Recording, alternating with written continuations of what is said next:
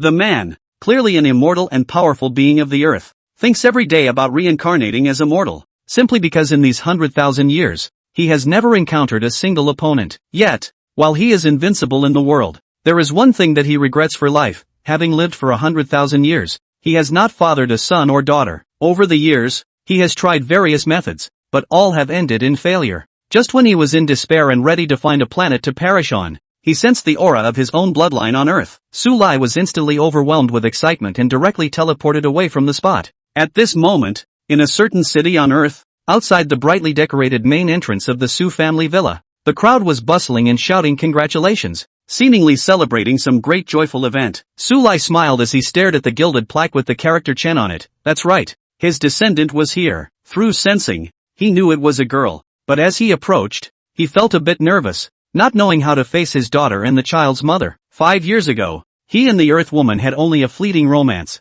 Without thinking too much, he walked in slowly. There were exactly 10 tables set up in the hall, and all the attendees were the prominent figures and dignitaries of Hangzhou. Anyone with a personal net worth below 10 million had no qualification to enter this place. Today, the Su family spent a fortune to celebrate becoming a martial arts family, with the event setup costing at least over 100 million. And that landscape painting by Tang Yin alone was probably worth more than 100 million. Thanks to Su Wuxuan, who had exceptional martial arts talent, the Su family had risen from the bottom of the aristocracy to become the #1 wealthy family in Hangzhou in just a few years. Truly impressive. Many people marvel at how warriors surpass ordinary people, possessing unimaginable terrifying power, and any prominent family takes pride in their descendants becoming warriors. But this path is too rugged and difficult. So it's no wonder that these influential nobles feel this way. After all, the Su family has achieved a dream that their family has been unable to fulfill for decades. A middle-aged man whispered. But the rumor is that Su Wuxuan, like most people, has no talent for martial arts,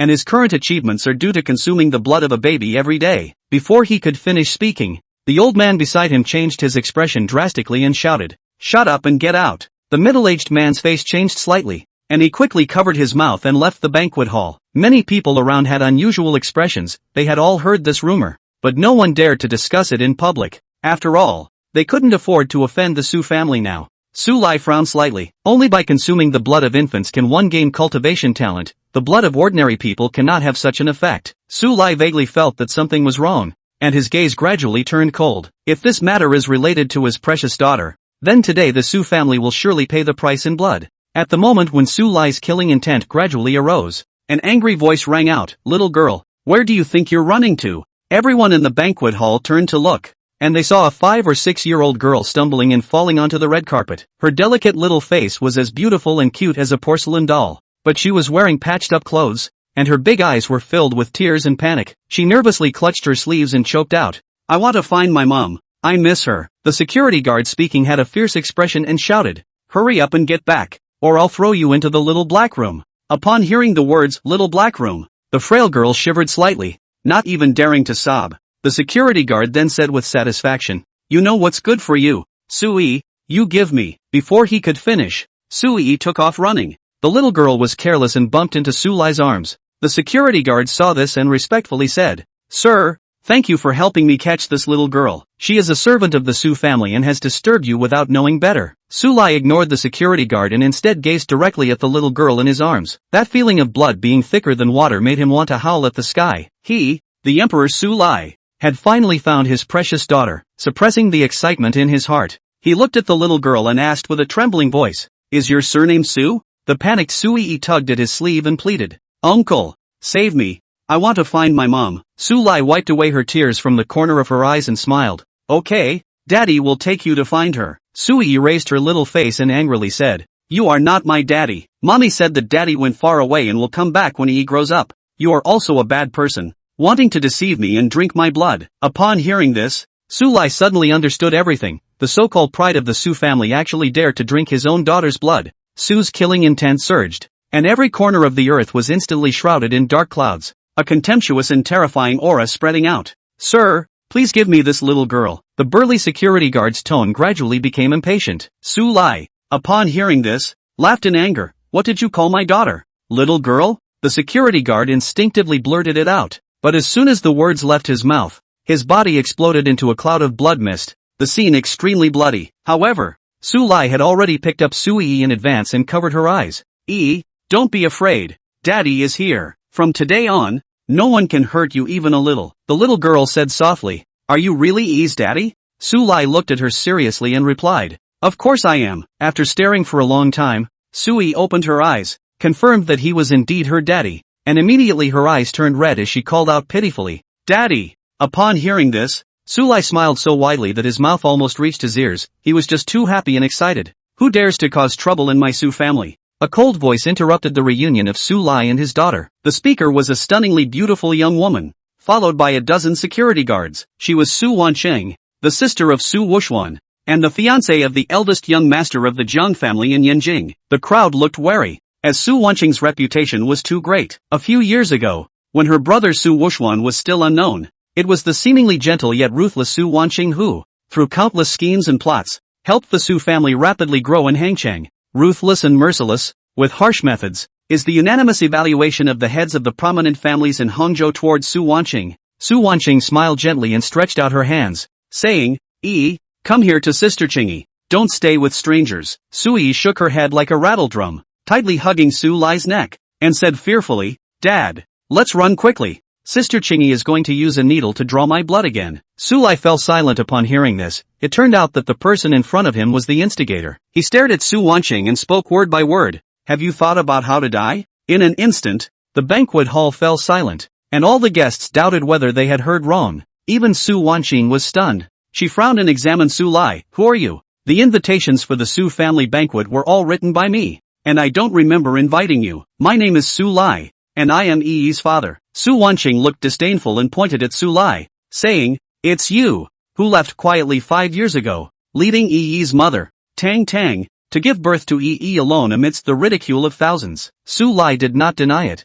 nor did he argue. 5 years ago, he did have a relationship with a woman from Earth on a mutually willing basis, and afterwards he returned to his own place. Su Wancheng raised her chin and said condescendingly, The unwed birth of a child by soft candy has brought shame to the Ruan family. It was I who took the initiative to propose adopting Yi in a time of crisis, and you have never fulfilled your duties as a father. What brings you to the Su family today? Su-Lai calmly replied, I came to take my daughter away. Su Wancheng's voice was cold and devoid of any warmth. Yi is already a member of the Su family, and I will not allow anyone to take her away. Security! Break this man's legs and throw him out of the Su family. It's over. Miss Su is angry. There will probably be an additional nameless corpse by the riverside tonight. Don't mess with Su Wancheng. She is one of the most untouchable people in Hangzhou. A sigh filled the banquet hall, and almost everyone looked at Su-Lai with pity. No one believed that the mysterious Su-Lai could stand against the Su family. In Hangzhou, the Su family was an undeniable presence, unshakable by anyone. As Su Wancheng finished speaking,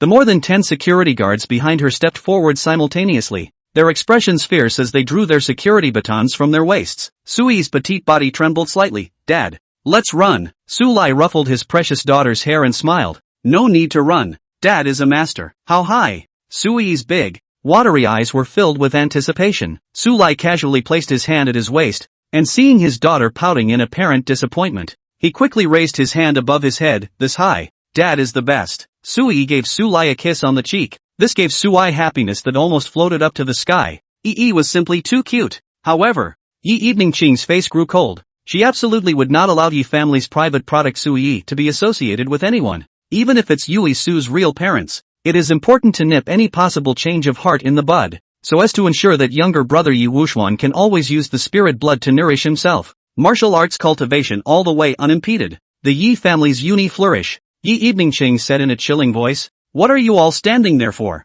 Don't do it yet. Yes, Missy. The guards responded in unison as they edged closer. The crowd. There was a woman who looked worried. She was clearly Su Dai, who had been frightened by Su-Ai outside the Yi family's gates earlier, and she had also entered the banquet hall after calming down. But hesitate. Su Dai also didn't have the courage to stand out. It was irrational to provoke such a strong enemy like the Yi family for the sake of a strange man for the family. So Sudai was silent, watching a dozen or so security guards, waving the clubs in their hands, smashing into Su-Ai, but the expected screams didn't come. Instead, all the security guards were shaken by an invisible energy and flew out backwards, smashing the ground out of a deep pit without even a single scream. 16. At the same time, they were seriously injured and fainted, and none of them were spared. Yi Eveningqing narrowed her eyes, slightly surprised. Surprisingly, a martial artist, Original this is your bottom line. Martial artist. The guests in the arena were surprised that Sui was actually a martial artist.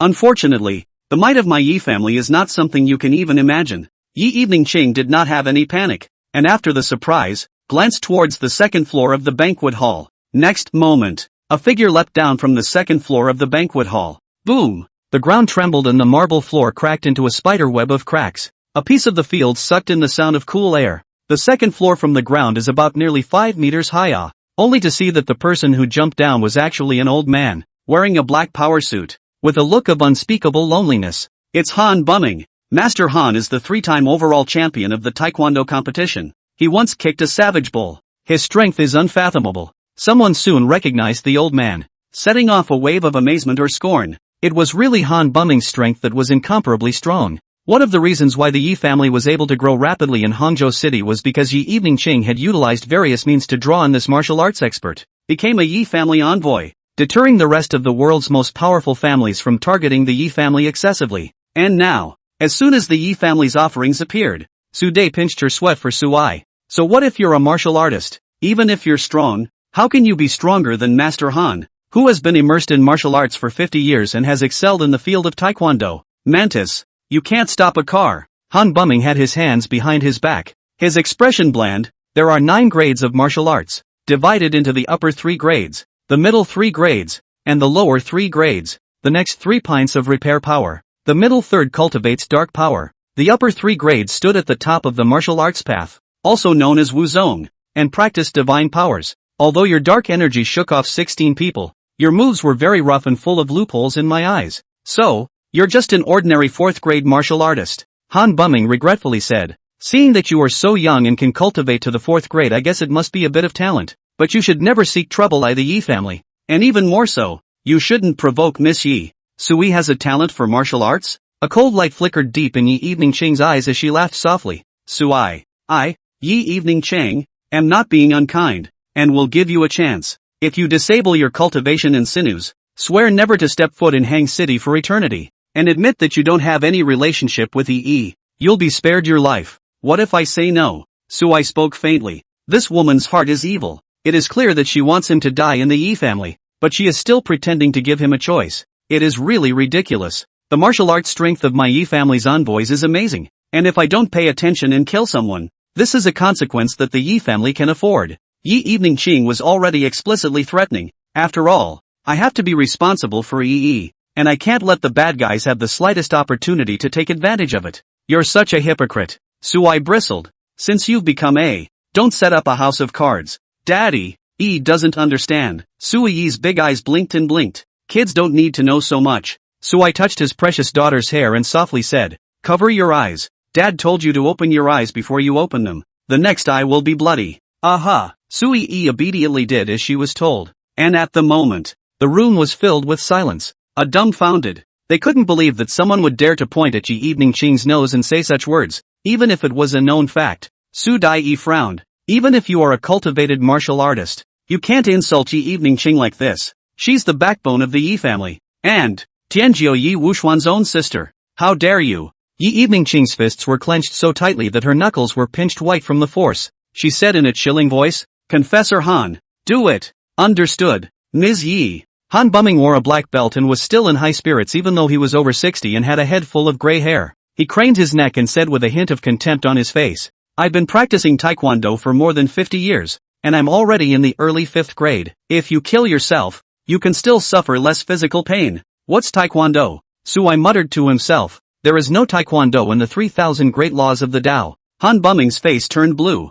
The path of martial arts is characterized by strict grades. It was a great disrespect for a martial artist who had first entered the 4th rank to act crazy in front of a 5th rank martial artist and say that he did not know Taekwondo. Die for me! He burst out. His whole body's strength converged on the back of his foot, and violently swept I with a whip leg. The strong wind whistled, and the tables and chairs along the way burst open turning into countless wood chips. The speed was so fast that it left behind a trail of phantoms. The room full of guests was shocked. This, a 5th-rate martial artist? The power of a kick was as terrifying as this. Compared to the two, Sui is simply not worth mentioning. A lot of books are hard to find anymore, so read them and cherish them. Chapter 4, The Future Martial Sect. The crowd couldn't help but sympathize with Suai at the bottom of their hearts. It was really self-seeking to mess with whoever was bad enough to mess with the Yi family that had martial artist offerings. Han Bumming was incredibly confident. The kick, enough to kick through a 50-centimeter thick slab of hardened steel, let alone a weak human body.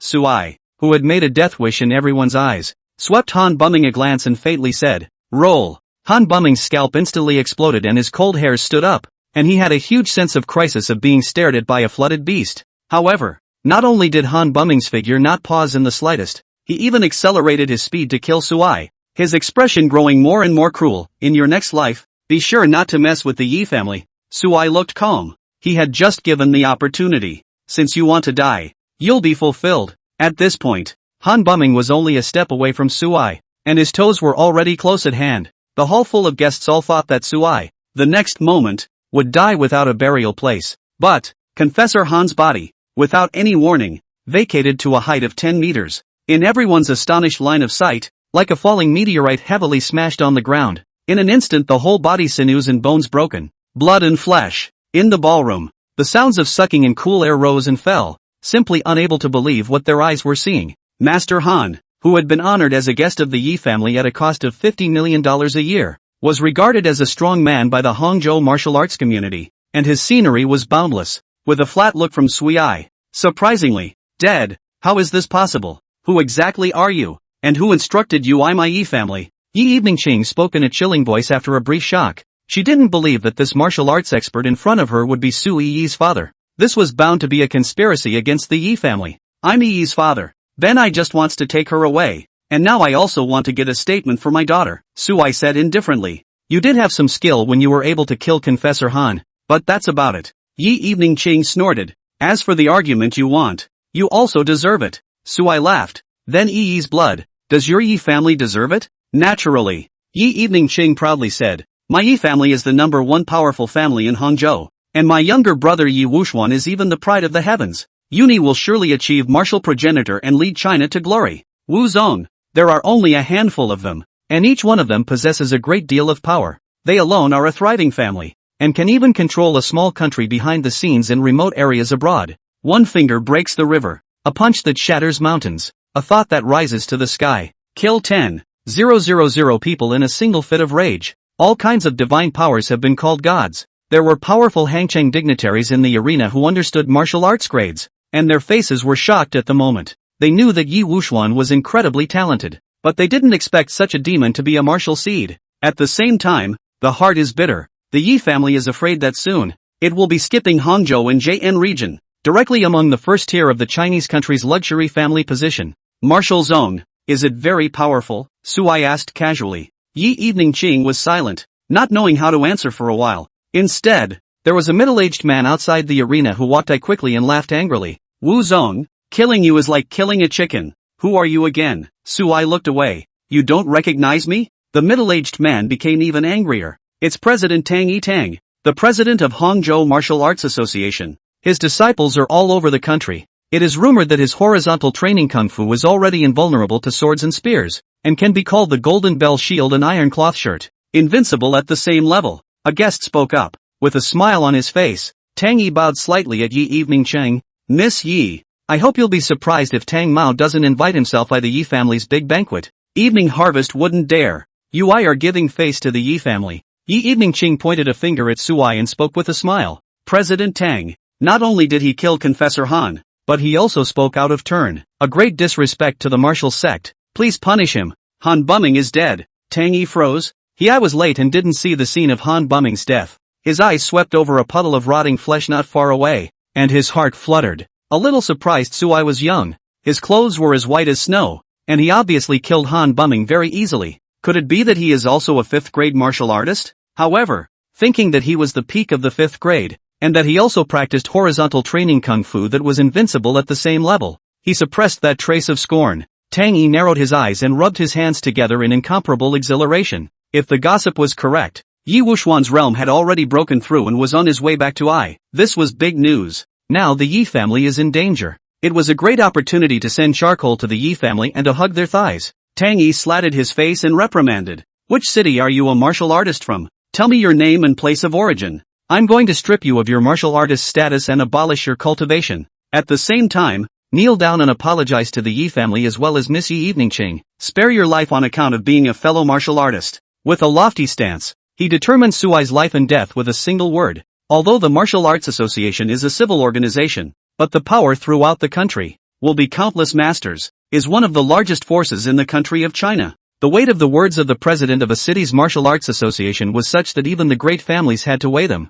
The guests in the banquet hall all frowned at Suai. Some people sympathize. Some on side. Some people have cold eyes. Only Yi Evening Ching's mouth curled up in a guffaw. Sui, how are you going to choose? It's standing and dying, or born on my knees. Dad. Sui muttered in a small voice. He looks so scary. Isn't afraid. Sui finished comforting his daughter before he calmly said, mindful of the fact that you don't know the reason. You are exempted from the sin of disrespect. One more word of raving, death. Ridiculous. Tang Yi snorted. What are you? And you're exempt from my disrespect? With one word from me, I can let you die without a burial place. With one word from me, I can. Put. Tang Yi didn't even finish his sentence as a bloody hole appeared above his forehead and his body collapsed with a loud bang. For the umpteenth time, the ballroom was so quiet that you could hear a pin drop. Spacing out kills. The one who killed him was still the peak 5th grade horizontal master Tang Yi, who was known to be invincible in the same realm. This means, how amazing.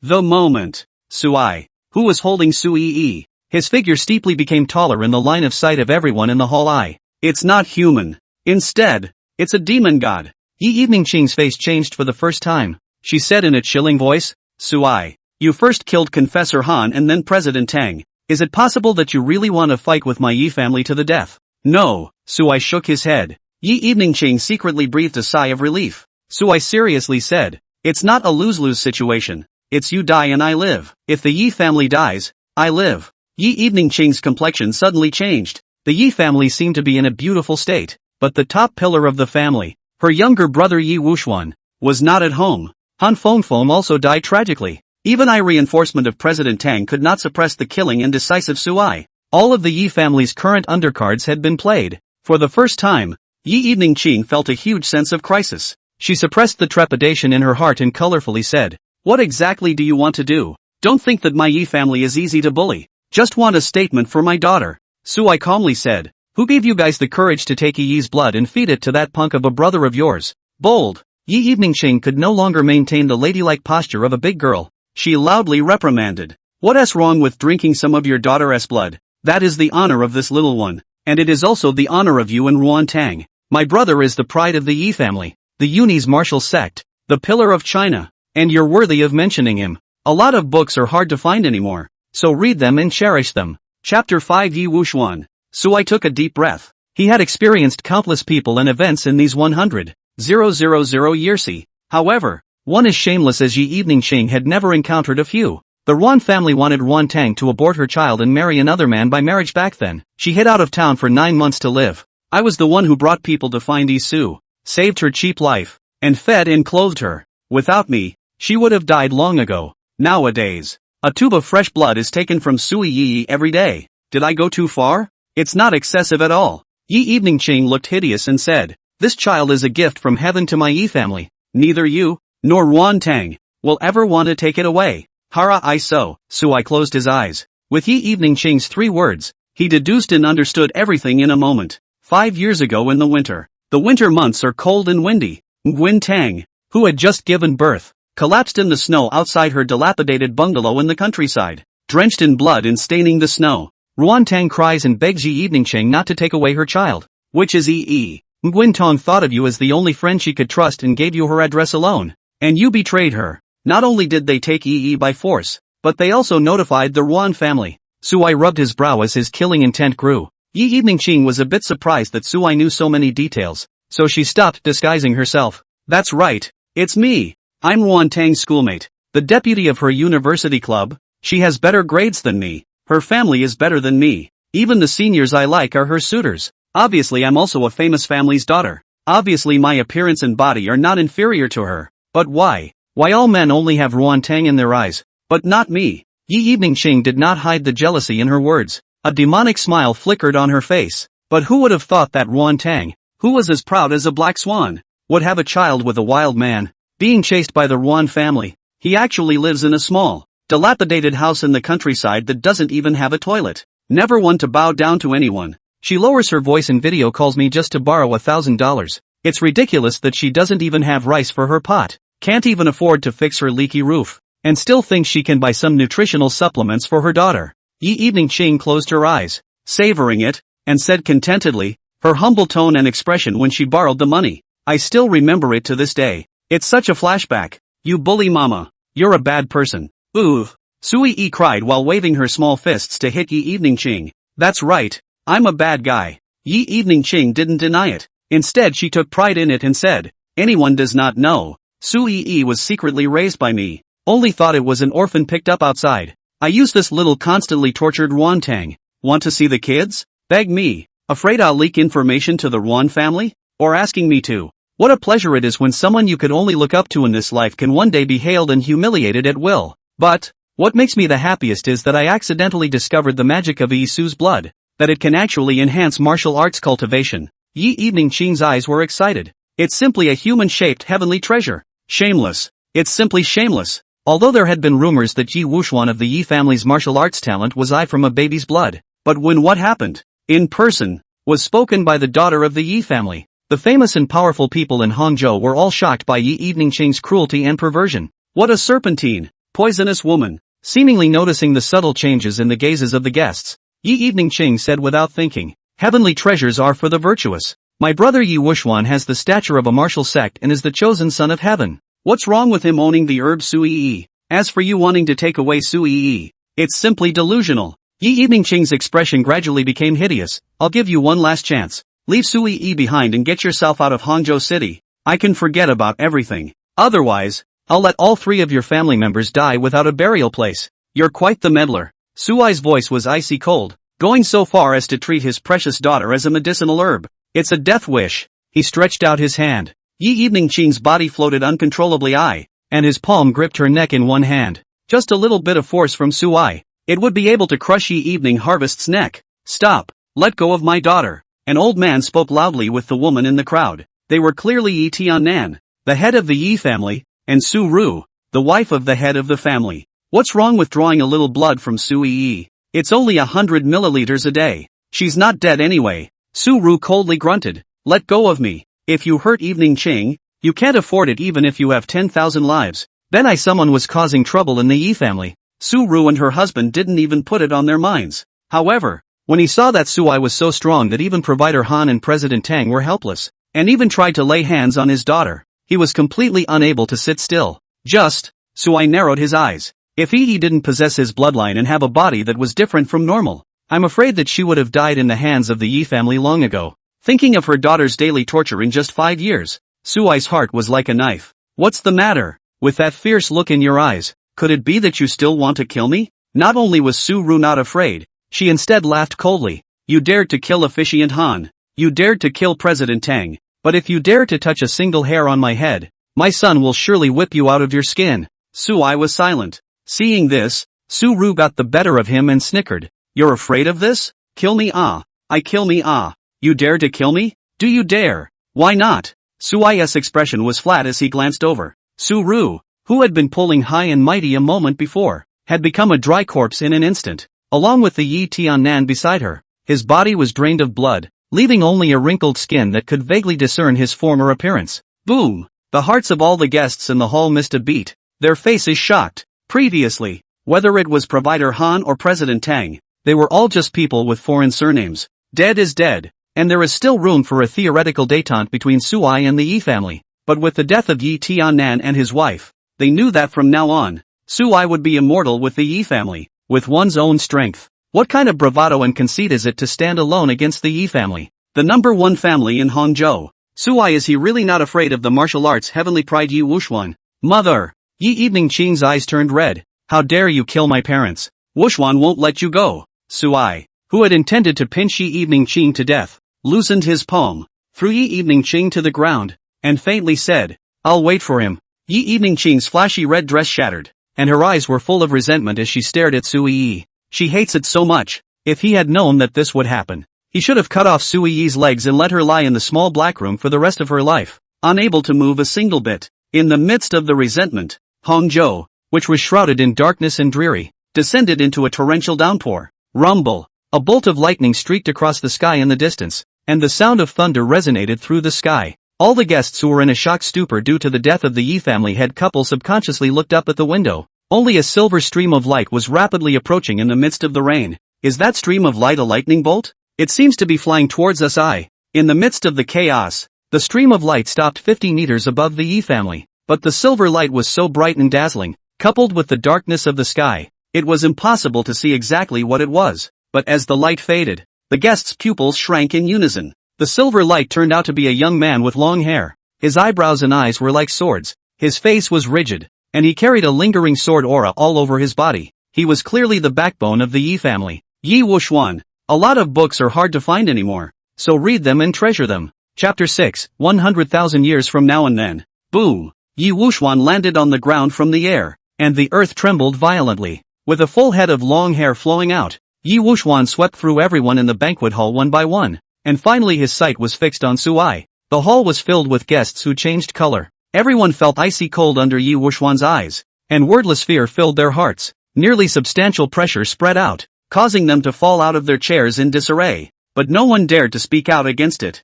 In Hangtown, the three words Yi Wuxuan were an unattainable mountain that pressed down on the major powerhouses. It was not too much to say that it was a nightmare. Simply because of his amazing cultivation talent, he possessed unlimited potential in the martial arts path. However, it was not until now that they realized that they were still far from understanding enough about Yi Wuxuan's terror. It's just a look. It's amazing that none of them can afford it. Not to mention turning into streams of light and taking off into the air. This means is simply like a god.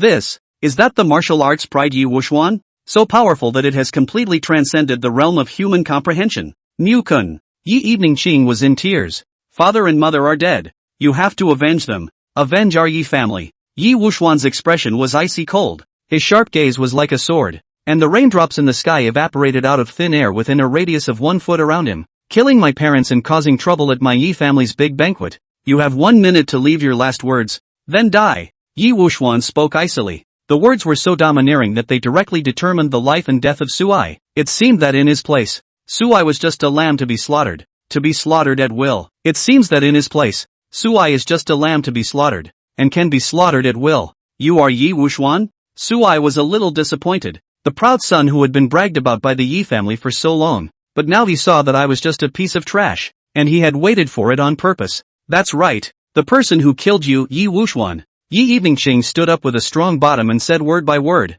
my brother is a mid-6th grade. His strength is unfathomable. Today you will die. Not only will I cut you into pieces and feed you to pigs and dogs, but I will also sell Ruantang that to the land of smoke and willows to be a whore and a slave for the rest of your life. Not long ago, I viewed the heavens and earth suddenly enveloped in ooze and gained a sense of the heavenly Tao. Breaking through to the peak of the 6th grade, Yi Wuxuan put his hands behind his back and looked proud. Now I'm already a half-step martial zone. Hiss! There was a chorus of voices in the arena sucking in cool air. No wonder Yi Wuxuan was able to take to the air and dripped with rain. Originally he had already touched the threshold of martial zone and was just 1 foot short of the threshold. Dad. He has also played Ma. Su Yi whispered. Nguyen Tong? Yi Wuxuan lightly said. She wanted to take away this herb of yours. I didn't kill her. It's already mercy. A slap on the face. It counts dash. Didn't wait to finish. 10 meters away. Suai raised his hand and slapped Yi Wuxuan. Yi Wuxuan didn't even have time to react before he flew straight out backwards. The body dragged a crater about half a meter deep and 50 meters long across the ground, and didn't stop until it hit the wally. Put! Yi Wuxuan sprayed out a mouthful of blood, which contained a dozen teeth. The left side of his face was swollen like a pig's head as he hissed angrily. You dare to hurt me? Looking for death? Sword eye! Yi Wuxuan fiercely shouted angrily, and the rainwater within 1 zhang around his body was no longer evaporated, quickly condensing into a long sword that was draped with endless killing intent. Sword intent rose to the sky. The roiling crows in the sky were all dispersed in an instant, and a ray of sunlight pierced through the layers and fell down, shining on Yi Wuxuan. A head of black hair scattered, although the corner of the mouth stained with blood, but the human sword has been united. The power added 3 more. Kill! A killing word was spat out. The long sword broke through the air, the void trembled, and the banquet hall collapsed and crumbled in an instant. The invisible sword chi caused all the trees in the courtyard to snap and turn into pieces. The powerful people of Hangzhou looked horrified. Take a raindrop and transform it into a sword.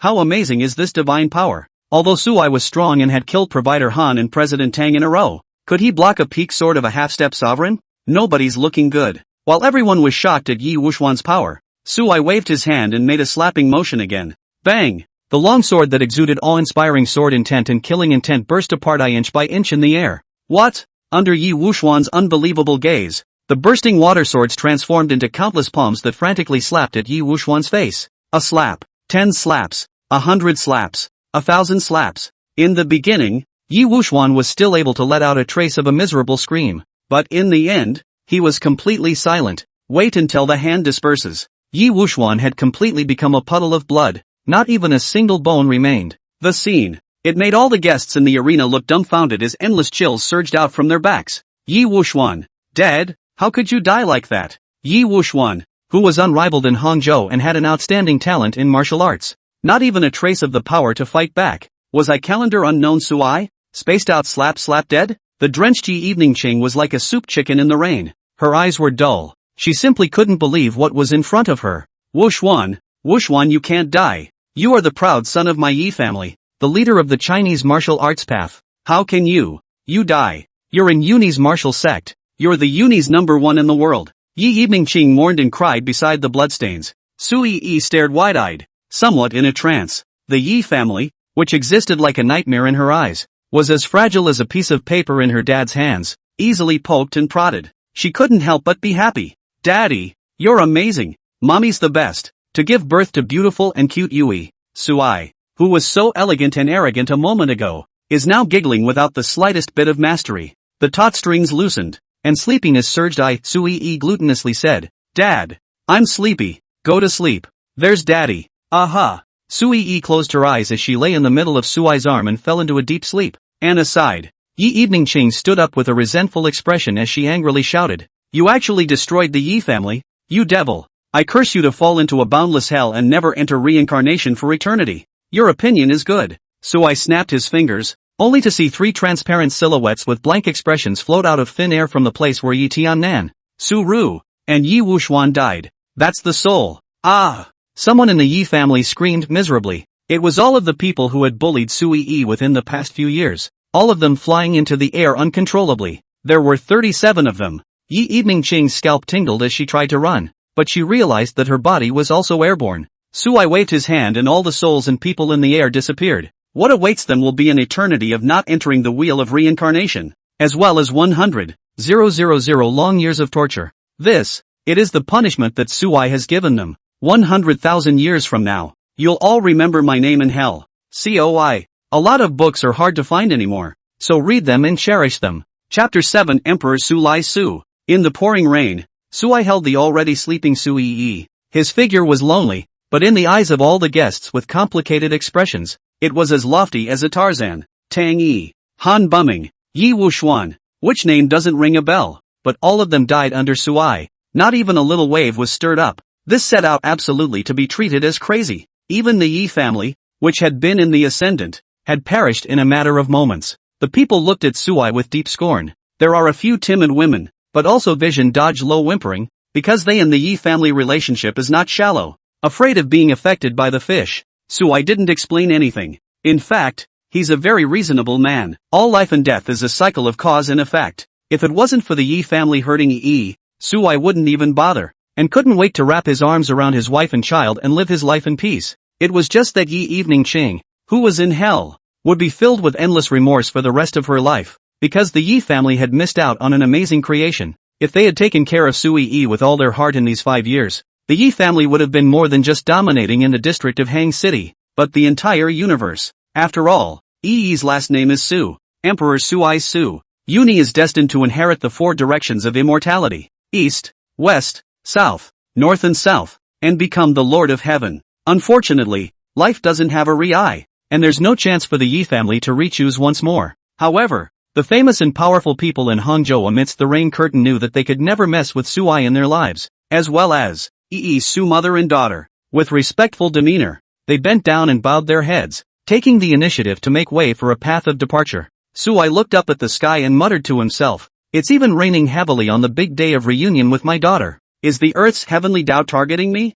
Brush! The roiling crows dissipated in a few moments, and the sky was clear. Beyond the main gate of the Yi family, the gardenia trees in the green belts on both sides of countless streets in Hangzhou quietly bloomed. The city is full of snow. The petals swayed slightly with the breeze, as if in welcome. The sky is clear. Blossoms. So I finally revealed a satisfied smile. That's right, daughter, Dad takes you home. Sui is gone, leaving behind a field of rattled heads of powerful families, corporate executives, famous stars, and agency personnel. I remember before, when Sui was furious, it seemed like the sky was instantly cloudy. A young man whispered, "It's not just Hangzhou, it's the whole world that looks like the end of days." His female companion raised the news report on her cell phone. "And the gardenias are all in bloom in Hangzhou." "Aren't gardenias in bloom from March to July? This is September. Experts say it's climate change." Everyone had a bizarre thought in their minds, the source of all these strange changes. It couldn't be related to Sui, right? They were drenched in cold sweat,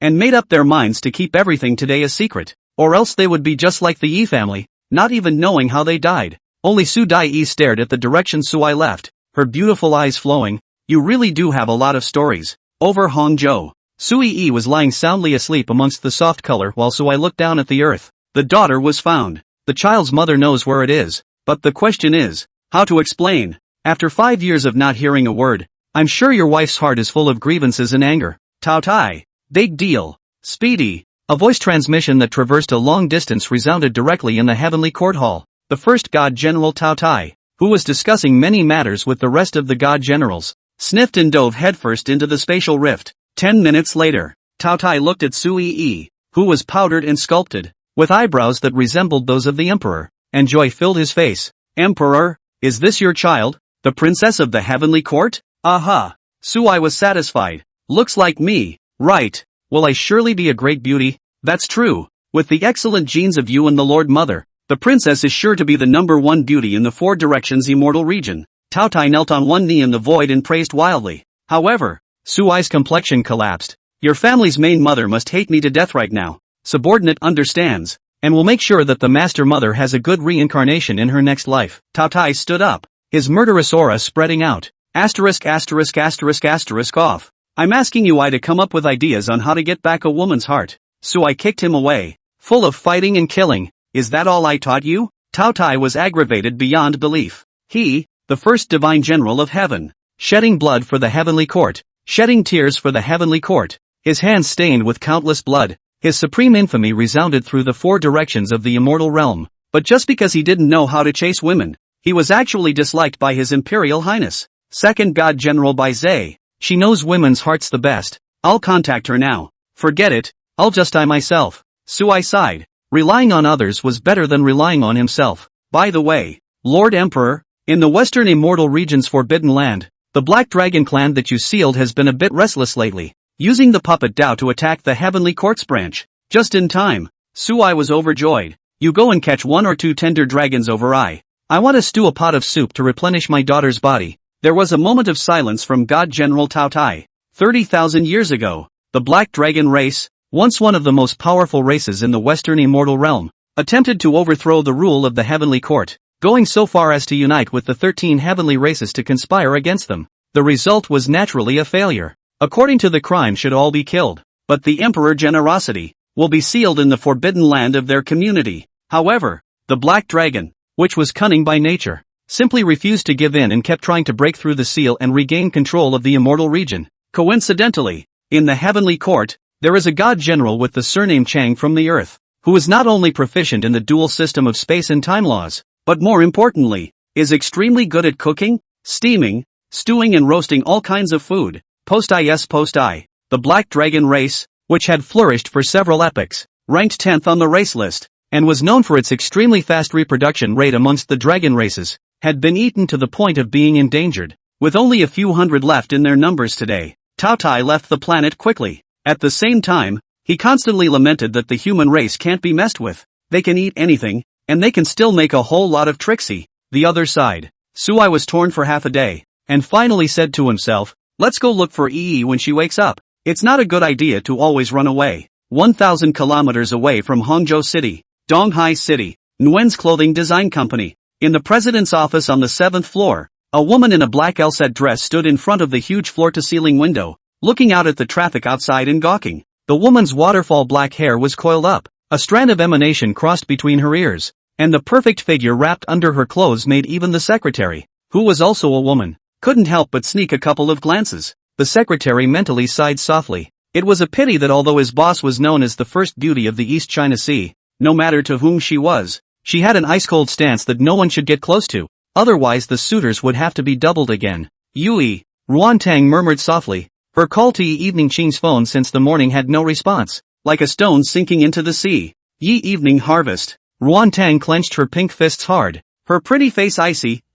Mom will find a way to save you. For sure. At this point, the secretary's phone rang, and she quickly said in a chilling voice, "Why can't you even do such a small thing right? Hurry up and get rid of them." "What? Your security department is all knocked down? What's going on?" Ruantang's sight swept eye. The secretary only felt pressurized. She carefully said, "A man broke into the company with a child, saying that Su Yi I looking for her mom. But don't worry, President. I'll call the police." Speed resolution. Ruantang opened his mouth icily, and after finishing, he suddenly turned around, his eyes burning. "Who did you just say?" A lot of books are hard to find anymore, so read them and treasure them. Chapter 8, Where did you get the snake? Su Yi Ah. After the secretary finished speaking, he saw Ruantang, who couldn't possibly lose his composure even if Tarzan collapsed in front of him. Extremely rare excitement and hurriedly ran out of the office. Ruantang furiously pressed the elevator button, but the elevator was stuck on the 13th floor and never went down.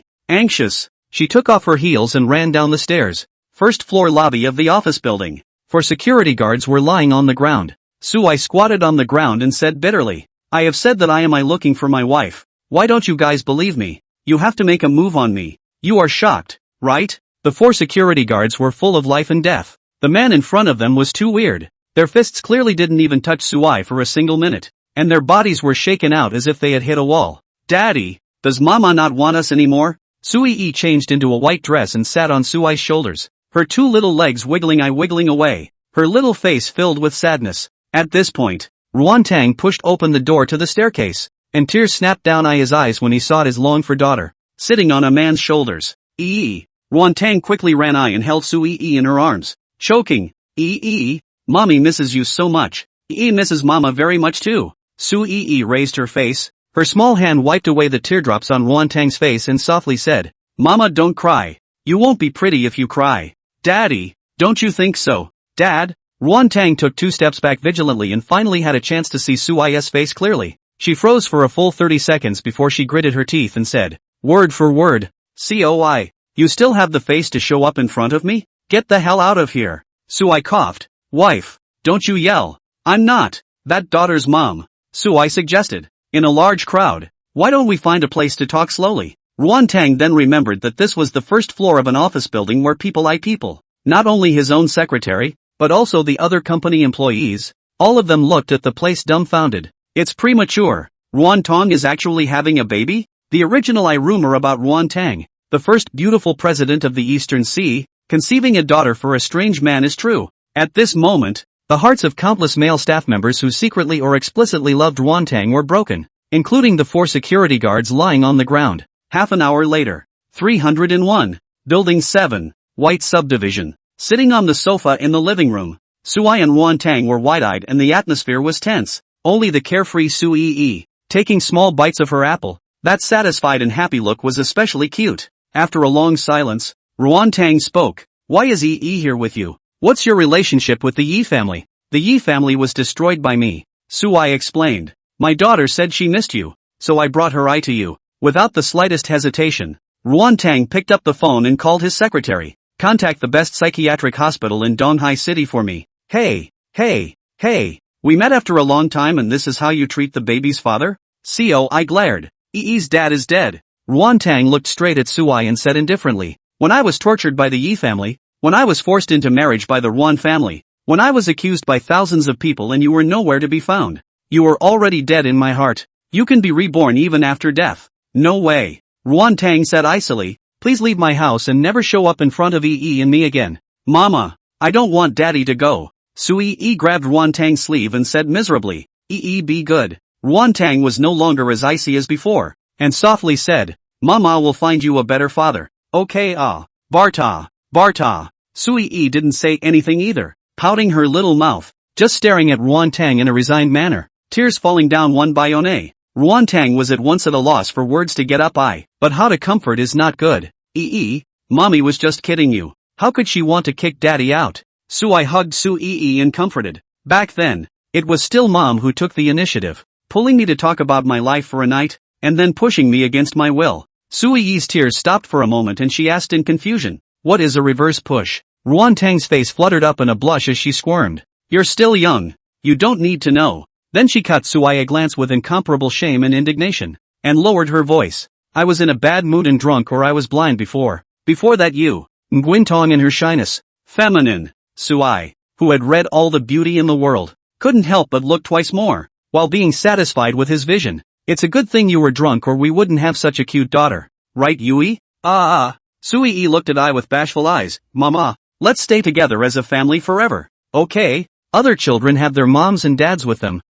Also wants a complete family. Have a mind to drive away Sui, the negative man. But Ruan-tang had always been sorry to Yi. How could he bear to refuse his daughter's only request? It didn't matter that she was ridiculed by the whole world, but if her daughter was teased by the other kids about not having a dad, it was hard for her just to think about it. Ruan-tang stroked her daughter's hair and said gently, "Okay, mommy promises you. Ma is the best." Sui happily barred a kiss on Ruan-tang's face, which made her smile like a flower. "Where's daddy's kiss?" Coi put his face over. Sui kissed Sui again. After kissing, Sui happily ran I around the room. The gentleness on Ruan-tang's face gradually converged, and she resumed the strength of the iceberg female president. "This doesn't mean that I accept you. I'm doing it for Sui smiled gently and didn't say anything. 5 years. 5 years of hate is a lot, but I'll use the rest of my life's centuries, 10,000 years, millions of years to make it up to you and make you the happiest women in the universe, and the Yi family." A flash of complexity flashed through the depths of Ruan-tang's eyes. "How on earth did you steal out of the Yi family?" The Yi family is heavily guarded, and even more so, there are terrifyingly strong martial artists guarding it. "Steal?" The corner of Sui's mouth twitched, and he said with a solemn expression, "The consequences seem to be very serious. Wife, what do you say? First find a private kindergarten for If the Yi family I retaliate." Ruan-tang bit her lower lip. "Then we'll call the police. Anyway, isn't in their hands and I'm not worried about them threatening me anymore." "Nope." Ruan-tang glared at Sui. "No more calling me wife. We're not a couple at all." "Then we'll go to the Civil Affairs Bureau tomorrow to get a license," Sui said seriously. Ruan-tang was dumbfounded. Where did she mean that? The man's shamelessness was beyond her expectations. "Even though you're Yi's father, you're not even close to being my Ruan-tang's husband." Ruan-tang was annoyed. "And get out and find me a job. I don't keep idle hands." "Good." Sui answered straight away and started wondering what kind of job to get. Just after thinking about it for half a day, Sui didn't know what to do. He suddenly slapped his thigh. "Honey, why don't I just go to your company? Costume design is quite good." Nguyen-tong looked up at I with dislike in his sight. "What do you mean by that? Look at perverts." I raised an eyebrow. "Our company only makes women's pajamas and intimate apparel." "Sorry to interrupt." I got up silently and surveyed the home. This apartment of Ruan-tang was not big. 2 rooms and 1 living room, with a total area of almost 90 square meters. Thinking that Uni will live here with his wife and daughter, Sui's heart is filled with infinite expectations. That's the kind of ordinary life he wants. "Emperor, the Black Dragon has caught I." At that moment, the first God General's sullen transmission was transmitted the ear. Sui was overjoyed. Tao Tai was still reliable in his work. A wave, with 2 more black, extremely snake-like animals in his hands. He carried them directly to the kitchen. 1 in stew, 1 braised. Saying do it, Sui started to get busy. Ruan-tang ban I was in turmoil because from now on, he was going to live under the same roof as Sui. When he heard a sound from the kitchen, he got up and walked. When she saw Sui handling 2 snakes, she was shocked and lost her color. "Where did you get snakes?" "It's a dragon. A black dragon." Sui corrected. "There are only 300 left in the entire immortal domain. It's very precious. I purposely asked my men to get for my daughter to replenish her body." "And dragons want to eat you eat? Don't give to eat not clean things." "You're not eating?" "No." Nguyen-tong closed the kitchen door when he finished. "A lot of books are hard to find anymore, so read them and treasure them." Chapter 9, Even If I Starve to Death. Half an hour later, the aroma in the kitchen wafted and Sui-yi's delicate nose shrugged. "It smells so good, mama. What is daddy doing?" Nguyen-tong hesitated. "Should I tell my daughter the truth? But will it scare her?" At that moment, however, The kitchen door was pushed open. Suai walked out with the delicacies. Daughter, quickly go wash your hands. The earthly delicacies I got. Sui, who had finished washing her hands, sat down on a chair, and with stars in her small eyes, she picked up a chopstick of braised pork. Then the little girl froze. This scene scared Ruan Tang worriedly. What's wrong with you? Mama, the meat is so delicious. You take a bite too. Mommy's not hungry. Ruan Tang shook his head repeatedly. Looking at the way his daughter was feasting, he could only hold back the words that this was snake meat in his throat. She glared at Suai. She actually gave her daughter this kind of food. What kind of irresponsible father would do that? Noticing his cheap wife's unfavorable gaze, Sui raised an eyebrow. You really don't eat? No. Ruan Tang sneered. Even if Ruan Tang, starve to death, I won't take a bite of this. As soon as the words fell out of his mouth, a strange sound came out his stomach. Gulp. Ruan Tang looked embarrassed. She was so busy at work that she didn't even have time to eat breakfast or lunch. Now she was so hungry. Eat some when you're hungry. It can prolong your life. Suai laughed. No. It will beautify your face and keep you young forever. No. Okay. Suai shrugged his shoulders. Although the realm of these two black dragons wasn't high, and they were only at the immortal Zun realm, but after taking out various heavenly materials from the storage ring as supplementary ingredients, this is no longer just a meal, but a precious medicine. Cultivators but one bite. Standing Golden Dan. Because his wife and daughter were not cultivators, Suai had purposely eliminated the huge energy in the dragon meat for this reason, but it also had the effect of removing the bones and prolonging life for 100 years. Suai and Sui ate with gusto, smelling the tantalizing aroma. Ruan Tang quietly gulped. It smelled so good. Either take a bite to taste the flavor. You can't let your daughter eat something made by Suai in a confused way, right? What if it's poisonous? Holding the idea of testing the poison, Ruan Tang picked up the chopsticks and clipped a nail-sized piece of meat and ate it. Meat that melts in your mouth. It turned into a stream of warmth that surged through the entire body, like sitting on top of a warm peak. Simply more comfortable than a full body spa of the highest order. Ruan Tang's beautiful eyes were bright and delicious. Suai seemed to smile. How does it taste? Average. A little better than the company cafeteria. Ruan Tang's mouth said so, but the speed of his chopsticks was not much slower. Even at the beginning, they were concerned about etiquette and modesty and took small bites, but at the end, they simply didn't care about their image at all. With a bowl of soup in one hand and chopsticks to hold the meat in the other, she is a real ladies' man. Suai skimmed his lips. Ruan Tang is still really arrogant and tough-talking as usual, so it's not over if it really smells good. A pot of soup, a plate of meat. It was all eaten up by Ruan Tang and Sui, with not a single bit left. Good hold. Mother and daughter both stroked their stomachs and lay on the sofa. A large and small group of people who were both immensely contented, as Suai silently cleaned up the dishes. Sui looked at the busy Suai, and then looked at her mother beside her, and directly froze. Mama, you are so beautiful. Ruan Tang subconsciously looked at the floor mirror in the living room, surprise welling up on his face. Obviously, her face was still the same, but Ruan Tang felt that her own self in the mirror had changed tremendously, whether it was her skin or her figure and temperament. Look to your daughter again. The already powdered and sculpted Sui was even more lovely and beautiful. The stars in the sky seemed to be hidden in her eyes, bright and divine. Murphy, is this really dragon meat? Ruan Tang, you're stupid to believe Sui's nonsense. Ruan Tang shook his head, shaking off the unsettling thought in his head that this was a drunken delusion. Ruan Tang, have you ever thought of one day becoming the master of the universe? The births and deaths of countless races and galaxies are at your fingertips. The 6 paths of reincarnation are also under your control. Suai, who was brushing the dishes in the kitchen, his voice traveled. That kind of day, do you like it? Nguyen Tong thought hard for a minute and said, I don't know. Suai was surprised. Don't know? You're talking too far away for me to imagine. Ruan Tang hugged Sui and tenderly said, my only thought now is that I want to grow up healthy and do what she likes. What about me?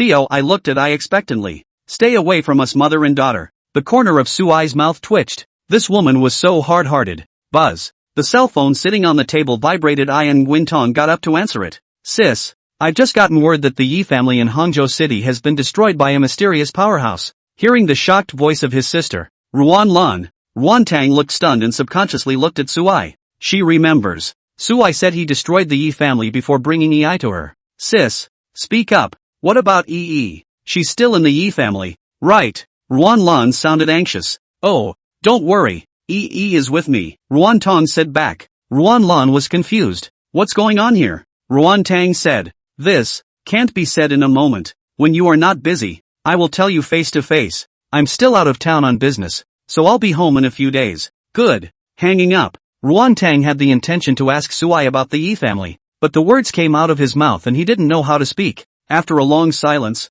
she dialed a number. Suai listened beside him for a while and heard that he was applying for kindergarten for his daughter, Su Yi. It didn't take long for Nguyen Tong to let out a long sigh of relief. It's set. Star River Kindergarten. We'll go together tomorrow to drop off Yi. Good. Mama, sleepy, sleep, Su Yi softly said. Ruantang hurriedly went to the master bedroom to make the bed and said, is it okay for Yi to sleep with Mama at night? Let Suai go sleep in the guest bedroom. I want to sleep between Daddy Mama. This, Ruantong was dumbfounded. Sleeping together? No, absolutely not. Having already made the mistake once, you should never make it again. She couldn't help but look at Suai, her eyes signaling for him to open his mouth and refuse. Daughter, your thoughts are dangerous, Suai spoke in a deep voice. Aha, Nguyen Tong echoed. Suai continued, but the next one will not be an exception. Nguyen Tong? Is Mama going to reject Yi? Su Yi pulled Ruantang's hand and said in a resigned manner, Ruantang hadn't finished speaking yet, but Su Yi was already watering as she hurriedly said, how could it be? Even. Su Yi's big eyes smiled into two crescent moons. Beautiful. And she flung herself onto the bed, happily winking at Suai. Ruantang stepped hard on Suai and smiled. You can letting your daughter help you achieve certain evil purposes. Suai, how could he do such a thing? It's the daughter. It's so quirky. Knowing that Suai and Nguyen Tong are emotionally disconnected, he wants to help. The assist, though, was awesome. Ruantang took her daughter out of the shower and walked out of the bathroom in black pajamas, her long hair draped over her shoulders, and her eyes flowing with a sensible and mature temperament on her facey eye. Unfortunately, my daughter had just taken a bath and gone to sleep, so Suai was stopped at the door. Looking at Ruantang standing by the door with those calm eyes, Suai had no choice but to go to the guest bedroom in the corner. The corners of Ruantang's mouth lifted slightly, and then quickly tightened. A lot of books are hard to find anymore, so read them and treasure them. Chapter 10, Invincible. From kindergarten. Early the next morning, Su Yi washed up, wore a clean white dress, carried a small school bag and sat in Ruantang's white BMW 3 Series sedan. The little girl was obviously happy and chattered the whole way. At the entrance of the kindergarten, Nguyen Tong received a call from his secretary Callie. She, who had intended to witness her baby daughter's enrollment in school, looked hesitant up. If the company is busy, go ahead. Suai smiled. After I drop off EE, I also happen to be going to find a job. Well, thank you. Ruantang kissed his daughter on the forehead before he reluctantly drove off. Suai held Su Yi's little hand and wanted to enter the kindergarten. He was stopped by the 4 guards at the entrance. After all, they were new faces that he hadn't seen before. When the lanky security chief learned that Su Yi was a new student that I had enrolled, he laughed. Even though the doors don't open until 7:30, the teacher will already be here at 7, so I'll take you in. Aha. CO, I nodded. On the way to his office, he had a casual conversation with the head of security. It was then that Suai realized that this kindergarten, where his daughter enrolled, was a big name in Donghai City. It belongs to the aristocratic elite education. The annual tuition alone costs more than $300,000, and there is a limit to the number of enrollment quotas. Having money didn't even necessarily allow one to enter requiring extremely strong connections and relationships. It was also because of this that the security chief was kind enough to lead the way himself. The enrollment process went very smoothly. The kindergarten teacher had just graduated from college with a gentle smile on her face. Ease dad, you have to leave the kindergarten by 7:30. The words were that it would be another 10 minutes or so with my daughter. Thanks. Suai nodded, intending to take his daughter for a stroll. Because Star River Nursery is huge, there is a separate playground, as well as a spacious library and even a small amusement park. Just as he stepped out of the office building, he was stopped by a 5 or 6-year-old boy covered in designer labels and with an inch-long hair, holding a colorful cotton candy in his hand. His posture was arrogant. Are you the new student? What's your name? As he spoke, he sized up Su Yi and muttered, pretty good looking. Su Yi hid behind Suai and timidly said, Su Yi, I, Qian Xiao Xiao, Star River Kindergarten's bearer, a hegemon of the East Sea. Qian Xiao Xiao pulled high and said, you have to call out Brother Qian when you see me from now on. This is the rule. Understand? Don't. Su Yi whispered. Woman, your ignorance has managed to get my attention, Qian Xiao Xiao said in an old-fashioned manner. He was the son of the kindergarten director, the sole heir of the Qian group, and destined to stand at the pinnacle of the mansion. It's amazing that any little girl can resist his charms. No way. Sui, are you ing with my daughter? What about the sudden urge to hit someone? But the Hall of Emperor, to teach a 6-year-old a lesson. Isn't it a bit too embarrassing to spread the news? In Sui's contemplation, Qian Xiaoxiao raised the 7-colored cotton candy in his hand again and coerced. Call me Brother Qian. And this marshmallow in your hand. I'll share some of it with you. Or else humph. Sui still hid behind Sui and didn't say anything. Do you know about the Candy Cafe? This is a limited edition of 10 colorful cotton candies every day. Without channels and connections, money can't even be bought. Qian smiled and opened his mouth triumphantly. No one can resist the flavor of colorful cotton candy. Qian Xiaoxiao used this trick and didn't know how many young girls in the same class had been captured. Sui's beautiful eyes widened as she playfully swallowed her saliva. She softly said, I don't know. I don't want to eat it either. Oh. Qian Xiaoxiao took a bite for himself. Yummy. Just like the taste of color. After a pause, he added regretfully, do you want to know what color tastes like? I guess you won't have a chance in your life. After all, you can't buy it. Do you want to eat? Sui laughed. Sui's bright big eyes however kept glancing at the cotton candy in Qian Zhao's hand but kept shaking her head. I'm afraid of tooth decay. Qian Xiaoxiao mercilessly poked and prodded. If you can't buy it, you can't buy it. So what excuse are you looking for? But as long as you call out to Brother Qian, I'll give you food and I'll cover you from now on. You're talking nonsense. My dad is the best in the world. He's sure he can buy it. I just don't want to eat it. Sui Yi's words warmed Sui's heart. He is indeed penniless now, but the flavor of the color. Simple as that. Sui snapped his fingers, and then the 6-year-old Qian Xiao saw. A white in the sky drifted down like a wisp of smoke and coalesced into a pure white marshmallow in Sui Yi's hand. Money smiled and blinked hard. After confirming that it wasn't an illusion, he hurriedly looked at the sky again and was completely dumbfounded when he saw that the white had indeed disappeared. Picking white to make sugar. Qi Tian de Shang Sun Wukong can't even do it. Right, daughter? This one is big and white. Try it. Sui smiled. Wow. Daddy's the best. Sui Yi's big eyes smiled into 2 crescent moons. Beautiful. Shi Yue took a big bite and raised her hand again, standing on her tiptoes, and warmed up. Daddy eat too. Sui took a bite and was surprised. The flavor is unexpectedly good. Qian smiled and looked at his hand. The limited edition cotton candy from the Candy Lounge. It just doesn't feel as tasty as it did before, nor does it have that flavor that symbolizes status. He eyeballed. So, what does color taste like? You asked your father to make one. My dad won't. Money laughed. Nah. The cotton candy in your hand. Isn't it also the flavor of color? Sui Yi said. Money laughed and choked. That's all just him bragging about it. Dropping his head, he no longer had the brashness he had before. At the end of the day, he was just a 6-year-old kid, even though he was dominating the kindergarten by virtue of his family.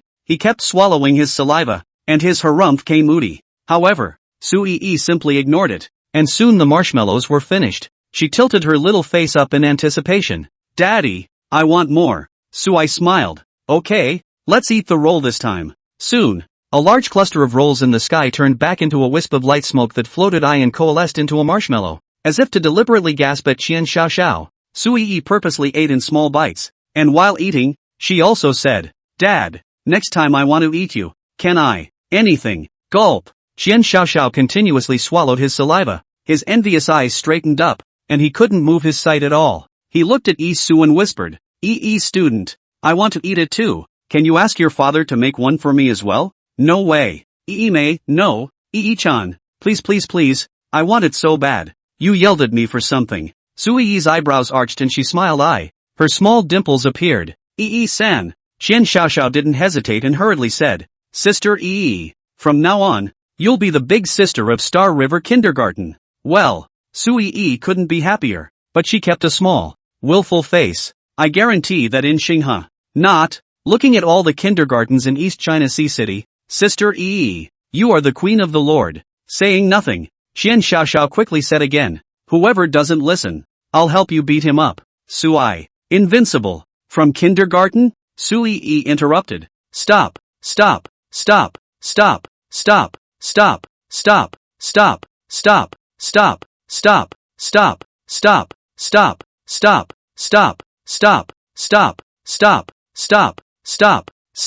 Dad, do you say give or take? Sui laughed in his heart, pinched his daughter's cheeks and said, listen to you. Qian Xiaoxiao looked at I pitifully.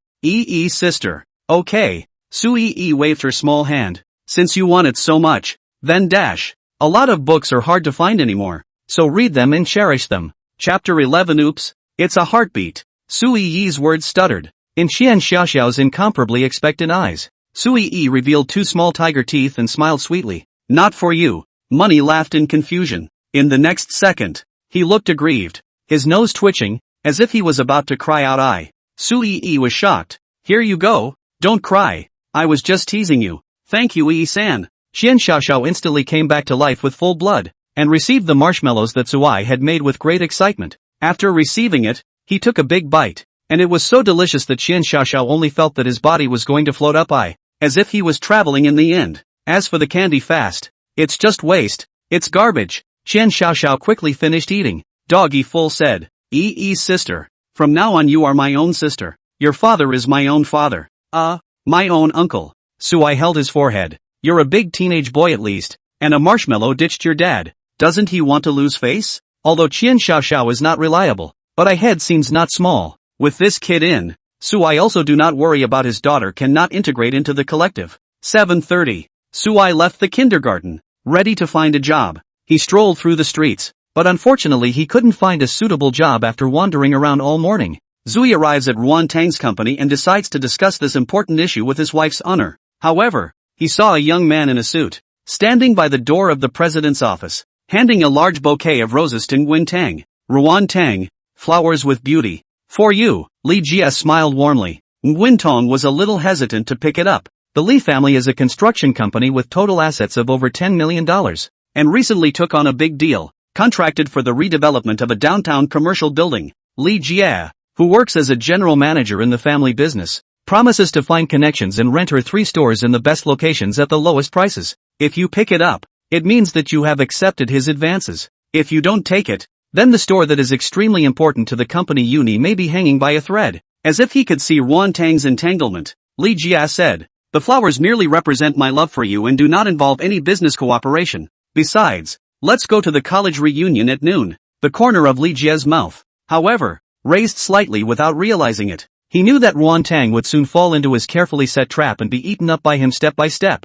After all, Nguyen's clothing company, the financial chain is broken. It is the time of the storm, need a strong ally. And he, sent a timely rain. What woman can resist this kind of moving? And accepting the roses and going to this class reunion that he had carefully arranged was the beginning of the sublimation of their relationship. But just then, Li Jia was confused for a moment when the rose in his hand was taken away by the strange man. Who are you? What are you doing with my flowers? What about chasing women? You can't be a grunt. I'll teach you a trick. Sui directly walloped Ruan Tang in his arms. Roses were sent to her, and he tenderly said, 99 roses, each one represents my heart. I love you, wife. Nguyen Tong. Oops. Heartbeat suddenly sped up. It feels like the urge to stomp on Sui hard. What the hell is he doing? However, Ruan Tang hugged the roses and lowered her head with a red face, which was properly an expression of infinite shyness in Li Jia's eyes. Look at that, pulling a strand of hair behind the ear. The eyes flow between the delicate. Simply let the Li family young master lungs have exploded.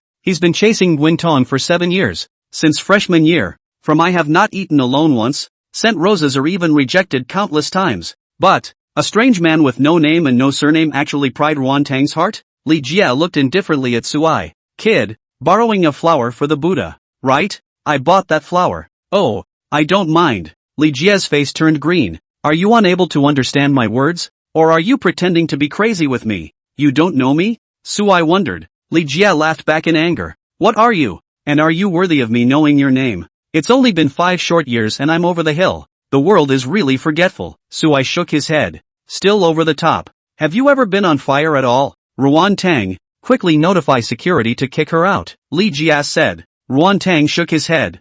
Mr. Li, I'm afraid this won't work. Is he your cousin? Or a cousin? My daughter's father. COI did fire. 5 years ago, Nguyen Tong had a child without marriage. In Donghai City and several cities around Hangzhou made a storm. This incident is still after dinner the topic of discussion. It's also become the biggest scandal in the Nguyen family. Because of this, Ruan Tang was kicked out of the Ruan family. Alone and hard work. I do not know how many stares and grievances. Before today's small achievements. At that time, countless people wanted to find out. The guy who made the goddess of their hearts, Nguyen Tong, lose his reputation. but it turned out to be like a small stone thrown into a deep well. It didn't make a splash, and no one even investigated it. And then after Ruantang's suitors were much less, which gave Li Jie a chance to kill off the competition, but he didn't expect. The man went back. Crisis surged within Li Jie as he advised, Ruantang, we are college classmates and know each other well. I chased you persistently for 7 years while he abandoned you. I promise, as long as you marry me, I'll treat Yi like my own daughter. Ruantang bit his lip. After a long hesitation, she apologized. I'm sorry, Mr. Li. Li Jie looked ugly, but the line squeezed out a smile. It's okay, then the class reunion at noon. Go. The one who spoke was Sui. He said softly, I will accompany Ruantang. Li Jie's eyes flickered with a cold aura as his plans were completely disrupted. Li Jie gazed deeply at Good. I'll wait for you. Mingyue Tea House. Don't see you there. Waiting for Li Jie to leave, Ruantang frowned lightly and said, I don't need you to get involved in my affairs, but I need you to give references for my business. Sui said seriously, Wife, what do you think is a good job for me to find? Ruantang was about to give his opinion when Sui continued, After all, a man as good as me, no matter which industry he goes to, it will be a disruption. Narcissist. Ruantang rolled his eyes widely and asked, How's EE? The enrollment process is done, and I have a little brother in kindergarten. Making friends. Sui said, It's just that tuition is too expensive. You don't have to worry about money. I'm friends with the gardener, and I'll just pay the tuition when the company gets through this. Ruantang rubbed his brow as he continued to deal with company business. Sui stood behind her, looked at the financial statement twice, and wondered, the company's financial chain is broken? It's a bit of a pain in the ass to be subjected to malicious competition, but I can fix it. That's good. Anything that can be solved with money is not a thing. You have money? Nguyen raised an eyebrow at Not yet, but if you want to, wife, our family could be the richest in the world today. Sui was spirited and said, Wife, your man is far more reliable than you think. The sky is falling. You can hold it? I am the sky. Ha, man, all you do is talk big. Ruantang pulled the corner of his mouth and pulled out a credit card from his wallet, handing it to Sui. Use it until you find a job, and don't let Yui down when she needs to spend it. Good. Sui, precious and incomparable, received in his arms. Sui, you'd better not go to my class reunion. Ruantang worried. They have a good family. They may squeeze you. I am afraid. Although there is no emotional foundation with Coi. But Ruantang also did not want his daughter to know that Sui was embarrassed today. And then blamed herself. Good family? Sui skimmed his lips. Non-committal. In terms of family history, Sui hasn't really been afraid of anyone. A lot of books are hard to find anymore, so read them and cherish them. Chapter 12, Pouring Tea. Bright Moon Tea House. The specialty tea house in Donghai City has top-notch tea arts and specialty tea lounges, but ordinary people can't even set foot in it. To enter the Bright Moon Tea House, you need to be led by a member, and become a member of a certain social status. Personal worth less than $1 million, or family assets less than 10 million simply do not qualify for. Nguyen is instead qualified to handle it, but the $100,000 annual dues put her off, so she waited at the door with Sui and needed Li Jie to take them in. Nguyen, the classmates are all here. You're the only one left. Li Jie greeted Ruantang and flashed his bronze-colored membership card, so the security guards at the entrance let him go, and the two beauties in cheongsams led the way with smiles. Box 17. Inside sat 20 people, both men and women, as Ruantang and Sui entered. In an instant the crows were silent, all looking at They have long known that Ruantang's rumored boyfriend will be Just after surveying, they are slightly disappointed. The fire of gossip gradually extinguished. Ordinary looks. Dress plain. There was not the slightest trace of temperament, just like an ordinary person. The goddess Ruantang, who had rejected countless heirs of powerful families and official second-generation officials, was a popular figure at Donghai University. Cold and proud, like a proud black swan. And then this nameless brat picks it up? It's so inexplicably amusing. Everyone. Introduction. This is Sui, Ruantang's friend. Li Jie smilingly introduced. A few scattered O's in the arena and the crowd gathered around Li Jie. They congratulated Li Jie for joining Li's group and serving as the general manager,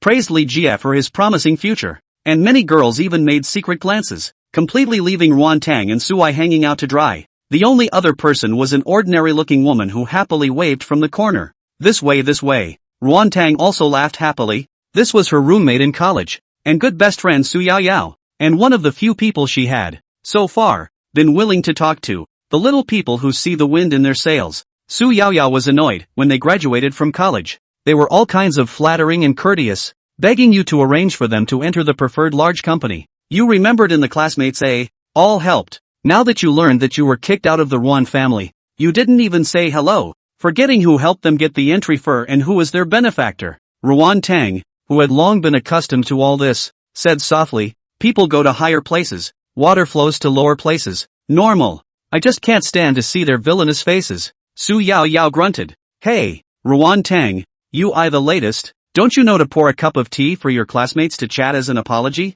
A female classmate said with a sting in her words. Her name is Xu Feng. Her figure and appearance were not bad, and she was at the level of the class flower in other classes, but she was in the same class as Ruan Tang, and she ended up becoming the green leaf that set off the red flower. It made her angry and jealous for a while. Today's Xu Feng is extraordinarily raised eyebrows. So what if Ruan Tang is no longer high-minded and proud? Still not kicked out of the Ruan family and become the woman who gets pointed out behind her back? And her husband Song Qin graduated from college and started his own business, and now that her career is successful, she has become a broad wife and is living a life that countless people envy. Xu Feng, the box has a specialized attendant to pour the tea. Don't bully people too much, Su Yao Yao said angrily. What? The former Ruan family's eldest lady was so honorable that she couldn't bend her back, and now Ruan Tang can't bend her back either? Xu Feng snorted. That's just it. I's the latest to say nothing and throw a wrench in whoever's face it is. Ruan Tong, Xu Feng is also doing this for your own good. Pour a cup of tea for the big guy.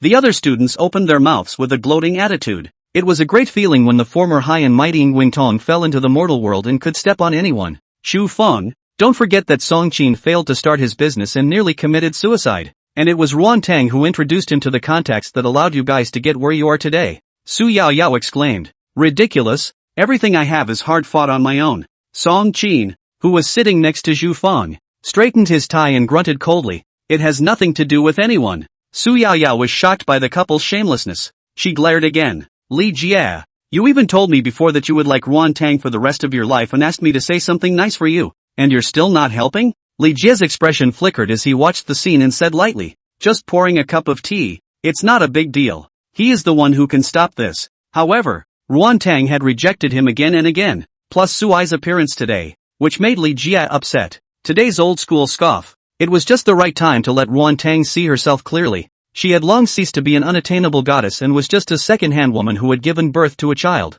It is an honor for her to be willing to marry her herself. Ruan Tang, let's go. Su Yao Yao stood up and said in annoyance. This broken tea fast stayed tired of it long ago. Let's eat rice noodles. Nguyen Tong laughed. The smile was as warm as a March spring breeze. Thanks to her old classmates, she was able to once again see the warmth of human feelings and the superficial gentlemanly Jia. This tea, it should be poured. Yao Yao, sit. Ruan Tang looked calm and reached out his hand to pick up the teapot, but realized that a hand had picked it up earlier. It's Sui, give it to me. Ruan Tang opened her mouth. She had experienced anything more embarrassing. Pouring a cup of tea was just a big deal. Aye. Sui poured the teacups one by one in Ruan Tang's complicated eyes. What is Li Jia, who claimed that he would give her happiness and uni and would treat Yi well, doing? In the cold. This made Su Yao Yao so angry that she almost cursed. Alright, we're all classmates. There's no need to make such a scene. Li Jia picked up the teacup and said smilingly,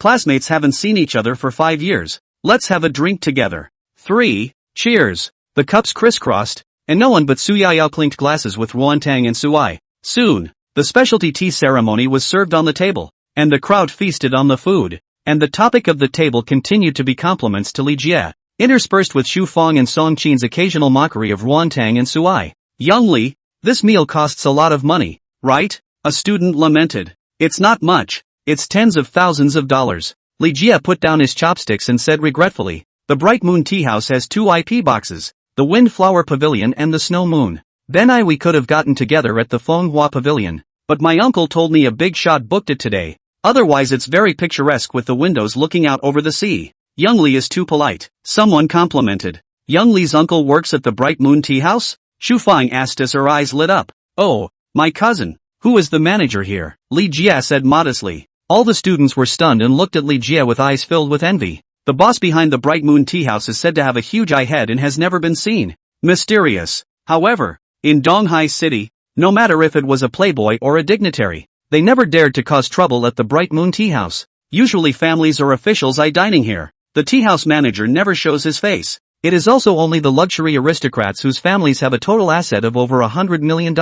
Or the first or second in command of the city of East China Sea. Such a big person It is the manager who will represent the owner of the tea house. I serve tea and toast. This shows the great background of the owner of the tea house. And to be able to serve as a manager in a tea house is by no means an ordinary person, which has stepped into the real upper class. It's not just a saying that there are 3 officials at the Prime Minister's door. The commercial building downtown is being rebuilt. And although my family didn't win the bid, my uncle introduced himself to the owner of the tea house and got a chance to eat some soup. Speaking of his cousin, Li Jia was filled with arrogance. Song Qin was in the building materials business and his eyes lit up at the words. Shu Fang's beautiful eyes flowed as she raised a glass of wine to Li Jia's side and smiled delicately. Young Li, you can mention our family Song Qin. A lot of books are hard to find anymore, so read them and cherish them. Chapter 13, A Good Story. Good talk, good talk. Li Jia squinted his eyes, enjoying the feeling of being in the limelight. Speak of the devil. A middle-aged fat man with a country face pushed open the door and walked out with a smile on his face.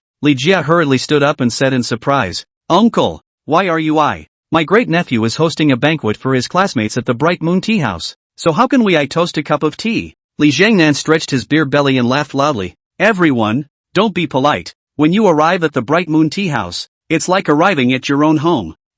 This cup of tea, I honor you all. Li Jiangnan poured himself a cup of tea and raised it into the air. The students in the field were all 25 or 26 years old, in the prime of their youth, and at this moment they were all shaken in spirit. Li Yongnam, manager of the Bright Moon Tea House, symbolizing status and position. Only a billionaire or the city's first or second in command can get him to lower his profile. And nowadays, to take the initiative to offer tea to them juniors? Even their parents don't have this qualification A group of people were flattered and hurriedly returned.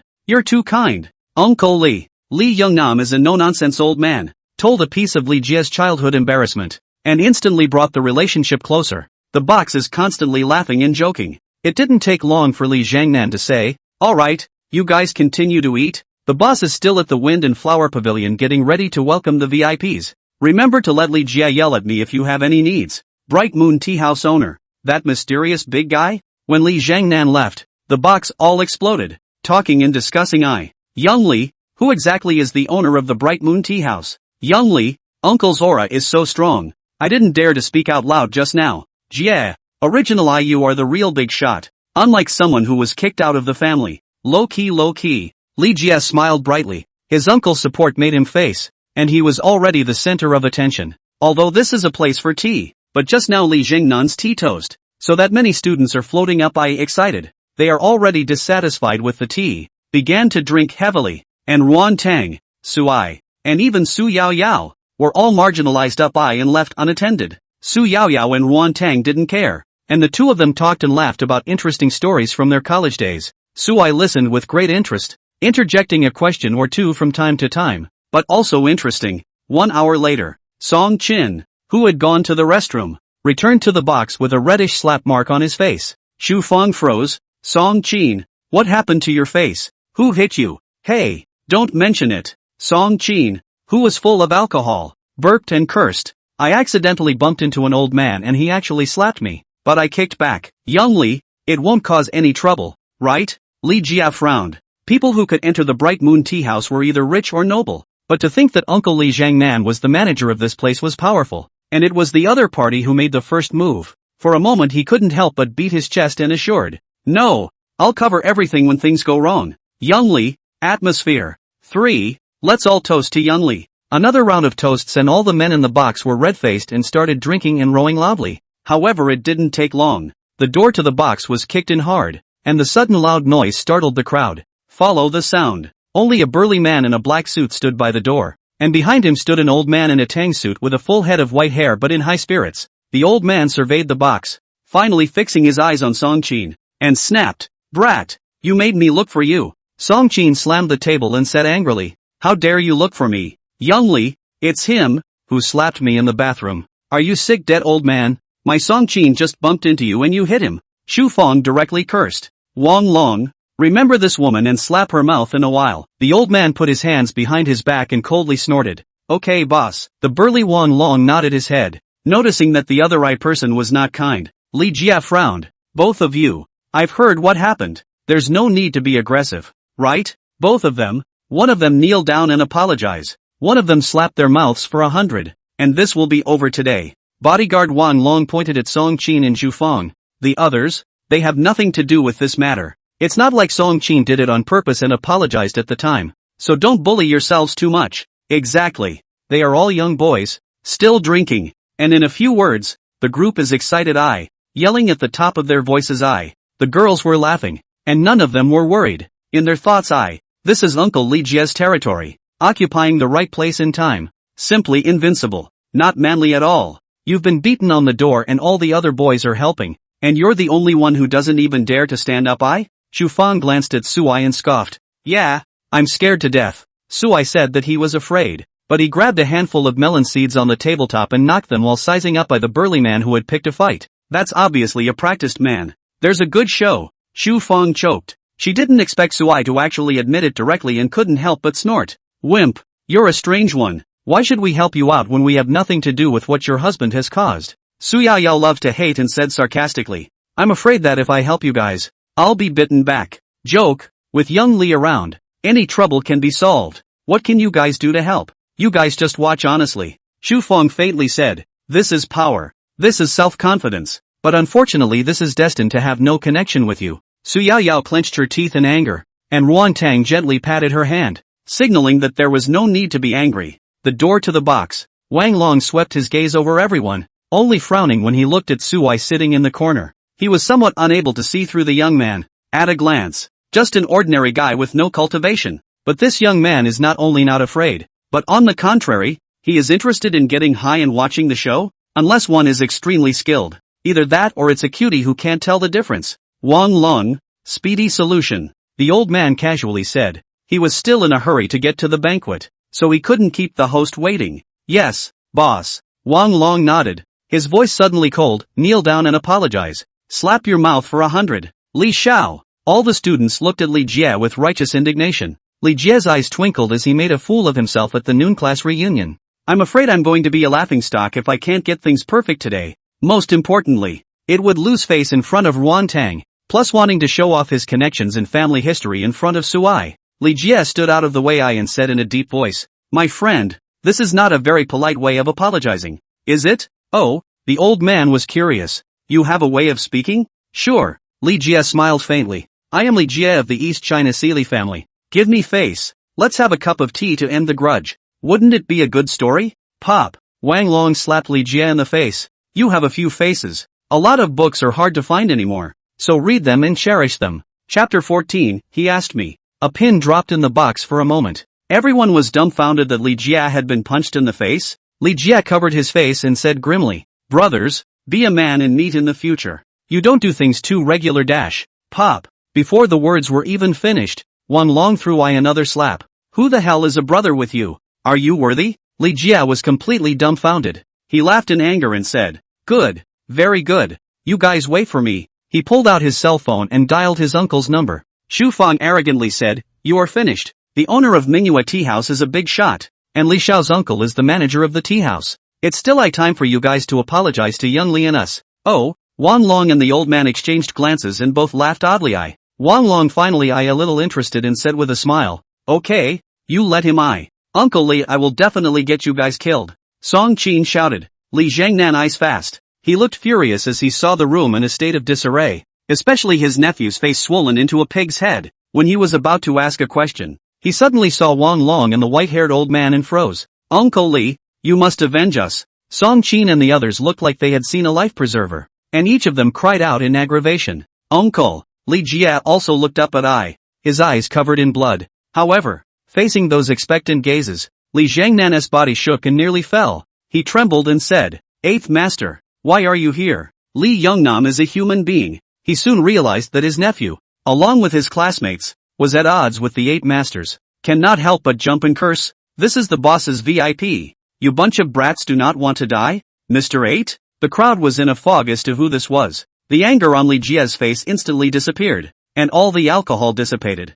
There are not many people who can make their uncle call out to the 8th master. He recalled a person in his mind and exclaimed in disbelief. You're Jiang Laobai who deals in dead people in Luchang. Ginger Buster. Willow City Underground Tap. Willow City is a small city, but the city is full of coffin paper money wreath type of funeral business. And Jiang Lao Bao is one of the leading. When he was young, he dared to fight and spent 10 years to unite all the stores in Luchang, and then expanded to the neighboring cities such as Hangchang and Donghai. Because he was the 8th in the family, he was honored as the 8th master. He is a devious and cunning person with a ruthless heart. It is rumored to have nailed a rival family of 9, alive, in their coffins, and at one time was a horrifying figure who scared small children to sleep. There's even this saying in the JN region: if you mess with the 8th master, don't resist, just write a good suicide note and wait for death. Don't involve your parents, wife and children. As for cremation and burial after death, you don't have to worry about it at all. It will be arranged for you in a clear way. It's no wonder that Wang Long scoffed at the Li family in East China Sea.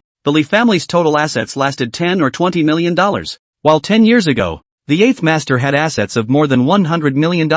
It's the days of Willow City. Today, the 8th master has definitely more than doubled in value. It was just that Li Jie couldn't figure out how this kind of big shot with a big hand could appear in the Bright Moon Tea House. The old man known as the 8th master narrowed his eyes and didn't speak. Bodyguard Wang Long snorted coldly. Li Jiangnan, your nephew is so great. His friend rushed the boss in the bathroom and just now insulted the boss as a dead old man. After all, I only do business with the dead. The living aren't afraid of me. Ginger Buster grinned. A mouthful of yellow teeth made Li Jie, who knew that he had just said the wrong thing, have cold hands and feet, like falling into an ice cave. Li Jiangnan, who heard the words, his face turned green. 8th master, Wang, this may be a misunderstanding. What's the matter? You want to take this on for your nephew? Wang Long looked Li Jiangnan uttered a long time and could not say a word, and finally bent his knees and knelt down. With his head against the marble floor, he said in a trembling voice, I beg the 8th master to leave my nephew alive. He is the only male member of my Li family,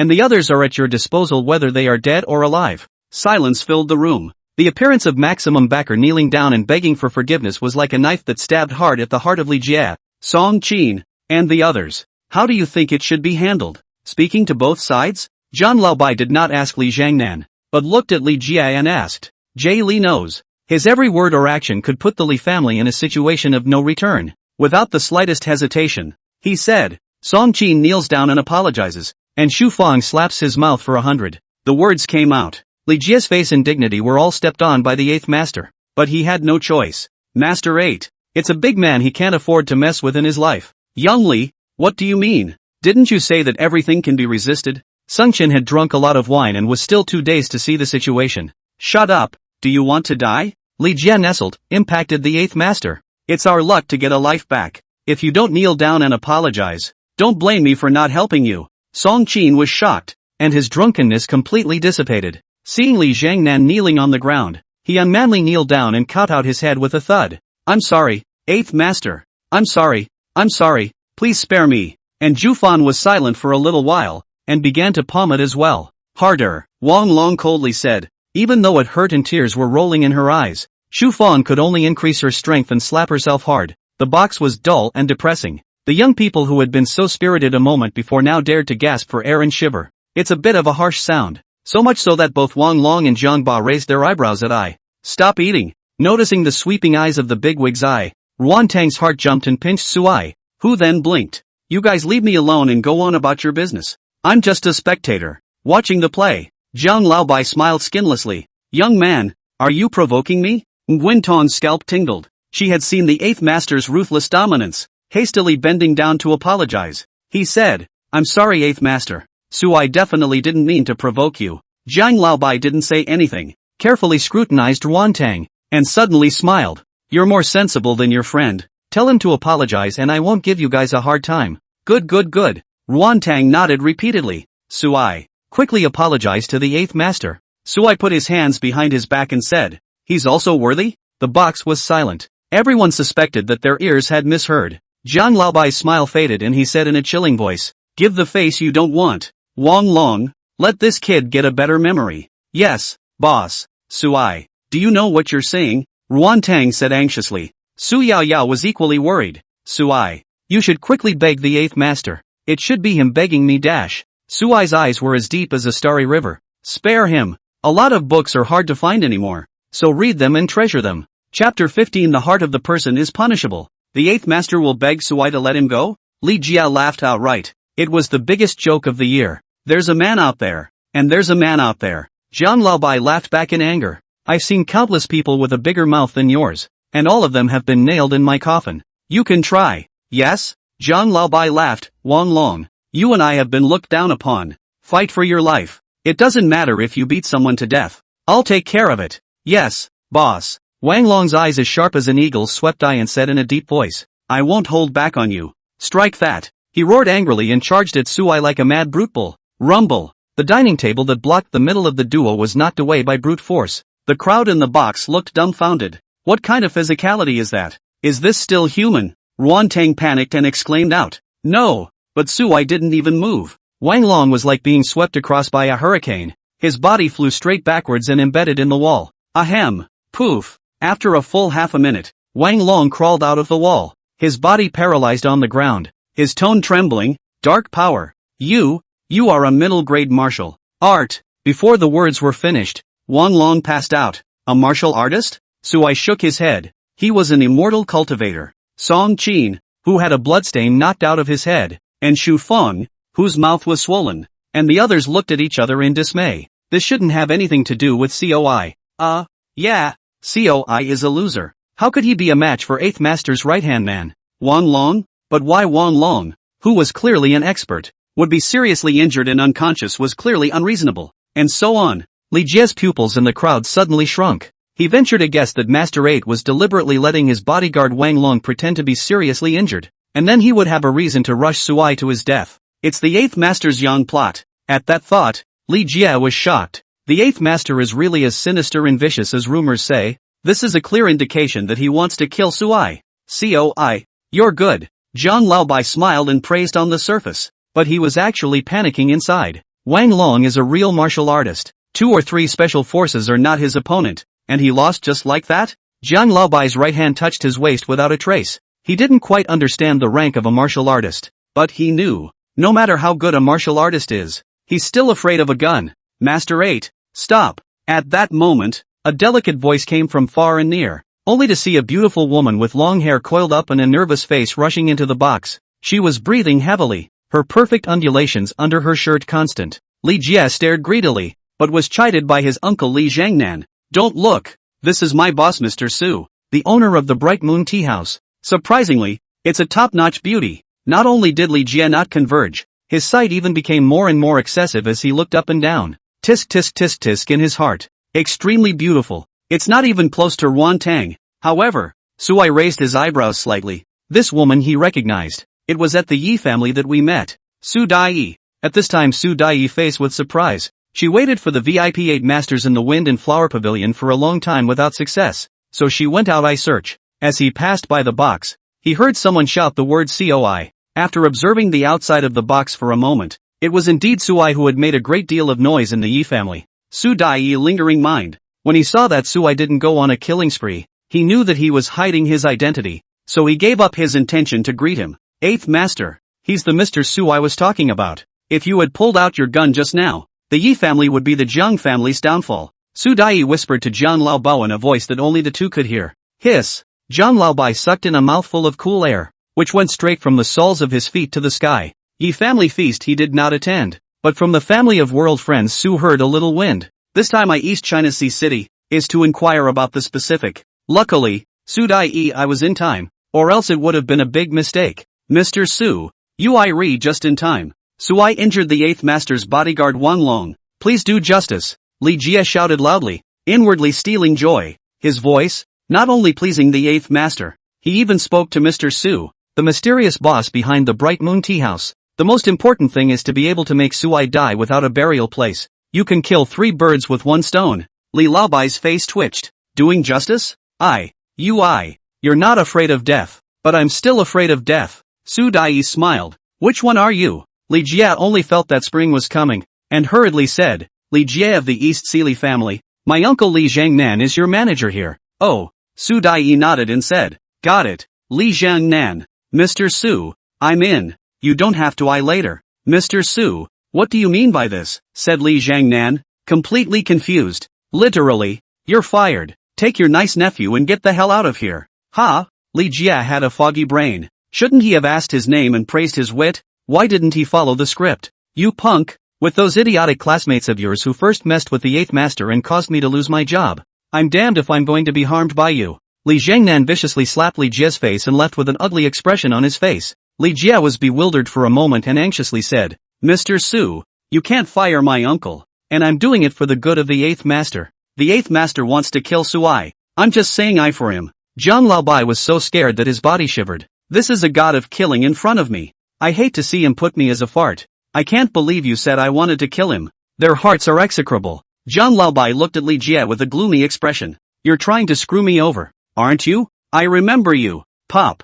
Sadei clapped her hands. The security guards fishtailed into the room and forcibly dragged Li Jie away. Mr. Su, the 8th master. As Li Jie's voice faded away, Su Dai reached out to make a motion of invitation and softly smiled. Dear friends, sorry, today the Bright Moon Tea House is going to suspend its business. Please leave first and I dine another day. Oh, Song Qin, Xu Fang and the others had long been scared out of their wits by the 8th master, and at this time, they all fled the box with the surprise of having been robbed of their lives. Suai, who was walking behind Su Yao Yao and Ruan Tang, was shouted at by Su Dai. Mr. Su, please stay for a moment. Worry welled up on Ruan Tang's face as he grabbed Suai's arm hard and whispered, Run, don't worry. Suai laughed softly, go wait for me at the door. Coi. Nguyen was so anxious that he stomped his feet. This idiot, he had just provoked the 8th master, and now the owner of the Bright Moon Tea House had started clearing out the area. Leaving him alone. Definitely teach him a lesson. What are you waiting for if you don't run?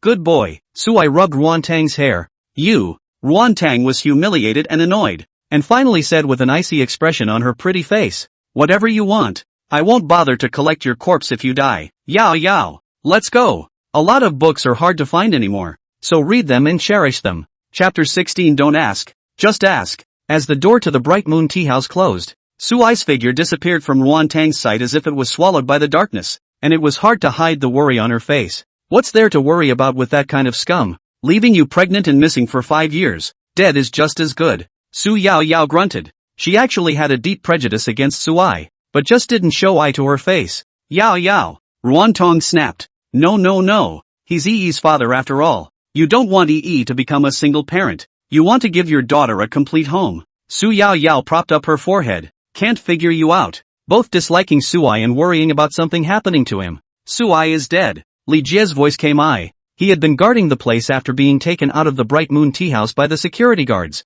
Hearing Song Qin and Xu Fang say that Suai was left behind by Mr. Su, Li Jie was invigorated. Sure enough, his guess was right. Not to mention the terrifying power of the boss of the Bright Moon. Even if he messed with the 8th master, it was impossible for him to get away in one piece. Suai must be on his knees inside begging for mercy from the 8th master. But the ruthless 8th master will surely torture Suai alive to death. You shut up. Ruan Tong said icily. Suai will definitely be fine. Those who offended the 8 masters were all nailed to death in their coffins, without exception, Li Jie said. Song Qin covered his forehead, which was still oozing blood, and bloated. It's good for you to guard this place. You might even get to see the last of it. Ruan Tang bit her red lips and looked towards the tea house with a worried expression. In the box, Zhang Laobai knelt in front of Suai and said in a trembling voice, Mr. Su, I don't know your identity, and I'm sorry for making a rash move against you. If anyone could see this scene, I'm afraid they would be terrified beyond words. The business magnate of the funeral industry, who was known as Yama in Luchang and called the 8 masters by outsiders, actually knelt at the feet of a young man, praying for forgiveness. Suai's face was calm and he did not open his mouth. Tick-tock, tick-tock. As time passed, Zhang Laobai only felt his body was drenched in cold sweat, and the sweat fell down his cheeks to the ground. Every drop was like a heavy hammer, hitting his heart hard, but the famous 8th master of Willow City maintained his kneeling position, not daring to move a muscle. The air was near stagnant. After a full 10 minutes, Suai slowly said, no harm done. Phew. Zhang Laobai let out a long sigh of relief, and Su Dai slightly bowed her head, looking respectful. Mr. Su, the Bright Moon Tea House is one of our Su family's properties. I didn't know that you've come to visit, so I'm sorry to have missed out on your welcome. Yesterday's destruction of the Yi family set off a furor in Hangzhou, and the famous and powerful people present claimed to be sick and hid at home without seeing anyone. Nature. The martial arts expert who exterminated the Yi family became a mystery. Su Dai's main purpose for East China Sea this time was for Suai. A big reason why the Yi family was able to leap from being a bottom-ranked powerhouse to becoming the #1 family in Hangzhou was because of the martial artists. In the past, there was Han Bumming, Provider Han, who opened up the territory for the Yi family. Afterwards, there was Yi Wuxuan's strong and domineering behavior, crushing the rest of the powerful families in Hangzhou. If we can pull in Suai, so how big will the stage of the Su family uni be? It's unthinkable. Something's up. Suai looked at Su Daiyi with a wry smile. This fear of ghosts woman impressed him a lot. Mr. Su, I would like to ask you to become a Su family envoy for $30 million a year. Su Daiyi's posture was extremely low, saying, I don't ask you to reside in the Su family. I only need you to step in when the Su family is in danger and protect my Su family's fragrance. $30 million. Zhang Laobai sucked in a breath of cool air. Involved in the catering, medical and education industry Su family. Seemingly unlimited scenery, but the Nuota big family a year to hold up only 100 million net profit. He already knew from Su Daiyi that Suai was strong. However, he did not expect to be strong enough for the Su family to be willing to spend such a huge price to pull them together. But what made Zhang Laobai even more dismayed was that Suai murmured, You're keeping me because of such a trivial matter? 30 million? Is it something small? Zhang Laobao felt that his head was not enough, but it soon dawned on him that he was, after all, a martial arts powerhouse who had crushed the proud son of heaven. Yi Wuxuan. I'm afraid that money is not attractive to Suai. That's the master. Treating money like dirt and not being moved by fame and fortune. So what do you mean, Mr. Su? Su Daiyi opened her mouth carefully, trying not to let her disappointment show. She was ready to be rejected. Money to my wife's card. Ginger old bastard. By the way, can't say it's protection money. Investment. Right. Investment, understand? Her company has had a little problem lately. Suai thought for a moment and then instructed. Don't give it all at once. Give it in installments, and don't let her notice that she has something to do with me. I understand. Mr. Su. Su Dai's beautiful eyes bloomed with color. With Suai as a base card, the Su family could rapidly expand in business areas that they normally wouldn't dare to touch. The return that can be obtained is definitely more than $30 million. Or even more. Zhang Laobai's mind also came alive. He's in the funeral business, and after a long time in the business, it's inevitable that he'll come across some unholy things. He hesitated. Mr. Su, don't ask. Asking is money on my wife's card. It's only natural to receive money to do a job. But $30 million?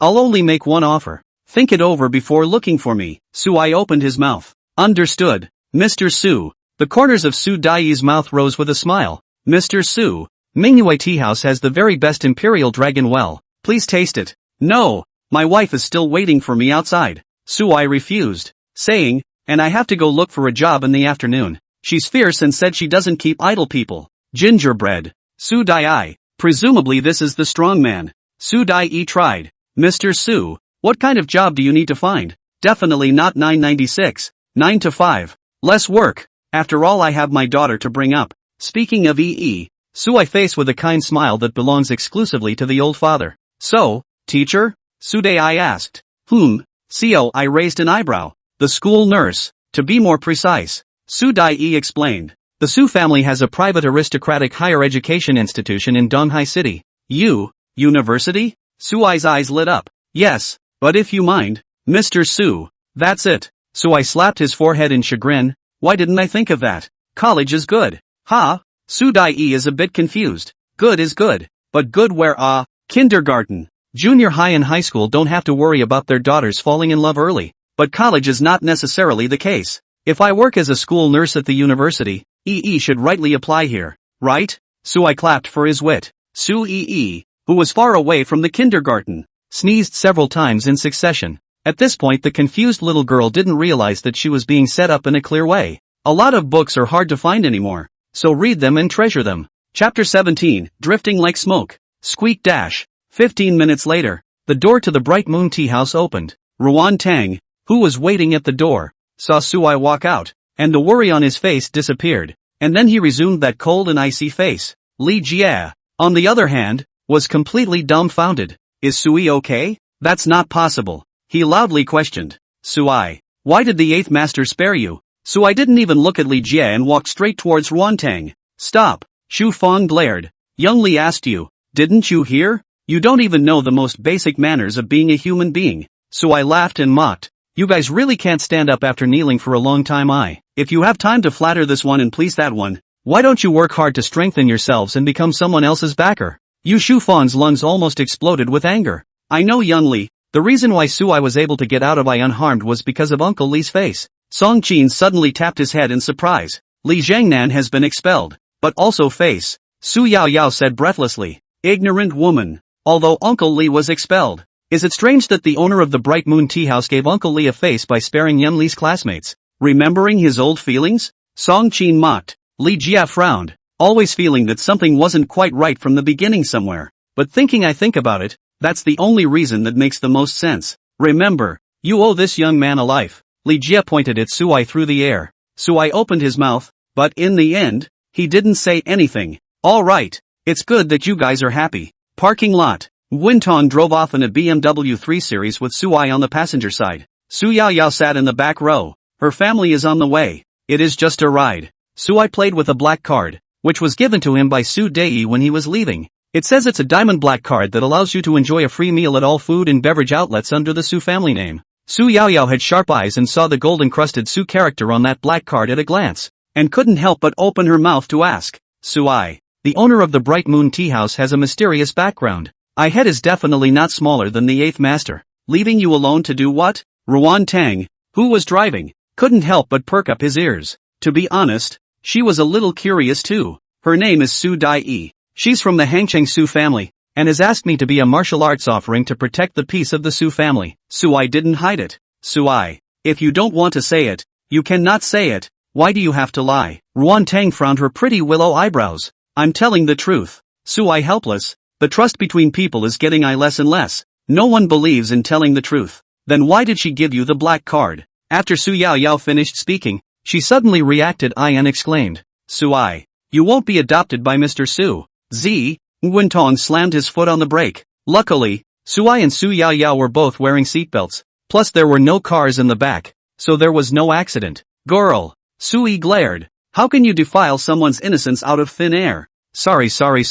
Although Su Yao Yao was straightforward, she knew that she had said the wrong thing and hurriedly folded her hands to apologize. Ruan Tang stared at Suai with a cold vision. I only accept widowhood, not cheating. You just said yesterday that the two of us don't have a license. Ruan Tang silently released the foot brake. Yeah, whatever Suai does is none of her business, and she's in no position to care. He's just Yi's father. Just, no words on the way. First, he sent Su Yao Yao home, and then drove back to the office. In the president's office, Suai closed the door and explained. Wife, don't be angry. Don't believe your girlfriend's words. I'm innocent with Su Dai. First of all, I'm not angry. Secondly, it's your freedom to be with whoever you want. Ruan Tang, who was going over the company's accounts, stretched out, her proud figure showing. Whether you fall in love with another woman or get married, I don't mind, as long as it doesn't affect Yui. Sui's heart was broken. It looked like it would be a long and distant time to repair the gap with Nguyen. It's a long way to go. Take your time.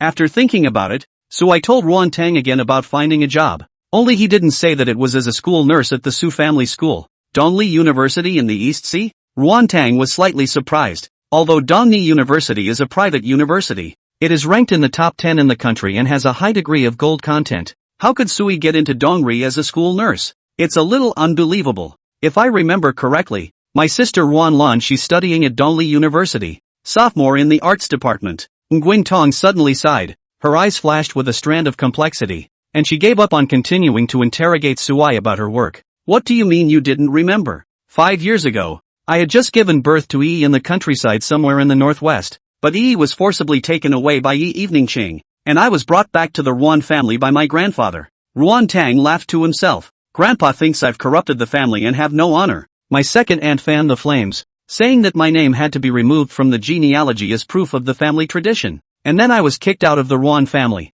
At that time I was 19. Ruan Lan was only 13. She secretly gave me her pocket money behind my parents' back, and I barely finished college. Just after I was found out by Ruan's family, so I clenched his fists. Well, my parents forbade Lan Nguyen from contacting me, saying that they were right to assume I was dead. I rarely see her anymore for fear of involving her. But yesterday, she even called me to ask about EE. We have a deep sisterly love, so how can we really break it off? Hugging her arms, Nguyen Tong got up and stood in front of the huge floor-to-ceiling windows, gazing out at the buildings being flooded with sunlight as if it would be warmer that way. You lost everything for me back then. So I stood beside Ruan Tang and said word for word, I will let you personally take back all the things that you have lost. All of them.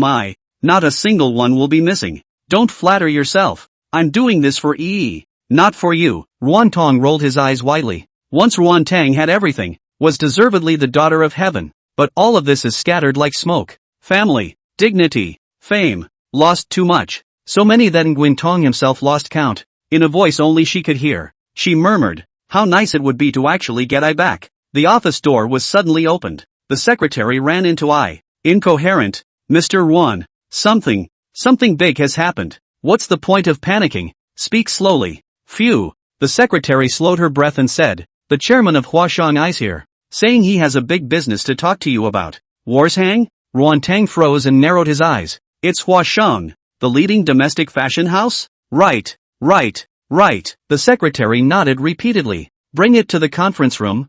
I'll be right there." Ruan Tang did not move and said. Only in her heart there was some hesitation and incomprehension. Huashang's family was huge. What kind of business could he have to talk to her about? The corner of Su Ai's mouth curled up slightly. Su Dei's movements were quite fast. A lot of books are hard to find anymore, so read them and treasure them. Chapter 18, Su Lai used to be a cook? The meeting lasted for a full hour, and Su Ai didn't know what was talked about. After sending Chairman Huashang away, Ruan Tang's pretty face, which was as cold as an iceberg, blossomed into a smile. Although it was fleeting, it was still captured by Su Ai. He laughed. "The talk went well? Aha." Ruan Tang breathed a sigh of relief as if relieved. The problem of the broken capital chain is not only solved, the company may even welcome my new life. Take over I. Nguyen Tong called a meeting with all the employees of the company. Su Ai didn't ask too many questions. He had already done what he needed to do. At 5 o'clock in the afternoon, seeing that Ruan Tang hadn't shown any signs of breaking up the meeting, Su Ai left the company and went to Star River Kindergarten alone.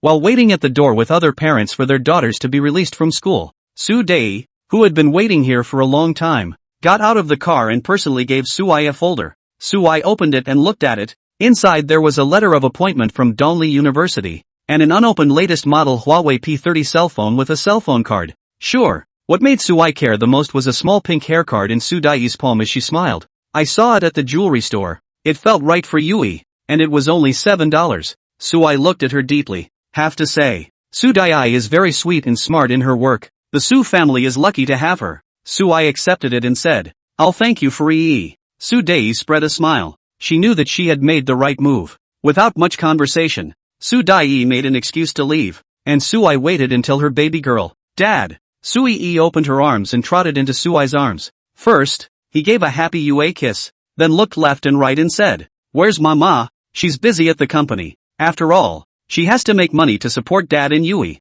"Oh." The little girl nodded her head as if she understood. "Uncle Su, there were 3 little boys who tried to bully Sister Yi today, and they were all chased away by me." Qian Xiaoxiao patted his chest and said smugly, "Thanks to my efforts, Sister Yi has successfully become Star River's big sister." When he finished speaking, he stared at Su Ai with unblinking eyes. His face was close to writing, "I want to eat candy." The more Su Ai looked at Qian Xiao, the more he felt that this kid had a bright future. Nothing else. This cheeky one can hold its own. In Qian Xiao's expectant eyes, Su Ai gave him the white cotton candy that had been prepared long ago. Qian Xiaoxiao finished eating it in 3 or 2 bites, her eyes glowing as she spat out 2 words. "Yummy." Putting a new hairpin on EE again, Su Ai took his daughter home on foot, which wasn't far. Just 10 minutes away. "Daddy, hungry for meat." Returning home, Su Yi hugged Su Ai's arm, fluttering her big eyes, her voice glutinous. "Good." Su Ai went to the kitchen, figuring out what to make for the evening.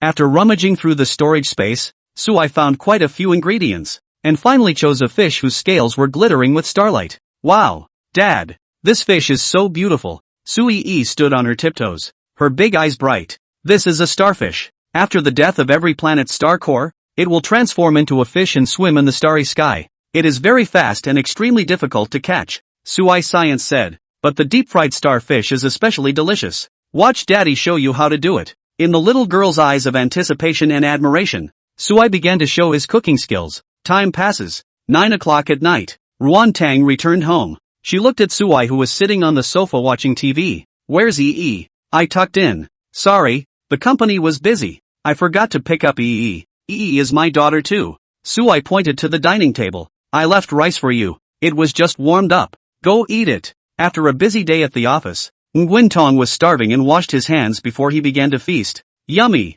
Ruan Tang's beautiful eyes were bright. This fish tasted even better than yesterday's snake meat. The outside was charred and the inside was tender. It melted in the mouth. After just 1 bite, All the fatigue in my body dissipated. Sui didn't used to be a cook, did he? As she ate, Nguyen Tong, who was biting her chopsticks, suddenly came up with a bold idea. Perhaps it's not a bad idea to marry Sui. No more takeout when you come home from work to someone waiting and a good gourmet meal made to order. The key thing is that EE likes Sui a lot. And so on. Ruan Tang slapped his face hard and hated it. Ruan Tang, you can't fall for a mouthful of food. You and Sui are ultimately from two worlds. Your Prince Charming is still waiting for you. After eating and taking a hot bath, Ruan Tang went back to his room to sleep. The next 3 days, Sui transformed into a full-time milk daddy. Every day is to pick up and drop off EE at school. At home for Ruan Tang mother and daughter to cook. Although he says he wants to lose weight every time, Nguyen Tong eats more than anyone else. September 10th. Tohashi University begins freshman orientation. And COI begins his career as a school nurse. Su Dai-e personally took Sui around Donglei University. And I to the president's office. Nearly explicitly said that Sui was experiencing life. The principal is not a cutie. Naturally said repeatedly that he would take care of Sui. After that, Su Dai-e left and the principal took Su Tu to the school infirmary again. In the infirmary, there was a young female doctor in a white coat, aged 26 or 27, looking down at a medical journal. There was also a young man wearing glasses and about 30 years old, who hurriedly stood up and shouted, "Hello, principal." Aha. The principal smiled and said, "Dr. Su, the school infirmary has just undergone a restructuring, so there are only 3 of you for the time being, and the next I will continue to recruit people. She is Lu Nanwei, a recent graduate of medical school with a master's degree in general bruising. This is Zhou Feng, a psychologist who focuses on counseling mentally frustrated students." Sui nodded his head, indicating that he knew. "This is Dr. Sui Su, serving as the director of the school infirmary from today. Take over you guys exchange." After the principal finished speaking, he smiled gently at Sui again before turning to leave. Chief of infirmary. Zhou Feng's color was suddenly not good. This position was determined to be his, but how suddenly parachuted in one. He rushed out after him, wanting to ask the principal what was going on. Zhou Feng has a very good family background, and he usually refers to himself as a director. So you're directly stealing his position. So be careful. Lu Nanwei spoke coldly and continued to look down at the medical journal after she finished. Soon, Zhou Feng returned to the infirmary, staring at Sui with a gloomy expression and a leathery smile. "You can do it, kid. Connections are harder than mine. We'll see how it goes slowly." Pop slammed the door and left, not giving Sui the slightest bit of face. Sui shook his head with a bitter smile. He is mingling. Do not want to be any director at all yet. Uni the work atmosphere is a bit grim now.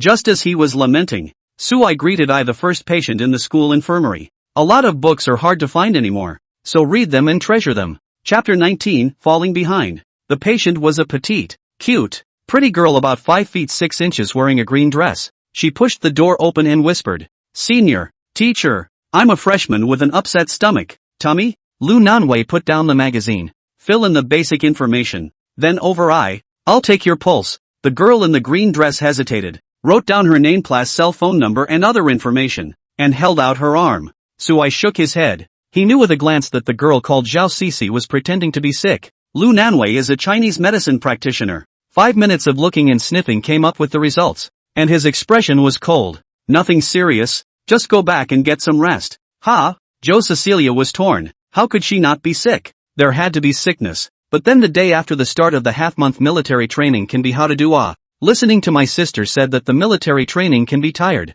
People will be sunburned into a black cinder cone. "But teacher, I still have an upset stomach," Zhao Sisi said stiffly. "Drink more hot water," Yanan Reed said. Zhao Sisi weakly looked at Sui, who also nodded and said, "Drink more hot water." Zhao Sisi laughed. Her eyes reddened in aggravation. Didn't her reliable sister say that the school nurse was particularly good at talking? "Liar. Close the door," Lu Nanwei said indifferently. "It's probably students who want to pretend to be sick to escape military training. There were a few of them last year." Aha. I nodded. The next the two never communicated with each other again. Lu Nan Reed focuses on reading medical journals. She didn't have any favoritism or prejudice towards Sui. Whether I mingled or used the director of the school nurse's office as a springboard in gold-plated place, it had little to do with her. As for the director's fight with Zhou Feng, she would not be involved even more, and her previous hint was already benevolent. Sui also did not warm up too much with his new colleague, sitting in his office chair and closing his eyes to take a nap, wondering if I should check on my sister-in-law. "Lan Nguyen?" Sui could sense that the family was always a problem for his wife and needed to be treated. After thinking about it, Sui still decided to open his mouth and ask, Dr. Ryu, do you know Lan Nguyen from the arts department? She should be a sophomore now. Recognize. Lu Nanwei frowned without a trace. Ruan Lan had a good family background and good body and good looks, but she was the wind figure of Donglei University. I'd like to know some basics about her, if I may. Don't know her well enough to judge. Lu Nanwei directly refused. She was now disappointed in Sui in her heart. The original Sui found a relationship with the principal to get into the school nurse's office, and was chasing after the schoolgirl. Previously, the school nurse's office was filled with all kinds of scum, those who took advantage of female students, those who received red packets privately, and the mess was rampant. That's why the school made up its mind to restructure and open a large number of people, leaving only her and Zhou Feng. I didn't realize that the new ICE director was still the same. It's not as good as Zhou Feng being the director. Although Zhou Feng was not a good person, his medical skills would at least not be faked. Sui didn't know about Lu Nanwei's prejudice against him, and even if he did, he wouldn't explain it. He never wouldn't care about the gazes of unrelated people. Staying in the school nurse's office for a whole day, Zhou Feng didn't show up, and there were only a handful of students I saw, basically scrapes. Just give a band-aid kind of thing. Sui can understand that too. Who dares to treat a serious illness here? They all go straight to the hospital. So, it's an easy job and it suits him. 5 o'clock in the afternoon. Sui got off work on time and was ready to pick up EE and go home. Director Su, who's on night duty? Lu Nanwei suddenly asked. CO, I raised an eyebrow. Someone needs to stay in the school nurse's office. There was a night school nurse before, but she was dismissed. Let the weak CLI. Sui mused. He missed a day of work during the day. Lu Nanwei hesitated and said, okay, I'll call and inform him now. She dialed Zhou Feng's number and could hear the drunken voice. What for? You're a daytime miner now. Director Su put you on night duty. Bang! The sound of a wine bottle breaking. Zhou Feng cursed. I've been at Donglei University for 5 years, and this dog just died one day and he wants to command me? Tell him to get lost. Oh, Yanan Reed hung up. He told you to get lost. Sui nodded his head and said, I understand. You deal with it first. I'll pick up my daughter and bring her home. Make her a good meal and then go back to I. You're married? Lu Nanwei said in surprise. Aha! A happy smile filled Sui's face. My daughter is 5 years old. Lu Nanwei's face became even more ugly. Scum! Having a family and trying to dabble in college.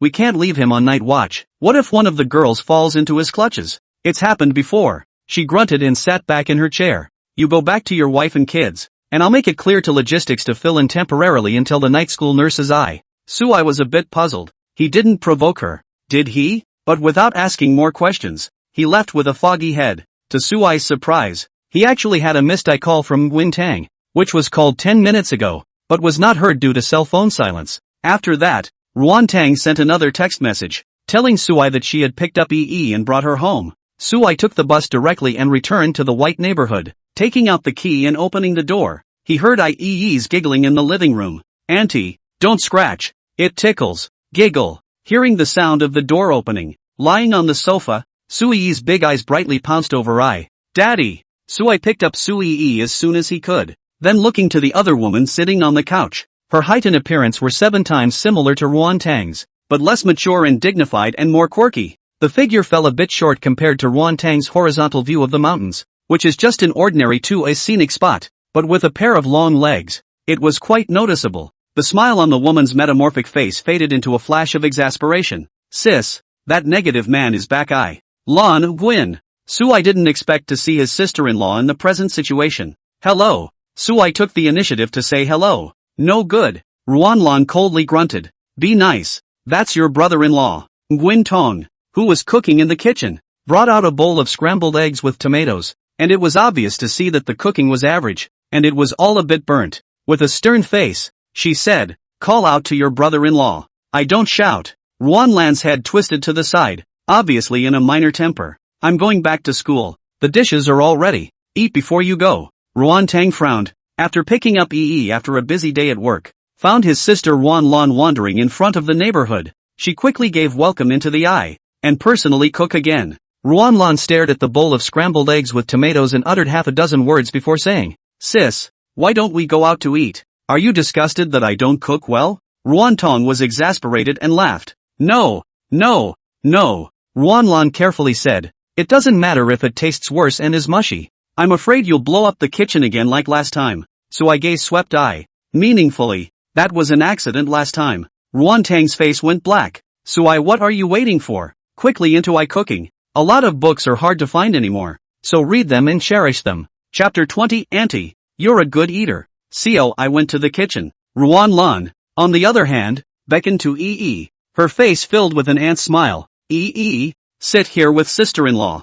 Yi obediently sat over. Our Yi is so beautiful. Will I surely be a great beauty? Although Ruan Lan only met Yi for the first time today, she didn't have the slightest bit of rawness and liked it a lot. When Yi grows up, she wants to become a great beauty like little auntie. Yi raised her small hand in anticipation. Ruan Lan's smile blossomed. Sister, look how honest this child is. But the teacher said that one must be content.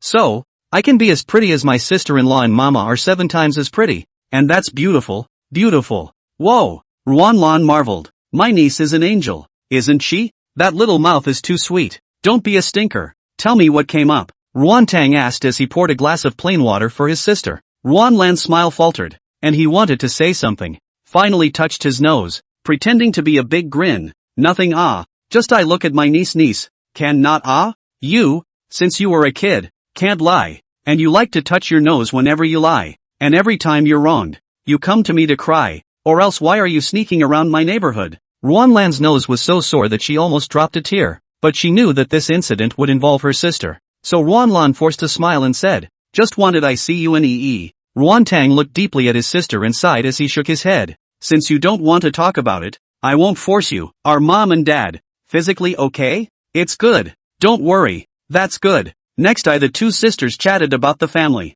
It was basically Ruan Lan jabbering away, and Ruan Tang silently listening, interjecting a sentence or two from time to time. Sis, it's because of Sui that you were kicked out of the Ruan family and became the laughingstock of the whole world. Why do you still want to get engaged to him? Ruan Lan huffed. You clearly deserve the best man in the world. For love. Sui happily interjected. Auntie, my dad mama is very loving man-child. You know everything. Ruan Lan lost her smile and pinched Sui's cheeks, feeling so good that she couldn't help but pinch them 2 more times. It wasn't until Ruan Tang couldn't look away anymore that he slapped that hand away while calmly saying, the relationship between Coi and I is complicated. I can't explain it in a moment. Sis, you 2 aren't pretending to be a couple, are you? Ruan Lan suddenly said, according to what I know about you, you can't suddenly get engaged. Is it? Didn't wait to finish. Sui then held Ruan Tang's hand and said miserably, Mama, are you and Dad lying to Yi? Cut Ruan Lan a hard look. Ruan Tang picked up Sui and comforted.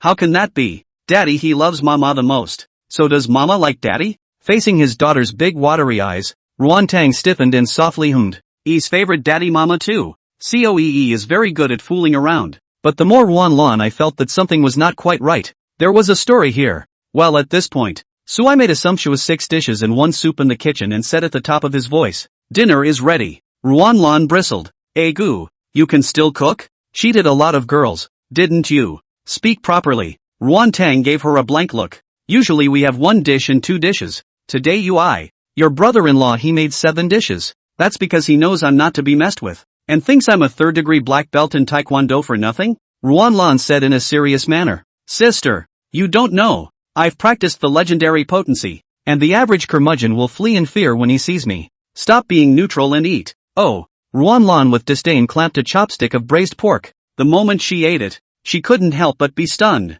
What kind of earthly delicacy is this? How the meat is so good, not appetizing? Seeing his sister stunned, Ruan Tang was concerned. Not bad. Ruan Lan is also a hottie. Down chopsticks like a god. Wind rolled and ate a small half plate of braised pork. If she hadn't been concerned that Yui still had to eat, she was afraid she could have eaten it all. But even so, just the other dishes. 3 large bowls of rice go down easily. How's the flavor? Sui laughed. It's average. It tastes similar to the school cafeteria. Ruan Lan said calmly. Sui raised an eyebrow at his cheap wife. Why was that a bit of deja vu? Ruan Tang's face burned a little. Fortunately, Sui was very facetious and did not continue to flirt. Auntie, you're so good at eating. Sui's eyes brightened as she said, Yi will try to eat more too. Ruan Lan crumbled. Yi, remember, you can't praise a woman for being able to eat. Oh, Sui seemed to understand. Being able to eat is a blessing. Eating well is wise. and being able to eat more is a good thing. Sui laughed. The seventh divine general of the heavenly court is surnamed Chang, I from Earth. He then used to harp on this phrase, saying that it was a proverb from his hometown, and that Sui learned all his cooking skills from him. That's right. Ruanlan nodded heavily. By the way, your brother-in-law works as a school doctor at Donglei University. You can ask him for help if you have something. Ruantong suddenly said. Him? The school nurse? Ruanlan froze, and couldn't help but say in exasperation. Zhao Cixi went to ask for leave today, and you're the one who rejected it, right? The stomachache one? Right. Go back and tell her to drink lots of hot water. It's okay not to say. As soon as she heard those 4 words, Ruanlan's head exploded. She had helped come up with the idea. So today was a day of being surrounded by the failed leave-taking Zhou Cecil, saying drink lots of hot water. At that moment, he was so angry that he gritted his teeth. I'm full of gas. I'm not eating, Auntie. I'll serve you another bowl of rice when your anger subsides. The moment. Ruanlan felt a deep malice from her niece's daughter. It's not a little angel. It's a demon. But Lan Nguyen ate it anyway. I have to say this rice. It's so fragrant. After the meal, Ruanlan pinched Sui Yi's cheeks for a while, and let out a few harsh words to Sui before she reluctantly said goodbye to Ruantang.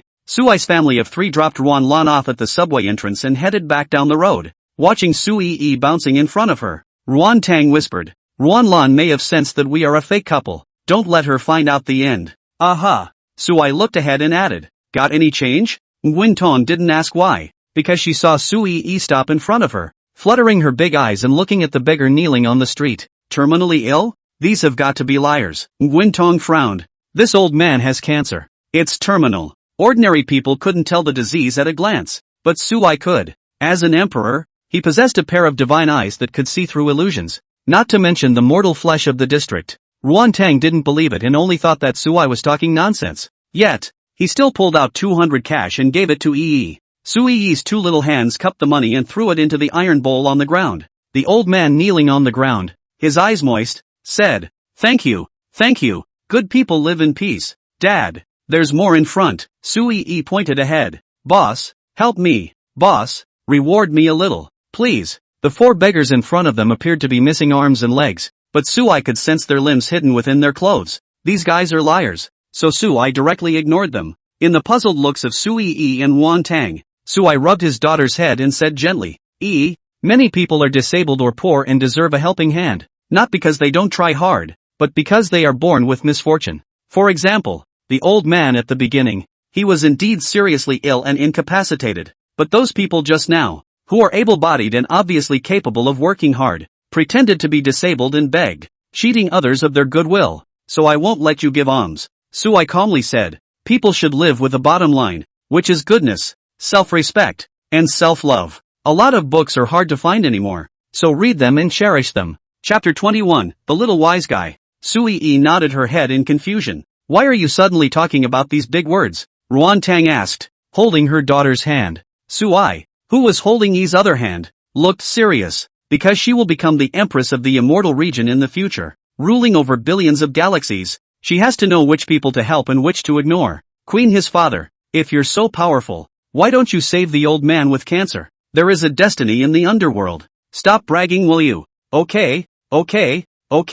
The night is cold. Let's go home. Under the streetlight, the shadows of the family gradually lengthened. Far away, the flitting shadows are like every different life. There are long and short. There are bright and extinct. At this point, Yanjing, the Jiang family. Although the Jiang family is not the top magnates of Yanjing, but to be able to stand firm at the foot of the Son of Heaven and have a place, is enough to witness its strength and wrist. The Jiang family manor is not luxurious. Rather it is very ancient and rustic. With the precipitation of age, the wicker chairs that were set up in the yard rocked and rocked. A svelte man wearing glasses lay on it, looking at the bright moon in the sky. There was also a beautiful maid behind him, handing I a cup of tea. The man lifted his teacup, blew on the tea leaves, and said slowly, did you find the murderer?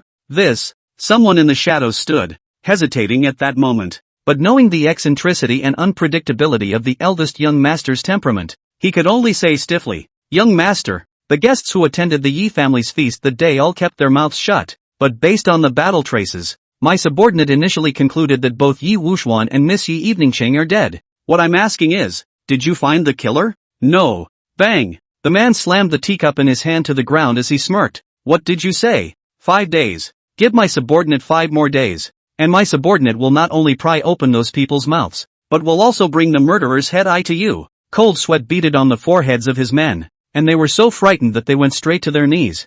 3 days, and I want it alive, the man said faintly. Yes, the men were relieved to know that they had picked up a life for the time being. By the way, Hangzhou City has recently been organizing a jade conference. Looking for a piece of superb jade? I want to use it as a gift for Grandpa's 70th feast. The man waved his hand. Don't let me down. Go down. Yes. The hands faded into the darkness. Young master, you ben I also dislike your fiancée Yi Evening Ching. It's just as well that she died. Why do you need to investigate the cause of death so painstakingly? The maid had a charming appearance and asked in a delicate voice. In just 5 years, Yi Wuxuan has leapt from being a waste of space unable to cultivate martial arts to a peak 6th grade martial artist, achieving quasi-martial sect. This kind of talent is rare in 100 years. Guess what it means? Meaning that the rumors about the Yi family were right, and that my genius brother-in-law, who was sucking the blood of babies on a daily basis, was the one who skyrocketed. A demonic light flickered in the man's eyes. If that baby is in my hands, why would I worry that my Zheng family won't soar? And I, Zhang Tong, am the next head of the Zheng family. Young master is wise. It's a pity about that Yi Evening Ching. Her appearance is handsome. A country village girl, not as handsome as you. Cluck cluck cluck. Wednesday, the weather is clear, and there are no miles. This made Qian Xiao, who was waiting at the door and refused to enter the kindergarten, very sad, because he knows. No more colored candy today. But after Qian Xiaoxiao saw Su Yi, she still excitedly trotted in front of her, wanting to carry her school bag for her. Sister Yi, I'll carry it. No, I'll just carry it myself. I. No, don't you grab my book bag. The security guards at Star River Nursery looked at each other in disbelief. Recently it has been rumored that the gardener's son, Qian Xiaoxiao, has changed his nature, from an arrogant bully to a dog's leg who runs before and after him. They didn't even believe it at first, but now they were completely and utterly convinced. Waiting from 6:30 a.m. until 7:30 a.m. eyes as early as they are. But when they saw the beautiful and cute Su Yi, the security guards got it and smiled. It's good to be young. Qian Xiaoxiao eventually snatched Su Yi's school bag and carried it on her back. Su Yi reprimanded. If you're early go into school and read more. You don't have to wait here to waste time. Okay, I'll bring a book tomorrow and read it while I wait for Yi-san. Su Yi was dumbfounded. You're such a little wit. After watching his daughter enter the school with his own eyes, Su Yi got into the BMW 3 Series again and was sent to Dongli School by Ruan Tang. Zhou Feng finally arrived. Just a gloomy face, coldly sweeping towards Su Yi. The relationship is quite hard. He got drunk yesterday and approached many people, but he failed to persuade the principal to revoke Su Yi's position as director, and was educated instead. Not bad, Su Yi said in a salty manner. I've waited 5 years for the director's position, and there's no way I'm letting you have it. Oh, this lovey-dovey attitude of Su Yi.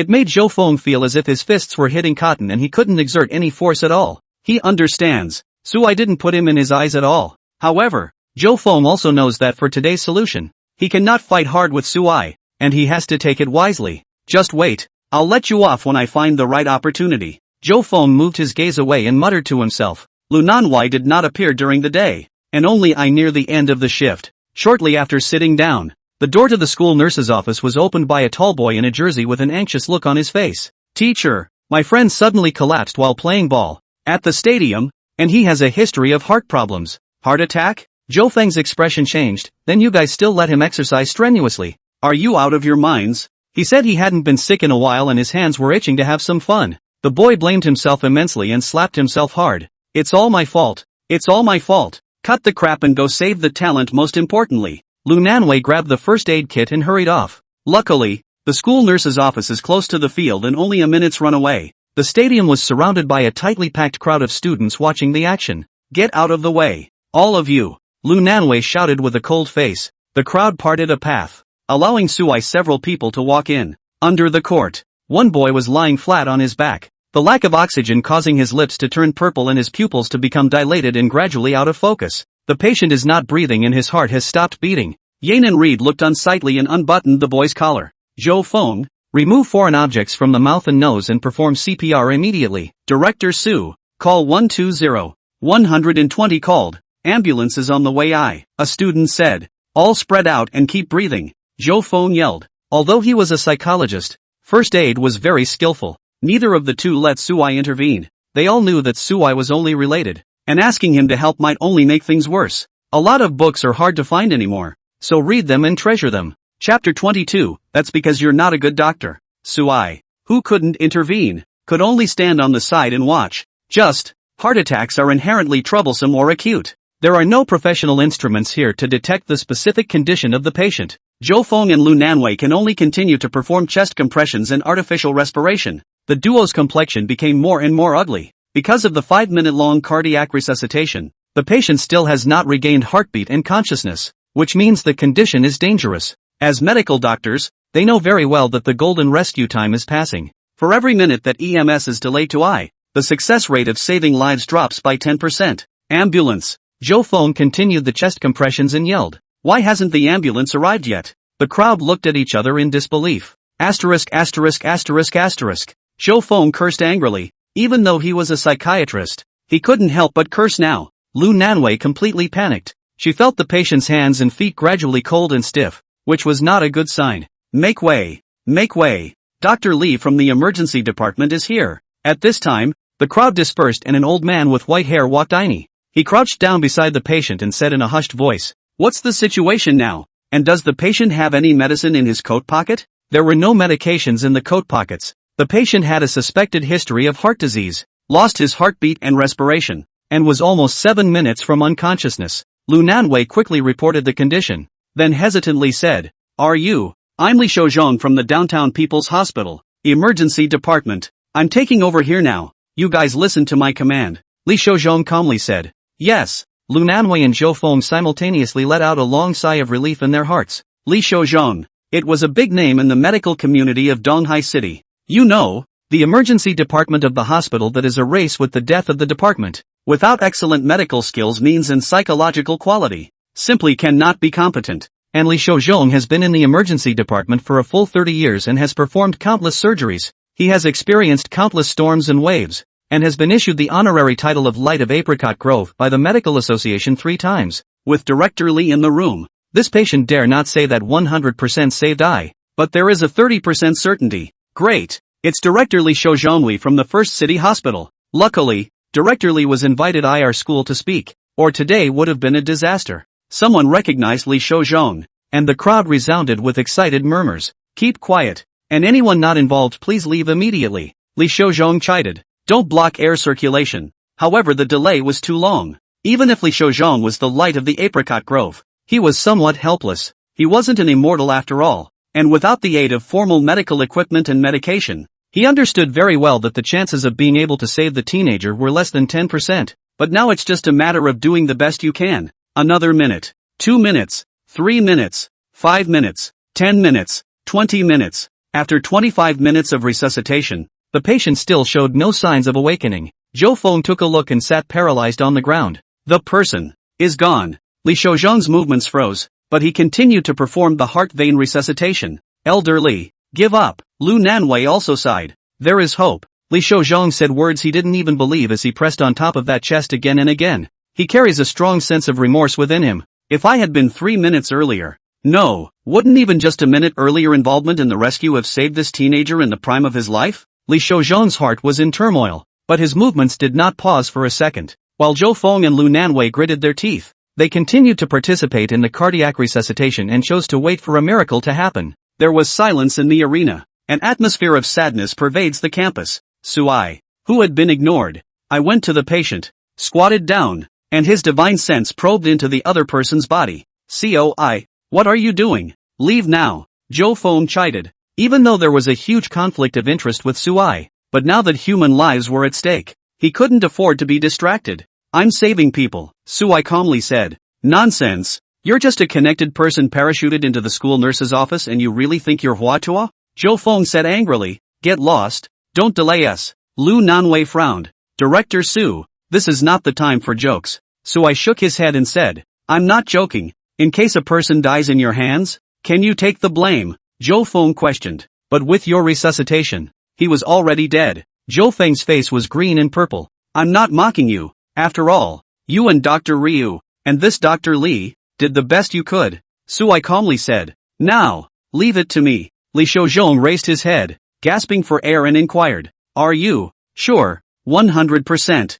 CO, I nodded. It was just a cardiac arrest. It's easy to use psychic energy to catalyze the heart to beat again. Then this kind of small condition so I are not ready to step in. But the closer to the time of his daughter's release from school I closer. So I can only help. Ridiculous. 3 of our specialized doctors were unable to resuscitate I's patient. And you're actually saying that it's 100% possible to save him? Who are you kidding? Zhou Feng suddenly said. I know. You are afraid of the time to be accountable by the school. Deliberately on the eye to pretend a bit. Being disliked one after another. So I was also a bit impatient. Not saved, that's because your medical skills are not good. Don't think others are as dirty as you. Boom. Not good at medicine. With this statement, he had stirred up a hornet's nest, pissing off 3 people with a single sentence, as well as angering the surrounding students. The students began to crusade against Suai. The group was in an uproar. Suai ignored it and forcefully pushed away the 3 Li Shaozongs, pointing a finger at the patient's chest and inputting his aura into it. Then,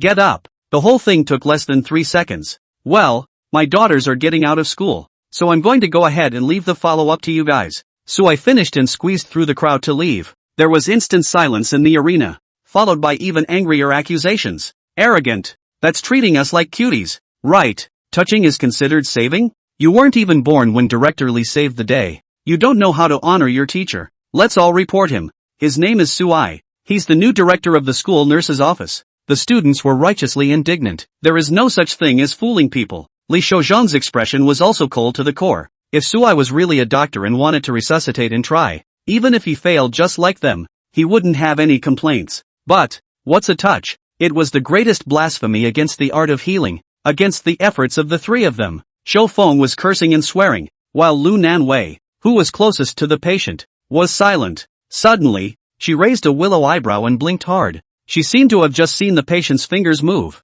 A lot of books are hard to find anymore, so read them and cherish them. Chapter 23, Believing in Science. Is it a hallucination? Yanan Reed wasn't sure, but the next second that finger moved again, and the patient's chest began to rise and fall, and it was breathing. Lu Nanwei was completely dumbfounded. People live. Li Shouzhang stared at the patient with wide eyes and dead eyes, seeing that the other party opened his eyes. His eyes were blank and incomparable. At this moment, the horror in his heart kept sweeping I like a tidal wave. Really live? How is this possible? The other side. Zhou Feng snorted out a laugh. Dr. Lu, don't say you're laughing. The person has completely run out of air. Even Director Li can't do anything about it. It's true. Lu Nanwei was so angry that she stomped her feet. She sat on her knees and gently patted the patient's face. Class, can you hear me? Zhou Feng, who had his back to the patient, was disdainful. If that Su kid can be saved, I'll kneel down and call him grandpa on the spot. Director of the school medical office.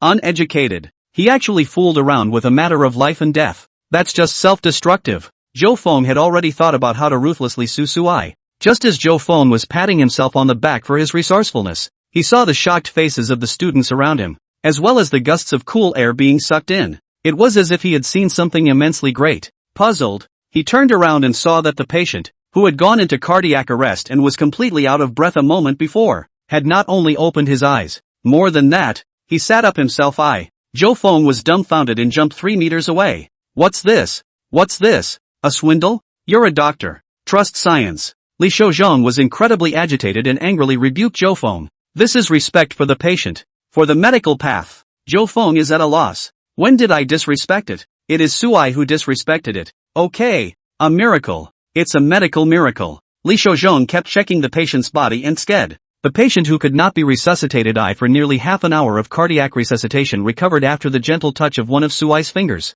What's the principle of this? Li Shouzhang hated to immediately find Suai to discuss for 3 days and 3 nights. He grabbed Zhou Feng's arm and asked, "What is your director's cell phone number? Tell me quickly." Seeing the light of the apricot grove, who rumors said was always known for his calmness, staring at himself with bloodshot eyes, Zhou Feng was so scared that he backed up. I don't know. I didn't save it either. Lu Nanwei also shook her head in a hurry. Then I'll discuss it with him tomorrow. Li Shouzhang sighed with great regret. It's much easier to take over.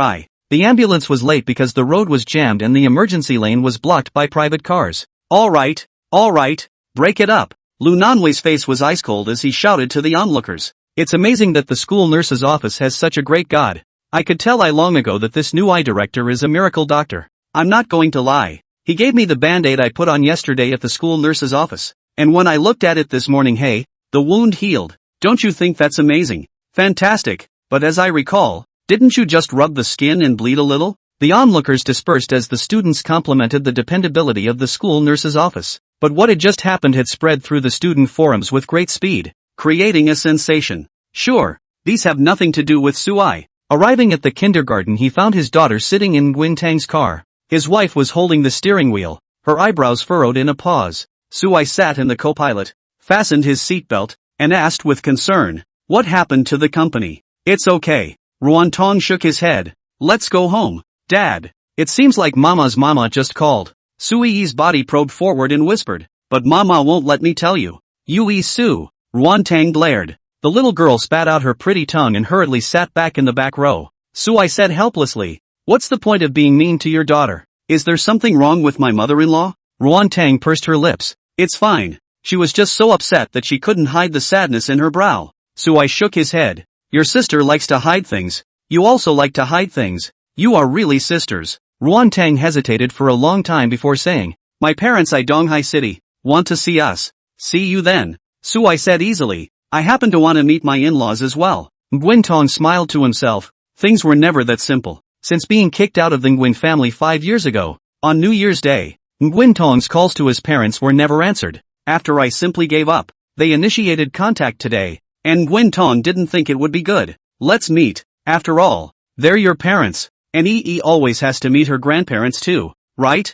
Suai said. "I'll think about it." Ruantong hesitated. Dinner was a 2-course meal. Sui and Ruantang had eaten their fill, and the mother-daughter duo lay on the sofa, cozying up and drinking black tea. "Dad, come over, I watch TV together," Sui delicately shouted. Ruantang swept the corner of his eye to the kitchen, where Suai was very seriously brushing the bowl, and answered, "Yes, right away though reluctant to admit it. But Suai's great cooking surpassed all the private kitchens and restaurants that Ruantang had eaten in since he was a child. Every day, the meals continued to amaze Ruantang with how they could be so delicious. And household chores are also all basically covered by Sui. This gives Nguyen time to enjoy life outside of his busy schedule, such as cuddling with his daughter and watching TV. Such a day was something she had never dared to hope for before. Ruantang had thought that Suai would bring all sorts of trouble when he lived in this home, but now he saw I only had advantages and no disadvantages. "Isn't it great to have me?" Suai sat at the other end of the sofa, as if he had read Ruantang's mind,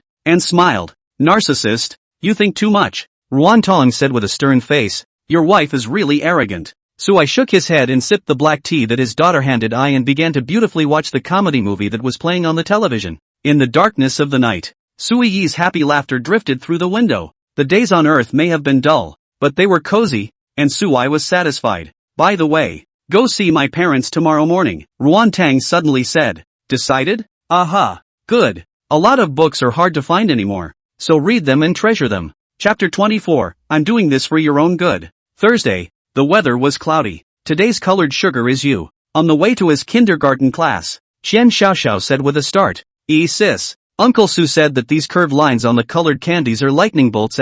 Look at you like you've never seen the market before." Sui rolled her eyes widely. "Ha ha ha." Qian Xiaoxiao let out a giggle and took a bite of the colored candy, only to feel as if his body was floating on end. Moreover, the lightning crackled and exploded in his mouth. The marvelous sensation caused Qian Zhao's body to shiver, and an expression of excitement spread across his face. "San, the ooze is so delicious. The touch feels like the taste of first love." "Yui Su?" Qian Xiaoxiao became more and more determined to follow her big sister's path. "Follow Yi's sister. There's candy. Well, ubi white is much tastier." In order for Coi to make a good impression on his parents, Ruantang took Suai to the barber store to get a haircut, and went to the brand boutique, intending to choose a few sets of mature and decent clothes for Suai. Suai also enjoyed shopping with his wife's honor and didn't feel tired or bored. This set, and this set, all wrapped up. Ruantang chose 3 sets of clothes for Suai. Suai looked at the label. The cheapest pants are nearly 5,000. He could not help but secretly marvel. So expensive. He's only making $10,000 a month before taxes. "Go on, try on some new clothes." Ruantang pushed Suai into the fitting room, and when he came out of she couldn't help but stare. Coi has a very casual demeanor around the house on weekdays. Plain shirt, beach pants, flip-flops. Now that he was wearing formal clothes, it actually gave Ruantang a strange feeling. Temperament cannot be faked. Suai's pair of eyes were so deep and profound that it was as if he was about to fall deeper into them when he looked at them. "Is it a heartbeat?" Sui came to Ruan Tang's ear and whispered. Ruan Tang came back to her senses, and in a panic, she hurriedly pushed Sui away, saying icily, Mr. Su, please be careful how you act. A man and a woman are not related. I didn't kiss you either. COI. It's fun to have a little skin, isn't it? Ruan Tang looked away coldly. She admitted that she had just looked away. This was still a big rascal. Sui was helpless. Wife is too serious, isn't she? Don't talk nonsense when you meet my parents later. Ruan Tang looked worried. And don't reveal our relationship as a fake couple. Sui said with a straight face. I understand. Get everything ready. It was only then that Ruan Tong went to the appointment with Sui. The meeting place is a tea house built on the seashore. The environment is quiet, and the ancient architectural style adds a touch of elegance. Under the guidance of the waiter, the two of them, Ruan Tang, entered the private room. Great uncle, auntie? After Ruan Tang pushed open the door, he couldn't help but be shocked. Why are you guys? Where are my parents? Sui looked away. Eldest uncle Ruan Qingshan's hair was thinning and falling out, and although his clothes were wide, they couldn't cover his blossoming stomach. Aunt Song Ru, although already 50 years old, but the features are very standard, vaguely can see that in her youth was also a beautiful woman. Ruan Qingshan put down his teacup and gave a heavy cold snort. What? Disappointed to see us? No. Ruan Tong shook his head in a hurry. Song Ru carefully scrutinized Sui and said in a salty manner, You guys sit down first. Hello uncle. Hello auntie. Sui shouted as he sat down. While delivering the small gift that Nguyen Tang had prepared to the table, Song Ru didn't hide her arrogance. You are Sui, tell me about your family background and occupation first. Ordinary family. Currently working as a school nurse, Sui said back. Ordinary families. Song Ru was not only not disappointed, but on the contrary, the corners of her mouth rose. This is the best. Auntie, what do you mean by that? Ruan Tang asked with a vague sense of uncertainty. I know that girl. Ruan Lan. Secretly saw you yesterday. Song Ru sipped her tea and said to herself. Ruan Tang's complexion changed slightly. Don't be afraid. I suppose she told you she's about to be betrothed? Song Ru casually said. Your sister is very competitive. She was looked at by the Fong family in Hangzhou, and she will be engaged to the second young master, Fong Chang, next month. The Fong family in Hangzhou. Second young master Fong Chang? Ruan Tang suddenly thought of something and said anxiously. Fong Chang was in a car accident early in his life and became a vegetable. He has been living in a sanatorium. The expert said that he can't wake up at all.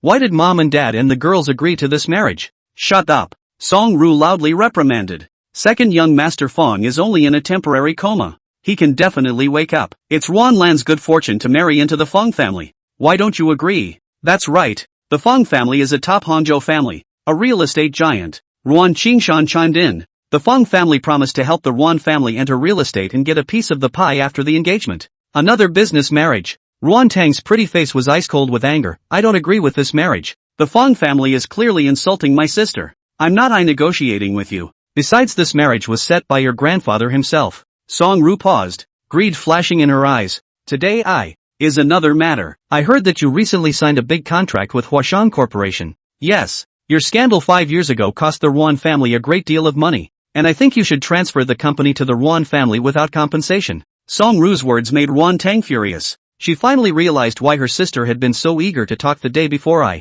It also made sense why the parents didn't to the appointment. But the eldest family. Ruan Tang. This is the share transfer agreement. Sign it. Song Ru took out a document from her bag and threw it in front of Ruan Tang. Was it Grandpa's decision to transfer the company? Or my parents? Or just your decision? Auntie? Ruan Tang held back his anger and asked icily. Does it matter? Song Ru said impatiently. It's important. It was my decision. Song Ru falsely said. But Ruan Tang Auntie did all this. But it's all for your own good. You have a child. The focus of your life should be on your family. My son has just returned from studying abroad. He's more than enough to manage your company. And lest you mismanage it and let it close down. Auntie, please tell me with a clear conscience that you are really doing all this for my good? Sure. Ruan Qingshan made a stern face and said angrily. She's your own aunt. Can she still harm you? Song Ru sighed softly. Forget about Aoyama. Ruan Tang is still young and doesn't understand our good intentions. She'll understand later. Ruan Tang was so angry that he could no longer speak. It was Song Ru's idea to remove her from the family and kick her out of the Ruan family, and now she was going to transfer her hard-earned 5-year-long endeavor to her cousin without compensation. What a great line. I'm doing it all for your own good. Sui, who had been silent all this time, suddenly smiled. A cold smile. It really is a pro-uncle. Ruan Tang, Is this the wild seed you found? Talking in a shady way. Ruan Qingshan slammed the table and said in a chilling voice, if she's a real aunt, why did you sell Ruan Lan to the Feng family? Even if she's widowed for the rest of her life, it doesn't matter, does it? Sui Gei's coldly swept eye. Under this line of sight, Ruan Qingshan's scalp was numbed by the look, and he was inwardly horrified. How did this kid know that it was the couple who took the initiative to contact the Feng family and facilitate this marriage? Qingshan, there's no need to say much to this trash. Song Ru pointed at Sui and said in disgust, get the hell out of here. The Ruan family's family matters don't need outsiders meddling in them. A lot of books are hard to find anymore, so read them and cherish them. Chapter 25, People can't be too greedy. He's not a wild man, much less an outsider. He's my fiancé, Sui. Ruan Tang's expression was icy cold as he said word for word. In addition, I will not transfer the company, much less let my sister marry Feng Chang. Asshole. Ruan Qingshan said angrily, you white-eyed wolf. The Ruan family has raised you for so many years, and you don't want to give up just one company? Ruan Tang, I didn't expect you to be so insensitive. So disappointing to me. Song Ru indifferently said, but the matter of Ruan Lan marrying into the Feng family has been nailed down. No one can stop it. And the company transfer agreement must be signed. Or don't blame Auntie for being ruthless. Sui, let's go. Staying for one more second, Ruan Tang felt nauseous. She stood up and pulled Sui to leave. That little is called Coee, isn't she? Song Ru suddenly said. Star River Kindergarten dismisses at 5:30 in the afternoon. Ruan Tang turned around openly and stared at Song Ru dead in the face. What do you mean? The streets are narrow and crowded with cars, so it's not unlikely that an accident will happen if you accidentally run over a small child or two. Is it? Song Ru paused and added, by the way, Qingshan, I heard that there are a lot of missing children lately. Yeah. Ruan Qingshan smiled and said, niece, you can look after the children. Do not let the bad guys take advantage of the opportunity. Ruan Tang was so angry that he was shaking. You guys are despicable. Ruan Tang, what are you talking about? Your eldest uncle is doing this for your own good. Song Ru raised her chin and said in a mocking tone, by the way, do you want to think carefully about the contract again? I sign. Ruan Tang bit her red lip so hard that a bit of blood flowed out. She picked up a pen and swish swish swish wrote down the name. Don't touch EE, or I'll be a ghost and I won't let you go. Ruan Tang had lost her daughter once and must not lose her a second time. EE was more important than even her own life. Ha ha. Ruan Qingshan and Song Ru glanced at each other, smug smiles appearing on their faces. Sure enough, Wen Tong's weakness is his daughter. Sui silently watched this without stopping it. He looked deeply at the Song Ru duo. I hope you won't regret it, much less begged to return the company to Ruan Tang. Song Ru scoffed. Who's stupid enough to pull out what's gone into their pockets? Leave the tea house. Nguyen Tong slumped over the steering wheel, shoulders shrugging. Sui hesitated for a little while and gently patted her back. Cry out, I will be fine. Sui, I'm so scared. I'm so scared that something will happen to Yi. I can't give her a complete home or keep her safe. I'm useless. Ruan Tang choked, and the words of self-reproach were like a barbed knife, sticking in Sui's heart. Sui said softly, wife, don't worry. No one can hurt EE, and no one can rob our family of a single penny. They'll spit it all out with interest. Don't say anything stupid. I just want my daughter to grow up peacefully. Ruan Tang kept wiping her tears. The Nguyen family doesn't have the same influence it did back then though. But a dead camel is bigger than a horse. How could Ruan Tang defeat his uncle's family, who were trusted by his grandfather in the family? Wiping the corners of her eyes, she forced a smile and said, I'm sorry, I lost my cool. Can you leave me alone? Good. Sui nodded, then got out of the car, choosing to give Ruan Tang space. He stood on the side of the road and took out his cell phone to call Su Dei. The other party quickly answered, transmitting a respectful voice. Mr. Su, I need you to do something for me. You say. Su Dei instantly perked up.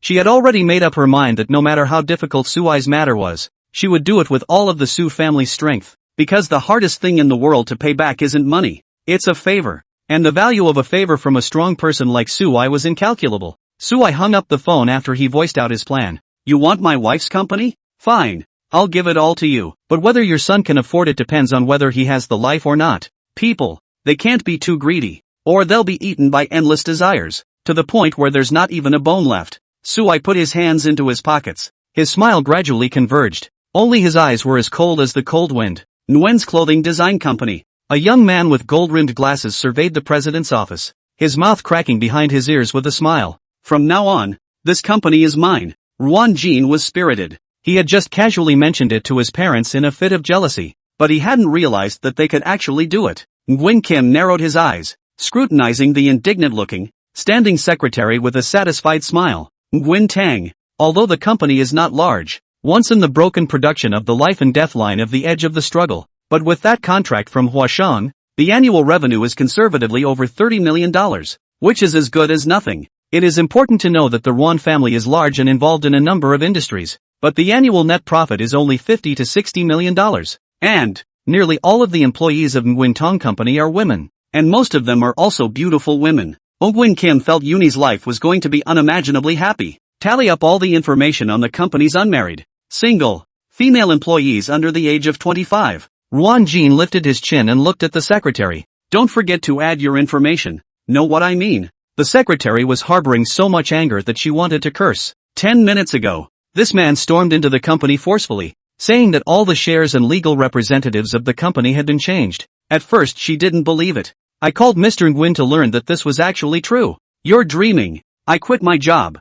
I'm not doing it anymore. The secretary also has a temper. Directly slammed the folder. Annoyed. Resignation? Nguyen Kim said slowly. Fine. You resign, and I'll take 10 lucky employees to fire along with it. I'll be honest with them. They were fired because of you. You. The secretary was really pissed off and cried. She's a one-person family. However, there are many employees in the company who not only have families and children, but also have mortgage and car loans. No more work. In a first-tier city like Donghai City, wouldn't it kill them? Over eye. Shoulder rub. Nguyen Kim slumped back in his chair, his leather shoes resting on his office chair, his smile unmistakably sinister. The secretary gritted her teeth, and in order not to involve her colleagues, she could only reluctantly step forward. Well, at this point, there was a knock on the office door. Ruan Jin said impatiently. Who is it? It's the chairman of Huashang, a company employee said. Nguyen Kim hurriedly stood up and went to open the door. When he studied abroad, he studied fashion design, and he didn't pay much attention to Huashang, the leading domestic fashion company, especially Wu Shang, the chairman of Huashang. Wu Shang is nearly 50 years old, can be called the fashion industry's Buffett, from the business to now has never once done a loss of business, is simply a legendary figure. Dong Wu, please come in, Ruan Jin said in surprise. Who are you? Wu Shang frowned. I'm Kim Nguyen. Nguyen Kim laughed, now the head of Nguyen's clothing. Then Ms. Ruan Tang is. Now, Wu Shang inquired. She has sold all her shares to me. Ruan Jin laughed. If it's about company business, you can just talk to me directly. Oh, okay. Wu Shang's face was calm as he said. You know about the cooperation contract that your company negotiated with our company, right? Naturally. Nguyen Kim's heart was surprised. It was for this contract that I hear. The contract is printed and needs to be confirmed and signed. As Wu Shang's words fell, the lawyer behind him passed the two contracts over.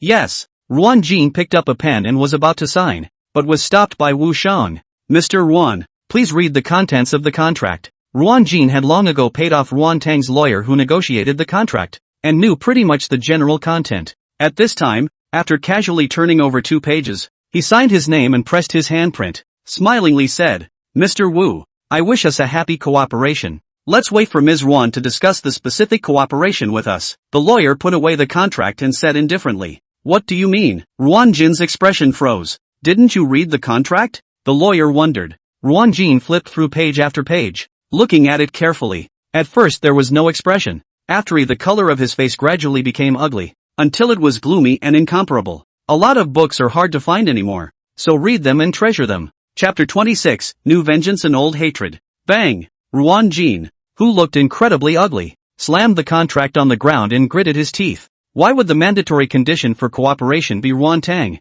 This $30 million contract actually has a very insignificant supplemental clause, to the effect that cooperation between the two companies can only be carried out with Nguyen Tong at the center. Once Nguyen Tong leaves the company or does not participate in the cooperation, then Nguyen's clothing company will have to pay the equivalent amount of liquidated damages. That is to say, at this point in time, when Nguyen Tong is being thrown out of the company, not only is this contract not earning a dime, Nguyen Kim has to pay $30 million backwards. The terms of this contract, I don't agree with, Nguyen Kim angrily said. This is simply bullying. The contract is in black and white, and I would ask your company to follow the statutes. The lawyer murmured, or we'll just have to see you in court. See you in court? Ruan Jin's body was drenched in cold sweat. Son, what's wrong with you? At this time, Ruan Qinshan and Song Ruai arrived at the company, saw his son's ugly color, worried and asked, Ruan Jin told him what happened, and Song Ru was instantly confused. Ruan Qingshan was quite calm and quickly called his lawyer friend and sent the contract with photos.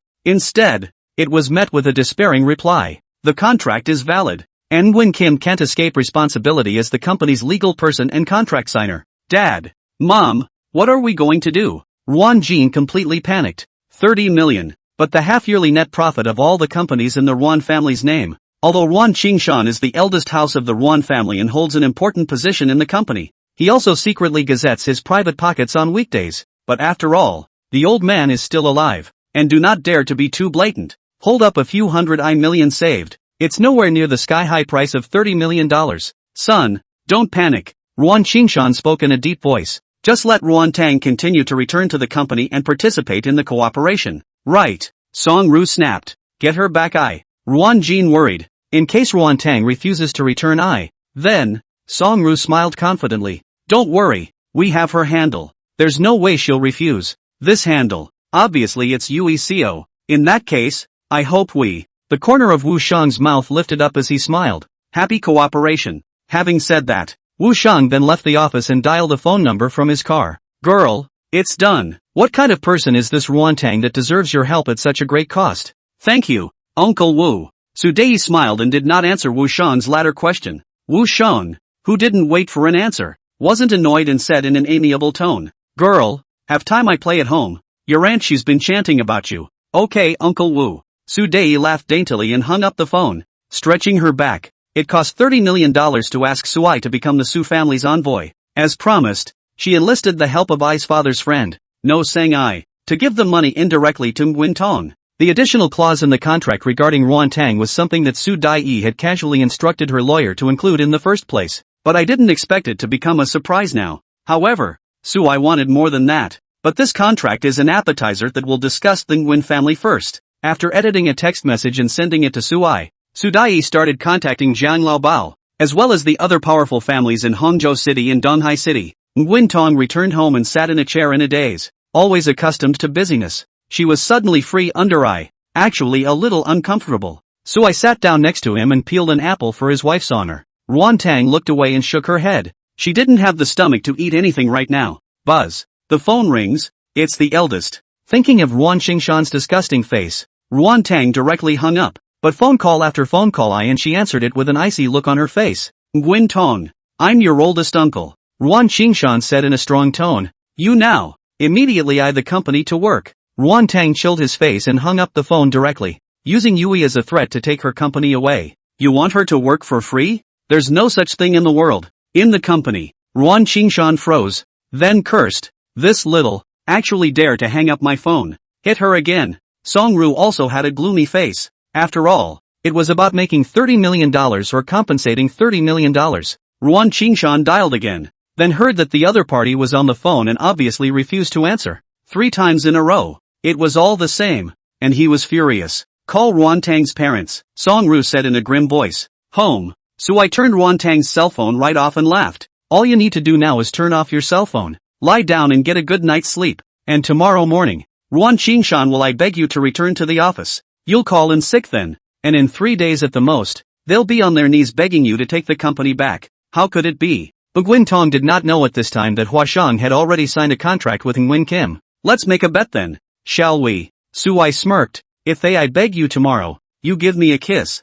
COI. Ruan Tang glared. Our family can barely afford to buy rice for the next pot, and you still have the heart to take advantage of me? And they might even jump over the wall to hurt EE. Sui opened his mouth and stifled half a day before saying, I was wrong. Nguyen Tong emotionally lost again under It was hard on her heart to have 5 years of hard work taken away from her. Sui didn't comfort Ruan Tang anymore. He could have used his toughness to make the Ruan family submit, but that would have been too boring. Sui wanted the Ruan family to know what it meant to be desperate. New feuds and old hatreds, count together. In the evening, Sui drove his daughter home, and Ruan Lan cannot get through to her sister's phone. Worried, rushed apartment. See her sister is safe and sound and then relieved. I don't agree with your marriage. Ruan Tang cut his sister a hard look. The always quirky Ruan Lan lowered her head, her expression unexpectedly calm. Sister, who is it not to marry? I recognize it. Ruan Tang said angrily. But the Ruan family is clearly using your happiness as a bargaining chip. That's the helplessness of being born into a big family.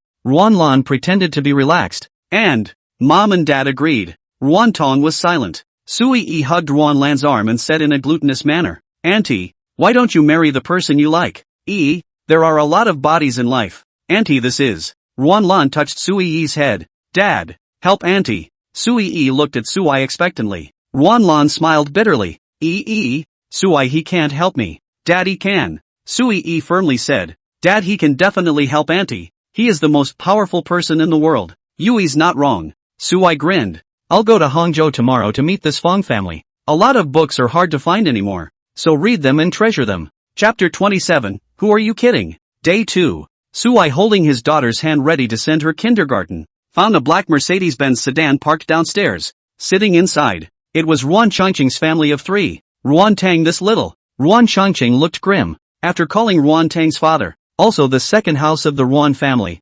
yesterday, Ruan Changmu, who is a coward by nature, shivered and said that his daughter would not answer his calls. Ruan Changqing scolded his unproductive brother, then decided to personally find Ruan Tang with Songru as well as Ruan Jin. Only it waited for Sui first. Sui, tell Ruan Tang to get the hell out, I see me. Ruan Changqing lowered the window of the car and didn't even open the door. His attitude was condescending and his eyes arrogant. She's sick and needs to rest. Sui faintly said. You guys please go back. Sui hid behind Sui, revealing a pair of big eyes as she scrutinized the 3 people in front of her. Yesterday you were fine and today you're sick? Who are you kidding? Songru's eyes spewed fire. Tell her to get out of right now immediately and go to work at the company. We're all willing to condescend this Thai neighborhood. And she's still putting up a front? Who does she think she is? Come on. Yui. Sui no longer paid attention to these 3 people and took a step away. Ruan Jin was furious as he stepped out of the car and walked towards Sui. Kid, didn't you hear what my mother said? However,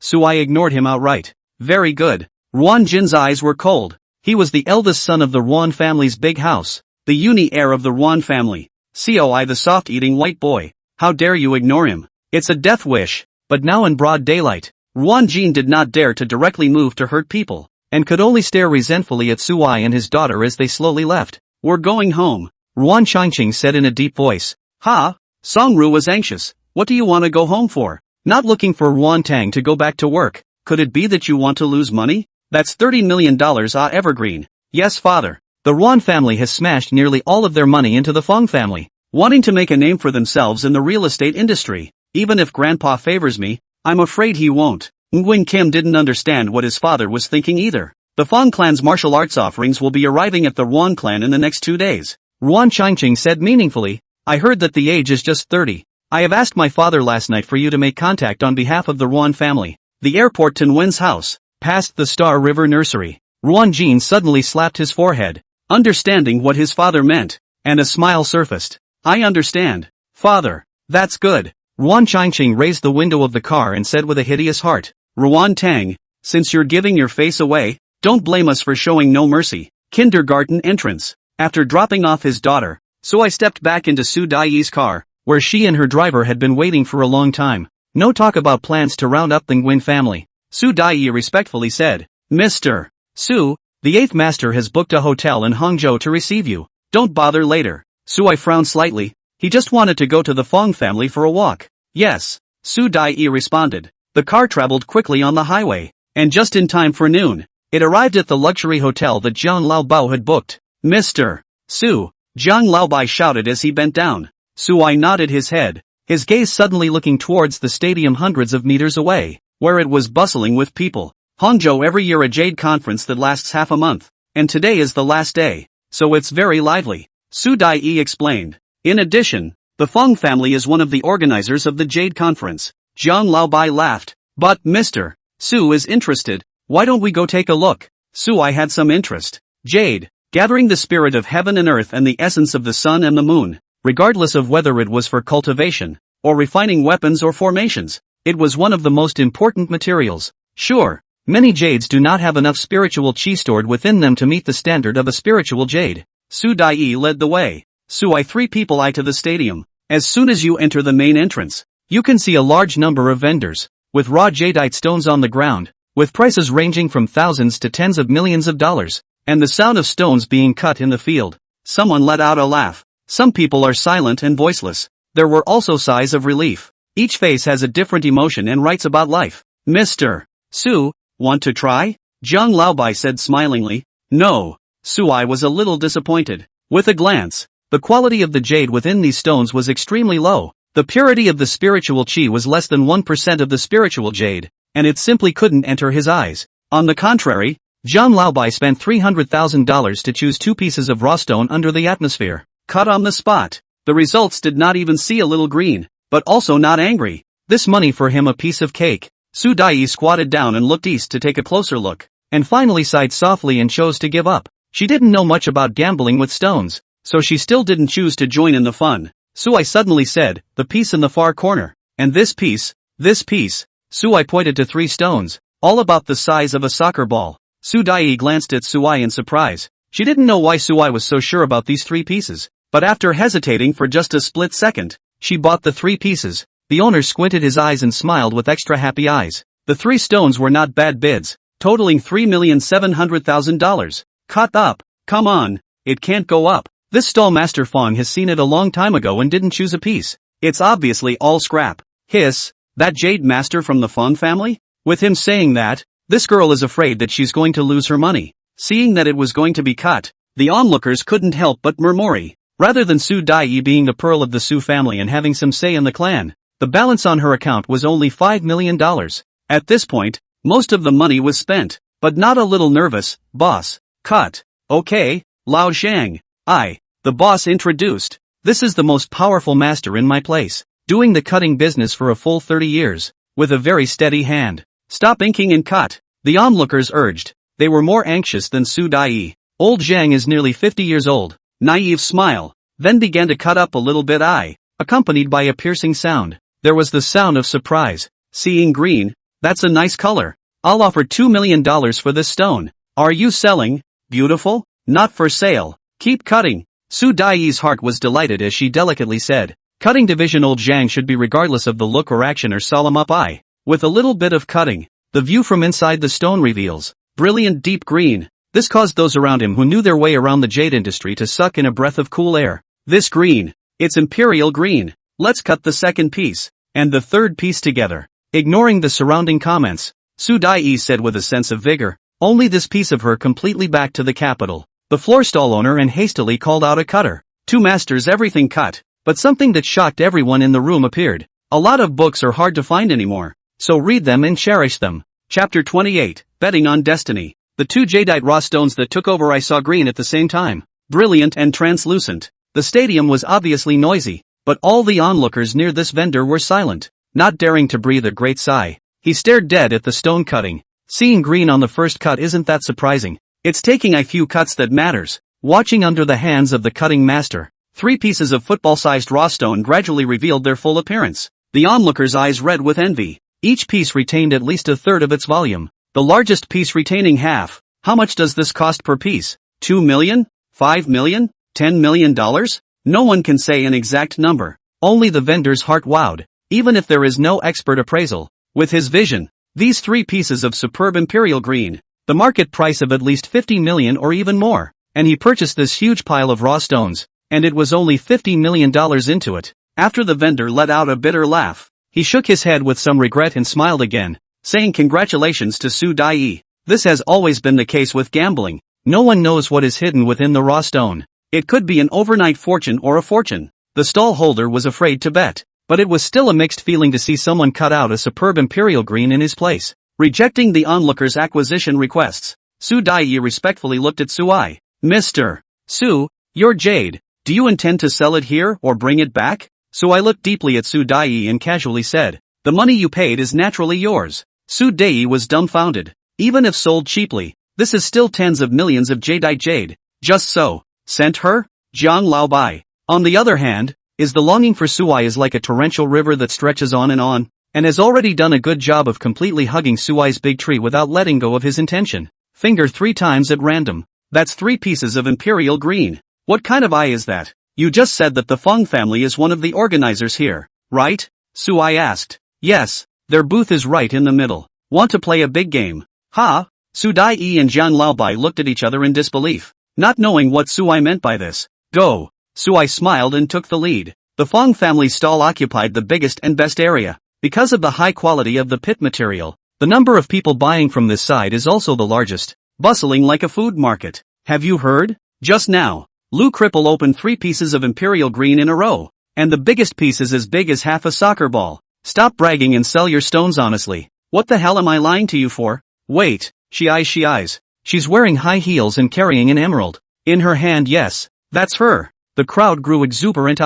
Stadiums are small or big, and when something big happens, word travels fast. Su Dai had already been regarded as a jade master by many stone gambling enthusiasts. Fong's booth here. The person in charge was clearly a young man, about 30 years old. His real name is Zhengyan, and he has an honorable position in the Fong family, because he is a martial artist. Later I joined the Fong family and changed his name again to Fongyan. Coupled with the fact that he was given an opportunity at a young age to vaguely sense the aura within the spirit stones, he was also known as Master Fong by the jade industry. He sized up Su Dai, his expression turning from the initial amazement at the woman's appearance to surprise. It's the pearl of the Su family in Hangzhou. Then when he saw old Buster Jiang beside Su Dai, Fongyan was even more shocked. That's the 8th master of Willow City. How did he too? Although he didn't understand, Fongyan didn't dare to slack off and hurriedly greeted him. 8th master, Miss Su. Aha. Zhang Laobi won not a little bit of the majesty of the superior. Smilingly fell in Sui half a step behind the position,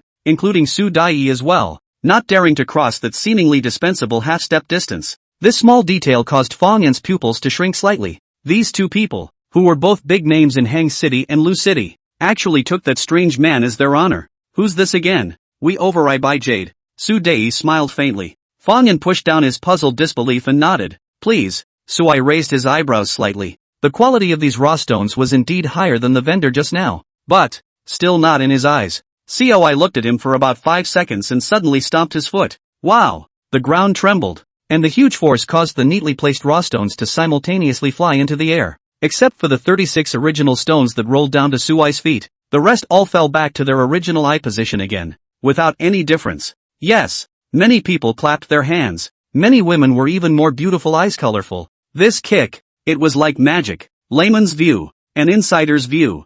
Fongyan's gaze was solemn as he looked towards Sui. The other party was also a martial artist, at least a mid-3rd grade mid-5th grade martial artist. That kick, the exquisite use of dark energy was by no means something that a 4th grade martial artist could use.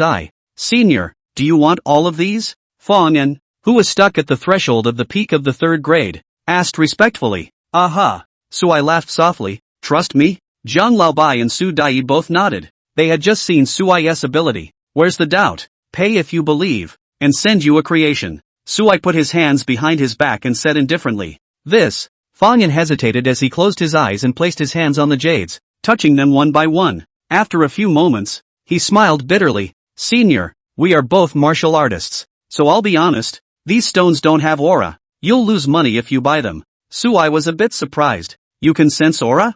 Fongyan nodded his head and said, it is only the Benai martial sect that can sense it, but I have learned an ancient method from the remnants of the scrolls, and it works sometimes and sometimes it doesn't. Oh, Sui no longer asked more questions. These 37 pieces total 250 million. Do you really want to buy it? Fongyan confirmed. It's not that there are no dirtbags today, but even if you are rich, when you buy a raw stone, you can't wait to peel off the stone's coat layer by layer and look at it carefully again and again. But customers like Sui who casually kicked out more than 30 pieces of raw stone and still purchased all of them, there really isn't one.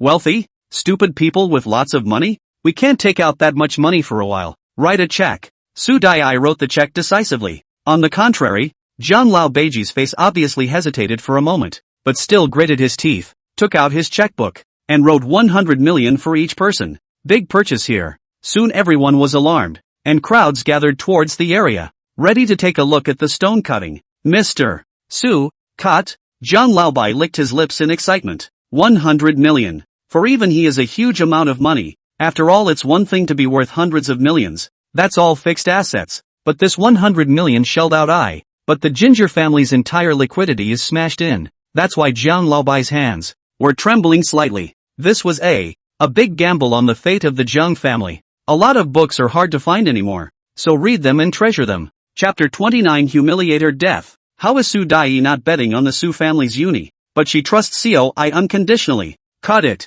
Sui's words were like a tsunami, causing everyone in the arena to talk about Cut it. 37 pieces, totaling $200 million in raw stones. How many of them will see green? Master Fong could have touched it himself just now. There isn't a single piece of green. Oh, wait for this young man to collapse in front of us. Fong and looked deeply at Suai, inwardly wondering how this martial arts senior possessed such a great bottom line. 200 million. It's not a small amount of money for anyone, but the other guy had paid for it, so he had to give it a cut. Yes, Fong and personally held the cutter. This made the onlookers burst into an uproar. Fong and hadn't cut a single stone in 10 years, but today he was actually handling the knife himself. This distinction. But it's a status symbol. Come on, don't you guys recognize who that woman and the old man are? It's the Su family's pearl, Su Dai, as well as the 8th master of Luchang. Hiss. A sound of sucking in cool air. The clamor is small down I. It is really that the name of the 8th master of Willow City is too big. Seeing this scene, Zhang Laobai raised his eyebrows and smiled somewhat helplessly at Suai. I've made Mr. Su laugh. Suai shook his head and did not care. The first piece of raw stone quickly cut. Not only saw the green, but also the top quality old pit glass seed. Block 2. Block 3. 10 raw stones in a row. All of them saw green, and each of them was the finest of the finest. The first stone to see green shocked those around. The second shocked. The third froze. Then the next few. It has numbed them. Even Fong'an was numb. These raw stones he had clearly sensed. There was no aura at all. In other words, scrap. What's going on? With disbelief, Fong'an sliced down with a knife. This side of the venue was already quiet to the point where you could hear a pin drop. The atmosphere was eerie. How's it going? You guys talk? What's going on? Someone in the distance who hadn't squeezed in anxiously shouted. Cut up. With over 30 stones? It's normal for 1 or 2 to cut up. 37 all up. Superb imperial green. Superb ice glutinous seed. Superb. The inquirer's head was full of questions. You're treating me like a cutie, do you? It was just that he was completely dumbfounded when he tried his best and squeezed his way to the very front, only to see that the ground was green. It's true. When the shocked crowd came back to their senses, they realized that Su Dai and the others had long disappeared. Even Fong'an. Some people rushed to check their cell phones and cameras. They were all journalists who had heard the news and were ready to dig up a line of big news. Just something that made their heads spin came up, whether it was a cell phone or a video camera. The video that had just been successfully recorded all had a spent screen, and nothing could be seen. Suai, the 3 of them, were invited to the 2nd floor of the stadium arena, where there were separate IP boxes with to entertain the honored guests. Fong'an's complexity at this moment was incomparable. He was now both adoring Suai's jade reading skills and skeptical of his own firm means. Think about it, this is Mr. Su after all. The corners of Jiang Laobai's mouth were cracking behind his ears. Nothing else. This $100 million check is worth signing for $200 million less. Mr. Su. Fong'an frowned. He always felt that he had heard this name from somewhere. This time, Fong Zhang, the head of the Fong family, rushed IF news. Although the name is very elegant, but it is a tiger-back 5 big old man. He has a big voice. Ha ha ha, 8th master. How come you are free? I am here to gamble on stones. And the Su family's little girl. You didn't wait to finish. Fong Zhang sucked in a breath of cool air as he saw Suai. He was also present during the Yi family's big banquet that day, and immediately clutched both fists tightly, his voice trembling. Su, Mr. Su, boom. Fong'an's mind exploded. He finally figured out where he'd heard the words Mr. Su before, from the mouth of the Fong family head. This person in front of me was the mysterious martial artist who had killed Han Bumming, Tang Yi, and the martial arts prodigy Yi Wuxuan in a row. That realm starts off as a half-step sovereign. Even in Fong'an's thought that Suai had a high probability of being a true martial arts master. Fong'an breathed in excitement and directly knelt on one knee on the ground, exclaiming, 3rd grade martial artist of the Fong clan. Meet the martial zone. Wu Zong. Those 2 words weigh as much as a mountain. Fong'an, the head of the Fong clan's family, had a shiver on his face as he also said in style, greetings, martial sect. Suai wanted to say something. All right, it's whatever you guys think it is. At this moment, Fong'an also completely understood why all the raw stones chosen by Suai were of top-grade jade. It's just that he's a martial artist. The 2 words, Wu Zong, would represent a miracle. Fong'an inwardly not only not surprised, on the contrary, doubly honored. Su Wu.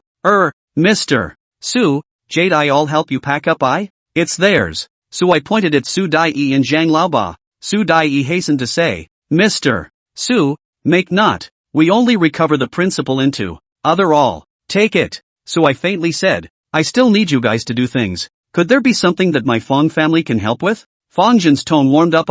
He had heard it. Starting yesterday, Su Dai began to contact the major powerhouses in Donghai and Hangzhou, as if there was some kind of conspiracy. Only the Fong family was left behind. This made Fong Zhang vaguely sense that something was wrong, and it was only now that he figured out that it was related to Su Ai. You? Jiang Laobai snorted. You're about to be in-laws with Mr. Su, who would dare to use you? Ha? Fong Zhang was confused. What in-laws? Still playing dumb. Your son who's lying in the hospital. A vegetable after a car accident. Jiang Laobai squinted. I heard he's getting engaged soon. Because the Jiang family and the Fong family were similar in strength. All of Jiang Laobao's tone was not polite at all. Fong Zhen frowned. A few months ago, the Ruan family in Donghai City had been trying to climb onto the thigh of the Shanghai family. Fong Zhen Ben I was refusing, but couldn't resist the other party who kept begging. So then he said that his vegetative second son needed a wife to take care of him, and agreed to take the Ruan family into the real estate business as long as they married a daughter over I.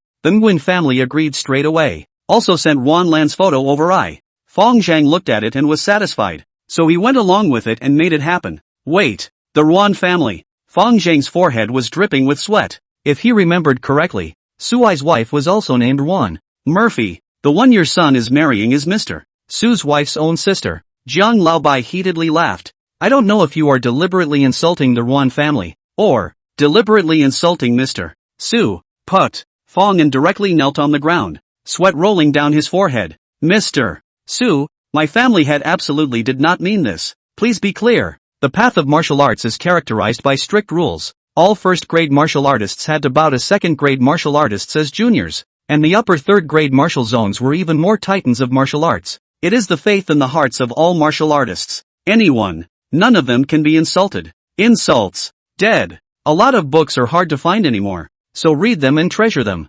Chapter 30, No Lifting. Fong Zhen was similarly trembling with fear. He respected Fong An, the martial artist who had joined the Fong family, and often chatted with him.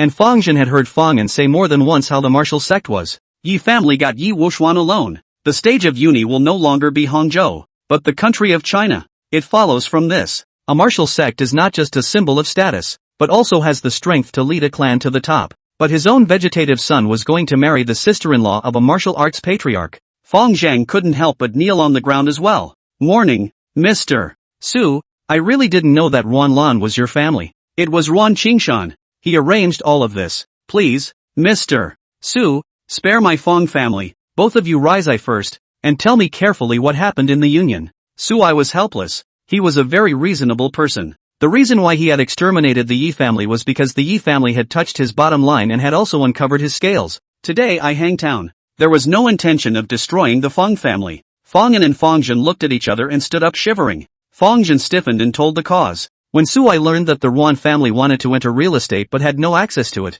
Ruan Qingshan took the initiative to find the Fong family, only to be met with difficult requests from Fong Zhang. Su Ai didn't get angry, but let the other party continue the story. What comes after? It's a lot easier. Ruan Lan's family background, including relationships, were all recorded by Ruan Qingshan and given to the Fong family. When the Fong family saw that Ruan Lan was so good, they naturally had no reason to refuse. I'm sorry, Mr. Su, this union, I'll just reject it outright. Fong Zhang said nervously, and return all $90 million of the Ruan family's cooperation funds. Oh, Su Ai's eyes lit up. The Ruan family has $90 million in the Fong family? Yes. Fong Zhang hurriedly explained. It's all going through the normal procedures. It's the money from working together to buy the land. I'll return it to the Ruan family right away. No. Su Ai laughed. You'll help me get stuck with this money for 10 days and half a month. And in return, I'll wake up your son. Fong Zhang's pupils contracted. Are you serious? My son can really awaken? Naturally. Su Ai said confidently. He was an emperor. There was no disease he couldn't cure, even if the person is dead. He could also go to the forbidden land of the Sea of Reincarnation for reincarnation and reincarnation to fish for souls, reincarnation and rebirth or taking over the body. Only the latter two approaches are extremely costly. Even if he was the lord of the immortal realm, Su Ai, he was unwilling to try it easily. It was to touch the cause and effect with reversing the laws of the heavenly Tao. Mr. Su, Fong Zhang's eyes turned red and choked. As long as my son Fong Cheng can wake up, I, a man of nearly 6'8" cried like a tearful man. Fong An were a bit unable to look at it. Family master. Grooming. Pay attention to grooming. Grooming my ass. Fong Zhen sobbed. My son has been lying in the hospital for 10 years, and all the experts and doctors have said that he simply can't wake up. Today, Shoo! Suai suddenly opened his mouth. Fong Zheng froze and stopped crying, afraid of upsetting Suai. Out it. Suai's words baffled the four people in the arena. The box was silent. Suai sneered and kicked the chair on the ground, smashing it into the corner of the box. It was accompanied by a sound of disbelief. The corner of the box that was originally empty actually had a silhouette manifesting out of it. It was a young man of about 30 years of age, who ducked behind a chair with surprise on his face. You actually managed to spot me. Something. The scene. Not to mention ordinary people Su Dai, Jiang Laoba, and Fong Zhang. Even third-grade martial artist Fong was shocked as goosebumps rose all over his body. When did this man hide in the box? If he had stabbed at a few of them just now, wouldn't it have been certain death? I do. The man's voice was hoarse and incomparable. The last few days have been spent investigating the cause of the Yi family's destruction, as well as the deaths and lives of Yi Wuxuan and Yi Yiningqing's siblings. I only wanted to wait for you guys to leave and just kidnap Fong Zheng to inquire about the situation. But since it was exposed, the man smiled coldly and said, let's interrogate here. You guys give me a careful account of what happened that day or die. Who are you? Fong narrowed his eyes as his killing intent grew. Remember my name, Tan Chang, in the Yellow Springs. After the man finished speaking, he directly waved his hand, and a finger-length dagger turned into a stream of light and sped. Coldness surged through Fong Yan's body, and it was simply not possible to react before the dagger arrived in front of his eyes. Ding! The crisp sound traveled. Fong Yan looked at the dagger that was close at hand, only a short centimeter away from his brow, and swallowed hard. Dagger. Pinched by COI. Thank you Mr. Su for saving my life. Fong Yan clasped his fists in gratitude after the rescue. You're a martial artist too? The corners of Tan Chang's mouth curled up. I was late and hadn't heard the content of several people's previous conversations. Seeing that Suai didn't say anything, he muffled his voice again and said, it doesn't matter. You're going to die in my hands anyway. Out of Tan Chang's expectation. In his thought, Fong Zhang and the others should have been terrified when they heard this, but they all looked at him with very odd looks. It's as if he's out of his depth. The gaze made him uncomfortable. At this point, he craned his neck and cruelly said, see if I don't kill one or two people first. The rest won't listen. The words fell. Tan Chang's figure unexpectedly disappeared into thin air once again. Fong Yan completely changed color. What kind of hiding means was this? Simply unheard of. The corners of Tan Chang's mouth lifted slightly when he saw Fong Yan and the others' expressions. That's right. He was a shadow that was vigorously bred by the Jiang family in Yanjing, specializing in the unseemly. With untold amounts of blood on his hands, the strength has reached the peak of the 6th grade. As a result of practicing a special technique, he can briefly blend into the shadows as far as the eye can see, at the cost of burning his life.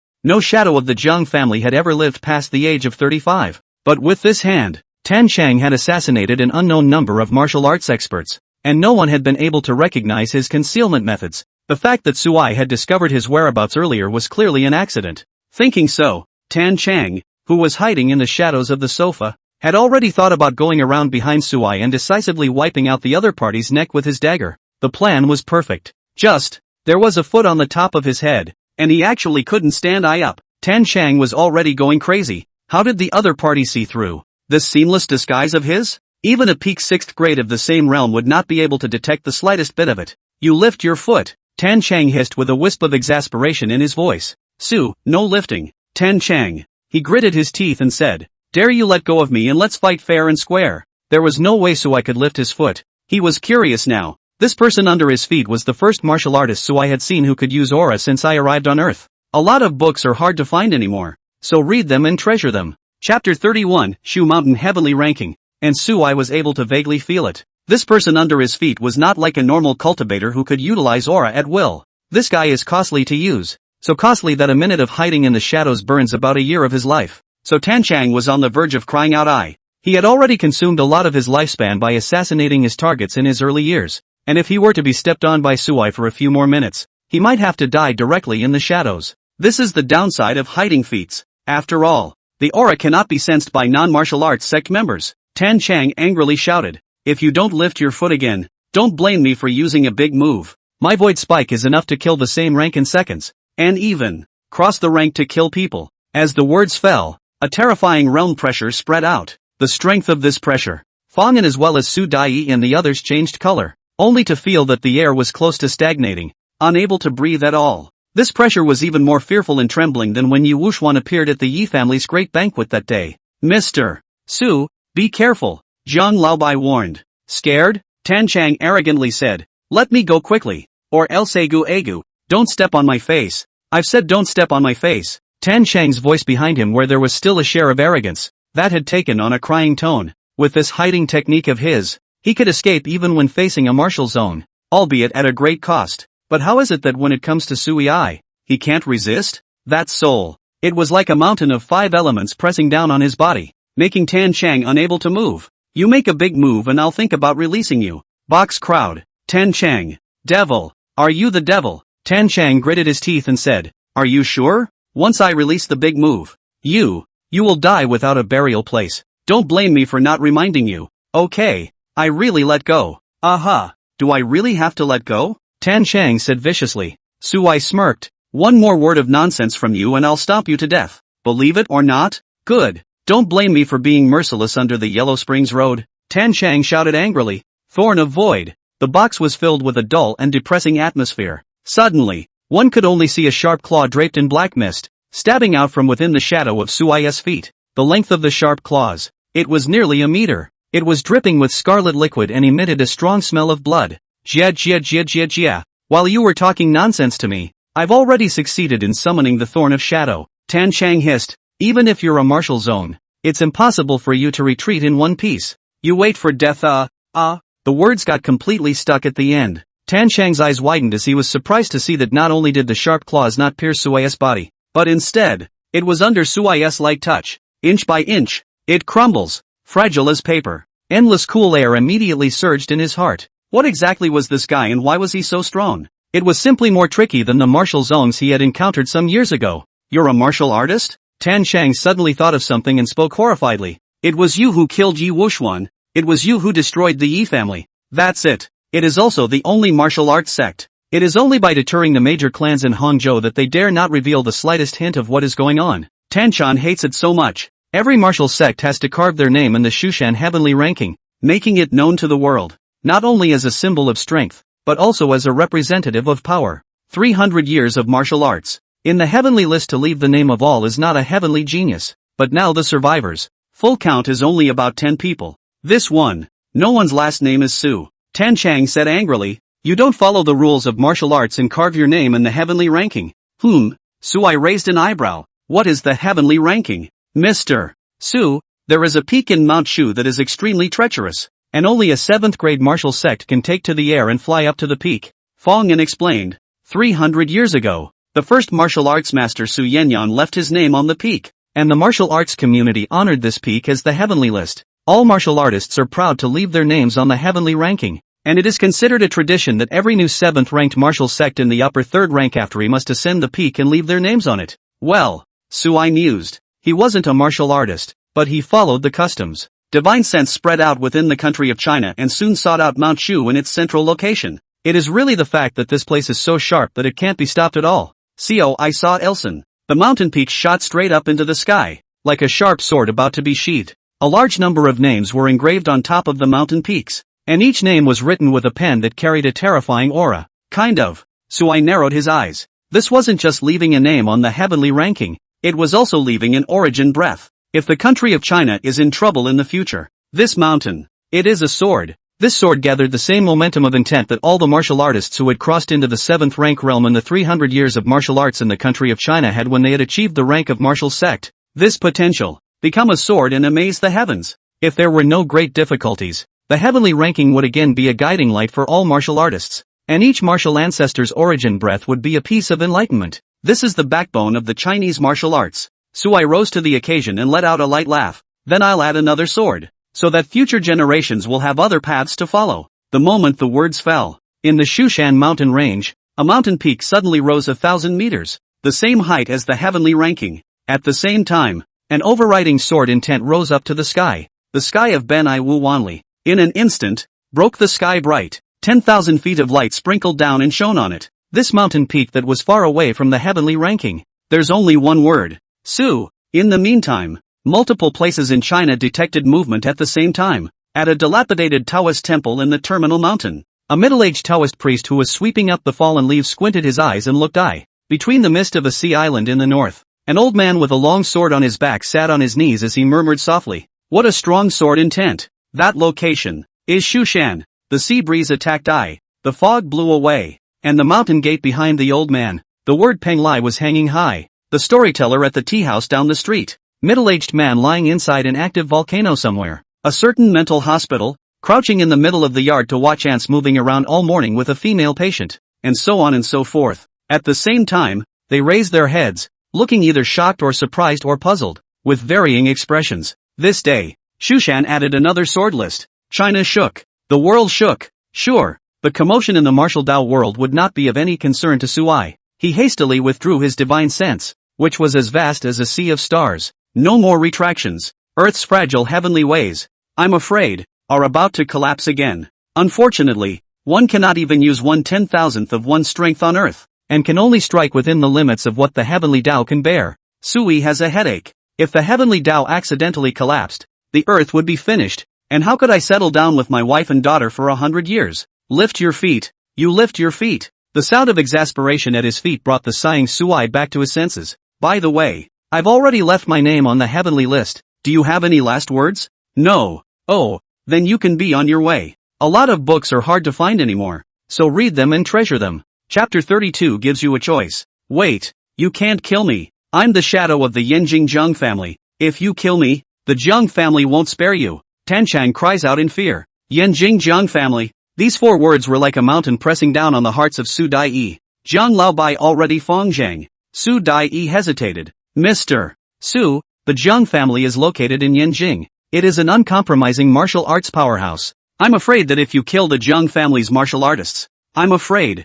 I lifted his right foot. Tanchang thought that Suai was afraid of the Zheng family, and hurriedly poked out a head. But what he did not expect was that Suai left foot stepped I again. I change my foot and you want to run? Suai smirked. Tanchang was so angry that his lungs were about to explode. Wait for me. If I don't die today, sooner or later I'm going to get you in a mud pit one day and humiliate you hard. But the heart doesn't dare to speak I. Tanchang even forced out a smile and begged for forgiveness. I beg Senior to let me go, and make good karma with the Zheng family today. I promise that when I return to the family, I will never mention half a word about you to the young master, and the destruction of the Yi family has nothing to do with you. His young master, I'm afraid, is Yi Evening Qing's fiancé, Fong Zhang, the head of the Fong family, explained. Right. Tanchang nodded repeatedly. Dang. Suai stomped Tanchang back into the shadows again. Did I tell you to talk? Tanchang.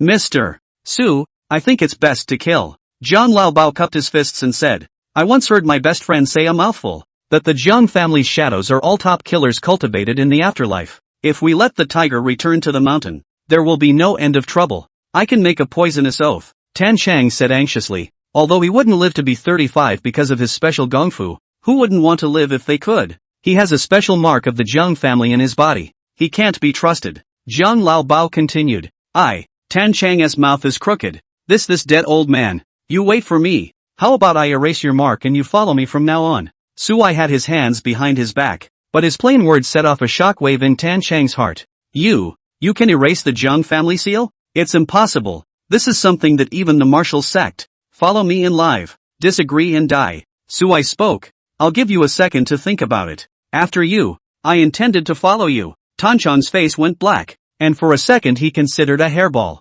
Sui lifted his foot. Tanchang only felt that the thread pulling on him in the underworld had disappeared. A discovery that caused his complexion to change abruptly. Imprint. Disappeared. This was personally branded by the Zheng family using a special method, and it was impossible to undo it even by a martial arts master.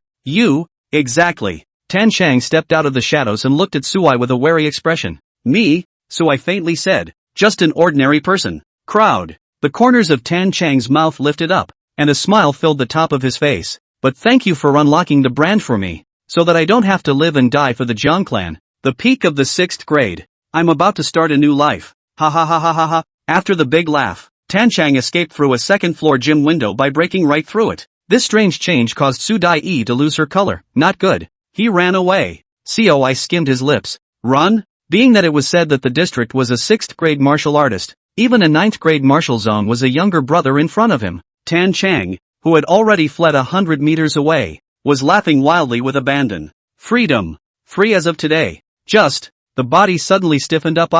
No longer able to move the slightest bit, The ear is the transmission of Isui that obviously with ridicule voice. I'll give you a choice. Continue to flee, but if I find you, the consequence will be death. Or, get back to I honestly. It's transmitting, as well as spaced out confinement. Tan Chang's face was pale. The other party was afraid that not only was he a martial zone, but he was also the 8th rank among the upper 3 ranks. This, by no means, was the means of a 7th grade martial artist. Tan Chang's eyes were bright and uncertain, hesitating for a long time before finally giving up and fleeing. But, it was only for a moment. I'm not running away. Very good. Suai's voice was once again transmitted through the air. Tan Chang only felt his body recovering, while a white stream of light turned to his body in an instant and printed directly on top of his palm. Spreading the palm of his hand, a white petal that bloomed open was visible. Go to East Ocean City and wait for me. Tan Chang was confused. Hey, what are these petals? You talk. But no matter how much Tan Chang shouted, Suai stopped paying attention, having the intention to go back and inquire clearly, but afraid of being stepped on by Suai again. Tan Chang could only step into the cab to Donghai City with grief and indignation. He knew vaguely. This white petal. I'm afraid it's the same as the seal of the Zheng family. Something that controls him with I. Damn it. Tan Chang's eyes were overwhelmed with grief and indignation. Me? This is just out of the wolf's den and into the tiger's den again. In the gym. A total of 40 pieces of jade cut out of I. Suai did not take a single piece. All left Su Dai and Zhang Laoba. That's a huge amount of money. It made even Fong Zhang's eyes redden. Su Dai and Zhang Laobai are even more like sitting on pins and needles. Some money can be taken, but some money cannot be taken. The duo hurriedly said, Mr. Su, don't worry. We won't spend a single penny of this money indiscriminately. All of it will be used as the principal for sniping the Ruan family. Suit yourselves. Suai looked at the time. It was nearing noon. After simply having a meal in Hangzhou, Suai returned to Donghai City alone. Zhang Laobai and Su Dai, on the other hand, still had to deal with the jade. 8th Master, Dai, I'll go to the Ruan family tomorrow to refuse the marriage. What do you think? Fong Zheng opened his mouth and inquired. Uncle Fong had better not show up. Su Dai frowned. Mr. Su doesn't like to make a lot of noise. You're the head of the Fong family after all. If you alarm the Ruan family, I'm afraid that it will upset Mr. Su. Then, Fong Zhen tangled UPI. Family master, it's better for me to go. Martial artist Fong said in a deep voice. I'll go to the Ruan family the day after tomorrow to reject the union and ask Mr. Suai to witness it. This should be foolproof. This is good. Fong Zhang's eyes lit up. 3 o'clock in the afternoon. COI arrived at the school doctor's office of Dongnier University, pushing open the door, only to see the school doctor Lu Nanwei and Zhou Feng looking in unison, their sights all carrying complexity. Day before yesterday, the fact that Suai saved an unconscious student on campus has spread throughout the school. And the principal even held an all-school meeting yesterday to praise Suai. But the embarrassing thing is, Suai didn't yesterday. But these are small things and no one cares. Zhou Feng looked at Suai icily. I take back my previous prejudice against you. I'm willing to compete with you fairly for the position of school medical office director. Cheer up. Zhou Feng choked. By the way, Director Li Shouzhong Li of the First People's Hospital's emergency department waited for you all day yesterday. Lu Nanwei remained in a cold stance. It seems like I want to discuss medical skills with you. A lot of books are hard to find anymore, so read them and treasure them. Chapter 33, Did you make my daughter angry? Lu Nanwei's words had just fallen. The door to the school nurse's office was then pushed open by a sweaty Li Shouzhong. When he saw Suai, his eyes immediately brightened up. Dr. Su, you finally returned. Quickly have a seat. Suai touched his nose, inexplicably having the feeling of being a guest in Li Shouzhong's territory. Dr. Su, how exactly did you restore the unconscious teenager's heartbeat with a single finger the day before yesterday? Li Shouzhong's eyes were filled with curiosity, although Zhou Feng and Suai were like water and fire. At this moment, he also secretly pricked up his ears. He also wanted to know the answer. It was really that finger that had impressed Zhou Feng too much. COI froze. It was this rash that made Li Shouzhong mistakenly think that this was Suai's watchword and was not willing to teach. And he suddenly laughed bitterly. Rather, Li Mao is anxious. If it is an ancestral means, then, let Li Mao did not ask. Some medical families have 1 or 2 tricks that they never pass on. For example, Sun Zhe, one of the 3 great medical saints of China, had a hand of the divine gate 9 needles, which was marvelous. Suai let out a bitter laugh. It wasn't that he was afraid that the Jedi craft would be learned by outsiders, but that he couldn't teach it because it required Reiki. But Suai was invincible for 100,000 years. Bored, He followed the multi-talented gods and generals and learned countless skills. For example, Weiqi, such as medical skills, such as mechanical, such as cooking. As for the potion array refining and so on, it is already standing at the top. Suai's level of medical skills surpassed the existing standard of Earth by far too much. He laughed. There's no harm in it. Since Director Li is interested, it's fine to explore a little. Yes. Li Shouzhong was overjoyed. Zhou Feng snorted. Still exploring? Suai was just saving an unconscious patient, but he really thought he was an onion. Just pick up the next eye. Hearing Suai and Li Shouzhong's discussion about Chinese herbal medicines, Zhou Feng interjected and retorted. Nonsense. The number of known Chinese herbs is only 9,000. Counting the special herbs in remote areas, it's only less than 13,000. You opened your mouth for 77,777. Who are you fooling? Mountains, rivers, grasses, and trees can all be used as medicine. Suai calmly said. Wind is medicine. Water is medicine. Even thunder and lightning are good medicine. Not knowing doesn't mean it can't be. Zhou Feng was infuriated and laughed. Even if I am not a TCM professional, I am still a professional doctor. And I have not read a lot of medical theories. And you are actually saying that I don't know? Even Li Shouzhong kept shaking his head, thinking that Suai was a bit tongue-tied. The discussion couldn't help but get progressively more heated. But basically, it was Li Shouzhong asking questions, Suai simply answering them, and Zhou Feng refuting them. Suai was not annoyed and slowly answered the duo's doubts. The discussion came to an end. Whether it is knowledge of traditional Chinese medicine or Western medicine, basically it's Suai who is speaking. Li Shouzhong is listening now, and he looks extremely respectful. Much of this medical knowledge and theory was unheard of by Li Shouzhong. He initially retorted with Zhou Feng, but Suai's well-reasoned narration, and just 3 words, let the two of them to understand. There was even an illusion that this is how medicine is supposed to work. Although Lu Nanwei didn't participate in the discussion, she just silently listened. But at times they were puzzled. At times they were pensive. At times their beautiful eyes were bright. At times they were swishing and recording something in their notebooks. Suai spoke a lot on the spur of the moment and reacted when it was nearly 6 o'clock. He hastened to say, sorry about that, talk to you later. I should go pick up my daughter from school. With the departure of Suai, the 3 men in the school nurse's office were still immersed in that vast ocean of knowledge. Lu Nanwei said softly, Director Li, do you think what Suai just said is true or false? 7 points of truth. Li Shouzhong returned to his senses, his face red from excitement. But the remaining 3 points are not false, but need to be verified with time. After all, Suai has nearly overturned existing medical theories. Zhou Feng fell into a long silence, always cocky and a sure bet for the title of director of the school nurse's office. He is now in a funk, regardless of whether Suai was right or wrong.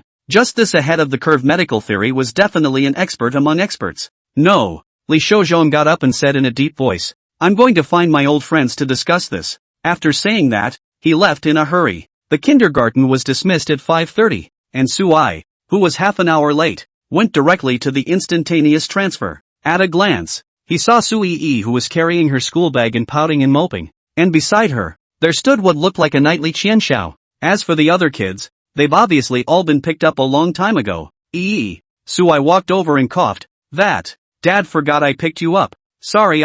Sui Yi's small face was overflowing with smiles. But suddenly it tightened up againi and her small head twisted. Humph. Suai looked at Qianxiao with a dark face. Did you make my daughter angry? Money laughs? There was great doubt in that little face. Qianxiao, let's go. Sui Yi walked towards the opposite side of the street, her ponytail cocked in a cute manner. Qianxiao carefully said, Uncle Su, Yi's sister was praised by her teacher today.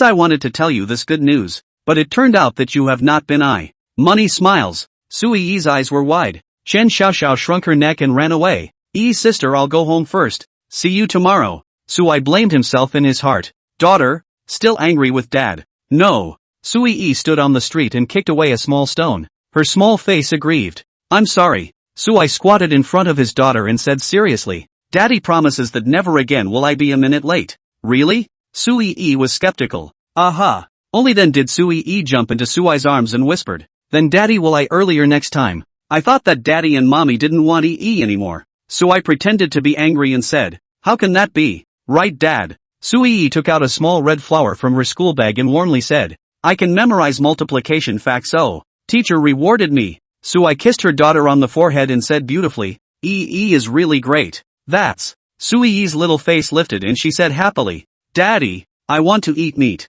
Good. Home. Wen Tong had his apron on and was cleaning up. I'm going back to I. When Sui brought Yi home, he only sought his wife's honor drenched in sweat, her white shirt all clinging to her skin. It will make an already perfect figure even more attractive and flattering. Mama, Yi was praised by her teacher today. Awesome. Ruantang tenderly said. Come over let mommy hug you. Sui carefully scrutinized Ruantang for a long time, looking at her uncomfortably, before coldly asking, what are you looking at? Looking at you. Was it good? Nonsense. Can my wife not look good? Ruantang coldly cut Sui a glance. Go cook. Okay Lu, you don't move around here. I will go to do it for you. Bang! Without waiting to finish, a slipper flew. A lot of books are hard to find anymore, so read them and treasure them. Chapter 34, her last name is Su. A single word for butterfly. Dinner was still a variety of exotic delicacies, and Sui and Ruantang ate with great satisfaction. And Sui was also very happy. After the meal, Sui cleaned up the dishes as usual. Sui practiced the piano under Ruantang's tutelage, except that Ruantang was clearly distracted. Still thinking about the company? I asked. No, just rest for the next few days. It's yours and no one can take it away from you. Sui, do you think we should hire a bodyguard for Yi? Ruantang suddenly said. I always feel that Big Uncle and the others are holding back some bad ideas. Sui laughed softly. A bodyguard? He's been ready for a long time. When Ruantang put his daughter to bed, Sui, who was lying in the guest bedroom, flickered and disappeared. Re-emergence. It's in an area to be demolished in Donghai City. The residents of this area have all long since moved out, and at night it is dark, with the long unoccupied residential houses in a state of disrepair, and weeds growing on the walls. The roof of the tallest abandoned building, Tan Chang, who was squinting and taking a nap, opened his eyes, intending to go out and look for some food, but he realized that there was a figure standing beside him. He was so scared that he pointed his toes on the ground and fell back 5 meters. Who? Tan Chang's voice was icy cold. His inner heart filled with horror. He is the top shadow cultivated by the Zheng family, and he is the one who quietly appears in front of others from I. And now Tan Chang not only didn't realize that there was an extra person beside him, he didn't even know when the other party arrived. If it's on the battlefield, I'm afraid I've died 100 times already. It was only when the crow gradually dispersed and the moonlight spilled down that Tan Chang got a good look at the face. It's Sui. Tan Chang instantly nestled. Why don't you walk without a sound? It's scary. You help me protect someone. With his hands behind his back, Sui stood in front of the window with broken glass, looking out at the moon. Who? Yui Su. Female? Tan Chang couldn't help but think for a moment. He had heard of many of his peers returning to the city as bodyguards after they had gone gold. Most of them are still stories of a protective, beautiful president or a beautiful schoolgirl who eventually develops into lovers. Murphy, this good thing is going to be your turn today? Sui is my daughter. So I cast a sidelong glance at Tan Chang and said indifferently, 5 years old. Tan Chang slapped himself hard and kept admonishing himself. You're a killer. You have no feelings. In return, I'll help you enter the 7th rank. What did you say? Tan Chang suspected his ears had misheard. Forget it if you can't hear it. Tan Chang jumped to his feet. Don't. Did you just say that you would help me enter the 7th rank? Without waiting for Sui to speak, Tan Chang frowned again. Even if it's a 9th grade martial sect, I wouldn't dare to say that it can help me break through the realm. Could it be that you found some heavenly material? Tan Chang's eyes burned, but when he saw Sui's expressionless face, his fiery heart instantly felt like it had been doused with a pot of cold water. Even if the other guy had it, he couldn't grab it. Sui is a martial arts sect. Even if it was only the weakest of the upper 3 grades, the 7th grade, it was still a top powerhouse standing at the pinnacle of the martial Dao. Understand. I'll help you protect your daughter. Tan Chang sighed, his heart bitter. Wu Zone. For any martial artist, all are out of reach. Even though Tan Chang was already at the peak of the 6th grade and was only one final step away from that legendary realm, this short step had blocked countless heavenly prides throughout the Ajisai. Tan Chang also suffered a dark wound early in his life. He knew that the 7th grade was basically impossible for him. There's nothing that can't be done in front of me. Sui snapped his fingers. Only the bright moon in the air, spilling down the moonlight, transformed into a butterfly emanating brightness. It swirled around Tan Chang. The scene. It made Tan Chang suck in a breath of cold air. What kind of divine ability was this? Surprisingly, it could make the moonlight turn into a butterfly. That's what this daze was all about. The butterflies illuminated by the moonlight all surged into Tan Chang's body, and that moonlight warmed and swam between Tan Chang's limbs and bones. In the blink of an eye, the dark wounds in his body were restored. At the same time, with the disillusionment of the butterfly, Tan Chang only felt his body being filled with a powerful aura. He hurriedly plopped down on his knees and frantically absorbed it. Mommy, the moonlight has turned into a butterfly and is flying. Seaside. The little girl, who was following her mother, stared wide-eyed and pointed into the air. The mother looked down at her cell phone and without looking up said, "Kids can't lie." The little girl closed her mouth in aggravation, just still staring into the air. The lull. One butterfly strayed from the group and flew merrily towards the little girl. The little girl stopped and stretched out her tender little hand, and the butterfly rested in her palm, its wings fluttering brightly. Wow! The little girl carefully reached out her fingers and touched them toward the butterfly's wings. The butterflies, as if frightened, flew up in succession, but did not fly far away, still surrounding the little girl. It eventually landed on her fingertips again. Hello! The little girl smiled happily. The butterfly naturally didn't speak. It flapped its wings and bits of moonlight spilled out. Just as the little girl was watching in fascination, bang! The butterfly suddenly collapsed, turning into a beam of light. It merged into the little girl, who couldn't help but look around in bewilderment. The mother, who noticed her daughter stopping, finally put down her cell phone and glared. Hurry up and go home. The sea breeze is cold in the middle of the night. Oh! The little girl rubbed her eyes in some confusion and looked into the air again, but there were no more butterflies. For a moment, he couldn't help but wonder if he had just misread the situation. Just 10 years later, a woman with strange sword moves and steps like a butterfly strolling across the sky came out of nowhere. The first name was left on the sword-ranking mountain where no martial artist had ever been able to leave his name. Surname Su. The single word a butterfly. He was honored by the later generations as the first sword sect in the 300 years of martial arts. Sui withdrew his gaze towards the seashore and stared at Tan Chang in front of him, secretly nodding his head. The kid's talent is there. It's just shorter. Ah! Tan Chang, who had absorbed a large number of moonlight butterflies, had a grimace on his face and whistled long and painfully. He has no sense. Just relying on a massive amount of energy to forcefully break through to the 7th grade. Every second was no less than death by 1,000 cuts for him. Tan Chang roared and bore everything, absorbing it frantically. 10 minutes. Half an hour. 1 hour. It wasn't until Sui was all sleepy to the point of hitting hatchet that a shocking pressure rose up to the sky. Tan Chang stood up, his body draped in terror. Wow! Another moon appeared in the sky, but instead of a full moon, it was a half moon. The vision lasted less than a minute. It appeared abruptly and disappeared abruptly, but it was still seen by many martial artists. They looked at the sky in shock and horror. There were few visions in heaven and earth, but whenever they appeared, they were bound to be big events. And in the martial arts world, every time a heaven and earth vision appeared, it meant the appearance of a Wuzong. A lot of books are hard to find anymore, so read them and cherish them. Chapter 35. Wait online. It's quite urgent. The country of China has gained another martial sect. The martial arts world boiled over in this instant.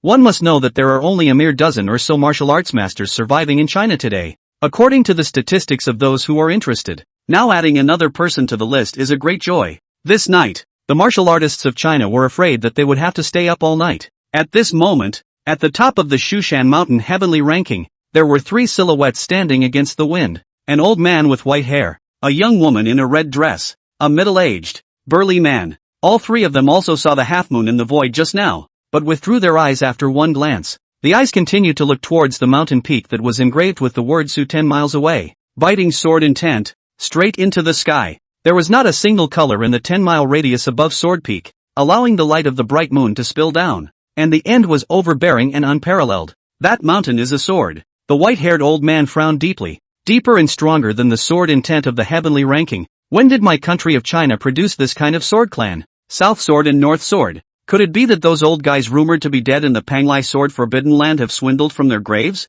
The red-skirted young woman's beautiful eyes flowed. The middle-aged burly man snorted coldly. Surname G, you'd better speak more politely. People are just saying that. The red-skirted young woman pouted. Ji Zhao, if you weren't so serious, wouldn't you have long since caught up with the swordswoman? Shut up. The middle-aged man called Ji Zhao's complexion suddenly turned cold. One more word. Kill. The red-skirted young woman giggled and said no more. Only the white-haired old man sighed softly. The Martial Arts Association is asking us to investigate Sword Peak. Not for you guys to bicker. Elder Bai, what are your high opinions on this Sword Peak that suddenly appeared yesterday morning? Ji Zhao asked in a deep voice. The heavenly ranking under our feet is the potential that has condensed the potential of all the 7th grade martial artists of the 300 years of the martial Tao. And the sharpness has been internalized and transformed into a sword. Bai Lao spoke in a heavy tone. And that mountain peak formed itself into a sword. The realm of the person behind the curtain is afraid that it has exceeded our imagination.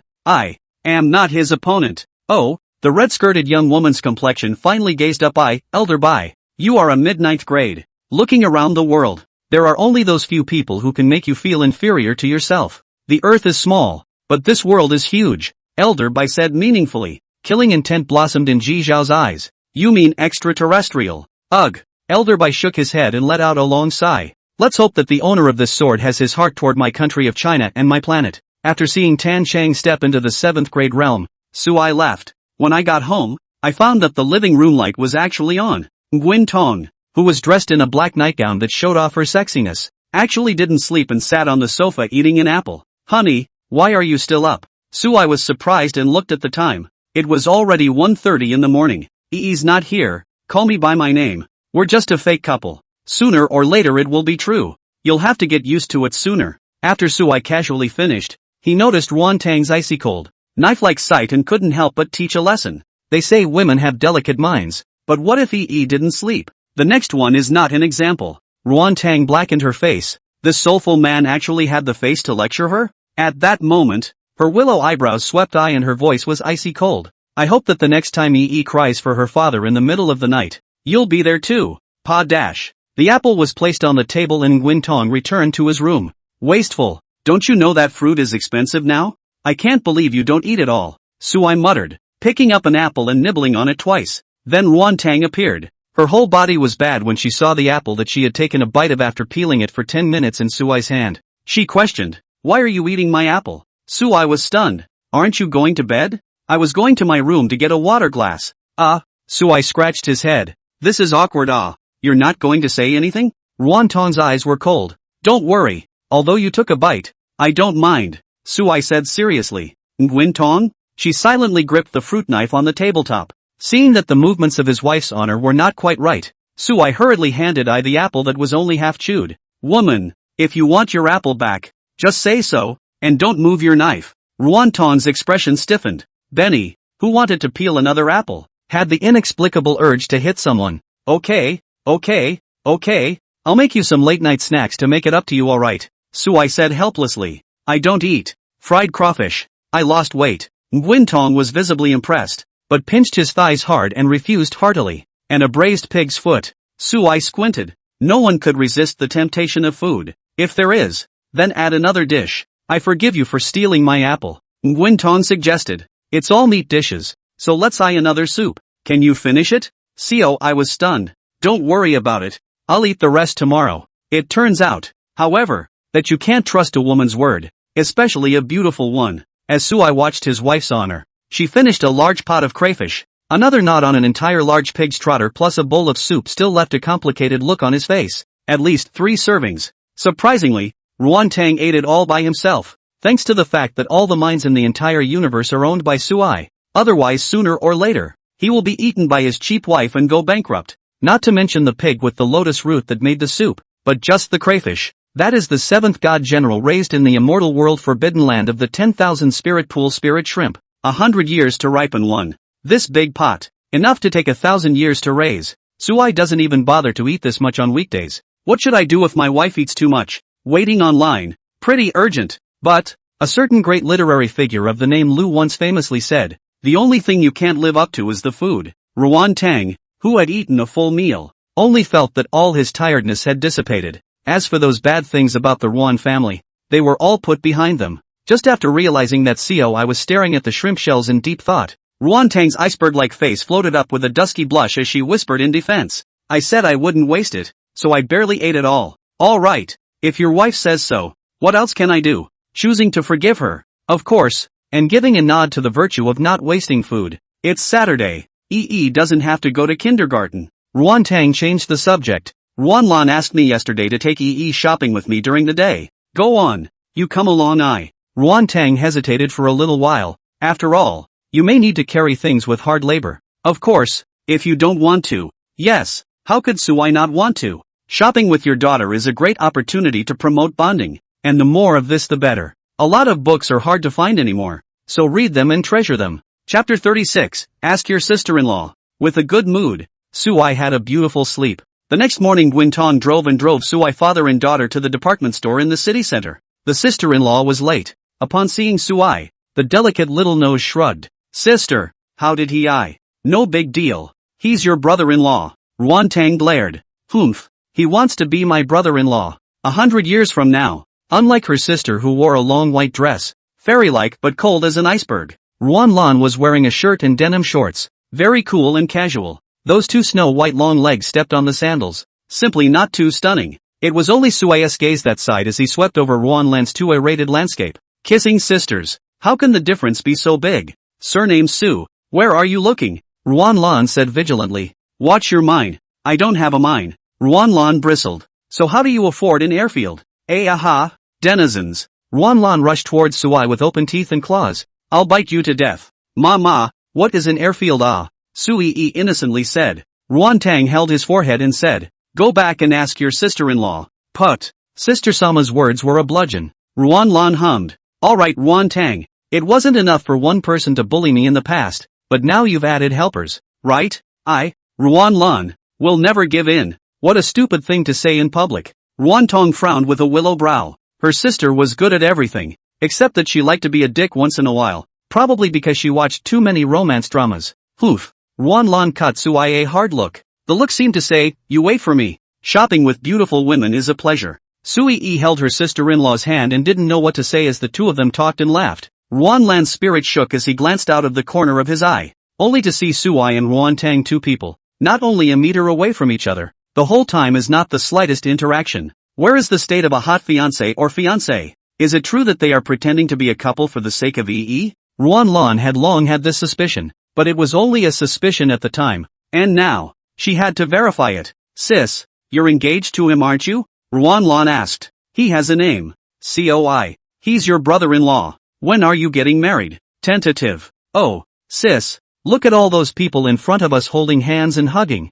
What kind of relationships are they in? They're all couples or couples. It's normal to do that. Ruan-tang calmly said. If you have something to say, just say it. What are you swallowing for? Then you talk to him. Ruan-lan said meaningfully. How do you walk a meter apart and not say a word? Like strangers. Nguyen Tong was on his feet. Suffered. Fortunately, Sui reacted quickly and held Ruan-tang's hand. Laughing, your sister has a thin face. There was a temptation to pull out his hand, but noticing his daughter's big, budding eyes, Ruan-tang hummed. Yes? Ruan-lan became even more suspicious. Her sister's expression was off and her movements were stiff. Do you want the two of us to perform a live kiss? Sui smiled and said. Ruan-tong's mind panicked. Bah! Shame on you. Ruan-lan twisted her head and laughed.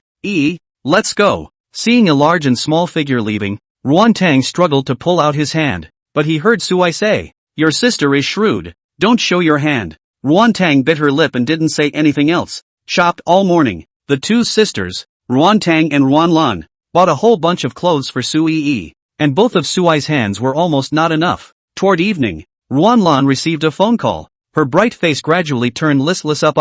She finally answered. Aha. Then with a forced smile, he said, sis, I have something to do, so I'll go first. Isn't it about the union? Ruan-tang looked serious. UPI. No, it's my classmates who called me out for karaoke. Ruan-lan subconsciously touched her nose. Ruan-tang was silent, and Ruan-lan subconsciously touched his nose whenever he lied. At that moment, he took his sister's hand and said in a deep voice, I'll accompany you back to the Ruan family. Sis, are you crazy? Ruan-lan became anxious and said, Grandpa said that if you dare to step back into the Ruan family, he'll break your legs. You're my own sister. Ruan-tang said seriously. I can't stand by and watch the rest of your life be ruined because of family interests. Sis, it's okay. Ruan-lan pretended to be indifferent and said, it's quite good to marry into the Feng family.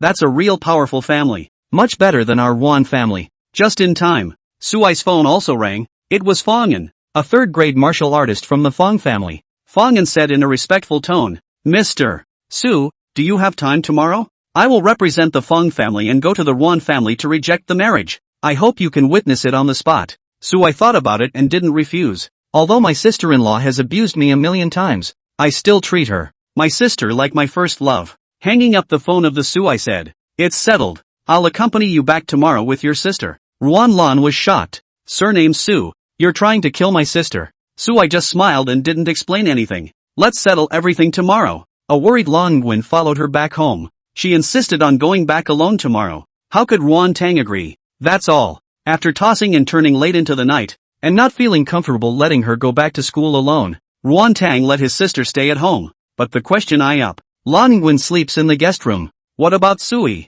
Ruan Lan, you can sleep with me and Yi at night. I'm an adult. Don't. Ruan Lan rightfully refused as she looked odd and said, or is it true that you and Sui are a fake couple? Otherwise how can any unmarried couple sleep in separate rooms? Ruan Tang secretly said that he was careless, but his face was calm. This I still wants to talk to you. Since you are unwilling. Looking at Sui again, he shouted, what are you waiting for? Rest up. Good. Sui responded, sighing in his heart. This assist from his sister-in-law is too powerful, isn't it? It's a bit of a spiffy middle child though. But what's with the inexplicable bit of cuteness now? Noticing Sui's old fatherly caring smile, Ruan Lan had a nasty chill and closed the door of the room with a bang. Master bedroom. Sui has been lying in the middle of the bed, happily patting the left and right sides. Dad. Mama quickly on I. Sleep sleep. Ruan Tong was silent for a long time. Seeing this, Sui let out a light laugh and came to her ear and whispered, let's put Ei to sleep first, then I'll go out and sleep on the sofa.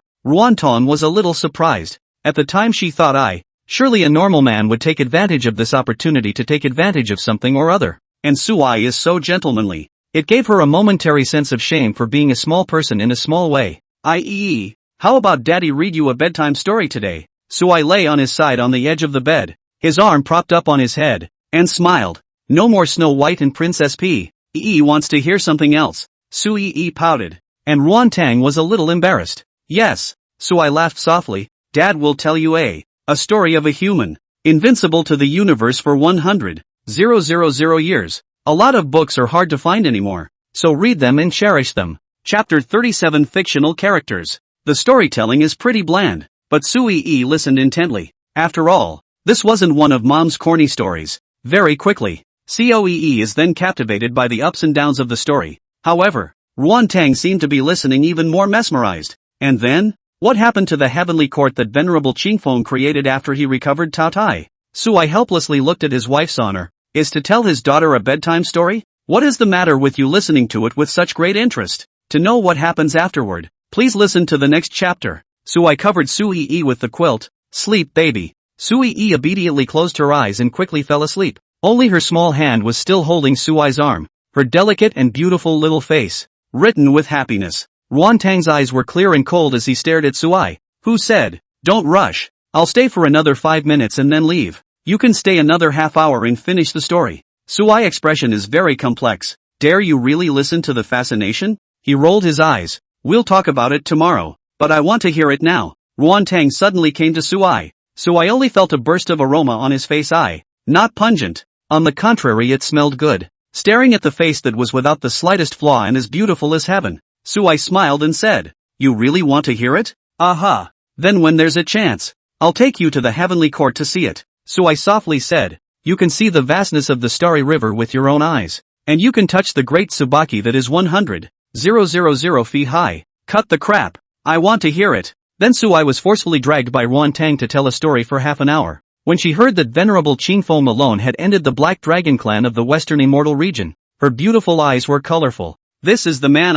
Unfortunately, this is a fictional character. Ruan Tang bit her red lips, unable to hide her regret. I can't see it at first sight. Sui suddenly had the illusion of being green by himself. Wife, you wake up. Venerable Qingfeng is the me from 100,000 years ago. However, without waiting for Sui to tell the truth, Ruan Tang closed his eyes and fell into a deep sleep, covering his wife and daughter. Sui pushed the door open and slept on the couch in the living room for the night. Ruan Lan looked young and surprisingly had the bad habit of staying in bed. When she woke the next day, seeing that Ruan Tang as well as Sui had all washed up long ago, he couldn't help but blush with an old face. I've been a bit stressed out lately and got up late. Come on, we're all family. No need to hide it, Ruan Tang said in amusement. Let's go to the Ruan family. Goten Wen's house, with back to the Nguyen family. The meaning behind it is very different. Ruan Lan's complexion dimmed. Her sister was completely already treating the Ruan family as strangers. But that's fine. As long as my sister she was happy. More than anything. So I looked deeply at Ruan Lan, who had actually woken up a long time ago and had been on the phone all morning. So I dared to swear that he really didn't mean to eavesdrop. Even after internalizing the realm, his 5 senses surpassed ordinary people by too much. and he accidentally overheard Ruan Lan begging his eldest uncle and parents not to make things difficult for Ruan Tang. So I couldn't help but feel even more pity for his own sister-in-law. And a poor man, too. The Nguyen family. The manor was established in the outskirts of Donghai City, a large duplex villa. At this moment, inside and outside the villa were decorated with all sorts of happy words, and both Ruan family members and Ruan family servants were all smiling, because today is the big day. Main hall. A young man in his 30s sat in the chair at the head of the group, while an old man with a full head of white hair sat beside him. These two were clearly Fong, a martial artist of the Fong clan, as well as the current head of the Ruan family, Ruan Su. It's an honor to have Mr. Fong visit the Ruan family. With a respectful expression and a restrained smile, Ruan Ju said, I just don't know. Where is the Fong family master now? You're welcome, family master Ruan. Fong shook his head and said, my family had an occasional cold, so he sent me to fully represent the Fong family. Okay. Although Ruanjo regretted it, he didn't even dare to reveal the slightest bit of his disappointment. Obviously, the Fong family didn't even think too highly of this marriage. Otherwise, wouldn't Fong Jin not I visit the in-laws, with Uni bound to be close business partners? Fong grinned. He also looked at the people standing on both sides of the hall. In addition to the couple Ruan Qingshan and Song Ru, whom he had long recognized, and their son Ruan Jin, the two remaining middle-aged women were the parents of Ruan Tang and Ruan Lan. That is, Mr. Sio's father-in-law and mother-in-law? At that moment, he stood up and said to Ruan Su, Ruan family master, quickly let Uncle Ruan and Auntie Ruan take their seats. Ruan Ju nodded. Sit down. Ruan Qingshan's family of three sat down with smiles on their faces, and they took it for granted that Fong was being polite to them. So what if you're a martial artist from the Fong family's offerings? Still have to be polite to them. After all, once Ruan Lan married the Fong family's second youngest master, even if that was a vegetable, that was still the Yi family's youngest grandmother, as Ruan Lan's great uncle and aunt, as well as the facilitator of this marriage. It is clear that even more credit is due. And sitting across from Ruan Qingshan, it was clearly Ruan Yinshan and Zhufan. After the two sat down, Zhufan pinched her husband hard and nestled. Look at your big brother. His chin is up in the air. What are you so proud of? It's not because of our daughter. Keep your voice down. Don't let him hear you. Ruan Yinshan scrunched his neck and tensed, seeing her husband's wimpy appearance. Zhufan became even more angry as she complained in a low voice. I thought I could enjoy my life by marrying into the Ruan family, but since marrying a loser like you, have I ever had a good day? Your elder brother lives in a villa and drives a Mercedes. What about our family? 4 people crammed into a small, shabby apartment, and our eldest daughter ran off with a wild man without a fight. Sibling, keep your voice down. The guests are still there. Ruan Qingshan frowned. Yes. Zhufan nodded with a quick smile, and then never dared to open his mouth to say a word again. This scene fell into Fong An's eyes, and he frowned slightly, but said nothing. By the way, Dad, Ruan Lan called not too long ago and said that she wanted to bring Ruan Tang back to I with Suai. Ruan Qingshan said, I promise. Nonsense. Ruan Su glared. Since Ruan Tang has been expelled from the Ruan family, he has no qualifications to ascend to the door of my Ruan family. Dad, don't be angry. Didn't our family recently invest all of our funds into real estate cooperation with house prices? Ruan Qingshan smiled and said, as for me, I had Ruan Tang transfer her own company to Ruan Jin, and now I just need her I work. Oh, Ruan Juku frowned. There was such a thing, but he didn't think it was the slightest bit wrong, quite the contrary. He felt it was justified. Ruanjo took a sip of tea and asked, how are the annual earnings? Recently signed a big contract for a conservative gain of $10 million this year. Ruan Qingshan left a heart and only said a third. Then the rest would naturally go into his pocket. A lot of books are hard to find anymore, so read them and treasure them. Chapter 38, Are you satisfied?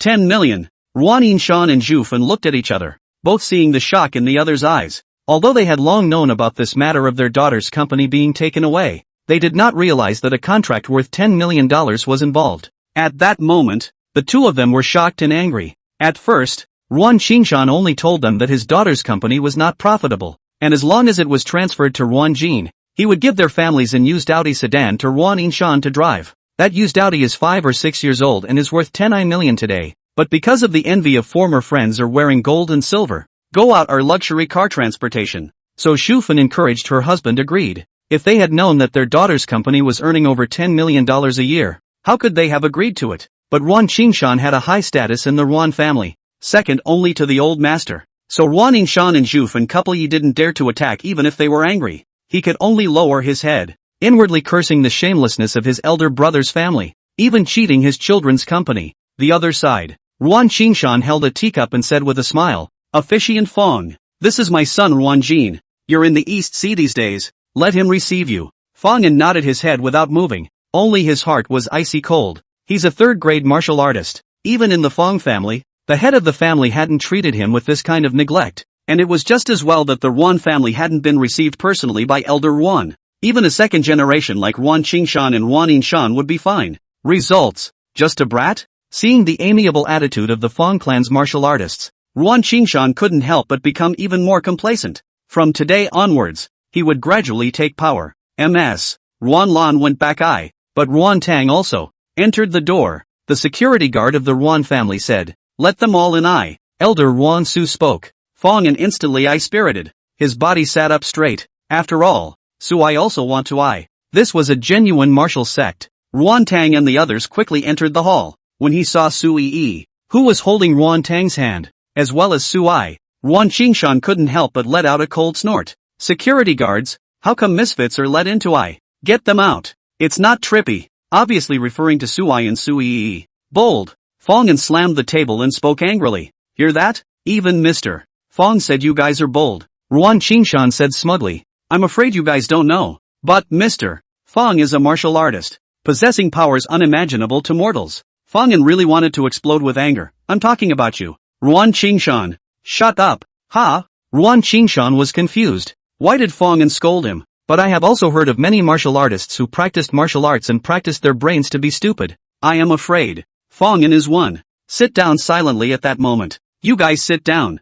Sure. You pass Although Wanzhou's face was gloomy and incomparable, his city was much deeper than his own eldest son, and at this time, he pointed to the chair at the bottom and said, Su I sat down with Ruan Tang who was holding his daughter. Ruan Lan hesitated, but stood behind her grandfather, looking at Ruan Lan's standardized features and figure. Fong was secretly staggered, and it was no wonder that the family head didn't reject the union outright at first. He suddenly understood it somewhat. Before we talk about Ruan Lan's marriage, Ruan Tang, you better get your ass to work this afternoon. Song Ru sneered. Sister-in-law, how much do you pay a month? Zhu Fan asked carefully. 3,000. Song Ru said in a salty manner. Nguyen Tong laughed. The company's cleaning ants were more than that every month, and Song Ru was clearly insulting her. And, on either way to Ruan's house, Su I had already informed Ruan Tang about the Huashang contract, so she is now completely calmed down. There's no way I'm going back. You guys wait for the compensation of $30 million for breach of contract.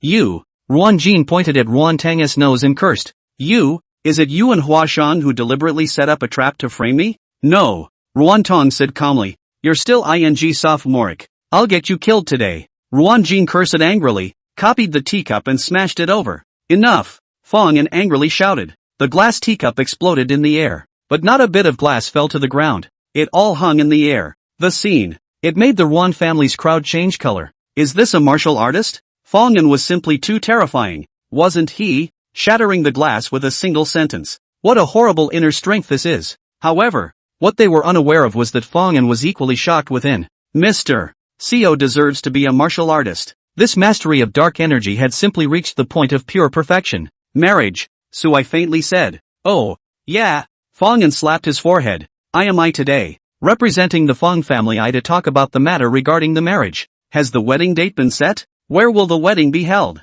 Is the bride price money all ours? Song Ru directly a query 3 in a row. Even Su I's cheap mother-in-law had her ears perked up. Only Ruan Lan lowered his head bitterly. Ruan Tang's pretty face was icy cold as she tried to stand up, but was gently pressed down by Su I. Because. Fong took I's words as if they were a thunderbolt from the flat ground. The Fong family refuses the marriage. Ruan family head Ruan Zhu first nodded approvingly, but his face changed drastically when he heard the latter. Refuse? Mr. Fong, what do you mean by that? It's literal. Fong said calmly. Really? Ruan Lan looked up brightly, surprise filling her face. This sudden willfulness made her wonder if she'd heard wrong. Then, what about Ruan Lan? She and the Fong family's second young master are the perfect couple, Li Ru anxiously said. If Ruan and Fong can't get married, then Lingwen family's plan to transform into real estate will become a complete bubble. Yeah, it was all agreed upon before. Why did you back out? Juffin was equally anxious.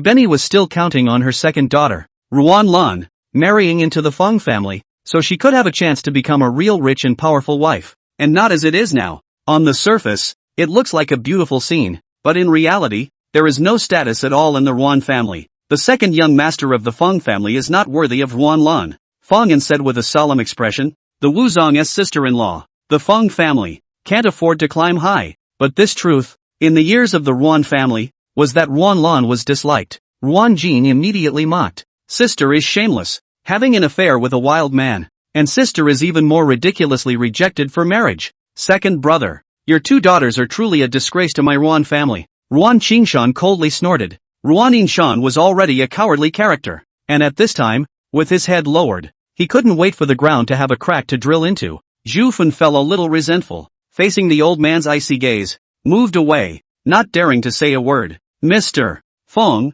then will the Ruan family be able to continue the real estate cooperation with the Feng family? With the Feng family? Ruan Zhu said cautiously. The money, my Ruan family will transfer it back to your company account within a month. Just wait, Feng An said. Ruan Zhu's face changed. This real estate investment, but all the cash of the Ruan family has been drawn, and even borrowed many loans from the bank. It can be a smashing and desperate effort. Results, a business deal gone bad? Mr. Feng, see if you can get the head of the Feng family to be accommodating and continue to work together, Elder Ruan pleaded. However, Feng An didn't even look at him, stood up and walked towards Suai, clasping his hands respectfully. Mr. Su, do you find this treatment satisfactory? A lot of books are hard to find anymore, so read them and cherish them. Chapter 39. No wonder you're lonely. Feng An's words. It completely put everyone in the Ruan family in a daze. Feng An was a Feng family envoy with an esteemed position, and he actually asked Suai, a waste of space, if he was satisfied.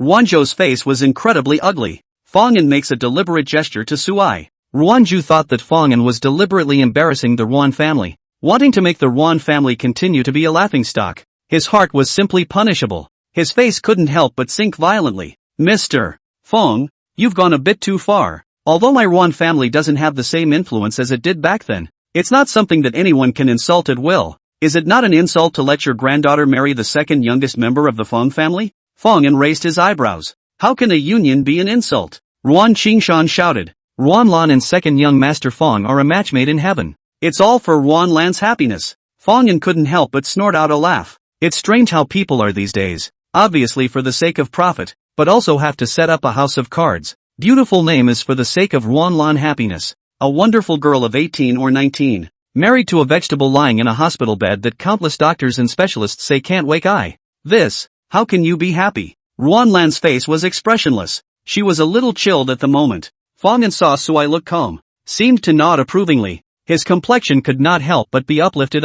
Finally completing the account of the family head. After today, as long as the Feng family clung to the big tree of the martial sect, why would Uni need to be confined to the district of Hang City? Feng An has ambition. He wanted the Feng family to walk into Yanjing, the peak circle of power in China, with an unrivaled position. So, Feng An stood behind Suai, who was sitting in the corner, and bowed slightly as if he were a servant. Suai, what the hell is going on here? Ruan Qingshan could be said to hate Suai with a passion right now, previously blocking them from finding Ruan Tang, and now making trouble in Ruan Lan's marriage. It was simply unforgivable. Ruan Tang and Ruan Lan both looked as well. To be honest, both women were also a bit uninformed. The fangs are right here. If you have a question you don't ask him, you ask me? Suai laughed softly. Or is it that you guys don't dare to blame the Feng family and plan to find a backstabber? You, Ruan Qingshan choked. He did think so. After all, the marriage with the Feng family was made possible by him, and the Ruan family had only begun their real estate cooperation after he lobbied them with the idea that it would be better under a big tree.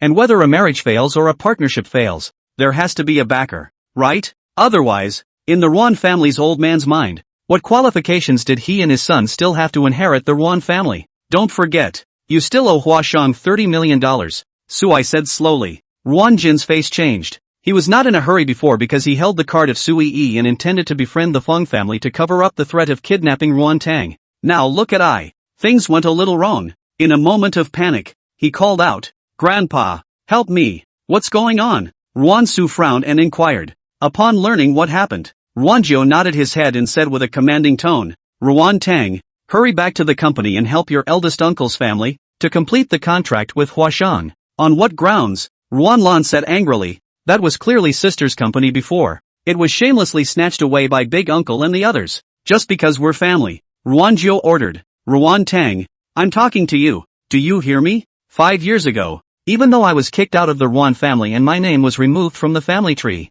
I still held a slight illusion of returning to I. Ruan Tang, who was holding her daughter, looked calmly at the familiar and gradually unfamiliar Ruan family in front of her. Back to I then. Satisfied, Ruan Su said, as long as you return to the company and fulfill your contract. Ruan Tang interrupted Ruan Su and said word for word, but today, I'm completely dead. After 5 years, you guys really haven't changed at all. What? Ruanzhou's face changed. I'm not going back to the office. Ruan Tang picked up her daughter and calmly said, Suai. Ruan Lan, let's go. Without even thinking, Ruan Lan followed Ruan Tang. Ruan Lan, are you going to rebel against the Ruan family as well? Grandfather Nguyen Tui angrily said, if you leave, don't go back to I. This is what you said. Don't go back on your word. Ruan Lan said without surprise. Nguyen Hu. Ruan Qingshan cursed. Second brother. You really raised 2 good daughters. Ruanzhou shook his head as well. Hidden Mountain. I'm disappointed. Ruan Inshan's expression was cloudy,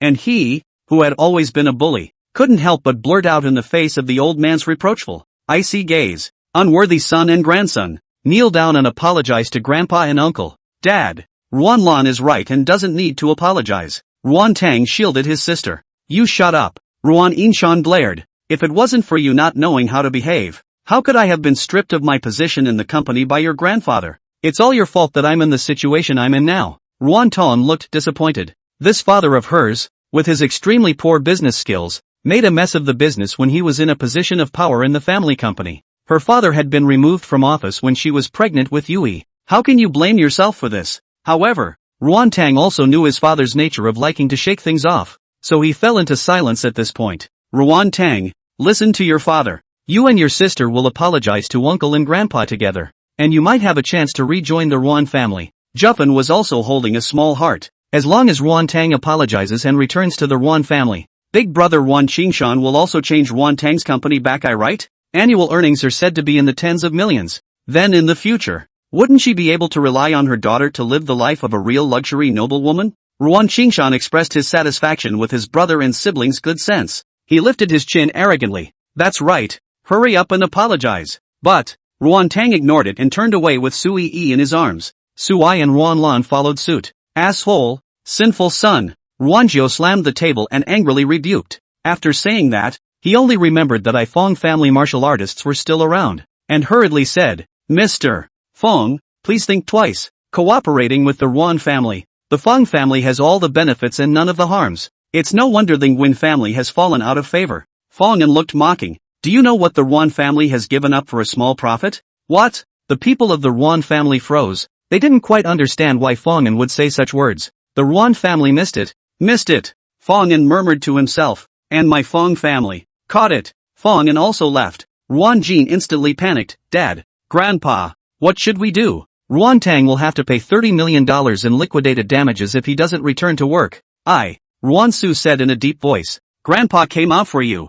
$30 million in cash. Not a small amount for the Nguyen family. Not to mention that nowadays all the family money is smashed in the real estate under the project with the Fong family. But Nguyen Hu is very bullish on Nguyen Kim. After all, just this is the only male of the third generation. Will Ruan family are destined to be passed on to him? Ruanjuku couldn't help but pull out his cell phone and borrow money from his buddies to work around. Only in the expectant gazes of his son and grandson, Ruanzhou made 10 phone calls in a row, all of which were eventually hung up with ugly faces. A lot of books are hard to find anymore, so read them and cherish them. Chapter 40, The Eighth Master? Grandpa, how was it? Did you borrow the money? Ruan Jin said with a look of anticipation. Ruan Su's face was as gloomy as water. The old friends he had just called, after hearing that he had borrowed money, all of them excused themselves as having something to do, or said that their own companies were having trouble turning over money and were unable to help. I and your Grandpa Joe is a lifelong friendship. This I embarrassed to open his mouth to him. But now, Ruanju sighed, and now he had to speak up as well. He was a bit strange. Even if all these families had gotten the news of the failed marriage union between the Ruan and Fong families' relationship, he wasn't so much as to want to clear the air, was he? But when Zhou Lao rejected Ruanzhou again, Ruanzhou completely lost his temper. Zhou Heng, who saved you when you damn near died in the south back then? Now you're not even willing to turn over $30 million to me? Old Jean, it's not that I won't help you. It's really, Zhou Lao said in a complicated tone. I can't let the entire Zhou family be buried with you just to help you. What do you mean? Ruan Jin frowned. You don't know? This time, it was Zhou Lao's turn to wonder. In the past few days, the 8th master of Lu City, in conjunction with the Su and Fong families of Hang City, as well as nearly all of the powerful families in Hang City, declared that they would sanction the Ruan family, and that they would not allow any other forces to have any help for the Ruan family, or else, altogether they would be sanctioned. The 8th master of Willow City. This, Ruanjuku was completely dumbfounded. One must know that the fame of the 8th master was not just limited to Luchang or Donghai City and Hang City, but was ferocious throughout the entire south. Even clans whose strength was higher than Jiang Laobai's rarely dared to mess with him. But how did the Ruan family mess with the 8th master, to have him hate it so much? Old Zhou, what's going on? Tell me carefully, Ruan Su anxiously said. It's no longer a matter of a mere $30 million. It's a matter of life and death for the Ruan family. From what I've heard, it seems to be related to Ruan Tang, Zhou Lao said. I don't understand any more specifics. You treat that granddaughter of yours well. Hang up the phone. Ruan Xiu's body was drenched in cold sweat. Buster Jiang is related to Ruan Tang? He slammed the table, annoyed, and cursed the traitor angrily. Ruan Jin and his father, Ruan Qingshan, rushed to inquire, and their hearts went cold when they learned the truth. They can't afford to offend the 8th master. Maybe Ruan Tang has made a little for the 8th master. It's really shameless, Song Ru said in a conspiratorial manner. Second brother, younger siblings, your daughters are awesome. This is to mess with our Ruan family. Ruan Yinshan and his wife Shufan simultaneously lowered their heads in shame. Go and beg her to hold her high. Ruanjiu looked like he had aged dozens of years and sat limply in his chair, his voice hiding an uncountable amount of fatigue. Apologize to that little bimbo? Ruan Qingshan's teeth itched with anger, but he had to bow his head when it came to this. I am afraid of the downfall of the Ruan family.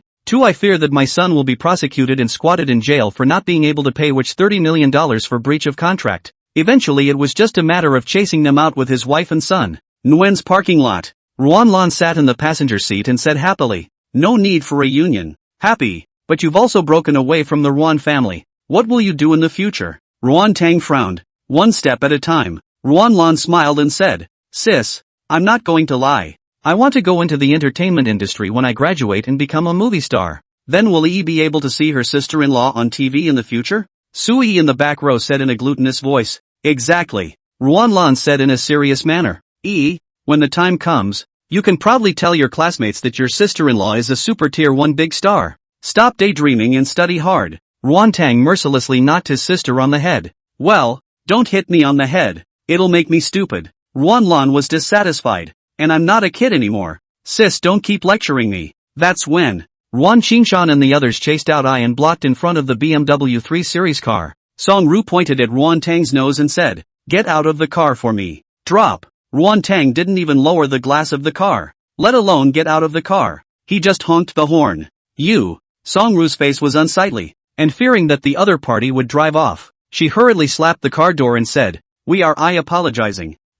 Ruan Lan and Ruan Tang looked at each other, both confused. Seeing Ruan Tang lowering the car window, Song Ru directly disliked. Ruan Tang, even though you flattered the 8th master, what a big deal. Mr. 8? Ruan Tang was in a fog. Was it Jiang Laobai from Luchang? Don't play dumb. We apologize. Song Ru said in an impatient tone. The company is returned to you. Hurry up and get the 8th master to give up targeting the Ruan family. Ruan Qingshan and Ruan Jin, father and son, were still arrogant. Nguyen Tong was even more confused. The only interaction she had with the 8th master was when Li Jie and Song Qin and the others had provoked the 8th master during the college reunion at the Bright Moon Tea House a few days ago. There was no further contact after that. It's not right. The 8th master and Su Dai of the Su family, who ended up leaving Sui behind. Murphy, this is all about Sui? Ruan Tang inexplicably thought of her own words of comfort when her company was taken away from her, but it felt surreal. How can Sui have the face to ask the 8th master for help? Meditation. Ruan Lan hummed. Eldest uncle, is this your attitude of begging? What else do you want us to do? Ruan Jin roared. Don't bully me too much. Sis, let's go. Ruan Lan shouted. Don't go. Nguyen Kim was shocked. If this goes away, where will he borrow $30 million? Gritting his teeth, he bent down unwillingly and whispered, I'm sorry, can't hear you. Ruan Lan smirked. I'm sorry. Nguyen Kim looked like he was using all his strength. Almost all his teeth were clenched. He is the uni heir of the Ruan family. To actually ask him to apologize to Ruan Tang, the joke of all of Donghai City. This was simply a strange shame. Your attitude is insincere and unacceptable. Ruan Lan, don't go too far, you sisters, Ruan Qingshan said angrily. The excesses are clearly yours, Suai slowly said. Robbing my wife's company, and kidnapping Yi for Ruan Lan's marriage. TSK. What do you want then? Ruan Qingshan asked. Kneel down and apologize, Suai calmly said. No way, Ruan Qingshan shouted. Asking him to kneel would be better than killing him. Then there's nothing to talk about. Suai shrugged his shoulders. Wife, let's go. A lot of books are hard to find anymore, so read them and cherish them. Chapter 41, Who gave you the courage? Ruan Jin's face suddenly changed. What if we let Ruan Tang go? But if he were to kneel down and beg for forgiveness, that would simply be a great humiliation for him. Just then, Ruan Qingshan directly softened his knees and knelt on the ground. Ruan Tang, I'm sorry. The voice hid a strong unwillingness, and even a strand of resentment could be heard. Ruan Tong looked calm. She never dared to imagine that her eldest uncle, who was an imposing figure in the family, would one day be on his knees in front of her praying for forgiveness. But when the day really temporary, Nguyen Tong realized that he didn't have any mental fluctuations. There was just calmness, no joy, let alone anger. Song Nguyen Tong didn't say a word. Song Ru's face changed again. What do you mean? Your eldest uncle even kneeled down and apologized. You actually still refuse to forgive us. You two kneel down too. Ruan Qingshan gritted his teeth and said, in addition, I will contact a lawyer to return the ownership of Ruan Clothing Company to you. Dad! Ruan Jin shouted unwillingly. Kneel down. Ruan Qingshan shouted angrily. Ruan Jin and Song Ru reluctantly knelt down and said in annoyance, Ruan Tang, I'm sorry. Nguyen Tong glanced at the car and raised the window to leave. Damn it! Ruan Jin clenched his fists in grief and anger. Incredibly annoyed, Ruan Qingshan stood up and frowned. Son, today is about the survival of the Ruan family. Is face important? Or is the Ruan family important? Nguyen Kim was silent. Dignity is worthless in the face of a life and death catastrophe. What we lose today, we will take back other day. Whether it's the company or face, Song Ru viciously said. It's just that their family of three seems to have forgotten. Nguyen's clothing company, it doesn't even belong to them. Back home, Ruan Lan was still smiling. She only felt refreshed, and evil was still evil. Sis, but why would the eighth master help us? Ruan Lan munched on a watermelon and said prettily, is it possible that he's taken a liking to you? Put. The water in Ruan Tang's mouth spurted out as she snapped. Shut up. It's enough for Kong Lao Bei to be her grandfather. And her sister is really mouthy. Does it matter to you? Ruan Tang looked at Suai.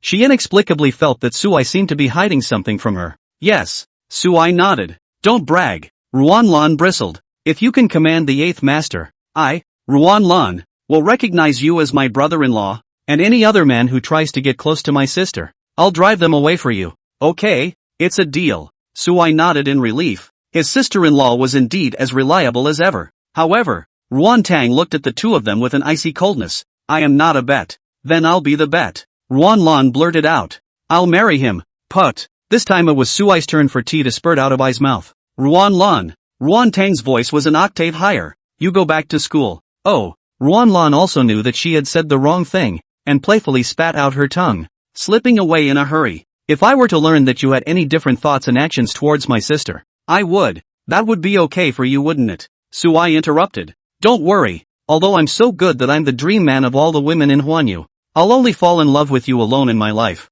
said, gazing imploringly into Ruan Tang's eyes, confirming my eyes. I met the right person. Ruan Tong's heart was suddenly tired. Why is my daughter's cheap old man so thick-skinned? Confirmed. You're the one I want to hit. If it wasn't for Yi's sake, Ruan Tang really wanted to kick this big heartless scumbag who had eaten everything and disappeared for 5 years. Lunch at noon. The Ruan family's lawyer then arrived at Ruan Tang's house with the drawn-up contractual statutisi, signed the documents, and the company was back in Ruan Tang's hands. Sure, the cooperation with Huashan started up again. Ruan Tang couldn't wait to return to the company to get busy. Just the most unexpected thing is that the change of rights of Nguyen Clothing Company has not affected the company's business. On the contrary, in the first afternoon after Nguyen Tong's return, orders poured like a tidal wave, ranging from hundreds of thousands to millions. Although the amount of each order, compared to Huashan's 30 million contract, is not large, but the accumulation of small amounts becomes a lot. Ruan Tong was all surprised. Could it be a channel for Huashan?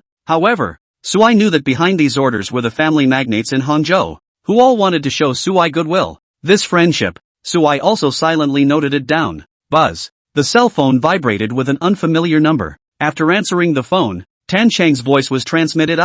Sui. Now the beach. There is something to find you. Sui frowned. I'm at home watching my daughter. I don't have time. The martial sect can't even invite you, can it? Tan Chang's voice carried a slight dissatisfaction. Sui was dumbfounded. This kid is drifting. Just helped him to advance to martial zone. The realm is afraid that it is not even completely stabilized. It his side to pretend. Who gave him the courage? Okay, Tan Wuzong. Sui nodded. You know your stuff. Tan Chang hung up the phone with immense satisfaction. He now felt like his body was filled with power, and he had the illusion that he could blow up the void with one punch. Although it was Coi who helped him advance, Tan Chang also promised to protect Sui's daughter. But the hallowed Wuzong. The number is also one of the few in China, which is a symbol of status and power. Liu Bei back in the day, but also 3 times, to invite Zhuge Liang to come out of the mountainette. So that Sui personally invited himself. No problem, right? Just a minute, 5 minutes, 10 minutes, until an hour has passed.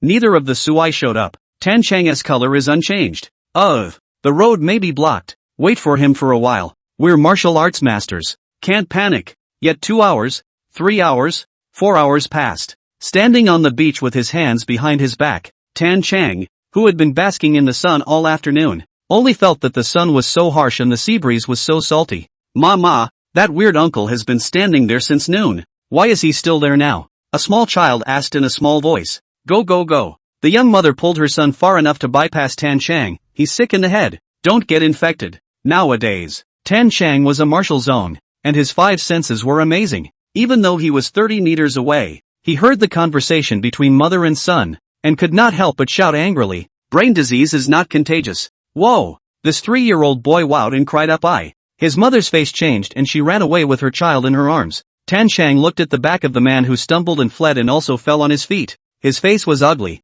and he shouted again, brain disease is not contagious, and so on. What's wrong with it? Tan Chang frowned, not waiting to think over carefully. A large and a small figure finally appeared in the realization. Sui held Sui Yi's hand. Stepping on the afterglow of the setting sun in the evening, walking slowly the narrow path along the seashore. A lot of books are hard to find anymore, so read them and cherish them. Chapter 42, No one climbs the mountain together. You finally Tan Chang narrowed his eyes. But I've been waiting for you for a full 6 hours. Sui faintly said. It's too hot during the day. My daughter doesn't want to go out. Tan Chang glared. Then you didn't tell me in advance, causing me to waste my time here. And you didn't ask. Nah. Tan Chang. You make such a good point, but I want to beat you to death. Sui Yi blinked her big watery eyes and ate the colored candies in small bites. Daddy, this old grandpa is so strange. Grandpa. Tan Chang, a mouthful of old blood almost sprayed out. Even because of the perennial use of the hiding technique led to the shrinking of longevity, he is now only 30 years old.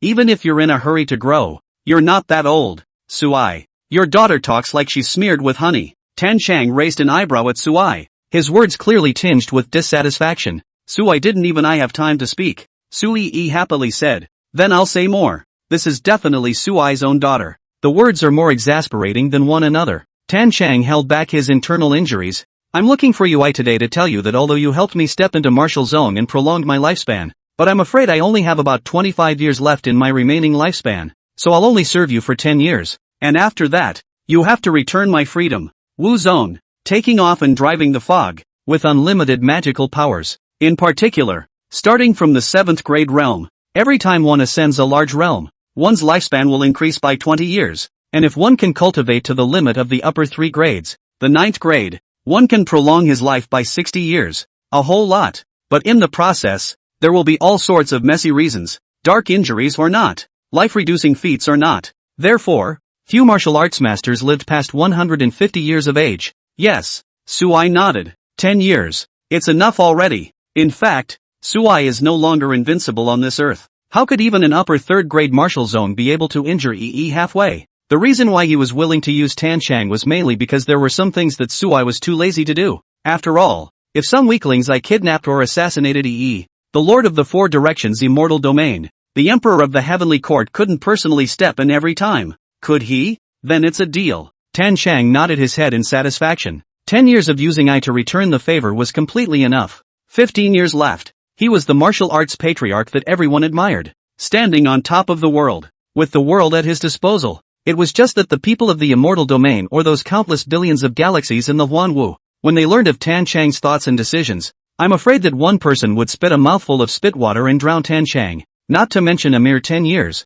Even if 10,000 or even 100,000 years were spent as slaves and servants, there would be countless people who would be willing. That's Emperor Sui. The unification of the four directions of the immortal realm. The establishment of the supreme heavenly court, this unprecedented, destined to be followed by no one's achievements, not to mention, with only one's own strength. The human race had risen from 1,300,000th place in the near-hanging position of the race cultivation ranking, to first place in just 30,000 years. It would be enough to become the first emperor in a million billion years. Well deserved. Also, what realm are you in? Tan Chang looked deeply at Sui. To be able to make the peak of the 6th grade cross the threshold, an ordinary martial zone couldn't do it. Such people. It will surely become legendary. But why didn't the martial arts world have Sui's name? It was impossible for such a strong person to be unknown even if he kept a low profile. Sui smiled and didn't reply. Instead, he held Sui's hand and smiled.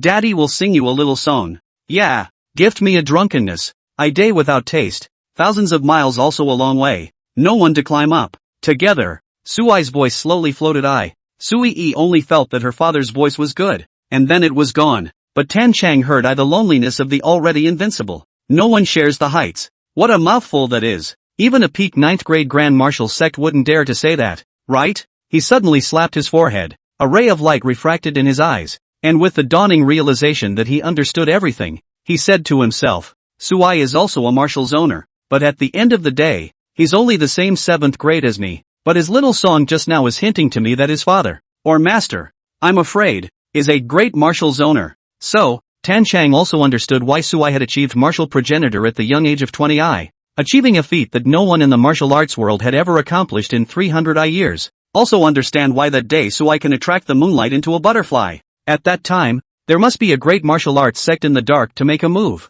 As to why this was done, Sui was definitely the descendant or disciple of a certain great martial arts sect. Why else would Sui be drunk and traveling thousands of miles? It was clear that he was kicked out of for various reasons and ended up wandering. No wonder. Tan Chang couldn't help but pat himself on the back for his resourcefulness. It was a shame to be a shadow for the Zhang family for more than 20 years before. You should be the wise man yourself. If that was the case, I'm afraid that the Zhang family would have long since become the martial Dao leader, replacing the Ji family. I'm afraid that great master in the dark also saw my potential and intellect. And that's why he asked Sui to help me. Tan Chang thought darkly. That's why Tan Chang clasped his hands and bellowed. Tan Chang thanks Senior for his cultivation and will never reveal your relationship with Sui. In the distance, another mother walked away with her child around the road. Even the lords playing chess a few meters away looked at Tan Chang with pity. Wah poor Na. Not only is she ugly, but she's all alone and muttering. And she's got a problem with her brain. Yeah, how else can you stand all afternoon? Tan Chang coldly grunted. A group of mortals. Short-sightedness is very short-sighted. Not with them in general. He walked quickly towards Sui and said in a heavy tone, I understand your suffering and will protect your daughter. This is my mission. Sui was filled with confusion. What are you talking about? I understand that you can't reveal your identity. Give me one last day before I go forward to leave my name on the Shushan heavenly ranking. From tomorrow, I am your daughter's shadow. Tan Chang looked solemn. Whether you are wandering out or whether you are on a heavenly mission, I will help you for the next 10 years. After saying that, Tan Chang clasped his left hand and raised it horizontally to his body. It's a Budo ritual. In the beginning, martial artists were required to perform this salute to their seniors or masters. But after I gradually became that the only time this action would be performed was when identifying with another martial artist. Although Sui was puzzled, he still nodded and said, Good, Tan Chang is gone. He went forward to the mountain of Shushan's heavenly list. September 6th. Sunday, the weather was cloudy. All sorts of men, women, and children gathered around the perimeter of Mount Shu. All of them were martial artists who had gotten the news to come to observe the Sword Peak. As soon as Sword Peak first appeared, it shook the martial arts world with its strong sword intent, and was also known as the Sword List by countless sword practitioners. At the top of the heavenly ranking mountain where no one was paying attention, a figure stood proudly, its spiritual energy spreading out and transforming into an illusory giant dagger, carving two big words on top of the mountain peak. Tan Chang. A lot of books are hard to find anymore, so read them and treasure them. Chapter 43, Being a Good Man. Tan Chang. In just a few minutes, the name spread throughout the country of China. It's just a shame. Had it not been for Jianfeng's appearance, I'm afraid that the shock that this news brought would have been a bit greater. But this is just right now. Tan Chang, who had been the shadow of the Zhang family and had been a nobody for decades, could leave his name on the Martial Dao Heavenly Ranking list, which was already a historical record. Regardless of how the uni was, it was definitely a piece of the Martial Dao world that couldn't be bypassed. Only, when the Jiang family learned that Tan Chang, one of the shadows bred by his men, was nowhere to be found, and that the control brand had disappeared at the same time, the country of China suddenly had a 7th grade martial arts sect with the same name. His face was as ugly as if he had eaten a dead fly. Send out 10 elite shadows and find out for me. If it's the same person, kill. If it's not the same person, find out where he's hiding. Rebels, kill without pardon. A secret order was issued by the top management of the Jiang family. Seaside. Looking at Su Yi, who was running on the beach happily with her bare little feet in the dusk of the setting sun, the corners of Sui's mouth also revealed a smile. It's pretty uneventful right now, and he's enjoying it. There's no fighting and killing, and not so many bad things. That's life. It was just that at the moment. Sui didn't know. The first god General Tao Tai, who is in charge of the heavenly court, is always in tears whenever it's late at night. He just wants to be a reckless man, but now he has to deal with that mountain of affairs. It's really a human being in the sky. Daddy, I'm having a water fight. Sui's small hand cupped a bit of seawater and suddenly splashed it onto Sui. Sui similarly took off his shoes and pounced on him in a fierce manner. I've got it. The little girl giggled and ran away. 2 hours later, Sui, who was dripping wet, stood in the corner to be punished together with Sui, whose clothes were also a little bit wet, and 3 paces away was the cold-faced Ruan Tang. Mama, it's Daddy who wants to play.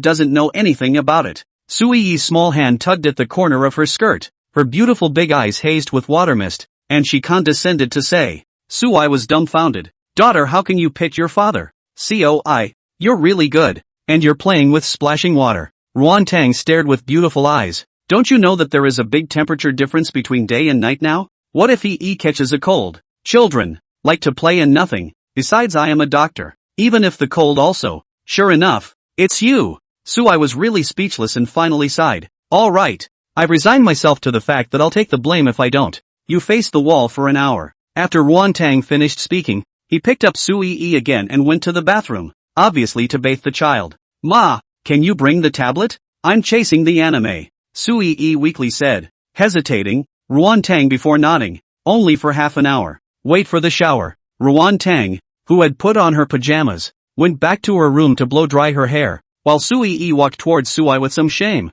Dad, just betrayed you. Understandable. After all, your mom is super mean. Sui gently pinched his daughter's nose and smiled indifferently. Aha. Sui nodded her head repeatedly and carefully glanced at the master bedroom again before whispering, but do something wrong and apologize. Saying that, the little girl quietly slipped her tablet into Sui's hands. Under the gaze of her daughter's expectant praise, Sui curiously opened the tablet and quickly turned black. The albums inside were actually full of pictures of Nguyen Tang.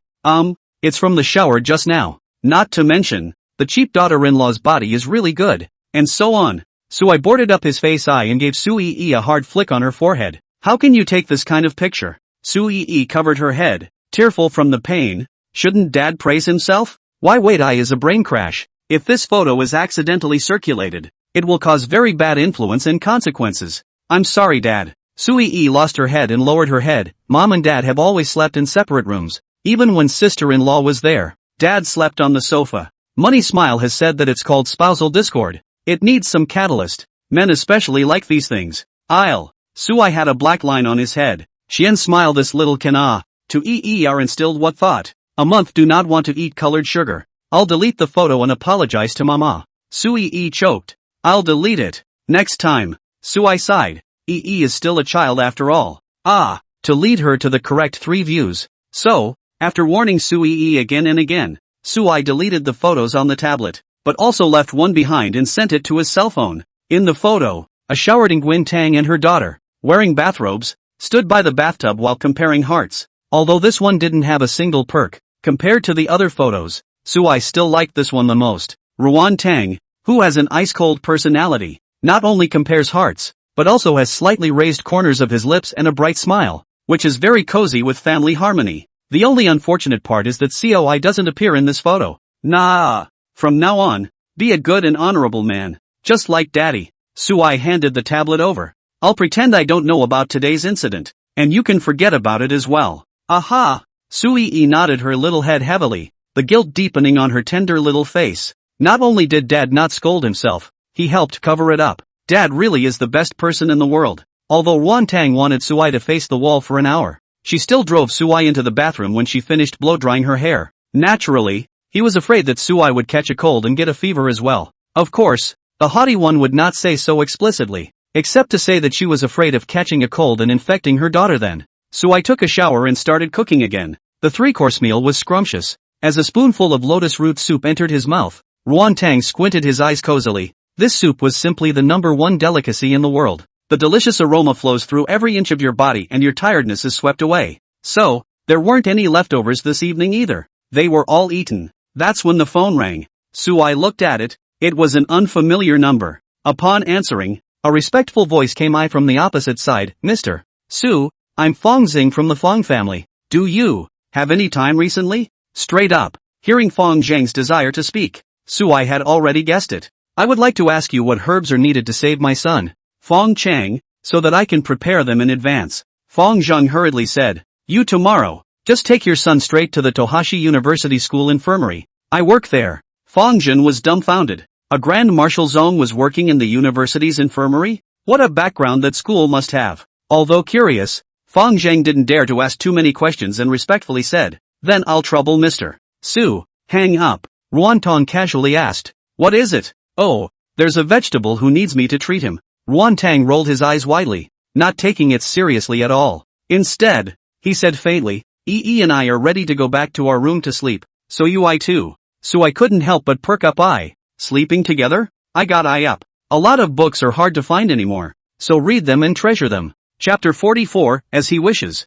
Sleeping together. A wisp of halo red appeared on Ruan Tang's face. Her eyes were ice cold, and she cut Suai a hard look. It's for you I to tell a story. So, Suai deflated in an instant. You should say it more clearly next time. It's easy for people to misunderstand. Nguyen Tong was furious. This soul actually had the face to blame her. Obviously it is his own dirty thinking. After, Suai began to recount the path of Venerable Qingfeng's invincibility again, and Ruan Tang naturally listened with great interest. In particular, he heard that Venerable Qingfeng, who was being hunted down by the 100 immortal sects, invoked the I-9-colored thunder-killing heist and managed to kill 93,000 people in return. The heavenly tribulation was merciless, and Venerable Qingfeng had survived 9 deaths, utilizing the bloodline of the 100 immortal sects to change his destiny against the heavens, breaking the shackles of the human race's talent and achieving the heavenly exaltation realm. The ancestral ground of the human race had finally given birth to the first 10,000 foot Dao candle. Countless human cultivators knelt on the ground, tearfully chanting Qingfeng's name as they did so. Ruan Tang also secretly wiped the corners of his eyes. According to Suai, this represented that the human race finally had its first heavenly father and was no longer suppressed by the heavenly Dao. It also officially said goodbye to the saying that the human race is equal to cultivation waste and will be stuck in the Zunshi realm for the rest of their lives. To this point, the human race that has been suppressed by the heavenly Dao for countless years, from the various eras of amazing talent, but had to lie dormant in the Taoist embodiment of the hundreds of thousands of years of slumber in the pride of the heavens, awakened in this moment. The journey to rise begins. A short millennium. The 10,000-foot shipping candle then increased to 17, and Venerable Qingfeng's transport candle grew to 100,000 feet due to the realm breaking through again. The human race managed to step into the top 10,000 of the race list, and the ranking was still being refreshed, finally becoming number 1 in just 100,000 years. By this point, Suai's voice was calm, without the slightest rise and fall or emotion. But Venerable Qingfeng is too tired. Ruan Tong murmured softly, he's not tired because this pomp and circumstance as he wishes. Suai threw his voice. Nguyen Tong was silent. Compare that to the sensuality of the mother. Yi's big eyes brightened even more, not infected by that sense of mission to establish a life for the human race, but simply feeling that the world of the immortal realm was radiant and splendid, making her yearn for it. Too bad it's just stories. The little girl snorted and slept, and in a daze, she dreamed that she had become the queen of the immortal region. 10,000 tribes make a pilgrimage. Looking at Su Yi, who knelt a dense sea of people, was not too happy, just suddenly thought of a summer in his childhood. That little boy who muttered about carrying the East China Sea, arrogant to the point of being unbeatable, but had long forgotten his face. The wind was not boisterous that day. Not much either. Day 2. Although it was a double holiday, Sui Yi still went to Star River Kindergarten. Surprisingly, Xian Xiao was actually sitting on a swing in the garden, looking at the white in the sky with boredom. When the little guy saw his big sister, his eyes lit up with boredom. Ee's sister. How did you? I'm sorry, Money smile. Yesterday I dreamed you were dead and I to see if you were still alive. Sui choked. The dream was really fake. Money laughs. Sui. No wonder his daughter refused to follow Wan Tang to the office and had to clamor for kindergarten. Shen Xiaoxiao wasn't sure if big sister was happy that he didn't die or sorry that he didn't die. He knew nothing and was afraid to ask. So weakly said, my parents are busy, and also afraid that I will cause trouble. I stay in kindergarten on both days off. Ee's sister. Do you want to go into play too? Is it okay, Dad? Sui looked at her dad expectantly. Uncle Su, we have 10 security guards here. It's absolutely safe. Xian Xiaoxiao hurriedly said. Go on. Sui nodded. Even if there was no security, he was still relieved. After all, there could be a martial zone protecting him in the dark. Although since Tan Chang's realm has improved, the person looks also a lot more stupid, but the strength should be fine. So Sui went to school with confidence. In the infirmary of Tohashi University, a group of old men sat. Not only did Lu Nanwei and Zhou Feng not dare to drive away, they even had to respectfully pour tea, because one of them was Li Shouzhong, while the rest were his old friends, all of them top experts in the medical industry. There are Western doctors and Chinese doctors, and all of these old guys have been, or are, professors or doctoral directors at major top medical schools. So to speak, these old men and women, whose ages averaged 60 or more, were the most important cornerstones of the medical profession in China for nearly 50 years. He has made great contributions to the education and inheritance of Chinese medicine, and they, since yesterday, have been waiting here just to see Sui. Director Li, teachers, you all please go back. Sui won't work until tomorrow, Zhou Feng carefully said. Only in his heart he was dying of jealousy. It wasn't that he hadn't seen powerful young doctors before, but Li Shouzhong had never failed to take them so seriously. Even under Sui's subversive medical theories, the other bigwigs of the medical path were both in favor and against, and they could not resist the urge to debate with Sui one way or the other. So professors who taught at schools skipped classes and doctors who worked at hospitals took time off. And then it created this scene. Sui didn't know about it and hung the group out to dry for a full day. It's okay, we'll just wait. A white-haired old woman with kind brows and a kind smile said with a warm voice. Zhou Feng didn't dare to say more. This old woman can be remarkable. Called Lin Qiu, is a doctoral director of neurology at Tunghai University, has published 40 SI papers, of which 36 as the first author, 25 ESI highly cited papers, the total number of citations over 10,000 times. A big name in the academic and medical world. Didn't save Sui's phone number either, or else I would have notified him. Zhou Feng was annoyed. Making a group of experts wait for a brat was simply too exasperating. But more exasperating is yet to come. A young man, covered in oxygen tubes and various medical instruments, lay in a hospital bed and was wheeled into the school infirmary. It was just as well that the infirmary was big enough, otherwise it wouldn't really be able to seat so many people. This line, naturally, it was Feng Zhen of the Feng family. Zhou Feng was originally annoyed and was just about to get angry when he heard Lin Qiu say in surprise, Feng Zhang, how are you?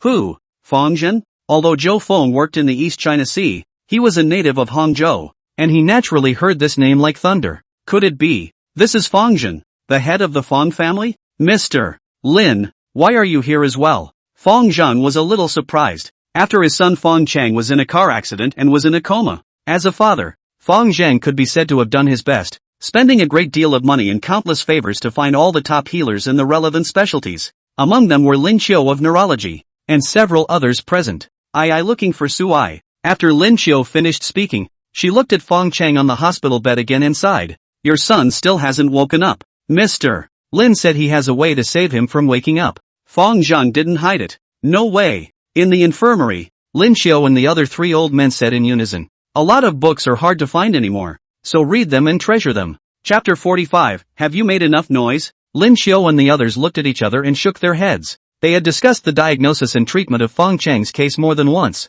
The cerebral nerves were completely atrophied and the injured organs were repaired but not healed at all. It's a complete miracle to survive in a hospital bed as a vegetable for years. Or rather, the power of money. If you don't have the money to buy those expensive targeted drugs, as well as to have consultations with major specialists and professors, Feng Chang was afraid that 2 days after the car accident, the person was already gone. Even if the God's eye was not cured. Feng Zhang looked deeply at Lin Qiu's several people and said no more. Standing silently in front of the hospital bed, he looked at his son's pale face and his heart felt like a knife. Son, Dad will definitely cure you. Definitely. Fong Zheng, eyes downcast, murmured softly. The school infirmary was quiet for a momenti. Zhou Feng was even more afraid to even breathe, sitting peacefully in his seat, pretending to be busy looking at the case. As for the matter of Suai being able to save the vegetable Fong Chang, Zhou Feng didn't believe it at all. Time passes. It took a full half hour for Suai, who was riding the bus, to the school infirmary.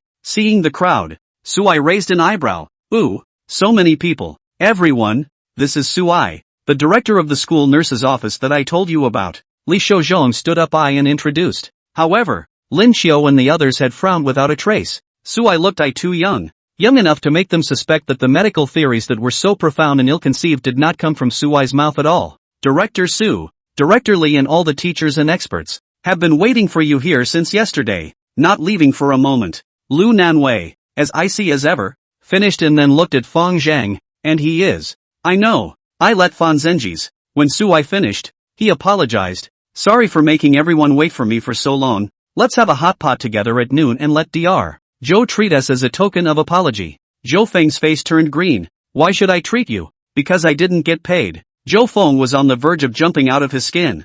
I'm competing with you for the position of head of the school infirmary. Will you get a grip? Mr. Su, this is the canine son. Fong Zhang said respectfully. Aha. Suai looked at it and said helplessly. If I had known that the condition was so mild, I would have just prescribed you any medicine. Light. As soon as these words were uttered, Li Shouzhong and Fong Zhang knew that they were going to suffer. Sure enough, Lin Xiao, the old lady who had been kind to Zhou Feng a moment before, her face suddenly turned cold. For Fong Chang, we set up a specialized medical team and spent countless manpower and resources to barely save his life. And you're actually saying that his condition is very mild? Aha. I nodded. Ridiculous. An old man shook his head in indignation. You don't know anything about medicine at all. And the ones you talk to old Li about are all made up or heard from him, right? Li Shouzhong. You've screwed us all. The people had a lot of grievances. Li Shouzhong saw sweat on his forehead. This may be that Director Su did not express his meaning clearly. It looks like the disease is very light. As he said that, he even disliked Suai with his arm and forced a smile. Right, Director Su? Suai smiled. Dr. Zhou, pour me a glass of water. I'll go if you tell me to. Zhou Feng blared, but stood up, but received a glass of water. Suai, on the other hand, wrote 10 flavors of Chinese herbs on a piece of paper and handed it to Zhou Feng. Go to the pharmacy again to buy these medicines. No go. I'm not your assistant. Zhou Feng refused. Suai, why is this bastard instructing people endlessly? Suai hadn't said anything yet. Fong Zhen had already looked his eyes firmly locked on Zhou Feng. He was ice cold, picked up the paper and ran to the storeroom. By Willow South read. Zhou Feng is still really mouthy. 1 hour later, the hulking Zhou Feng ran back to the school doctor's office gasping for air and placed the herbs packed into portions on the table. Then, grind the herbs bit by bit into powder separately. Suai commanded. Zhou Feng is going to curse. I am especially happy. It's just that the expletive was eventually replaced with another word when it came to his lips. Fortunately, the school doctor's office has the artifacts for grinding medicines, and after tossing and turning for another hour, Zhou Feng's tired back aches and hand cramps before all 13 medicinal herbs are crushed into powder. The next second he saw Suai, pinching just a little bit of each medicinal powder and sprinkling it into the white bowl filled with water. Zhou Feng? Use so little, but make me grind all the medicine into powder? Isn't this plainly torture? Zhou Feng was just about to question, when he was kicked off by a grumpy old Chinese doctor. Shut up and get off to the side and watch. Zhou Feng is aggrieved beyond words. I have not even said anything at all. Give it to your son to drink and he'll wake up, Suai said. Fong Jin did not dare to hesitate and carefully took the bowl, ready to personally feed her son Fong Chang. The grumpy old Chinese doctor, on the other hand, was disappointed beyond belief. I thought that Suai could make some waves, but it turned out to be a random Chinese herb crushed into powder and poured into water for people to drink. It's almost like a charlatan. Wait, herbs. The old Chinese doctor was just now all focused on listening to the other doctors spouting off about all being pitched by Li Shouzhong. Didn't even notice what the herbs were. Nowadays, they are all highly toxic or even poisonous Chinese herbs such as Qianjinzi, Chuanwu, Shaoguanzhong, Strictness, and Ma Sang Yi. The powdered medicine is combined and incorporated into the water. It's just killing people. The old Chinese doctor's scalp tingled up. He shouted, "You can't drink it. The potion is poisonous." Fong Zhang's hand shook and the bowl almost slipped off as he said in annoyance, "Zhang Ping, what are you doing? Scaring me." The Chinese medicine practitioner called Zhang Ping pointed at Suai's nose and cursed. "You quack. These 13 herbs are all poisonous. What is your intention in using this as medicine? What? Li Shouzhong, Lin Xiao and the others changed color. Even Zhou Feng and Lu Nanwei froze. Elder Zhang wasn't wrong. Several other herbalists in the room nodded with sullen faces, not knowing how to save a life, but wanting to kill. I've seen it today. Zheng Ping snorted coldly. Call the police. Lin Xiao waved his hand. Have you made enough noise? Fong Zhang exclaimed. The Fong family head is angry. The school nurse's office went quiet. Lin Xiao said in a deep voice. Fong Zhang, you don't have to thank us though. Shut up. Fong Zhang was annoyed. You quacks. It's not even if you couldn't save my son, but you actually falsely accused Mr. Su. I'd like to ask you what your intentions are. This. Zheng Ping and Lin Xiao were confused. Those herbs are poisonous. We are doing it for your own good. But they're also all dignitaries. At this moment, they all flung their sleeves and coldly said, since we are quacks, then you may go ahead. Whether Fong Chang lives or dies, it has nothing to do with us from now on. Fong Zhen looked at Suai. However, he saw Suai looking at the summer cicadas on the willow tree outside the window and fuming, not caring at all about the noise in the field. Fong Zhen gritted her teeth hard and ruthlessly drank the bowl of medicine for her son, even if it's toxic. And he recognized it. A lot of books are hard to find anymore, so read them and cherish them. Chapter 46, They're Still Kids. Fong Zheng's move. It made the crowd of doctors in the arena turn pale. Even if they say that life and death have nothing to do with it, they are doctors after all. How could a healer sit back and watch? He hurriedly shot out and wanted to stop it. Too bad it's too late. Fong Zhang had long ago poured the potion into his son's mouth. It was as if time had stopped in the school nurse's office, and for a moment everyone stared in disbelief. Lin Xiao looked at Suai angrily. You quack, do you know what you've done? You have harmed an innocent life. He could have lived for a few more years. Suai still looked at the cicadas on the tree. It seems that the summer cicadas are much better looking than the people and things in the house. This sightless arrogance. Not to mention Lin Xiao, who had a very high status in the academic and medical world. Even the other doctors were annoyed with Humph, Li Shouzhong. You're really getting more and more confused as you get older. Anyone can be made a senior by you. That's ridiculous. A number of doctors grimaced and turned to leave. Don't go, everyone. Aren't we discussing medical skills? Li Shouzhong was anxious. Lu Nanwei looked at Suai with a puzzled expression. Although they had only been together for a few days, she thought that Suai was a healer who knew the pharmacology of Chinese medicine even if he wasn't a master of the healing path. How come all 13 herbs are poisonous? Zhou Feng was even angrier. He was trying to become the head of the school nurse's office and then used it as a springboard for his career. But because Suai fault and fired, he then top an eye, which shows that Zhou Feng just pick up the leak. It was the greatest insult to his abilities. Ahem. Just then, a slight cough caused the school nurse's office to instantly quiet down.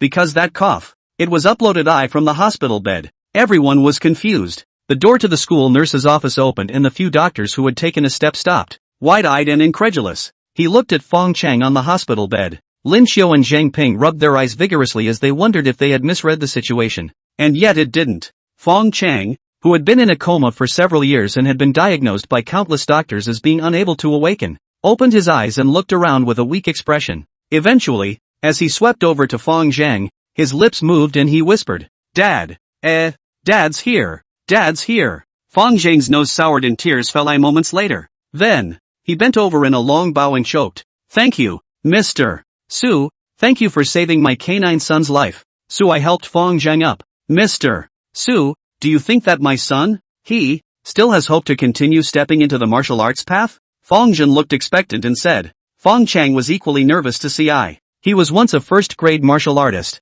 and although his talent was not as good as Yi Wuxuan of the Yi clan, he was still little known. But a sudden car accident destroys everything for him. Suai shook his head. Although Fong Zhang was lost, the joy of her son's awakening was still greater than the regret. After all, people living is the most important thing. Suai didn't say. It was true that Fong Chang could not become a martial artist, but he could become a cultivator because Fong Chang had a spiritual root in his body. Although it was only the lowest grade fire spirit root, it is a pity that nowadays the earth is lacking in aura, and according to the standard of the immortal domain audit is an abandoned cultivation planet. Otherwise with this talent, it would have already dumped Yi Wuxuan countless times. How about not letting Earth's aura revive and enter the era of full-fledged immortal cultivation? Suai suddenly fell into deep thought. Awakening the aura of a planet is not difficult. It's just that there are a lot of things that need to be prepared, and it's a bit of a hassle to do. After all, in the boundless universe, there were countless planets where one could cultivate. Planets like Earth that didn't have a great cultivator to shelter them had long since been refined to take the star cores and make magic treasures or use I to enhance their realm. Earth is undiscovered. It's been extremely lucky. Really alive. Zheng Ping, what do you think? This can't be possible. It's clearly all highly poisonous herbs, and there are no neutralizing herbs. Director Li Shozhongli really didn't lie to us. This Suai has amazing medical skills. Those few healers who had stepped out of the door withdrew their feet with an unparalleled tacit understanding and came together in front of the hospital bed to examine Feng Chang. They are all top doctors. And if they weren't obsessed with medicine, they wouldn't have gotten this far. One looks like he's found a rare treasure. Touching here and there, a few old Chinese doctors even took one of Feng Chang's hands and felt the pulse. Feng Chang, who had just awakened, so that his face was a little pale, had his face blackened. Dad, go. Let us go. When Feng Chang left, the doctors stared at Suai with burning eyes.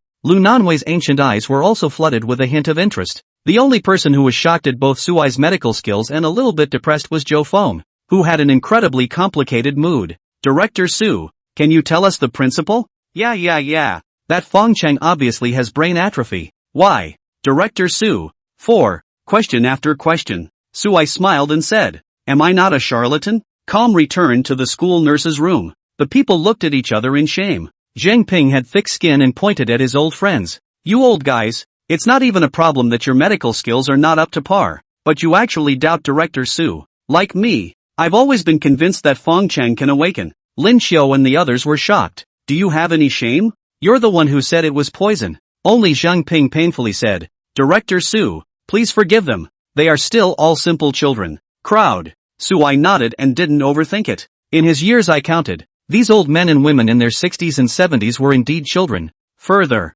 it's not their fault that the healers were offended because they didn't understand before. Only, Suai soon regretted it. Because the morning that followed I was spent by Suai debating the issue of medical knowledge. The crowd of doctors who are addicted to the medical path are simply mesmerized, as if pushing the door to a new world. The discussion came to an end. Li Shozhong and the rest of them all sat on the ground, honestly listening to Suai's lecture, constantly nodding their heads, and also constantly raising their hands to ask questions. Apparently, he had thoroughly recognized Suai's status as a senior medical practitioner. Zhou Feng took it all in and smiled bitterly. He lost. A total loss. Suai's level of medical skills can be called the Tarzan of the Apricot Grove. How else can he compete as a psychologist in his district? Find the gap. Zhou Feng went to Suai's body and solemnly said, Director Su, I previously thought that you were the son of a worldly family I mingled and gilded, and now I think I was narrow-minded. From this day forward, I will work and study hard under you and never again compete for the title of director. Suai did not expect Zhou Feng to be so open-minded. He, who hadn't taken the fight between the two to heart, smiled softly. Lu Nanwei's beautiful eyes were colorful, young and handsome, with excellent medical skills. What kind of woman could not like this kind of man? Just thinking about the family-arranged marriage, Lu Nanwei closed her eyes, her pink fists clenched and unclenched, and finally let out a long sigh as she continued to look at the medical journal. Suai patted the table in front of her and joked, remember to look for me if there is trouble. Less you, who I watch the night. Lu Nanwei wanted to say something, but finally shook her head. It's fine. Suai didn't ask any more questions. At that moment, the door to the school nurse's office was pushed open. I let unexpected female student. A lot of books are hard to find anymore, so read them and treasure them. Chapter 47, Setting Her Free. This one, surprisingly, it was Suai's sister-in-law, Ruan Lan, wearing a white dress. She cautiously peered inside, startled at the sight of the ravenous crowd sitting on the ground. What's wrong, classmate? Lu Nanwei asked. She instantly recognized this was of the school's wind figure Ruan Lan and couldn't help but look at Suai. Lu Nanwei had thought that the reason why Suai was the head of the school's medical office at Donli University was for Ruan Lan. I'm looking for Suai. Ruan Lan pointed inward. Swish. In an instant, Lin Xiao, Zheng Ping and other doctors, their gazes swept I in unison, vaguely carrying ill will, because Suai was explaining to the key point. Ruan Lan's scalp was numb from the look, but she couldn't help but hum. Suai, you come out eye down with me. There was a command in the words. Then, regardless of the reaction of the others, he closed the door straight away. Mr. Su, Li Shozhong and the others looked I with bated breath. Excuse me, everyone, back to chatting. Suai squeezed through the crowd and left quickly. As Ruan Lan walked around the Donli University campus, he exhaled a mouthful of turbid air, finally escaped out. What are so many of you doing? Ruan Lan inquired. Oh, they're asking me for medical advice.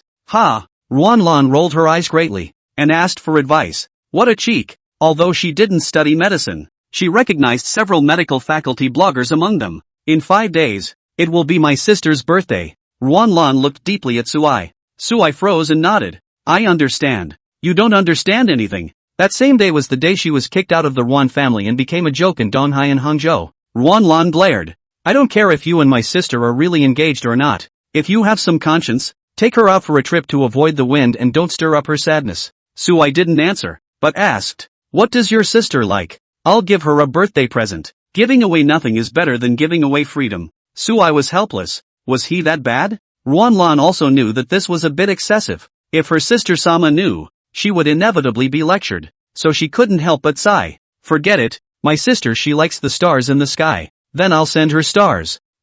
I nodded. Ruanlan was dumbfounded. She intended for Suai to send an astronomical telescope or something. And this man actually said to send stars? Unreliable as always. Ruanlan also lost her previous good tone and coldly grunted. Then I'll be waiting for your star. Then he stepped away. There are still 5 days left? Suai's eyes flickered. Afternoon. Instead of going back to the school nurse's office, Suai stood at the entrance of the Donghai kindergarten and looked at his daughter in Xianshao running wildly in the park. Su Dai-yi, the Su family's daughter, stood respectfully a meter away and whispered, Mr. Su, the jade that was cut out a few days ago was sold for a total of 1 billion yuan, and after discussing with the 8th master, I decided to keep half of it, so please make sure you take the other half. Su Dai-yi handed out 2 checks with both hands as she added, as for the $30 million of this second check, Fong Jin, the head of the Fong family, asked me to pass it on to you. Emerald money. It was the creation of the 2 families of Su and Zhang who were sent by Suai at that time, and $30 million to do one thing was the rule that Suai had said before, and it was obviously what Su Dai-yi had told Fong Zhang. This $530 million, he should not have received it, but Suai thought about it and still received it. It is inevitable that you will need money in the future. Surprise flooded Su Dai-yi's lowered vision. Accepting the money meant having a relationship with the Su and Zhang families, and in the future, when the family encountered a life and death crisis, how could Suai stand by and do nothing? It's a blood money deal. Without too much chatter, Su Dai-yi quietly left. Let's go. Let's go to the office to pick up mom and take her home. Suai waved. Oh. Sui trotted eye to Suai's body, her ponytail swaying. Qian Xiao Xiao, the East C1, waved goodbye fondly through the iron gate. Nguyen's clothing company, after receiving the order business of the major giants in Suzhou and Hangzhou, as well as Huashang's intention to promote, coupled with the quality of its own products is very high, in the industry has gradually gained some fame. Nguyen Tong was so busy that he was dizzy, but fortunately, the company's employees were very helpful. With his daughter, he waited for an hour in the office before Ruan Tang finally had time to drink and rest. You can get off work. Not going home to eat tonight. Company reunion. Eat together. Good. Suai responded. The reunion took place at a seaside resort hotel at the foot of Begonia Hill on the outskirts of Donghai. Begonia Mountain is extremely famous, with a steady stream of tourists in all seasons, making it one of the tourist meccas in Donghai City. Decades ago, Begonia Hill was bought by a private individual after I changed ownership several times and was planted with various types of begonias, because the mountain only begonia, to today has become a scene in the East China Sea. The company's co-workers are all girls, constantly taking pictures and chattering in this 5-star hotel box. Why don't we go to Begonia Hill for a stroll after dinner later? A female employee suggested. Yeah. The others nodded in succession. It's surrounded by high-grade villa neighborhoods, each worth more than $50 million. And I heard that all the people living here are powerful and influential. The little girl from the business department muttered. We can't afford it, but it's nice to look at. See the best. The head of the finance department was a middle-aged woman who smiled. A luxurious villa has been built on the top of Begonia Mountain, called Begonia Court, known as the King of the East Sea Buildings. It was recently auctioned off. Do you guys know how much the price was? How much? A group of girls filled with curious expressions. Even Ruan Tang was curious to see. The starting bid is $300 million. The head of the finance department laughed. My boyfriend works in real estate and nags me every day. His ears are getting calloused. 300 million. The girls in the company all sucked in a breath of cold air. Who can afford this? Ruan Tang's eyes brightened slightly. When the Ruan family was at its peak, grandfather Ruan Ju had proposed to move the family to the villa area at the foot of Begonia Hill, because all the people living here were big shots with big names, but eventually gave up. This is because having to come up with $50 million in cash at once is a huge burden for the Ruan family. It's a thought that still haunts Nguyen Hu. As for the king of the building at the top of Begonia Hill, Grandpa had mentioned a bit about it, and it was said that the original owner's surname was Yi and his wife's surname was Lin. The family moved out of the country just after the house was built and never lived there a day. Begonia Hill, Begonia Court. How fitting a name for Mr. Ruan. The secretary, who had drunk 2 glasses of red wine, was overwhelmed with emotion. Yes. The employees nodded their heads. Nguyen didn't think much of it, knowing that she couldn't afford it if she earned several lifetimes worth of money, but she still raised her glass and said, "The company uni months will be very busy. Fortunately for all of you, starting from this month, the wages are all increased by 50%. Long live the boss," with cheers and cups. And the speaker has no heart, but the listener has a heart. Suai, who was holding the food for his daughter, gazed through the window at the Begonia Mountain, which was shrouded in night color. A lot of books are hard to find anymore, so read them and treasure them. Chapter 48, The Sea of Reincarnation. Have to say, the girls in Nguyen are all very good-tempered and relaxed. After 3 rounds of drinking, one of the youngest girls who drank the most actually began to tease Suai as the boss's wifey. However, Suai is not an oil lamp. On the verbal canon in this 100,000 years did not lose a few people. Just a few words made that newly married young girl blush and pout at the rogue repeatedly. Compared to Ruan Tang, the company's boss, who has a cold and strong personality, Suai seems to be more popular with the employees and quickly hit it off. This made Ruan Tang was both angry and amused, cutting Suai a glance. "Go home when you're full. Gotta go." Suai picked up his daughter who had already dozed off and said with a smile, "Then the boss's wife will leave first, so everyone drinks slowly and eats slowly. Anyway, there's an ingrate who pays the bill. Compliments of the boss's wife." A giggle rang out behind her. Ruan Tang instructed his secretary to settle the bill and then followed out quickly as well. After she saw her daughter fall asleep on Suai's shoulder, she said in a nonchalant manner, "If you look favorably on any of the girls in the company, I can help you with the matchmaking. There are indeed favorites." Suai said seriously, "That female president surnamed Ruan is an interesting woman who managed to attract my attention. Is there a way?" Ruan Tong rolled his eyes and stopped paying attention to Suai. The two couldn't help but be a little silent for a moment, stepping on the dim streetlights and walking down the street. I ended up actually walking to the villa neighborhood at the foot of Begonia Hill. A variety of begonias can already be seen here, but most of them have wilted and only a handful of 4-season begonias are still in bloom. Ruan Tang stood on the side of the road, bending down to smell the fragrance of the begonias. Bright moonlight sprinkled on her body, cool like a wide cold fairy. The world and independent. Suai for a time are a little bit of a fool. It's not like he hasn't seen beauty before, but before, when he wanted to marry Ruan Tang, it was simply the status of she is his daughter's mother. That's all. But now looking at Nguyen Ton under the moon, his heart suddenly beat faster. Suai secretly said that it was bad. It's heartwarming feeling. Seemingly sensing Suai's eye gaze, Ruan Tang did not get annoyed, but pulled her hair back and took her daughter from Suai. Looking gentle and holding her in her arms, she sat on a street bench, raised the corners of her mouth in a rare manner, and murmured, "Suai, do you know that Ben our Ruan family had the opportunity to move into this neighborhood. Big families or powerful people like those in Donghai as well as Hangzhou have purchased properties here, which is a symbol of identity and status. When I was little, my grandmother used to take me here for walks to see Uni's new home." So I didn't say anything and waited quietly for her to follow. After Grandpa didn't bother to buy it. Then after Grandma got sick and died. Like Ruan Lan Ruan Jin Grandma didn't like any of them. She only liked me and only loved me. As if talking to himself, Ruan Tang said, "My name is still the name my grandmother gave me. She said begonias are condescending and would suit me well. Grandma also said that people become stars in the sky when they pass away. So I love to look at the stars because I know that Grandma is looking down on me from the sky." Talking. The corners of Ruan Tang's eyes filled with water mist, and suddenly, 2 strings of connecting pearls slid down his cheeks and dripped onto the petals at his feet. Suai listened silently and pulled out a pack of handkerchief paper from his pants pocket. Ruan Tang didn't pick up. "I'm not crying, it's just the wind in my eyes." I know." Suai pulled out a piece of paper and wiped the fallen pearl for Ruan Tang. "Since Grandma likes it here, we'll buy it." Nguyen Ton smiled.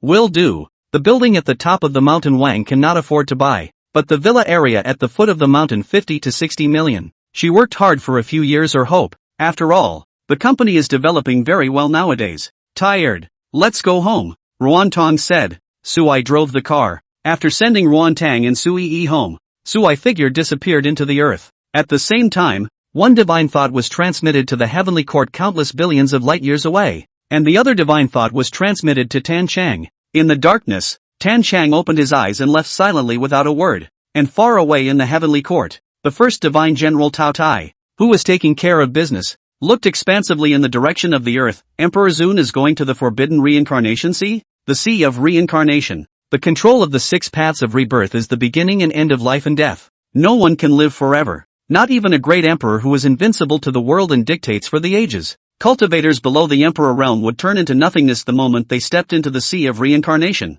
completely disappearing from the heavens and earth. Only an emperor realm powerhouse could barely resist the forbidden land's pressure. So, only great emperors whose time was running out would burn everything when they were about to die, choosing to step into the sea of reincarnation after their extreme peak in an attempt to explore the secrets of reincarnation. But they all failed in the end, and none of them were able to continue the legend. And so, the sea of reincarnation, where the corpses of more than 10 great emperors were buried, became a great emperor's tomb. It has also become the first forbidden place in the ancient world. Emperor Zun was only 100,000 years old now, and still had nearly 1,000,000 years of longevity left, young and incomparably young. Why would he want to enter the sea of reincarnation? Tao Tai didn't dare ask. It was because the emperor had given him the task of finding 10 unique stars. This day, Emperor Sui broke into the forbidden reincarnation sea all by himself. No one knows how much Sui is paid for the search of one soul. Just that day, a shocking imperial might erupted from the depths of the universe, and countless ancient existences slumbering in the Dao lineages and Holy Lands opened their eyes in shock and incomparably. At the same time, he looked remotely toward the sea of reincarnation in horror. That dewy, more than one, wake eye the next morning, Ruan Tong realized that Sui wasn't at home and didn't even make breakfast. Only a note. Something's come up and I've been away for 3 or 2 days. Don't miss it. Who's going to read you? Ruan Tang, who was wearing pajamas, skimmed his lips and went to the kitchen to fry 2 eggs for Yi, and took out a carton of milk from the refrigerator, even if it was for breakfast. Take over I for a few days. Ruan Tang's calls to Sui are not in the service area, which annoys her because Sui Yi keeps crying for her dad. Nguyen Tong can be mentally exhausted every day. At the same time, every day for the past few days, journalists have blocked the entrance to the company, but not to ask about the business status of Nguyen's clothing company. Instead, I gossiped about it. After all, 5 years ago, the unmarried childbearing Ruan Tang was kicked out of the Ruan family on her birthday, but it was big news that shook the city of East China Sea. I also heard that Ruan Tang's daughter and her husband have already returned to the country, so it's time to break the news. And it's not just a matter of getting a promotion and a raise. Just to the disappointment of the reporters, Nguyen Tong didn't accept interviews at all, and they were all blocked out. Even if there are paparazzi secretly following the shooting, they all inexplicably fainted on the ground, and when they woke up I was already in the hospital, and the cameras and other equipment were destroyed. Even so, Ruan Tang's mood was also affected a little badly. Ruan Lan is even more furious. She has said to let Sui take her sister out to avoid the wind. Sui is good. Actually ran away by herself. It's simply too much. A lot of books are hard to find anymore, so read them and treasure them. Chapter 49, The Coming Together and the Coming Apart. It was no wonder Ruan Lan was so angry. Both men and women should have a sense of responsibility, but Sui clearly doesn't. One day before Nguyen Tong's birthday, physically and mentally tired Ruan Lan, wearing a mask and sunglasses, managed to shake off a bunch of reporters and carefully returned home with a long sigh of relief. As for the daughter Yi, these days, on the other hand, they ask their secretaries or their sister, Lan Nguyen, to help with transportation. Opened the door to the room. Ruan Tang was startled. The living room exuded a strong smell of blood, only to see Sui, covered in blood, sitting on the ground on his knees. Life and death are unknown. Coi. Startled, Nguyen Tong dropped his briefcase and ran over, probing for breath. Still breathing, and Sui opened his eyes at the right time. It's not my blood. I'm fine. What's going on here? Ruan Tong was annoyed. Sui didn't answer, but said to himself, Ruan Tang, do you know that there are no 2 identical leaves in the world? No. Ruan Tong frowned slightly. She had a delicate mind and noticed that the always verbally flamboyant Sui actually didn't call his wife, but called her by her first name. I searched for my grandmother, but I went one step too late. She had already walked across the bridge of forgetfulness and drank the reincarnation soup. The cause of her past life was broken, and the fruit of her reincarnation was born. I can forcibly detain her soul and bring her back to life to continue to be your grandmother. However, the memories I cannot restore. After all, leaves cannot be the same, and neither can people. Sui said in a deep voice. That's why I didn't bother her. I'm sorry, I tried my best. Ruan Tong didn't know how to answer for a moment. If someone else had said that, she would have rolled her eyes big time. but the expression in Suai's tone didn't seem to be faked, and the regret that she couldn't do anything about it made her feel the same. Eventually whispering, "Go take a shower. I'll mop the floor or he should be worried about you when she sees it." Aha. I nodded and went to the bathroom. He was able to bring a dead person back to life, but the grandmother with no memories had long since ceased to be the one Ruan Tang recalled. Instead, it's a stranger with the same face. Instead of that, Suai chose not to intervene in his grandmother's reincarnation, but to add to her chi. It's a good thing that Suai didn't come up empty-handed. Looking at the ball of light in his palm, he finally revealed a wisp of a smile. After the shower, it just so happened that Ruan Lan brought Yi home, and when she saw Suai draped in a bathrobe, the little girl instantly pounced over Yi and shouted happily, "Dad!" Suai happily picked up Yi and spun her around in the air, causing her to giggle continuously. That little heartless one. Ruan Lan was so angry that she stomped her feet. "It's been a pleasure for you guys these past few days," Suai said. "And you have the face to go back?"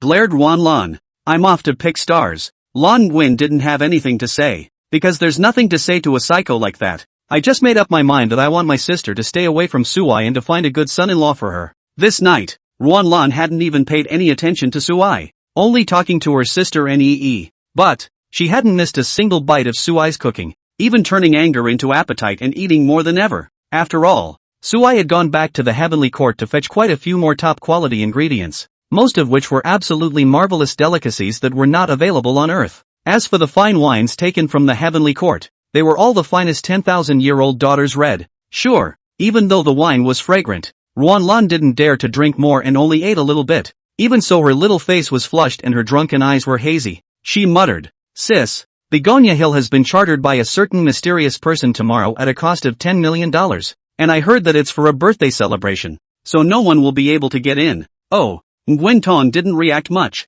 "It's obviously aimed at you on purpose." Ruan Lan slapped the table, indignant. "In the past, when we celebrated our birthdays, it was at the Begonia Hotel at the foot of Begonia Mountain, but now someone has paid a high price to charter the entire mountain. Don't think too much. It's nothing to do with us." Ruan Tang frowned, and despite his words, there was still some concern in his heart, because she has been celebrating her birthday at the Begonia Hotel since she was a child. "Although I haven't had a birthday since my grandmother passed away, I still go for a walk every year on my birthday to kind of see what's going on. Too bad I can't go tomorrow. Look at other people's men. And look at you." Ruan Lan used the strength of her drink to accuse Suai. "If I say that I ordered it, do you believe me?" Suai calmly said, "You might as well say you picked the stars." After Ruan Lan spat, she slumped over and collapsed onto the couch, huffing and puffing up.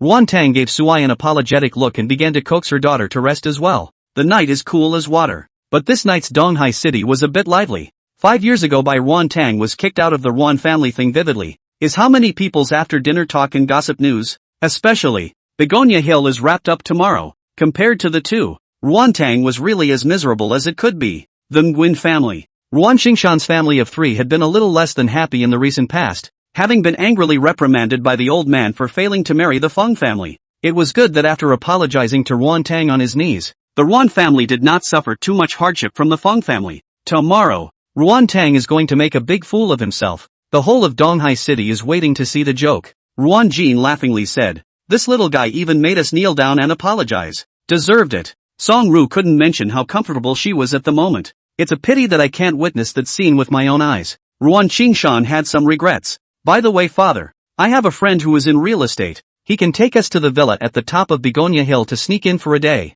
Ruan Jin suddenly said. Ruan Qingshan's eyes lit up. "It's the king of the building at the top of the hill?" "Exactly. Good. I'll leave this matter to you to arrange, preferably in the next 2 days, and move as soon as possible." Ruan Qingshan was overjoyed. The old man has even had his heart set on the villa area at the foot of the mountain for half a lifetime. So if he could live in the king of the building villa at the top of the mountain for a day, I'm afraid I could wake up laughing in my dreams. "Okay, father, but my friend is also just acting as the king of the building, so if you want to live in, I'm afraid you'll have to give a lot of favors." Ruan Jin hesitated. "Feel free to give." Ruan Qingshan gritted his teeth. As long as he could regain the old man's trust in himself, what was a mere favor fee? "Will I the entire Ruan family? Will be his." Nguyen Tong had a dream. In her dream, she was sailing in a flatboat on an infinite, but not the least bit windy sea. The sea reflects the radiant splendor of the sky, and a long, verdant bridge bridging heaven and earth. There was a rush of pedestrians on the bridge,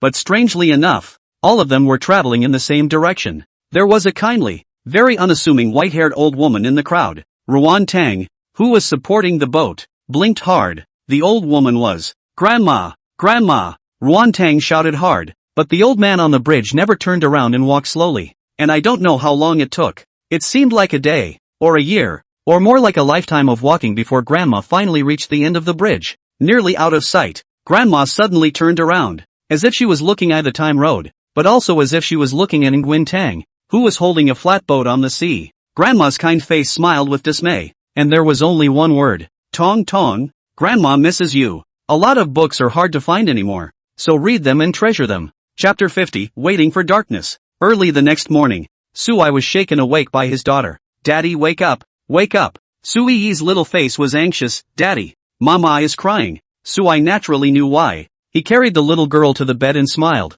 "Today is Mama's birthday. Give her a kiss later. Oh. Aha, aha." Sui obediently nodded her little head and mysteriously said, "Ee has prepared a gift for Mama." "What is it?" Sui got interested. "Don't tell Dad." "Naughty." Sui scratched his daughter's nose and laughed. "Go wash up." "Aha." Yui nodded. By the time Nguyen Tong woke it was already afternoon. The slanting sun was high in the sky, spilling through the curtains. Nguyen Tong opened his eyes and realized that the pillow was wet, and that was obviously all tears. Instead of getting up, she made a rare bedwetting move, hugging her knees and closing her eyes again. It was just impossible to lie down any longer and go back to sleep again, to continue the dream that he didn't want to wake Upi. "Get up, I wash and rinse. It's time to go out." Sui's voice, in due time, sounded outside the door. "Don't." Nguyen Tong refused in a very small voice. She just had a dream about Grandma. From the smooth, mirror-like ocean, she saw images of everything from her childhood with her grandmother, some of which even she had long forgotten.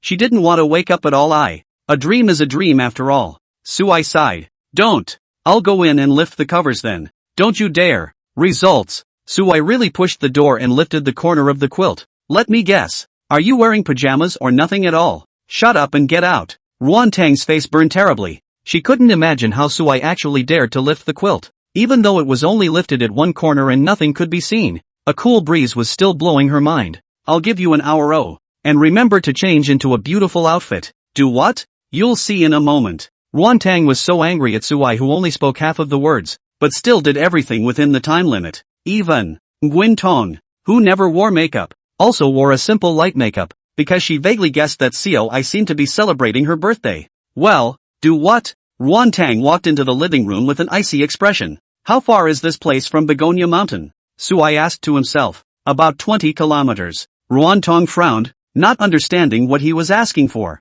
"Let me do a magic trick for you." Sui snapped his fingers and laughed softly. "Close your eyes for 5 seconds. Then open them again, and you'll realize dash. But Nguyen Tong doesn't know what's going to happen." She closed her eyes in confusion. Then she felt the wind blowing ice salty and the cries of seagulls in her ears. "You can open your eyes now." Sui's words made Ruan Tang hesitate for a long time, and when he opened his eyes to see what was in front of him, he sucked in a breath of cool air. This is the top of Begonia Hill, overlooking the entire city of East China Sea, with the vast and boundless sea. Everything was in full view. How did you do that?" Ruan Tang asked in a daze. "In 5 seconds, 20 kilometers of instantaneous movement is simply impossible for humans to do. Don't ask. Asking is magic, and it's not even a gift." Sui lifted his chin. "This sea and Begonia Mountain, I've contracted them all for you." Full of silly sweet romance drama line flavor. But Nguyen Tong was still irrepressibly moved. "What does it mean? Between now and tomorrow morning,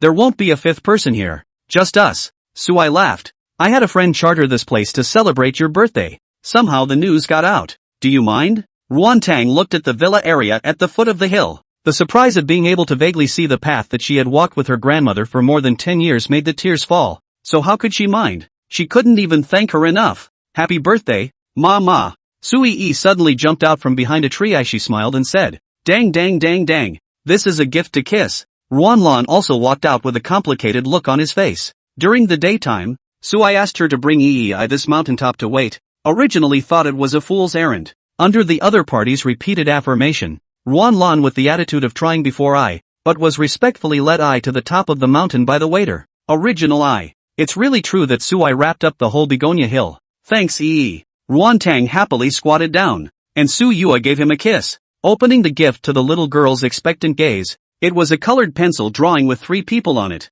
a man and a woman, holding the hand of a small child. It was the family of 3. The softness in Ruan Tang's heart was touched, and she kissed her daughter's forehead again. Thank you, Mommy loves it. It's my gift. Sui pulled out a string of bracelets from his arms, which were made up of 10 crystal clear stones. Even Ruan Tang, who had no feeling for gemstones, gold and other jewelry, could not help but indulge in it at the first glance, inexplicably loving it. Let me put it on for you. Sui smiled. Ruan Tang hesitated, then nodded, holding that snow-white slender catkin. Sui put on that string of bracelets made from 10 of the most brilliant stars in the universe. For his wife's honor, he also secretly tickled Nguyen Tong's palm. Ruan Tang, who had made the hand Shane lovable, turned red in the face and glared coldly at Sui. Ahem, there's still a surprise. Sui changed the topic and said, Dad, where is it? Sui was curious. Wait for what? Wait for dark. It's less than an hour until dark. Sui has already prepared a barbecue grill at the top of the mountain,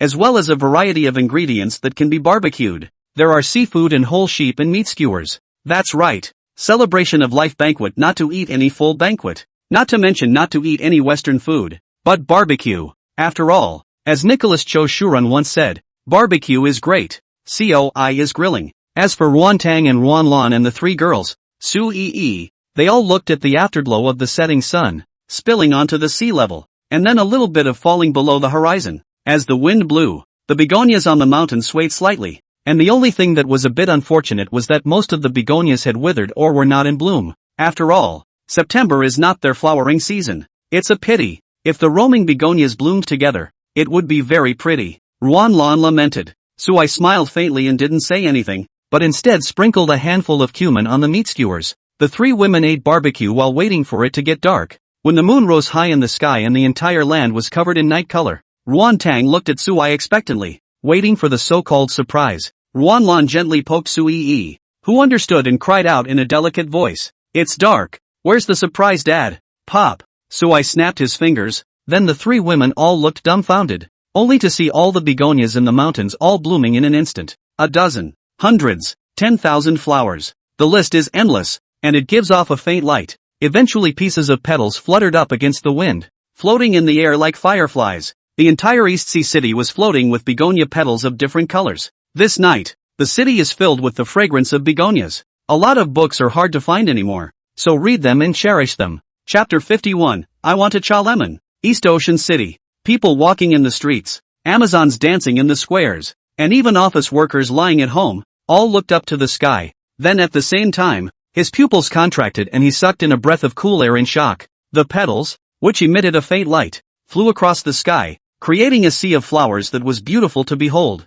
Some people tried to grab the petals, but just as they touched them, they dissolved into dots of streams of light and could not be touched at all. Some people have also tried to take pictures of this spectacle. However, cell phones and camera gear, without exception, all appeared to be snowed in and appeared to be interfered with. Daddy, it's beautiful. Somewhere in the East China Sea, on the balcony of his home, the young man who followed his son's line of sight to the sky was stunned for a moment, even forgetting that he was watering the flowers and that the kettle was still running. Sure lay, your flowers are drowning, shouted a pretty woman in a delicate voice a few steps away. Oh, the man returned to his senses and spoke. I'll take my son out for a walk and look at the flowers. In the meantime, Tan Chang, who was hidden at the foot of Begonia Mountain, leaned against a tree and squinted at the sky. There really is a grand martial sect behind Sulai, if he remembered correctly, that great martial patriarch, who was called the Flower Fairy in his youth. His favorite flower was the begonia, though done covertly, but all this was easily recognized by me. Tan Chang, Flower Fairy, thanks to the numerous suitors when you were young, but you swore that you would never marry. Ready to grow old alone in the sea of flowers. In the end, there's still a bastard son, isn't there? Ha! Women. Hilltop. Ruan Tang looked at the image in front of her that no woman could ever forget, and tears came to her eyes once again, because she saw, the goat path that her grandmother walked with her as a child seems to be especially illuminated by begonias, with extraordinarily beautiful flowers blooming on both sides. Su Lai whispered, "Give me your hand." Nguyen Tong held out his hand with close to no hesitation. The two tacitly didn't make another sound, holding hands as they took a step up that path. The trail wasn't long, just 500 or 600 meters. Instead, it was a long 5-minute walk, and with each step, the memories kept flooding back into my mind. As he walked to the end of the path, Nguyen fell into a long silence. The bridge Grandma walked on is called the Bridge of Forgetfulness. I had promised her on the bridge that I would take good care of you and Yi in the future. Su Lai in Ruan Tang's ear, softly said. Grandma agreed. So Ruan Tang, marry. Ruan Tang suddenly pushed Su Lai away and stared at him. Nonsense. My grandmother passed away 7 or 8 years ago. What did she agree to? Su Lai black question mark face. Why isn't this woman following the plot? Normally, shouldn't she have been moved to tears and said, I'll listen to Grandma, I'll marry you and have a good time for the rest of my life? Seeing Su Lai's dumbfounded expression, the corners of Ruan Tang's mouth gently rose and then quickly tightened. She faintly said, let's go. Yi and Ruan Lan are still waiting up there. Just the moment she turned, her lips moved silently, releasing 3 words, and I don't know if thank you or something else. So much so that I don't know how many years have passed. Every time he thought back to today, Su Lai still didn't know what exactly Ruan Tang had said that day. As no one in Donghai City knows, the begonias that filled the sky that night were flying just because she liked them. That's all. Time passes. In the blink of an eye is 11 o'clock in the evening. Ruan Tang reluctantly glanced at the beautiful scenery of the mountains and hills, pulling his hair and said, it's getting late. Let's go home. Aha. Su Lai nodded his head, but instead of heading down the mountain, he followed a large, spacious road to the far east. There's only one building there. Begonia Court, known as the king of Donghai buildings, is worth hundreds of millions of dollars. You're crazy. Ruan Lan was anxious. Although Su Lai gave his sister a lot of surprises in one night, but Su Lai didn't drink. But how did he float so much? Although Begonia Hill is privately owned, it is open to the public Monday through Friday, while Begonia Court is completely private. In the past, many tourists thought that no one lived. They crossed the Iron Gate to secretly take pictures, but was caught on the spot by the security guards, directly alarmed trespassing, starting 10 days detention. Ruan Tang opened his mouth in doubt. Su Lai, you wouldn't have even chartered Begonia Court, right? What a silly thing to say. Su Lai subconsciously scraped Ruan Tang's nose, and when he saw his wife's look of anger, he coughed and said, that's our house. What's the point of wrapping it?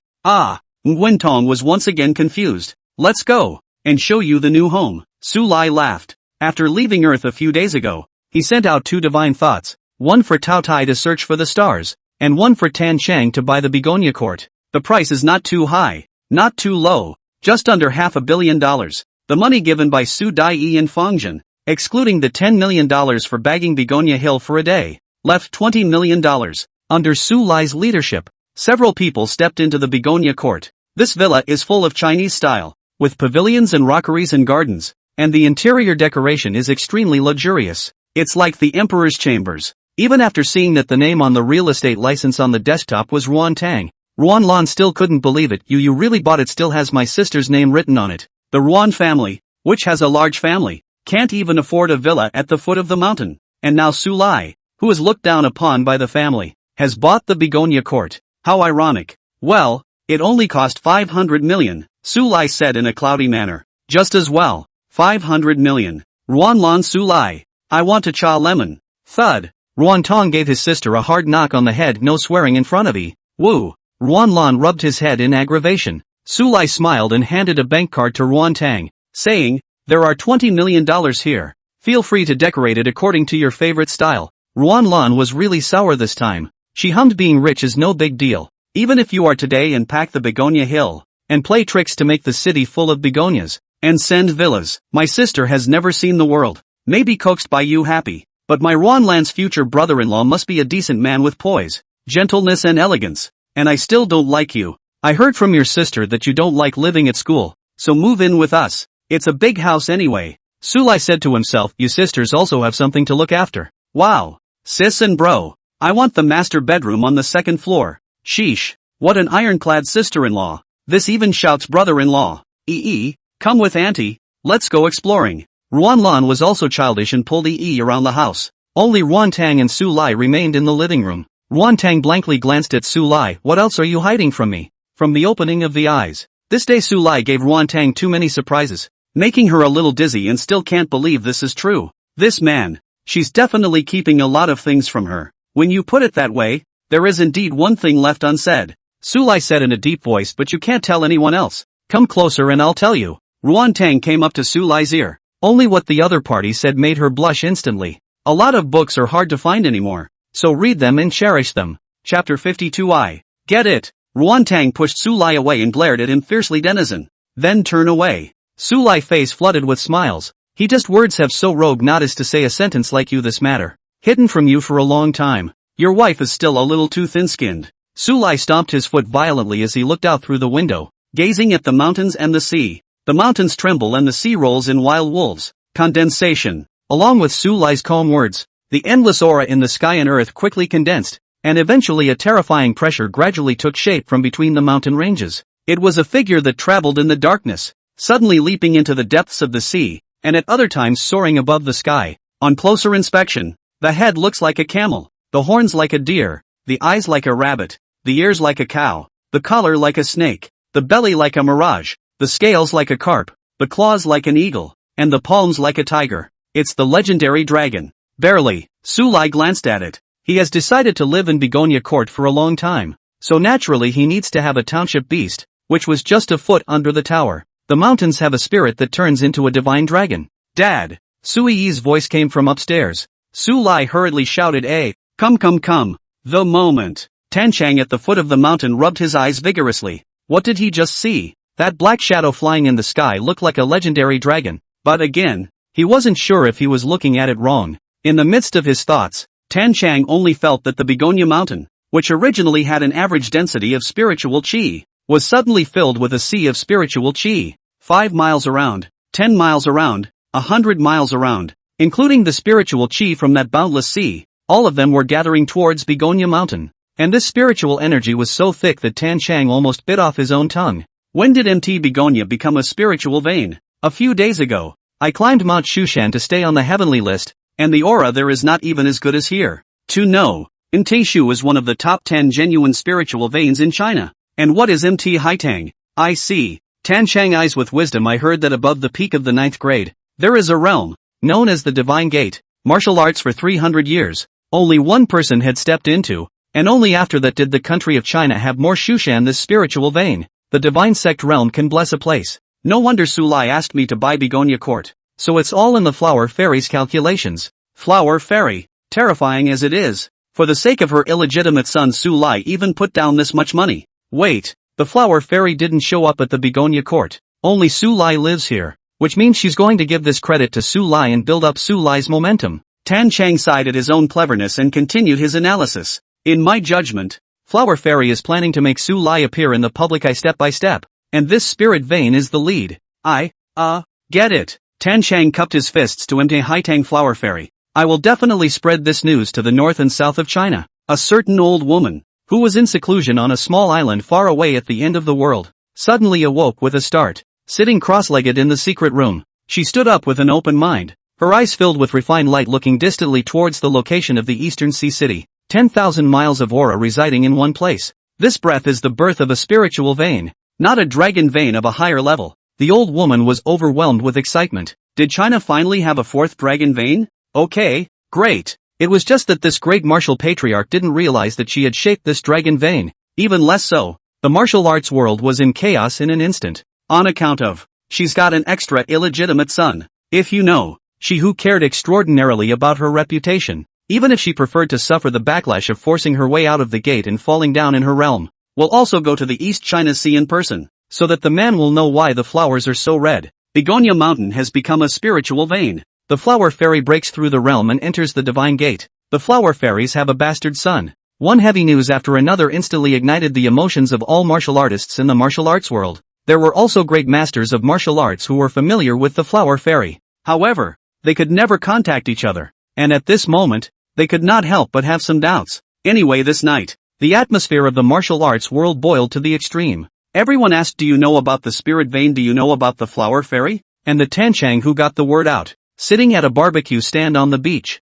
I ordered myself a beer and skewers and ate them. It was just a small, insignificant thing to do in passing, though, but, surely the Flower Fairies would thank themselves. Oh, it's just a matter of time before we reach the 8th grade. Begonia Court has 3 floors. Ruan Lan lived in the master bedroom on the 2nd floor, while Ruan Tang and Sui Yi lived in the master bedroom on the 1st floor, and Su Lai lived in the guest bedroom opposite them. Ruan Lan, who woke up after a night's sleep, was inexplicably refreshed and her fatigue was swept away. She pushed open the left side of the window. Into the eyes is the blue sea. Pushed open the right window. The East China Sea city as far as the eye can see. The mood end of this moment was magnificent. I only feel that the world is in my hands and the world is in my eyes. So it is no wonder that Begonia Court is called the king of buildings in the East China Sea. Ruanlan beautifully opened the door and went downstairs. He found that Su Lai had woken up long ago and was preparing breakfast in the kitchen. She leaned against the door and asked, Su Lai, are you and my sister falsely engaged? Yes.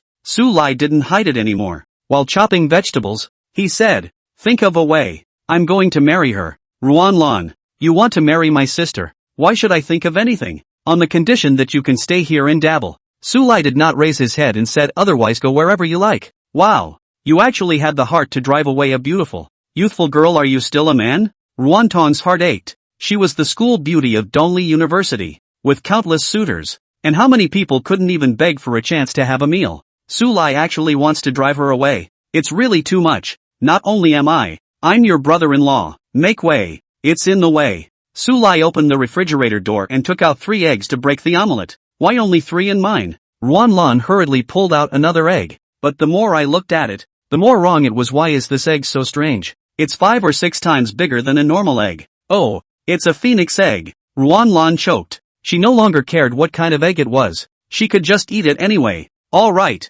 Ruanlan muttered in a small voice, I'll think of something for you later. But it may not always work out. Sister-in-law, my eggs are for you too. You eat 2 of them to replenish your body. Su Lai smiled. The sister-in-law is really still reliable. Nguyenlan's black question mark face. She suspects Su Lai is molesting her and has solid proof. In fact, Ruanlan had always been prejudiced against Su Lai. The main reason being that this bastard had abandoned Ruantang for 5 years, causing her sister to be kicked out of the Ruan family and suffered too much aggression and bullying. But now it seems, Su Lai seems to be able to make a better life for Ruantang, and this prejudice naturally does not exist. Even seeing that Su Lai was busy yesterday, preparing so many surprises for Ruantang, she was really a little envious. The one of one's own future. If you can also be wrong with Su Lai and be as wealthy as your brother-in-law, how good it would be. With that in mind, Ruanlan bumbled upstairs and called out to Su Yi, who was still sleeping, to get up and eat, as well as his sister, Nguyen Tong, who had woken up long ago but was standing by the window, lost in thought as she gazed out over the ocean. A lot of books are hard to find anymore, so read them and cherish them. Chapter 53 Dreams are always out of reach. East Ocean City, Nguyen's clothing company. Did you see last night? Donghai City was filled with begonia petals. I'm not blind, but I've heard that the sea of flowers floats over from the begonia mountain there, and the mountains are full of fluorescent light. It's so romantic. Isn't it too bad we weren't the ones on the mountain at the time? The Nguyen staff girls gossiped excitedly. That's when Nguyen Tong came along. The girls were startled and hurriedly shouted, hello, Mr. Ruan. Just one by one. They all said in their hearts that it was bad. They were going to be lectured again. But Ruan Tang not only didn't blame them. Instead, she smiled and nodded, and walked right past them, and vaguely, she could be heard humming a little song. Sisters, why is General Manager Ruan in such a good mood these days? In previous years, she was cold as an iceberg. Someone was confused. Several other people looked at each other in dismay. Today's Mr. Ruan was indeed a bit abnormal. I know. The little girl from Commerce suddenly clapped her hands together. At the curious gazes of her co-workers, she mused, Mr. Nguyen might be having another one. A second child? Shin. How did you know? Seeing the skeptical gazes of his co-workers, Xiao Shen of the Commerce Department was not straight and strong. I know a thing or two about faces. And our boss's wife. She's definitely going to have another son. And, she paused before mysteriously saying our boss's wife, Su Lai, has the face of an emperor. It's a blessing from our past lives to have met them as husband and wife. The girls skimmed their lips at the same time. Xiao Shen so angry. Oh, you group of mortals, do not believe that even if. What, mouth it? She picked up a glass of water and took a sip. A few copper coins tied around her wrist gingling. Why don't I give you guys an annual vacation to talk slowly? Ruan Tang stepped out of the office and looked this way, his voice already carrying a hint of ice. Swish, the women scattered like birds and beasts, returning to their respective workstations to continue working. Ruan Tong was inexplicably tired. At home, his sister Ruan Lan praised Su Lai how good. Simply blowing the sky is rare on the ground. With the previous as if they were 2 people. At the office, the employees don't work at ease. They just gossip. She's going to have another son. Ruan Tang closed the door and his voice to himself drifted in. No one knows how I've gotten through these 5 years. Having a EE is enough. Su Lai also goes to work. Unsurprisingly, Li Shouzhong, Lin Xiao, Zhang Ping, and a group of old men and women were still guarding the place, and they all brought their ponies and notebooks with them, as if they had come to listen to a lecture. Su Lai said helplessly, Everyone, this is the school nurse's office, not a lecture hall. If you do this, what will the injured students do? We'll cure it. Li Shouzhong hurriedly said first aid, internal medicine and surgery, ear, nose, throat, brain and nerves, even obstetrics and gynecology are no problem. There are also 2 veterinarians, so it doesn't matter if it's a human or a beast. It can be treated. Su Lai, Lunan read. Director Li, our director Su is right. You guys are really affecting our work like this. Zhou Feng had already given up fighting for power since he admitted that his medical skills were inferior to Su Lai's. And at this moment, he said in a deep voice, Lin Xiu looked with a raised eyebrow. Then Zhou Feng wimped out. He was just an ordinary psychologist. And how could he dare to speak when he was glared at by Lin Xiu, a big shot in the academic and medical world? Zhou Feng, if I remember correctly, you've always wanted to be the head of the infirmary, so that you can enter the management of Dongni University, right? Although Lin Xiu was sitting on the bench, he was full of air. I will write you a letter of recommendation, and the director of the infirmary of the Qingbei school will be at your disposal. Zhou Feng gulped. So what do you need? I'm here to be a counselor at Tohashi University. Zhou Feng, dreams are always out of reach. No, the dream is now not only within reach, but a level higher, all thanks to former rival Su Lai. But there's something strange about Zhou Feng. Seeing that a group of big brothers were eager to stick to Su Lai and listen to his teachings at all times, he thought about it and refused. As if, it's a little better to stay here. But we're still missing a night shift emergency physician here, as well as a nutrition specialist, and a gynecologist as well as. Lu Nanwei suddenly took out 4 enrollment forms and said, Seniors, if anyone wants to come, they can enroll here with me. Ridiculous, I'm an apricot forest expert. Qingbei asked me to become a doctor, and I refused. You want me to come to this crappy school medical office as a doctor or night shift? Yes, it's an insult. Yeah, you're both right. So can you guys stop crowding so far ahead and make room for me? Jiang, aren't you a veterinarian? People don't recruit this. Eventually, Emergency Director Li Shouzhong, a female Chinese medicine doctor in gynecology, and 2 other male doctors stood out. This caused the others to scream. It's not fair, there's an inside job. Get out. Don't interfere with our work. Li Shouzhong's few people didn't care about this, and blew all of his buddies who were on the same side a moment before out of the infirmary. I'm sure it's a lot quieter. Li Shouzhong's 4 men smiled as they surveyed their future working environment, nodding their heads constantly. Good. Quite good. The boy who slayed the dragon ended up as an evil dragon. These words suddenly popped up in Su Lai's mind. That is, from today, no one at Tohashi University can claim illness and skip class anymore. No matter what the disease is, there are special industry experts to diagnose and treat them, and the degree of professionalism is no less than that of the city's third-class hospitals. However, Su Lai still had to set aside 1 day a week to explain medical techniques to Lin Xiu and the others who didn't have access to the school doctor's office, because these old men and women are so obsessed with medicine. It's crazy. No more breaking into the school nurse's office though. But you can't carry a small bench and sit in front of the school. The management of Dongli University's face was green. If this spread out how Dongli University how to treat this group of medical old-timers, and then on the internet of fermentation. Next year who still enrolls in the University of East pair this still how to make money. Eventually, the principal found Su Dai, who in turn stepped in and invited Su Lai, before things were finally resolved. 5 o'clock in the afternoon. Su Lai went to pick up his daughter Su Yi as usual. The always cheerful Chen Xiaoxiao was sulking at the moment, and along with her, Su Yi was also a bit unhappy. What's wrong? Su Lai said with concern. Our kindergarten is organizing a field trip, and we need parents to accompany us together. And my dad and mom are not available, so I can't go. Money smiled and lowered his head. Sad as a match. Su Lai made 2 cloud candies and handed one over. Chen Xiaoxiao turned from cloudy to sunny in an instant and happily took a big bite. Wow. Yummy. Go back and talk to your parents. The work area is important, but family is also important, Su Lai said. Uncle Su, you're so nice. Auntie Wantang must be dead happy to be married to you. Qian Xiao was touched beyond words. Happy or not sure, but your Auntie Nguyen is still alive. Money laughs. Well, it's hard to talk to you grown-ups. A lot of books are hard to find anymore, so read them and cherish them. Chapter 54, The Wind's Hustle. On the way home, Dad, I want to go on a field trip with my class. Su Yi sat on Su Lai's shoulder, eating the cloud candy, her voice soft as she said, Good, but Mama seems to be busy. It's okay, I'll go talk. Su Lai spoke firmly. A true warrior dares to face death head-on. His own daughter has spoken, and he, as a father, has no reason not to say yes. Dad. Su Yi touched a lot, hugged Su Lai and Mua kissed. To Su Lai happy. Hey, hey, our daughter is so cute. Just for this kiss. Even if he was punished by Ruan Tang to kneel on the rubbing board, he would admit it. An hour later, sitting behind his desk at home, processing documents, Ruan Tang didn't raise his head. There's an important meeting tomorrow. I can't. Hiding behind the doorway, Sui Yi's big eyes got a little lost. Woman, you've gone too far. Su Lai sensed the change in his baby girl's mood and heavily tapped the table.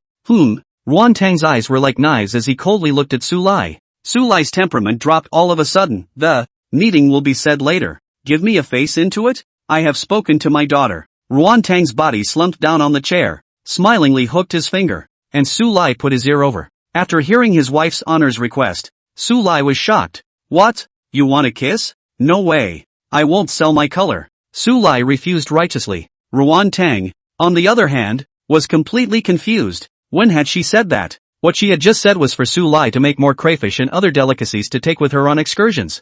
Daddy, it's okay to kiss Mama. Sui Yi's voice sounded weakly from outside the door. Su Lai reluctantly said, well, for the sake of my daughter, I spell it out. Then in Ruan Tang's shocked look, Su Lai quickly gave her a kiss on the cheek before scattering his legs and running away. Su Lai. Ruan Tang's angry voice resounded throughout the begonia court. When Ruan Lan got home, he saw his cheap brother-in-law on the balcony, looking sad.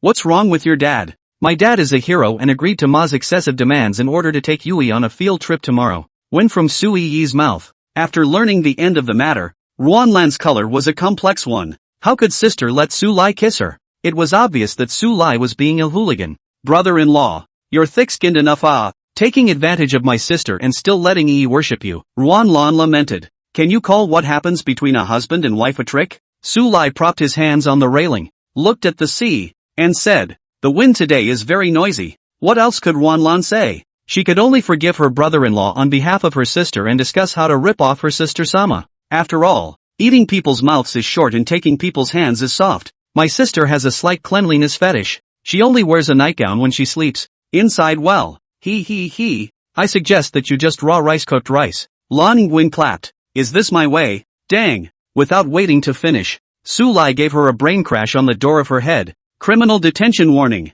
Didn't you guys do this before? Ruan Lan covered her white forehead, her eyes tearing up in pain. The two of us were drunk at the time. You love me. Get it? Su Lai said with a stern face. Then get drunk again. Su Lai stared at Ruan Lan with ghostly eyes, and the latter was inexplicably flustered by the look and covered her forehead tightly. If you hit me again, I'll beat you up. I'm a black belt in Taekwondo. Your sister will be happy to leave tears in her eyes when she realizes that her sister is trying to sell her off. Can you call it a pitfall when it's about your own sister? Ruan Lan directly disliked back. Just in time, Ruan Tang went downstairs. Su Lai lazily said, wife, your sister.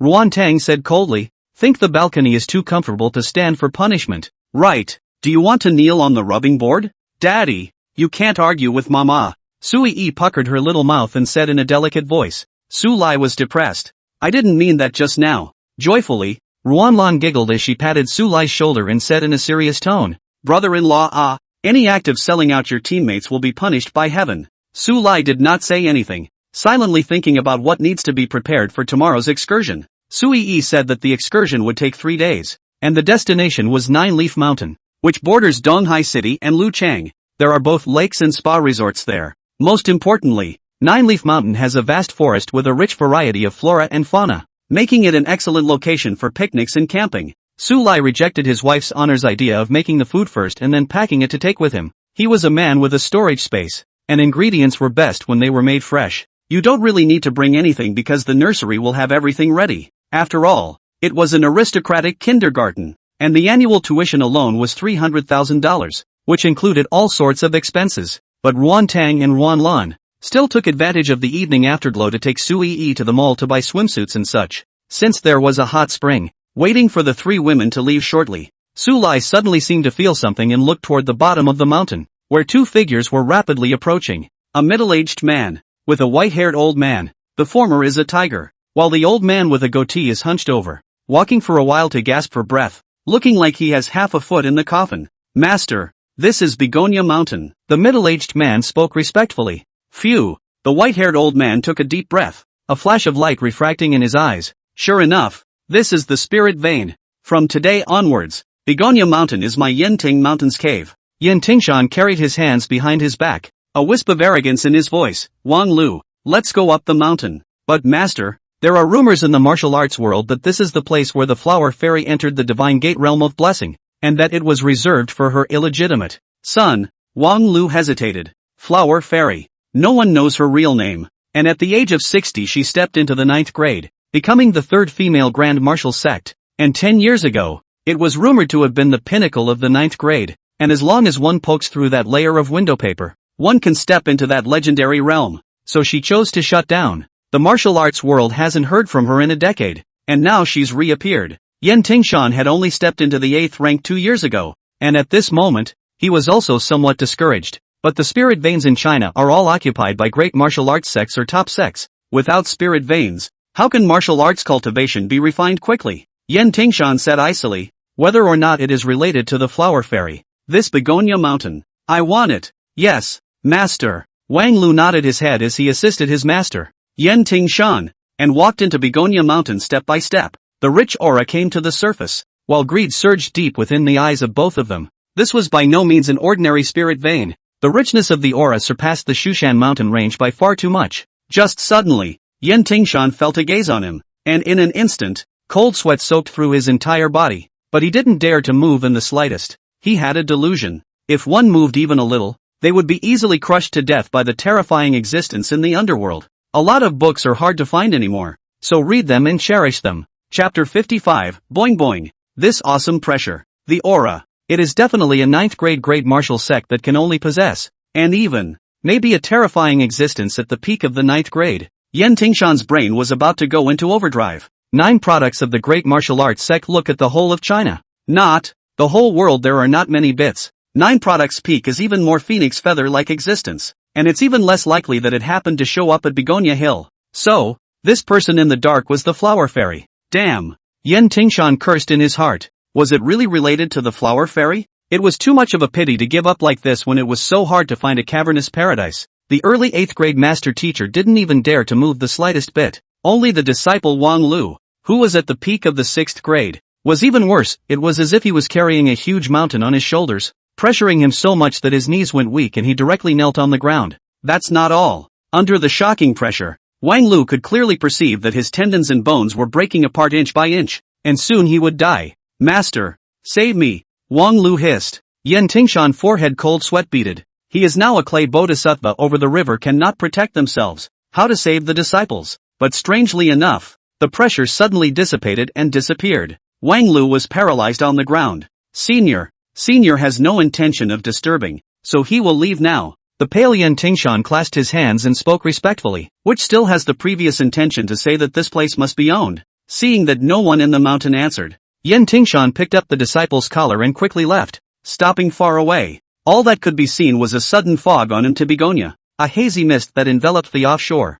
It was all realistic. Although the spirit vein of Begonia Mountain was amazing, it was only if one had the life to enjoy it. After all, egg on your face cutie, it's still less after all. Master, is the flower fairy in Begonia Mountain? Wang Lu coughed out a large mouthful of blood, his voice hoarse. Not sure. Yen Tingshan's eyes lowered, but there is definitely a Daewoo zone present. He cursed, damn. When did the 9th grade great martial clan become so worthless? But then the spit was so small and tiny, so small that even the apprentice beside him couldn't hear it. Yen Tingshan was also a martial sect and knew very well that as the realm increased, the 5 senses would also increase exponentially. In case that great martial patriarch heard it, he might have to explain himself here today. Let's go. We'll be lucky to get a life back. Yen Tingshan sighed. Maybe, the flower fairy really entered the divine sect. Hiss. Wang Lu sucked in a mouthful of cool air. Only because of his serious injury, this mouthful of cool air made him cough violently again. A time of woe. The cloudy,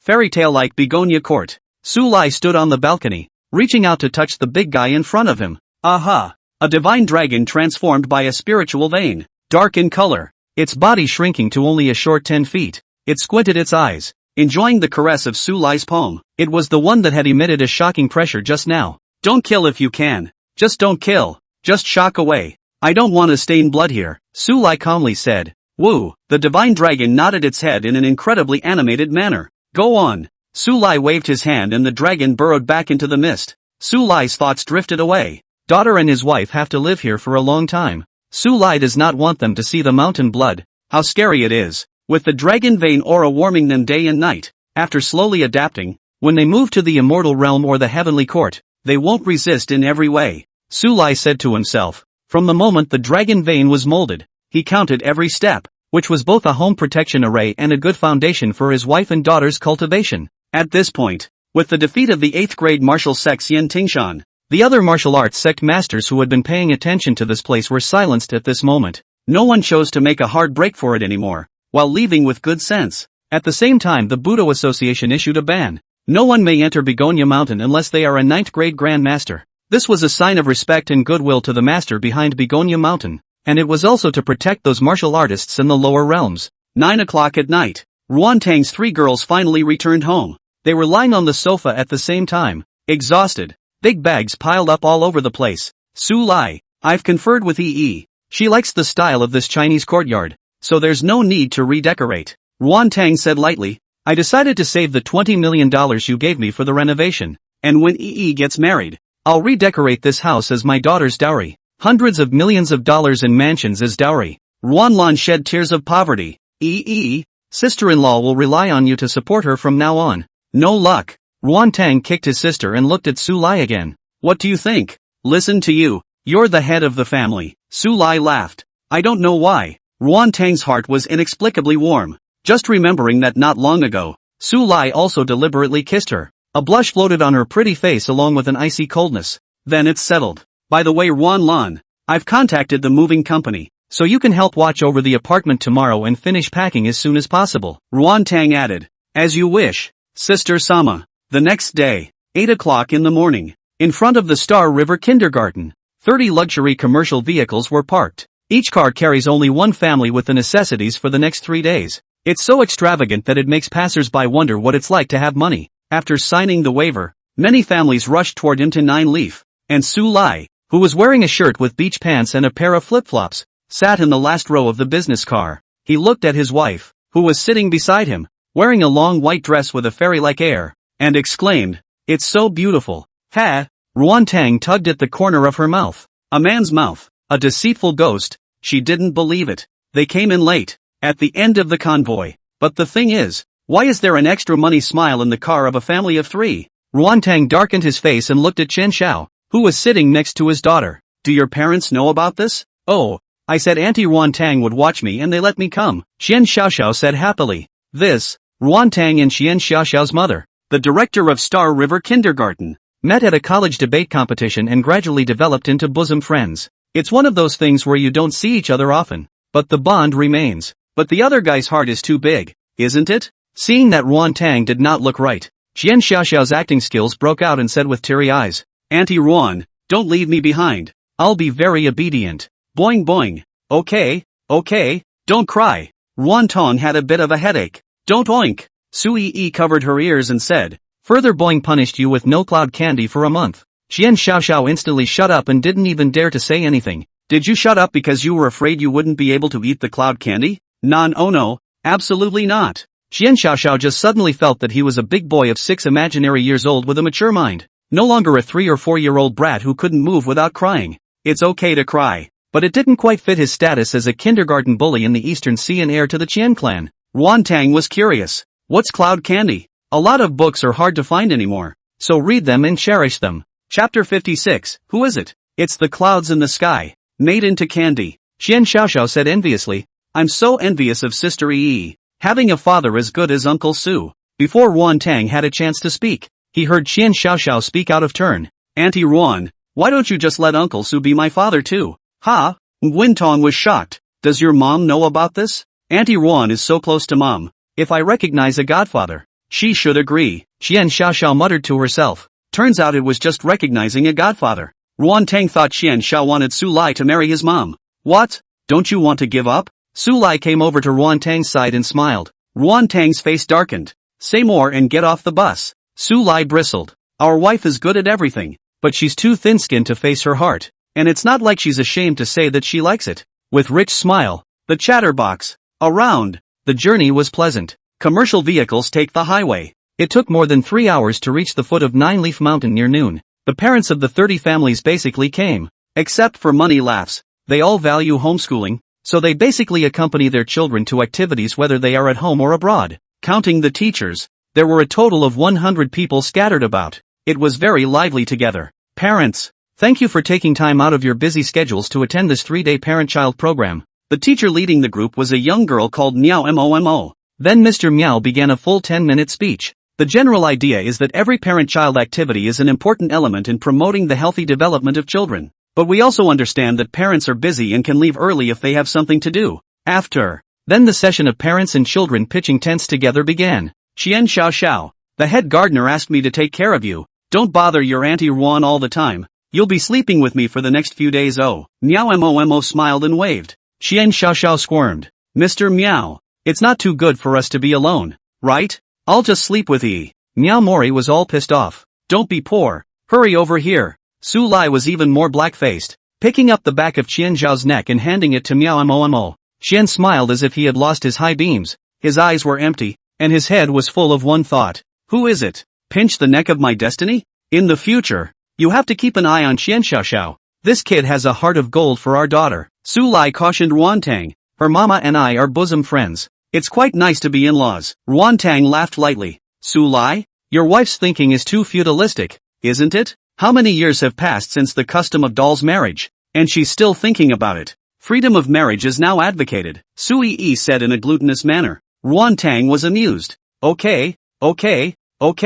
Free. Let's set up the tent first. Obviously. The other kindergartners and their parents often participate in similar parent-child activities and are very skillful and fast at pitching tents. Nguyen Tong had never hitched a ride before and was sweating in a hurry. Seeing that her own family's progress was too much slower than others, Sui Yi pouted and sulked, because a few little girls who were not convinced of her big sister status during weekdays were making faces at her. Su took a couple of looks at the instructions and built it up quickly, as fast as he could, and for a while he was the center of attention in the arena. Sui Yi instantly lifted her chin and made a face with incomparable happiness. This time it was the turn of those two little girls to sulk. Daddy is awesome. Sui Yi lay down in the tent and rolled. Su Lai smiled. Ruantang had a complicated look on her face. In fact, she only knew a name about Su Lai back then. 5 years later, Su Lai's return brought her too many surprises. He can cook, takes care of his family, and is extremely good to Yi. And it seemed that the background was also extremely large. Otherwise it would not have bought Begonia Court and casually gave her $20 million.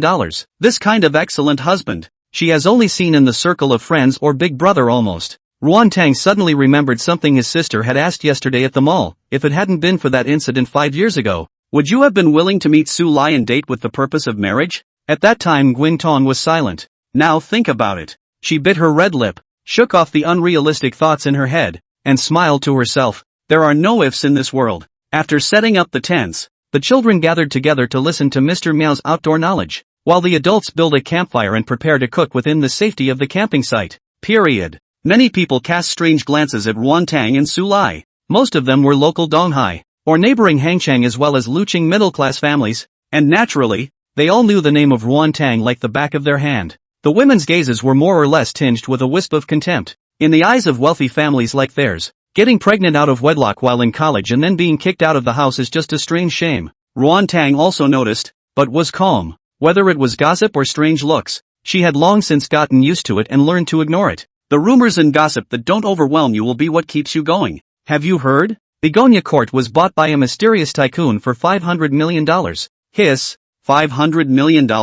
Really? There are quite a few moms who cook while chatting about the latest gossip. Really? Uncle Pat's son told me himself. A middle-aged man wearing gold-rimmed glasses with a gentle and elegant temperament said smilingly. As soon as his words left his mouth, there was silence in the arena. Ridu Sung-in. He has a close relationship with Jiang Bai, the youngest son of Jiang Beiji, who is famous for his town of Luchang, and is said to be a brother of the opposite sex who has worshipped him. Relying on the connections of the 8 masters and the Jiang family, he entered the funeral industry after failing to start his own business and made a fortune. In the Star River Kindergarten, both power and family are very well established. This time, when he came to Nine Leaf Mountain for an outing, it was also because he had asked Jiang Bai to find the official relationship of Willow City. Otherwise ordinary people would not be able to come to this side of the camping on a large scale. Mr. Liu, what else did the 8th master's son say? Some parents have been curious, although they also all have money and power, but compared to the level of the 8th master, it is still a lot worse. Lu Chengyin's wife had a delicate appearance, and at this moment, she lightly laughed. Everyone, we'll be staying at a hot spring resort under the Jiang family's name for one night tomorrow, and young Jiang will also show up, so you can ask him directly at that time. Hiss, I can't believe we're staying at Kang's spa resort tomorrow? I've heard that this place is never open to the public by the 8th master, and only receives friends and VIPs here when they arrive. Yu Sunying really has a great face. Mr. Lu can introduce us to young Jiang tomorrow. Many parents smiled and said, it's good to be under a big tree. If we can hold on to the Jiang family's thigh, are we still afraid of not making any money? Good talk, good talk. As always, Lu Changyin, who had become a man of the moment, smiled brightly, while his daughter, Lu Mengmeng, also raised her chin in triumph and looked at Su Yi. A lot of books are hard to find anymore, so read them and cherish them. Chapter 57, The Magician. The look seemed to say, my dad's awesome, right? Where's your dad? Su Yi bulged her small mouth and didn't say anything. Xian Xiaoxiao was much more decisive. Lu Mengmeng, how many times have I told you? If you target your big sister again, I won't play with you in the future. Lu Mengmeng angrily stomped her foot. Since Su Yi came to Star River Kindergarten, Xian Xiao opened her mouth to Yi's sister and closed her mouth to big sister. There was no more of her in her eyes at all. Lu Mengmeng glared at Su Yi and blurted out, Daddy, I want to eat barbecue. Okay. Ryu Sunyin responded painfully. His first venture as a young man was a barbecue business, and although he didn't make much money, he traveled far and wide to learn barbecue, and his craft was naturally not bad. Everyone skewer the meat and wash the vegetables. I'll barbecue. Ryu Sunjin laughed. Gee, how embarrassing would that be? Then I've come to rub it in. Mr. Lu is really atmospheric. The stream of compliments made Ryu Sunjin enjoy it immensely. Soon, except for a few families who were prepared to cook on their own, or those who couldn't stand to see Ryu Sunyin's arrogant face, most of the parents came together around Ryu Sunyin. Eating is secondary to networking. Lu Mengmeng, 5 or 6 meters away, spat out her tongue and whispered, just don't eat it for you. It's gluttonous. Dad, I want to eat barbecue too. Su Yi whispered. Good. Su Lai is good-tempered and is completely responsive to his daughter. Xian Xiao, what do you guys want to eat? I can change it all for you. Su Lai's words caused both Xian Xiao and Su Yi to widen their eyes before saying in unison, meat, meat. In the distance, Lu Mengmeng's eyes darted around and shouted, look, Yi's dad is going to do a magic trick. Ryu Sunjin and the other parents were curious it seemed. In the middle of nowhere, you don't have any magic props and you still want to change things? It's just a fool's errand. In the eyes of many people who were mocking and looking at the joke, Su Lai grabbed in the air, and in his palm there was a skinned lamb. The field was silent for a moment. Ryu Sunyin's eyes were even wider. How did this change? What else do you want to eat? Su Lai smiled. Meat, meat. Su Lai didn't know why the two little guys were so obsessed with meat, but still, with a wave of his hand, he took out quite a bit of meat from his storage space. There's dragon meat. There's venison. I've had black dragon meat once, but this venison is something else. This is a sea deer that grows in the depths of the sea. The number is scarce, and every one of them possesses the cultivation of the Zunshi realm, with a ferocious nature that makes it extremely difficult to capture. A piece of sea deer meat could fetch a sky-high price of 1,000,000 spirit stones in the black market of the immortal domain. More expensive than even black dragon meat. What's a barbecue without a grill? Lu Chengyin was both shocked at Su Lai's means and annoyed at being robbed of the limelight, and at this moment opened his mouth in a conspiratorial manner. Several parents who wanted to flatter Ryu Sunyin and intended to expand the company's business nodded their heads. Though I don't know how Su Lai did it, but with all the stuff he's conjured up, there's no way he's going to conjure up another grill out of thin air. Is there? Just as soon as Ryu Sunjin finished speaking, there was an additional tall grill in front of Co Ray, including a variety of sauces. The crowd of parents looked at Lu Chengyin with odd expressions, and the latter only felt as if he had been slapped hard on the face, with a fiery pain on his face. More seafood. You can't go wrong with garlic oysters, Su Lai muttered. In front of a pile of live seafood, fish, shrimp and a variety of crabs and conch. Only it wasn't quite what the crowd usually ate. The oysters alone are as big as a basin, crystallized in the sunlight, and the smell of the sea is overwhelming. Gulp. There was already some gagging in the arena. Like the barbecue on Ryu Sungin's side, there are only meat and vegetables, and the style is very simple. Unlike Co Ray's side where there are so many varieties that it's like going to a roadside stall. How did you do that? Ruan Tang gently touched Su Lai's arm, surprise written all over his face. But then he remembered that a few days ago, Su Lai had taken her to instantly move more than 20 kilometers. How could this be something that a human had done? Uncle Su is the greatest magician under the sky. Number 1 lapdog Qian Xiaoxiao was already in position, yelling at the top of his lungs, "Uncle Sun Yo Pai, does your dad do magic?" Sui Yi's big beautiful eyes smiled into a crescent moon, smilingly looking at Lu Mengmeng. "Of course my dad does. He's a magician too." Lu Mengmeng refused to give in and said, "Daddy, you change too." "I'd like to change, but the point is that I won't." Lu Qingyin's face twitched as he forced a smile. "Meng, Daddy will change it for you some other day." "No, I want you to change now." Lu Mengmeng was on the verge of shedding tears as she played her little game. "If Sui Yi's father can, why can't you?" Lu Qingyin looked ugly, but it is not good to lose his temper. Can only continue to comfort his daughter with his wife? Just the heart is almost fried. What's there to show off? Just a little magic? Lu Qingyin's wife bristled and said, "It's not like you can rely on magic tricks to eat your fill these days. It's just a lowly skill." There was silence as no one chimed in. The fact that you can send your child to Star River Kindergarten shows that the parents are still knowledgeable and educated. They also know that just based on the magic just now, Su Lai absolutely swept away other magicians, not to say world domination. In China into the first is no problem.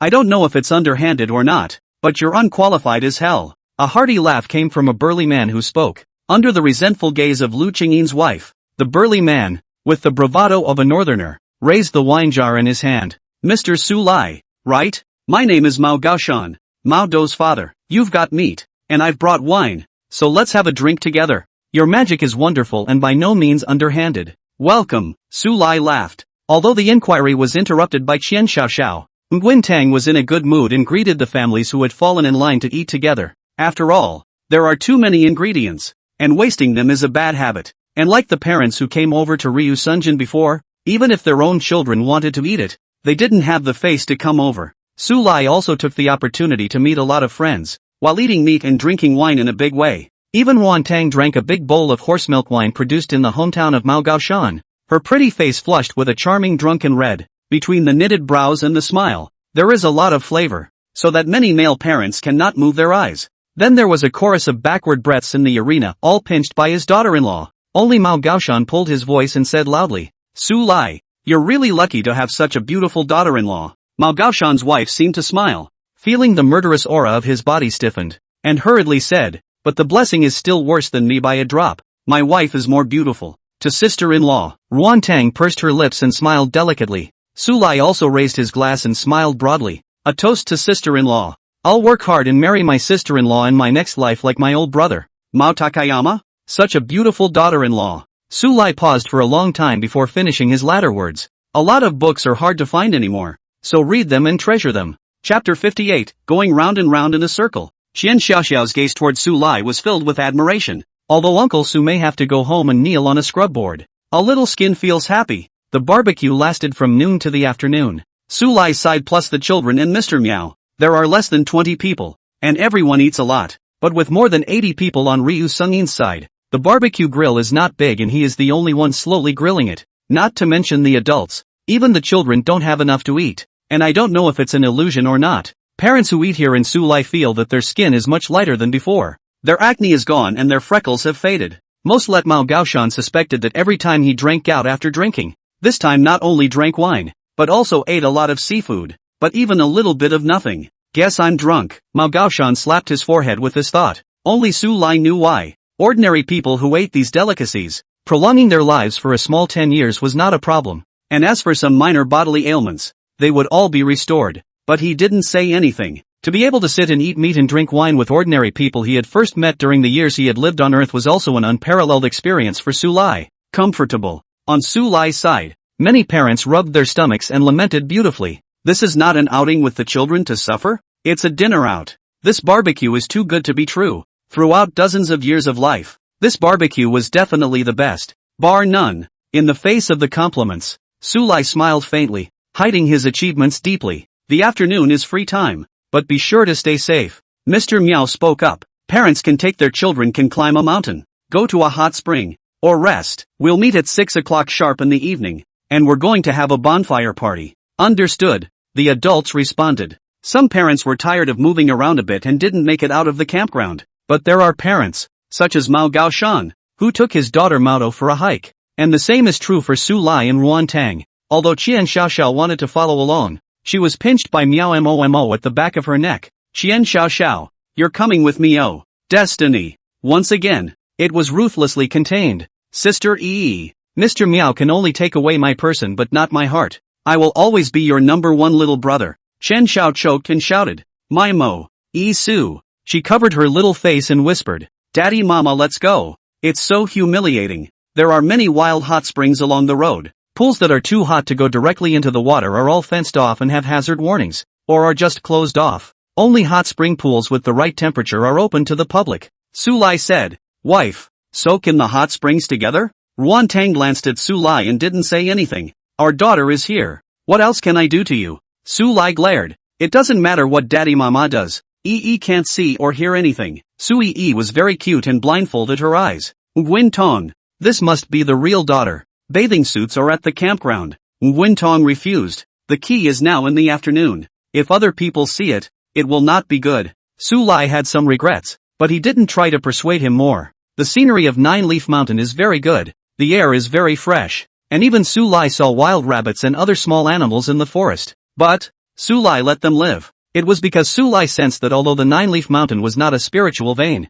the spiritual chi was still quite abundant. If these little animals were lucky, it was possible for them to open up their spiritual wisdom and embark on the path of cultivation. Eat then. The flavors will be even more delicious. Thanks to the fact that this thought wasn't known to outsiders, or else they would definitely be shouting that Su Lai was a devil. Who wouldn't even let go of the cute rabbits? Not following the crowd to the top of the mountain. Sui seemed to be extraordinarily fond of forest paths, crossing several streams and traversing around and around in the forest until Ruan Tang wondered if he was lost. The three of them finally stepped out of the forest and their eyes opened up. In the depths of the Nine-Leaf Mountain, there was actually a valley. In the valley there is a not too small lake, and by the lake there is a dilapidated Taoist temple. The courtyard inside the temple is cleaned, without the slightest weeds. The flat land to the left of the Taoist temple was plowed into farmland, planted with all kinds of vegetables and fruits, and a silhouette of a man could be seen vaguely traveling between the fields. A closer look. It was an old man in a Taoist uniform, with white hair,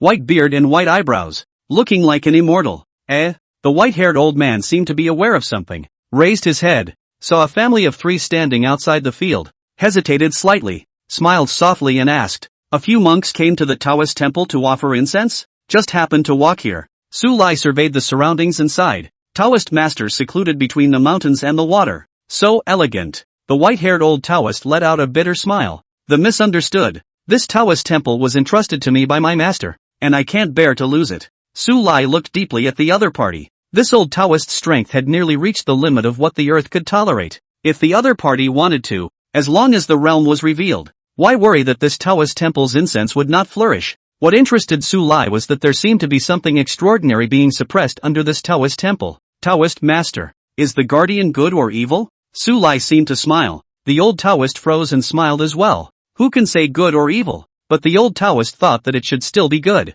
After a pause, the old Taoist continued. Please leave as soon as possible. The place is treacherous. The conversation between the two was simply heavenly in Sui's ears. She couldn't understand it at all. The little girl felt uninterested and hugged Su Lai's leg, her voice glutinous. Daddy, Ee is tired of walking. Okay, then Daddy will carry you back to rest. Su Lai picked up his daughter and nodded at the old Taoist. If you can't keep it down, go to the East Sea Begonia court to find Maine. The old Taoist narrowed his eyes. Dare I ask the sure master your name? Surname Su. Single word one to come. A fresh breeze. The old Taoist clapped his hands and laughed. Su. Good, good. Nguyen Tong was confused. What was so good about it? But before the words were asked, she saw Su Lai turn around and leave, and hurriedly followed. She asked in a low voice, Su Lai, why does that Taoist priest feel weird? No blame. Su Lai shook his head and said to himself, how difficult it is to guard a door for the world. Ruan Tang frowned slightly. What are you talking about?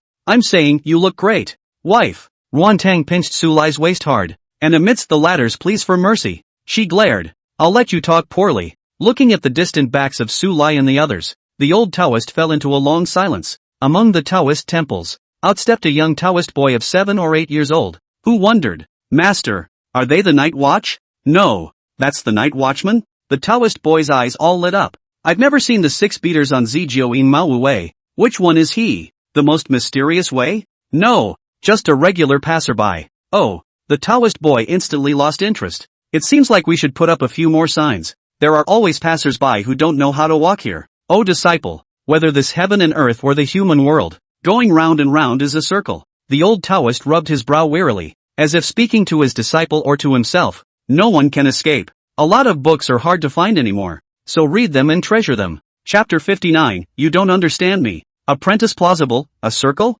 The old Taoist didn't think too much about Su Lai's origin, because he was convinced that he would definitely meet again. This earth is sometimes big and sometimes small. The old Taoist looked back at the Taoist temple and continued to lower his head hunched over, hoeing in the field, his figure illuminated by the setting sun in such a dazzling way. Leaving this unknown valley, Su Lai carried his daughter back to the camp. With the exception of Mao Gaoshan, none of the other families had traveled too far. After all, it was unfamiliar for one thing, and still somewhat dangerous for another. Su Lai's family of 3 lay down in the tent for a nap. Ruan Tang was gently fanning the wind to drive away mosquitoes for the sleeping Su Yi, when she suddenly froze. And so on. There's only 1 tent per family. Doesn't that mean she has to sleep with Su Lai? Am I going to eat you up? Look at your guarded eyes, Su Lai heartily said. Ha! Ruan Tang bristled. I haven't been eaten by you, or eaten leave without hearing from you for 5 years. Then don't try it again. And this time I promise not to run. Here? The daughter is still here. Ruan Tong was dumbfounded.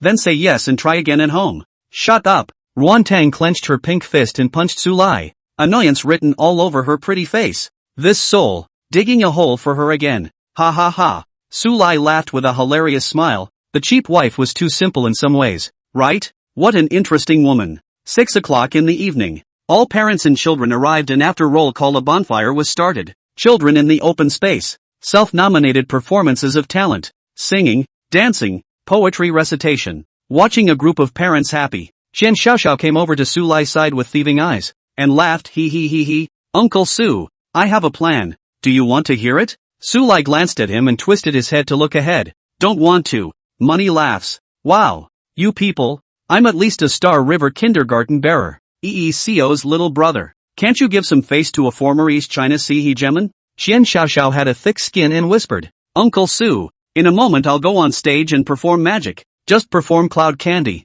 Can Uncle Su teach me? No teaching. Uncle, I beg you. I don't lack anything, but I lack a talent that can subdue my little brothers. Think about it. If the 30 children of Star River Kindergarten ate the cloud candy, who could resist this first love-like flavor? Won't they all be obedient? At that time, when a cloud turns into candy and 1,000 armies come to meet, it's not a dream to dominate all the kindergartens in the East Sea. Then step by step, it will become bigger and stronger. Dominate the East Sea, enter the country of China, and ultimately go international, letting the whole world know. When kindergartens are strong, China is strong. Qian Xiaoxiao perked up and spoke of the plan. I'm going to accomplish this little goal before I move up to elementary school. After saying that, Qian Xiaoxiao lost all her momentum and tearfully hugged Su Lai's thighs, as if tears would fall from her eyes if Su Lai refused. Su Lai thought about that image. A bunch of little kids walking around with clouds of candy, looking at people with their chins, and walking in a six-pack. And as the big sister,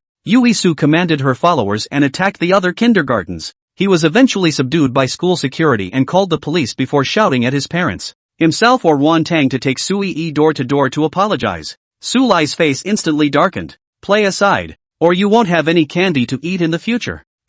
Okay. Chen Xiaoxiao's mature plan was directly shattered. He sat down next to teacher Miao Mo, raised his head to look at the sky, and murmured, Uncle Su, you don't understand me, I don't blame you. Su Lai, the more you look at Qian Xiao the more this kid owes a beating. Where did all those messy thoughts come from? Guys, tomorrow we have to get up early and go to the top of Nine Leaf Mountain to watch the sunrise and then collect specimens. The bonfire party lasted until 9 o'clock, and now Moy announced that the event was dispersed. And that's when Ryu Sunjin called out to the group. Everyone register your names with me. Tomorrow you're going to spend the night at the Kong family's hot spring resort so I can have the manager arrange a room. Mr. Liu worked hard. Trouble Mr. Liu. Parents were thanked. Originally, the park was previously scheduled to camp both nights, and going to the hot springs resort was proposed by Ryu Sungin. And it's still going to a resort that's never open to the public, under the name of the 8th Master of Willow City. Su Lai also went to leave the number of names. Lu Chengyin smiled and said,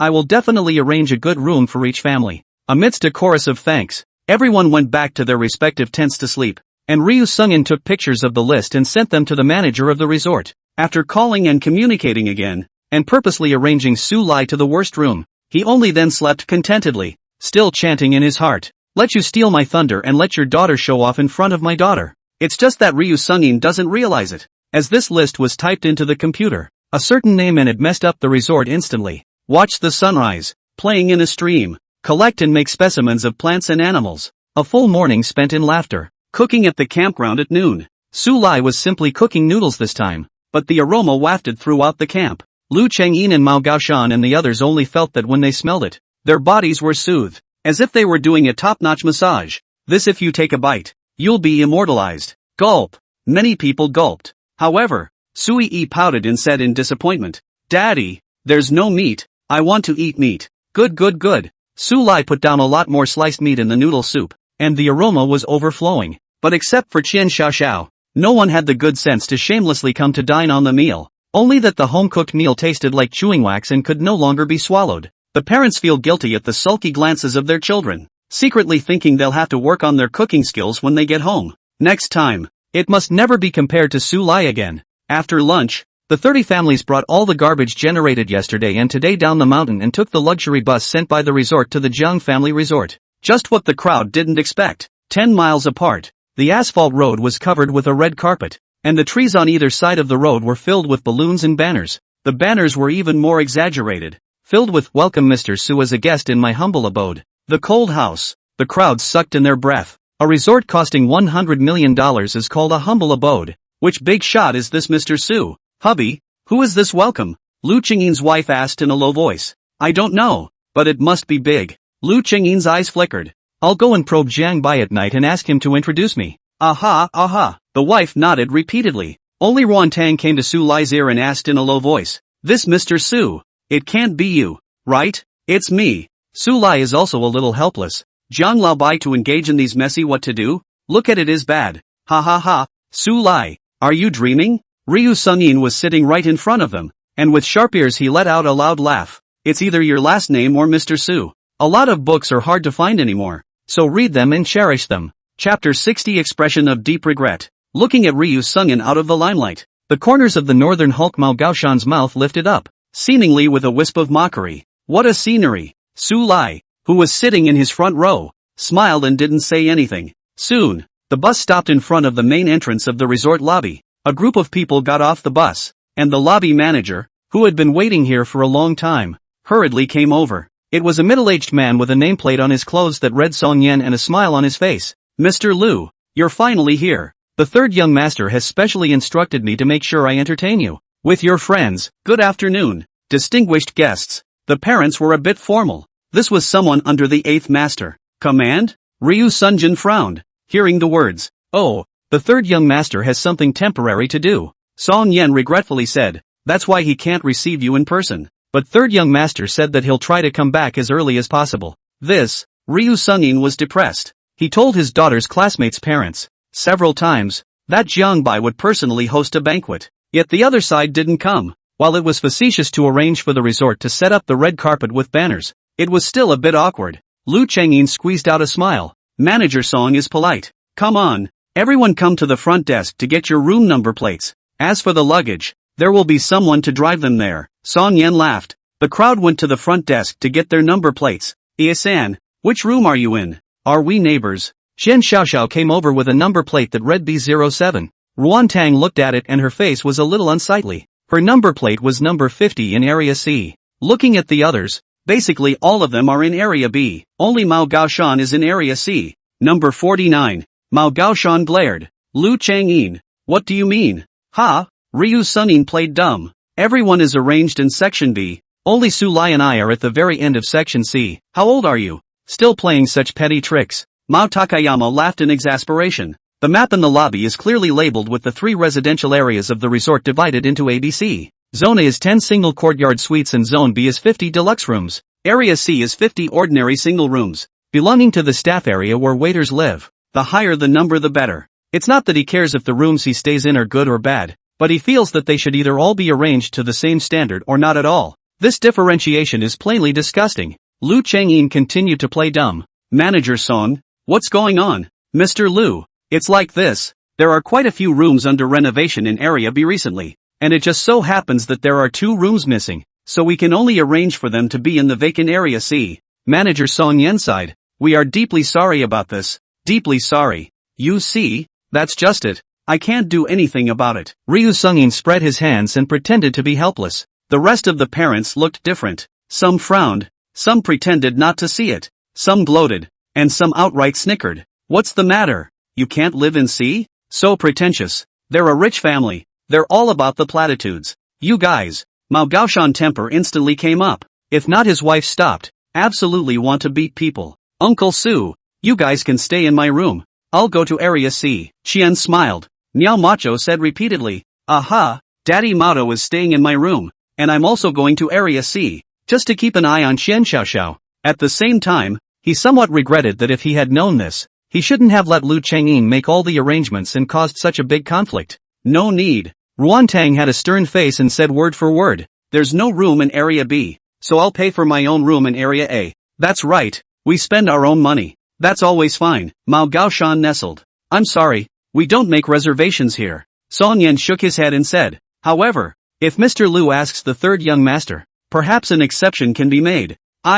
It's not impossible to ask Zhang Xiao, but well, Lu Chengyin looked with a smile on his face. He had already thought about it, and when Su Lai and Mao Gaoshan opened their mouths to beg him, he would directly and mercilessly reject them and make them lose face. However, he miscalculated. Su Lai ignored Lu Chengyin, holding his wife and daughter's hands, walking to the sea area, not even taking a car in the scenic area. Su Lai, Mao Gaoshan followed closely, shouting in annoyance, he's bullying us so much. Aren't you going to say something? Couch 3 feet. Where to sleep is not to sleep. First go and look at the room. Su Lai was open-minded and said indifferently. In the crowd's strange eyes, Su Lai left with his wife and daughter. When everyone was sent away, manager Song Yan looked at Lu Chengyin and inquired, Mr. Lu, those two families don't have much of a background, do they? Don't worry, Manager Song. I've looked into it all. Lu Chengyin laughed. Mao Gaoshan is in the liquor business. Su Lai is just an ordinary school doctor, and his wife used to be a lady of the house, but she was also kicked out of the family.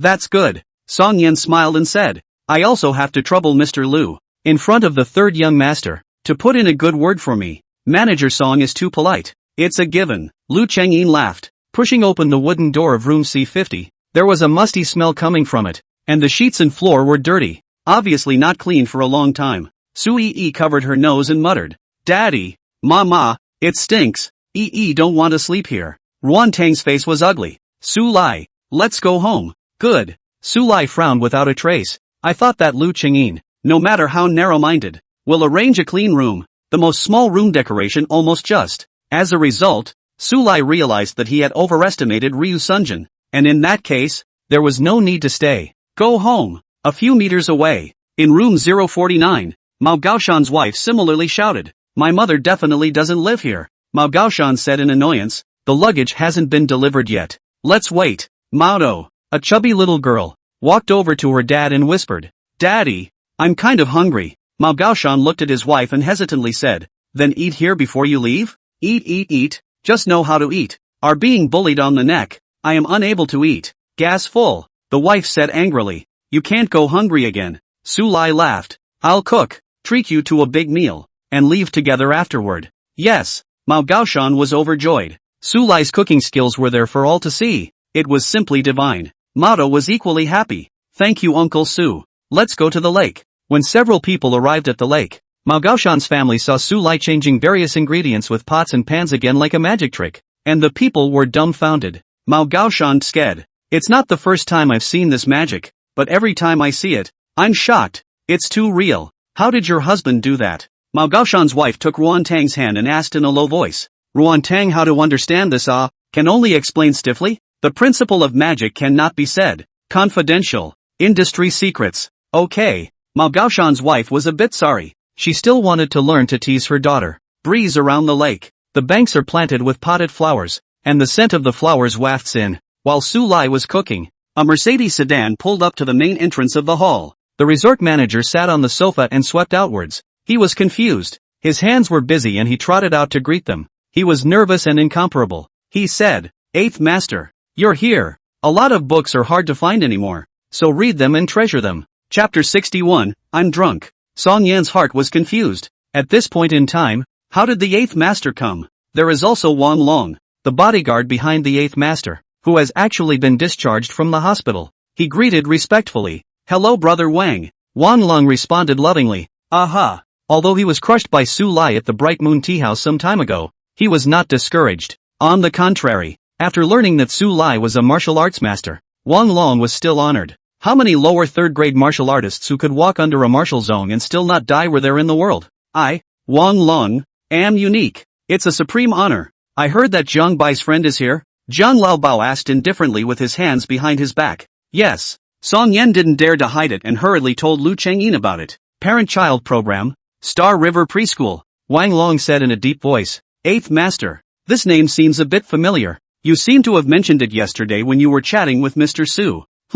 Zhang Laobai was thinking about things all the way and didn't even care about the name. At this moment, when the bodyguard recited this, a brilliant light flashed in his eyes. The kindergarten that Mr. Su's daughter, Su Yi, attends. Zhang Laobai breathed in sharply. Quickly, show me the list. Yes. Song Yan was a bit confused, not knowing why the eighth master, who had always been steady as a mountain, was so out of sorts, but didn't dare to ask, but went on an honest hunt for the list. Seemingly feeling that it was too slow, Zhang Laobai inquired again. Has Mr. Su Lai Su come yet? Mr. Su. The word sir was not something to be used casually, especially coming from the mouth of the eighth master. Song Yan's forehead could not help but ooze out a large amount of cold sweat, and his voice was like a mosquito fly. Su Lai seems to be here. Take me to him, Zhang Laobai said excitedly. This, Song Yan hesitated, not knowing whether to tell the truth. Wang Long saw something and said in a deep voice, could it be that you have slowed down Mr. Su? Don't dare, don't dare. Song Yan's head shook like a rattle. Only in his heart he was already cursing. Damn it, Ryu Sun-in, you're ing me. Didn't you say that Seo Ray has no background? How come he knows the eighth master? But he was still holding out for the what-ifs. What if the Su Lai that the eighth master knows is not the Su Lai that Ryu Sun-in screwed up? As he let the driver drive and lead the way, Song Yan variously prayed to God that it mustn't be the same person, or he'd be dead. It's just that the tour bus passes through the A section, bypasses the B section, and finally stops in the C section, and it's still room C50 in the far corner. Wang Long smiled skinlessly. Song Yan, you wouldn't have arranged Mr. Su here, would you? Sweat beaded on Song Yan's forehead, not daring to say a word. Zhang Laobai pushed open the door but found that no one lived here, but after seeing the filthiness of the room, he looked at Song Yan with a gloomy expression. What the hell is going on? Where is everybody? Knowing that the eighth master's methods are cruel, Song Yan, this time which still dare to hide, plopped down on his knees. One by one will tell the whole thing. Listening to the ginger old eight eyes, a burst of black heart disease are going to be gashed out. He had gone through a lot of trouble to hook up with Su Lai, only to be viciously screwed over by the fools under him. Wang Long suddenly said, Eight masters, the lake seems to be someone. The group hurried towards the lake again and saw Su Lai from afar. Zhang Laobai ran quickly and spoke carefully. Mr. Su. Ruan Tang's heart thumped. It's the eighth master of Willow City. What's he doing here? Ruan Tang didn't know about the relationship between Zhang Laobai and Su Lai. He just quietly protected Su Yi behind him. Su Lai rubbed his daughter's hair and looked at Mao Gaoshan's family of three again and smiled. The meal is ready. Sweeping his gaze towards Zhang Laobao, Su Lai's smile gradually converged. Just in time to come. Sit down and eat something together. Noticing the change in Su Lai's attitude, Zhang Laobai was like falling into an ice cave. His body was drenched in cold sweat, where he dared to sit down. At this moment, he snapped and spoke. Mr. Su, I'll just stand. On the contrary, Mao Gaoshan on the side raised his eyebrows and looked. Uncle, where is all this nonsense? Eat together, said in the dazed sight of Wan Long and Song Yan. Hard-pulling Zhang Laoba sat down. Uncle, it looks like you are also from this resort? You give judgment. Song Yan Mao Gaoshan pulled Zhang Laobai as a meal to say. Zhang Laobai nodded his head continuously like a chicken pecking at rice, apologizing repeatedly. I'm sorry, it's my unfavorable custody. Song Yan's face is pale and bloodless. He knows that he has intruded a great disaster. At this moment, kneeling on the ground, trembling voice. Mr. Su, Mr. Mao, it was my mistake. I shouldn't have listened to Ryu Sunjin. I'm sorry, you didn't do us any wrong and we'll leave after dinner. Or are you going to kick us out now? After Mao Gaoshan finished speaking, he who had his arm around Zhang Laobai's shoulder finally came back to his senses. Uncle, did you just say that the caretaker is unfavorable? Egu, it's still a management Pipe blindly. Zhang Laobai smiled sarcastically. My name is Mao Gaoshan. I'm in the liquor business. If you report my name when you go to Donghai in the future, you'll get a 10% discount at all major restaurants. Mao Gaoshan said. Uncle, what's your name? They all call me Jiang Laobai. I'm in the funeral business. You go out and don't report my name. It's unlucky. Ginger Buster. Funeral. Something's not right. Something's not right. It hadn't even been a drink yet, and Mao Gaoshan felt dizzy in the head, as if he had been struck by lightning. Who else in the whole of Lucheng dares to call himself Jiang Laobai? Mao Gaoshan revealed a smile that was worse than a cry, and while drawing back his arm, he gently swept Jiang Laobai's shoulder. Eight masters, you forgive me. I didn't know it was you. I drank too much. All right, eat, Su Lai calmly said. We still have to go back to the East Sea after dinner. When he heard this, Jiang Laobai was anxious, but he was an old man. He knew that if Su Lai left from here today, the two of them would be complete strangers in the future. At that moment, he anxiously said, Mr. Su, I'll let Wang Long arrange a room for you right away. The children are tired for the whole day. Soak in a hot spring at night and have a good rest. Su Yi's big eyes dripped as she could see that her dad was angry now. Can't help but hug Su Lai's arm. Voice soft, Yi has not yet soaked in hot springs. Want to soak with daddy mama? Su Lai frowned slightly and looked at Ruan Tang again. What do you think, wife? Nguyen Tong is a little confused now. She didn't understand why the famous 8th master of Lucheng was so polite to Su Lai. Just like a subordinate, but associated with the previous Bright Moon Tea House. And Hangzhou Su family marriage. Ruan Lan's attitude change. Ruan Tang was clear that this all had a lot to do with Su Lai and the 8 masters. She wanted to make sense of it all, so she bit her red lip. Why don't we just stay the night? Su Lai nodded at this. At this time, Su Yi quirky Jiang Laobai winked, and Jiang Laobai was moved to tears. Without Yui Su's help, he knew that he couldn't keep Su Lai with anything he said. Grateful in his heart, Jiang Laobai shouted, Wang Long, quickly go pack up 2 rooms and send Mr. Su and Mr. Mao's luggage over. Yes. Wang Long kicked Song Yan and said, hurry up and lead the way for me. Are you standing here as a statue? A lot of books are hard to find anymore, so read them and treasure them. Chapter 62 Master Sweeper. Song Yan knew that Wang Long was trying to save him, so he nodded gratefully and left in a hurry. Su Lai said, let's eat. It's only 5:30 p.m. and it's still early in the day, but the 5-course meal is ready and it would be a waste not to eat it. Seeing that everyone had moved their chopsticks, Jiang Laobai carefully picked up the closest dish. The moment of entrance, Jiang Laobai's body stiffened up. What was this smell? Obviously it was just an ordinary-looking scrambled egg with tomatoes, but Jiang Laobai was in a trance the moment he entered the mouth. It warms the limbs like a warm current is rushing through them and is so delicious that words just can't describe it.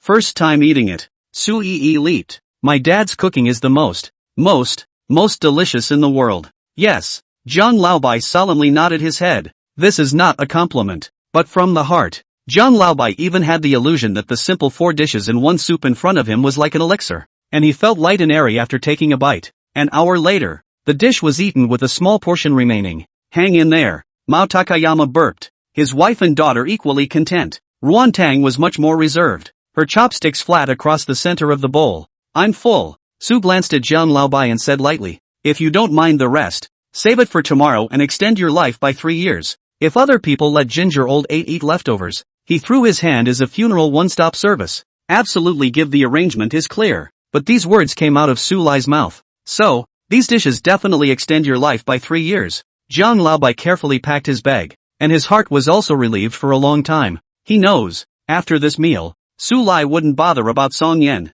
Of course, the prerequisite was that he, Jiang Laobai, could handle things properly and guarantee that such things would not be repeated in the future. Gu, Su Lai, you guys are too frugal, don't you? Even the leftovers have to be packed away by the sweeper. At this moment, a conspiratorial voice came out, and it was clearly Lu Chengyin. He was surrounded by male parents, and as for the kids and female parents, they didn't follow. Sweeping Moncler, Jiang Laobao moved, but did not look up, instead continuing to pack his meal. Mao Gaoshan was scared. Before he did not know the identity of the 8 masters he was fearless, and now he knows that he is simply scared to death. Ryu Sunyin, trouble comes out of the mouth. Be low-key. Ryu Sunjin laughed outright. This was the Jiang family's hot spring resort, and he was Jiang Bai's best friend, so it was almost as if he was walking sideways here. Not to say, what's the matter? You and Su Lai still want to beat me? Ryu Sunyin laughed. He placed his luggage and called out to the other parents to prepare to come and see the hilarity of Co Lai. Room C50 is not an exaggeration to say that it is a pigsty. Mao Gaoshan glanced at the 8th master and said in an odd tone, now the key to the question is not whether I want to beat you or not, but whether this one is willing to let you walk out alive. What are you reminding him of? Mao Gaoshan's wife tugged on her husband's sleeve and bristled. Lu Chengyin likes to make a fool of himself, so let him do it. What's the matter? Is the identity of the grandpa still quite intimidating? Ryu Sanjin pretended to be surprised. He'd seen it coming. Although this old man was wearing a tang suit, the fabric was obviously not very good. Saying that he was a sweeping master, he was actually burying even Su Lai. Mr. Su, what do you think should be done with him? Zhang Laobai finally packed his meal and stood in front of Su Lai, carefully asking. Su Lai faintly said, "Feel free." Zhang Laobao bowed slightly. "Understood. Get the hell out of here if you understand." Lu Chengyin laughed disdainfully. "And Mr. Su, Ruan Tang, this husband of yours is really vain." Ruan Tang didn't get angry, but looked over with pity on his face. Some people were alive,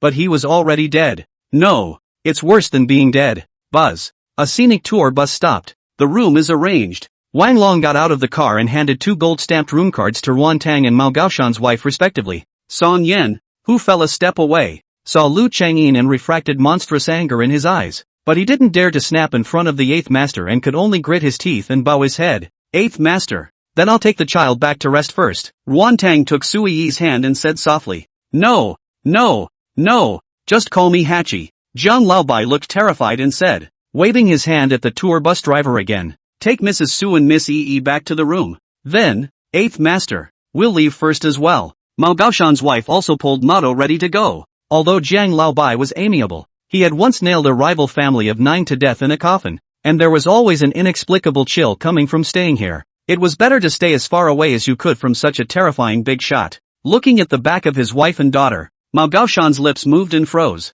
unable to open his mouth to follow along. Solely stayed where he was with a clench of his teeth. Seeing that the 8th master is very respectful to Su Lai, with Su Lai around, he shouldn't do anything to himself, right? Su Lai, you can't be so naive as to think that if you find any random person to pretend to be the 8th master, Manager Song will change the room for you, right? Mr. Lu, I just took a look. The room card is actually Building 1 with Building 2 in Area A. The counterfeiting is also too much. The other students' parents shook their heads and laughed, their words full of mockery. Lu Chengyin even looked at Song Yan and said with a straight face, "Manager Song, if Su Lai insults the 8th master, I suggest that he be directly expelled from the resort." Song Yan didn't pay attention to Lu Chengyin, but bowed his waist and bowed his head, saying cautiously, "8th master, what do you think about it?" Manager Song, stop it. How much did Su Lai pay you to accompany him in the play? I'll pay double. Lu Chengyin laughed lightly. He's a friend of Jiang Bai? Zhang Laobai suddenly had a bit of an impression.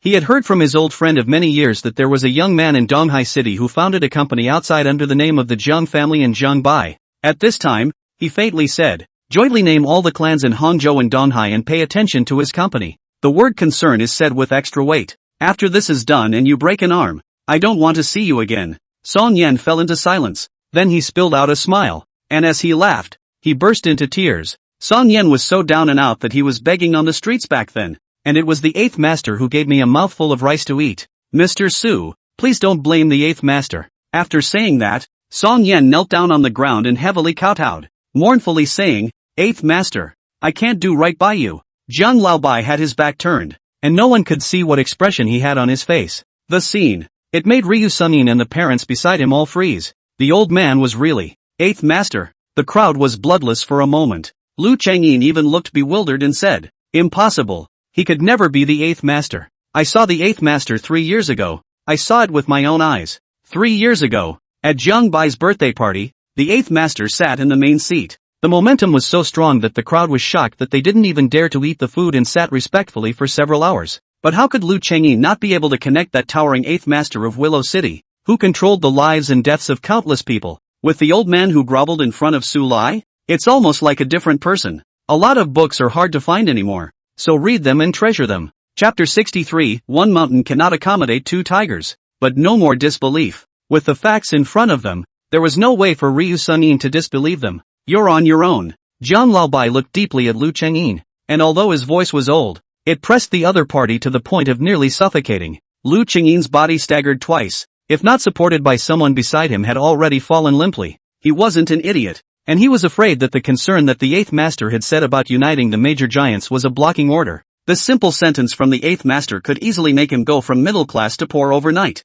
Sometimes, death is not the worst. Instead, they fall from the top of the mountain to the bottom, lose everything they once had, and never turn around. This huge psychological and financial gap is enough to destroy a person's mind. Lu Chengyin didn't even have a chance to beg for forgiveness before he was driven away by the resort's security guards. Disturbing the 8th master and the VIP is a big sin. Ryu Sungin and a few other parents, looking bewildered, returned to the parlor, where the children were with their female parents. What's with the face? Lu Chengyin's wife was a bit surprised. Didn't you guys go to see Su Lai's joke? None of the male parents replied, and there was a long silence, an oppressive atmosphere that gradually quieted the parlor. Ignoring off his wife's inquiries, Ryu Sunjin sat limply in his chair, clutching his head and scratching his head. It's over. Everything is over. What the hell happened? The wife said anxiously. Su Lai, the 8th master's guest of honor. A male parent muffled his voice and opened his mouth. Puff. There was a lot of laughter in the arena. Are you kidding? Lu Chengyin's wife laughed softly. The former head of the Ruan family might have been the 8th master's guest of honor. And Ruan Tang is nothing now that he's been kicked out of the family. It's not Nguyen Tong, it's Su Lai. Su Lai? Ryu Sanjin's wife looked at her husband and asked, Husband, what's going on? The male parent who spoke earlier recounted the matter. And then her face was even more ugly than Ryu Sungin's, and she directly fainted with a black eye. Good in the presence of a parent is a doctor. And hastily pinched the human center. A few minutes after the leisurely awakening, woke up the first words. Quickly find Jiang Xiao and ask him to speak to father. Like a drowning person grabbing the last straw, shivering his hands, Ryu Sunjin hurriedly pulled out his cell phone to call Jiang Bai. When the opposite party picked up, he hissed and spoke. Jiang Xiao, what's the matter? Is Manager Son's arrangement unsatisfactory? Or do you want me to secretly find you a girl behind my sibling's back? A loud laughing and unrestrained voice came from the other side of the phone. It's a pity that something happened to my company. Otherwise I would have received you in person.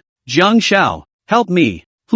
Jiang Bai's voice grew gravelly. Say, what's going on? I've offended the 8th master's friend. The 8th master is going to unite with other powerful families to seal off my company. Young Jiang, you must save me, Lu Chengyin said. What? Jiang Bai froze. He didn't think that just leaving the resort for a few hours would lead to such a big event. Don't worry, I'll contact my father right now. Jiang Bai hung up the phone after saying that. While waiting anxiously, the crowd was comforted. Mr. Lu, don't be anxious. Everyone knows that the 8th master loves his youngest son Jiang Bai the most. What he says will definitely be listened to by the 8th master. Yeah, there's no way the 8th master would completely shut you down for Su Lai. Your words and my words of comfort. So that Lu Chengyin couple mentality slowly stabilized. They also gradually feel that the 8th master will not do things to the end. Even if Su Lai is the guest of honor, they will only give face on the surface and remove the blocking order silently in the dark. So Lu Chengyin took a deep breath and forced out a smile. When Lu Mao gets through this difficult time, I'll invite you all to the Bright Moon Tea House for a tea fast.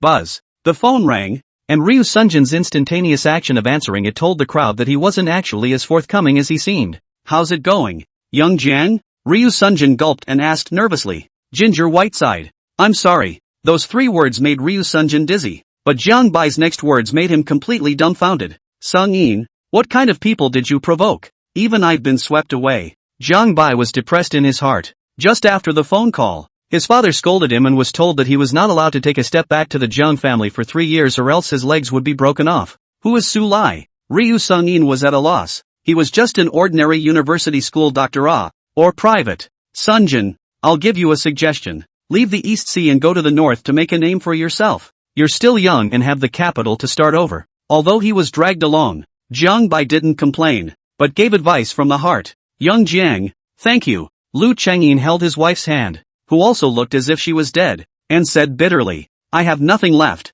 Would you like to start over with me? If you are willing, we will go to the north. If not, I will make an asset sale as soon as possible and leave it all to you. You, the wife cried out. You graduated from college promising to support me for the rest of my life, and you're going back on your word? Ryu Sunjin finally laughed, a smile that gradually turned from silent to a big smile. He is not nothing. The most precious turned out to be always around, never far away. On the contrary, the kindergarten parents who had touted him in all kinds of ways not long ago, facing the gaze swept by Ryu Sungin, all of them were speechless at the moment, and their sights dodged. The male parent who said earlier that his wife was from Lu Chengcheng and wanted Lu Chengyin to help take care of him for a while, was even more direct. Ryu Sunjin, my company has been in a bit of a bind lately, or else I would have given you some turnover. As soon as the words came out, the other parents chimed in, apparently all afraid that Lu Chengyin would ask to borrow money. Ryu Sunjin opened his mouth, but in the end, he couldn't say anything. It's the human heart.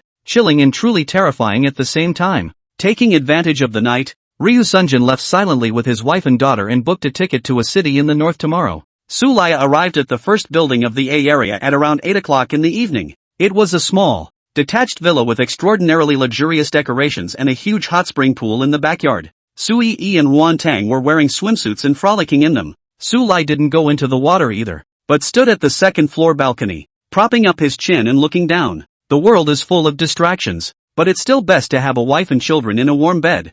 Daddy, quickly help Yi splash Mama together, Sui Yi shouted delicately. Ruan Tang's beautiful eyes glared. Sui, why don't you splash him with Mama? One mountain can't accommodate two tigers. Mama is a mother tiger. Yi is a cute little tiger. Ow. Ruan Tang's face darkened. Sulai, come down. Let's talk. Sulai dumbfounded. This special meow with me a penny relationship are not really lying all shot. Which asshole taught Yi? A certain Qian kid suddenly sneezed as he muttered. Who's saying I'm handsome behind my back? A lot of books are hard to find anymore, so read them and treasure them. Chapter 64, A Wife and a Son. Sulai accompanied Yi for half an hour to fight a water battle. Ruan Tang was killed and defeated, and finally could only surrender and admit defeat. Yay! Justice will prevail. Yui Su and Sulai high-fived. The strong desire for survival or Sulai silently added, daughter, we are the villainous characters. Ruan Tang cut Sulai coldly. This guy doesn't know anything about compassion. Just now it was not a water fight.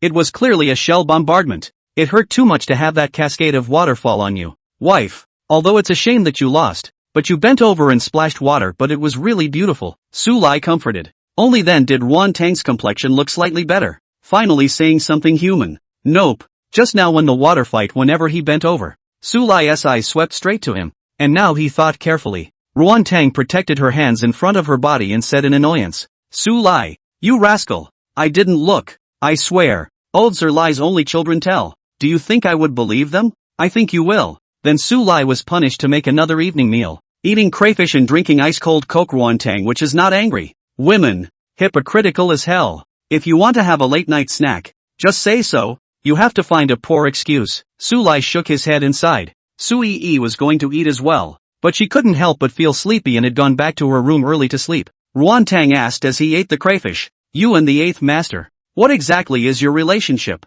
Do you want to hear the truth, or a lie? Naturally, it's true. He honors me like a god. Speak human. It's probably just a relationship of mutual cooperation, Sulai said. That's it? Ruan Tang was a bit surprised. Then that time at the Bright Moon Tea House and the time Ruan Lan was forced into a marriage. Could it be that the eighth master helped? Sulai, who knew what his wife Sama wanted to ask, spoke. Yes. Ruan Tong was silent. She thought of something to each other and asked with uncertainty. Then the cooperation with Huashang Company. Sulai didn't hide it and nodded. No wonder the industry leader, Huashang, suddenly approached our small company for cooperation. Ruan Tang was a bit depressed. It's no wonder that all the recent orders came from Donghai and Hangzhou, so it's not because the company's products are good, but because of you. The truth is sometimes far more painful than a lie. Sulai comforted. Wife, you mustn't be presumptuous. Me? Delusional? Ruan Tang glared at Sulai. What's this little thing? Even if you pick me the stars in the sky, it won't make up for the hurt you've caused me. That bracelet of yours, that's 10 stars. I'll see how you can blow it if you drink more wine. Sulai choked as he softly said, I actually just want you to know that your husband is far more reliable than you think. In the future, whether you are aggrieved or encounter difficulties, you don't have to carry the burden alone. You have to remember that there is still me. Come. Lying on the sofa, Nguyen Ton hooked her fingers in a flavorful way. Sulai listened sideways, and a hot breath that tickled the heart came from his ear. Let's wait for you to turn around before we say this. For now follow me back to my room. Of course. Although he entered the room, Sulai couldn't do anything. He just sat on the edge of the bed, then continued to tell the story of Venerable Qingfeng as Ruan Tang looked interested, until Ruan Tang listened to fall asleep. Sulai covered her with the quilt and then slept in the opposite room. Sulai had a dream. In the dream, Ruan Tang is gentle and virtuous, and the name of virtue has been spread by the 4 directions of the immortal realm. Daughters are even more attentive to the little cotton wool. Any good food to leave half to Sulai, the remaining half to Mama. Sulai suddenly felt as if there was laughter in his ears. He opened his eyes and the early morning sunlight stung a little. Then he saw his daughter lying on top of him with a colored pencil in her hand. Ruan Tang stood by the bedside and pursed her lips as she smiled petulantly. Your turtle doesn't look as good as the one I drew. What a wife and son. Su Lai confirmed that the dream world was really the opposite of reality. Discovering that her father had woken up, Su Yi hurriedly raised her small hand and condescended. Daddy, it was Mama who wanted to draw. Yi didn't know anything. Nguyen Tong? How is that for some deja vu? She looked away. The eighth master invited us to breakfast, and seeing as you weren't awake, I declined. So, dear wifey, can you explain the turtle on my face? Is it fun for a big man like you to dwell on this? Hurry up and wash up. Then cook. All right. Who made me owe you? In the bathroom, Su Lai looked at his face in the mirror and revealed a helpless smile. It looks like he needs to find time to teach his daughter to draw.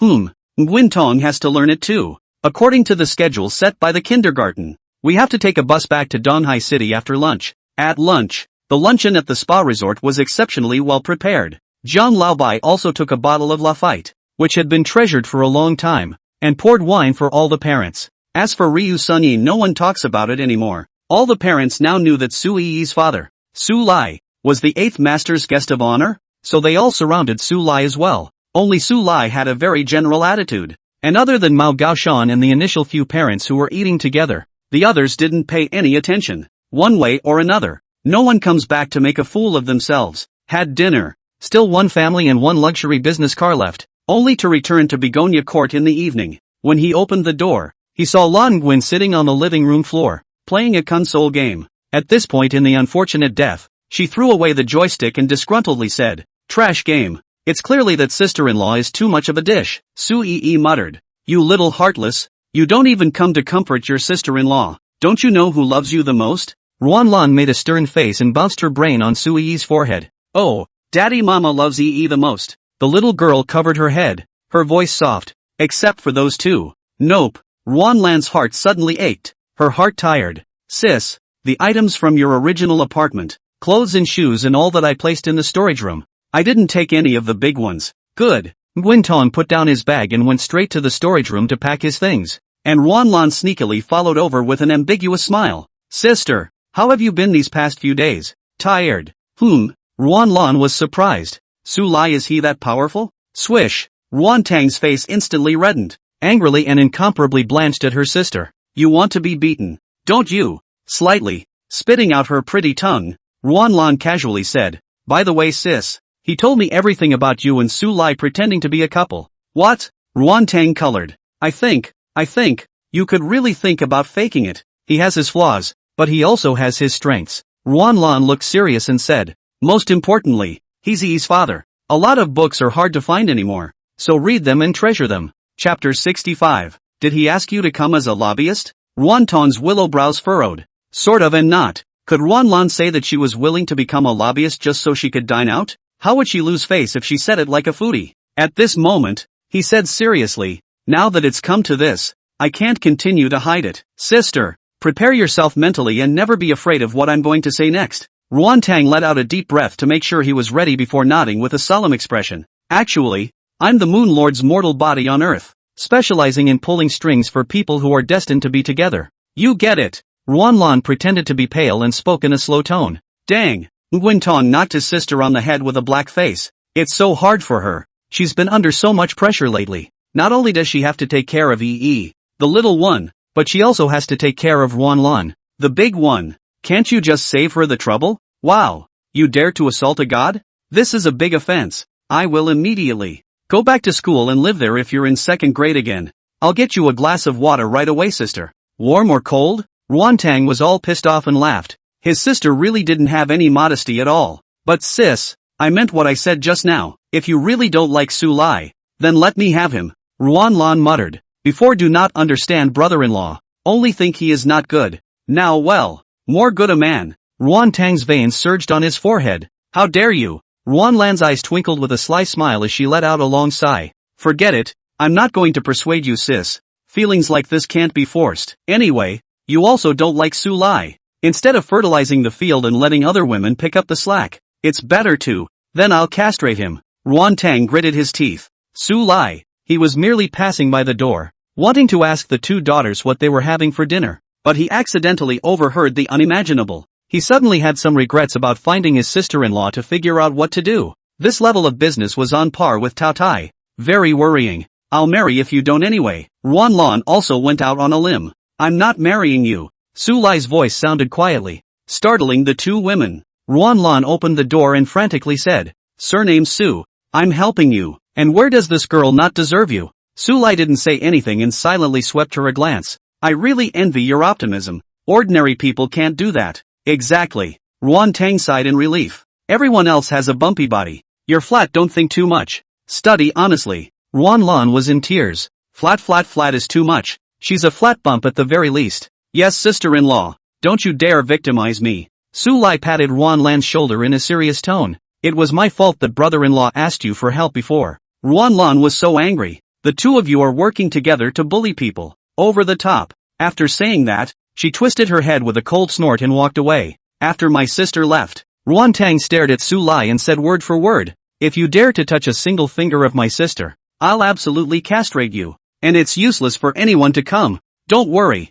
I'm only interested in you. Your word is not good enough. Ruan Tang was still worried. After all, 5 years ago Su Lai was able to casually spend the night with her, whom he had never met. Now, something doesn't seem right. Anyway, that girl Ruanlan was stubborn and might really mess up. So Ruan Tang hesitated for a long time before making up his mind. I'll try to find your good points. As for whether we can end up together, I can't guarantee it. Also, you have to swear that you can never have any crooked thoughts about Ruanlan. Obviously you said this afternoon that the oath was a lie told by a child. Su Lai silently spat and secretly apologized to Ruanlan. I thought that my sister-in-law was a piggybacker, but I didn't realize that she was an expert. In these few short words, Ruan Tang's attitude changed. Tao Tai, you can grow a pair. Ruanlan knows how to play tricks. You're a few hundred years old and you just know how to be reckless all day long. Ache. Tao Tai, the divine general who hadn't closed his eyes for several days in a row and was still handling affairs in the heavenly court, sneezed. Tiredly,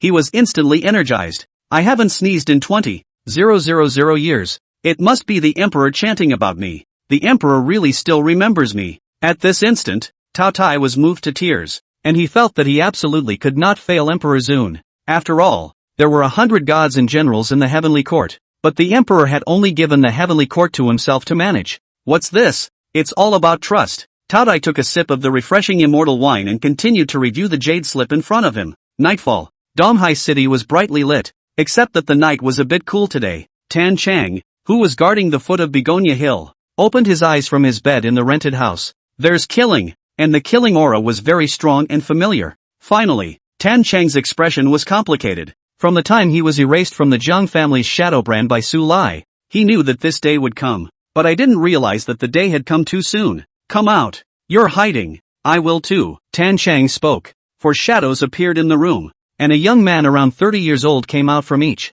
and outside the house, as well as in the hallway, there were also separate silhouettes that materialized. 4, 2, 2, 2, a total of 4 groups of 10 people, and all of them are also peak 6th grade shadows. The Zhang family has underestimated me too much. Tan Chang shook his head and muttered to himself. Tan Chang, it's a bit windy today, so be careful not to flash your tongue when you talk big. An icy voice came from outside the door. The shadow in the room also said softly, that's right, even though you have achieved martial zone. The original purpose of our shadows establishment was to hunt and kill the upper 3 products. You know best how many early 7th grade products you've killed, but don't forget, I was a shadow once, too, and I can do what you can. Tan Chang put his hands behind his back and said proudly, as a martial sect, he did have pride in himself as well. There was no panic in the face of his former colleagues, even if the 10 people on the other side were the most elite shadows of the Zhang clan. He was still a little jumpy, begging for a fight. Only then could the once and past be completely severed, and in the future he would be Tan Chang, not the fugitive shadow of the Zhang family. Tan Chang, there's still a surprise in investigating you. Su Lai is the martial artist who killed Yi Wuxuan of the Yi family, right? If you repent, you can still be spared the pain of skin and flesh. One of the shadows spoke icily. You know the shadow's interrogation methods better than anyone. I've given my best years as well as my lifespan for the Zhang family. I'll give you guys a chance as well. If you back off from this, I won't lay a finger on you. Tan Chang said. Ridiculous. Kill Tan Chang, then go and take Su Lai's head. Do it. As the shadow's words fell, the 10 killed in unison. Tan Chang had some regrets in his heart. That's how it was with the shadows. They had to do everything they could to fulfill the orders of their masters, even if, at the cost of death. A lot of books are hard to find anymore, so read them and treasure them. Chapter 66, The Little Thief. In Begonia Court. Sulai stood on the second-floor balcony looking at the night sky. As for the matter at the foot of the mountain, he had sensed it long ago. This battle that belonged to the duel of masters in the eyes of any martial artist was not something he was even interested in taking a look at. The only thing that could arouse a little curiosity in him was what was suppressed under the crumbling Taoist temple deep in the Nine-Leaf Mountain. Just suddenly, Sulai let out a light eep and looked toward the foot of the mountain. Only the battle between Tan Chang and the Jiang clan's shadows had entered a white heat. But Tan Chang was a martial sect after all. The 7th grade realm, which appeared to be just that half a step higher than the peak of the 6th grade, was actually the difference between heaven and earth. 10 shadows, 3 already killed in action, and Tan Chang only had his clothes ruptured a little. Not even a tiny wound. What made Sulai's gaze sweep in was that the remaining 7 shadows of the Jiang clan did not panic. Instead, between his indifferent expression, he moved left and right to stand in a circle, encircling Tan Chang. A massive amount of aura quickly surged in, and the 7 people's realms skyrocketed. Although he still hadn't crossed that sovereign master threshold, it was already a huge improvement from 5 minutes ago. At the same time, the room was gloomy and cold. Bursts of ghostly cries and howls came from the room, and the ground gushed out a sheet of blood and water. It's a blood-killing formation, burning the longevity and essence of the person who set up the array. Just for that short moment of time at the extreme peak, Sulai was familiar with this formation, because 10,000 years ago, when he was in the eastern immortal region to kill the ancient demon race, 7 million demons formed this formation. It was also that battle that established Bai Zai's status as the second divine general. She is the first wise woman of the heavenly court, with a pair of eyes that can see through all the falsehoods and lies in the world, even the hearts of the people. This unsolvable blood-killing formation froze under Bai Zai's deduction and found a dead end. At this point, the ancient demon race collapsed under the siege of the heavenly court, except for a few devils who escaped. The rest were completely annihilated. How did a small family in China, far away from the abandoned cultivation planet Earth in the corner of the universe, master the blood-killing formation? Although it was just a simple version that was so rough that it couldn't be any rougher and only had form without God. Now under Sulai's careful observation, even the Jiang clan's branding that controlled the shadows had so much as a hint of the shape of the branding of the ancient demon clan's control of the lower clan. Then, when he thought about the fact that Chang Yen-gu, the 7th divine general who controlled the dual system laws of time and space and cooked a good meal, was also an earthling, the corner of Sulai's mouth lifted. He suddenly realized that Earth seemed far less simple than he thought. This planet hides quite a few secrets. Interesting. Sulai stretched his back. It looked like the days ahead wouldn't be too monotonous. Kill, kill, kill. The 7 shadows shouted out angrily at the same time. Their strength from forming the blood-killing formation was already infinitely on the verge of the limit of peak 6th grade. With 7 people striking at the same time, even Tan Chang couldn't easily fight them off. It was also fortunate that Tan Chang had once been a shadow, for the shadow's assault and attack method was very well understood. Otherwise it would have been a real gutter for a beginning 7th grade martial sect. The shadows pranced through the void in pools of blood. Several people's hair was rapidly graying, but the counterpart was a crazy increase in strength. Tan Chang, who was surrounded in the blood-killing formation, was no longer as relaxed as before. His face had gradually become ugly, and he was also injured. Between the blood, Tan Chang stomped his foot with an incomparable annoyance. This is what you forced me to do. The thorn of the void. The words fell. The entire building was shaking wildly, and ghastly cracks appeared on the walls as Tan Chang finally released his big move. A sharp claw draped in black mist stabbed out from the void, and the claw was 3 meters long. But that's just the beginning. The upper 3 realms of martial arts were no longer like the middle and lower 6 realms that exercised the torso and internal energy. It's more about sensing the heavenly Tao and divine power. After the 7th grade martial sect, Tan Chang had already tempered the void thorn into an innate divine ability. This sharp claw transformed from mist was no longer a sneak attack move, but it quickly expanded and exploded with a bang. Boom! With a loud noise, the 7 shadows simultaneously flew backwards and spat out a large mouthful of blood. This formation, surprisingly, had been forcibly rushed away. In Begonia Court, Sulai withdrew his gaze with some bemusement. After all, it is a broken formation, not as much as 1/1000th of the real blood-killing formation. Otherwise Tan Chang would have died a long time ago. And it is impossible to break the formation. And without the array, the shadows, whose longevity had been greatly depleted and seriously injured, were no longer Tan Chang's opponents, and the battle was over quickly. Phew! Tan Chang leaned against the wall, breathing heavily. Although all the shadows were wiped out, Tan Chang also suffered a considerable backlash due to the explosion of the Void Thorn. It was extremely difficult for high-realm martial artists to be injured, but once they were injured they basically had no minor injuries and needed a long time to recover. He cursed, The blood-killing formation that helped the Zhang family gain a foothold in Yanjing is nothing more than that.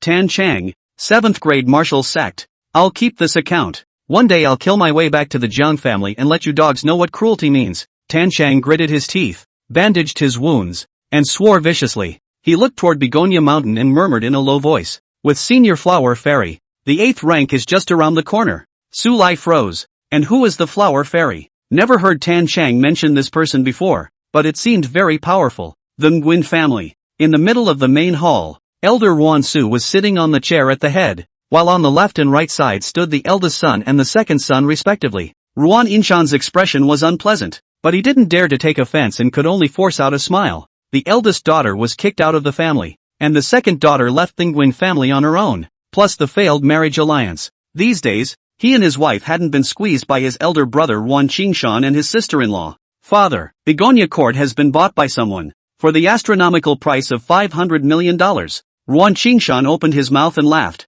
No. Ruanjiu looked complicated. He had his heart set on moving into the villa area at the foot of Begonia Hill, and he naturally had concerns about the king of the building. Father, I have friends who can take us to the Begonia Court for that one day. Ruan Qingshan narrowed his eyes. Really? Ruanjiu gripped the chair handle, pleasantly surprised. Ever since it was built, Begonia Court has been known as the king of buildings. The top of Begonia Hill has never been a private territory, never open to the public, and even more prohibited to take photos. And few people can witness the true face of Begonia Court. If I could go for a day, no, even for a few hours, all of them can show off hard in front of their old friends. Father, this was all arranged by Ruan Jin, who found a friend. It wasn't easy, but he said that as long as you like it, it's all worth it. Ruan Qingshan said smilingly. Well, that's good. Ruanju nodded in satisfaction. Father, Begonia Court already has an owner. If we are discovered, I am afraid. Ruan Yinshan hesitated. Oh, second brother,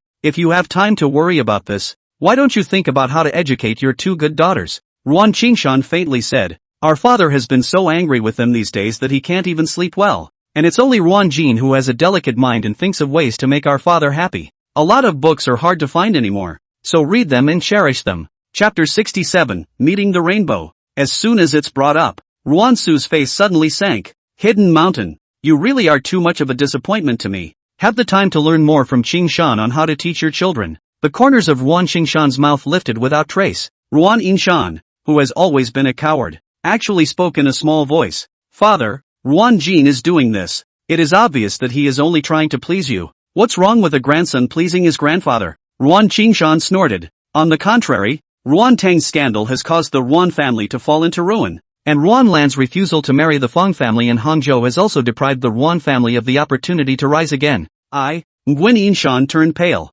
Hidden Mountain. You really have given birth to two good daughters. My Ruan family has fallen thanks to them. Ruanjuku said indignantly. Seeing that Ruan Yinshan was going to say something else, he couldn't help but indifferently say, I'm tired. I'll go down. Then, Dad, I'll go first. Ruan Qingshan smiled and said, you get up early tomorrow. We'll go to Begonia Court as a family and watch a sunrise on the way. Leave Nguyen's house. Ruan Qingshan looked at his second brother who was walking behind him and smiled brightly. Hidden Mountain. Ah, who are you to compete with me for the position of family head? Nguyen Yinshan kept his head down and didn't say anything, although he had never been liked by the old master. Who would want to remain subservient? He also wanted to become the head of the family. When I take Laozi for a stroll around the Begonia garden tomorrow, the position of the family head will be mine completely. Ruan Qingshan laughed loudly and left. What are you going to fight me with? Early the next morning, Ruan Su was waiting right in front of Ruan's house, dressed in a new outfit, with a new haircut, and even made a special call to inform his closest friend Zhou Hong to come along. And Zhou Hong didn't come alone. He also brought his wife. When Ruan Qingshan saw that there were two more people than planned, his face changed. Was going to sneak in. How can you sneak around with so many people now? Old thing. Are you fooling me? No one has ever been able to enter the Begonia Court. How can you go to drink tea and watch the sea? Facing Zhou Heng's skepticism, Ruanjiu said with a stern face, ridiculous. When did I ever talk big? It's fine if you don't want to go. In fact, Ruanjuku had a selfish agenda. The main reason for letting Zhou Hong go along was to show him that the Ruan family had not completely fallen into ruin. Willing to be willing? How can I not be willing? Zhou Hong hurriedly said. Just kidding. The villa area at the foot of Begonia Hill was close to the area where the powerful families of Donghai and Hangzhou were located. And why wouldn't they be looking forward to moving in with their clans one day? Just like Ruanju? Now jump over the foot of the hill. Going straight to King Lu Begonia Court at the top of the hill gave him a sense of unreality. Let's go. Ruansu was the first to get into the car.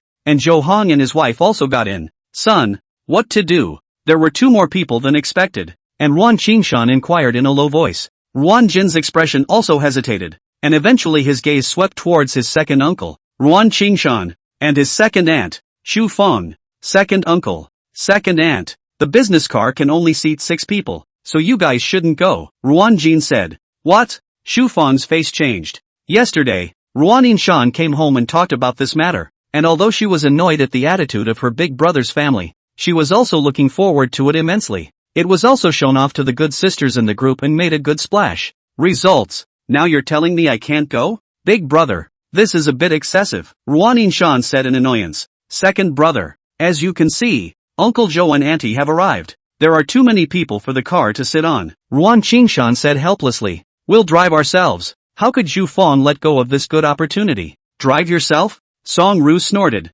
Do not lose face. My family to you all that broken Mercedes-Benz drive to the foot of the mountain is too embarrassing, but also want to think of the top of the mountain? Hidden mountain. You guys will stay and watch the house. Rowan Juku, who was sitting in the passenger side, also lowered the window and spoke. With the head of the family having spoken, Ruan Yinshan and Zhu Feng were completely speechless and could only nod their heads in agreement. With the business car far away, Zhu Feng pointed at Ruan Yinshan's nose and scolded. My mother was a university flower back then. How many people chased me? How did I blindly marry such a loser like you? Said to be the second house of the luxurious Ruan family, but living a life worse than a pig or a dog, being bullied by your elder brother's family all day long. Xu Feng became more and more angry as she spoke, and tears fell from her eyes. At first, she said she would buy me a luxury car and a villa. But what happened? The car was unwanted by your big brother's family, and the house was only bought with a down payment from my mother's family. What use are you? Counting on you. I'm afraid I won't be able to live in a mansion for the rest of my life,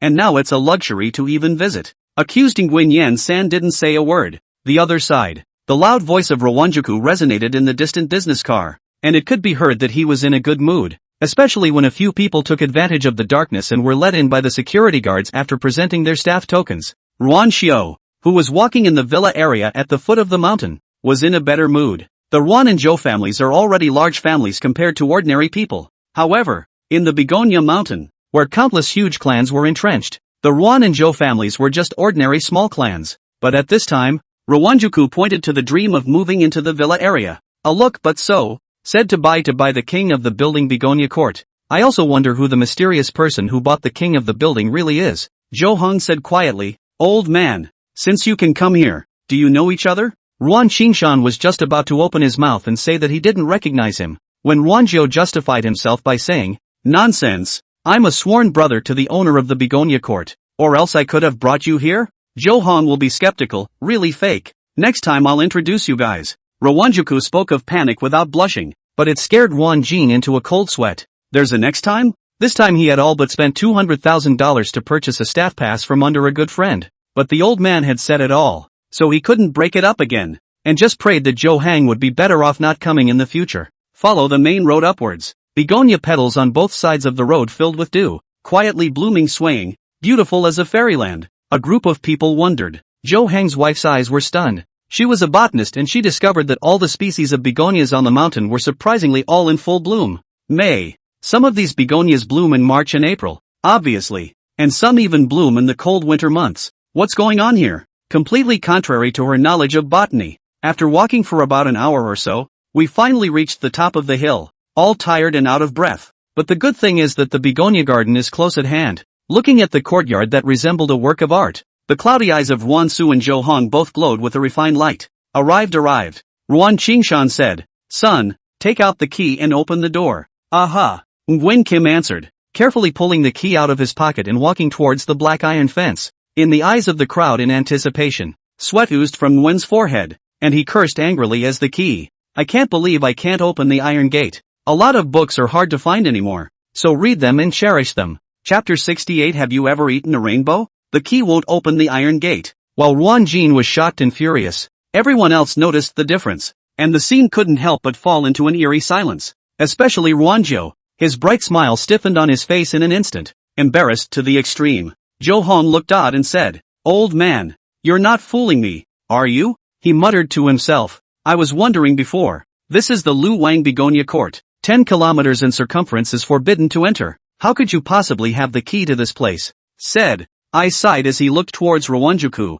which was filled with the emotion of they are all old friends. Why tell lies to save face? Rawanju looked at it angrily. What's going on? Bean-sized sweat slid down Wan Jin's cheeks. That, should have brought the wrong key. Song Ru kept squeezing her eyebrows. Isn't that right, son? Yeah. Nguyen Kim nodded quickly. I may have brought the wrong key. This iron gate has smart access control. You can swipe your face and fingerprint or enter a password. Zhou Heng's wife, who had a head of silver hair, wondered at this time. You can't have forgotten all of this, can you?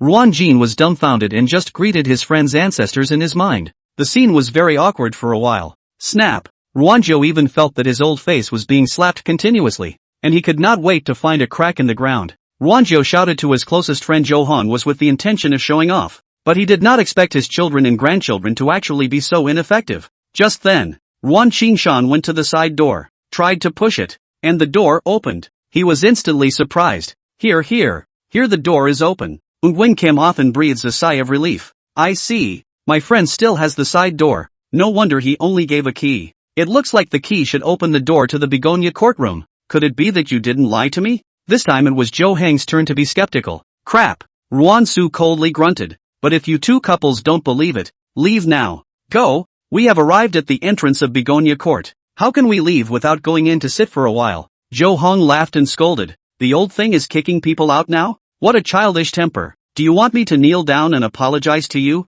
Rawanjuku was no slouch, actually nodding his head and saying, okay, and then the two old men almost went at each other's throats. Grandpa Zhou, you guys stop arguing. Let's go in now and we can still watch a sunrise. Nguyen Kim's face was dark. How come both of them were little kids? Zhou Heng's wife also reprimanded. Still quarreling in front of the juniors. Don't you feel ashamed? Humph. Zhou Hong and Wanzhou glanced at each other and simultaneously looked away. Then a group of people went in through a side door. Nguyen Kim picked up the key and reached forward. And something that made him sweat again happened. The key. Nope. This key isn't even the one that opens this door. I'm Tama. Nguyen Kim jumped right in and cursed what the hell was going on. Hey, that's you guys? Come out. A few chortles came from the distance. When Wan Jin and the others looked, it was actually a dozen or so security guards, holding security batons and looking icy cold. One of the middle-aged security guards pointed at Ruan Jin and said, Captain Wang, that's him. They came in with fake staff passes.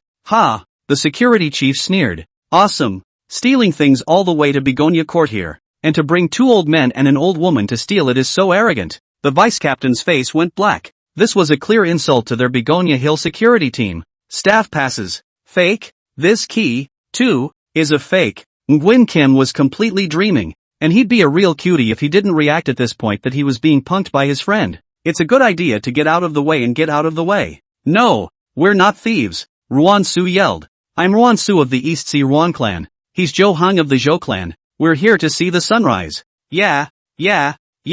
Zhou Hong nodded his head continuously as if he was pecking at a chicken. We really aren't thieves. Zhou Hong of the Zhou family, Ruan Su of the Ruan family. The security chief clapped his hands together and realized. It's you guys. Zhou Heng and Ruanzhou breathed a sigh of relief at the same time. It looked like they were still somewhat recognizable. Captain, who are these two? The vice-captain asked cautiously. Could it be some big shot? If it is, then there will be trouble today. Never heard of it. I'm teasing them. The captain gave a lazy wave of his hand. Beat me up and call the police. 15 security guards, all young adults in their 20s to 40s, came swinging and rolling at the same time. How could Ruan Su and the others resist? Soon everyone had wounds hanging from their bodies, and eventually shouted in a hurry. Surrender. We surrender. Don't fight. How can we still fight when we've surrendered?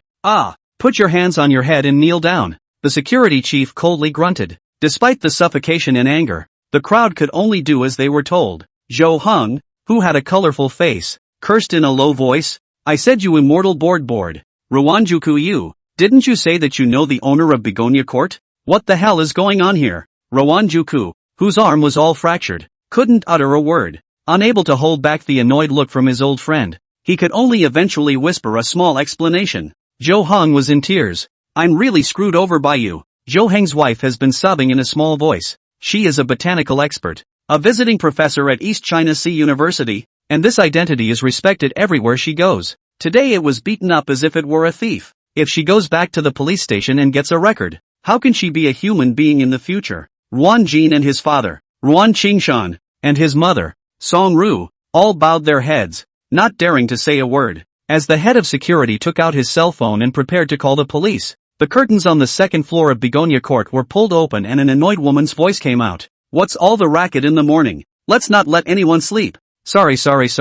There are a few petty thieves we caught. We'll take care of it right away. You go back to sleep." The security chief tensed. Not nervous the person who is willing to spend $500 million to buy the Begonia Court. The power and position is just like the vision of the Begonia Court. Enough to look down on the entire East China Sea. Definitely can't afford to be offended. And definitely can't be offended. Oh, thank you. Hurry up and take care of it. There are children at home. Sleepy-eyed Wan Lan rubbed her eyes. She felt that the group of small furry thieves kneeling on the ground looked a bit familiar. Just one of them was beaten and swollen, plus just woke up, and did not wear contact lenses, for a moment did not recognize, and then closed the window to continue to sleep. And Nguyen Su was confused with her oldest son's family. That woman is familiar. It appears to be Ruan Lan. Song Ru said excitedly. How does Ruan Lan live in Begonia Court? How is this possible? Ruan Qingshan and Ruan Jin were both confused as well. Shut up, all of you. The head of the security team was furious.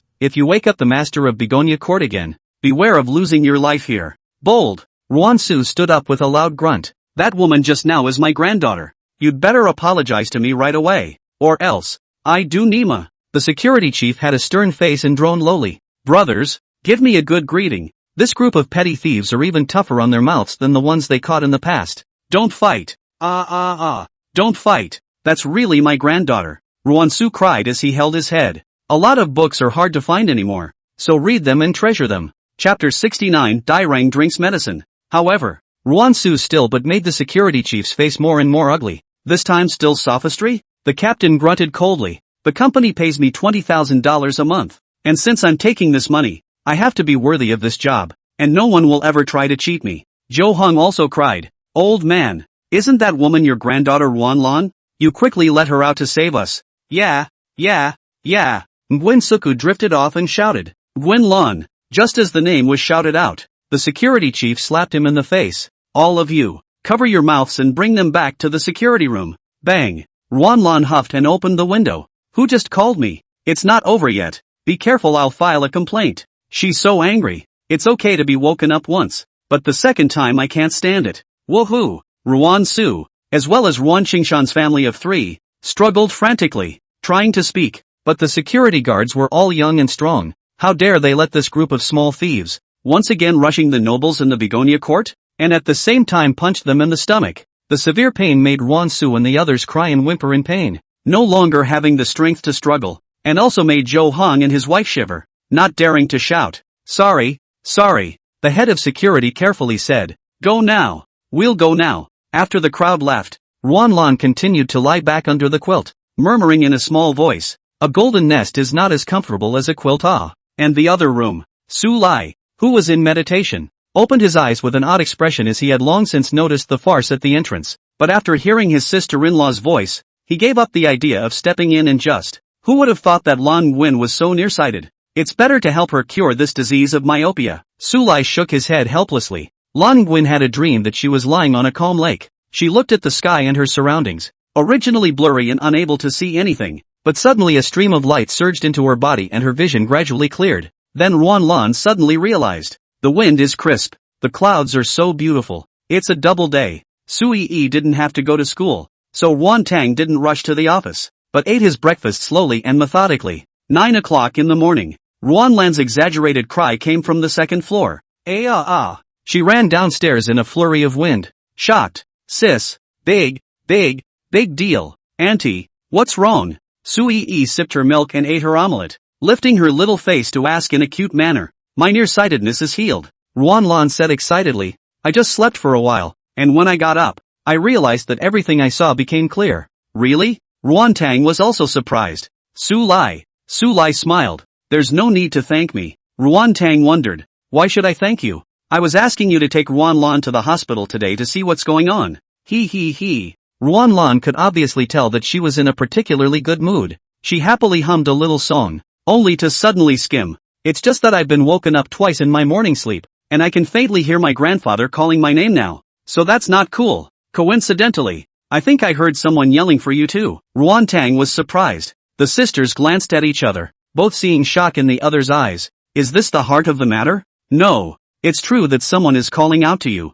Su Lai stood up and said, I'll take Yi out for a walk. Remember to brush the dishes after you guys eat. Brother-in-law, don't worry and leave it to my sister. Ruan Lan solemnly nodded and said, you don't look at her cold. In fact, her heart is extra soft. A girl, definitely a good wife and mother. Ruan Tang glared at his sister. What are you babbling about? No. Ruan Lan bristled. Ruan Tang, throw away your prejudices. How does brother-in-law look like him? Ruan Tang looked at Su Lai carefully and hesitantly said, not bad. It's okay? Ruan Lan fell into a long silence. To be reasonable, Su Lai's appearance belongs to the category of ordinary at first glance. But the more you look at it, the better it looks. And the more you look at it, the more pleasing it is to the eye. Yes, not handsome, but pleasing to the eye. In Taoist terms, it is called the unity of heaven and man, returning to the basics. Besides, Su Lai's pair of eyes were deep as if they were hiding a universe. And at a glance, he knew that they possessed countless stories.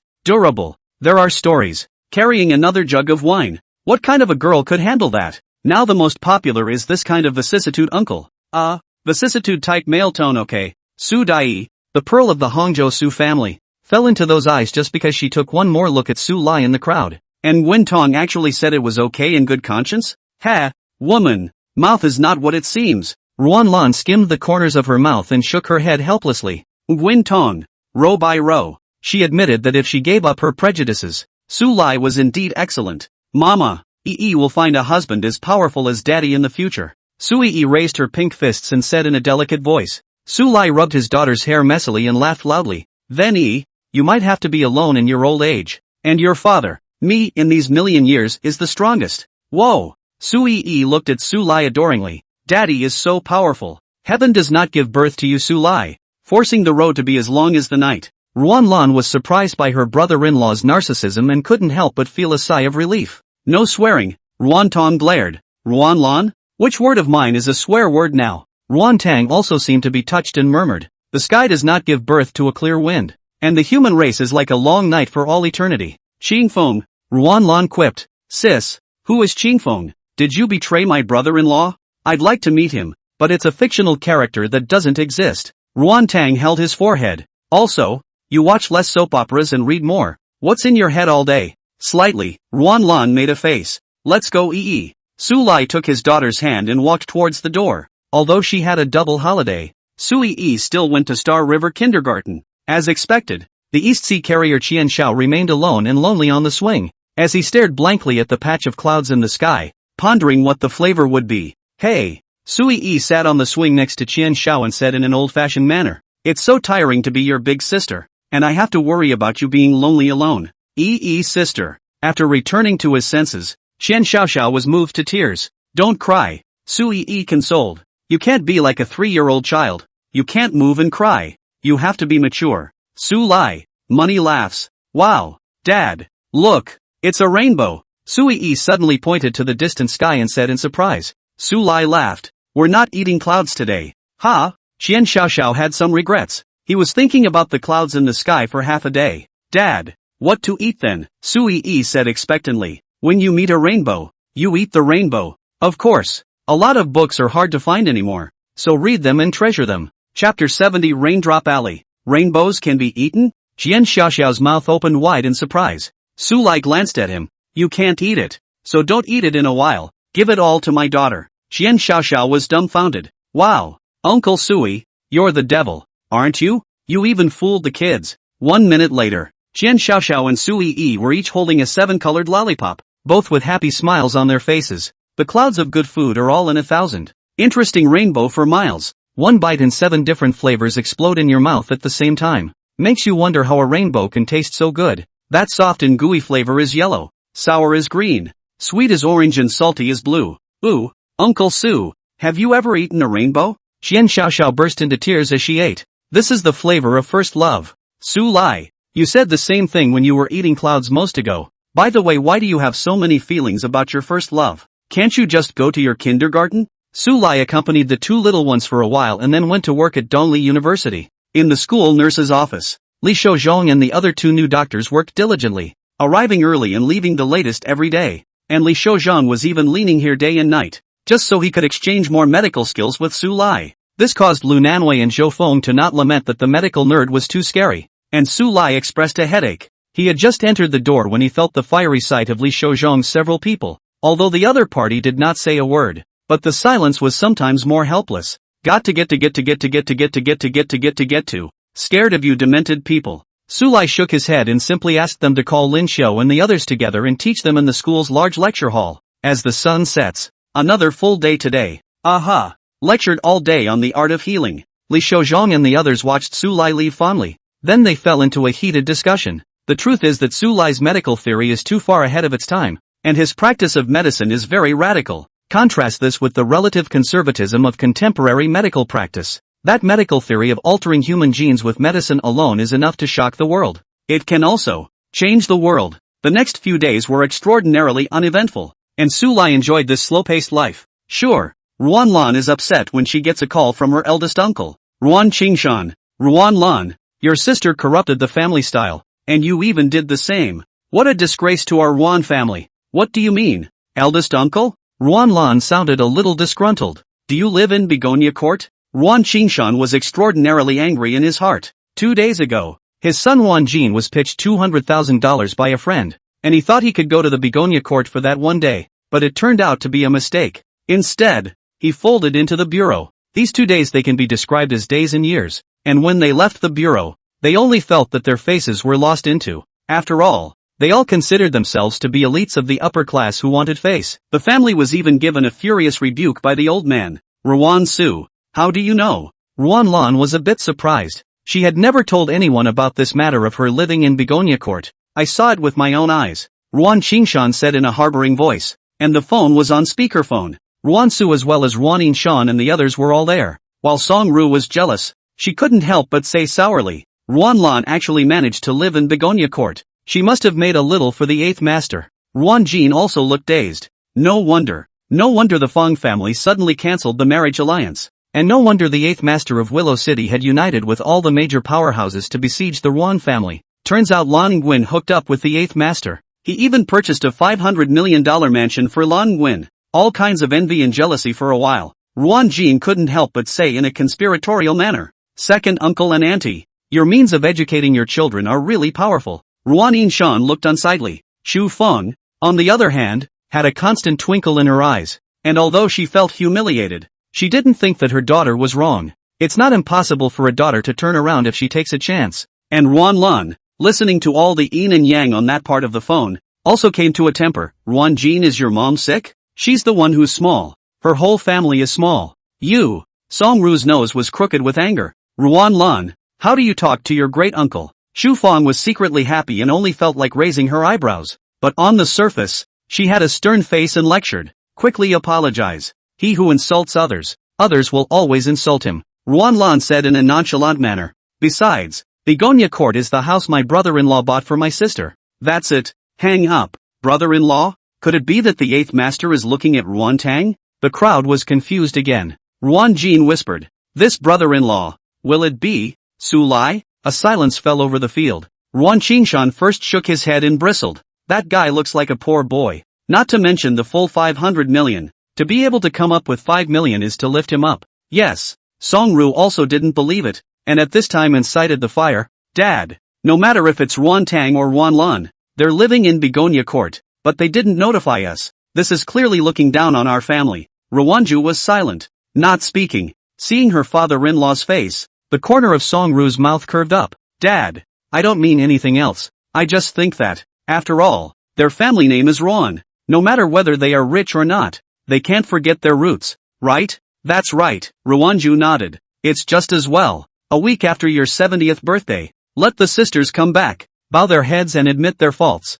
and we'll forgive them. Song Ru's mind was playing a little game. That's Begonia Court. I don't know if it's under the name of Ruan Tang or Ruan Lan. If it is, then find some way to transfer it to the name of the Ruan family. Then when husband Ruan Qingshan or son Ruan Jin becomes the head of the family, won't it all be theirs? It's a deal, Ruan Su said in a deep voice. Hidden Mountain. You are responsible for informing them. Father, they are stubborn. I'm afraid. Ruan Yinshan didn't wait to finish his sentence before seeing his father's ice-cold look. The words behind him froze and paused, and he hurriedly said, I'll try my best. Begonia Court. Ruanlan threw away her cell phone and lay down on the sofa. Annoyed. Sis, Big Uncle and the others know that I live here, so they must be counting on us again. Ruan Tang had experienced the greed of her eldest uncle's family, especially the last time she returned to the Ruan family. She had been completely broken-hearted and was no longer willing to return to the Ruan family. At this point calmly said, I am no longer associated with them. With a mouth like that,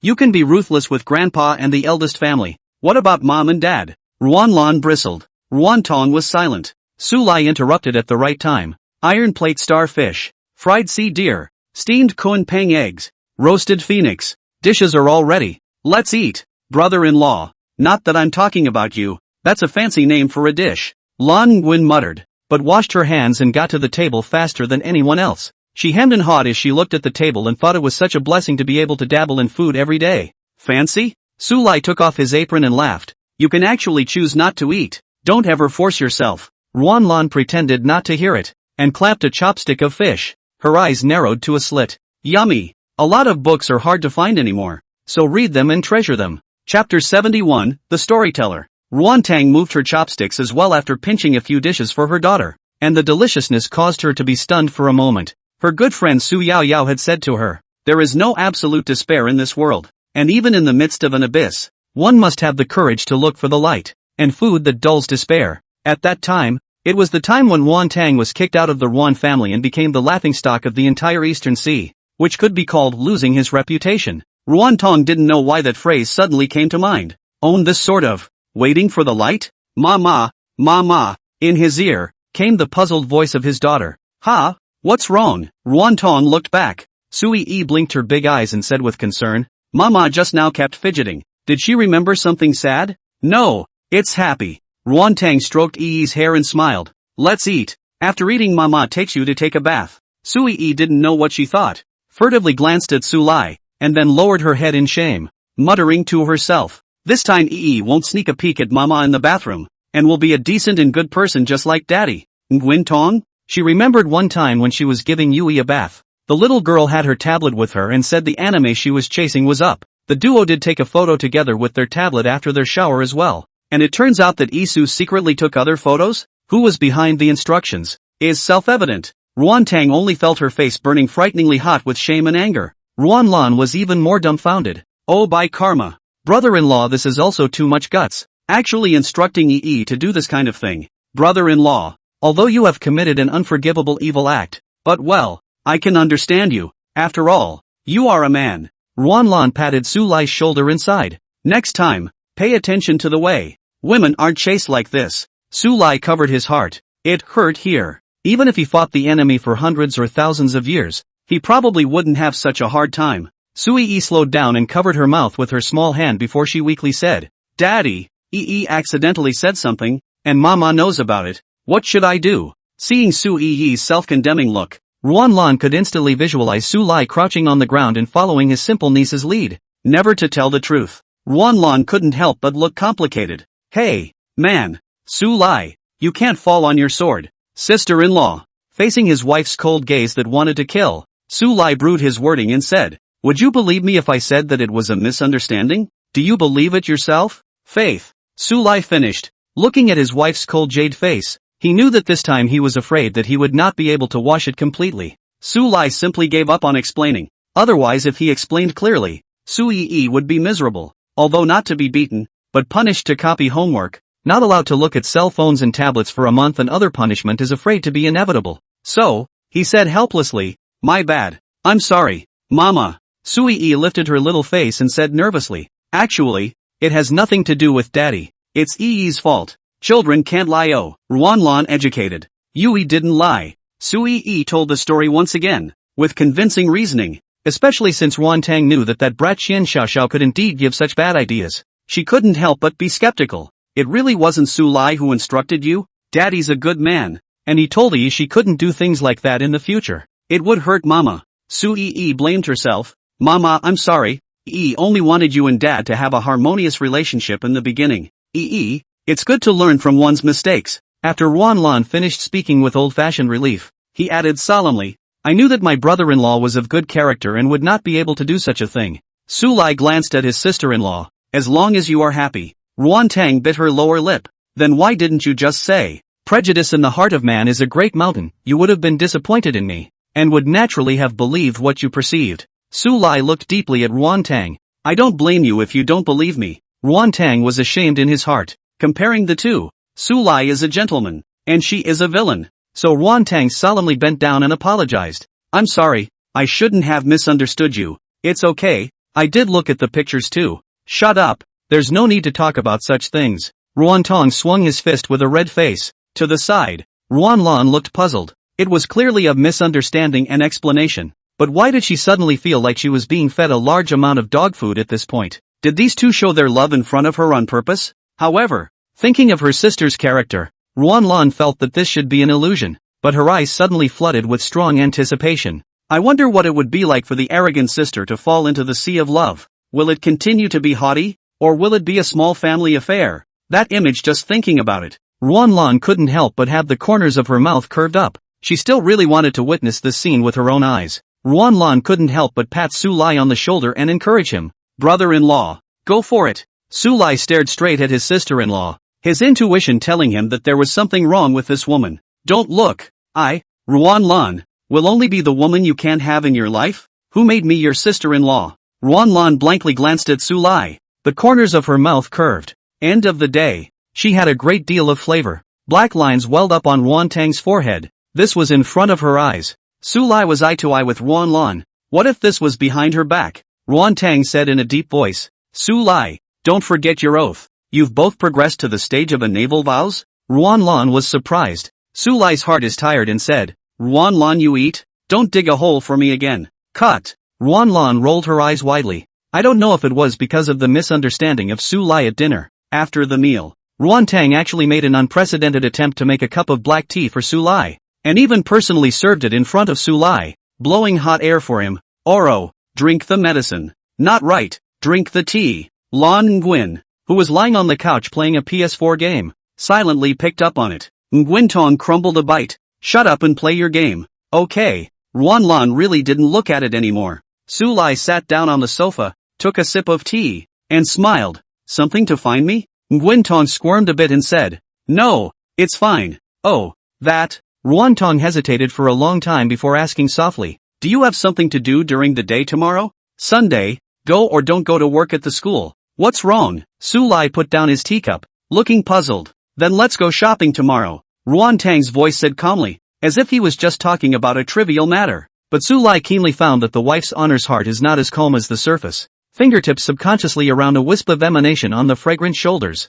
seemingly to hide other emotions. Yeah. Ruan Lan didn't look back. It just so happens that I don't have class tomorrow either. Just the two of us. Ignoring his sister's words, Ruan Tang looked straight into Su Lai's eyes and said word for word, a lot of books are hard to find anymore, so read them and cherish them. Chapter 72, it's good to have him in the Jianghu. Just the two of us. Ignoring his sister's words, Ruan Tang looked straight into Su Lai's eyes and said word for word. Silence fell for a moment in the living room. Ruan Lan was dumbfounded. What is the situation? The old sister actually took the initiative to propose to go out shopping with Su Lai. Two people. Isn't this a date? Dad. Eating fruit? Su Yi's eyes looked over expectantly. Promise quickly. Su Lai shot a glance at Ruan Tang and said seriously, if you're preparing to apologize with this, it's completely unnecessary. I'm not angry about what happened just now. It's necessary. Ruan Tong shook his head. I realize that I still know too little about you. I want to know you a little more. Is it because you want to know more about Yi's father?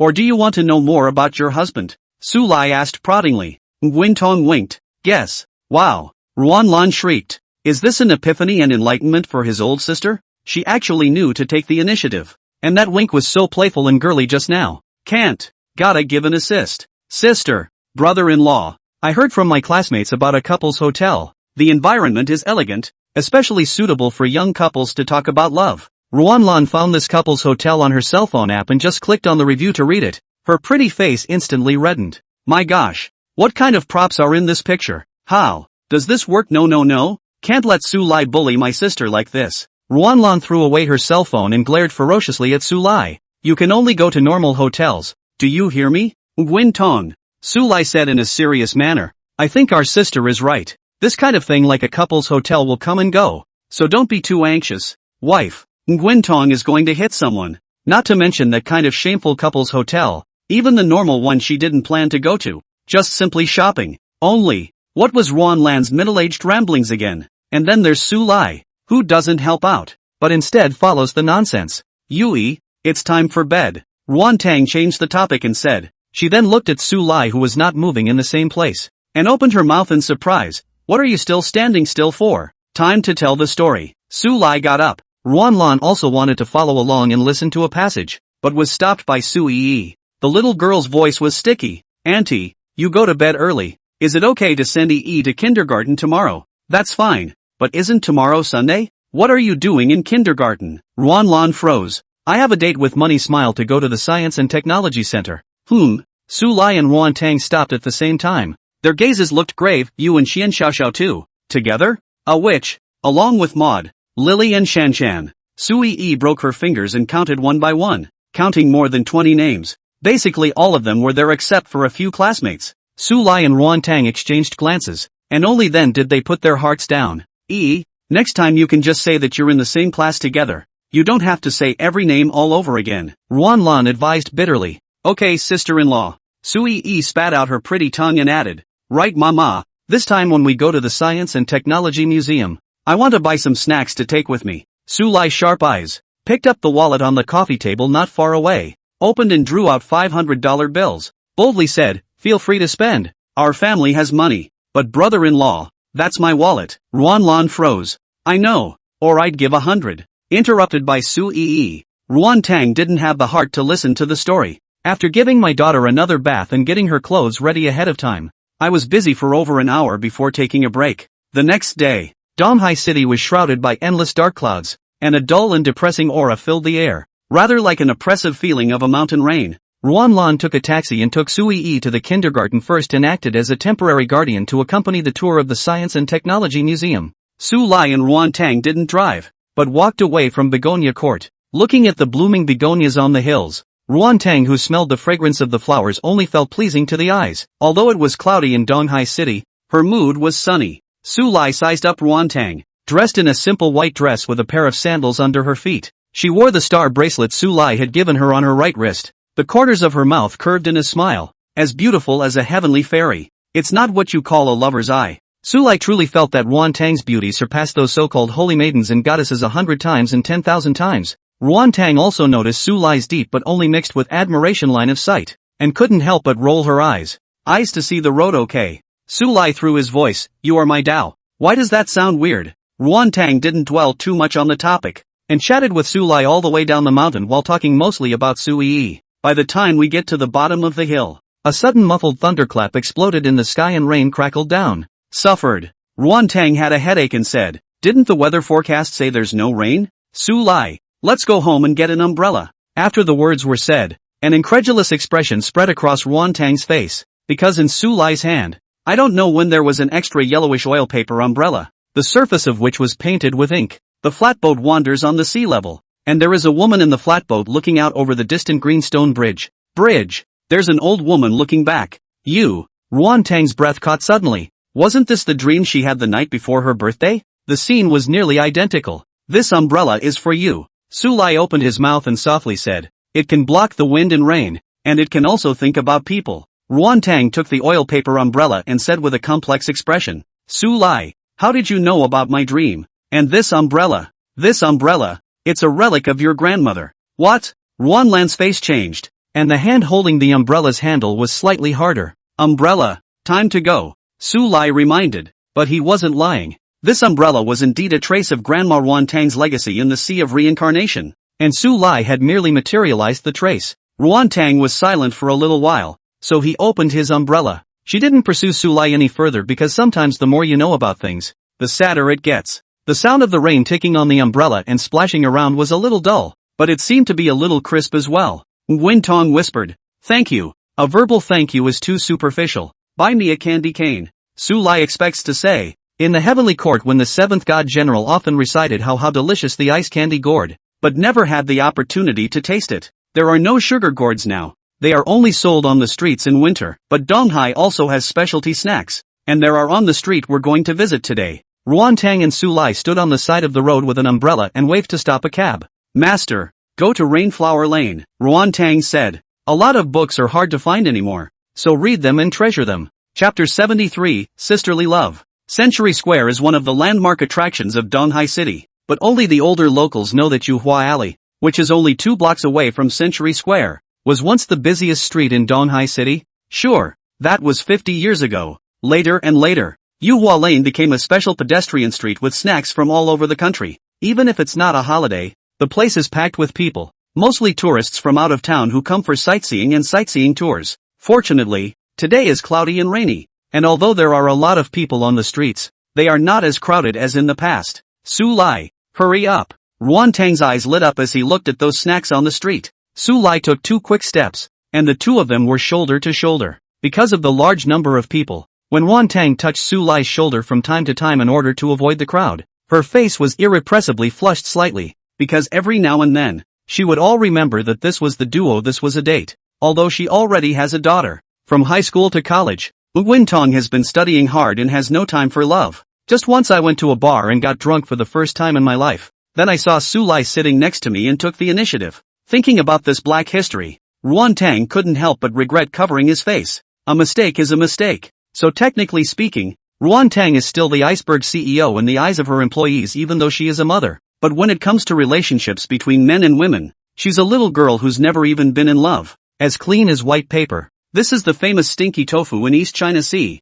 Try it. Ruantang bought one and shoved it all into Sulai's hands. What about you? I don't eat stinky tofu. Sulai wanted to say something, but also really good wife but stinky tofu smells bad, but tastes good. It tastes weird. So Sulai is planning to throw away this stinky tofu. Ruantang glared at her beautiful eyes. Waste of food. So you're eating? I'm a clean freak and don't eat other people's leftovers. I'll buy you another one, and I'll eat it all if you eat it all. Sulai seemed to smile. Ruantang pretended as if he hadn't heard, pointing to a milk tea store 10 meters away. Tea words? This one's good. Another half hour of waiting in line for 2 milk teas. Nguyen took a sip, squinted like a schoolgirl, and murmured, yummy. The next morning, Sulai and Ruantang just strolled around the flower rainbox. Although they always ate and drank and talked very little, but in the eyes of outsiders they were a couple. Young man, buy your girlfriend a bouquet of flowers. A white-haired old woman around 60 years old, holding a large handful of white orchids, said as she followed Sulai's side. Sulai stopped and smiled. Old man, she's not my girlfriend. I don't know why hearing this. Ruantang was inexplicably a little uncomfortable in his heart when he heard Sulai add, she's actually my wife. Ruantang bristled, but didn't retort. So, the old lady was a bit disappointed. Based on her experience of selling flowers on this street, usually only young couples are relatively willing to spend money. Sulai laughed. Old man, I'll take all these white orchids. How much? $3 a piece. These are 13. So you'll give me 35. The old lady exulted. Sulai pulled out 100 and handed it over. Here's 100. No need to look for it. Ruan Lan, who received the white orchid, smiled brightly and left side by side with Sulai. As for the old lady behind them who cried out make no mistake, and insisted on getting change. Not only did they not stop, but their footsteps got faster. I didn't see that you're quite kind. Ruantang held the flowers and sniffed down at the fragrance of the flowers. That's what we're dating for. Sulai laughed. Ruantang hummed lightly. This little action was so cute that Sulai couldn't help but rub her head. The maneuver resembled Sulai's movements of rubbing Sui. Ruantang is so angry. I took the initiative to ask you out for shopping. Do you treat me like a child? I don't want to lose face in public. She slapped Sulai's hand away and said in annoyance, watch your claws. Sulai looked suddenly solemn and said, Ruantang, what for? Suddenly I realized that your hairline is a little high, and according to my analysis,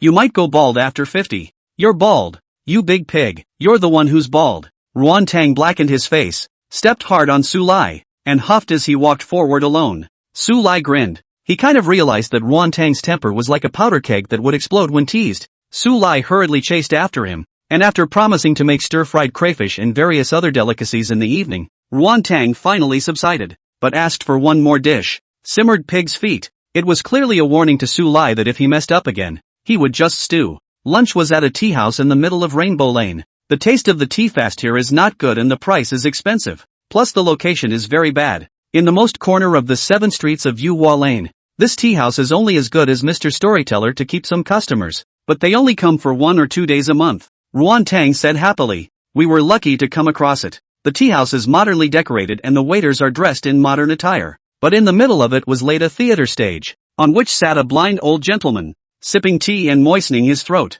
There were a dozen or so patrons sitting sporadically in the arena, eating melon seeds and drinking tea, waiting for the story to begin. This 1.5. It's just over an hour. Pop. The old gentleman suddenly woke up with a beat, opened his mouth and said, Where did we go in our story last time? Which story are you talking about? Which one? A customer at the bottom cursed. You're a bad old man. You're bad. You just dig a hole and don't care about burying it. I've heard at least 7 bad stories from you, king of the pit. The other customers laughed, obviously all regulars. The little girl leaning against the cashier's desk also nodded her head continuously. Zhang Lao's storytelling was first class, but it was just too torturous. The blind storyteller hemmed and hawed. Then today we'll start a new story, and the name will be Inhuman. Slap. Another slap of the waking wood. The blind storyteller's voice was hoarse as he opened his mouth. That said, 300 years ago in the martial arts, it was a bloody mess, with all the major sects fighting constantly. There is a young man named Su, for the Jiang who aspire to very much, since childhood blindly pondered what the Randu 2 chakra, practicing self-created gongfu. Su is touched by the heavens, actually really became a martial artist. This story, then, will begin with this Su Yenyang becoming a martial artist and traveling the rivers and lakes with a sword. The blind storyteller's voice was neither too fast nor too slow, and in just a few words he silenced the tea house. All of them held their breath and were taken into that jungle where groups of people fought. Su Lai also listened with interest. In the story, Su Yenyang is gifted, not supposed to be heavenly. A lot of books are hard to find anymore, so read them and cherish them. Chapter 74, It's Hopeless. The story Su Yenyang gifted, not in the martial arts path should be said to be heavenly wizards. It's just that people are a little too simple. After all, the Jianghu is the Jianghu. The road is also slippery. How many old oil are overturned, let alone 17 years old, only know to ponder the practice of martial arts Su Yenyang. So the cruel Jianghu man gave Su Yenyang, who was mesmerized by the world of flowers, the first lesson in life. While eating tea on the street, he was not only cheated out of all his money, but also tied up in a dilapidated temple with the intention of killing him. I only saw the thief's sword flickering with bright candlelight, and in a hideous laugh he swung his sword and chopped, only to hear that click dash. The blind storyteller actually stopped when he said this, lifted the tea lid cup to sip his tea, and slurped twice. The audience in the arena was about to curse. They were in the middle of listening to it. Why did it stop? Then what happened? Su Yenyang dead or not? Did the head fall off? Or did something happen? Ruan Tang stared at the old storyteller with unbridled anticipation, and Su Lai whispered, Not dead. Ruan Tang looked surprised as she lowered her voice. How did you know? I used to have a friend who got struck to death by lightning from the heavens just because of the drama. Su Lai also took a sip of tea. That's why I can't say anything. Nguyen Tong. She didn't believe that Su Lai really knew the story. As for that drama friend, I am afraid that it is a friend without a center. Maybe the one who was struck by lightning is Su Lai himself. Good time. The blind storyteller continued. In the nick of time, there was a clicking sound, only to see that the long sword that was supposed to cut off Su Yenyang's head was actually flicked away by a flying sword. The crowd turned their heads to look, and beyond the temple stood a white-clothed young student with standard features and white skin. The thieves shouted, Don't kill yourself, little white boy. And then the chivalrous man's flying daggers flew out one after another, killing one person with each blade. The blind storyteller continued his book slowly. After being rescued, Su Yenyang travels the world with his rescuer. It was only at the time of parting that the nervous and simple-minded Su Yenyang didn't know that his confidant Lu Shued was a woman. It was Lu Shued who removed her hairpin and let her long hair reach her waist. She stood in a peach forest in full bloom, longing to say that she would surely become the wife of the #1 expert in the Jianghu Lake in the future, and that she was happy to meet Su Yenyang on this part of the road. Su Yenyang said, When I'm #1 in the world, I'll come and marry you. After saying that, he turned around and left, but he didn't even ask where Lu Shue's family lived. From this day, there's a new madman with a sword in the Jianghu who says he wants to be the best in the world. Later, Su Yenyang used 5 years to become the second master of the Jianghu. In addition to that, countless killers of the devil sect master and his wife, the Jianghu no longer have any rivals. So he went to Deerfield Hill with a knife. After a dimly lit battle, the demon sect master Lu Yuming and his wife died under Su Yenyang's sword. In the pouring rain, Su Yenyang became the first in the jungle, but he ended up losing,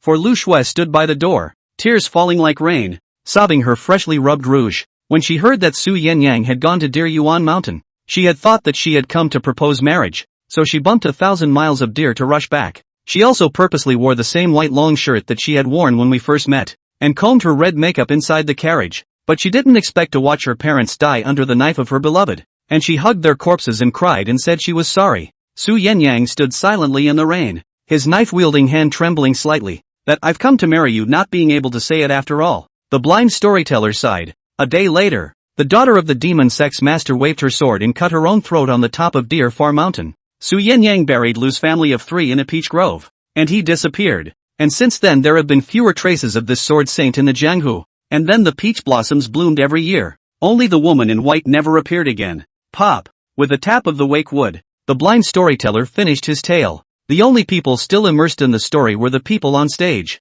With their helplessness in the jungle and their heartache for Lu Shui, Su Lai frowned slightly, because the blind storyteller didn't say it all. That missing blade saint left a heavenly list for future generations at Mount Shu. He was honored as the first martial arts sect in China. It was also by Su Yangyang's own hand that the future splendor of China's martial arts for the next 300 years was initiated. Ruan Tang's eyes were red, constantly wiping the corners of his eyes. Su Lai. Su Yenyang should not have entered the Jianghu. The jungle has him. Not bad. Su returned. The blind storyteller looked at Su Lai and said smilingly, indeed it is not bad. A man with a sword to kill hundreds of thousands of foreigners, only to guard in the lonely city outside the domain, sheltered the world for 100 years. That Chang'an city has not been broken so far. It is the good fortune of my country of China. Ah, what does it mean to shelter the world for 100 years? Where is the domain? And is Chang'an now Anxi? You've been talking here for 3 hours, and when you're done you give me the line about the inhuman, and what country the inhuman is from. The audience's curiosity was aroused and they asked questions one after another, and they vaguely guessed that Su Yangyang's story seemed to have just begun. To know what happens afterward, please listen to the next chapter. The blind storyteller continued to chuckle. Wow, you bad old man. Every time the next decomposition, every time to open a new pit, tube digging regardless of burying, will not come again. A middle-aged man said in annoyance, and the others chimed in. Still, when they get word from the little cashier girl that the storyteller is coming to read again, they come rushing their asses off. The old man said book is so mesmerizing. What else to do but forgive him? Throwing down the money for tea, a group of people dispersed. The tea house was instantly out of business, and Ruan Tang got up. Wen and Su Lai walked to the door. The blind storyteller suddenly opened his mouth and said, this Jianghu has Su Yenyang is good. This China has you. How? Ha? Ruan Tang looked around. Except for the little cashier girl with freckles on her face who was cleaning up, she and Su Lai were the only ones left in the field. Talking to us? Ruan Tang looked at the face Su Lai, while Su Lai did not return his head, murmured softly, it may be. Su Yenyang can guard a city for 100 years. I guard the country of China. Million years. The blind storyteller's face was expressionless. Go away, wife, Su Lai said. And 10,000 years. Will you live until then? Ruan Tang bristled. Of course I can. I'm going to love you for 10,000 more years. No. Million years. Stop. Stop. Ruan Tang was mortified. It was too shameful to say this in public. Love you for 1,000,000 years. Deep love never changes. Su Lai hummed. Ruan Tang's red face was going to hit Su Lai. Only Su Lai's speed was neither fast nor slow, always just one step faster than Ruan Tang, especially when Ruan Tang's stamina was running low. He would also stop and encourage her a couple times, which gave Ruan Tang an itchy feeling of hatred. And the tea house. The blind old man said softly, do you really think anyone can live for 10,000 years? A lot of books are hard to find anymore, so read them and cherish them. Chapter 75. Thank you. No one outside the domain can live for 10,000 years, let alone us. The little cashier girl pursed her lips and said somewhat strangely, Master, do you know that book listening tourist? I don't recognize him, but he's a martial artist, starting at the 7th rank, the blind storyteller said. He, 7th grade minor sect master. Not even the qualification of knowing the domain, but also guarding the country of China for 10,000 years. The little cashier girl rolled her eyes widely. He can't hold Chang'an City for a second alone. The blind storyteller raised his arm. It's time to go. The cashier little girl rushed over to assist. A master. You say the matter of the domain. How long can you hide? This peaceful world has been whitewashed for 300 years. Unless all the watchmen and night watchmen are dead, it will remain blocked. And it is enough to have our backs for that. The storyteller murmured. The little cashier girl sighed. Then why do you come here to tell stories? To tell the stories of those who have died to this group of ordinary people. All their lives they will just think it's a story, much less take it seriously. Seeming to be able to read the little cashier girl's thoughts, he hemmed and hawed. I know so much. How much I have to hold back if I don't say it? Put. She smiled back. It's a lot more comfortable to say it, so you don't have to be afraid that someone will forget about them. It doesn't matter if people die. It's always important for people to remember that someone is quietly giving. The storyteller muttered to himself. Rainbow's Lane Street corner. The rain was over, and the light of the setting sun spilled down and shone on the earth. Su Lai, slow down. I won't hit you. Ruan Tang was panting with exhaustion. Her pretty face was flushed, and she was simply in her element. That coquettish tone and eyes, as well as the bouncing peaks underneath his clothes, made Su Lai couldn't help but raise an eyebrow. This woman. It's tempting him, isn't it? Well, absolutely. Su Lai said seriously. I promised your sister that I wouldn't go to a couple's hotel. Ms. Ruan, please respect yourself. Nguyen Tong? What's Su Lai babbling about? Why did he bring up the hotel? She glared. Any more nonsense and I'll tear you apart, believe it or not. You're still going to tear my clothes? Su Lai colored. The few passers-by who brushed by looked oddly puzzled, while the girls smiled knowingly. Ruan Tang couldn't wait to find a crack in the ground. It was so humiliating. She covered Su Lai's mouth and hurriedly left Rainflower Lane, and when she got to no one, she said in annoyance, I was wrong just now. Su Lai spoke in a low voice. What's wrong? The mistake was not to say it. Su Lai said in a complicated tone. A great man said it well. When you can't refuse you have to learn to endure. Ruan Tang fumed. Su Lai, not far away. A familiar voice came. Looking around, it was actually Su Yao Yao. She was holding a boy's arm, standing a few dozen meters down the street, when she excitedly beckoned. Nguyen Tong. Ruan Tang was a bit surprised. Yao Yao, what are you? I'm out shopping with my boyfriend. So are you guys. Su Yao Yao smiled and said. Aha. Nguyen Tong said happily. Introducing, Lu Baiming, Vice President of Hangzhou Third People's Hospital, a serious medical doctor. From the Lu family, a family of traditional Chinese medicine. When Su Yao Yao was introduced, Lu Baiming's eyes were filled with pride. The Lu family, unlike the traditional families of the rich and powerful, was a 300-year-old family of traditional Chinese medicine, with an ancestor who had produced a medical saint comparable to Sun Simiao, and had an extremely high status in the apricot grove. It is even a heavy mountain in the history of Chinese medicine that cannot be ignored. Ruan Tang's eyes sized up the man beside his best friend and secretly nodded his head. A good-looking man. Looking good. She laughed softly. Hello Dr. Lu. This is my husband Su Lai, also a doctor, but a school nurse. The school nurse? Which school?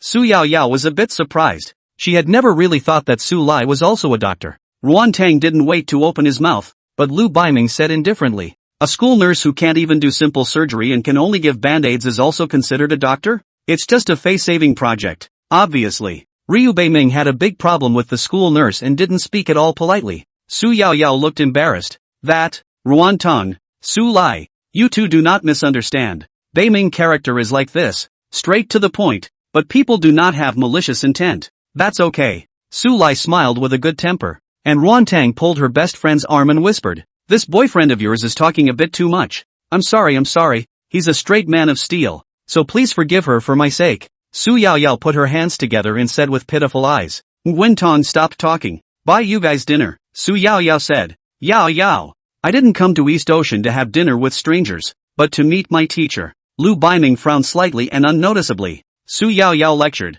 Shut up. One more word and you'll go back to your Hangzhou. We'll pull straight to it. Lu Baiming was in a hurry. This is his first love. Both sides have met, the parents are about to discuss the wedding date. How can he say pulling it? Just when he wanted to speak, he saw Su Yao Yao's huffy expression and instantly shut his mouth. Mentally, he sighed helplessly and just invited his teacher to join him for dinner, hoping he wouldn't mind more than one outsider. Although Ruan Tang wanted to refuse this dinner, he could only agree in the end under Su Yao Yao's expectant gaze. Meteor Song, a specialty restaurant with a weird name. The owner was a big spender, bringing in chefs from all 8 major Chinese cuisines. You can get any dish here if you splurge. You've gone to great lengths to apologize. 2. In the box. Lan Nguyen snickered at her best friend. What am I being polite to you for? Su Yao Yao rolled her eyes. To tell you the truth, my boyfriend purposely took a half-day vacation this time, not to accompany me. Rather, he learned that his university's blogger had recently come to work in East China Sea, so that's why he came all the way here, wanting to have dinner with his teacher. So, you're afraid of being bored, so you forcefully left me and Su Lai behind? Black lines welled up on Ruan Lan's forehead. Tang Tang, you're making me too sad. We're sisters. I'm trying to catch up with you. Su Yao Yao pretended to be angry and said, "Ha, women.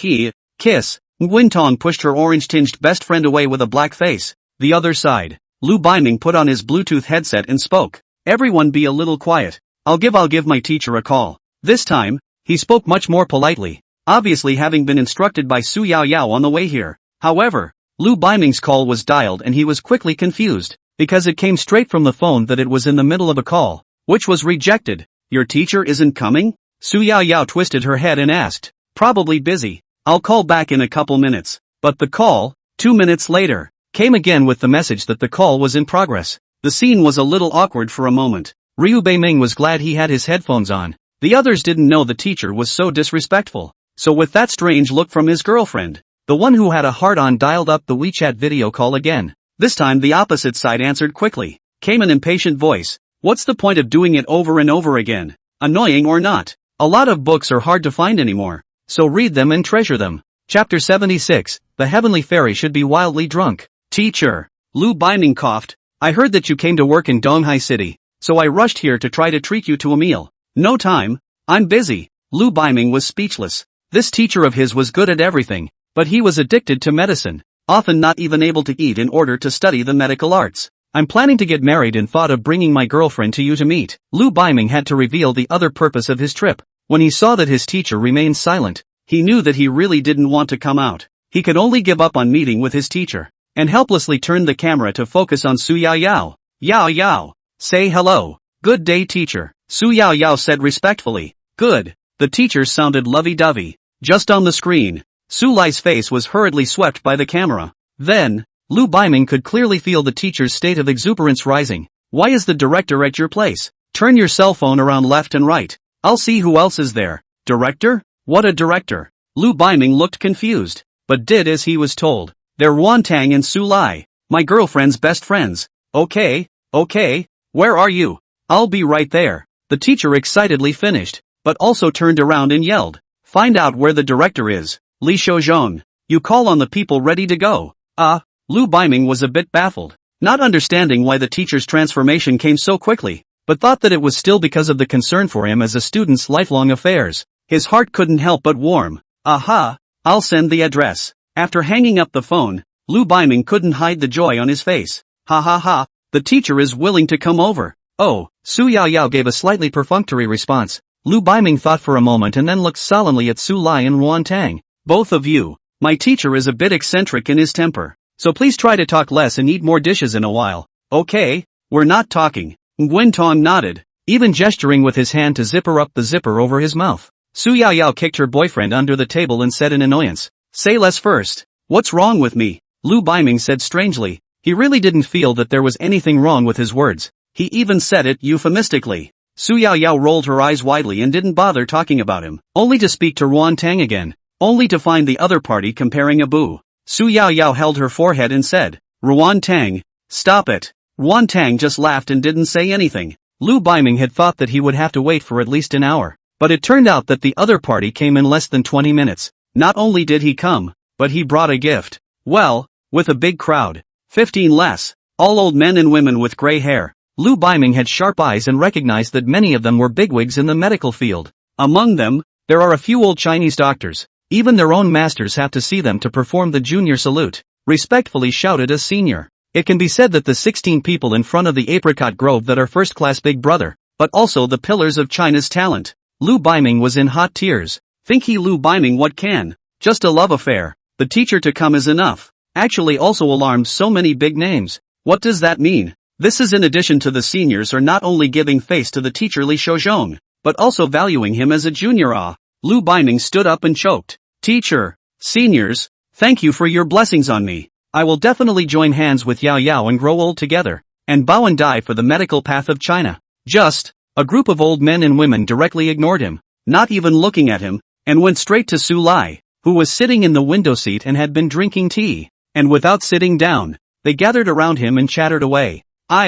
Director Su, why didn't you go to work today? A group of us Baba waited for it." "Old Li, you have a bad attitude. What's wrong with waiting? For the sake of medicine, I can wait, 1 year or 10 years, until life ends. You old thing. Who was complaining in the school nurse's office earlier? That's definitely not me. The box was as lively as a food market, scrambling around and being loud. Teacher, senior, are you guys recognizing the wrong person? He's Su Lai. I'm Lu Baiming. Lu Baiming was confused. Ruan Tang and Su Yaoyao were also confused. What was the situation? How come they all went straight to Su Lai? Oh, it's ketamine. Li Shouzhong pulled an old man out of the crowd. Yan Gue, your student shouted at you. Hurry up and get rid of it. Don't delay us. Yan Gue was surprised. You haven't left yet. Ryu Beiming. Forget it. It's good that it didn't leave. It's just that we need someone to serve tea and water. You should first inform the waiter to change to a big box. This one is too small. Yan Gue,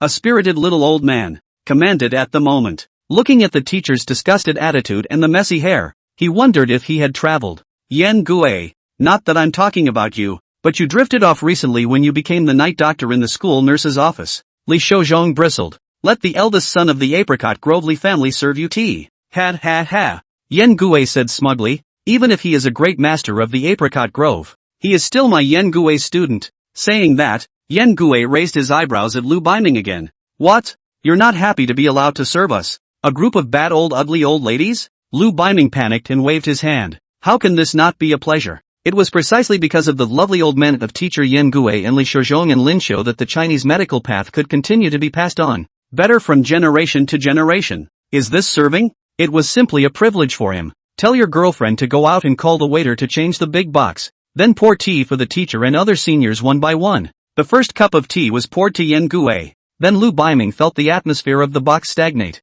A dozen pairs of gazes looked at him in unison, their eyes all carrying dissatisfaction. It seems to say, young man, why don't you have any eyesight? Cold sweat oozed from Lu Baiming's forehead. This first cup poured to his teacher. It should be okay. The second cup was given to Lin Xiu, and the atmosphere in the arena became even more somber. The third cup was given to Li Shouzhong, and the fourth cup was given to a female herbalist. Then no one in the box spoke, all looking at Lu Baiming with complex expressions of desire, eventually looking at Yan Gue again, constantly shaking their heads. Yan Gue let out a long sigh. It's hopeless. Lu Baiming is going to cry. I feel that I can still salvage the next. Teacher, you do not give up. I actually do. What wrong? What do you mean by pouring tea for me instead of pouring it for Director Su first? Yan Gue chopped his head and gave a lecture. Director Su, from the beginning of the phone call has been Director, and then into the box are gathered around Su Lai. Could it be that this Director Su is Su Lai? It was only then that the nervous Lu Baiming realized that there was nothing in the box except for Su Yaoyao and Ruan Tang, who had been sitting in the corner without speaking.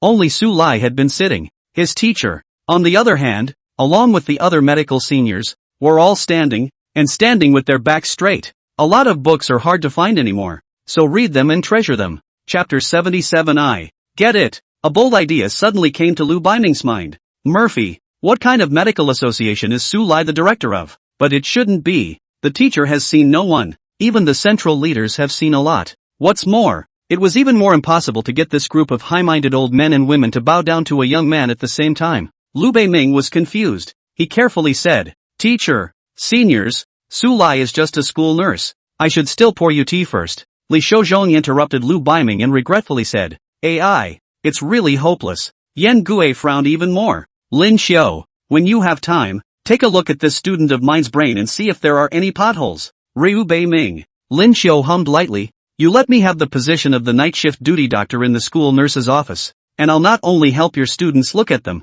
but I'll help you look at them as well. Give you this one? Then I'm the one who's really in over my head. Yan Gue retorted. Lu Baiming was dumbfounded. Yan Gue was a professor at a 211-key university in the West, and even a council member of the Chinese Medicine Association, holding a key position. How could he go to work as a small night shift doctor, or the school infirmary? Teacher, with your status and level of medical skills, you deserve better. Lu Baiming was anxious. Lin Xiu nodded his head repeatedly. Yes, I think your student is right. Yan Gue, you should quickly step aside. You old woman, looking ugly and thinking pretty. Yan Gue grunted. Then these two old men and women got into a fight. Enough, Li Shouzhong bellowed. Don't forget what we came to see Director Su for today. The doctors breathed in and out, their eyes gradually sizzling. They followed Su Lai's medical theory research and had already made a huge breakthrough in brain research. This can wake up a sleeping vegetable in just a few days. just by believing in science and not waiting for a miracle.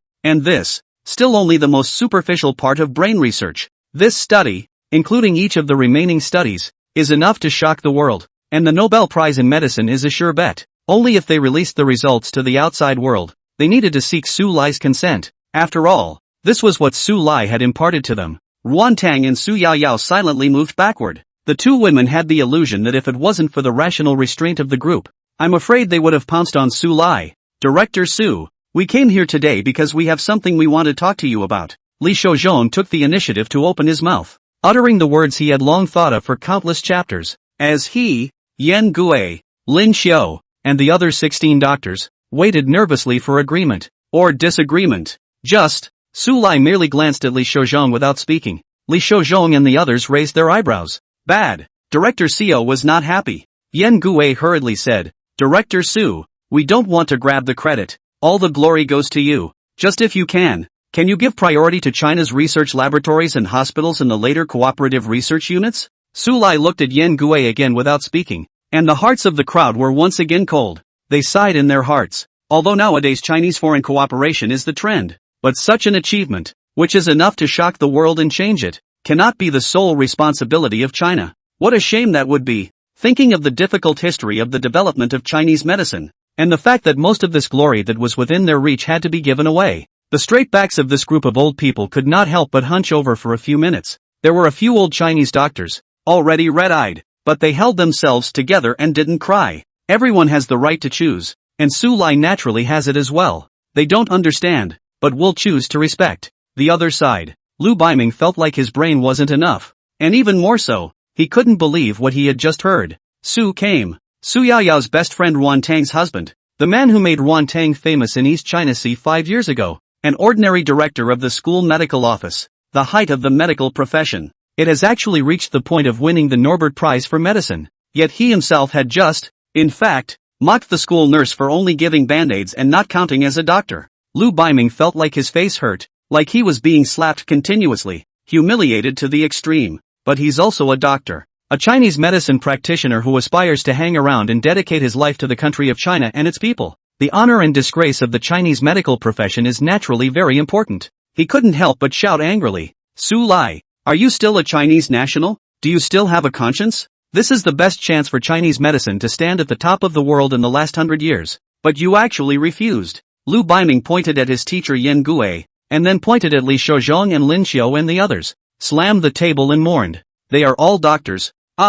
In the continuous attack on various medical difficulties, in various important positions to save the patient, learning a lifetime, pay a lifetime. Do you know why? Because they love this land so much. Lu Baiming shouted angrily, but what about you? Do you still have a conscience? Do you still know that you are a Chinese national? Su Lai remained silent. Lu Baiming sneered. What's the matter? Were you made weak by my words? Weren't you the one who told me to keep my mouth shut? Su Lai calmly said, I'm afraid that Ruan Tang and I will offend your eccentric teacher. Yan Gui? Lin Xiao? Li Shouzhong? The crowd looked at Lu Baiming with questioning faces, and Lu Baiming froze completely. It seems that he did say this. At this moment in the crowd of seniors that cold gaze, froze a word dare not say again. The previous momentum instantly all scattered. With his head down, he stood silently in the corner. Director Su, then what do you have to say about what we just said? Yan Gui said carefully, not much of an opinion. Make yourselves at home. Su Lai suddenly clapped his hands and said,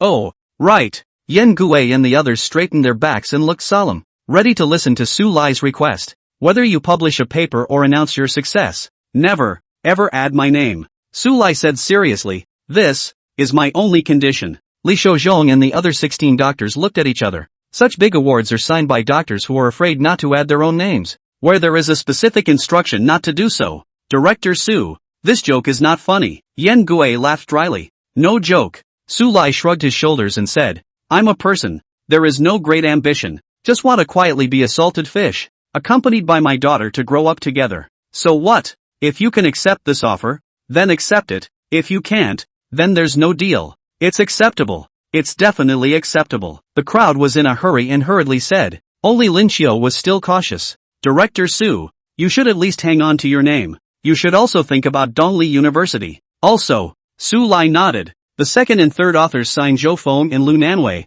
Right. The first author's signatures and other matters. You guys arrange it. Who? Lu Nanwei. Ryu Biming froze. All the doctors are excited and in tears. In front of the glory of China. Who is the authorship of the signature is important. Not important. As long as they are Chinese with a patriotic heart. Lin Xiao, a doctoral director of neurology at East University. On behalf of the country of China. On behalf of all the people. And on behalf of countless medical practitioners who study neurology. Thank you. Lin Xiao, who had a head full of white flowers. His face was covered with tears, but he violently bent down and bowed, and loudly drank as if he had used up all his life's strength. Thank you, Su Lai. Lin Xiao choked and murmured softly again, but this time, it was Su Lai's name that was called. A lot of books are hard to find anymore, so read them and cherish them. Chapter 78, Meaningful Things. Hangzhou Mou, Yan Gui, Anxi Province, Baiyuan, Dongshan Province,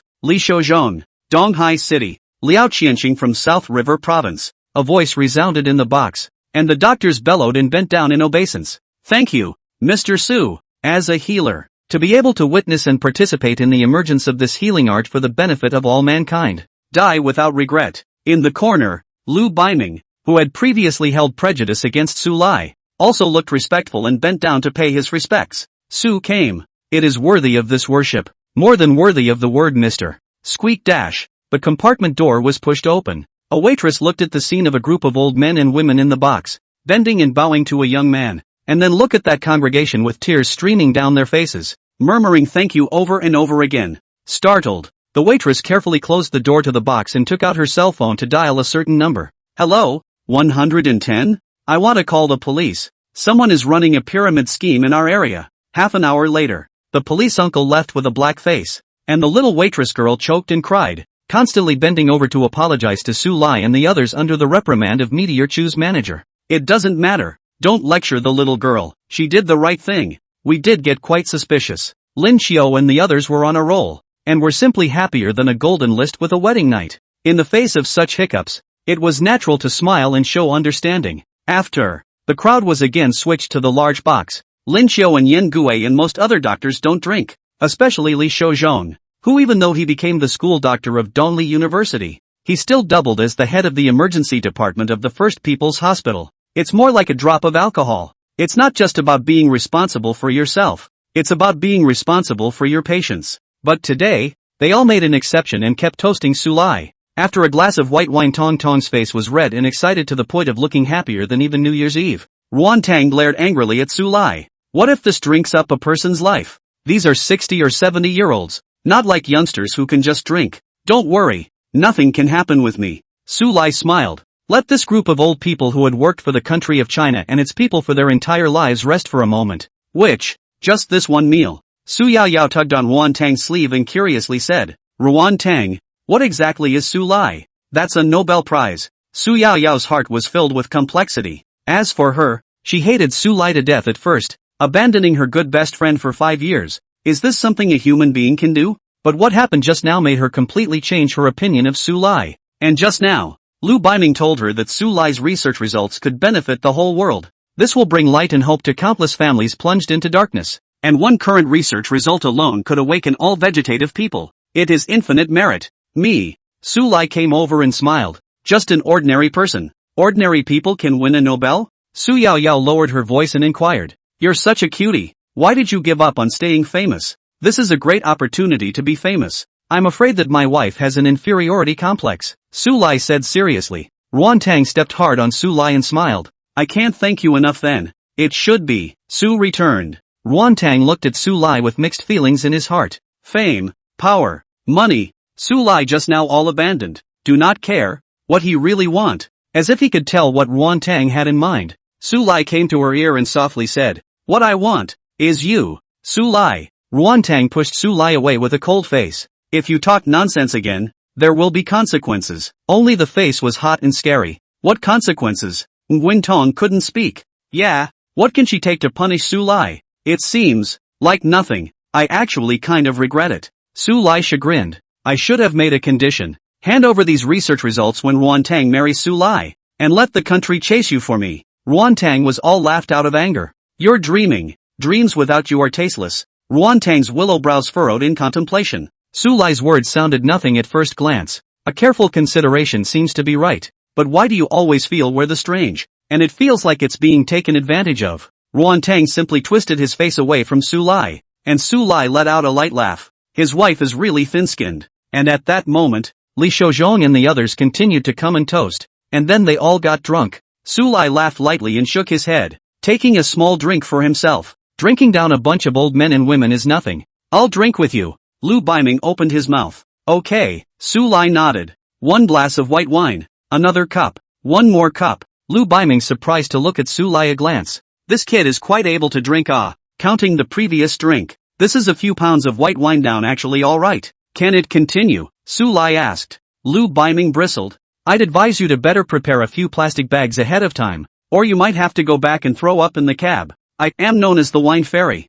Su Lai let out a light laugh. In just half an hour, the wine immortal Lu Baiming was drunk under the table, still hugging the legs of the stool and constantly shouting Yao Yao I like you and I like you so much. This made Su Yao Yao both touched and helpless. In the end, I still shouted to the waiter to help to get to the cab. Su Lai thoughtfully handed over 2 plastic bags. Keep it. You might need it in the car. Thanks. Su Yao Yao covered her face, ashamed for her boyfriend Lu Baiming, saying that he is a wine fairy, but ended up getting drunk. The key people Su Lai is still a little bit of nothing. Shame on you. Su Lai, Lu Nanwei is my sister. Our Lu family is sorry for her. Sorry for her. Lu Baiming in the car suddenly shouted. You let her go home. To go home to see who? Without waiting to finish, Lu Baiming fell soundly asleep, only to keep dreaming. I am the wine immortal. The wine immortal. After that, he asked the front desk of Meteor Chu to help send a car to arrange the drunken Lin Xiu, Li Shouzhong and the others into the nearest hotel. Looking at the distant cabs,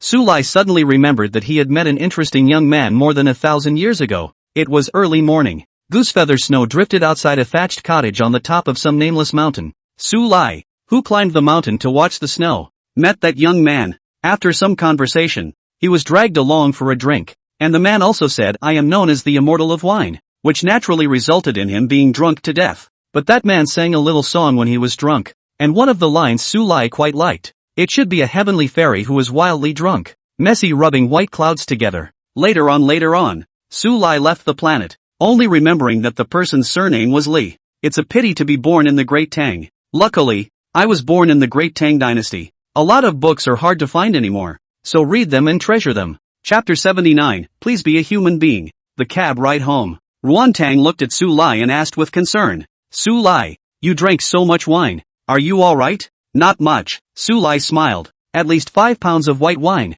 How much more? Ruantong raised an eyebrow. Another 100 pounds might get drunk. Oh, Nguyen answered and looked out the window. The older cab driver brother sighed. Young man, you're still too young. Su Lai raised an eyebrow. Based on my years of experience, the girl next to you should be ready to let you lay on her lap when you're drunk. The driver lamented. You're missing a big opportunity. Su Lai was silent. Ruantong was silent. The big brother driver felt that the atmosphere was not quite right and stopped talking. The cab drove towards Begonia Hill in the weird atmosphere. Halfway through, Su Lai suddenly covered his head and exclaimed. My head is suddenly so dizzy. Wife, I can't. I need a knee pillow. Roll. Brother driver, how come she's not following your plot? I'm pointing out the window paper. She's shy and naturally refuses. The driver was speechless. Besides, you called her wife. What's with all the first love drama? Su came to look at Ruantang, who seemed to notice the burning gaze and also turned her head to look. Su Lai said seriously, can we not hear what he said and ask again? You're not drunk. Ruantang held his forehead. Why is this man so thick-skinned? I'm drunk. Su Lai said in a hurry. I'm beautiful. The driver's elder brother couldn't help but follow up, and then he felt a chill on his back. Seems to have a gaze with killing intent. Swept. The driver hastily closed his mouth. You guys chat. I promise not to talk more. Ruantong said. Really drunk? Really? Oh. Ruantang calmly responded, and there was no follow-up. After Su Lai thought that he had failed in pretending to be drunk, a sudden hand gently pressed on top of his head. Su Lai's body lurched, and he collapsed into Ruantang's lap, a little bit of aroma hitting him. He froze for a moment, then smiled and closed his eyes. The night-shrouded lights of Donghai City shone through the car windows on Ruantang's face, making it impossible to see the look on her face. Beauty is always fleeting. Su Lai only felt that it didn't take long to close his eyes before he arrived at the foot of Begonia Mountain. Let's just send it here. We won't let it go any higher. The big brother of the driver smiled and said. You guys still come to see the begonias at night? It's already past 9 o'clock. This place should be locked up. We live here. Su Lai and Wan Tang took a step towards the mountain amidst the dumbfounded look of the driver's elder brother. There's only one house on the hill. Begonia Court. Worth $500 million. The big brother driver couldn't help but suck in a breath of cold air. The door opens. At a glance, Su Lai saw the sullen Sui Yi standing by the door, and when the little girl saw her parents return, she opened her arms and pounced over. Dad! Mama! Wan Tang hurriedly picked up Yi, kissed her daughter on the cheek and tenderly said, "It's so late, why aren't you sleeping?" Sui Yi didn't say anything, her big eyes staring at Su Lai and Wan Tang, blinking and blinking without speaking. Wan Lan stood not far away, her expression desperate and breathless. "You guys can finally come back. Today's day almost didn't tire me out. Your daughter refused to go to sleep and had to wait for you guys to come back. Yi is in your hands. I'm going to bed. Wait for Lan Nguyen to leave." Su Yi whispered. "I thought Daddy Mama didn't want Yi again." Bottom line, it made Su Lai and Wan Tang, who were parents, freeze at the same time. Su Lai wrapped their mother and daughter in his arms and softly said, "I can do without the immortal realm. I can do without the realm. I can give up everything in this world, but only you, Yi. I can't possibly let go of you." "What about Mama?" Sui asked with bright eyes. "Didn't Daddy even hold you guys together?" He. Sui gave Su Lai a mua kiss on the face, then happily said, "Dad, Mama, it's so nice to be your daughter." Wan Tang inexplicably had a sore nose and couldn't help but hug her daughter tightly. This time, she wouldn't let anyone take Yui again, even if it meant putting her life on the line. Seaside, Tan Chang stood in a pavilion, letting the sea breeze blow. He was in a moment of Taoist penetration, rarely entering the realm of the unity of heaven and man. This is also known as initiation. A martial artist could only encounter the Tao of initiation once or twice at most in their lifetime, a state that countless martial artists could only dream of. But Tan Chang didn't take this opportunity to cultivate. Instead, he frowned and thought. The last few days, Tan Chang gradually realized that Su Lai's encounter with him was too coincidental. It's also too deliberate. The moon and stars are sparse. Looking at the dark night, looking at the sea, and listening to the sound of the wind, Tan Chang's complexion suddenly changed. The flower fairy pretended to let her own granddaughter be kidnapped by the Yi family, and the blind Yi family grew rapidly. It was only then that Yi Evening Ching had the opportunity to contact the Yinjing Jiang family. After that, Su Lai exterminated the Yi family, and the Jiang family stepped in, and I as an elite shadow will probably be chosen for this mission. After that, the reason why my Void Thorn was unable to injure Su Lai was because the flower fairy made a move in the dark and ended up helping me enter the 7th rank, allowing me to serve her for 10 years. This is a setup that has been laid for 5 years. The flower fairy was actually watching me 5 years ago, one step after another. One ring to rule them all. The plan was seamless and flawless. Tan Chang sighed softly. With this peerless intellect of his, it took him so long to realize it, so it was evident that the flower fairy's mind was meticulous and terrifying. If it was an ordinary person, I'm afraid that they wouldn't even be able to sense the presence of the flower fairy. But, as wise men go, this perfect plan has a loophole. The corners of Tan Chang's mouth curved up, and with confidence he fiercely waved his sleeve. Not to mention flower fairy's strength, Su Lai is a 7th grade martial sect even more. Why would his daughter be kidnapped? Flower fairy, you didn't expect to reveal yourself on the simplest point,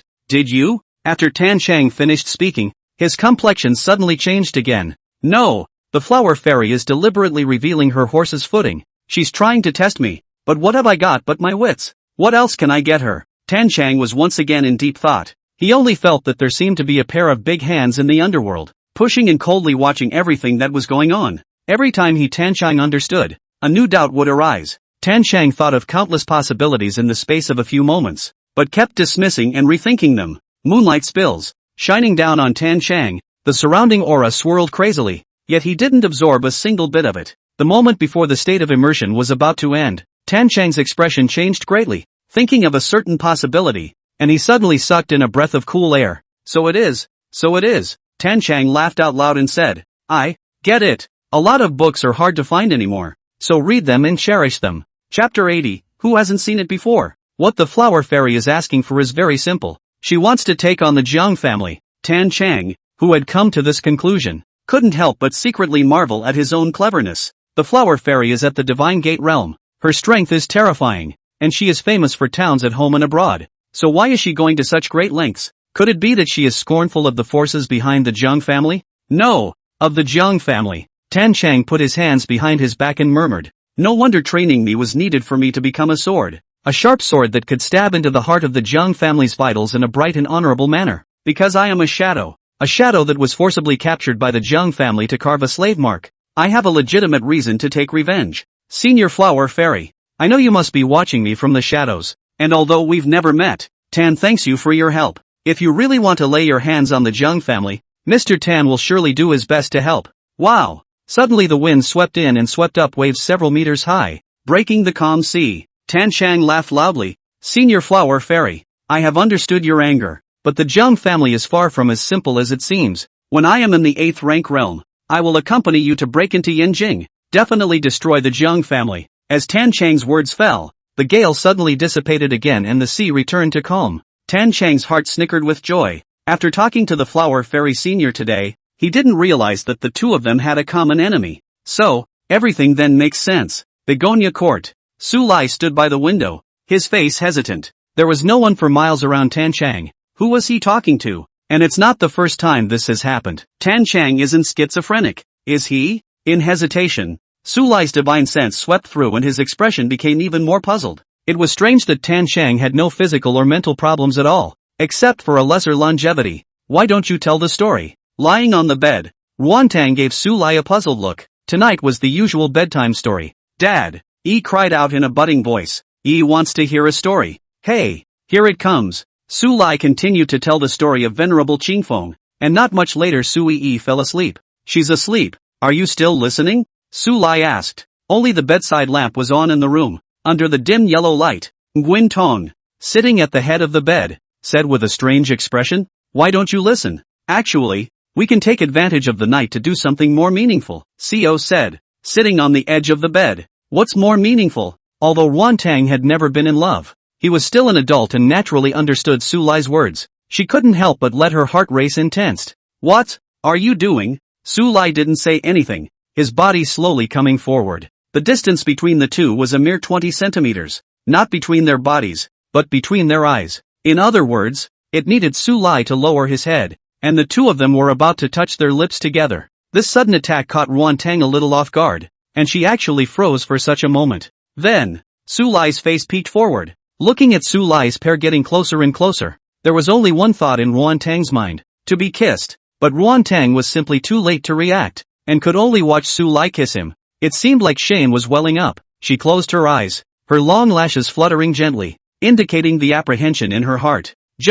A long time passed and Ruantang didn't feel kissed, so she couldn't help but open her eyes. Then he saw Su Lai's face come close and said seriously, "I'll teach you to cultivate immortality." Su Lai's eyes looked like they were hiding the sun, moon and stars, filled with attraction. But Ruantang hated to slap the other party and then slap himself. What the hell was she expecting just now? Ruantang pinched the flesh on his belly hard and said icily, "Get out." With the moon and stars, the aura is most easily absorbed, very suitable for cultivation. "Get out." Ruantang was even more annoyed. "I cultivate your big head immortal," picked up the pillow behind him and smashed it. "What's the point of hitting someone if you're not going to fix it?" Su Lai dodged backward and suddenly levitated to stop, asking, "You didn't think I was going to kiss you just now?" "No, off. I'm sorry, I didn't realize you wanted me to kiss you," Su Lai hurriedly said. "Let's start over. You close your eyes first." Ruantang was so ashamed that he couldn't wait to find a crack in the ground and lifted the covers to push Su Lai out of the room, only to hear Su Lai still outside the door.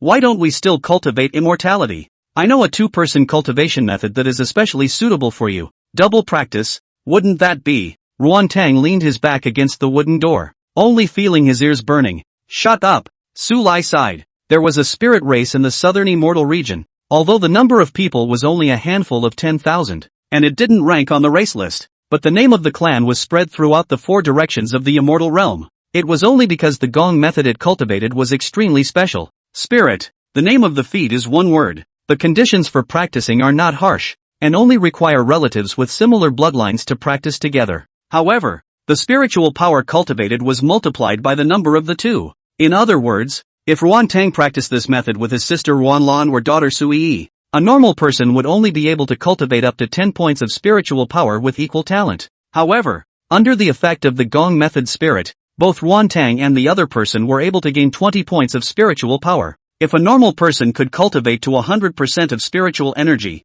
Then Yuan Tang and his duo would each be 200 points. The higher the realm, the greater the benefit. In other words, as long as one of them cultivates, the other will also raise his realm by eating, drinking and sleeping every day. In addition to this, you can summon a guardian spirit of the same realm. The spirit race was originally isolated in a corner of the southern immortal region, living a life free from the world, but then it was discovered. Then it became the meat and potatoes in everyone's eyes, and the clansmen were killed in droves just to obtain the spirit race technique. This was especially true of the heirs in those Dao lineages in forbidden lands in the Four Directions immortal realm, as well as those immortal sects that had been passed down for countless thousands of years. They were even more envious with red eyes. Many of them wanted nothing more than to be wastrels, but they were helplessly burdened with the destiny of a clan, a sect, and were forced to become the best of their peers. It was even asked to be unrivaled in its generation. Like all the great emperors of the past epochs, including Su Lai, he walked a path of invincibility, soloing through the ages. God knows how much pressure this is. The spirits are stronger. The number of races is where it is, but only a mere 10,000 people. How can the mighty tiger stand up to the encirclement of the countless races of the Huanyu? The spirit clan fled for 1,000 years, and when they were about to be exterminated, the leader of the spirit clan came to the heavenly court and offered the holy maiden of the clan to Su Lai, asking only to keep the peace of his clan. But the spirit's aesthetic is somewhat unique. Su Lai received the Gongfu spirit and had the holy maiden return to her hometown, and had it bring back the emperor's sculpture that possessed a wisp of emperor's might. To this point, it was only then that the spirit clan was saved from extinction. This is such a mysterious technique, but Yuan Tang refused. It seems I was still in too much of a hurry. Su Lai sighed and turned around to go back to his room to continue meditating. Only just as he sat down, the door was opened and a sneaky figure slipped in. A lot of books are hard to find anymore, so read them and treasure them. Chapter 81, Don't Dip Your Hand in Water. The figure closed the door carefully and saw the room dark and black, eyes dripping, sitting under the window. Su Lai didn't even open his eyes. This is Ruan Lan. Where's brother-in-law? Ruan Lan froze as she felt her way to the bed in the dark, but didn't feel anyone on the bed. Do what? Su Lai spoke. The voice suddenly came from the window, causing Ruan Lan to scream out in terror. Ghosts. Su Lai had no choice but to turn on the lights. Fortunately, the soundproofing effect of the room is very strong, so that the sound did not reach the opposite side. Otherwise, even if there are 10 mouths cannot explain. With the lights on, when Ruan Lan saw that the owner of the voice was Su Lai, her pretty face said angrily, "Stinky brother-in-law, instead of lying on the bed, you're actually sitting under the window to deliberately scare me. If I remember correctly, this is my room, right?" Su Lai raised an eyebrow. On the contrary, what are you doing here in the middle of the night? Didn't you go to bed? Ruan Lan blushed slightly and squirmed. There's something I want to ask brother-in-law for your help, but it's a bit embarrassing. Late at night, lonely men and women. Identity is brother-in-law and sister-in-law. Su Lai looked serious and said, I can't do anything to wrong your sister. Ruan Lan, please respect yourself. Ruan Lan? She was just too hungry to sleep and wanted Su Lai to help make some late-night snacks. What was Xiao Rei thinking? She darkened her face and said, I'm hungry. Go make some dinner. No go. Su Lai bristled. I have to be responsible for my future brother-in-law. I can't feed you into a pig. Go back to sleep. Ruan Lan had a row of black lines on his forehead. Okay. She let out a delicate hum and directly laid down on Su Lai's bed. This time it was Su Lai's turn to blush. What are you doing? I'm already asleep and can't hear you. Ruan Lan said lazily. You're a sophomore. Why are you acting like a kid? Su Lai said with a serious expression. Get up quickly. Your sister is here. Che, don't lie to me. Ruan Lan grunted. My sister never goes into a man's room,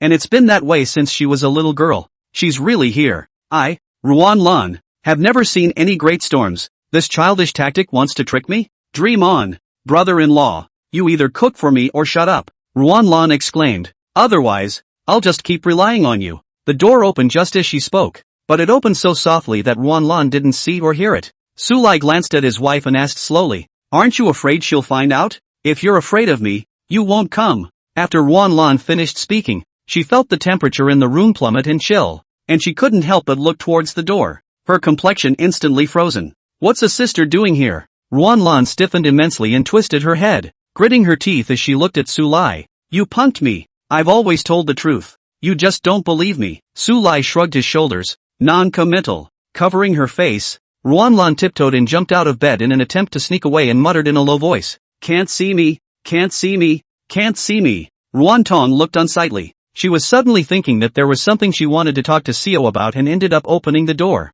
I saw my sister, who said that she was sleepy and going to bed, lying in Su Lai's comforter in her thin pajamas. And they said something about always relying on Seo Lai and not coming if you're afraid. Ruan Tang was like falling into an ice cave. The most feared thing had finally happened. She couldn't help but pick up the back of her sister's neck and said icily, "When did you start? Sis, this is a misunderstanding." Ruan Lan forced a smile. "Brother-in-law, explain. Paper can't hold fire. And now that things have fallen apart, there's no way to cover it up." Su Lai shook his head and said, "Resign yourself to your fate." Lan Nguyen panicked. She could clearly feel the murderous aura coming from her sister Sama's body, as well as the hands squeezing her neck gradually getting harder. Unable to help, the aggrieved exclaimed, "I was wrong, brother-in-law. I shouldn't have relied on letting you cook. Save me. Wow. You're right. It's me who's wrong." Woo woo. Nguyen Lan choked up. "It's over. It's over. It's over. It's dead." On the contrary, the home hygiene is not good to clean up.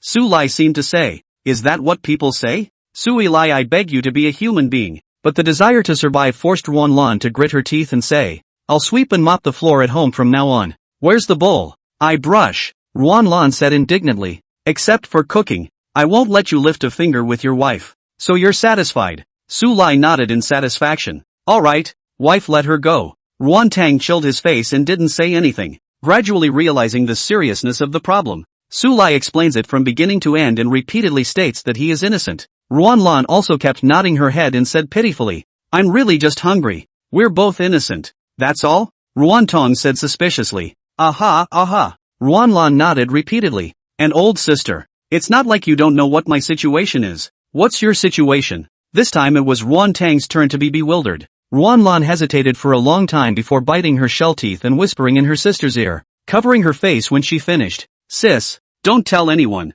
You're going to spend the rest of your life alone?" "No way." Ruan Tang was anxious. "Lan Nguyen, it seemed pretty hard to keep my sister's secret. She simply went out on a limb. The games are fun. The dramas are good. And there's so much food. So why would I want to find a smelly man to suffer? What's wrong with being a salted fish?" Su Lai shook his head and said, "This batch of leeks are not highly aware." "You shut up." Ruan Tang glared at Su Lai before looking at his sister. "Ruan Lan, come out with me." "Oh." Ruan Lan reluctantly answered. Only when she was about to close the door, looking dejected, she suddenly blinked at Su Lai. It was full of cunning. Su Lai couldn't help but laugh out softly. TSK, even his own sister is set. He couldn't help but shout, "Don't forget to clean up." Ruan Lan's smile faltered. About an hour later, Ruan Tang came to Su Lai's room, looking tired. He was concerned. "How is our sister doing?" Under my enlightenment, he has already given up his previous dangerous thoughts and said that he wants to find a boyfriend to experience the feeling of being in love. Ruan Tang said with relief,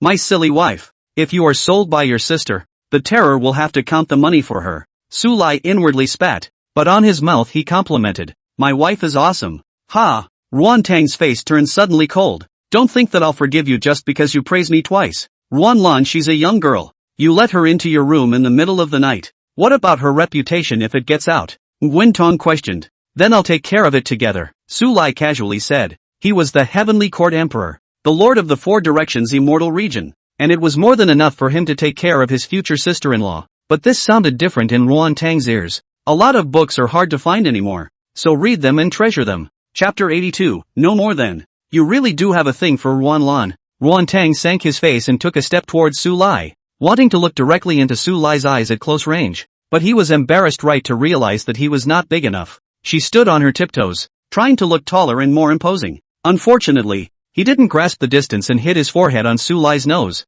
Ouch, ouch, ouch. Ruan Tang covered her reddened forehead, her eyes tearing up in pain. Su Lai couldn't help it and burst out laughing. His wife is too cute. She was fierce a moment ago, but now she is adorable. "You laugh at me." Nguyen Tong nestled. "I don't have. You're obviously laughing. And you haven't stopped. Honey, I'm a man with a very high laugh level, and I'm not usually amused." Su Lai said seriously, Unless you can't help it, right? I've seen the movie Mermaid. Don't give me the heebie-jeebies." Ruan Tong's face was dark. "Of course I know you've seen it. Just ask anyone who hasn't." Ruan Tong's heart was suddenly tired. She realized that she never seemed to win against Su Lai in her arguments. "Don't worry. I swear on the name of Emperor Su Lai that I will never have any crooked thoughts about Ruan Lan," Su Lai said seriously, "because the place in my heart is small, and only allows for you and EE. Man's mouth. Sheeting ghosts. Ruan Tang could not possibly believe it. Skimming his lips. I don't believe you when you swear. Come on. She held out her hand and hooked her pinky.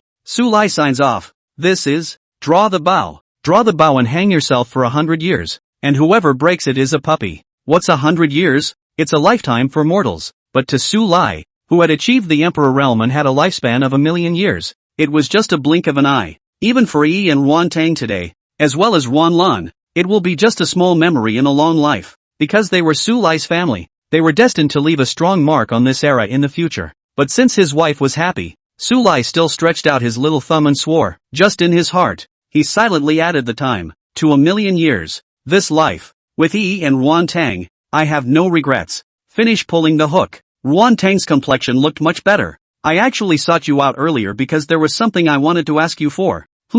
You say. Su Lai came to have some interest. Your level of medical skill, is it very high? Ruan Tang asked in a deep voice. Without waiting for Su Lai to speak, she added to herself. Yes, after all, in the eyes of Mr. Liu Biming and the others, you are able to easily win the Nobel Prize for medicine. I want you to help me save someone. Ruan Tang bit her lower lip and said softly, but saving her may cause you some trouble. Coincidentally, I'm the person who is least afraid of trouble. Su Lai laughed. Aha. Ruan Tang was relieved. She saved my life before. I've always wanted to return the favor. Whether or not I can save her, I thank you in advance. Said. Surprisingly, he owed Su Lai a slight bow before turning away and returning to his room to continue sleeping. Wake up the next day. After dropping Sui Yi off at the kindergarten, Su Lai went to Dongli University as Ruan Tang needed to contact that friend of hers for a treatment time to be determined. Push open the door to the school nurse's office. In addition to Zhou Feng and Lu Nanwei, who were there from the beginning, there was also a group of old men and women such as Li Shouzhong.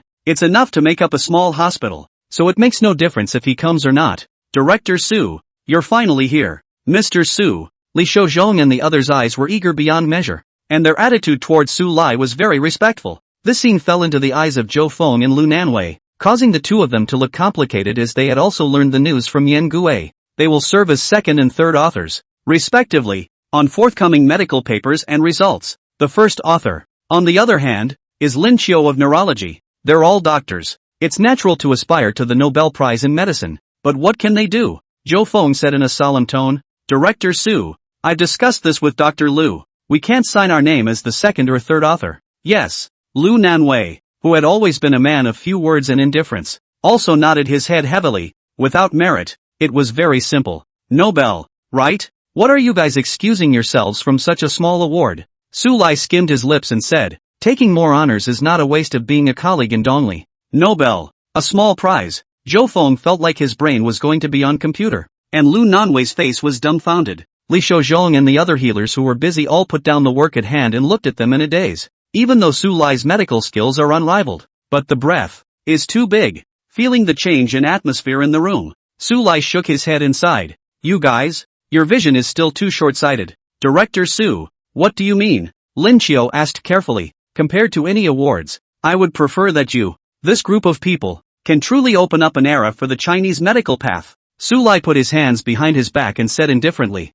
at that time, the highest awards in both medicine and, as well as a variety of other fields, came from my country, China. Su Lai's voice was like a flat thunderstorm that exploded in the hearts of everyone in the room. And all you have to do is simple. Just be ahead of this world in the medical skills you learn. Then you will be the authority. Su Lai, in the midst of the crowd's dumbfounded looks, came back lightly with, at that time, scholars of medicine from all over the world will take pride in being able to come to China to further their studies. You guys, get it? Nobel Prize in Physiology and Medicine? The Wolf Prize? At this moment, Li Shouzhong and the others only felt that any awards were unimportant. It's more physical and mental. It was as if a window that had been closed was suddenly pushed open with force, and radiant sunlight shone in, paving a clear path. Yeah, as long as you are ahead of everyone else in the industry, then you are the authority and you are the standard. Do we need the approval of the sidekick at that point? Not at all. What awards? What fame? Everything doesn't matter anymore and even becomes tasteless at this moment. Mr. Su, we get it. Li Shouzhong clasped his hands together and breathed in sharply. We will definitely study and research your medical skills, so that China's medical skills can become a true authority. It's good that you understand. I'm optimistic about you guys. Go for it. Su Lai patted the shoulders of the crowd and encouraged. Aha, aha. A group of people nodded their heads like chickens pecking at rice. By the way, what kind of person is Lu Baiming to you? Sulai suddenly looked at Lu Nanwei. She stiffened.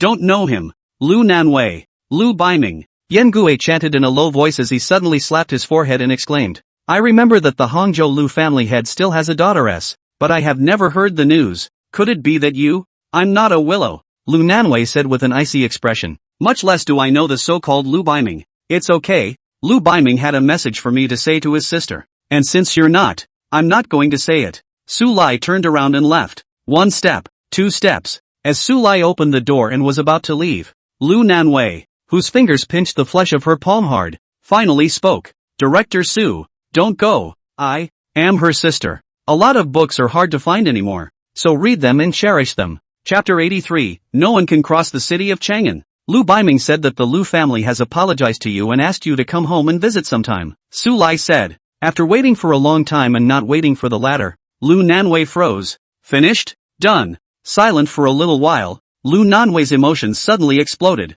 Choking. Surely a moralistic hypocrite. What's the use of pretending to be a good person now? She slammed the door. The people in the school nurse's office looked at each other, but no one opened their mouths. After all, it's not good to evaluate without knowing the details. Dr. Zhou, what are you waiting for? Li Shouzhong raised his eyebrows. Ha? Zhou Feng was confused. A co-worker is crying, and you don't know how to go after her to comfort her? Do you still have any empathy? Li Shouzhong lectured. From a psychoanalytic point of view, I think she needs quiet more than anything else at this point. Blind comforting may cause negative emotional effects, e.g., Zhou Feng spilled out a long list. There was instant silence in the school nurse's office as a group of old men and women were left speechless. Lin Xiao slapped him on the head. What's with all the nonsense? Go after them and find out what's going on in the meantime. Just go. What's the point of hitting someone? Zhou Feng bellyached and got up to leave. At this point, the door was pushed open and Lan Wen poked his head in. She did not hear from her sister Ruan Tang yesterday about what happened at Meteor Chu.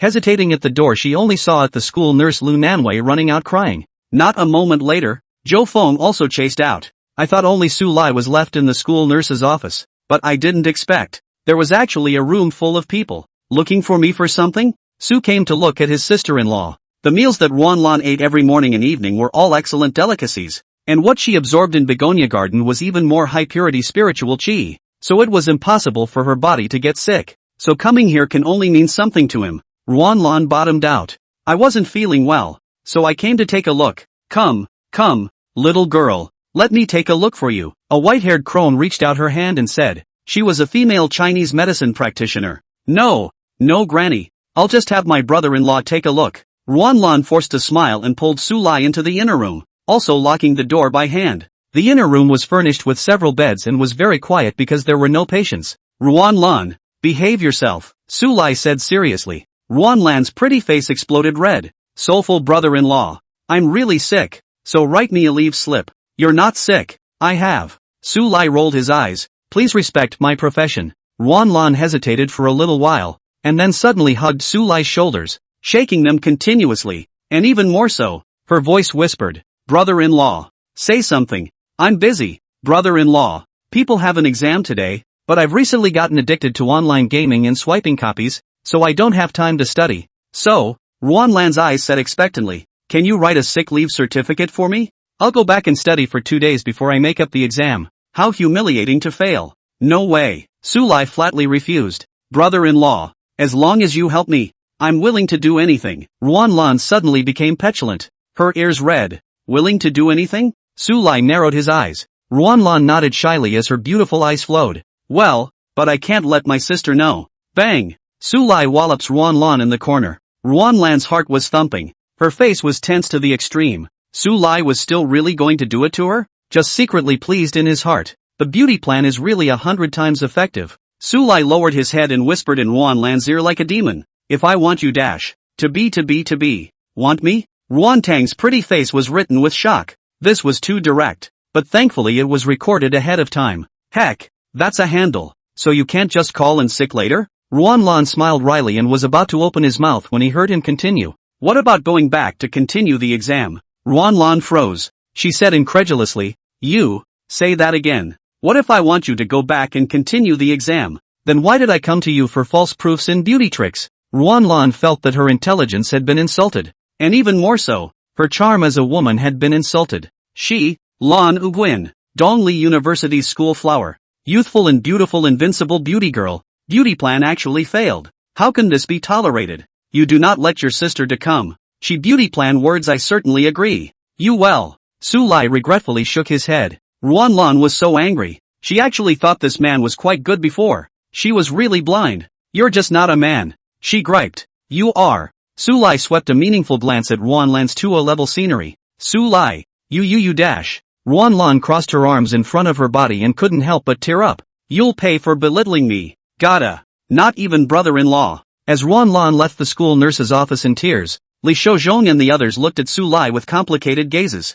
Director Su, we'll keep it a secret. She's my sister-in-law. Su Lai said somewhat helplessly. This group of old men and women. Can the thought be pure point? We get it. The crowd nodded. This group is hopeless. Was it a bad decision to give them the Chinese medical path? Su Lai fell into deep thought. 15 minutes later, the hallway 10 meters away from the entrance to the school nurse's office. Ruan Lan huffed and puffed to move forward, but was stopped by the petite-looking girl beside her. Her voice was gentle and small. Ruan Lan, not so good. This is Joe Cecil. Had pretended to have a stomachache under the guidance of Ruan Lan. Wanted to call in sick to escape military training, and eventually most Lu Nanwei and Su Lai have admonished, drink more hot water. Since then, Zhao Sisi saw the hot water and thought of the school nurse's office inexorably. Of the morning that had left her with no place to go. Ruan Lan raised an eyebrow. I thought you said you were going to help me out. Joe Cecil panicked. Not long ago, Ruan Lan comes to her to complain about Su Lai's abominable behavior. And although she feels that Su Lai did the right thing, she comforts Ruan Lan. And as a result, he was dragged in for revenge. It's not too late for a gentleman to take revenge. Why don't we take a step back first? Hooray Joe Cecil. Even you say I'm a guy. Damn it. Who wants to be a gentleman? Ruan Lan's eyes glared. Have you forgotten who gave you all the papaya drinks back then? You were clearly flatter than me in middle school. Obviously you didn't like the papaya milk tea and forced it on me. Zhao Sisi spat in a small voice. Ruan Lan's eyes narrowed. Zhao Sisi's scalp went numb and she condescended. I was wrong. Sister Ruan Lan, tell me what you want me to do. Ruan Lan nodded in satisfaction and was about to teach Zhao Sisi how to do it when a ghostly voice came from behind her. Now you hurry back to your books and maybe you'll pass the test. Ruan Lan and Zhao Sisi stiffened at the sudden voice, but quickly reacted to the fact that the person speaking was Su Lai. Ruan Lan was annoyed.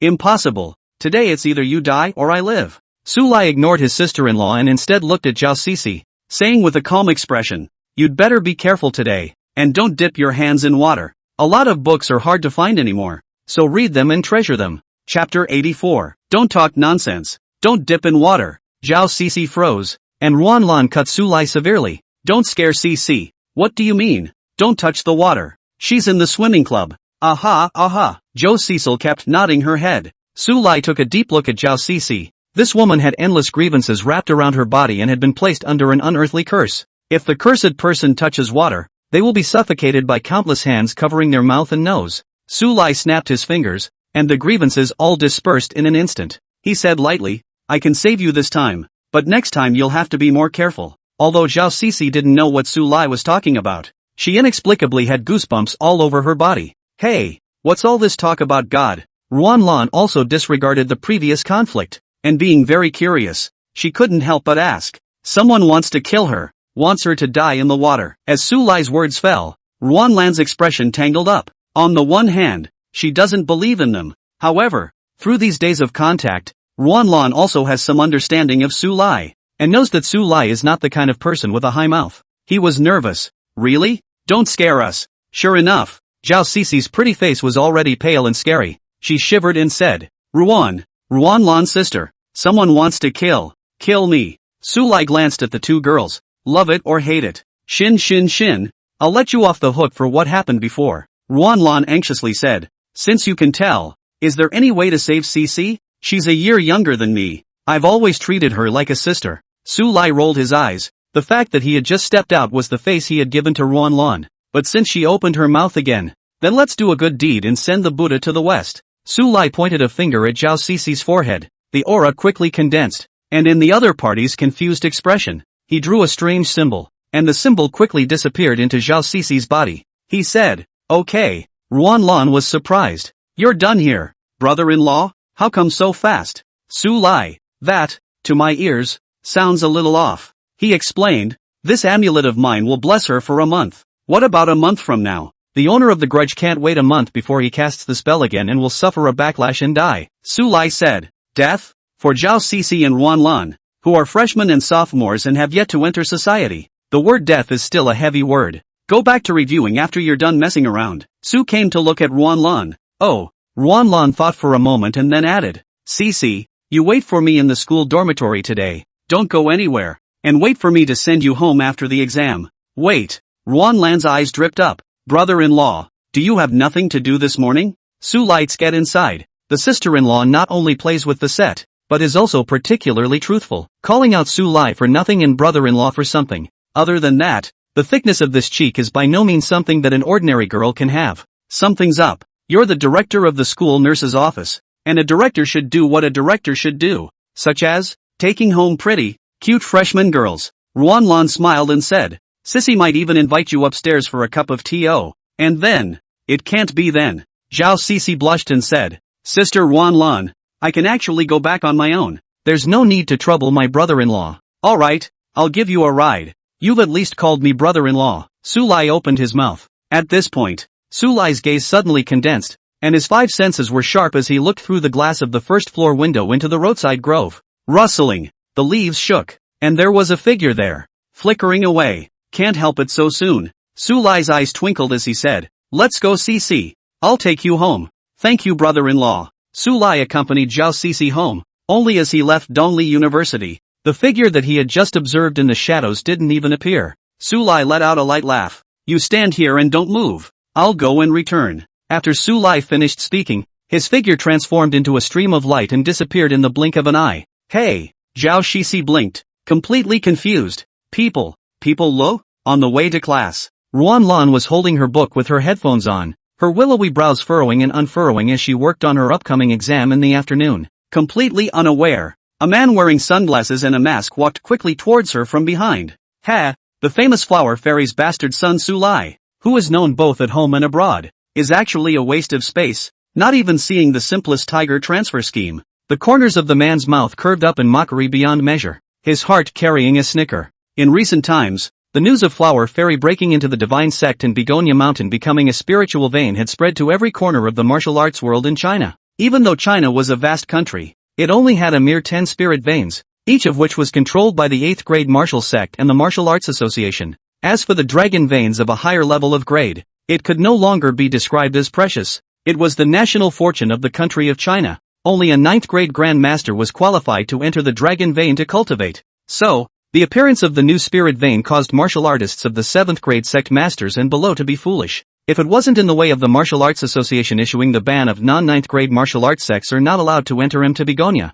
Begonia would have long since become a battlefield. Outsiders only know that Begonia Mountain is a spiritual vein. But I saw that black dragon in the clouds at the top of Begonia Mountain from afar. The man's eyes were infatuated as he said, Begonia Mountain is a true dragon vein. I must have it. That's why Dai Yong laid the curse, wanting Zhao Cixi to lure Su Lai away. After all, as a descendant of the Flower Fairy, the realm would definitely not be low. Therefore, according to the original plan to trick Su Lai and then directly kidnap Ruan Lan, and then go to kidnap Ruan Tang and Flower Fairy's great-granddaughter Sui Yi as a threat, ask for half of the dragon vein. The plan was dangerous, but Dai Yong couldn't help it. He was only one step away from the 7th grade and needed a massive amount of aura. Ordinary spirit veins could not enter, dragon veins could not enter even more, and heavenly treasures could not be sought. That's the only way Dai Yong can go. It was because he didn't want to be reduced to a middle 3rd rank forever, but wanted to become a high and mighty martial sect that could control his own destiny. Seeing that he was approaching a meter away from Ruan Lan,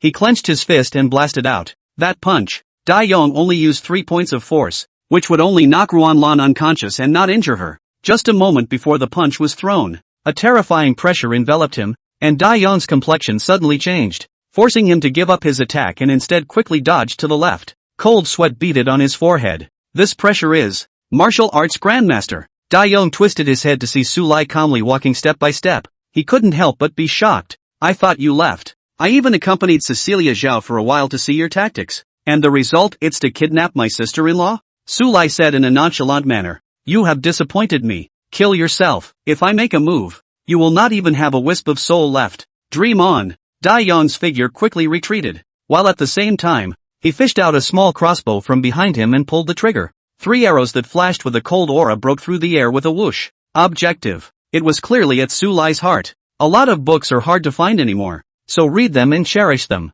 Chapter 85 Break. The speed of the bow was so fast that ordinary people were afraid that they wouldn't be able to react at all. Looking at Su Lai dumbfounded, a smug smile spread across Dai Yong's face. Really a waste. But something that shocked him happened. The 3 arrows, which stopped a meter away from Su Lai's body, crumbled apart inch by inch, as if they had crashed on top of a terrifying barrier. Boom! Dai Yong's scalp exploded. This bow was customized from meteorite iron and contained his internal energy. Even a 7th grade martial sect would be injured if they were not prepared. But the arrow actually exploded in front of Su Lai. How is this possible? Without much time to think, Dai Yong fired another triple arrow. But the arrow once again exploded. Still cannot be close to Su Lai God in front of a meter. Dai Yong's heart cannot help but emerge crisis. Not bad for the bastard son of a flower fairy. Dai Yong's complexion darkened. It's actually a martial zone as well. That's it. Only a martial artist of the upper 3rd grade realm could block his attack so lightly. He did think about the possibility of Su Lai being a martial zone, but according to the plan, Su Lai is worrying about Zhao Cici's safety to send her home as. I did not expect that there was a change of heart. Flower fairy. Su Lai frowned slightly. It wasn't the first time he'd heard the name, he'd heard it twice from Tan Chang. And this inexplicable martial artist in front of me actually chanted too. Could it be that the mastermind behind everything is the flower fairy? Good acting. Dai Yong sneered. Su Lai actually pretended not to know about the flower fairy. Who doesn't know that Begonia Mountain is the flower fairies in the entire martial arts world today? Su Lai frowned, thinking more and more that the other party was inexplicable. Simply no longer pay attention to. With a wave of the hand, Dai Yong will be turned into a bit of flying ash. Smoke disappears. The world no longer exists in the traces. Su Lai raised his head and looked straight into the void in front of him with a calm expression. You, too, want to die? But there was no one in front of him. Su Lai seemed to be talking to the air. Lan Nguyen, who was reading with her headphones on, didn't notice the battle behind her, much less realize that a human had vaporized behind her. She just listened to the song and looked at the book with her head down as she made her way back to class. And Su Lai found Zhao Cici and sent her back home. You should be safe for now. For the time being? Zhao Cici was a bit confused as she suddenly asked in a small voice. I heard Sister Wan Lan say that you're a magician. Brother-in-law. Without waiting for Su Lai to answer, she scratched her head again. Was it also magic when you suddenly disappeared in the middle of the school before? It was too magical. Su Lai smiled. Want to learn? Don't want to. I don't want you to waste your time with me. Su Lai rolled his eyes and left after completing his mission. Hundreds of kilometers away at the foot of an unnamed mountain, there is a large lush bamboo forest with a bamboo house in the middle of it. Inside the bamboo house, an old man looked horrified and stomped backward several steps. The mirror on the desktop exploded with Su Lai's sentence, do you want to die as well? This. The old man sucked in a breath of cool air, a chill permeating his body. He had seen the entire process of his disciple Dai Yong's death through the spirit mirror, including Su Lai's indifferent look before the mirror shattered. Even if they were hundreds of kilometers apart, the old man still felt like he was being targeted by a flood beast. There is a danger of life and death. Flower fairy. I just want half of your Begonia Mountain. You won't even do that. The old man angrily slapped the table. Today, Su Lai killed my disciple and destroyed my spirit mirror. I'll keep this grudge. Senior. Is senior brother Dai Yong dead? There is also a woman with a pretty figure inside the bamboo house, and her face is pale. Aha. The old man's expression was gloomy. Su Lai is a martial zone. Dai never would be his opponent. Master, let's not fight for Begonia Mountain, the woman said nervously. She felt that the plan was not reliable from the start. That's a flower fairy. Not to mention the fact that she had now broken into the divine sect. Even when she was at the peak of the 9th grade, she had left behind a formidable reputation both within and outside of China. How could a human be a match for a flower fairy? The old man looked away with a grimly raised eyebrow. Although the woman was afraid, she still said stiffly, Master, we can't defeat the flower fairy. Bang! The old man beckoned, and the woman's body floated uncontrollably. He squeezed his disciple's neck hard and asked, word for word, do you think, too, that I will lose? Master, I am not. The woman's face reddened. The hands were like iron pincers, so that she could not struggle away at all, and her dangling feet could only keep stomping around. That's what you mean. The old man's face was hideous. Even you look down on me.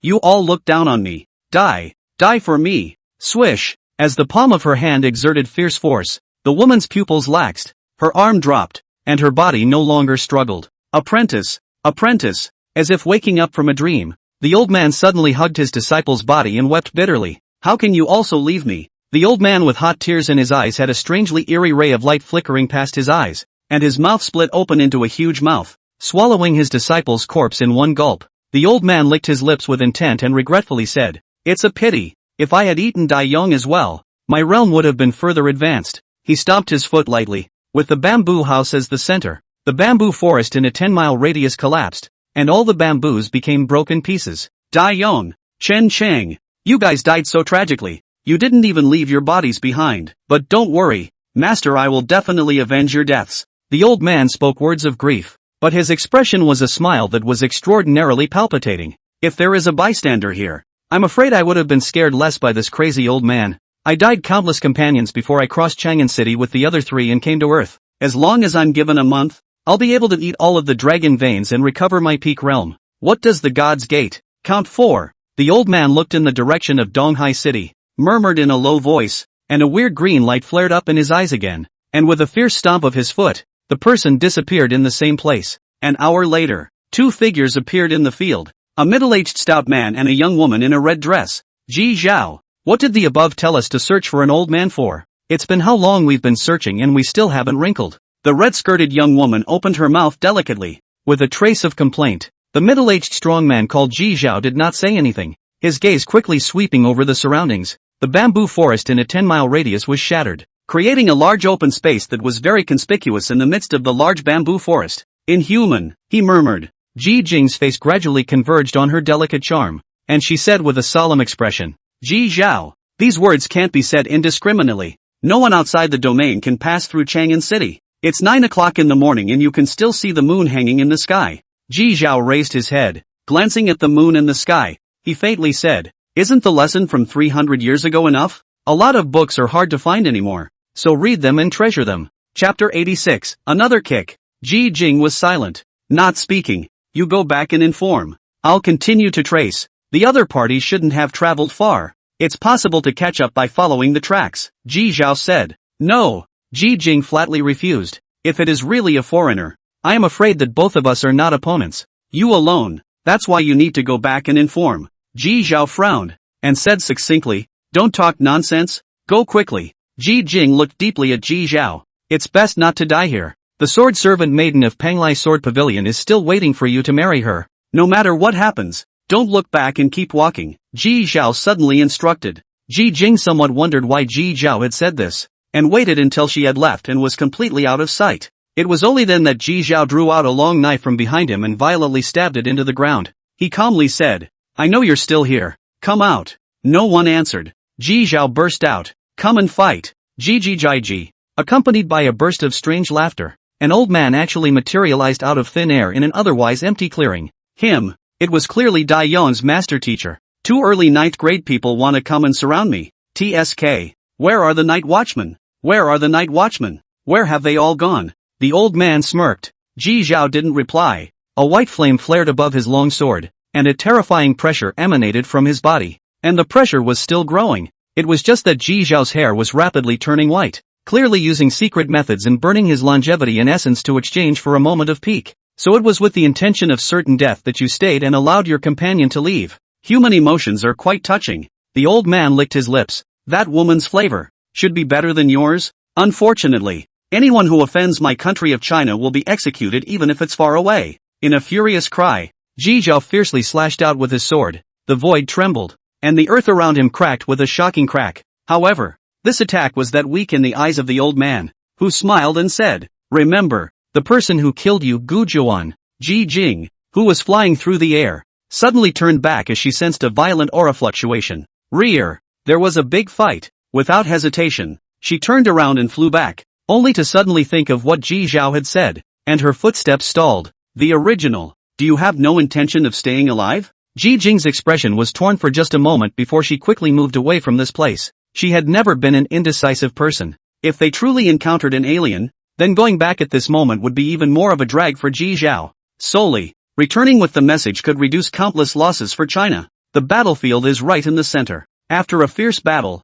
Ji Zhao leaned on his long sword, drenched in blood, staggering and struggling to stand up, his face pale to the extreme. However, he still gripped his long sword tightly, gritted his blood-red teeth, and roared, "Offend my country of China, though dash, put." A crisp ringing sound resounded through the field. The old man called Gu Zhouan. His palm violently pierced through Ji Zhao's chest and pulled outward with force, holding a thumping heart in his hand. It also reeks of blood. Gu Zhouan frowned and kicked Ji Zhao's corpse away, cursing, "Waste." It was originally a superior delicacy, but it had to burn its longevity, and the essence of the delicacy was dispersed by 6 or 7 points. But Gu Zhouan still swallowed it in one gulp. After all, this was the heart of an early 9th grade martial artist, and it was still a great tonic for him who was now severely injured. Now then, it's time to go to Begonia Hill. Gu Zhouan looked weird and laughed out strangely. There is a dragon vein there. If you eat, jia jia jia. However, the flower fairy of the Divine Gate realm is an obstacle. I was planning to have this loser,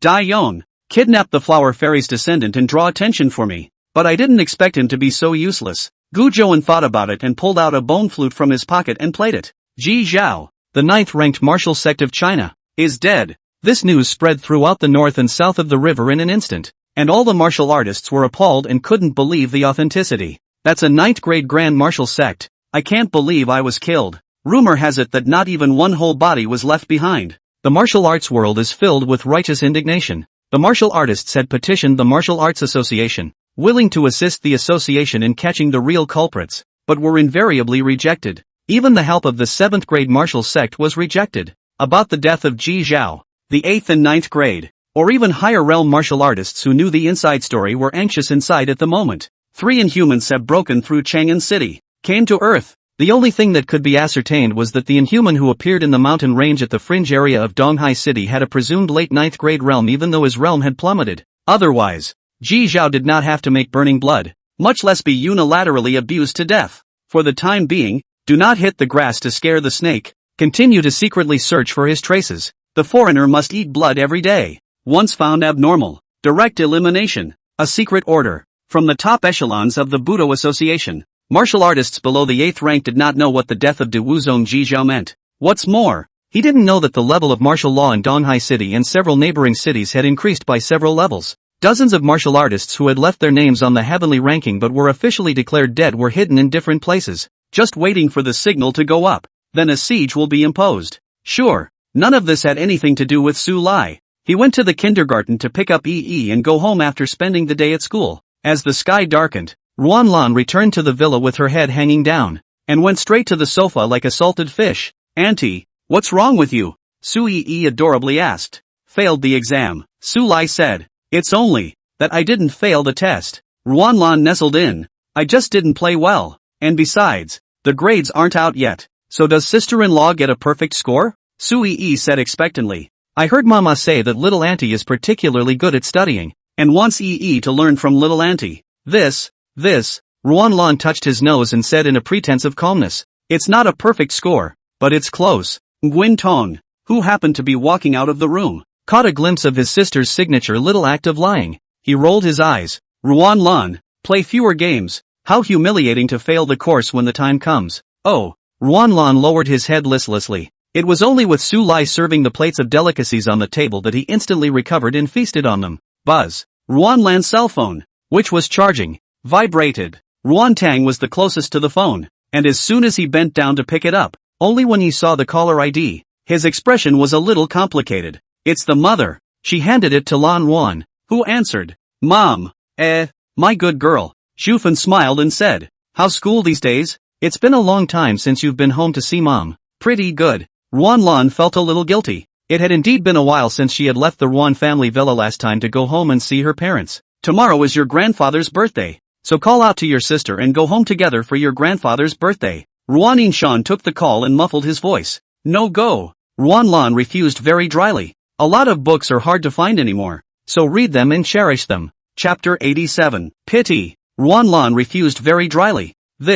Cold sweat oozed from the forehead of Ruan Yinshan on the other end of the phone. This time he and his wife were not only asked by the old man to have their 2 granddaughters attend his birthday party, but they had to do another thing, to celebrate the old man's birthday at Begonia Court. At that time, not only Zhao Heng, a longtime friend of the old man Ruanzhou, but also celebrities from all walks of life will be invited. Obviously, He wanted to get back all the face he lost last time.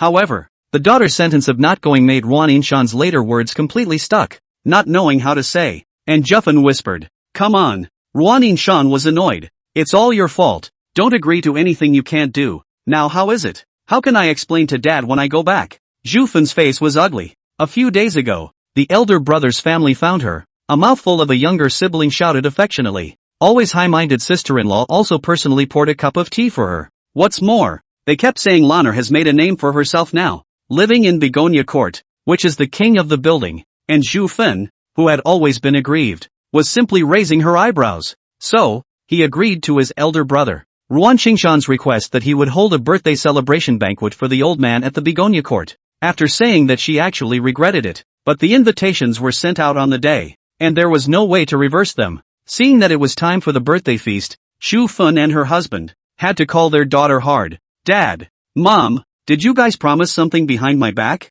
Winlan was smart enough to hear the silence on the phone and couldn't help but inquire. "Also, it's not a big deal." Ruan Yinshan hesitated. "Geez, you guys are in a hurry. It's killing me," Ruan Lan said anxiously. "Give me the phone." Zhu Fin took the phone and told it all, not waiting for her daughter Ruan Lan to blame her. She choked up. "Lanner, I've had a hard life. Have I ever enjoyed the blessings of being married to your father? This your eldest uncle's family has bullied me for over 20 years. I just had that one afternoon where I felt like I was living." Zhu Fin cried bitterly. "But I know Lanner, you are difficult. It's okay, I'll talk to your grandfather. Those invitations that were sent out, I'll go out of my way to apologize and go door to door to get them back." Lan Nguyen is on speakerphone. Ruan Tang calmly said, "Mom and Dad, if you come as guests, I welcome you, but Uncle and Grandpa I am not welcome." Nguyen Tong? Juffin was a little surprised and didn't understand how her eldest daughter was around Ruan Lan. However, without waiting to ask in detail, Nguyen Tong said,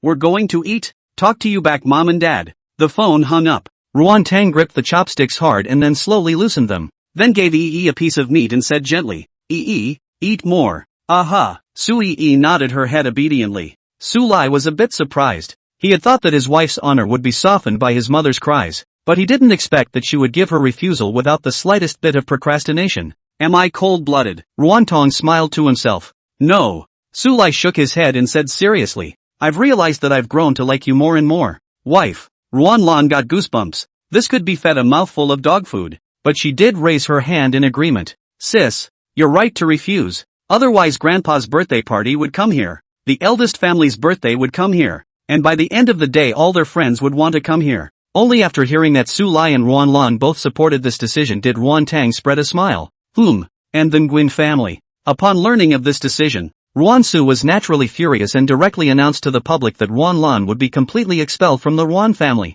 Sure, none of this had anything to do with Begonia Court. And as for how tomorrow's birthday banquet would be arranged, it was not within their consideration. Turning to the next day, after having a hearty breakfast, all the people in the villa went to school, went to work, and all left. An hour later, a pale figure appeared at the foot of Begonia Mountain. He was clearly Gu Zhuan, who had decapitated Ji Zhao. Took a deep breath. A massive amount of aura surged into his body. Gu Zhuan's pale complexion was filled with surprise. "It is indeed a dragon vein. Ha ha ha ha ha ha ha. I'm about to recover my realm." He didn't move presumptuously. Instead, he pulled out a crystal ball from his arms and froze in his expression after viewing it for a little while. This was an extremely precious and extremely high-grade magic weapon that was specifically used to sense strong people. But after using it, there is actually no one inside Begonia Hill. The flower fairy is not here. Gu Zhuan rejoiced inwardly. This was a once-in-a-lifetime opportunity. And with a flash of his figure, he disappeared at the foot of the mountain and appeared at the top,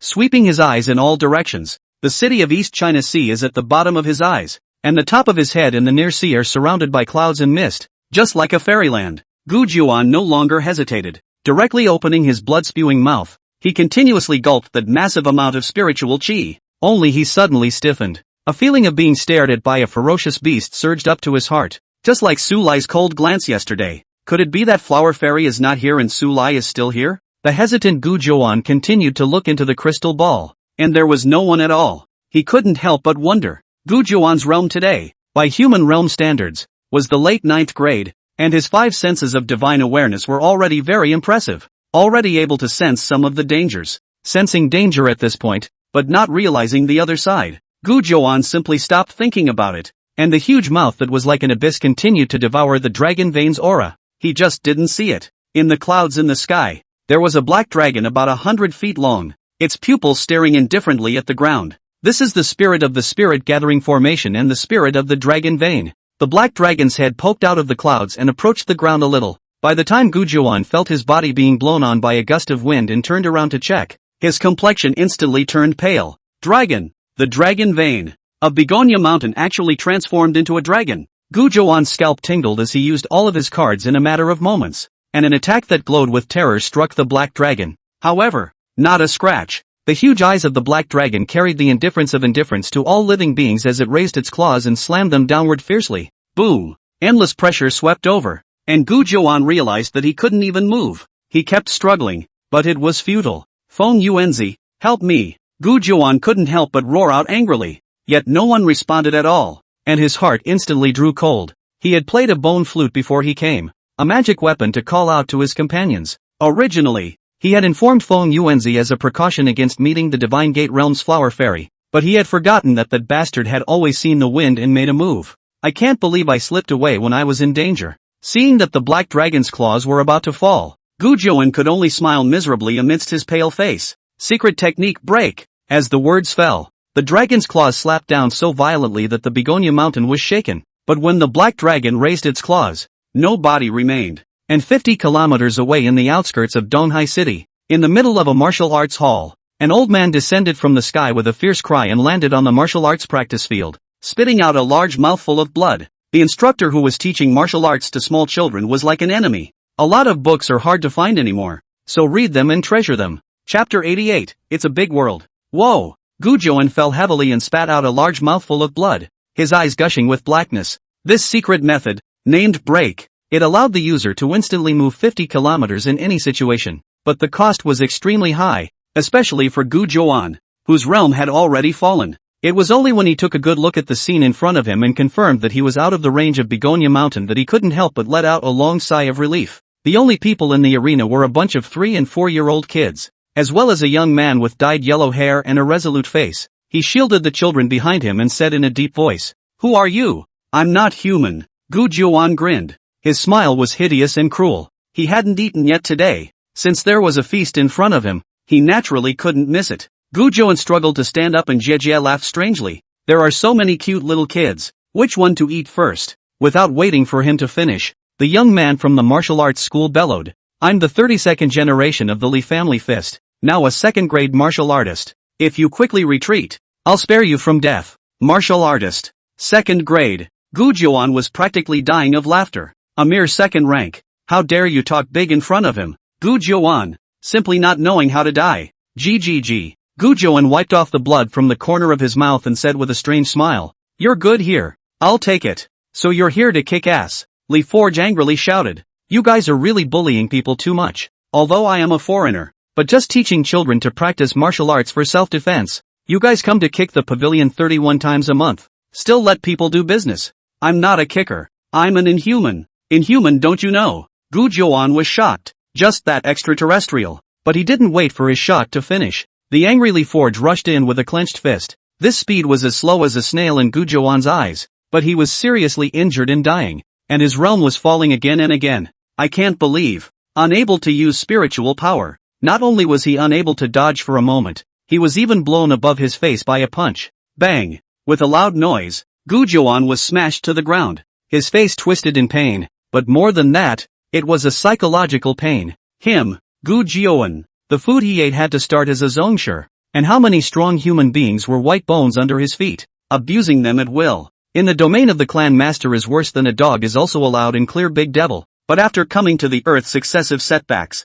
First, he was beaten by the Chang'an City's night watchman, Z, who broke 30% of his realm with a single sword. He was also nearly killed by the dragon vein of the Begonia Mountain, and only managed to escape by utilizing a secret technique. But now the tiger is being bullied by the dog, blasted in the face by a 2nd-ranked minion. Angry to the point of shaking all over, Gujuan lay on the ground and said indignantly, "You are in a low realm and do not know the foreigner. I do not blame you, but if you punch again, I will. Be sure to." Bang bang bang. Without waiting to finish, Li Forge directly slammed down a set of combinations, and while hitting, he also said angrily, Let you guys come kicking around every day. Let you bully people every day. My girlfriend told me to endure it, but I can't endure it any longer. Kill you bastard grandson. That's only 70 or 80 punches. By the time Lee Forge had beaten to exhaustion, Gu Jiuan was already dying, and completely lost his previous arrogance, but begged for mercy. Don't fight. Don't fight.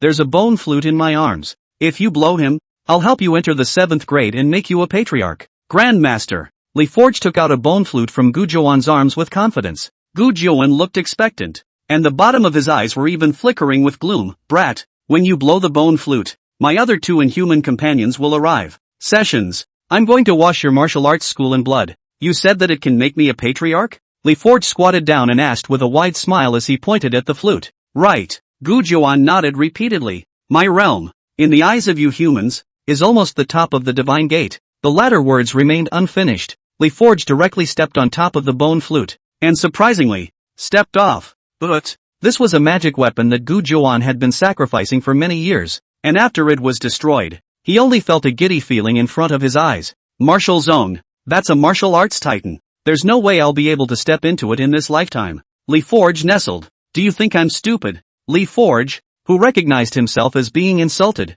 smashed his fists intensively, smashing Gu Jiuan with another tragic howl of grief. Can you let me finish? Let me finish. Gu Jiuan was so angry that he spat out blood, and eventually rolled his eyes and fainted. Teacher, people fainted. A little girl timidly said. Ha! Lee Forge's color changed greatly. If there was a human life it would be troublesome. Try snorting, and breathing. Lee Forging wipe off the cold sweat on the forehead. This situation he did not dare to send to the hospital. After all, the hospital will certainly call the police. Then it will be troublesome. Think about it. Dragging Gu Jiuan to his car, he drove to Dongli University, where his girlfriend worked as a school nurse. The school nurse's office. Lu Nanwei wasn't there. Zhou Feng shared the information that he had explored yesterday, and soon a gasp of surprise came from the room. Lu Nanwei of the Lu family, a Chinese medicine family, is going to marry a foreign Western medicine family? Li Shouzhong was surprised. Dr. Lu already had a boyfriend and was dissatisfied with the family's arrangement,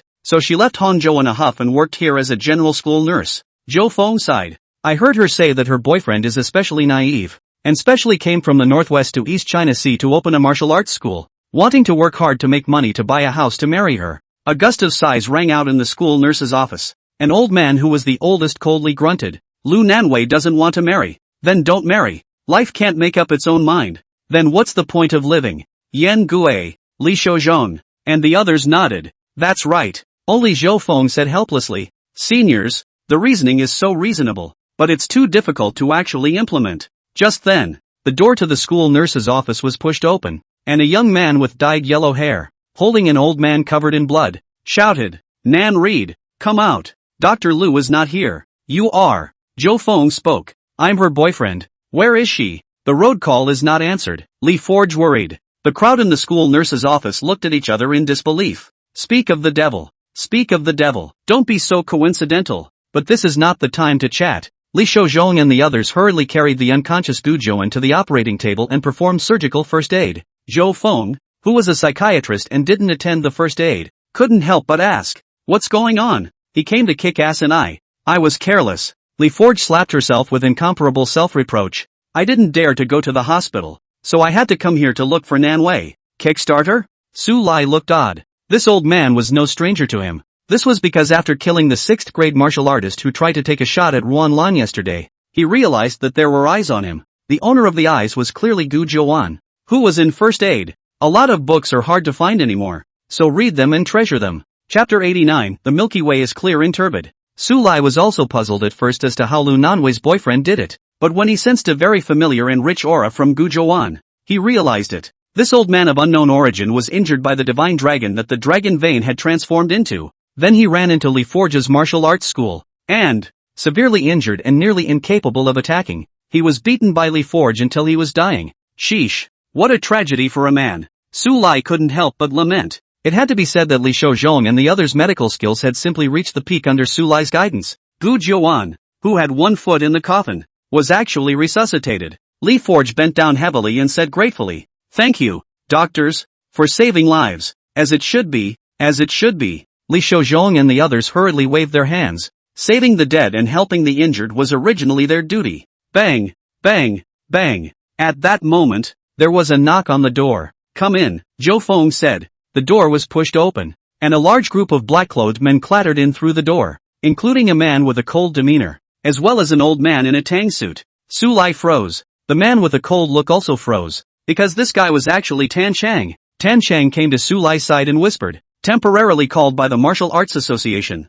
He was sent here to assist in arresting a person." Su Lai understood and nodded. "After a report from the public, there is a fugitive here. Where is he?" The black-clothed man in the lead flashed his police officer's license and said in a cold voice. Zhou Feng rushed inside and nudged. "There is a person lying on a hospital bed in the house. I don't know if it's what you're looking for." "How do you know it's an inhuman?" The tang-suited old man walking at the very back looked at Zhou Feng with a cold expression, and his hand even touched behind him without any trace, where there was a specially crafted dagger. Zhou Feng weakly said, "Could it be that there are many fugitives? There's only one of us here." The corners of the mouth of the old man in the tang suit twitched slightly. So it was such a person. "Elder Gao. It is indeed Gu Zhouan, but unconscious," a plainclothesman whispered. Gao he quickly walked into the room. When he saw Gu Zhouan covered in bandages, as well as wounds that had been stitched up with surgical thread, he sucked in a breath of cool air. Gu Zhouan had been captured alive, and had been hardened to the point of dying from serious injuries? Seemingly incredulous,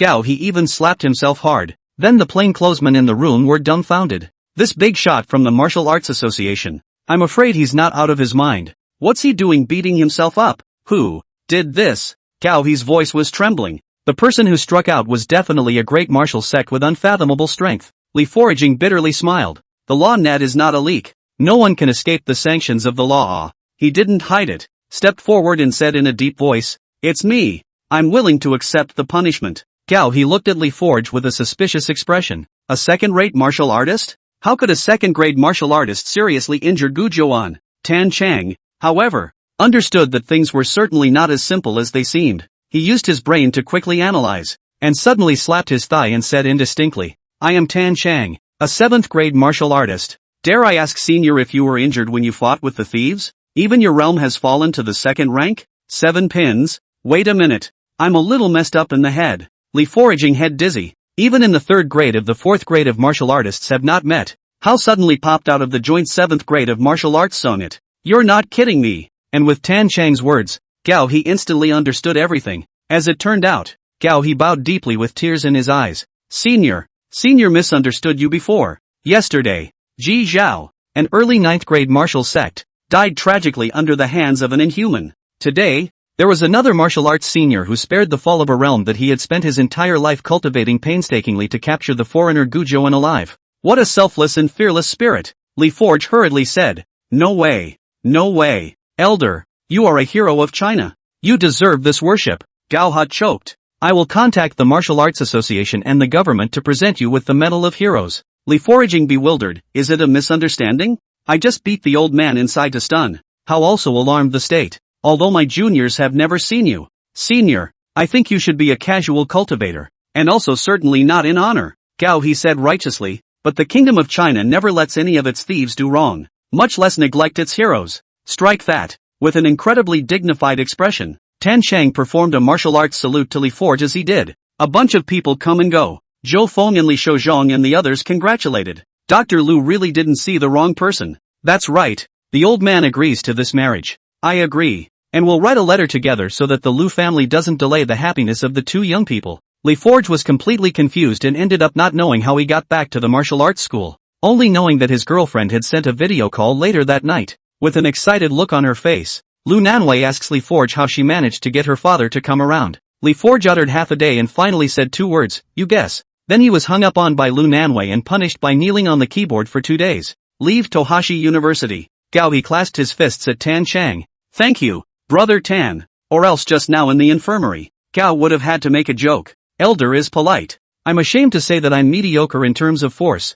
And only this brain turns a little faster than ordinary people and thinks a little more. Tan Chang regretted. It's just a pity that I was born in modern times. If I were in ancient times, I would have been a prime minister of a country. A wise man of the age. Gao Han nodded. A pity indeed. Tan Chang asked. Senior Gao. This time, the Martial Arts Association only notified me to assist in the arrest, but I don't know what exactly the identity of that old man is. Is it convenient to disclose from your side? Gao He's face changed slightly and he didn't say anything. Seeing this, Tan Chang seemed to casually say. Senior Gao, if it's not convenient to speak then forget it. I'll turn around and ask Senior Flower Fairy is the same. The Divine Gate Realm powerhouse that had been rumored in the martial arts world in recent times. The Flower Fairy. Gao he cupped his fists and said. Dare I ask Brother Tan, what is his relationship with Senior Flower Fairy? Tan Chang smiled and nodded his head. Senior Flower Fairy's close confidant, and a wise man. When a martial artist reached martial zone, his or her mind was permeable and his or her five senses were amazing, and with a single glance, he or she could see through whether or not a bystander was lying. Gao he took a deep look at Tan Chang and realized that the other party did not show the slightest sign of lying, and the guard in his heart relaxed. Actually, indeed, Tan Chang did not lie, for he was convinced that everything he had surmised was right. If what is said is correct, then what is the point of lying? Gao he moistened his throat before he said with seriousness and gravity. Since Brother Tan is a close confidant of Senior Flower Fairy, and although he is only a 7th rank, an 8th rank is just around the corner. It's not a violation of the secrecy ordinance for me to speak with you now. Confidentiality regulations. As soon as he heard those 4 words, Tan Chang's brows furrowed deeply, knowing that he was about to come into contact with the true secrets of this world. A lot of books are hard to find anymore, so read them and cherish them. Chapter 90, No One Climbs the Heights Together. 300 years ago, martial sect Su Yenyang accomplished the first martial sect in the country of China and set up the Shushan heavenly ranking. Kahaku opened his mouth. Tan Chang nodded.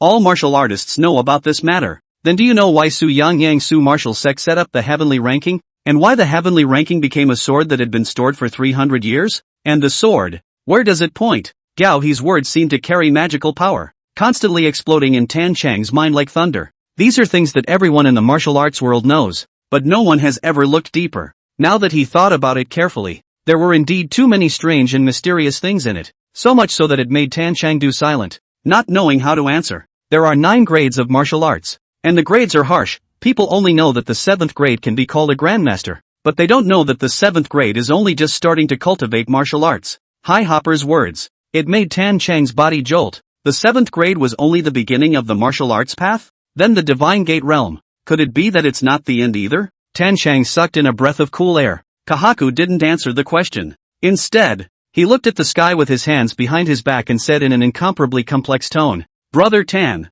you have to remember that this earth is small, but the world is big, so big that it has no boundaries and makes one's heart flutter as well as palpitate. Tan Chang followed Gawa's gaze, and wondered if the other man was looking at the moon so shallow that he could barely see it clearly, or if he was looking out into the distance. Although Brother Tan is a close associate of Senior Flower Fairy, there is only so much I can say, and I'm sure that with Brother Tan's intellect, he will be able to understand everything. Kohei said with a grin. Tan Chang respectfully cupped his fists and said in a deep voice, Thank you Senior Gao for your guidance. You have opened a new door for Mr. Tan today. Guidance can't be talked about. Mr. Gao hasn't said anything today. Everything is Brother Tan's own thought. Gao he said meaningfully, Alright, I'm going to hurry back to resume my orders. Capturing an inhuman alive. This is the first time in 300 years. It's enough to shake the country of China. Shake the world. Tan Chang gave a Budo salute and watched Gao he go away with a group of plainclothesmen. After that, Tan Chang returned to the dark side of the Star River Kindergarten,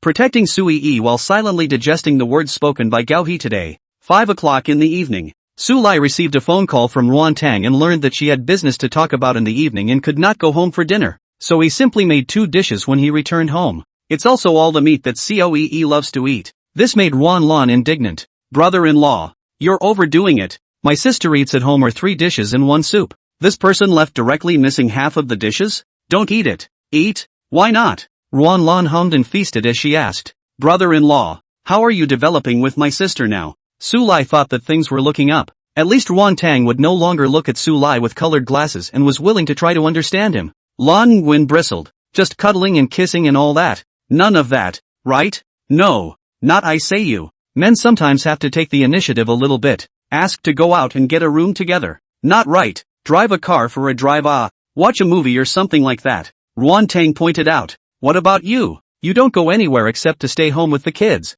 Su Lai fell into deep thought. Come to think of it indeed. Although he had lived for 100,000 years and had countless confidants, he had never taken the initiative to pursue one. Woman's heart. He really doesn't get it. Ruan Lan saw her brother-in-law's expression and her face was delighted. So brother-in-law, Ruan Tang and I are blood sisters. I more or less understand her mind. Su Lai gazed at it. First of all, You need to go from a 3-course meal to a 5-course meal. If you want to capture a woman's heart, you must first capture her stomach. Makes sense. Go ahead. And then what about getting around her? Nowadays you need to please each other's girlfriends to pursue girls. Ruanlan smiled like a flower. Someone has to blow in the ear. You know that, right? Understood. Su Lai nodded. My sister has few girlfriends, and they all have their own lives, so they can't get together every day. But she has exactly one person who lives with her every day. Ruanlan couldn't help but pause when he said this, and also coughed, and this person is especially easy to be bribed. It's indeed a good idea to capture Ruan Tang's heart just by pleasing those closest to her. Su Lai praised and hesitated. But this person is? Ruanlan looked at Su Lai expectantly, those big eyes flashing and flashing just short of directly indicating that it was her. I know. Su Lai couldn't help but look at his sister-in-law and said in surprise, Thank you, Ruanlan. You're welcome. Ruanlan smiled and said, Brother-in-law, you just have to make me a night snack every day. I will help. But simply did not expect Su Lai to even listen, directly pulling up Yi's small hand. Seriously, daughter, the task of blowing pillows is yours. Su Yi, who was eating meat, had a bewildered look on her face, nodding her little head even though she didn't know what was happening. Aha, leave it to me, Dad. Ruanlan? Ruanlan was almost so angry that he spit out blood. Wow, I've been talking to you for half a day, giving you all sorts of hints, and you're still thinking the wrong way? Che, still trying to play tricks on me. Su Lai cast a sidelong glance at Ruanlan. He doesn't know how to chase women, but it doesn't mean he doesn't have intelligence. But what Lan Nguyen said wasn't unreasonable. Su Lai called Nguyen Tang, wanting to ask his wife's honor to take a walk and go shopping with him. Only no one answered the phone. Su Lai frowned, his vast sea-like divine sense spreading out, and when he sensed what was happening, his complexion plummeted cold. I'm going to pick up Nguyen Tong and take him home. Dad, be careful on the road. Su Yi waved, and Ruanlan bulged her mouth. Sulking, she didn't even call out to her brother-in-law. She just said, Go on. Su Yi scratched her head, puzzled. Why was sister-in-law suddenly angry? In front of a lavishly decorated restaurant. Mr. Ruan, I hope we have a good cooperation. A woman dressed in a sensual manner smiled and shook hands with Ruan Tang, who smiled similarly and said, Mr. Jean, happy cooperation. A few more words were said about the scene, and the parties dispersed. The corners of Ruan Tang's mouth curved up in a soft smile. The company recently negotiated a big deal, and in the evening this was a celebration of the cooperation reached, and a lot of wine was drunk. She tucked her hair together, feeling a little dizzy, and she waited on the street holding onto the streetlight sign for a few minutes without stopping a cab, and her cell phone was dead. After thinking about it, he walked slowly towards the front. If Ruan Tang remembered correctly, there was a bus stop 500 meters away, and the terminal happened to be Begonia Hill. Only she didn't realize that there was an icy cold line of sight staring her dead in the black sedan a dozen meters away. The man was clearly Li Jia. Li Jia has been frantically pursuing Ruan Tang for 7 years, after which he angers the 8th master at the Mingyue tea house and gets his own uncle fired. Li Jia took out his cell phone and dialed a number, his voice devoid of any emotion. She's out. A lot of books are hard to find anymore, so read them and treasure them. Chapter 91, A First-Class Good Man. A hum came from the phone and it was hung up. In the meantime, the minivan parked at the intersection 100 meters away suddenly started, and the driver, a middle-aged man, threw his cell phone aside and took a sharp gulp of white wine. His face was red and filled with excitement and killing intent. His name is Ren Pai, and he used to work as a manager in Li Jia's company before he lost his job. The reason why it's before he lost his job is because along with offending Su Dai and the 8 masters, Li Jia's company went out of business. Ren Pai was found to be terminally ill, with only a few months left to live. Li Jia found him and said that he wanted to run over a woman, and that he could give his family $300,000 after the deed was done. Ren Pai wanted to make life easier for his family before he died, so he naturally agreed. At this moment, his eyes were dead set on Ruan Tang, and he cursed as he slammed on the gas. Die. To me. Buzz buzz. The minivan kept accelerating, and in a short time had accelerated to 130 yards. By the time Ruan Tang realized that the light was blinding and subconsciously raised her arms to shield herself, the minivan had already reached 10 meters in front of her. The drunken Ruan Tang also forgot to dodge for a while, and just watched in a daze as the minivan rapidly approached, up to the body. In this short moment, Ruan Tang recalled countless things in his mind. More than 20 years of life flashed quickly through my mind like a movie. Eventually, the image is fixed on Su Yi, and, Su Lai, Mommy is sorry, Ruan Tang murmured, but wondered why Su Lai had appeared in the last second of her life. And it's so close, so real. Then is there anything you want to say to me? Su Lai asked softly. I don't like you, nor do I hate you, Su Lai. You're a stinking rascal, holding me back for 5 years and ruining my whole life. Ruan Tang used the wine to shout out his heartfelt grievances. Su Lai, who had come in an instant, looked gloomy, so it turned out that in her heart, nothing had changed. Immediately after, I saw Ruan Tang stretch out her hand, stroking the side of Su Lai's face, and said softly, so, please meet me earlier in your next life, and don't ever play disappearing again. After saying that, Ruan Tang fell into Su Lai's arms and closed her eyes, waiting for the minivan to crash. Su Lai froze and couldn't help but laugh happily, gently rubbing Ruan Tang's hair and silently saying, what a silly woman. Su looked toward the minivan that was fixed a step away, his bright smile gradually narrowing, and the middle-aged driver's expression was horrified as he realized that the car had actually vacated. In your next life, remember to be a good person. Su Lai spoke faintly. A breeze blew by and the minivan was reduced to pieces and blown away by the wind. Not far, Li Jie in the black sedan was drenched in cold sweat. The previous class reunion at the Bright Moon Tea House cost him everything. His company went out of business,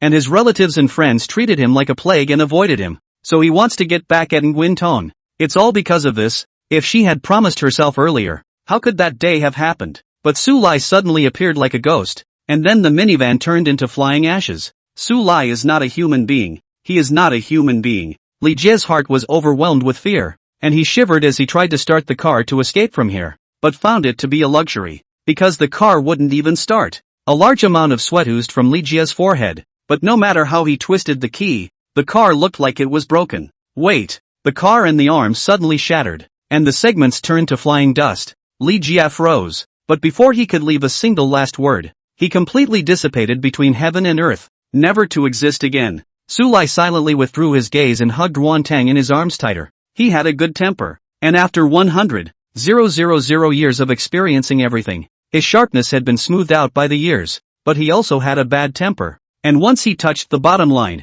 anyone would die, no matter if you are an immortal duke who dominates the world, or an ordinary person like an ant. The bottom line of this is Nguyen Tong, N-E-E, Su Lai. I heard my grandmother say that people will be transformed into stars in the sky when they die. What do you think of my star? Can it be by my grandmother's side? The drunken Nguyen Tong was very cute. Her face flushed with drunken red and she murmured like a small child. It was only when she opened her eyes that her little mouth grew wide open at the radiant dazzle in her sight, because she was not standing on the ground, but in the starry sky. Right now, it's the Milky Way. Countless stars of varying colors floated before his eyes. Not an image seen from an astronomical telescope, much less a picture posted in a scientific impurity. Instead, it's a three-dimensional, huge star draped around it. Moreover, there were quite a few silver-colored fish swimming around in the Milky Way, resembling the fish that Su Lai often made. So, heaven is so beautiful. Ruan Tang marveled as she reached out her hand and carefully touched the silver fish, but before she could touch it,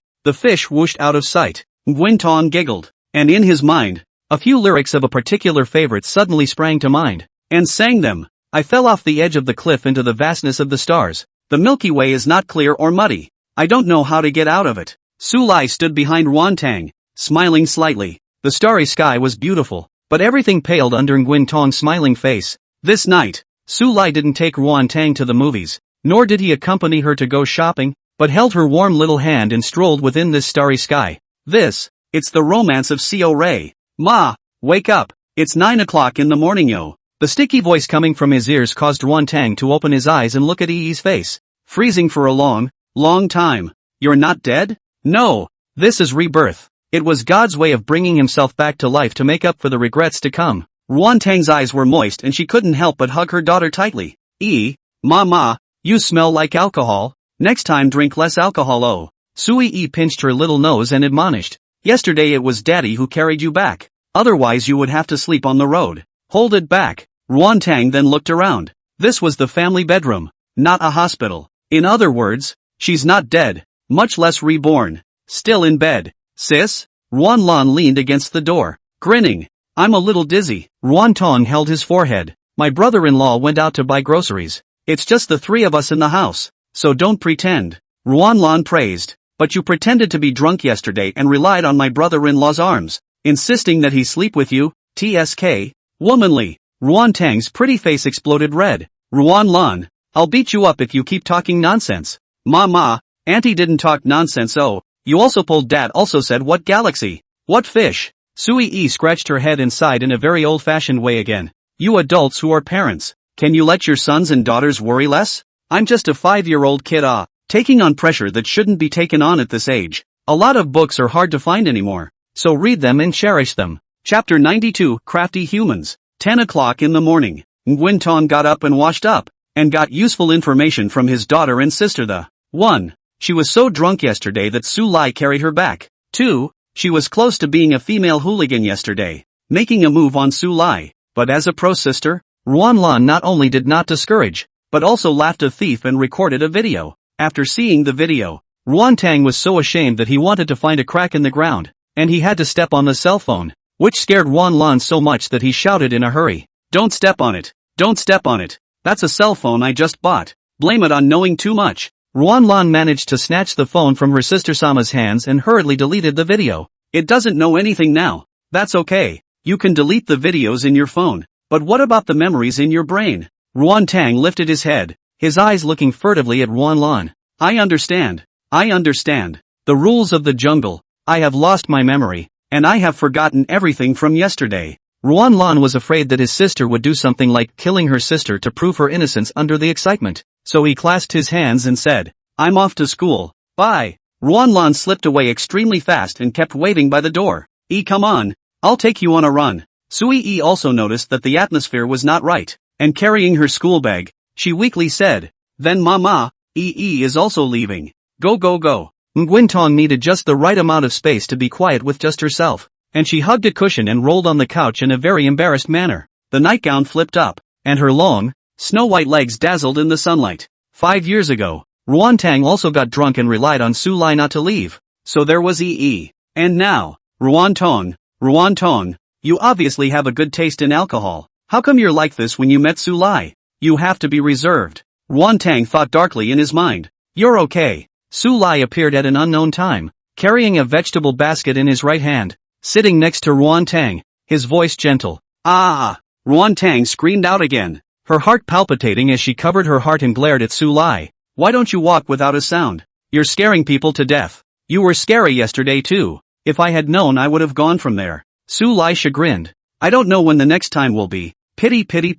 Nguyen Tong silently got up and walked to the kitchen. Su Lai hemmed and hawed. The kitchen knives are all for me to hide. Come on, have a cucumber to calm the fire. Ruan Tang received the cucumber. Her pretty face was icy cold as she took a big bite, and she was pondering to put in a couple of harsh words to make Su Lai not to be so overbearing. I heard Su Lai remind. That cucumber hasn't been washed yet. 10 minutes later. Ruan Tang held the bowl with the freshly warmed millet porridge from Su Lai. She blew on the hot air, her ears a little red, because Su Lai stared at her for at least 2 minutes. Have you seen enough? Ruan Tang put down his bowl, annoyed. The more you look at it, the prettier it gets, and you can never get enough of it. Su Lai, don't think that if you say something nice, I won't be angry with you. Ruan Tang, are you afraid that you're still not awake? Yesterday, it was clearly you who wanted to push me against my will. How to argue? It's not your turn to be angry, right? Su Lai seriously said. Nguyen Tong bit his lower lip. Soulful. This man doesn't know how to give her a leg up. Su looked like he had read Ruan Tang's mind and added to himself. Actually, I should have given you a step down. After all, you're thin-skinned, so I decided to dash. Ruan Tang's heart beat faster. How did Su Lai know what she was thinking? At that moment, he hesitantly asked, What did you decide? Su Lai said in a serious manner. That's why I decided not to give you a step down. Ruan Lan? Honey, do you know that you look especially charming when you're shy? I want to look at you for a while longer. This time not only the ears, but Ruan Tang's face was red and scary hot. She cut Su Lai severely. Then do you know that your current appearance is particularly beat up? I want to beat you up so badly. Of course I know. Su Lai nodded. Because you're not the first person to say that. But there was a half sentence behind it that Su Lai didn't say. And that half sentence was, but most of them are dead. Yes, when Su Lai was still a teenager, he was invincible among his peers, walking step by step against the heavens with his human body, and stepping out on an invincible path. Youth is naturally frivolous. Su Lai's unruly behavior when he was a teenager, as well as speaking very nonchalantly, he didn't know how many heavenly pride and divine sons and saints he had offended, but Su Lai liked the way they looked at him in exasperation and couldn't beat him. Thinking of the anecdote, Su Lai couldn't help but laugh out loud, and then follow it up with a bit of a trance. The years go by. That group of young men who had fought with his peers had now become the holy lord of a certain Dao lineage, or the master of a certain forbidden land, right? Or maybe they're all dead. Any of your magnificent, outstanding talent, in the face of time is still small and worthless. The emperor is only 1,000,000 years of life. Noticing Su Lai's change in mood, Ruan Tang whispered, I'm sorry, I spoke heavily just now. It's nothing to do with you. Just remembering old friends and funny stories. Su Lai laughed bitterly. Now that I'm thinking about it, I'm going to go get a drink and talk to my friends, Ruan Tong said. Su Lai froze. He suddenly laughed out loud. A rare laugh in 100,000 years, only to laugh and grow hoarse. Can't find it. He was a great emperor who was invincible to the world, and was honored by the four directions of the immortal realm as emperor. From the moment he achieved the emperor realm, Su Lai had completely lost his friends as he had trampled on the dreams of countless people in this generation. Because under the same stars, the emperor's realm, there can be only one. Unless Su Lai died, a new great emperor would not appear. Otherwise, within these 1,000,000 years, the survival of all races except the human race will depend on Su Lai's face. Su Lai's figure walked forlornly towards the courtyard. Sitting down on the grass filled with begonias, he took out a 10,000-year-old jar of daughter's red, which he held up high with the mouth of the bottle down. The drink clattered and spilled on the floor. In a voice that only he could hear, Su Lai muttered to himself, to the us of that year, to the self of that year. Ruan Tang didn't know why Su Lai was so sad. He just sat silently beside him and whispered, Do you want me to drink with you? I'm afraid you'll get drunk and push me against my will, and I'm afraid I'll make a mistake. Ruan Tang reddened and kicked Su Lai in a bad mood. Denizen! Su Lai laughed loudly, picked up the daughter red, violently poured himself a big mouth, strong wine into the throat, so that Su Lai gazed deeper and deeper. Gift me a drunkenness, no taste of the past. Thousands of miles. 2. No one shares the heights. A lot of books are hard to find anymore, so read them and treasure them. Chapter 93, Thank you, Brother Tan, for clearing up the confusion. In the meantime, the air was frighteningly silent in a small town hotel room hundreds of kilometers away from the center of the Eastern Sea. Inside the room sat an old man, with a beautiful woman wearing a long green dress, her eyes and eyebrows flowing all enchanting. The woman said flirtatiously, Feng Yuanzi, you can obviously save Gujuan. Yao Yun, you crazy woman. The old man called Feng Yuanzi had a cold look on his face. The dragon vein of Begonia Mountain has already transformed into a dragon, and its strength is comparable to that of the divine sect. Are you trying to make me die? The woman bristled. Non-committal. She thought for a moment and then continued. Gujuan is still alive. The humans won't kill him, and it's dangerous for us to torture for information. Feng Yuanzi was silent for a long time before letting out a long breath. I know. All of us outside the domain are hard-hearted, and once we are captured alive by the human race, we all blow ourselves up and die with our enemies. The woman's smile grew cold. Gujuan doesn't want to die, so we'll help him die. Yao Yun, are you crazy? Feng Yuanzi raised an eyebrow. All of China's 8th grade or higher martial artists are tracking us down in the several cities surrounding the East Sea. Once we show ourselves, we will surely die. Moreover, I heard a piece of news from an informant that the Flower Fairy has entered the divine sect. Feng Yuanzi's words caused Yao Yun's willow brows to gradually furrow. Are you sure? Okay. Feng Yuanzi said in a deep voice. Everyone in the martial arts world knows that nowadays, and that Begonia Mountain is the blessed land of Flower Fairy. That's why I didn't dare to make a move. Impossible. Flower Fairy suffered a serious injury 10 years ago. The injury is so severe that it will take at least 30 years of seclusion and cultivation to recover her original realm, and there is no hope for the Divine Gate realm in this life. Yao Yun said with a gloomy expression. Your news, is it accurate or not? The human race, the 9th grade great martial clan told me. Feng Yuanzi looked away coldly. Are you doubting me or my informant? Yao Yun's complexion grew ugly. Damn it. It had taken the clan a great deal to get the three of them past the city of Chang'an, which was guarded by a night watchman. Planned. The three complement each other and you can't have one without the other. Where did you think that just arrived on Earth only a few short days? You lost the most important Gujuan. He was able to devour the spirit veins and help the three people to quickly recover their realm, and the Flower Fairy enters the Divine Gate realm again. What a disaster. But I have good news. The corner of Feng Yuanzi's mouth lifted. Although Gujuan was captured alive, he spelled out a supreme human being, and it is said that the other party's realm has now fallen to the 2nd rank of the martial Dao.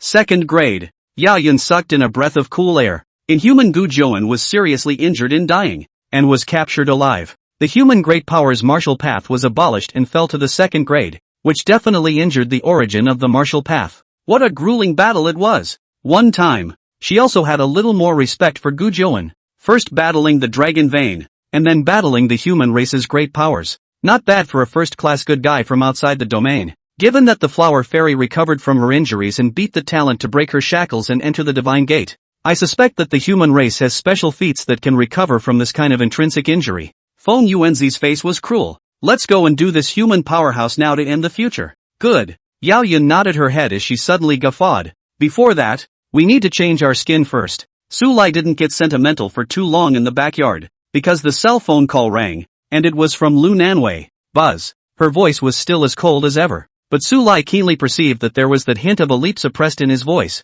and it was obvious that Lu Nanwei was very happy. Director Su, I'll buy you lunch at noon. Something good? Su Lai asked. Aha. Lu Nanwei didn't hide it and said, yesterday, my family called me. I don't know why they suddenly changed their attitude towards Li Forge and said that they would get married on a certain date. It's too sketchy. It's not sketchy. I've known him for 7 years and know the ropes. Lu Nanwei suddenly said. Thank you, Director Su. Maybe it's an illusion. I always feel that after meeting you, my destiny has been rewritten. More than a rewrite. The Tohashi University School Medical Office has gone from being unknown to an existence that even major medical universities look up to today. Not to mention the second author's byline and the fact that the sweetheart was agreed to by the family. So clearing one meal isn't enough. Su Lai said. It's recommended to be invited for a month in a row. Just one meal please. I still have to save up for a house with Li Forge. But you can bring family. After Lu Nanwei finished speaking, fearing that Su Lai would continue to rub it in, he hung up after saying the location. Su looked to Ruan Tang beside him and casually asked, are you going? Unexpected. Ruan Tang gathered her hair and nodded. Why don't you go? Su Lai's heart was inexplicably warm. This showed that Ruan Tang had begun to recognize him as Yi's father as an identity and was willing to accept him as a family. Su Lai couldn't help but wave his hand. Beauty, rivers and mountains, I have them all. Who in this world can have my happiness? Nguyen Tong rolled his eyes widely. Who's his? What a cheek. Lunch place, is a seaside open-air stalls. This is specializing in seafood barbecue. Both the taste and price are very good. Su Lai went the latest. When they arrived, they found that there were 2 tables of people sitting in great numbers. Not only had Zhou Feng arrived, but even doctors such as Li Shouzhong, Yan Gui, and Lin Xiu had also arrived and were already drinking tea beautifully. Director Su, this way. Lu Nanwei beckoned. At the sight of Ruan Tang, her eyes couldn't help but flash with amazement. What a beautiful woman. Less youthful and more dignified than Ruan Lan,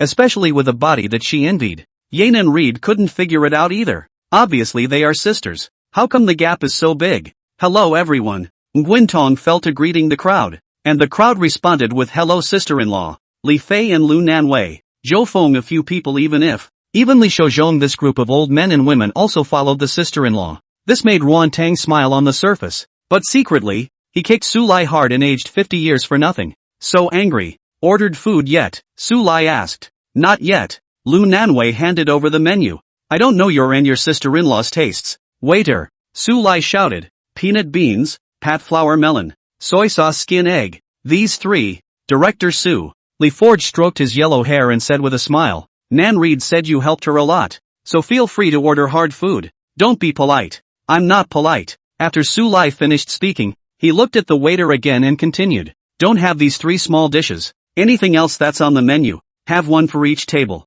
Li Forge. Lu Nanwei was glad that he came to a big stall, which if he went to a star hotel, the 10 square meter room would have been eaten. Can't finish it, Ruan Tong whispered. What if I can eat it all? Su Lai asked rhetorically. Then you're a pig. Cough. Su Lai choked. Zhou Feng stifled a laugh and said, just serve the food, and slaughter a big wave of people today. No one noticed. There were 2 gazes in the distance, firmly staring this way. A lot of books are hard to find anymore, so read them and cherish them. Chapter 94, Because She's the Duo. It was a middle-aged strong man, as well as a small girl who looked particularly quiet with her eyes on, and they sat in the corner of the stall. Like women, sure enough it fell to the 2nd grade of martial arts. The quiet little girl held a can of chilled Sprite in her hand and took a sip of it beautifully. Feng Yuanzi, you're very well informed. In addition, Flower Fairy's illegitimate son Su Lai is also here. The middle-aged burly man stared at Su Lai with a gloomy gaze. They were Feng Yuanzi and Yao Yun, only that they had both changed their faces compared to the morning.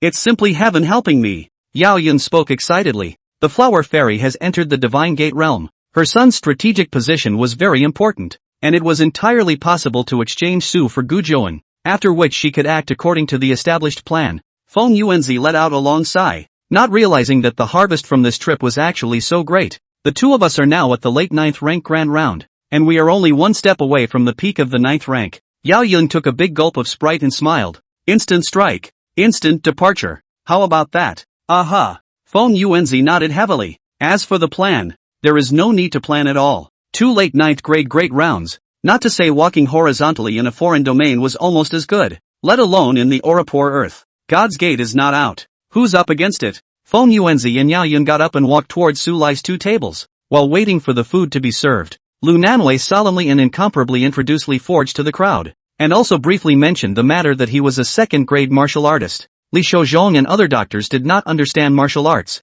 and neither did Zhou Feng. As for Su Lai, even the homebred dragon vein is comparable to the divine gate, so there is no expression. Lu Nanwei, who had expected to receive a chorus of exclamations, completely froze. Aren't martial artists very powerful? Li Forge, however, took it for granted and said, they are not from the martial arts world and do not understand this. Also, Lu Nanreed nodded. It's as if the rest of the diners at the stall have no idea how highly regarded the doctors at their table are in the medical community. It's like a mountain apart, but Lu Nanwei was very happy and raised his glass, saying, here's to all the seniors and to Director Su. Drink! These old men and women at least didn't let their hair down this time and replaced the wine with tea. The other side, Yao Yun and Feng Yuanzi, who were wearing 2 ponytails, were only a few short steps away from these 2 tables. They stared warily at Li Forge. In the eyes of the two, Li Forge's realm was at least the peak of the 9th grade, an enemy worthy of their current, serious treatment. Although, the opponent fell to the 2nd rank. Boom! Li Forge suddenly stood up and slammed the table in an imposing manner. Discovered. Feng Yuanzi and Yao Yun's complexion suddenly changed. Inwardly said that it was not good. The two tacit understanding at the same time backward 2 steps. Face alert as if they were facing a big enemy. The realm has fallen though, but a thin camel is bigger than a horse. Li Forge was once the strongest of the human race after all, and inevitably had 1 or 2 handfuls of secret techniques in the bottom of the box. The violent movements of the Feng Yuanzi duo attracted the attention of many people in the large stall. So much so that Li Forge took a strange look at the Feng Yuanzi duo before raising his wine cup. I'll toast you all as well. Yao Yun. Feng Yuanzi. Her face was inexplicably hot and burning. Feng Yuanzi was even more annoyed and said, do it. The words fell. Feng Yuanzi no longer suppressed his realm and spread out his full might. One moment. Heaven and earth changed color. Obviously, today's East Sea City was clear and sunny, but in an instant, dark clouds covered the city, and a gust of terror filled the air. There were even channels of thunder blasting through the dark clouds. Suddenly it's so stuffy, I'm going to lose my breath. My heart hurts. The guests of the stall exclaimed out in agony, and they only felt their hearts beating faster before their eyes, and their eyes blackened in bursts. Chop! Feng Yuanzi sneered and merged his 2 fingers, stabbing at Li Forge. Ordinary people couldn't see it at all, and with this stab, all the dark clouds in the sky were swept up and transformed into a transparent giant blade that came crashing down from 10,000 meters in the air. Yao Yun didn't make a move, holding a Sprite and watching the scene with a cold smile on her lips, and that's when Li Forge, who raised his wine cup and drank it all in one go, was also shocked by the sudden and terrifying pressure that caused his eyes to go black. His hand slipped, and the wineglass actually came out of his hand and fell to the ground. And then, Feng Yuanzi's body flew straight backwards, smashing into the shell statue on the seaside square 10 meters away. With a wow sound, a large mouthful of blood was sprayed out, and without even shouting out a word, his head tilted and fainted. The pressure dissipated. The dizzy and heart-burdened crowd recovered, looking at the blood all over the ground, as well as the middle-aged man lying at the statue. They were confused. What's this? The enthusiastic Li Forge was even more anxious. Nanwei,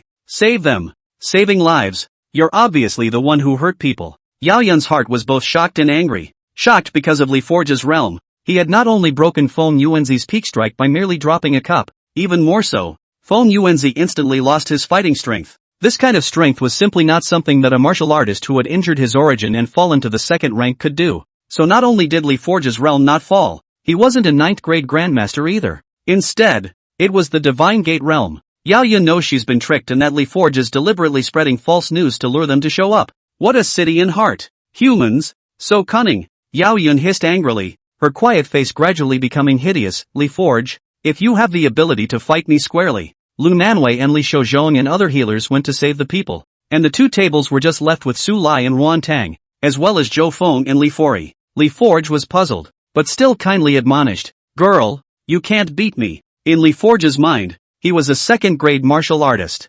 Anymore, you can't bully an unarmed little girl, right? And the other party doesn't look normal. You really are the divine gate realm. Yao Yun sucked in cool air. She is the late 9 products of the Great Circle. The peak of 9 products can be a battle. Li Forging but lightly said she is not a rival. At that moment, he couldn't help but say angrily, despicable and shameless. Your realm hasn't fallen at all. It wasn't supposed to go down. Li Forge scratched his head. It was true that his realm hadn't fallen off. It had been second grade. Not only did it not fall, there was no sign of breaking through to the 3rd rank. Li Forge admitted it again. Yao Yun stomped backward a few steps. His face suffocated beyond measure. If it was a square battle on the battlefield, even if it's dead, that Yao Yun also died with conviction. But like today, being teased by Li Fei in the palm of her hand, Yao Yun only felt a mouthful of depressed air in her heart that she couldn't spit out. Who are you? Do we know each other? Li Forge asked cautiously. Yao Yun smiled miserably. It's still an act now. Why didn't I realize before that human beings are so good at playing mind games? I, Yao Yun, will deliver the message even if I die today. Yao Yun crushed a jade slip in her palm and mournfully said, My king, the human race is cunning. Be on guard. When he finished speaking, he closed his eyes and shouted, Explode. A lot of books are hard to find anymore, so read them and treasure them. Chapter 95, I'll give you a choice. If a night watchman or a night watchman were here, he would have turned pale. It was this that caused the most headaches when they were at war with the extraterrestrial inhabitants. Self-explosion. Once the foreigner was in a disadvantageous position and thought that there was no hope of escape, he would burn the spirit root in his body and blow himself up. That's why since the 300 years of fighting, there has never been a single inhuman captured alive. And in the beginning, it was even more so because of the self-explosion suffered enough. And the killing power depends on the realm of the self-destructor. Like Yao Yun, although her realm was no longer as terrifying as it used to be, she was now a solid late 9th grade great perfection. Her self-detonation is comparable to a nuclear bomb. It was just that no one in the arena knew about the inhuman or the power of self-detonation. And the only one who knitted his brows slightly was Su Lai. He probed out a trace of his divine mind to suppress it. Yao Yun's spirit root, which had been frantically absorbing spiritual chi, collapsed with a loud bang, and she fell to the ground with blood spilling from her mouth. Self-implosion. Surprisingly, it was interrupted. Yao Yun's expression gradually despaired. What realm are you? You in? Li Forging black question mark face. He blankly looked around and said, Am I encountering a bumper car? Nguyen Tong wasn't sure. Could be. Zhou Feng nodded his head and said, It's not possible that 100 million% of the billions were touched. Li Forging face even darker. Hey, girl, you quickly get up. I have no money.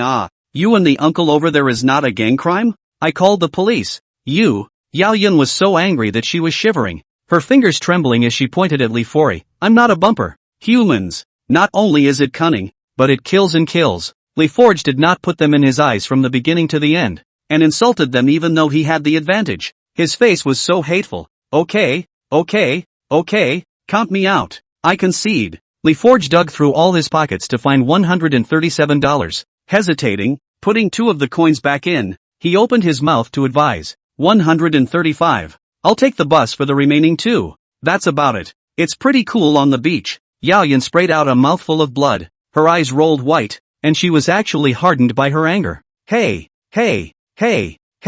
wake up. Li Forge was dumbfounded. A month was kicked 32 times even if, originally happy to come out to eat a meal, but also by the gang bumper. Life has been so hard. Can't people be less condescending and more sincere? Li Forge didn't know how long it had been. It could have been 10 minutes or half an hour. Gao He, the old man in the tang suit who appeared in the school nurse's office yesterday, hurried in with a group of plainclothes policemen. Kahaku has been under a lot of pressure lately. As a hand of the Donghai City Martial Arts Association, the 3 extraterrestrial exotics broke through Chang'an City to Earth for the first time. Still entering the city of East China Sea, this event shook the world. After all, once these 3 joined forces, it was enough to turn East Ocean City into a ruin. Well, yesterday, a reclusive human powerhouse, Li Forge, had made a move, and although his origin was damaged, he had captured Gu Zhouan alive, which was a great achievement. Unexpectedly, after a short interval of 12 hours, Gao He sensed the heaven-destroying pressure, and he rushed here with his men without stopping.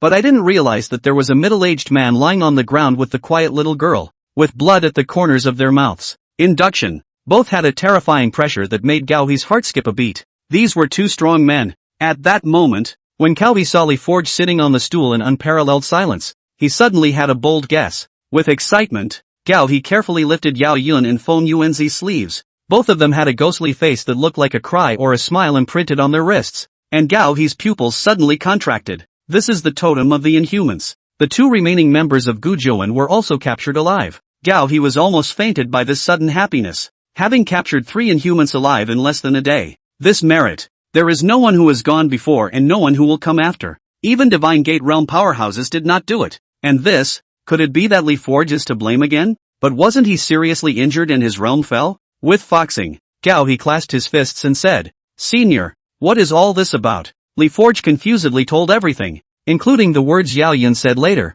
Word for word, Takahiko's brain was cracking up. Is it true that LeForge has hidden his realm? Or were there other martial arts seniors hiding in the field? But he searched all around and didn't find it. And as for Su Lai, although it was rumored that the person living in Begonia Mountain was the illegitimate son of the Flower Fairy, he always remained skeptical. At this time, there was even less realms sensed in the other party, and it was even more unbelievable. But it was imperative that the alien be detained in a safe place first. After Gao He gave LeForge a hug, he hurriedly led his men away so as not to cause any trouble, and on the way out, he dialed Tan Chang's number. Kohei needs a wise man now, to think for him. The communication lasted a full half hour before Gohan's frown finally loosened. So that's how it is. Everything is clear. Thank you Brother Tan for clearing up the confusion. Gao He said with heartfelt gratitude. He was now thoroughly convinced that LeForge was Divine Gate Realm. All of this was a ploy by LeForge. Elder Gao He, the reason why Elder LeForge refused to admit everything and hid his realm at the 2nd rank. I'm afraid that he's tired of the war, hates killing, and wants to live the life of an ordinary person. Tan Chang said in a deep voice. If possible, it would be best to leave him alone. I see. Kohei nodded heavily, his body and mind soothed after hanging up the phone. It was normal for Divine Gate realm powerhouses to have odd temperaments. There were war machines that liked to kill, and naturally, there were also those who were sick of war. But LeForge is an undercard. Once China is once again in crisis, how can LeForge really stand by and do nothing? Kohei reported the matter to the higher-ups, who in turn continued to report it. The information about LeForge's identity had been elevated all the way from an SSS grade top secret file to a super top secret that only the number 1 and number 2 chiefs, as well as half-step Divine Sect and Divine Sect realms, could go through. This day, China's martial arts have added another Divine Gate. However, no one disturbed LeForge, but instead, they simultaneously performed the martial arts salute for this guardian who silently guarded the country of China. 13 years later, a female sword sect leader named Su Dai flipped through the super top secret files that had been sealed for more than 10 years, and she only saw 3 short lines. LeForge, male, 29 years old. Realm, Divine Gate Dash. Introduction, captured 3 of the original Divine Sect's peak Inhumans alive. The number 1 martial arts practitioner in China. The whole bumper sticker thing happened, but the crowd quickly adjusted themselves and started enjoying the delicious seafood as well as the barbecue. LeForge turned his grief and anger into an appetite and ate and drank. And he decided to work hard on his cultivation. The next time you get bumper stickers, hit them back hard. And Su Lai sipped the peach blossom brew, a little out of his mind. Earth is still a hoot. The ancient demon race that was suspected to be involved with the Jiang family was not mentioned. The 2 people who were suppressed by his hand just now, along with the old man who was resuscitated in the infirmary yesterday, were not in a low realm, and they were serious cultivators. Extraterrestrial, inhuman. Su Lai suddenly laughed. So that's how it is. A lot of books are hard to find anymore, so read them and treasure them. Chapter 96, The Only Way to Be a Bull and a Horse. This lunch, Lu Nanwei and LeForge, as well as Zhou Feng and Li Shouzhong ate very painfully. Oling Guintang tasted like a chewy, not unappetizing. In the past, Ruan Tang also particularly liked to take the company's employees to eat at the street stalls, only that the taste was gradually brought to the wrong side by Su Lai. Whether it's the company cafeteria or a star restaurant, including private kitchens, in the eyes of Ruan Tang nowadays, the color and flavor are not as good as 1/10,000th of Su Lai's cooking, even if, just a bowl of scrambled eggs. Su Lai asked in a low voice, not appetizing? Not hungry, Ruan Tong returned. In fact, she didn't have the heart to say that in recent times within the company, she had also basically skipped lunch, waiting for the 3-course meal for dinner. Daily work. You will also gradually look forward to what dishes Seo Lai will make. Su Lai heard his wife's stomach growling slightly and couldn't help but say, go home and give you the following. Eating down there? Yes. Ruan Tang was pleasantly surprised. Su Lai's fried noodles were a masterpiece, but it was a pity that it was only done once because Yi didn't like noodles. The luncheon lasted for almost an hour before Su Lai left the table early with a wink from Ruan Tang. Wait until 2:30 p.m. Ruan Tankai held a bowl of fried noodles and ate it beautifully. She didn't care about the image of a lady at all and ate it like a wolf. Pay attention to your image. You're at least a company veteran. The daughter of a big family. Su Lai said helplessly. Image is for outsiders. Ruan Tong said casually. Su Lai mulled over the meaning of the words and smiled broadly, which meant that he was not an outsider. I couldn't help but laugh. I'll add 2 more eggs for you to make up for it. Also? Ruan Tang put down her chopsticks and smiled. Mr. Su, who was the last woman who patched up? It shouldn't be Ruan Lan, asked the question. The killing intent grew. Su Lai sensed that the air was gradually stagnating and couldn't help but cough. Still treating that friend of yours? How come there has been no letter? Nguyen Ton suddenly fell silent. She said she was terminally ill and didn't need treatment. Su Lai didn't say any more. This was Ruan Tang's friend. He couldn't intervene too much. But I still want you to try. Ruan Tang's gaze was fixed on Su Lai as he said softly, can you do me this favor? With pleasure. Su Lai nodded. Finish your noodles. Ruan Tang then called Ruan Lan and asked her to help pick up the kids, so she might not be home for the night. Naturally, Ruan Lan agreed, and kept saying, Sister, remember to take good protective measures. Ruan Tang hung up the phone with a black face. What kind of sister is this? The place where this friend lives is quite far away, although it is still within the territory of Donghai City, but it is already close to being the countryside. Very remote. It took a 2-hour drive to get there. Into the village there is only a country road. Su Lai and Ruan Tang abandoned the car on foot. It seems to have just rained here. The road is muddy. Rotten mud with a gust of stench. But Ruan Tang, who was worried about her friend, didn't realize that her white shoes hadn't even scuffed up a little bit of dust and remained spotless. 5 years ago, when I was kicked out of the Ruan family, I had just given birth to Yi not long ago,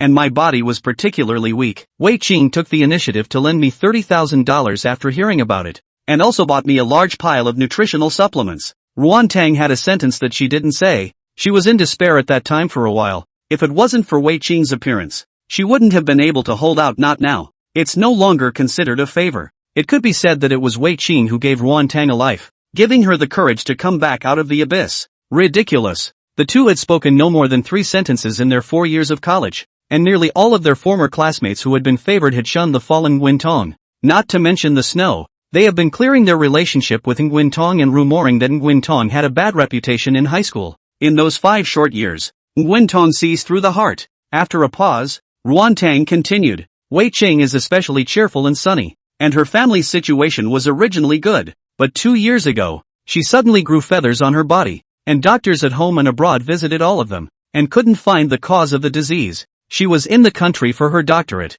and when she was disliked because of her condition, she moved in with her deceased grandmother to live alone. And this is where I had a hard time finding out. Talking about talking. We're at our destination. A dilapidated residential house in a state of disrepair and overgrown with weeds. Before we could go in, we heard several women's voices coming from inside. Beat this demon to death. Hit her. Wei Qing, you'd better get the hell out of the village and don't infect us with your condition. Accompanied by mean words, Ruan Tang pushed open the door and saw the scene within the cluttered compound before his face turned suddenly cold, only to see a woman covered in blood-red feathers huddled in the corner, her hands holding her head, and 3 obese middle-aged women, with long sticks, hitting them hard from several meters away. What are you doing? Ruan Tang rushed over to hold Wei Qing in place and chided. It's illegal to hit people. I'm calling the police. The word alarm is a very strong deterrent. The 3 obese women's faces changed slightly, and one of them grunted coldly. She lives in this village and scares our children. What's wrong with telling her to get out of the village? Ruan Tang didn't even bother to talk nonsense and directly took out his cell phone and dialed 110, scaring the 3 people to flee in a hurry. In the end, the call didn't go out because it was stopped by Wei Qing. This isn't the first time, is it? Why hold back? Get used to it. 3 short words made Ruan Tang's heart was pulled hard, and just as she was about to say something, Wei Qing pushed Ruan Tang away and whispered, I've told you not to come. I'll give you the disease. You guys go. It's not even contagious. Ruan Tang pointed to Su Lai and said, This is Su Lai, my boyfriend, with great medical skills. I brought him here to show you. Wei Qing didn't say anything. Her eyes lowered and she shook her head. She's seen countless doctors over the years, rubbed and eaten all kinds of remedies and whatnot, and nothing has worked at all. So I just stayed here in this remote village and died alone. Su Lai carefully sized up the other party. Wei Qing seemed to have no clothes on, and the surface of her skin, including her head, was covered in blood-red feathers, and even her head was somewhat deformed.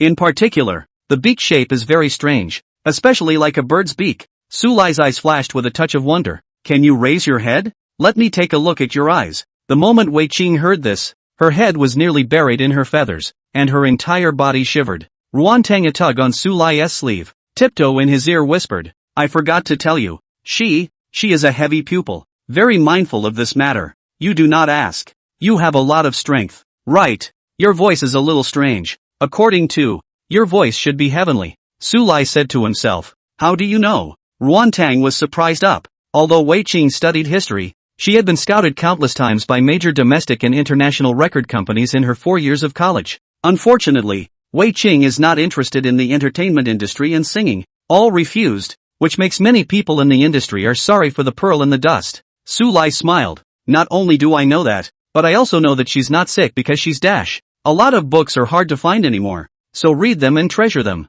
Chapter 97, Who are you? Because she's a demon. At this time, outside the door, a cursing voice came, interrupting Su Lai's words. A large, middle-aged man stumbled in, carrying a bottle of white wine. Behind him stood an obese woman, who was clearly one of the people who had just assaulted Wei Qing. Honey, it's this little that called the police. The obese woman pointed at Ruantang and said viciously. The middle-aged man rubbed his eyes vigorously. His name was Zhu Lu, and he could be said to be a notorious bully in this remote village. From the age of 20, he chewed his way up to his 40s, where all he knew how to do was drink every day and ask his parents, who were in their 70s, for money. As for stealing chickens and dogs did not sit a lot, is the town bureau of regulars. Zhu Lu's eyes recklessly surveyed Ruantang and said, What a pretty little lady. Brother Zhu, they are my friends. You give face. Wei Qing's face was ugly, and he fumbled for half a day from his body before he felt out $100 bill and carefully handed it over. Zhu Lu took the money, burped, and said with a smile, Okay, I'll give you face. Wei Qing nodded repeatedly. Thank you, brother Zhu. You let your friend. Zhu Lu pointed to Ruantang and said colorfully, Be a guest in my home for a few days, and I will spare them. Otherwise I have no eyes in this fist and feet. Be careful. Didn't wait to finish. Su Lai slapped him away. Get lost. Zhu Lu fell to the ground. All the alcohol dissipated, though his body was dramatized and the corners of his mouth were stained with blood. But not only did he not wail in pain, he was excited instead. You damn dare to hit old me. If you don't give $1 million or $800,000 today, don't think you can leave. Wah, his mother. Quick, call the police. Quick. Aha. The obese woman is also a pleasant surprise. Nearly 2 years in the village, almost all touched. Did not expect this outsider, so give face. Su Lai froze and couldn't help but laugh. He squatted down and took back the $100 that belonged to Wei Qing from Zhu Lu and said seriously, I've lived for 100,000 years, and you're the first person who dares to touch my porcelain. With that, you'll be able to ask for an extra bowl of Mona soup when you reach the Sea of Reincarnation. 100,000 years? I shucks. Zhu Lu snorted, you just not only hit me, but also robbed me of $100? In our country the nature of the robbery can be very bad. Think about private or public? Nguyen Tong, take your boyfriend away. Wei Qing looked pale. Which of the people in the village who were blackmailed by Zhu Lu did not shed their skin? It's impossible to leave. You can't walk out of this door without losing money for the rest of your life. Zhu Lu's wife lay down in the doorway, actually blocking the door as she hemmed and hawed. Of course you guys can step over me too, but then you'll have to pay double. Oh. Su Lai kicked Zhu Lu's wife in the stomach and kicked out the door, giving Zhu Lu another kick. The two were outside the door, screaming in pain. But something bizarre happened. Zhu Lu and his wife felt like they couldn't move their bodies, like they were being pressed by something heavy. They kept struggling, but it was simply futile. Eventually wanted to call for help and shout for someone, but his mouth wouldn't open and he couldn't move. Hell no. Zhu Lu's entire body was wet with cold sweat. Zhu Lu's wife was even more scared to the point of blackness. The village people said that Wei Qing is a demon, and it really is.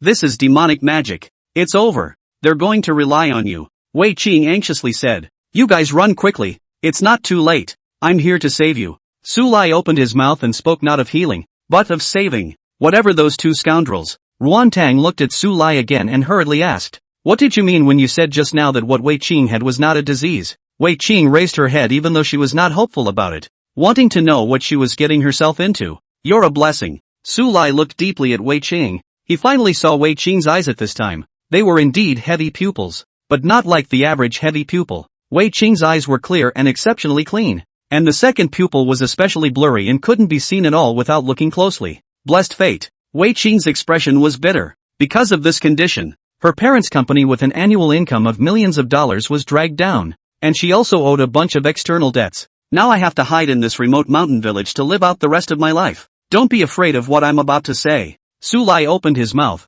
and without waiting for Wei Qing to respond, he continued. You're actually not human. Yes, the village calls me a demon. Wei Qing sat on the ground hugging her knees, her voice fading to a whisper. Extraordinarily compassionate. You are indeed a demon. Su Lai nodded. Su Lai. Ruan Tang glared at Su Lai. Annoyed. Do you know what you're saying? I know. Wei Qing, she was already disliked by her classmates, by the village, and you're still here poking her wounds. Ruan Tang huffed. Su Lai was helpless. Wei Qing was indeed a demon, and not just any demon. She possessed part of the bloodline of a renowned bird in her body, although it was very faint, and Wei Qing's state today is called rejuvenation. This is indeed a blessing. The heavy-named bird was one of the top 10 king clans of the demon race in the immortal region. The bloodline talent was extremely overbearing, with infinite strength, and came with a kind of innate divine ability, not to mention, a double pupil divine eye is even able to look directly at the origin of the great Tao. Cultivation is simply like a hang-up, ranked 47th on the racial talent list.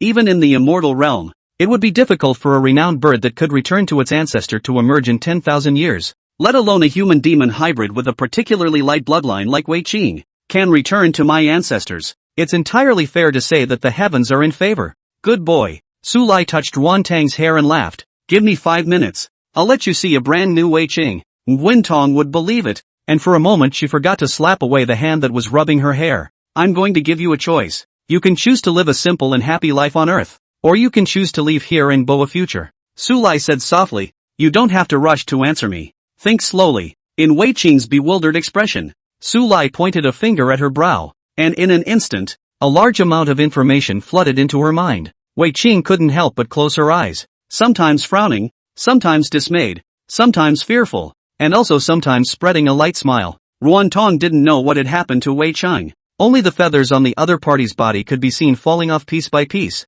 and in the blink of an eye, the snow-white, flawless skin that was covered by the feathers was revealed, as well as the beautiful figure. Ruan Lan was surprised and delighted. Su Lai actually cured Wei Qing? Before he could even wonder how Su Lai did it, he glared at him. What are you looking at? Turn around. Su Lai, I'm a doctor. How can a patient be male or female? But since his wife's honor-minded, Su Lai obediently did as he was told. Luckily, Ruan Tang had a jacket in her bag, and she draped it over Wei Qing with a particularly happy smile. A lot of books are hard to find anymore, so read them and treasure them. Chapter 98. Ruan Tang's happiness fell into Su Lai's eyes, and he couldn't help but look mesmerized. Ruan Tang, who usually had a cold face, had a different flavor, but still looked best when she smiled. Especially when she smiled. Her eyes curved up like crescent moons, and the stars in the sky seemed to be hidden in them. Was especially like Ruan Tang in this respect, and her smile was equally charming. After a full 5 minutes, Wei Qing still didn't open her eyes. Ruan Tang panicked a bit. Su Lai, is she alright? Don't worry, it's fine. But she didn't move a muscle. The one that's not moving is the king's bastard. She's fluttering her eyelashes. Nguyen Tong choked. Su Lai is really good at talking. If Wei Qing hears this, she will definitely not be able to spare Su Lai. Another 10 minutes passed. It wasn't until worry welled up on Ruan Tang's face that Wei Qing finally opened her eyes, and the second pupil within her eyes was no longer blurry, but very clear. Your heavy pupils are so pretty, Su Lai praised. Look closely. One could vaguely see Wei Qing's pupils emanating golden light. Not only was it good looking, it was simply radiant. Ruan Tang's heart tightened. Wei Qing was the most concerned about people saying this matter, and was about to open his mouth in defense of Su Lai. Wei Qing owed a bow. Her voice choked. Thank you. The gift of saving your life is not to be repaid. Only, forget about giving your body in marriage. Su Lai shook his head. I have Ruan Tang already enough. The only way to do it is to be an ox and a horse. Wei Qing finally had a chance to finish the second half of the sentence. Be a cow and a horse. You saved me 5 years ago. It's only right that he saves you today. Ruan Tang hugged Wei Qing hard and said from the bottom of his heart, I'm relieved that you're fine. Aha! Wei Qing blushed a little, because with the movement of Ruan Tang's embrace, she then realized that she just put on a jacket, which could not cover her body at all. Ruan Tang, I'll go change into a set of clothes first. Wei Qing whispered. Ah, yes, yes, yes. Ruan Tang went into the house with Wei Qing, and the latter took out a white dress from the corner of the small cabinet on the con, her eyes gradually reddening. 2 years ago on my birthday, I was covered in feathers. My grandmother personally went to the mall and chose this one for me, hoping I would recover soon and dress up. Ruan Tang was well aware of what happened behind the scenes. when Wei Qing went abroad to see a doctor. Wei Qing's grandmother had a car accident and unfortunately passed away. Ruan Tang couldn't help but tenderly say, "Put it on quickly, Grandma must have a good eye." Wei Chung changed into a white dress without a mirror, but she knew it would be beautiful, as Granny expected of her. After Wei Qing changed her clothes, Su Lai was invited into the room to sit. The house was surprisingly particularly empty, with no clutter whatsoever. Mostly, the furniture and valuables had been looted by the village people, leaving only the bedside table embedded in the wall. The bedding was exceptionally clean though, with a fresh scent of laundry detergent. Apparently even after becoming a demon in the village's mouth, Wei Qing still hadn't given up on herself. "There's nothing in the house. See?" Wei Qing rolled up the bedding and said, "Come sit on the bed." When she finished speaking, she remembered that Ruan Tang was now a big boss with tens of millions of dollars, so she was afraid that she would dislike this place. "I'm regretting it." Nguyen Tong took off his shoes and sat up, laughing softly. "When I was a child, I went back to my hometown with my grandmother, and it was snowing outside the window in the winter in the north, and sitting on the hot bed could be comfortable, and this was more than 10 years ago." The stone hanging in Wei Qing's heart fell. She also smiled and said, "There's firewood at home to burn a Kong at night, so you guys can sleep here for the night before you leave." Ruan Tang was just about to refuse when he met Wei Qing's clear gaze. I don't know why. Ruan Tang had the illusion that she would not be able to see Wei Qing again for a long time to come. She could not help but ask, "You're leaving?" Wei Qing nodded gently. She did have to leave. That finger of Su Lai's made her realize how vast the world was, and she wanted to go to the immortal realm. Wanted to take a look at the ancestral land of the heavy-named bird. It might die. Su Lai spoke. The cultivation world was weak and cruel. Although Wei Qing possessed the heavy-named bird bloodline and the returning ancestor blessing, she was a well-deserved pride of heaven. But there have been so many demons throughout the ages, and very few have survived. Dead people. It's just a handful of white bones, not even worthy of a name over the long years. But if you stay on Earth, even if you can't completely break the shackles of cultivation, it's not difficult to stabilize for 100 years or 1,000 years. I would have died once. After Wei Qing finished, he made another respectful bow. Wei Qing owes you and Ruan Tang a life, and it is incumbent upon him to do so on the Mountain of Daggers and the Sea of Fire. Su Lai gave her a deep look and said meaningfully, "We don't owe each other anything. The karma is over. What with the Mountain of Swords and the Sea of Fire and being an ox, you really haven't changed at all." Ruan Tang cried and laughed. In the past, Wei Qing was particularly bright, and I heard that she especially liked Mr. Jin Yong's martial arts, and what she said carried a Jianghu flavor. Wei Qing muttered to herself, "Have I not changed at all?" She smiled bitterly and shook her head. She had changed after all. The words might be the same, but the state of mind in which they were said was no longer the same as it was then. "You guys sit down. I'm going to go pick some vegetables in the field." Wei Qing opened her mouth, and listening to the meaning of these words it was obvious that she wanted to show her 2 hands. "I'll go with you." Ruan Tang was worried that Wei Qing would continue to be bullied by the village people, so he accompanied them. The two left in pairs. Su Lai, on the other hand, squatted in the doorway and patted Zhu Lu's face.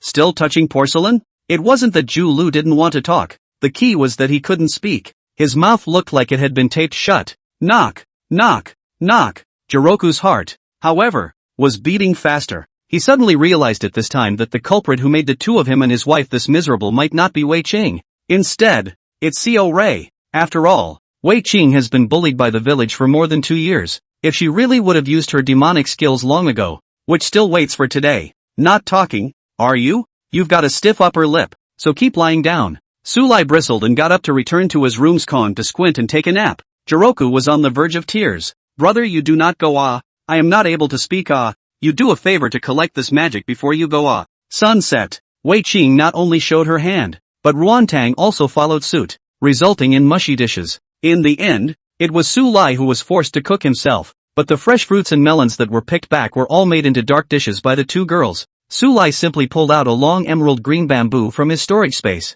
Crystal clear. Like jade. Wei Qing glanced over and subconsciously swallowed her saliva. Her stomach kept gurgling, and she hurriedly covered her stomach when she realized that she was out of shape. This is called a jade bamboo, and only the finest chalcedony supplemented with heavenly materials can take root. Su Lai explained. There is a forest of jade bamboos in the ancestral land of the heavy-named bird, and only one section grows in 10,000 years. 10-section jade bamboos are rare. 20-section jade bamboos are few and far between, and there are only a handful of jade bamboos with more than 50 sections, and the jade bamboos from 70 sections onwards are the supreme treasure of your clan. Wei Qing roughly counted. Su Lai hands this root. There are hundreds of sections. A lot of books are hard to find anymore, so read them and treasure them. Chapter 99, Times Have Changed. Wei Qing couldn't help but feel numb. Where did this come from? Wei Qing now knew quite a few hidden secrets about the Heavy Bird clan, such as this jade bamboo, which was a first-class treasure. In addition to being able to be used to sacrifice and refine this life magic treasure, it was a superior delicacy.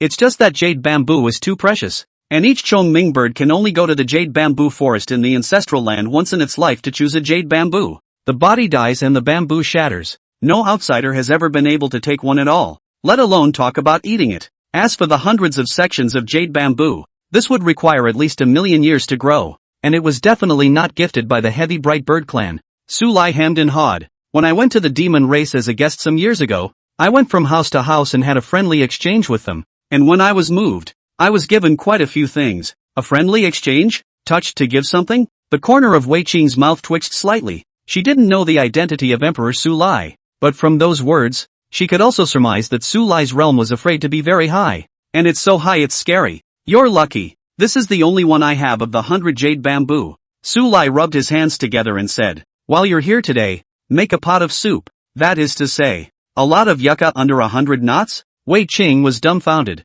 This was no longer a friendly exchange with the demon race. It was a robbery, right? What are you guys mumbling about? Wei Qing, don't worry about leaving the kitchen to Su Lai. He's a great cook. From the moment Su Lai entered the kitchen, Ruan Tang didn't stick to his dark cuisine, but sat on the bed and set up the dishes. Wei Qing twisted her head and looked deeply at Ruan Tang, for whom she was in a very grateful mood. Back then, Wei Qing was just not used to seeing Ruan Tang being dropped by people, so she extended a helping hand, and did not think at all about what she would get from Ruan Tang in the future. Kindness is small, but Wei Qing didn't realize that small kindness back then saved the Ruan Tang that was once there, and Ruan Tang didn't know that her small kindness had also saved Wei Qing today. Su Lai, who was stewing jade bamboo in an iron pot, was inexplicably somewhat emotional. Good over evil is a cycle. The distance between people and goodness is just that one seemingly small thing. It's like what Chang Yengu, the seventh divine general of the heavenly court, once said, but do good deeds, don't ask about your future.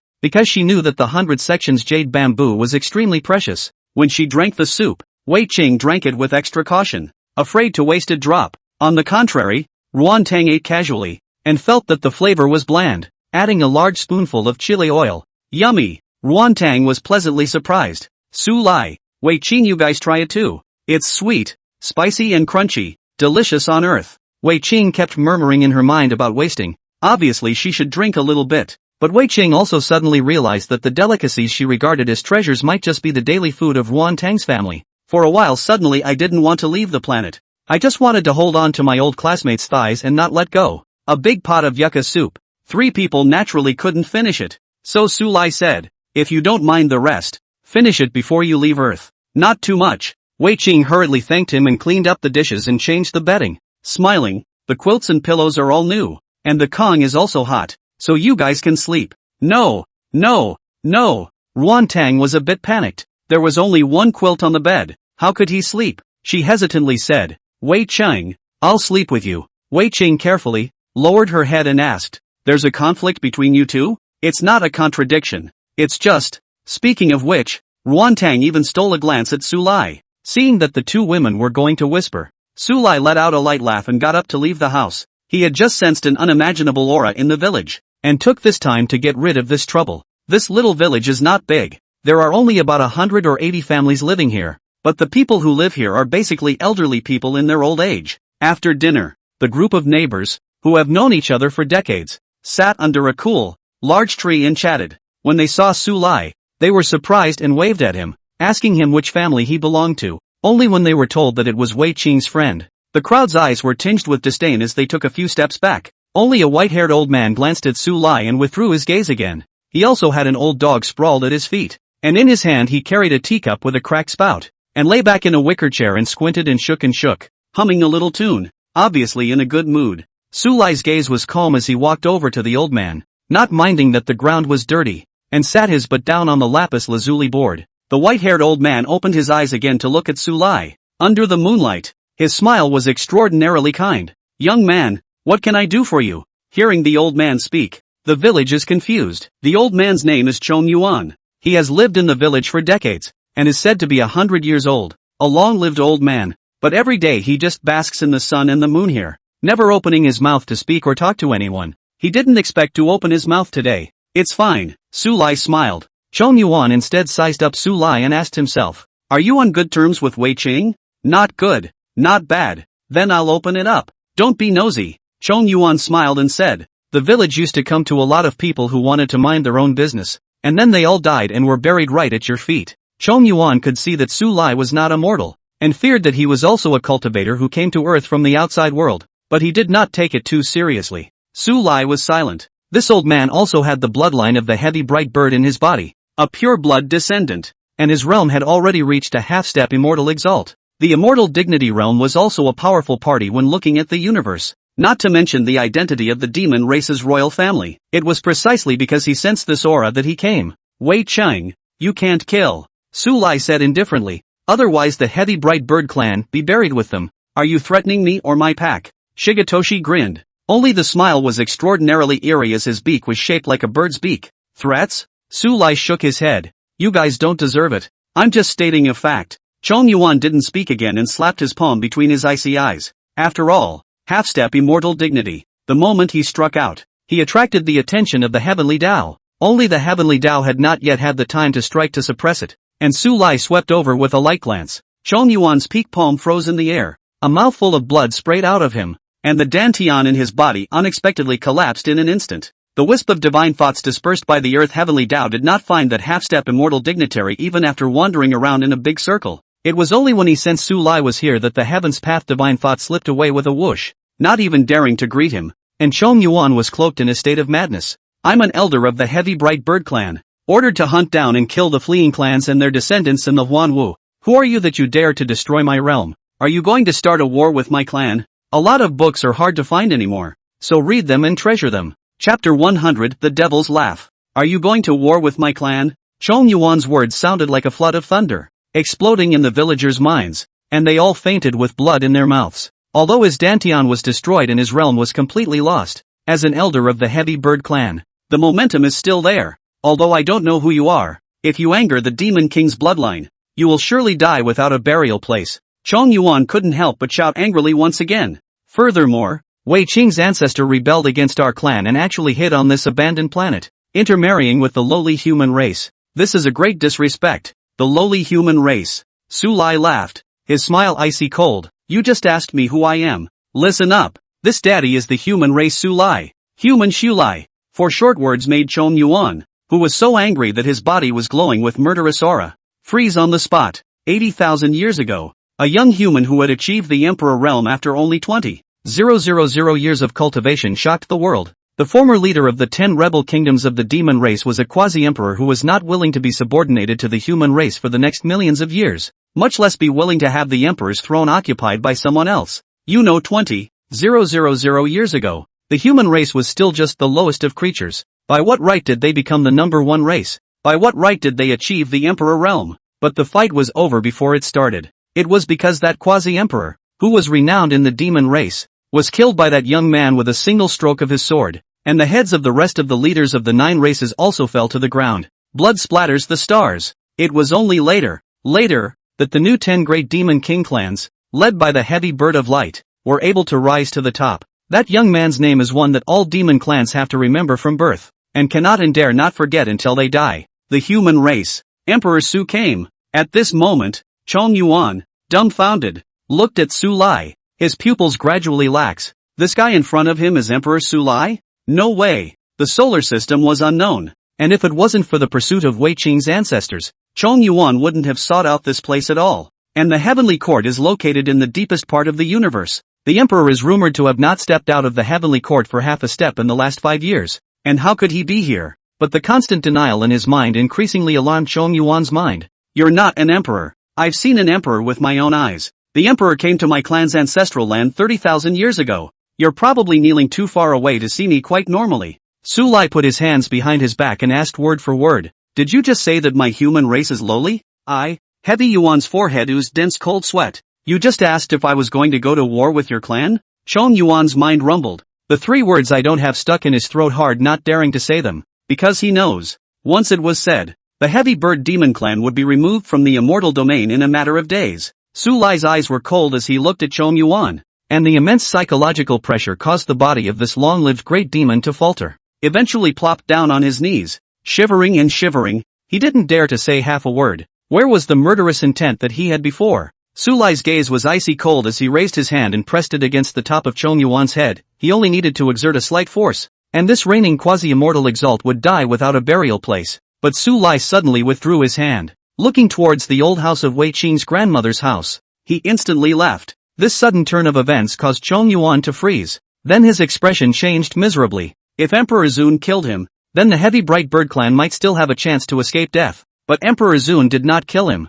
It's over. Chong Yuan looked as pale as paper. His face was like dead ashes. No. He had already predicted that he would become the second great sinner in the history of the demon race. The first sinner. It was that demon race paragon from 80,000 years ago. At this point, an ice-cold voice came from his ears. Let your family's old ancestor come and give me a statement. Shivering and shivering, Chong Yuan pulled a beak out of his arms and sent the message back to his ancestral land, which was separated by an unknown number of billions of years of distance from Earth. At the sound of that silence from the old ancestor, Chong Yuan smiled miserably. He slammed headlong into the village, the willow tree that had been planted by his own hands 100 years ago. Su Lai stood at the door of the private house, silent, because when he was about to kill Chong Yuan, he suddenly heard a scream from Ruan Tang and rushed back, only to hear Wei Qing's comforting words. It's just rats. Don't be afraid. Su Lai put down his heart. His gaze swept back to the Zhu Lu couple who were still lying on the ground, unable to move, and he was surprised. You guys haven't left yet? Murphy wants to spend the night here.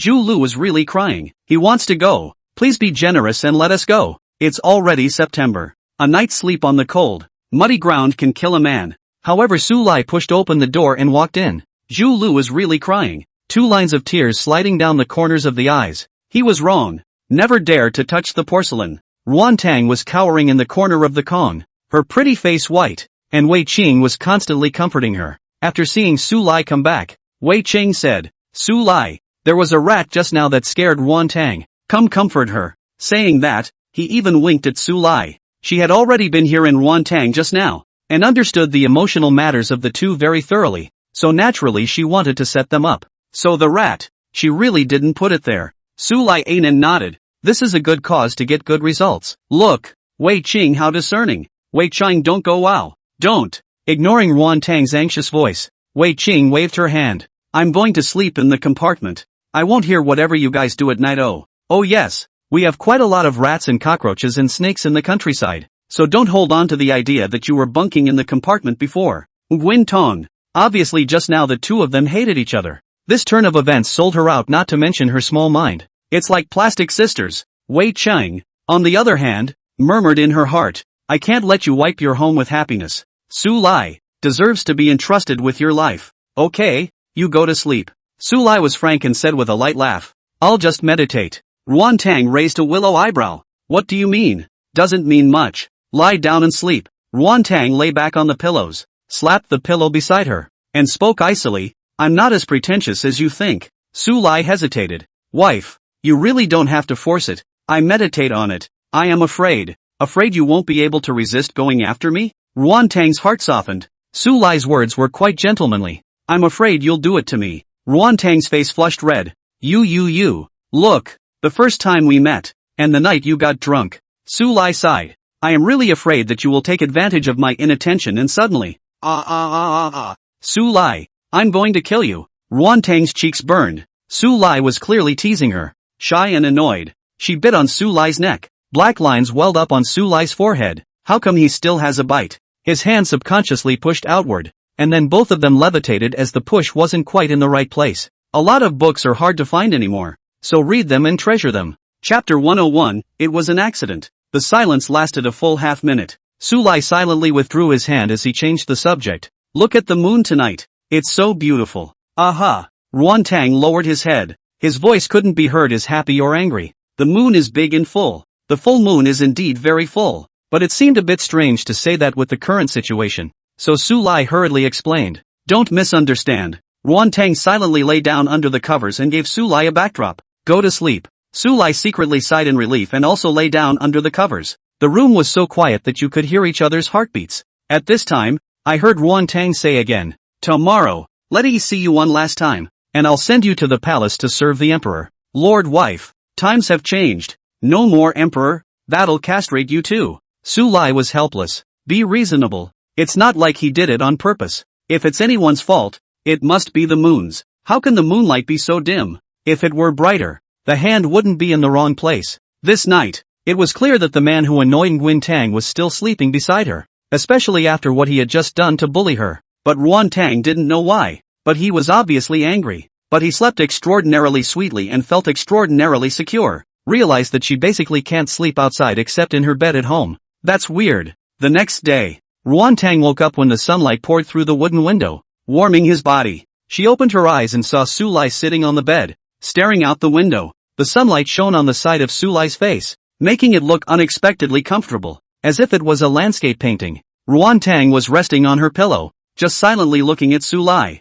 Su Lai suddenly spoke. The meal is ready. Go eat. Nguyen Tang was a little surprised. How did you know I was awake? You guess. Guess if I'm guessing. You guess I guess you guess you don't. Nguyen Tang stopped playing tongue twister with Su Lai and shouted in a delicate voice. Wei Cheng, do you have any scissors at home? A knife will do. Su Lai hurriedly said. Stop it. I'm saying it's okay. Nguyen Tang craned his head to look at it. I heard you breathing. Lighter than when you were sleeping. So if I'm right, you were sneaking glances at me. Su Lai's words caused Nguyen Tang to panic in his heart, but he stiffened his lips and said, Oh, you guessed wrong. Let me hear your heart and I'll know right from wrong. How do I listen? I'll just put my hand on your heart. Nguyen Tang was mortified. This asshole. He didn't take enough advantage yesterday, and now he wants to do it again? She's really easy to bully. Nguyen Tang directly pounced on Su Lai and took another bite on Su Lai's neck. Su Lai's face is as black as the bottom of a pot. Why does your wife love to bite so much? Not coincidentally,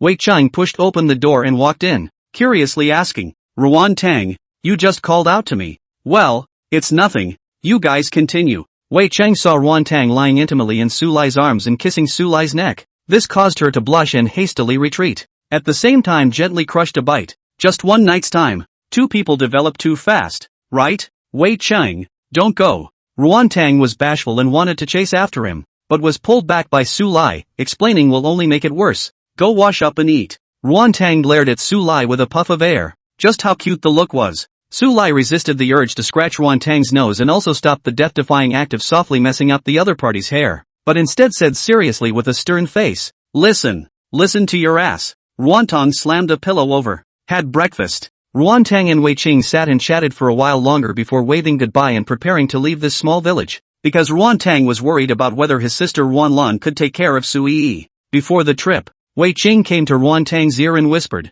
I think Su Lai is a good match for you. You mustn't have any more problems with him because of what happened 5 years ago. Let's talk it out on that one. Nguyen Tang said. Yes? Wei Cheng looked deeply at Nguyen Tang. There are some destinies that are missed for life. Don't do things that you will regret. Nguyen Tang changed the subject and said, If you go to the East Sea, remember to look for me. Aha. Wei Cheng smiled and nodded. Probably not to be seen for the next few decades and centuries. The next time we meet, it might be in the vast starry sky. And there may not be a next time. Wei Cheng wasn't even sure how long she would be able to live in the immortal domain. But the world outside was bright and gorgeous. She wants to check it out, even at the cost of death. After leaving the village, as Su Lai drove towards Donghai City, Nguyen Tang, who was sitting in the co-pilot, pondered over Wei Cheng's words. She suddenly thought of something and casually asked, Su Lai, how many years have you been driving? I don't have a license. Su Lai was ostensibly driving a car, but in reality, he was just using his aura to pilot the car in flight. Similar to a flying magic weapon. Nguyen Tang panicked. Pull over. I'll drive. It's okay. I'm an old driver. Stop the car. At Nguyen Tang's insistence, the two of them switched places after all. Nguyen Tang held his forehead and said, I know a driving school principal. If you don't have anything to do today, go to his place to learn how to drive. After you get your license, I'll buy you a car. Good. Su Lai didn't refuse, although he didn't need a car. As for what happened last night, both of them tacitly agreed not to mention it again. By the time I got home, it was 8:30 in the morning. Su Yi said in a glutinous manner, Auntie, when will your omelette be ready? Soon. Right now. Lan Nguyen's voice came from the kitchen, staring at the egg in her hand with a depressed look, which she had tried to break half an hour ago. However, it doesn't break at all. Eggs are hard as rocks. Nguyen Lan all wondered if it was the stone eggs that Su Lai had gotten on purpose and put in the refrigerator to trick her. Auntie, I'm going to be late for school. Right away, right away. Longwen placed the eggs on the chopping board and picked up the chopper and slammed it. Ding dash. The huge force shook Ruanlan's arm. She threw away the kitchen knife and held her tongue. Let's go out to eat. Ah, Dad. Ma.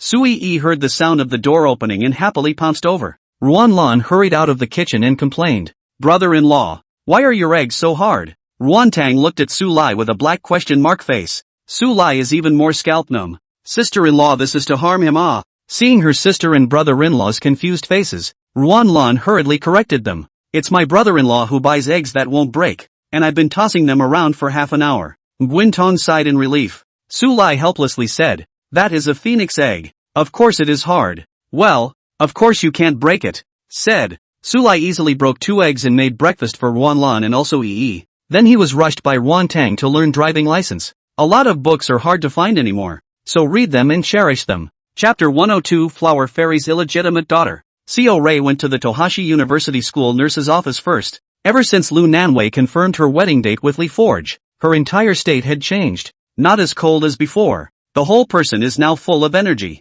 As for Zhou Feng and Li Shouzhong, each of them had quite a few things to do in their hands. After confirming that he didn't need help with anything, Su Lai took a taxi to the driving school, and a middle-aged man walked out right in front of him. Looking Su Lai up and down, he smiled and said, "You're Chief Ruan's husband, Mr. Su Lai Su, right?" "Yes." Su Lai nodded. "Hello, I'm her friend and the principal of this driving school." The middle-aged man pointed behind him. That stood a bit of age, about 27 or 88 years old beautiful woman. Laughed. "Her name is Du Li, my daughter, but also our driving school teaching level of the best instructor. Her students under the students cannot learn. Let her teach you." However, Du Li raised an eyebrow and said, "Dad, can you stop shoving your connections at me every time? And it's still a big scumbag." Obviously, Du Li had already learned of Su Lai's identity from her father, and also knew that Su Lai was the protagonist of the great event that had stirred up Donghai City 5 years ago. "Nonsense. Do Qinghua face embarrassed to look at Su Lai, Mr. Su?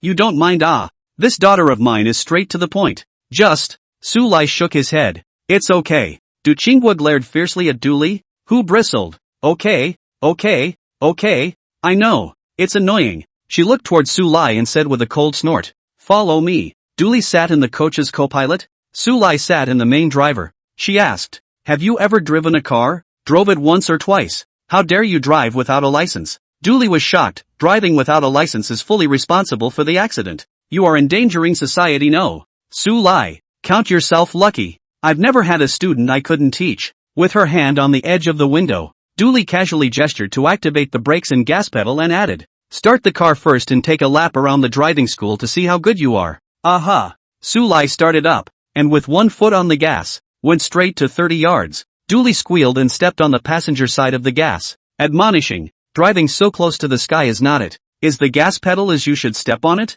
Step on the clutch to control the speed. Start over." Su Lai restarted in silence, this time not stepping on the gas, only controlling the clutch, and slowly finished the lap. Du Li said in a salty manner, "Put together a vice. First teach you to reverse into the garage." Out of the blue for Du Li. "I thought this relationship is very troublesome, but I did not expect Su Lai every reverse parking can be described as a textbook standard. After the section of the second several projects are the same. Are you playing me?" Du Li was annoyed. Which driving school instructor is here to smash the scene, right? "Sorry, I have a wife. I can't do that." Su Lai refused. Du Li froze, then got even more pissed off at this. She got in the car and slammed the door. "Come on, I'll teach you section 3 again." Du Li thought it over. Section 2 aside. Section 3 to find a reason to severely reprimand Su Lai Emil, so that this guy knows what the coach talk back is what happens. 5 minutes later. Slow down. Can't you see there are pedestrians in front of you?" Du Li kept finding fault, and when Su Lai slowed down, she added, "Drive faster. That bike is passing you. Where's that sky-high energy you had at the beginning?" As good-tempered as Su Lai was, he was also upset at the moment. He slammed the brakes down and stopped on the side of the road. Looking calmly at Du Li, "You're going to heaven, aren't you?" "Anan!" Du Li snorted in her heart. "She has a vice brake here, and still want to scare the old lady? You are advised to fasten your seatbelt." After Su Lai finished speaking, he slammed his foot on the gas and his speed exceeded 60 in the blink of an eye. Du Li buckled his seatbelt without a fuss. At 80 yards, Du Li frowned slightly. "Slow down." Not only did Su Lai not listen, but instead continued to accelerate. 100, 101, 102. By this time Dooley was getting a little flustered. The road where I practiced for the 3rd year is Seaside Road, and there are fewer cars at noon, but there is a speed limit as well. She kept hitting the brakes, trying to slow down, but didn't realize that the sub-brake had no effect at all when she hit it. And in front of her was the Seaside Plaza, and directly under the plaza was seawater. Was Su Lai going to take her to commit suicide? I just yelled at you a couple times, to the point of not thinking about it. Dooley completely changed color. She grabbed the handrail and said in panic, Su Lai, slow down, slow down, slow down? Su Lai smirked. Aha, aha. Where was Dooley's previous condescension? Nodding her head repeatedly like a chicken pecking at rice, Su Lai faintly said, it's late. Boom. Another kick of the gas. The car pulled right out of the plaza and headed out to sea, and there was only one thought in Dooley's mind. It's over. But Dooley was pale, and after a full minute of screaming, she still didn't feel any pain. She opened her eyes cautiously, and saw a scene that she could not possibly forget in this life. The car was actually traveling through the sky, flying through the clouds. Dooley slapped herself hard. It hurt so much and was so scared. She shivered. Are you a human or a ghost? Dooley is the most afraid of high. Never dare to take the plane. No matter where to go, either high-speed rail or drive their own car. At this time, flying on such a sky, Dooley only felt that her heart was about to jump out, and people were crying. Stop. Su Lai cracked his mouth and smiled brightly. Sit tight. This has just begun. Whoosh. The coach turned into a stream of light and flew wildly through the air. On the ground, a small child blinked, took his mother's hand and whispered, Mommy, there are cars flying in the sky. Hubby, you take the kid to the ophthalmology department this afternoon to get his prescription. I told you he's very nearsighted. Fly for a full hour. By the time the car returned to the ground, it was back at the driving school. Dooley pushed open the car door and helped her old man, Du Qinghua, throw up in a fit, and Ruan Tang didn't know when he came here. At this moment he hurriedly came to Su Lai's side and said nervously,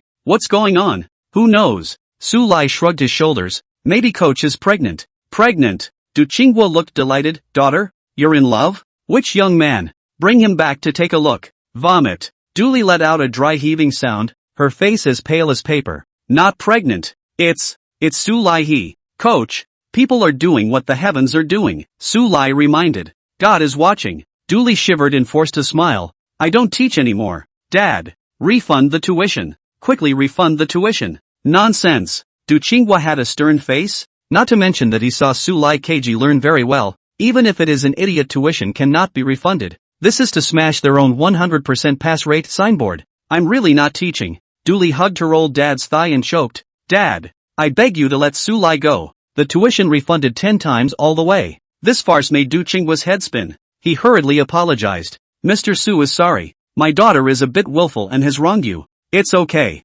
Su Lai nodded. I'm getting along with Coach, aren't I? Coach? Su Lai gave a friendly smile, but to Dooley's eyes, it was the devil's sardonic smile. A lot of books are hard to find anymore, so read them and treasure them. Chapter 103, Redundant Explanations. Coach Du, is Su Lai too stupid? Ruan Tang asked carefully. No. It's that Su Lai's skills are so good that there's nothing more I can teach him. After finishing, Dooley kept saying, That's right, he'll be able to book a test straight away. Du Qinghua and Ruan Tang looked at each other. What kind of rhythm is this? In the past, the coach was half dead by the student. How there is because the student's skills are too good to drive out. Coach Du, Su Lai said seriously, I don't think I've learned enough, and I still need you to teach me more. You have a lot of guidance. Hearing these words, Dooley's eyes went black and she directly fainted from fear. Su Lai scratched his head. Had he gone too far? How come he still fainted from fear? Ruan Tang pulled Su Lai to the side and asked hesitantly, Did you look at the coach's good looks and do something to apologize to people? Wife, how can you defile my innocence like this? Su Lai said breathlessly, Speak with your conscience. Is she better looking than you? Or does she have your body? I've never even made a move on you. So how could I treat her? Yesterday. That was an accident last night. Meh. Ruan Tang grunted lightly. I'm still afraid that you'll be scolded by the coach. If I had known, I wouldn't have taken the lunch break to come and see you. The coach said that you have good skills. The 3 words technically good were aggravated by Nguyen Tong. Su Lai looked odd and said, Wife, you're not jealous, are you? Me? Jealous? Ruan Tang touched Su Lai's forehead with concern. It's not hot this day. Why did you start talking nonsense? Su Lai, learn well, Ruan Tang said and left in a hurry. She had several meetings in the afternoon, and the company was growing at a rapid pace, so she couldn't be away from her for a moment. Learning to drive continues in the afternoon. I have to say that Dooley was also too afraid of Su Lai after waking up in a coma. Sitting on the co-pilot did not dare to say a word. Not only fastened the seatbelt, but also let his father bought fast-acting heart pills. Pills in his left hand, mineral water in his right. Panicked. Look at the fear given to other people's children. Su Lai lamented in his heart. Learning to drive is easy. And Su Lai, who has basically gotten the hang of it, is already driving one-handed. This would have to be put aside in normal times. Dooley has long reprimanded the trainees. However, Su Lai, she did not dare to train. Just with a deliberative tone, he carefully said, Su Lai, I don't recommend driving with one hand. It's dangerous. Okay. Su Lai drove with both hands and casually asked, Coach, I heard you used to be a professional racer? Dooley looked glum. The place where she had once reigned supreme was not a driving school, but a racetrack. Unfortunately, an accident left her with a foot injury and forced her to leave the field. It's okay, I'm a doctor. Su Lai slowly said, come to our school's medical room when you're free and we'll treat you. The school nurse? Dooley muttered in a small voice. Squeak dash. Su Lai slammed his foot on the brake and said with a serious expression, you look down on the school nurse? Mistakenly believing that she was going to fly up to the sky again. Dooley was so scared that she took a mouthful of pills directly and hurriedly said, look up, the school nurse is the best. The school nurse's office at our school is full of talented people, and we have 2 veterinarians, so it's not a problem to treat your measly foot injury. I'm human, Dooley said in annoyance. Su Lai stepped on the gas. The coach whooshed and accelerated. Dooley panicked a horse, and hurriedly said, I can be a wolf sometimes. Ow, only huskies call it that, right? Su Lai didn't speak again. He never said anything more than once, and it was entirely up to Dooley to take advantage of this opportunity. Back home after learning how to drive, Su Lai made a big meal, 5 dishes and 1 soup. Ruan Lan was on the verge of passing out from happiness. She was a veteran foodie and happily said, it looks like he listened to my words, brother-in-law. After saying that, Ruan Lan shouted chirpily at Su Lai in the kitchen, brother-in-law, your dream will definitely come true. What's the word? Ruan Tong was a little curious. Ruan Lan winked playfully. This is a secret that belongs exclusively to me and my brother-in-law. Ruan Tang resisted the urge to hit someone and asked with a dark face, speak. Lan Nguyen just bit the bullet. Just when Ruan Tang was at his wit's end, the sweet little cotton girl Su Yi appeared. Yi thoughtfully came to Mama's ear and told the whole conversation between Ruan Lan and Su Lai that day, including the matter of letting her blow her pillow. The little girl also purposely whispered, Mama, don't ever tell Dad that I told you. Oh.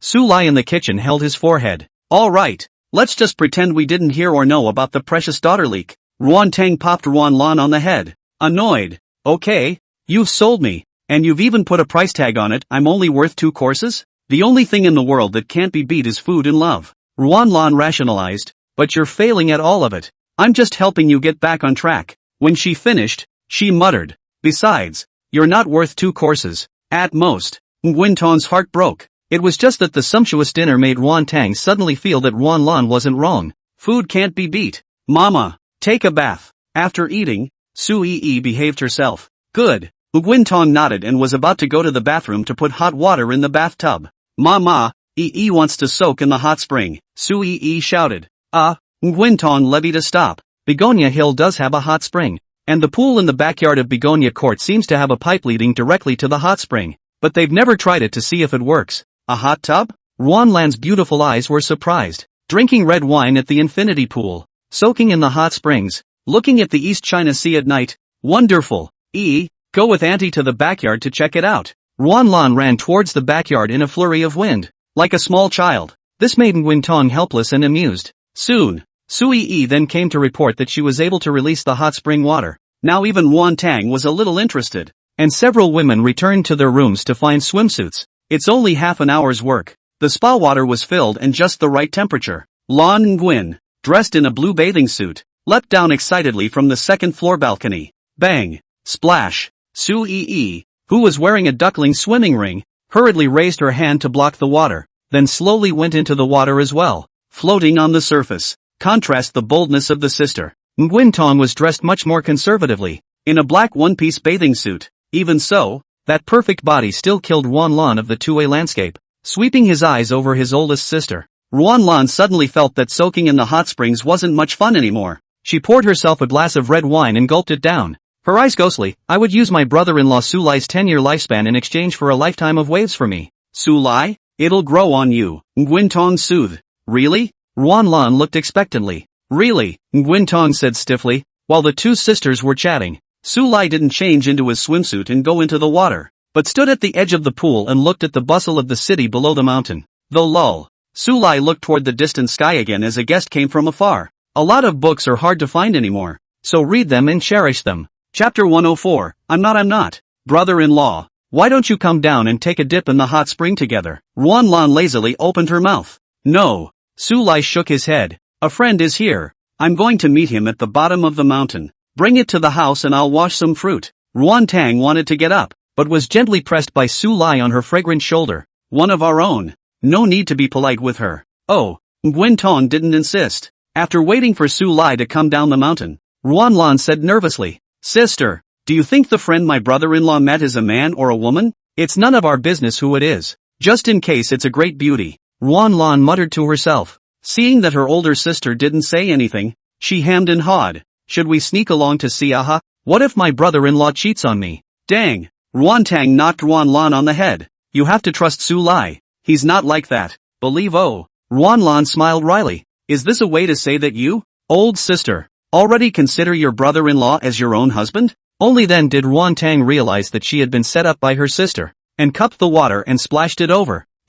Quickly help. Splash your sister-in-law together. Aha. Sitting on a duckling swimming ring, Sui Yi's little feet kept paddling underwater, her little hands cupping water and splashing it at Ruanlan. Ruanlan took a deep breath and dived straight into the water. As Yui looked around for a target, she suddenly felt her little feet paddling and giggled. Auntie, I was wrong. Don't tickle my feet and legs. Below Begonia Hill, there was a young girl who looked to be only 15 or 16 years old standing at the doorstep. Come to see the begonias. Young lady? It's locked. Come back tomorrow morning after 9. The security chief said in a friendly voice. There's the last bus in 5 minutes, so don't miss it. Thanks. I'll wait for someone. The young girl's mouth curved and she smiled sweetly. Waiting for someone? The head of security hesitated up when he heard the young girl say respectfully again. He's here. The head of security looked around at the sound. It was then that he saw Su Lai, the only male resident on the mountain, appear, his eyes filled with all sorts of complex emotions. It's not even if there are two extremely beautiful women in the house,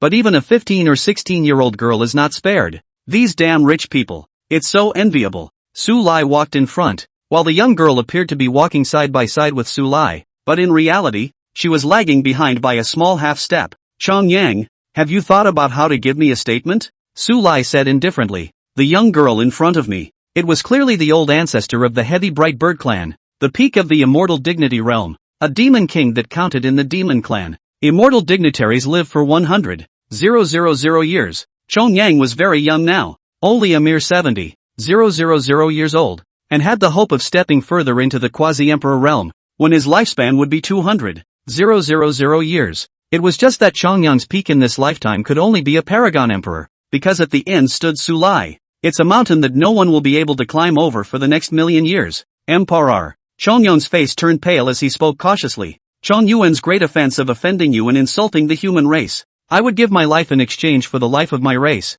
Su Lai looked deeply at Chong Yang. Chong Yang only felt her heart and mind flip over, and the dantian in her body was about to collapse, just as she closed her eyes and waited for death. Su Lai had a hand that landed on top of her head. It was accompanied by a sigh. It's 70,000 years old. Why are you still acting like a child? Just apologize. Chong Yang was surprised and spoke. Emperor, you've become a demon king, and you're so full of energy that you don't even call out to your brother anymore? Chong Yang's eyes turned red and she jumped into Su Lai's arms. 70,000 years ago, when she was not yet the matriarch of the heavy Bright Bird clan and was out training, she had her life saved by Su Lai. At that time, Su Lai was a quasi-emperor, and Chong Yang didn't know Su Lai's identity, and called him affectionately as a brother. After that, Su Lai entered the emperor realm. It was only then that Shigeo realized the true identity of his brother. Only later, gradually growing up, she buried everything in her heart, and did not try to go to heaven to find Su Lai. Even when Su Lai went to meet her at the demon clan's ancestral land,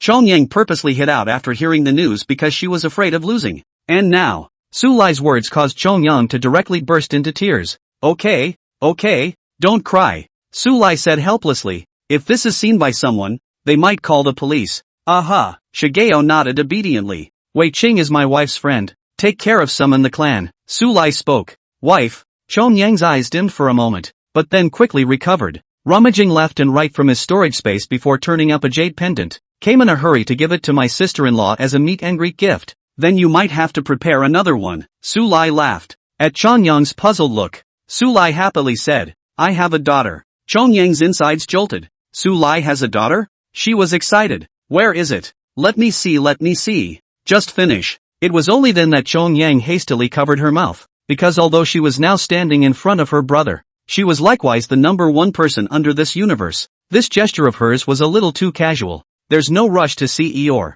Su Lai touched Chong Yang's head and laughed. Let's take you to a barbecue first. Then we'll take you there. Barbecue? Shigeo's tiny face was written with a great deal of doubt. She had been abstaining from food for tens of thousands of years and had long since lost track of what food tasted like. Earth specialties. Su Lai hemmed and hawed and laughed. Don't let it slip out when you get home. Or else if they know we're eating alone, I'm afraid I'll have to be punished again. Chong Yang was so scared that his hair stood on end. His sister-in-law was too fierce. She dared to let Emperor Zun punish her, and it seemed like it was more than once. Chong Yang couldn't help but hold a strong fear in his heart for Ruan Tang, whom he had yet to meet. As Chong Yang followed Su Lai's pace and went to a barbecue stand on the beach, Tan Chang stepped out of the shadows. His gaze was deep with suspicion as well as disbelief. This little girl's face is very raw, seems to have no realm, but my intuition tells me that she is very uncomplicated, and also called Su Lai brother. Tan Chang couldn't help but fall into deep thought. Suddenly electricity flowed in his mind and he was shocked. Could it be that this is another illegitimate daughter of the Flower Fairy?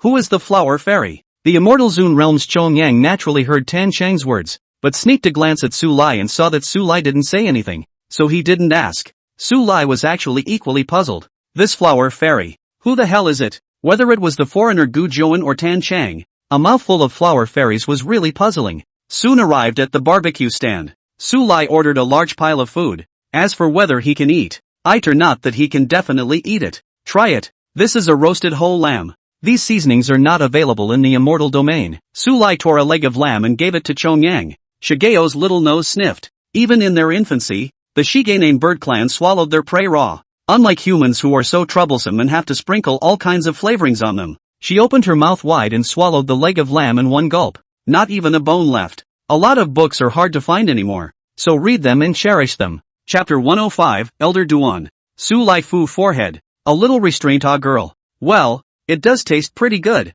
Shigeo said in surprise, before tearing off another leg of lamb of his own and swallowing it in one gulp. This scene shocked the surrounding tables of guests scalp numb, constantly rubbing their eyes, all suspecting that they are not drinking too much alcohol. Hallucinations. Boss, 2 more roasted whole sheep. Su Lai waved and shouted. More spice. More salt. Can you finish it? Don't waste it if you can't finish it, the store owner kindly reminded. Bold. Chong Yang slammed the table and said icily. How dare you disrespect Emperor? A monstrous killing machine filled the air. Donghai City in an instant the temperature dropped several degrees. The Earth's heavenly Tao hastened to descend. After seeing Su Lai, it went back in silence. Can't afford to mess with it. The store owner was confused. I kindly reminded you not to waste it if you can't finish it. Why do you have to slap the table? Su Lai silently retracted his divine thoughts. If he hadn't made his move, I'm afraid that Donghai City would have been in ruins. He said to Chong Yang in a serious tone. There's a saying in the country of China that says,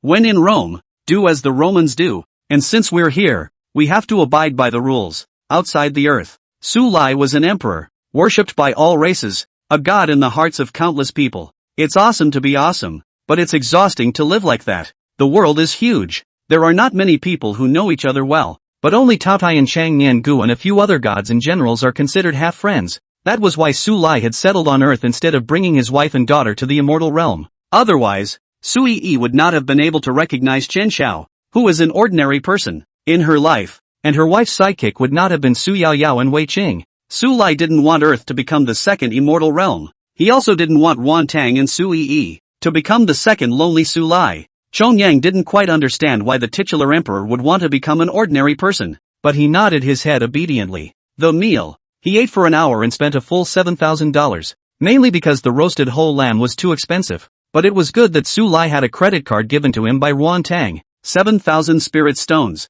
Black store. Chong Yang said indignantly. In the immortal domain, a lower grade spirit stone can buy dozens of pigs and sheep. Su Lai explained to Chong Yang for half an hour and told her some general knowledge of the earth, and the little girl listened to her in a cloud. eventually lost. Earth has so many rules. It's probably better for me to be in the immortal realm. Just get used to it. Su Lai let out a light laugh. Let's go. Take you home. When he returned to Haitang court, Ruan Tang's few girls were still soaking in the hot spring. Ruan Lan's scalp tingled when he saw Su Lai return with a pretty little girl. Sis-in-law, she sure cheated on me. She's just my sister, Su Lai said with a dark face. Sister, oh sister. Ruan Lan smiled skinlessly. Have you turned 14? Criminal law warning. I have just celebrated my 70,000th birthday, said Chong Yang, restrainedly. Ruan Lan froze. 70,000 years old is not 7 years old? He sucked in a breath of cold air. It's over. Life imprisonment. Su Lai was speechless. His sister-in-law was thinking too much.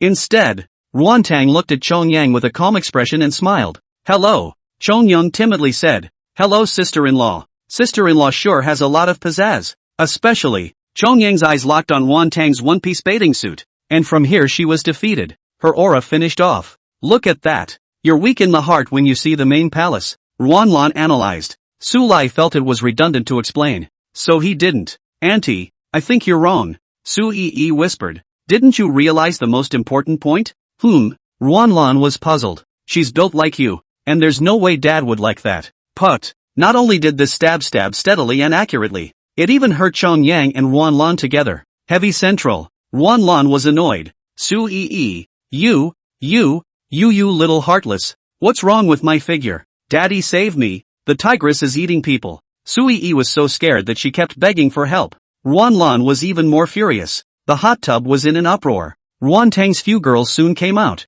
and she even washed fruits for Chong Yang to eat. Unlike his sister's middle child, Ruan Tang thought that this was Su Lai's distant sister, so she was gentle and cordial, but the more pressure Chong Yang had. The emperor's wife. Even if it was just an ordinary person. But Chong Yang didn't dare to underestimate it in the slightest. Chong Yang stiffly took out a jade pendant and handed it to Ruan Tang. Sister-in-law, this is a gift for you, as well as Yi's. The jade pendant looked simple and unadorned, but it was refined from 777 sections of jade bamboo, and even the heavy bright bird clan could no longer produce a second one. It can be an absolute treasure. As for Su Yi's gift, it was an egg, still with a wisp of warmth. Su Lai looked hesitant and said, this egg is, Chong Yang whispered. Chong Yang bird egg? I just gave birth to it. After saying that, she was a bit embarrassed and scratched her head. There weren't many other treasures in her storage space. Su Lai. He silently stuffed the egg back into Chong Yang's arms and said in a complicated tone,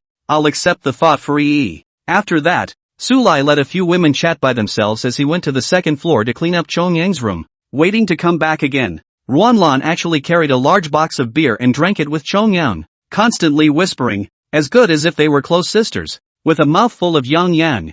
As for Ruan Tang, he was also persuaded to drink a few glasses. His face flushed. Almost okay. Su Lai advised that Ruan Tang's taste in alcohol is not good, and if he drinks too much, he will be in trouble. Step aside. Ruan Tang pushed Su Lai away and looked at Chong Yang expectantly. Let's keep drinking. Su Lai was confused. What did the three of them say just now? He couldn't help but look at his baby girl. Just saw Su Yi with her hands propped up on her chin, beaming adorably. Dad, I've persuaded Mama and little auntie, as well as Auntie Chong Yang. And then what? They say kids should stay out of grown-ups' business. Go. Su Lai heartbreakingly hugged his daughter away and told her a story to put her to sleep. Downstairs again. Ruan Tang was already drunk, and despite Ruan Lan's objections, Su Lai carried his wife's honor to his room again. The reason for this? It's because he's afraid that Nguyen Ton will vomit in the middle of the night and wake up his precious daughter. I just didn't expect that just after putting Ruan Tang on the bed and covering her up, I saw her open her mesmerizingly beautiful eyes and exhale. Su Lai.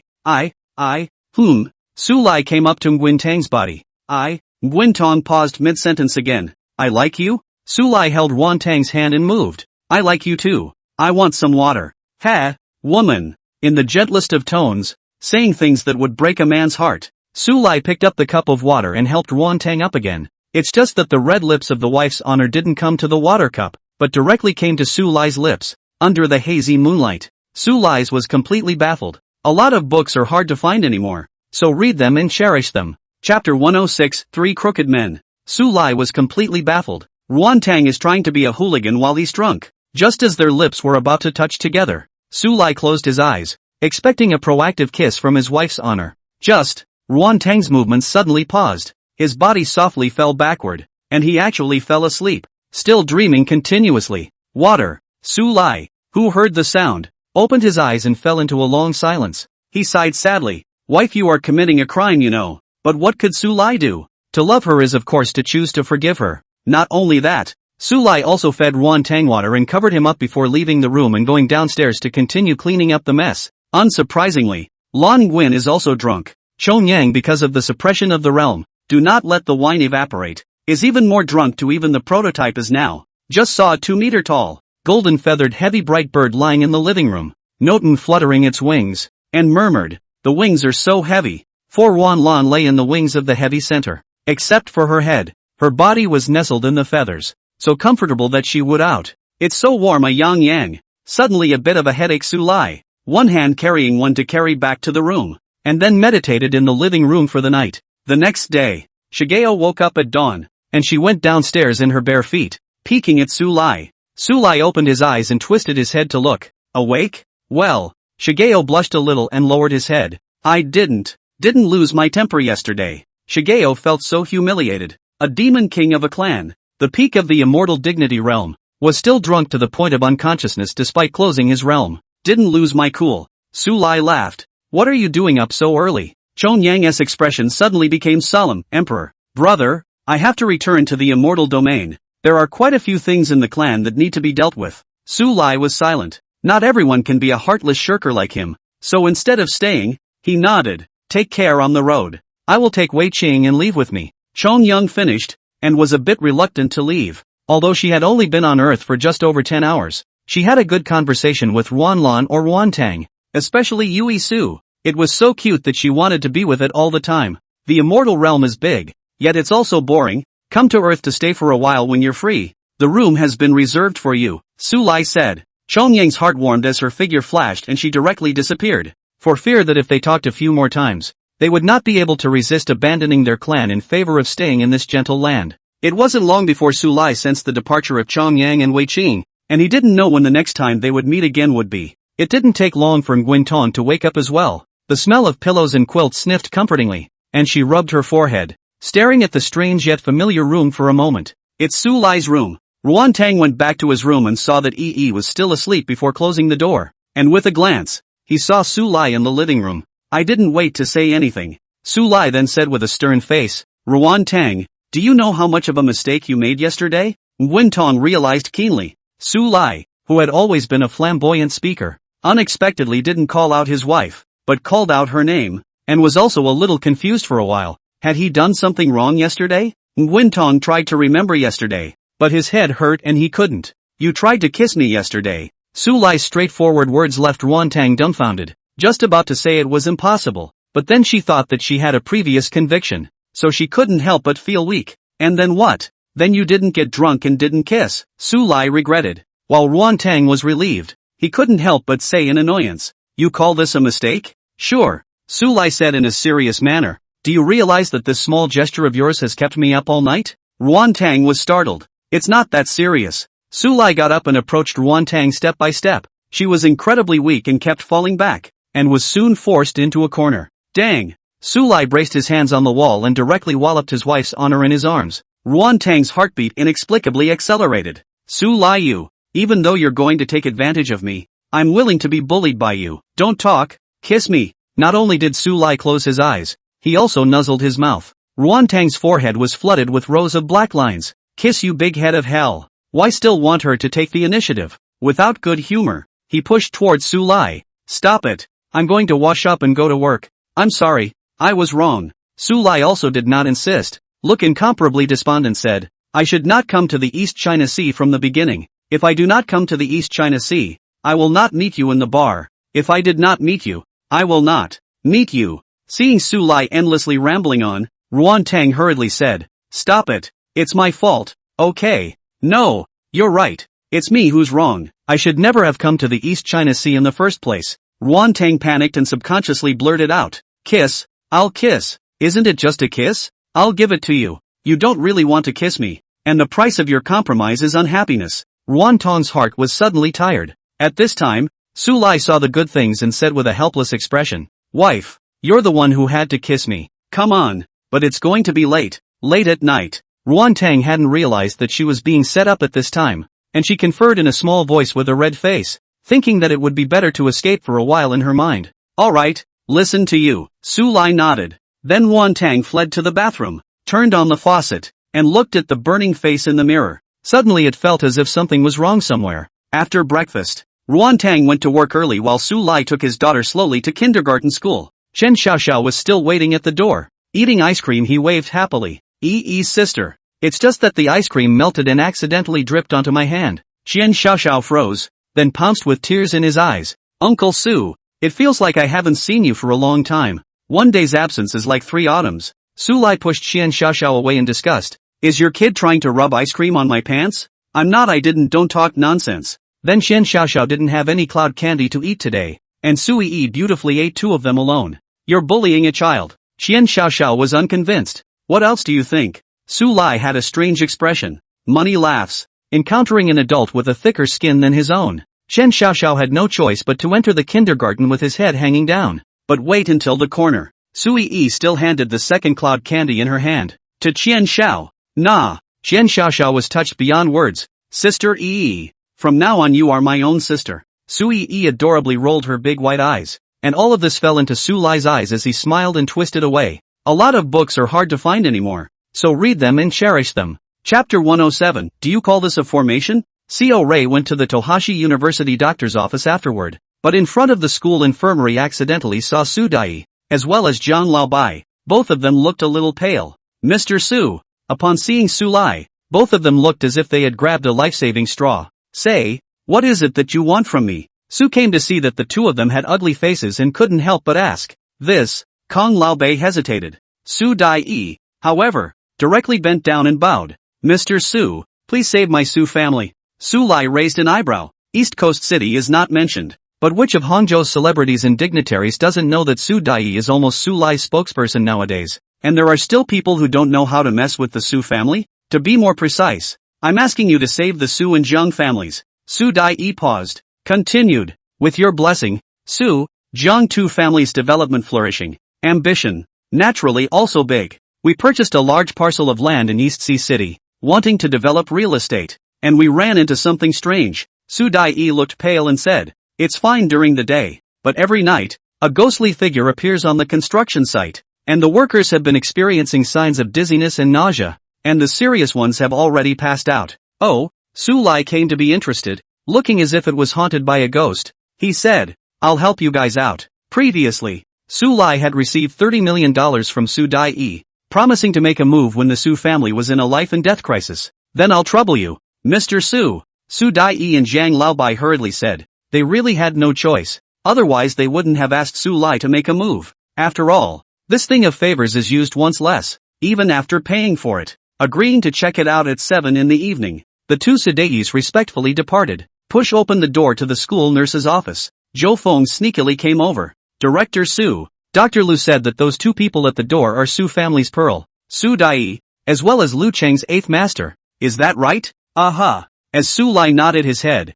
Zhou Feng's expression changed slightly, and besides being surprised by this identity, there was another reason. Told you I didn't believe you and had to bet to send me money. Lu Nanwei happily said. Thank you boss for your patronage. 5,000 transfer or cash. I'm not going to pay for my share of the money if you marry Li Forge. Zhou Feng was depressed. That's not up to you. After Lu Nanwei finished speaking, he took out a red invitation from the desktop and handed it to Su Lai. Director Su, at the end of this month, be sure to show your face. 30 at the end of the month. 5 days away. Su Lai raised an eyebrow. Isn't it a bit rushed? It is somewhat. Lu Nanwei apologized. That's why I'm taking the next few days off to work on the wedding. I'm afraid that my family will backtrack, so I want to set it up early. Su Lai expressed his understanding and smiled. I'll be there. Looking at the invitation card, Su Lai suddenly fell into silence. His mind suddenly fantasized about this image of Ruan Tang when she married him. That day, it will surely be a universal celebration, and all the tribes will come to celebrate. This day, Su Lai believed that it wouldn't be too far away, such as the appointment with Ruan Tang at night. Suburb of Donghai City. In a construction site full of machinery and equipment, there are 3 beautiful figures shuttling. If Su Lai is here, surely he would instantly recognize that one of them was actually his sister-in-law. Ruan Lan, Yu Xiao Xiao, are you sure this is the right place? Ruanlan looked hesitantly and incomparably to her fellow classmate and her former roommate, except that she had moved to Begonia Court. Yu Xiao name with small, but the height is amazing 1 meter 8. The body is also relatively good. A pair of long legs simply can make countless girls envy. She looked around and confirmed. Of course. Another female student whispered. Why don't we just go back? I always feel weird here. No. Yu Xiao glared. Obviously you guys don't believe me and have to drag me to explore. I won't leave until I explore the truth. Lan Guin and another female classmate looked at each other in disbelief. Half an hour ago, the three women met in the school, and Yu Xiao told her uncle that she saw a group of humanoid monsters roaming the area. The result was naturally met with skepticism by his buddies. After a few moments of agreement, the girls teamed up to explore. Upon seeing the cautionary note posted at the entrance of the construction site, the three women cautiously sneaked in, but didn't expect to find anything. It may not be night yet. Yu Xiao was bold enough to suggest, let's just skip class, find a corner and wait, we're sure to find out. Ruanlan hesitated. Why don't we just go back? Li Zi is scared. Lily nodded repeatedly. Right. Yu Xiao stepped away from her long legs and walked towards the inside of the construction site. Then you guys go. I'll stay here by myself. Ruanlan and Lily looked at each other in dismay, so they both followed with a clench of their teeth. Only in that they didn't see on the roof of a building, standing two men. One of them was an old man whose entire body was shrouded in black robes, and the other was a middle-aged man. The black-robed old man's eyes were thick with mockery. Really don't know how to die. Actually dare to take the initiative to enter the formation, just in time to use it as a blood guide.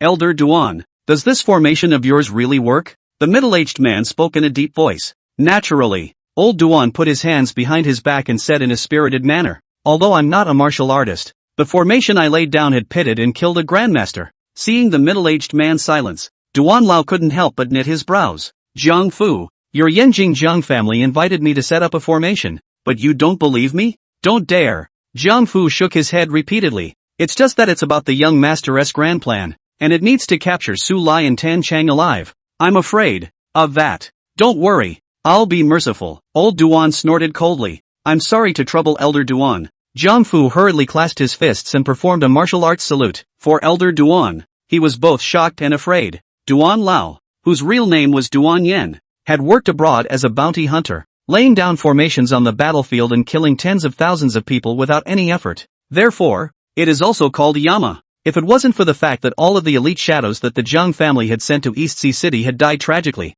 Jiang Fu was asked by his own young master to capture Su Lai and Tan Chang alive to investigate clearly, and he will not deal with Duan Yen at all. The Su family and the Jiang family don't have any martial artists, and when they encounter danger, they will definitely go to look for their backer Su Lai. And Su Lai, Jiang Fu's eyes flickered constantly. There are rumors in the martial arts world that Su Lai is the son of the Flower Fairy, and he is not convinced at all, so it is just right to test it by Duan Yan's hand. Even if it really was the descendant of the Flower Fairy, the Jiang family would have had a reason to get away with it at that time. But if not, then, what awaits the Jiang family will soar, because the second young master, Jiang Tengyun, had thoroughly investigated that the baby that made Yi Wuxuan's realm soar was clearly the daughter of Su Lai. EECO. Without the Flower Fairy's shelter, Su Lai's family would be the meat and potatoes, and Jiang Tengyun would want them all. A little bit of time passed, and it was completely dark. Ruanlan and her two classmates both frowned slightly as the temperature of the construction site was low, so low that they actually shivered.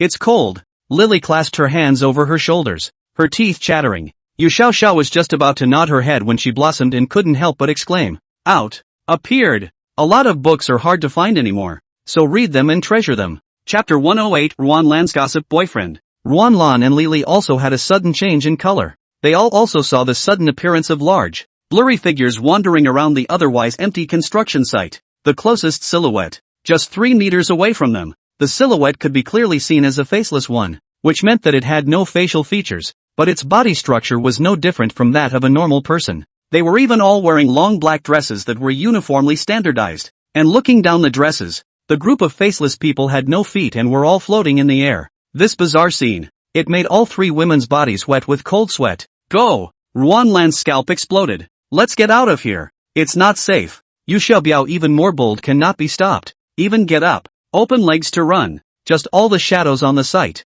All seemed to be. The eyes were firmly locked on the 3 women in the corner. Obviously, this group of faceless people did not have eyes, but they still felt an icy cold gaze falling on their bodies, as if they were cut by knives. Run! Lan Nguyen shouted and fled the place stiffly. Just Li was so scared that her feet were cramped and even standing was a luxury. She cried, Ruan Lan, Xiao Xiao, save me. The two women, who ran out 10 meters away, didn't hesitate in the slightest and simultaneously twisted their heads to set up their best friends to run together. However, this delay, their path was completely blocked. Front and back, left and right, densely packed with faceless people without faces, they drifted in a ghostly manner, their long and pale hands constantly grasping forward. Geez! Yu Xiaoxiao's long leg was scratched with a long bloody scar. The sharp pain and fear made her kick over. But something mind-numbing came up. That's a leg kick that misses. However, the closest faceless man grabbed the leg and extended his neck by a meter, probing in front of Yu Xiaoxiao's face. The face that had no five senses gradually twisted and turned into Yu Xiaoxiao's face and let out a hee-hee laugh.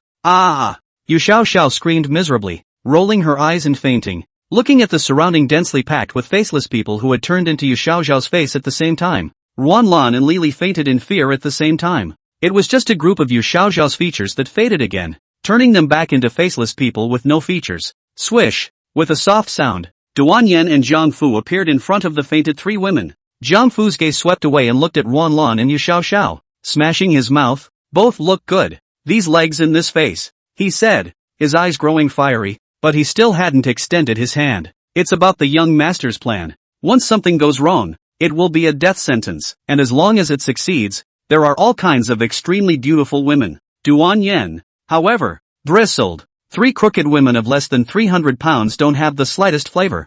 Ginger Fuzzy, Elder Duan, there's something wrong with your aesthetics. Duan Yan squatted down, bit through his finger and drew a circle around the 3 women while various bizarre symbols were drawn on the ground. The runes flashed, seeing Jiang Fu dazzled, although later, but he did not dare to ask, for fear of disturbing Duan Lao. It was a full half hour before Duan Yan finally called it quits. That old face was written with fatigue, but it was extraordinarily excited to point a finger at Ruan Lan. This woman contains a large amount of spiritual qi in her body. She is a spirit body. Using her as the formation's blood guide, the power of the formation will add 30% more. Jiang Fu was also immensely surprised. The stronger the formation, the greater the chances of capturing Su Lai and Tan Chang alive. Everything is ready, just waiting for Su Lai to throw himself into the net. Coming. Duan Yan's gaze was grim as he looked in the direction of the construction site. While stomping his foot, the mists within the construction site grew. A black Mercedes business stopped. Jiang Laobai and Su Dai,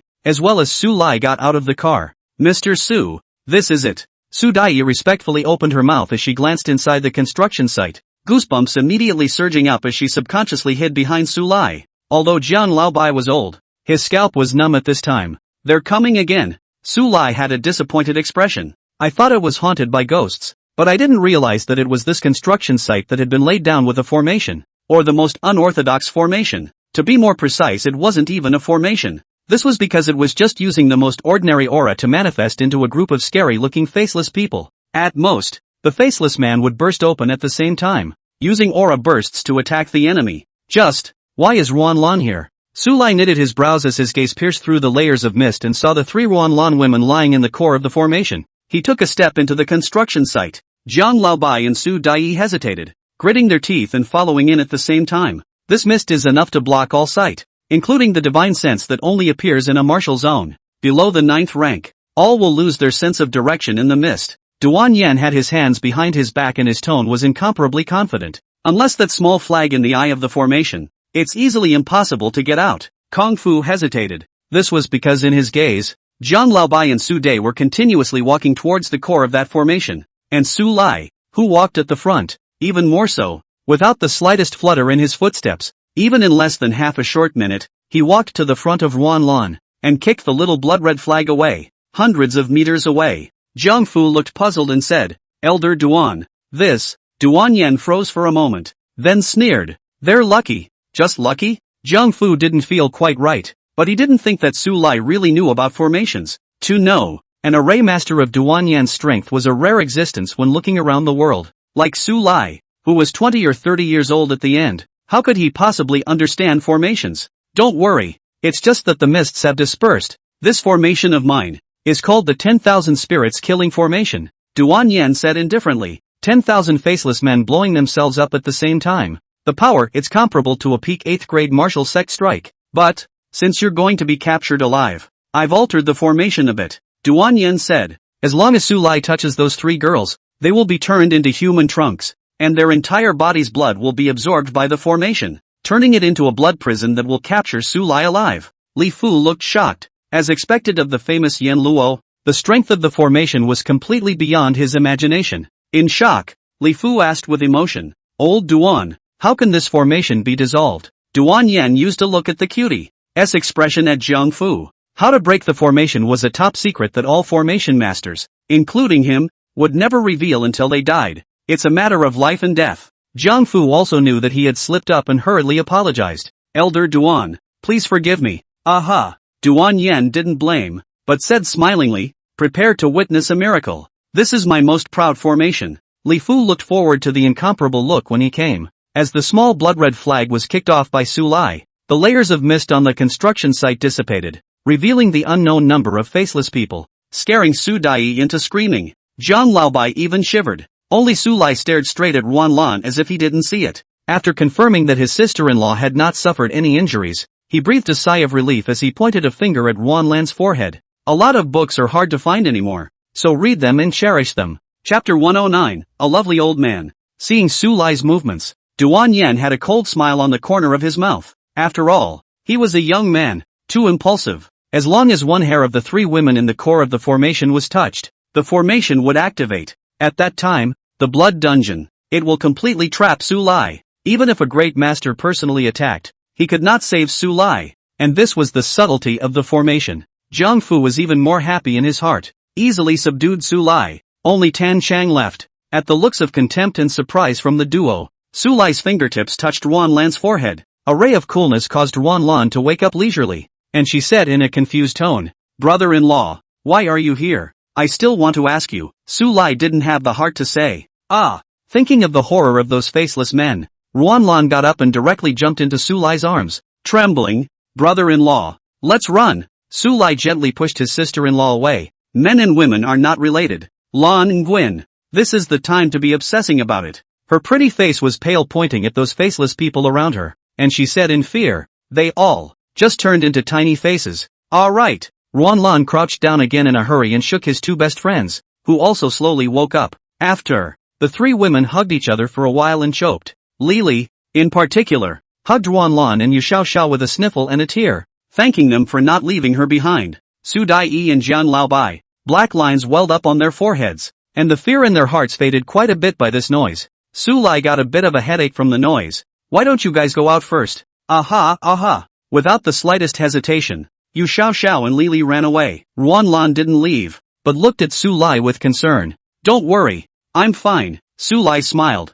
Ruan Lan bit her lower lip before she left. Above the roof at the moment, Jiang Fu looked puzzled. Why didn't the formation activate? He couldn't help but look at Elder Duan in confusion. However, he saw that Duan Yen was no longer as calm as he was before, and sweat as big as beans was seeping out from his forehead. This 10,000 spirit-killing formation of his was unpredictable and had all sorts of wonderful uses. For example, the mist from before was just one of the additional abilities. It was coincidence that the mist was broken. Now this blood attraction prison, specially arranged by him, has not been triggered. Could it also be a coincidence? Duan Yen reached out and clenched his fists, secretly blaming himself. It looks like he hasn't laid a large formation for a long time, and his strength has regressed. Obviously, Duan Yen mistook all of this for a mistake he made when laying out the formation. "Don't panic, everything is still within my grasp," Duan Yen said in a deep voice. "Look at the strongest form of these 10,000 faceless walkers of mine, congeal." As Duan Yen let out a loud shout,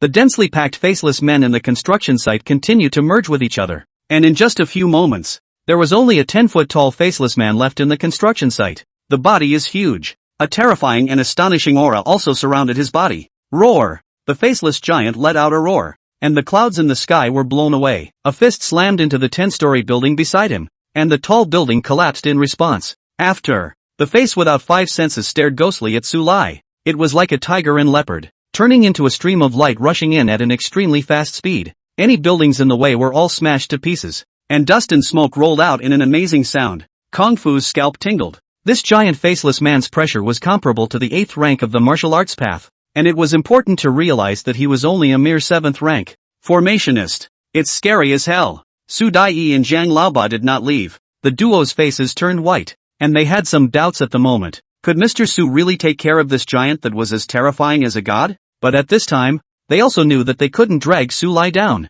and they assisted Wanlan's 3 women and quickly hid in a rotten building. Su Lai put his hands behind his back and said indifferently, "Unconscionable." He took a small stone from the ground and kicked it at the giant. Duan Yen on the high floor all burst out laughing. Su Lai Mo is not a little cute. What's the use of this little broken stone? Just for a moment. The smile on Duan Yan's face gradually stiffened, and then became incomparably ugly, even to the point of fear, only to see that faceless giant stop in its tracks. Its huge body stiffened in place, and in the next second, it transformed into an aura that collapsed away, and the formation that surrounded the entire construction site suddenly collapsed. Duan Yen, who was mentally controlling the formation, sprayed out a large mouthful of blood, stomped back dozens of steps, and looked at the ground with a horrified expression. At this point, Su Lai also looked up with a clouded expression. That self-confidence and arrogance made Duan Yen jump down from the tall building between his uncertain face and bellowed from a distance of 50 meters. "You found me a long time ago." "Aha."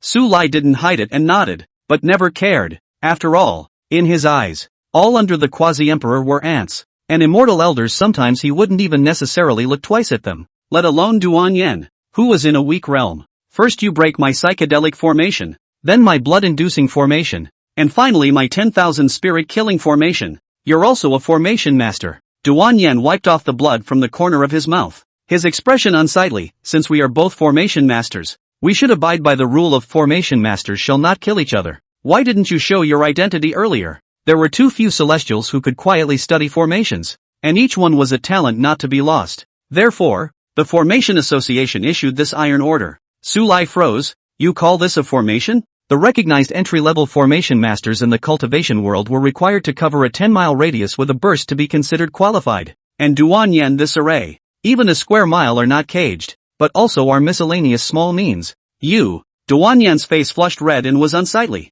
"What is this if not a formation? I thought some little kid was playing house here." Duan Yen, who had been subjected to the backlash of the formation, was so enraged at the moment that he was so angry that he spurted out a mouthful of blood. Duan Yen pointed at Su Lai, his fingers shivering. You bully people too much. This can be his most proud formation.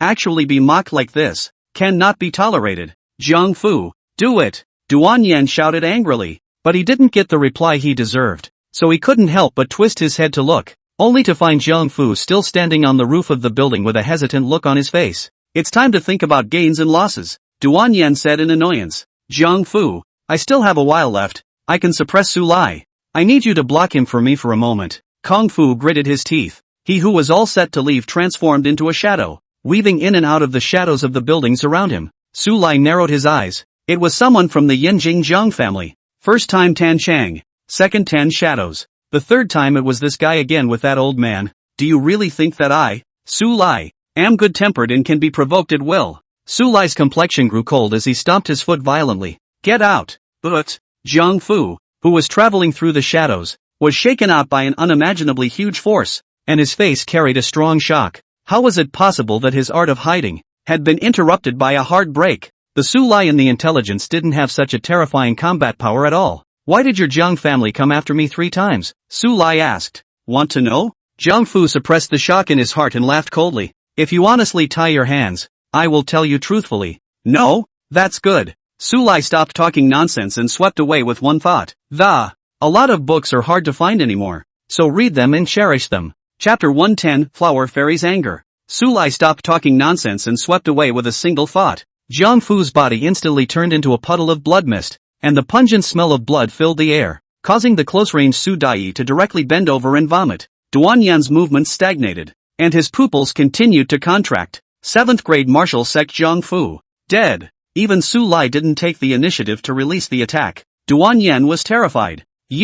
What on earth are you? I'm just a regular guy." Su looked at the time. It was already 8 o'clock in the evening. He couldn't help but frown slightly. There were still big things to do in the evening. He couldn't help but speak. "Where's your bottom card?" This contemptuous attitude, that condescending gesture, making Duan Yen, who had never suffered such humiliation before, his eyes were filled with dense blood within them. "Since you're looking for death yourself, then don't blame me." Duan Yen pulled out a piece of cloth from his pocket. This piece of cloth was densely engraved with all sorts of runes, and he said with a grim expression, "This is a Thunder System forbidden spell scroll. And you today will surely die. Su Lai impatiently said. Hurry up and put it on. Duan Yan's nose was crooked with anger as he tore the scroll in his hand with a cruelty on his face. Since you're looking for death, then I'll fulfill you. Rumble. The sky above the city of East China Sea was already dense with dark clouds, seemingly about to fall into a downpour. And at this moment, it was even more electric and thunderous, with countless thunderbolts exploding. The dark clouds directly above the construction site were violently churning, and a terrifyingly bright one was gathering. It's not lightning anymore. Instead, it's heavenly thunder. Off-site, Ruanlan's 3 daughters ran across the street, and the tall Yu Xiao stopped in her tracks, dumbfounded. This is a heavenly calamity? It's a good thing we escaped, Lily said with a hijacked tone. No good. My brother-in-law is still in there. Ruanlan's face changed greatly, turned around and was about to run back. No matter how much Xiao and Lily tried to stop them, they couldn't. And being worried by Ruanlan, Su Lai, he was raising his head to look at the heavenly thunder that was continuously condensing, and a heaven-destroying and earth-destroying pressure filled the air, causing Su Daiyi and Zhang Laobai, who were ordinary people, to see a burst of blackness in front of their eyes, nearly fainted. Ha ha ha ha ha ha. Duan Yan's eyes were tinged with infatuation as he laughed in awe. This is a thunder system scroll that I spent a great deal of money to replace from the West. Once coalesced, all martial artists in the early 9th grade and below will die without a burial place. Su Lai's eyes brightened up. Hiss, you kid has some stuff. Duan Yan laughed in triumph as Su Lai was finally afraid. Clouds can be eaten, rainbows can be eaten, and this thunder can be eaten too, right? Su Lai cupped his chin and pondered. Duan Yan? Just as Duan Yan wondered if Su Lai had been scared silly, the heavenly thunder stored power was completed. A 10 feet thick heavenly thunder, carrying the power of annihilation, slammed down. Duan Yan's face was cruel. Although the Zhang family wants to take you alive, Zhang Fu is dead, and you're going to die today. Done. Su Daiyi and Jian Laobai, the two of them, were so frightened that they completely collapsed to the ground, their faces stagnant as they looked at the blinding bright light in the sky. Only one last thought remained in his mind. Dying. However, Su Daiyi suddenly looked at Su Lai and smiled sweetly. Being able to die with Su Lai is not too bad. At least there is a companion on the way to the Yellow Springs. It was just that Su Daiyi suddenly wondered why Mr. Su had opened his mouth. In a surprised look, Su Daiyi then saw that terrifying heavenly thunder, which was actually swallowed by Su Lai in one gulp. An eerie silence fell over the scene. Unlike his ordinary Su Daiyi and Zhang Laoba, Duan Yan was well aware of the terror of this lightning-forbidden spell. And at this moment, his jaw dropped in surprise. Duan Yan said incredulously, You ate it? It tastes good. It smells like first love. Su Lai raised his chin. 2 more dishes. I want to take them back to my daughter and wife. It's a ING lightning spell, not a roadside cabbage. The high price of forbidden spell scrolls in the black market, dumping those military missiles dozens of streets. After all, missiles can be intercepted. Forbidden spells cannot be intercepted. Duan Yan's lips trembled. He knew that the Zhang family had messed with a big brother they couldn't afford to mess with, and he had been dragged down with him. A time while Yinjing Zhang family ancestors 18 generations have cursed all over. Still feel not relieved. More back to 100 generations. It's not gone. Su Lai's tone was a bit impolite. No. More.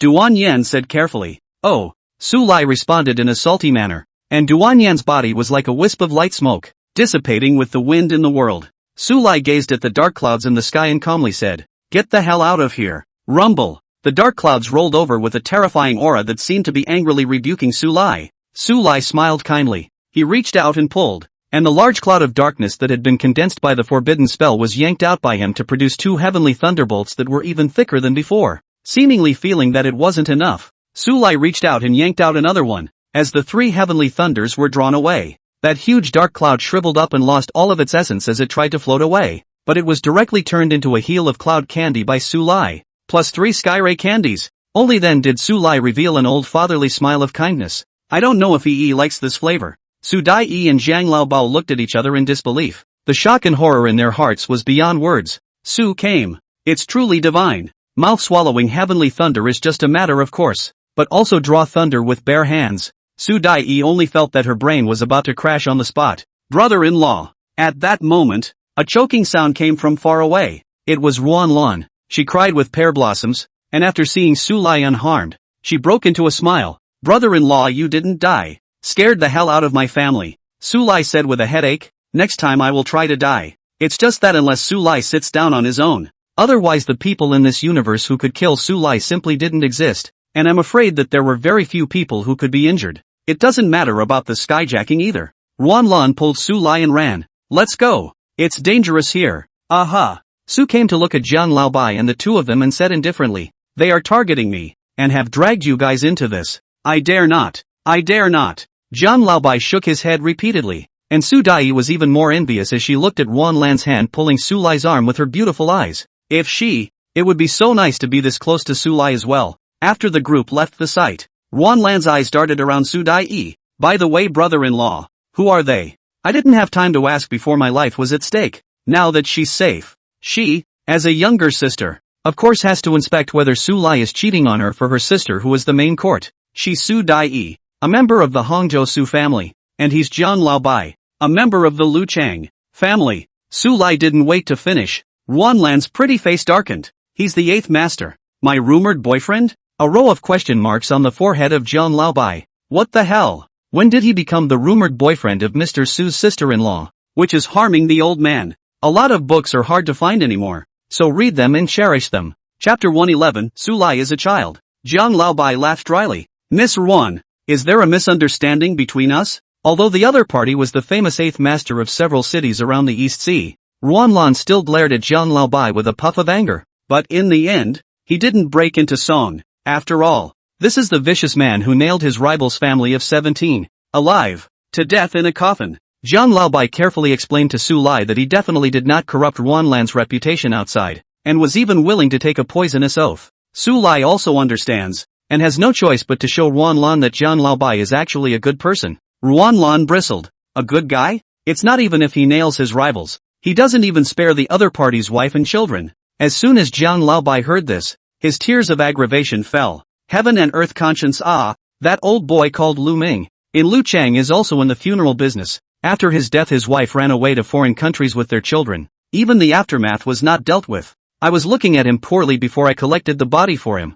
Jiang Laobai cried bitterly. I don't know which rumor-mongering old man. I have been carrying this black pot for a whole 30 years. Lan Nguyen. Although he was familiar with Jiang Laobai, it was the first time that Su Dai had heard the true inside story of this matter. She cried and laughed. So it is. Ruanlan also hurriedly apologized. I'm sorry 8th master. I didn't mean to hurt you. Jiang Laobai wiped tears from the corners of his eyes and laughed at himself. It's also my fault. It's not good to do anything, but to do the dead man's business. Everyone is jealous of it. Afterwards, he said goodbye to Kong Laobei and Su Dai. At this time, Ruanlan still didn't know Su Lai's relationship with them and just scared. The 8th master is not as scary as the legend says. Quite a cute old man. Lovely? Su came to speak and gave her a heavy knock on the head. Next time, if you're going to come to such a dangerous place, at least inform me. Though not to the point of death. But Su Lai didn't want his family to be frightened in any way. Brother-in-law, don't tell my sister. Ruanlan covered her head and hung her head.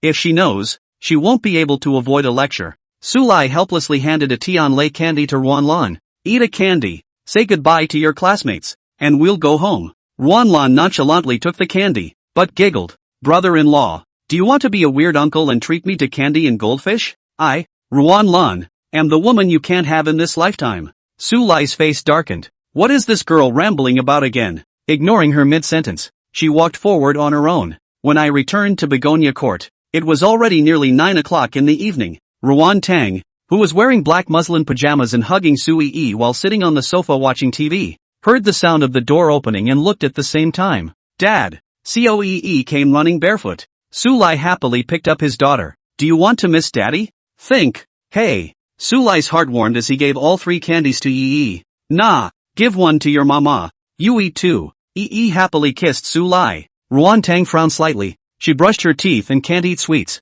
Mama. Su Yi's big watery eyes, looking at Ruan Tang with resignation. That look made Ruan Tang's heart melt. You can eat, and you have to brush your teeth again afterward. Ruan Tang touched his daughter's head and smiled gently. Sis, you try it too. It's especially delicious. Ruan Lan said seriously. On the way back, Lan Nguyen had fallen under the delicious marshmallow. How can I describe the flavor? Like a very hot summer day. 3 days and 3 nights without water. You walk alone in the Sahara Desert, and in desperation suddenly comes a big chilled watermelon. Eating still the most central bite of the watermelon lit up the whole dark journey. I brushed my teeth. You eat, Ruan Tong said casually. You're really not eating? No food. Woman, you really don't know how to enjoy yourself at all. Ruanlan nonchalantly took the candy from her niece's daughter and sat down on the rattan chair to eat it while rocking and rocking. I'm putting Yi to bed without sleeping. She wants to hear your story. Ruantang looked at Su Lai. Su Lai also looked at his wife, his eyes burning. Aha!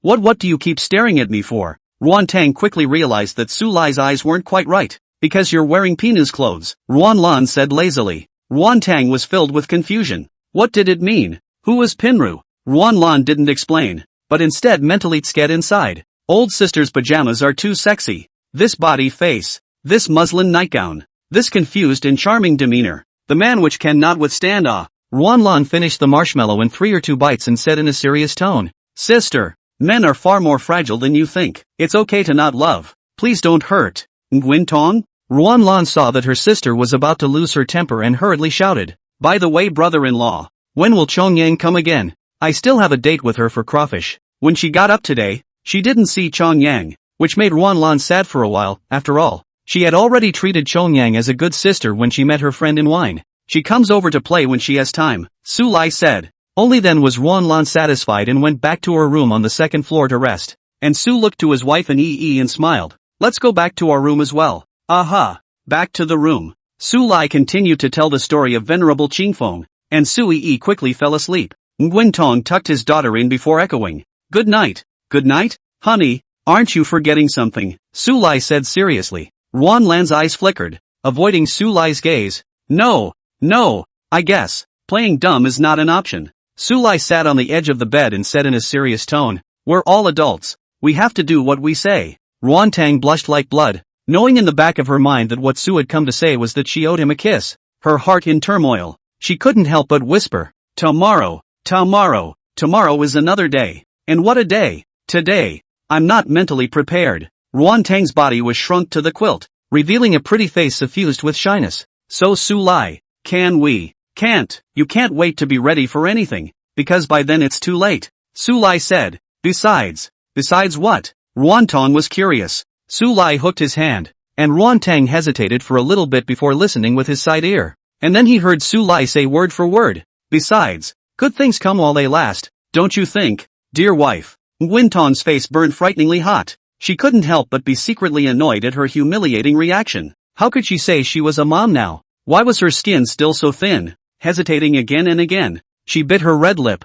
Then you, go brush your teeth first. I'll wait for you in your room. After saying that, he fled away in a panic. Su Lai smiled brightly. The little sheep still want to renege in front of the big bad wolf. Does not exist. He went to the bathroom. Not only did he brush his teeth, but he took a slow, methodical shower and finally entered the room wrapped in a towel. A lot of books are hard to find anymore, so read them and cherish them. Chapter 112, 3 or 2 dark clouds in the sky. When Ruantang saw Su Lai's costume, his face turned even redder. She sat uneasily on the edge of the bed, her arms crossed and her head staring down at the crushed hem of her nightgown. This shy and infinite appearance. Let Su Lai really hate to immediately transform into a big bad wolf, pouncing on this little sheep. He grinned and said, can't wait. No, then we'll watch the documentary for a while. Su came and lay down next to Ruantang, taking out his cell phone to find a documentary to play. It's about the national cuisine, and Seo watched it with great interest, and even got a little hungry watching it. And he kept asking,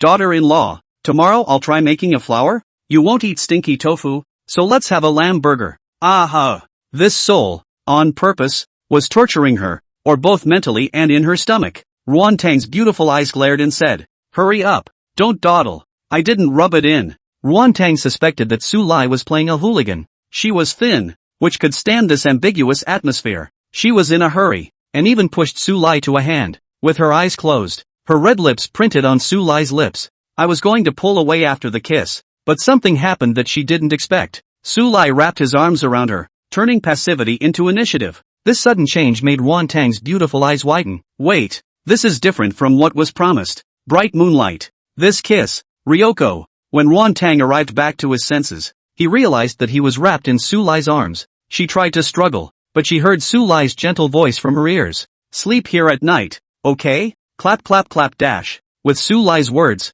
the dark clouds that had been hovering over Donghai City for most of the night finally dropped a downpour. The breeze interspersed with raindrops fell coolly through the window. Stay, or not to stay? Ruantang's heartbeat accelerated again, and in his mind, the sky was at war with the sky. as if there were two little people quarreling. Promise Sulai, you and he both have EE. Your relationship should go further. The little black man with the devil's horns on his head shouted. This is too good an opportunity to pass up. No, said it would just be a kiss. The little white man with an angelic halo around his head retorted. A man's got to keep his word. You shut up. You shut up. The various voices in his head were so loud that Ruan Tang had a headache. In the end, she held back her shyness and pushed Sulai away, pretending to be calm. It's raining, and I'm going to the balcony to collect the laundry. Okay. Although this excuse was obviously lame, Sulai didn't force it and instead watched his wife's on her leave. It was only the swaying, delicate figure that made him secretly regret it. Don't rain on the occasion.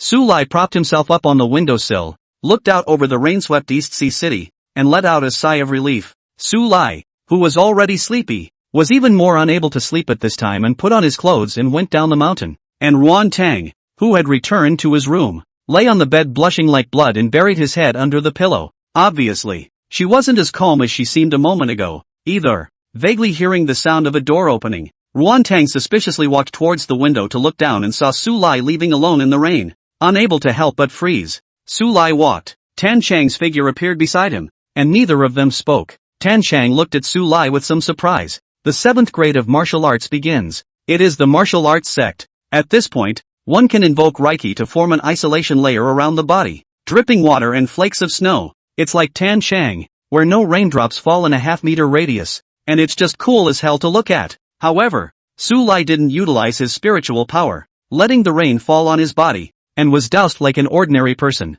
Seeing the doubt in Tan Chang's eyes, Sulai let out a light laugh and didn't explain. It's nice to get wet once in a while. That's what makes you feel like a normal person. Tan Chang suddenly said. Recently, there were a few Jiang family shadows investigating news of Sui, and I killed them all. The Ginger family. Sulai's eyes narrowed as he casually said. They really aren't afraid of death. Not afraid to die. These words caused Tan Chang's heart to shake. The Yanjing Jiang family was a serious martial arts powerhouse, and there was definitely a martial zone. It was rumored that the family head was even on the verge of stepping into the 9th grade, but Sulai is a 7th grade in the district. But where did you get the nerve to say that? He couldn't help but frown slightly as a sudden light flashed in his mind. Murphy. It was the flower fairy who was angry and wanted to move the Jiang family. And with these words, Sulai was testing his reaction. Tan Chang sucked in a breath of cool air. Sulai, the Jiang family head may be of the 9th rank. Are you sure you want to make a move? Sulai was a little surprised. Did not expect Tan Chang actually so belligerent.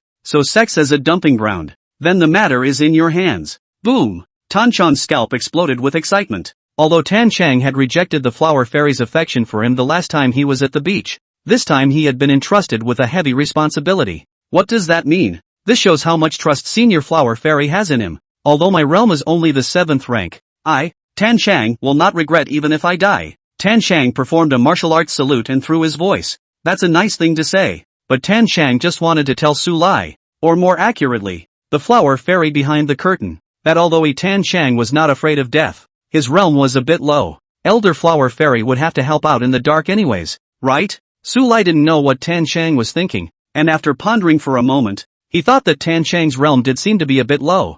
Sulai calmly said, looking for a double holiday, I'll take EE with me and accompany her to enjoy the great mountains and rivers of the motherland. Tan Chang frowned. Not only did Sulai go, but he also brought Su-Yi with him. Wasn't this a sheep in a tiger's mouth? Nope. This meant that Senior Flower Fairy would definitely be following in the shadows as well. Otherwise how could she be relieved that her son and granddaughter were going to the Jiang family? He couldn't help but give Sulai a meaningful look. He, Tan Chang, at least it is also considered to be the heart of the Flower Fairy seniors. But even this news is not willing to say, but also need him to guess. Himself. Even though the Flower Fairy was a divine gate, she was a little too cautious. However, Tan Chang could understand. After all, a strong person of this realm, pulling the strings, hiding in the shadows was absolutely right. At this point, Tan Chang sensed someone approaching and disappeared in a flash. Sulai, on the other hand, continued to stand in the rain, feeling the coolness of the rain falling on his body. Da da da da da. With a yellowed oil paper umbrella propped over his head came a crisp sound.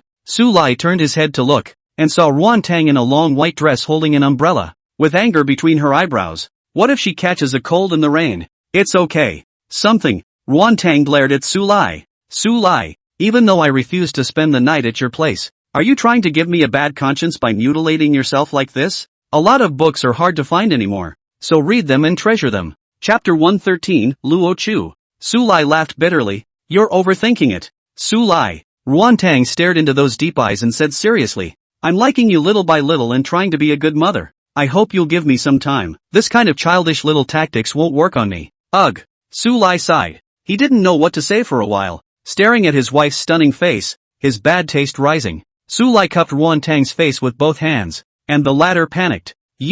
What are you doing? Unfortunately, with Ruan Tang holding an umbrella in one hand and a cell phone in the other, there was nothing he could do to stop Su Lai's evil deeds. Then Nguyen Tong broke down, because Su Lai actually tugged on her cheek, like she tugged on Su Yi. Damn it. Su Lai actually treated her like a child. Ruan Tang was ashamed and annoyed. Let go. Good boy. Good for you. Ruan Tang tried to bite Su Lai's hand, but it was futile, his face was being pinched after all, so she directly put the umbrella carefully to the ground, waving her pink fist smashed to Su Lai's shoulder. Just the force in Su Lai seemed soft. Step it up. Su Lai's words made Ruan Tang so angry that her silver teeth clenched. Xiao Rei is going too far. He was kind enough to come out with an umbrella to look for him, but he still bullied people like this. Just the moment she threw the umbrella, Ruan Tang's body was also wet. It was a good thing that her hair was coiled up by her, otherwise she would really kill someone. At that moment, Su Lai let go of his hand, like a little kid. Is this fun? Ruan Tang rubbed her face while glaring at Su Lai in exasperation,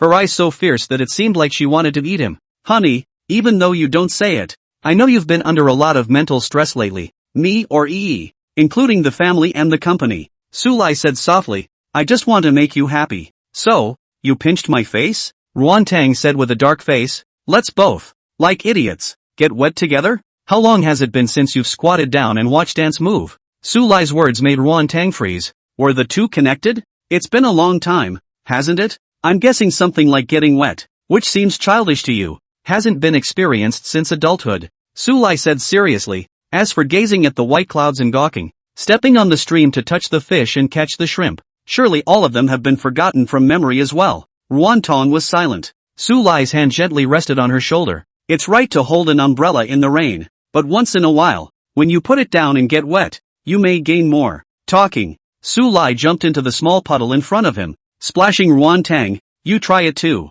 Ruan Tang looked at Su Lai in a daze and suddenly smiled. Her smile brightened the gloomy rainy day, and she said with helplessness and headache, Su Lai, you're such a child. But she also rushed to the small puddle, stepped hard on the standing water to splash Su Lai, and then giggled, playing around for a long time, until the heavy rain gradually stopped. Ruan Tang still looked at the sky fondly. Su Lai laughed. Play again? It stopped raining. Didn't stop. Su Lai's words made Ruan Tang puff and laugh, but soon her smile faded as the rain, which had stalled, continued to fall again, and more gently than before. It falls on the body and doesn't feel cold or cool, and you can beg for rain? Ruan Tong was surprised. I can still beg for children. Want to try it? Su Lai. Nguyen Tong takes a swing at it, and a light rain pattered down until midnight. Day 2. The flowers on Begonia Hill are an extraordinarily enchanting bloom. Ruan Tang held Yi's hand as she walked down the hill, and she even crouched down to pick one and put it on the top of her daughter's head. Mama, don't pick the wildflowers on the roadside. This is the family flower. Nguyen Tong corrected. Su Lai bought Begonia Court for $500 million, and actually included a 10-mile radius of Begonia Court. Begonia Hill is open to the public from 9 in the morning to 9 in the evening every day, but the 10-mile radius of Begonia Court has always been a private territory. Even the security court team rarely enters. Su Lai, who was walking at the end, laughed and said, Can I pick houseflowers? Ruan Tang heard the words and gave Su Lai a blank look. Su Yi didn't say anything, her big eyes blinking and blinking as she stared at Ruan Tang. Mama, you seem to be very happy today. Yes, Nguyen Tong smiled. Aha. Su Yi nodded her head heavily, while kicking the small stones on the ground with a leap of faith, saying, Mama usually seldom send me to school. Today not only send me, but also gave me flowers. And Mama has been smiling. Oh. Ruan Tang was stunned. Did she smile all the time? Su Yi raised her little face and said in a quirky manner, Mama, are you making progress in your relationship with Dad? Does yesterday count? Ruan Tang remembered that kiss and inexplicably blushed, but the haughty one denied. No. Oh. Su Yi nodded. Then I can feel free to give Dad a blind date. Nguyen Tong? Xian Xiaoxiao and I both think that the kindergarten teacher, Ms. Miao Ma, is very nice and a good fit for Dad. Su Yi whispered. Mama doesn't like Dad anyway, so I can't hold back Dad's great years. Nguyen is going to spit blood. Who's holding up who? And that Meow Ma, that's the one who led the group on the outing to Nine Leaf Mountain last time, right? The figure is indeed very good. For a moment, he couldn't help but look at Su Lai in confusion. Could it be that the two of them had hooked up since that time? Su Lai was choked by his daughter's words as he held his forehead and said, "Your teacher Meow is too young. I'm not suitable for her. Fit. She's the same age as Mama is 24. Oh, and Su Yi also said mysteriously, I've asked our teacher Meow. She's no younger than Mama. Very much in line with your tastes, Dad. She's no younger than Mama." His daughter's words were like a knife stabbing into Ruan Tang's heart, and for a moment he was so angry, oh so much, but he still kept a smile on his face. "Mr. Su, you have awesome taste. Dad, if you don't like Ms. Meow, I can still introduce other aunts," Su Yi hurriedly said. Su Lai flicked his daughter's head with a black face. "If you talk nonsense again, you won't have any candy to eat in the future." Woo. Yi held her head in aggravation. "I obviously did it all for Daddy's good." "Still?" Su Lai glared. Ruan Tang's heart is so tired. It is said that daughters are their parents' sweet little coats, but Su Yi only knows how to help Su Lai. Her eyes stared slyly at Su Lai, who said with a straight face, Su Lai, even if I die, will never go on a blind date. I'm only loyal to you, my wife, in this life." "Meh, man," Nguyen Tong bristled. "Send your daughter to kindergarten." He also sent Su Lai to the Dongli University school doctor's office, and when he was saying goodbye, Su Lai suddenly said, "By the way, Lu Nanwei and Li Fori are getting married. Let's go together then." "Just go by yourself. That's not good." Su Lai slashed his face. "Everyone else is bringing their wives and children. I'm going alone. What if I'm taken in by another little girl? I have to tell people that I, Su Lai, have a master. I'll think about it." Ruan Tang stepped on the gas and left. Only the corners of his mouth rose slightly. A lot of books are hard to find anymore, so read them and treasure them. Chapter 114 didn't stay up all night. The next few days, Su Lai's life is calm and quiet, and the days are ordinary but cozy, and soon it will be the end of September. It is also the big day of the wedding of Lu Nanwei and Li Fori. The wedding banquet was held at the Bright Moon Tea House. You should know that the Bright Moon Tea House was a property under the name of the Su family in Hangzhou, and its customers were all famous and powerful people in Donghai City. It has never held a wedding banquet since it opened, but today it made an exception for Lu Nanwei. From this, it can be seen that although the Lu family is a medical family, its status in Hangzhou City is also very high, and it has a close relationship with the Su family. The Bright Moon Tea House was lit up and bustling from the inside out. Nearly all of the healers in several neighboring cities, including Donghai, Hangzhou and Lucheng, sent their best wishes, including customized balloon banners from major hospitals. From a distance, it looks like it's gone into some. The First People's Hospital of Donghai City wishes Mr. Li Forge, Ms. Lu Nanwei 100 years of happiness. Hangzhou Mingyue Gynecological Hospital wishes Mr. Li Forge and Ms. Lu Nanwei an early birth. Willowtown Chinese Hospital, Chinese Martial Arts Association, Tokai Budo Association. The marriage of the pearl of the Lu family in Hangzhou has simply alarmed the apricot grove of China. All of this Li Forge can understand, but what Li Forge does not understand is why even the Martial Arts Association has sent its blessing. But his cheap father-in-law, as well as his great-uncle, took it for granted, and his smile was a little more genuine. The wedding was Chinese. The bride, Lu Nanwei, wore a cheongsam, showing off her figure and femininity to the fullest, and the groom, Li Fori, looks the part in his Zhongshan suit. The duo stood in the doorway, greeting the guests. "Director Su, you and your sister-in-law are finally here," Lu Nanwei said. "You look beautiful today," Ruan Tong said heartily. "Thank you, sister-in-law." Lu Nanwei smiled brightly. "Wedding present." Su Lai pulled out 2 jade pendants from his arms and handed them over. It wasn't made by his own hands, but it wasn't a mortal object either, and could save lives in times of danger. Lu Nanreed and Li Sik took it with outstretched hands. Lu Nanwei's family is good. The moment he touched the jade, he knew that it was not a mortal object, definitely not a treasure that can be bought with money, and he liked it and loved it. He even took off his wedding necklace straight away and put on this jade pendant close to his body. And although Li Forge was from an ordinary family, he was a second-grade martial artist who had a much sharper sense of aura. He couldn't help but be shocked. "Director Su, this is too expensive. We can't have it." "What's the point of being polite to Director Su?" Zhou Feng appeared smilingly. "Today you guys are getting married. The King of Heaven is not as big as you guys when he comes." "That makes sense." Su Lai smiled back. Li Forging still want to push back. See him all friends and classmates to greet him, then hurriedly greeted the other side to go. "Director Su, make yourselves at home. There are too many people today." Lu Nanwei happily pointed at the jade pendant and pinched Su Yi's cheeks. Thank you, Director Su. Su Lai held Sui Yi's hand and walked towards the tea house, and came to Ruan Tang's ear and whispered, I'm really looking forward to what you'll look like as a bride. Ruan Tang's beautiful eyes twinkled, and she also longed for a moment, and said with some regret, I had thought of getting married in the winter, so the Cheongsam might not be able to wear it. You look good in anything. Su Lai's words made Ruan Tang listen to them, but before he could open his mouth to speak, he heard Su Lai add, Of course, I like it when you're not dressed. Shut up. Ruan Tang reddened and admonished Su Lai, with the crowd on the gift money. No more, no less, exactly $1,000. Su Lai's seat was arranged at the second table, a very good position, but that table also had Li Shouzhong, Yen Gui and others. Su Lai does not want to be in today's big day, but also to explain the Tao of medicine, so he took his wife and daughter to sit in the most corner position. To our surprise, Xian Xiao actually arrived with her mother. Su Lai also finally met Ruan Tang, the godly best friend, Lo Shu, as her name suggests, a particularly gentle woman with glasses. It is only when he treats his son, Xian Xiao Xiao, that his smile is curtailed and his expression is extraordinarily strict. Su Lai knitted his brows slightly. From Luo Chu's body, he sensed a particularly strong aura fluctuation. She was actually a martial artist as well.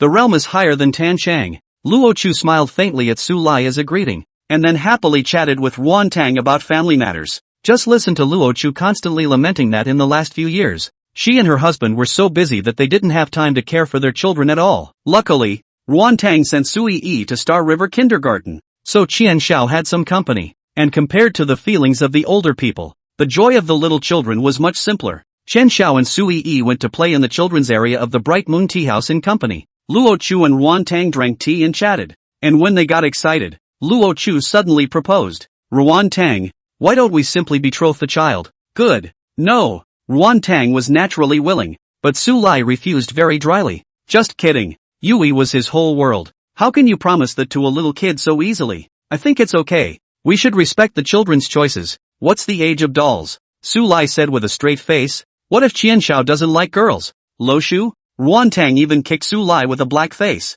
What are you babbling about? Ahem. Su Lai coughed. What I mean is that children should make their own decisions about their lives. Also, Luo Chu smiled apologetically. It's me being abrupt. It's just that there's something I kind of care about. Su Lai nodded. Go ahead. Qian Xiao, he really doesn't like girls? I see that he quite likes to play with Yi. Luo Chu said worriedly. Su Lai was about to explain that it was a slip of the tongue just now, and Ruan Tang, who was afraid that he would continue to speak shockingly, glared at Su Lai, and Su Lai had no choice but to stop talking. But the more so, Luo Chuiwei felt that his son Xianxiao seemed like he might actually have a bit of that seed. Thanks. Luo Chu held Ruan Tang's hand and was touched. If it wasn't for your husband telling me this news, Xianxiao he might have to go farther and farther down the wrong path. Ruan Tang's expression stiffened. Su Lai, however, politely waved his hand. No need to thank me. Helping people is my favorite. Ache. In the amusement park, Money smiled and sneezed. The young man who was having fun playing blocks with his big sister didn't realize what kind of storm was waiting for him back home.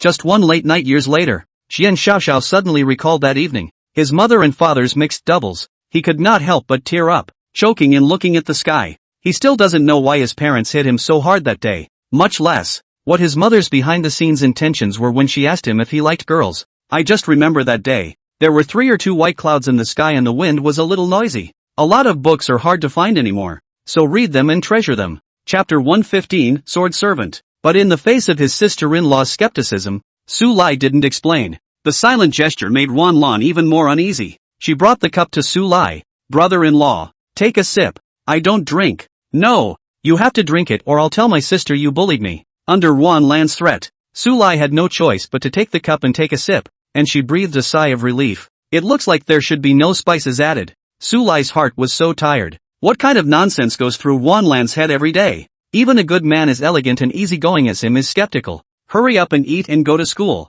I don't really want to see you. Su Lai waved his hand. He. Ruan Lan came over and said with a smile, brother-in-law, last time you saved me and you Xiao Xiao and Li Li. They want to treat you to dinner to thank you. Previously in the middle of a construction site, Ruan Lan went exploring with her 2 best friends, was frightened into a coma by a faceless man, and left in a hurry when she woke up. Now that her emotions have settled down, she wants to say thank you. No need. Su Lai fried eggs and said without looking back. Don't. Ruan Lan daintily pouted. Brother-in-law, for the sake of my face go up, okay? As he spoke, he also hugged Su Lai's right hand and kept shaking it, his big eyes blinking in a constant cute manner. Su Lai sighed. Since you've said so, then I can only. The corners of Ruan Lan's mouth lifted. Hey, hey, hey, hey, the beauty plan is just fine. Only the next sentence. Su Lai's words struck her like a thunderbolt. Then I'll just have to be honest and tell you that you don't have a face. Ruan Lan's expression stiffened. What? How is this different from what was promised?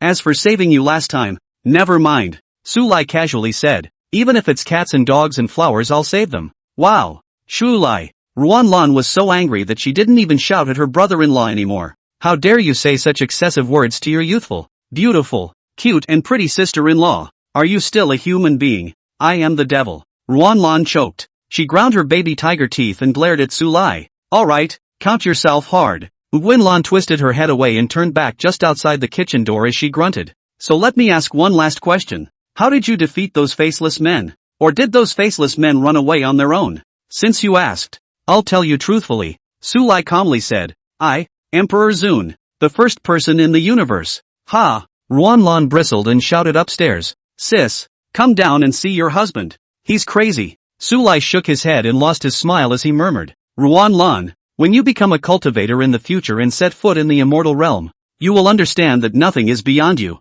At that time, you will miss the days when you could look at the end of the world and be uninteresting and boring, or even seem incredibly ordinary to you. Ordinary. It's not shameful. It's also worth missing. In the meantime, North Sea, a bamboo boat floating in the sea, on which stood a woman with a charming appearance, a red court dress fluttering up against the sea breeze. She's Julia Ji, an early 9th grade martial artist. His partner was Ji Zhao, a middle-aged man who had died under the hands of the extraterrestrial alien who had crossed over to Chang'an City. The body was not found. Ji Jing had only found a few simple old items at Ji Zhao's former residence, and she was going to the North Sea Panglai Sword Pavilion, erect a clothes mound for the deceased at the top of Mount Panglai, because Ji Zhao's sweetheart was the sword servant girl who had never been able to get out of the sword pavilion in her life. Squeak dash. A soft sound brought the disoriented Ji Jing back to her senses, twisting her head to look behind her. It was a middle-aged woman carrying a huge sword with an ordinary face. Doesn't a sword-serving woman stay in the sword court for life?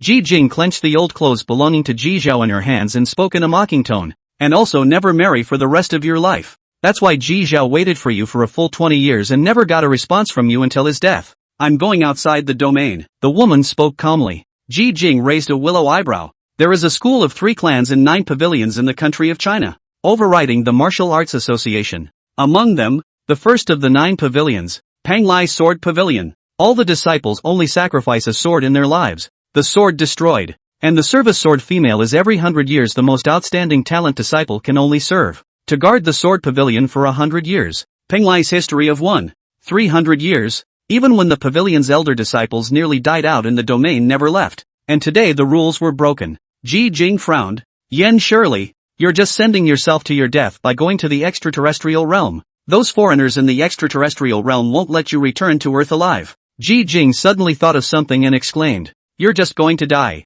Voluntarily sent to their deaths. It's not the same thing as not being able to come back alive. I owe Ji Zhao a sword. Yen Shirley was as silent as ever. All the more reason why you shouldn't go and get yourself killed. Ji Jing said icily. You've been his partner for 20 years. Did he tell you that I used to be his fiancée before I joined the sword pavilion? Julia Ji froze. No. She only knew that Yen Shirley was the sweetheart that Ji Zhaoga had been painstakingly unable to pursue, and had been teasing her about it. Yen Shirley said softly. So, don't set up this clothing grave on Panglai Island. Set it up in Chang'an City, by my tomb. Ji Jing was silent for a long time before she nodded. Good. Chang'an City may not be able to hold. Yen Shirley opened his mouth calmly, but revealed a heavenly news. Ji Jingdao sucked in a breath of cool air. Can't hold it? How is it possible? 1 faction, 3 clans, and 9 pavilions, plus 3 watchmen, 10 night watchmen, and even the Martial Arts Association has sent people. Can't keep it. Yen Shirley interrupted. Settle your family as soon as possible.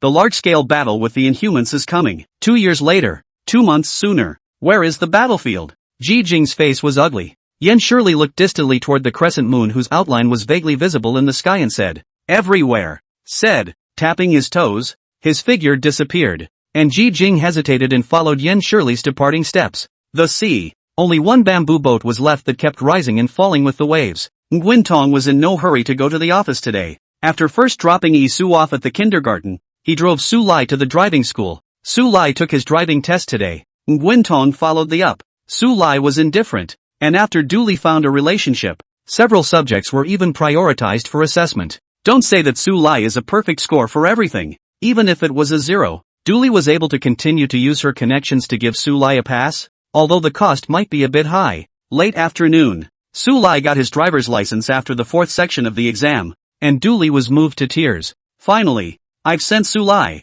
the great god, away. Although they had only been together for a few days, Dooley was really scared out of her psyche by that day's flying. She is convinced that Su Lai is not human. Ruan Tang opened her mouth and couldn't say anything. She felt like she wasn't even as happy as Dooley. There can't really be anything between the two of them, can there? For a moment, skeptical eyes looked. A lot of books are hard to find anymore, so read them and treasure them. Chapter 116 Yellow Pear Wood. But Ruan Tang was only skeptical for a moment. After all, she knew that although Su Lai was a womanizer, he basically never messed around with other women outside, so this point of trust should still be there. On the way home, Nguyen Tong said, "Let's go car shopping tomorrow. There's no rush." Ruan Tong looked over a little strangely. "One car is enough for our family." Su Lai gazed gently at Ruan Tang. "This way, we can spend a little more time together." These sudden words of love made Ruan Tang's heartbeat accelerate indisputably. She pretended to be calm and said, "Speak human words. I want to be with you for the rest of my life,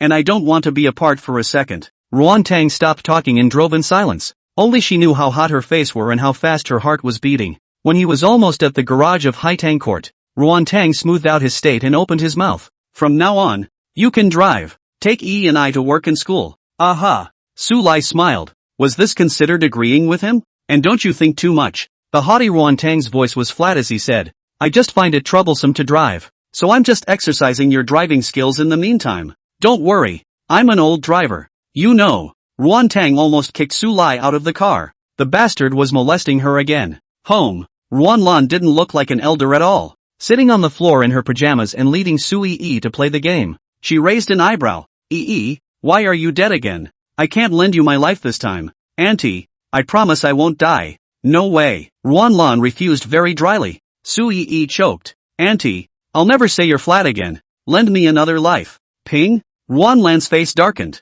"You little girl, you're going to get a beating, you know." Who's going to hit you?" "Tell Daddy." Su Lai teased. "Dad, Auntie Ruan Ping dislikes my dishes," Su Yi said in a resigned manner. "Ruan Lan, it's erasure." Ruan Lan was going crazy. The truth hurts sometimes, so tell a nice little lie once in a while." Ruan Tang bent down and touched his daughter's head to educate her. "Because sister-in-law is small, that's why she's telling small lies?" Su Yi simply said. "But..." The mother and daughter's secondary injuries nearly caused Lan Ruan to spray a mouthful of old blood. She had sort of realized that Su Lai, Ruan Tang as well as Su Yi, this family of 3 were changing ways to bully her. Ruan Lan was annoyed. "This house is impossible to stay in. I'm going to find a boyfriend and move out. As soon as possible, please," Su Lai said with a straight face. "Do you need me to introduce you to a boyfriend?" This time, Su Lai's face appeared in his mind as the 7th God General. Chang Niangu's strength was outstanding. Not only did he control the dual system laws of space and time, but more crucially, he was a good cook and had a good personality. Definitely a good man to commit your life to. Only the family always reads the ancient never mentioned. But in a certain drunkenness, Su Lai complained about never met his father. He only knew his father's surname Gu. Nothing else, not to mention a little bit of father's love. For this reason, Bai Zhe, the 2nd Divine General of the Heavenly Court's think tank, even went to comfort the 7th Divine General specifically because of this matter. "And introduce me to a boyfriend. I think brother-in-law you just want to kick me out and live in a world of 2 with my sister." Ruan Lan waved her pink fists and grunted. "It's a dream. Even if I find a boyfriend, I'm still going to stay here." Nguyen Tong rolled his eyes widely. "Moving out right after college." Ruan Lan made a face. "We'll see about that when the time comes." After dinner, after Su Lai put his daughter to bed and told Ruan Tang a story for a while, he suddenly asked, "Daughter-in-law, I'm going out for a walk. It's 9 o'clock at night." Ruan Tong knitted his brows slightly. "What? Still afraid that I'll mess around outside?" Su Lai smiled brightly. Ruan Tang glared at Su Lai. "Any more nonsense and I'll lock you out." Su Lai conceded. He gently kissed his daughter's forehead and changed his clothes and went down the mountain. And Tan Chang had already waited not far from Begonia Court. The reason why he had to go out for a walk was because Su Lai had sensed that a large number of martial artists were nearby. "The Jiang family is here," Tan Chang whispered. Aha! Su Lai smiled. Let's go. Let's go meet them. About 3 kilometers away from the Begonia Mountain. In the hotel. In the room on the topmost floor, there was a group of people who were looking away towards the Begonia Mountain. They were clearly the Jiang family. At the head of the group was Jiang Tangyun. Young master, the fact that you're personally leading the team this time means that the family head believes in you. Green Lotus approached Jiang Tangyun's ear and laughed delicately. Believe? Jiang Tangyun's face was expressionless. The Jiang family was a martial arts family, and he had 2 younger brothers and 3 younger sisters below him, and it was yet to be seen who would become the head of the family in the future. Although father stayed in the next room, drinking tea and resting with the extremely mysterious origin of the Jiang family's envoy, but every Jiang family martial artist in this operation would be father's eyes. Obviously, father was taking this opportunity to see if he was capable and qualified to compete for the head of the family. So, can't let father down. After Jiang Tangyun murmured, he said in a deep voice, Green Lotus, count the number of people and weapons. 19 peak 6th grade shadows, 2 7th grade martial sectors, and 1 8th grade martial sector. Greenleaf's voice was also less delicate than usual, but she said in a deep voice, the weapons are all ready as well. Then, let's go. Jiang Tingyun wore a black robe, his face icy. Follow me to take down Begonia Mountain and kill the traitor Tan Chang. The Jiang family's 100-year plan. This is the moment. The Jiang family at the moment. It can be described as an outpouring. Watch your son lead the way. Jiang Guoyuan's sword brows were deeply furrowed, and the old man still seated across from him chuckled. Jiang family master, don't worry, I'm here. The flower fairy has finally entered the divine sect. I am afraid. Jiang Guoyuan sighed, still worried. So what if it's the God's Gate? The old man did not hide the contempt in his tone at all. The old man crushed it with one finger. He is the Jiang family offering. No name, and no one knows the origin. But he came to the Jiang family for just 100 years. Just by letting the Jiang family get out of the little mountain village where they were not known, they have developed into the first-class martial arts powerhouse in Yanjing today. It was only then that Jiang Guoyuan's tightly furrowed brows finally loosened as he clasped his fists and said, also, it's fortunate for Senior. Don't forget our agreement. The dragon vein belongs to me. That little child belongs to you. The voice of the Jiang clan's confessor hissed. Dragon vein. Jiang Guoyuan was shocked. Isn't this a spirit vein? How come? You guys can't see it with your clumsy eyes, but you can't hide it from me. The Jiang clan's confessor sucked in his breath greedily. Just devour this dragon vein. He would be able to recover some of his divine abilities, and then there would be no need to bide his time, and the clan's grand plan could be implemented. Infinite regret flashed in Jiang Guoyuan's eyes. If he had known that it was a dragon vein, he definitely wouldn't have let it go so painfully. But thinking about the horror of the confessor and what would happen if he betrayed, Jiang Guoyuan, who was used to seeing great storms, couldn't help but shiver. One can only say stiffly, everything is at the senior's disposal. A lot of books are hard to find anymore, so read them and cherish them. Chapter 117, The Most Powerful Race. Tan Chang had his hands behind his back, and from afar, he saw Jiang Tangyun, the Jiang family's youngest master, rapidly arriving with his men. He couldn't help but look toward Su Lai, who was squatting on the side of the road with a dog's tail grass in his mouth, and frowned. The enemy is coming. Oh, you are at least a 7th grade martial sect. Straighten your back and don't disgrace the martial artists as well as the one behind you. Tan Chang grunted coldly. More so, don't let the Jiang family look down on us. We can't lose our momentum before the battle. Su Lai froze. Little Tansy recently a bit floating even dare to train him? Who gave the courage? But Tan Chang was right. He couldn't disgrace his wife Nguyen Tong. He stood up, his expression gradually becoming indifferent.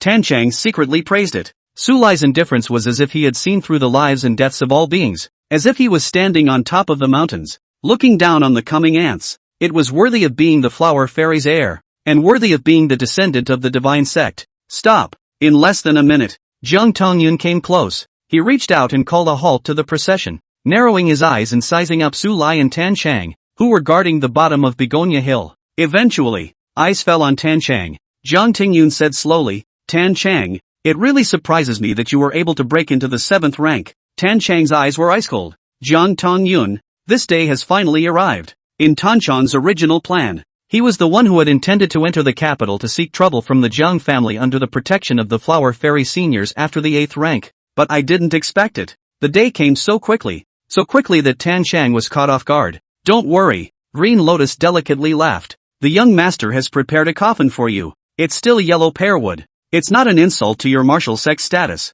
Tan Chang was not good at verbal arguments, so he simply stopped talking as well, and instead looked at the other party with a compassionate gaze. in the realm of the Flower Fairy seniors. And so arrogant. What a death wish. And Jiang Tongyan similarly looked at Tan Chang with pitying eyes. To tell you the truth, my Jiang family's envoys have arrived as well. If you kneel down and beg for forgiveness right now, and reprint the slave seal, you will be spared from death. Ridiculous, Su Lai said in a chilling voice. I was born a man of Begonia Mountain and died a ghost of Begonia Mountain. Continuing to return to the Jiang family as a servant? Simply a fool's dream. Then there's nothing to be done. Jiang Tongyan sighed. I gave you a chance. It is you who do not cherish it. Tan Chang, Don, T go to the Yellow Springs. Okay.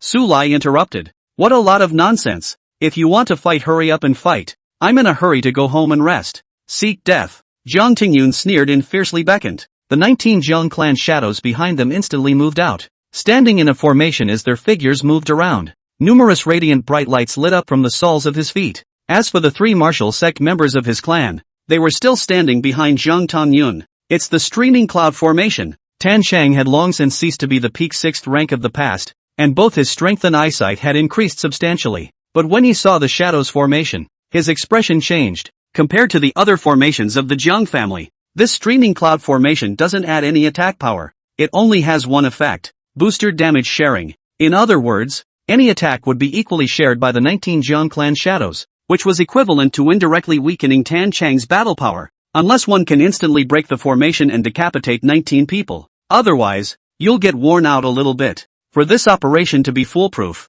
all the shadows of the Jiang family are here. Jiang Tongyan smiled brightly. So, Tan Chang, you can die without fear. When he reached the back, Jiang Tongyan's face was incomparably cold. Do it! Damn it! Tan Chang fiercely roared, only to see the sky and earth change color. The seawater rolled backward, and under the pull of aura, the seawater transformed into a huge water dragon. It slammed into the streaming cloud formation. Swish dash. Under the array enchantment, none of the Jiang clan's shadows, who should have died at least 1 or 2 deaths, were injured. Instead their faces were all hideous. Traitor! Kill Tan Chang! The traitor! They attacked in a near frenzy. Their weapons all daggers made of fine steel, no longer hiding in the shadows but slashing at Tan Chang openly and honestly. Wound for wound. Even though Tan Chang's realm was high, he was not invincible, so how could he be defeated? In just a few minutes, the pale-faced Tan Chang spat out a large mouthful of blood as he horrifiedly said, Su Lai, you withdraw first. Fighting is not an option. But if he were to say that he was escaping, Tan Chang could guarantee that absolutely no one in the arena would be able to stop him. Not even an 8th grade martial sect. Escape? Jiang Tongyun snorted. It's your turn to capture him alive. As the words of the eldest young man fell, behind them, 3 members of the Jiang clan stepped out. All of them were Zhongsher, but they were all collateral descendants. At this moment, 2 mid-7th grade and 1 early 8th grade teamed up. Even a peak 8th grade martial zone could pull off a horse, let alone a mere Su Lai. So what if you're a descendant of the Flower Fairy? I'm not afraid. Ginger Dust, Jiang Fengwith, Jiang Komian. The 3 old men reported their names individually, and even gave Su Lai a martial arts salute. After all, after being Divine Gate realm powerhouses, the necessary face still had to be given. Su glanced at the Begonia Mountain behind him, then retracted his gaze and said in a light tone, if you don't want to die, then cripple your own cultivation and get lost. Since coming to Earth, Su Lai nearly seldom laid down a killer unless it touched his scales. For one thing, it is that Su Lai's heart has changed. After all, after the past 100,000 years, he has experienced too much, and even his sharp sword has now been smoothed out. Secondly, it is Su Lai who wants to put up a good image in front of his daughter Yi, who he wants to spend her childhood happily, instead of watching my father's hands stained with life after life. Su Lai's words caused Jiang Tingyun to freeze, as well as the 3 martial sectors of the Jiang clan, and then several of them burst out laughing, especially Jiang Tongyun. Tears came out of the corners of his eyes as he laughed. Green Lotus, what did Su Lai just say? I kind of missed it. Young master, he said, if you don't want to die, scrap your own cultivation and roll. Green Lotus respectfully said. Fubris. The Jiang clan's 8th grade martial sect snorted coldly and no longer cared about the Flower Fairy's face, carrying a terrifying pressure. The strike was a peak strike that contained the realm. The terrifying sea of fire condensed out of thin air, carrying a horrifyingly creepy high temperature as it violently fell from the air towards Su Lai. After a martial artist's 7th grade, a seed would be awakened at the dantian in his body, and he would need to constantly nourish its growth with aura. Some of the cleric seeds are strength that would make the awakened's body like adamantium, and a single punch would be enough to shatter mountains. Some martial seeds were divine consciousness, and the mental attacks were incomparably powerful, able to easily destroy a person's consciousness. There were also martial sect seeds that could control the heavens and earth, various elements with different attributes. Some were proficient in water, others in fire, and still others in wind or thunder. It varies completely from person to person, but it's not easy to say which is stronger or weaker. After all, seeds are dead, but people are alive. And the seed of Zhang Duan, the Zhang clan's early 8th grade martial artist, was clearly fire. The other two 7th grade martial sectors also struck out. Both of them were power. Their bodies swelled up, their clothes collapsed, revealing amazing muscles, and their height reached a terrifying 3 meters. A lot of books are hard to find anymore, so read them and cherish them. Chapter 118, Spiritual Weapons. At a glance, it was horrible and amazing. However, this attack by the 3 martial sectors of the Zhang clan, which made even Tan Chang's scalp numb, could not set off a single bit of interest from Su Lai. He gave it a chance. It's these people in the Zhang family themselves who don't want to live. Su Lai waved his hand, and the body of Zhang Chen's 3 people in the attack suddenly stiffened, and even their attacks stagnated, as if this space had been frozen. Originally held a cold smile, complacent young master Jiang Tingyun chillingly spoke, "Do it ah, what are you guys in the standstill?" The 3 martial sectors of the Zhang family couldn't say a word, they couldn't even blink their eyes, and in the next moment, they dissipated into clouds of smoke, directly vaporizing. Seeing this bizarre scene, Jiang Tingyun's pupils suddenly shrunk as endless fear filled his heart. He is also a martial artist. However, because of the late cultivation time, he was now only at the early stage of the 6th grade, and wanting to quickly break through the realm, he hit on Yi Wuxuan's idea. Also from Yi Wuxuan, he learned about the baby and about Su Lai's family, but he didn't expect that Su Lai would be strong to this extent. Suddenly, Jiang Tingyun pushed Green Lotus in front of him and shouted angrily, "It's the flower fairy." That's it. For only that powerful divine gate realm master, who had recently become renowned in the martial arts world, to be able to make 3 martial sectors vaporize out of thin air in an instant. Flower fairy. Those 3 words, like there was some kind of magic. It caused Tan Chang, who was tangling with the 19 shadows of the Zhang clan, to tremble. He laughed out loud as his predecessor finally made a move. The scum. All under the God's Gate are mole crickets. Prepare for the wrath of the flower fairy seniors. Only Tan Chang soon felt that something was wrong, because it seemed that senior flower fairy had only helped Su Lai to solve those 3 martial arts sects, and had no idea of helping him. Tan Chan's brain spun rapidly, and after much deliberation, he came to the conclusion that, could this also be a test for me? But I'm the wise man. It's not the god of war. Tan Chang gritted his teeth, and the aura in his body tilted out in a desperate manner. A piece of terrifying waves transformed into an attack that smashed into the Zhang clan shadows. Su Lai calmly looked at Jiang Tingyun and said, "What other cards are there?" "You." Jiang Tingyun's face was cloudy. As for Green Lotus, who was blocked in front of her body to become a meat shield, her pretty face was also pale. "Young master." "Shut up." Jiang Tingyun took out a jade slip from his bosom and violently crushed it. "Father, confessor, save me." 3 kilometers away, in the hotel room, Zhang Guoyuan hesitantly and incomparably looked at the offering beside him. The flower fairy made a move? No. The confessor's gaze was like a torch, staring dead on at Su Lai from a long distance away, a wisp of a cold smile at the corner of his mouth. "It's Su Lai." "What?" Zhang Guoyuan was shocked. "Interesting." The corners of the mouth of the offering hooked up. "I'm afraid there's no such thing as a flower fairy. This dragon vein isn't some divine sex place of blessing. It's something Su Lai coalesced with a formation." Hiss. Zhang Guoyuan sucked in a breath of cool air. The 3 dragon veins and 10 spirit veins in China were all slowly coalesced over a period of hundreds or thousands of years. Never heard of it. To be able to condense a dragon vein out of thin air with the power of one person was something unheard of. Su Lai may not be an earthling, or what he is practicing is not the earth's martial arts. The moment he attacked just now, he was using divine thoughts. The confessor smiled brightly. "Interesting. I have long known that earth is not so simple, but I didn't realize that there are extraordinarily many Dao friends. Come on, let's go meet him." After saying that, the confessor's figure disappeared. Zhang Guoyuan also suppressed the horror in his heart and his figure instantly moved into the middle of the battlefield. "Father, the offering." Seeing the 2 figures appear, the fear in Jiang Tingyun's heart disappeared, and a strand of security gradually emerged. "Father is a 9th grade martial sect. The strength of the confessor is even more unfathomable. And in the eyes of Jiang Tingyun, the safest place in the world, I am afraid, is behind them. As in this moment, I would advise your excellency that it would be best to hand over the dragon vein, and I can be the one to make the decision to let you and your family leave safely." The Zhang clan's provider, who was shrouded in black robes, hissed in a hoarse voice, "On this earth, You and I don't commit any offenses in well water. How about it? Confession. Jiang Tangyun was in a hurry. If he let Su Yi go, how else would he suck blood and how would he quickly raise his realm? As for Su Lai and Ruan Tang, his interest was even more intense. Shut up. Zhang Guiyuan gave an angry rebuke. Jiang Tangyun reluctantly shut up. You deserve it. Su looked at the Jiang family's offerings, his face expressionless. Just the heart confirms that the ladder standing on the back of the Jiang family is really the remnants of the ancient demon race in the eastern immortal region. Ha! The Ginger family's confessor laughed strangely as he transmitted his voice with divine thoughts. My name is Devil Mountain, from the immortal realm's most powerful race. Since you are an outsider, I'm sure you don't want to fight with me in a lose-lose situation. Su Lai was silent. He didn't know how to answer.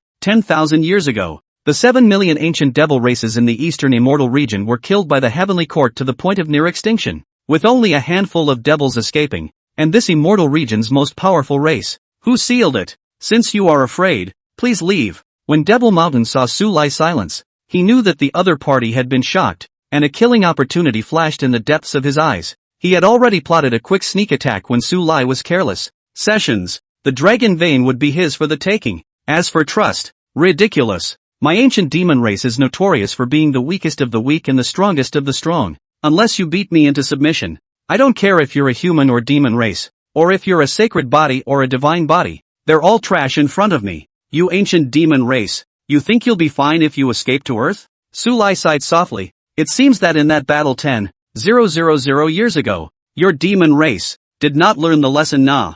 Boom. Underneath the black robe, Devil Mountain's face suddenly changed. A quick glance revealed his identity and what Su Lai really was. Who exactly is your excellency? Devil Mountain said as if he was facing an enemy. 10,000 years. Not long for the fairy realm, but not short either. The once glorious ancient demon race has lost its peak in the past, and now it is just a lost dog. So no one cares at all, and it has gradually been forgotten by the boundless universe. And those who still knew of the existence of the ancient demon race were by no means mundane. I'm Su Lai, Su Lai said with interest. I don't care what you came from.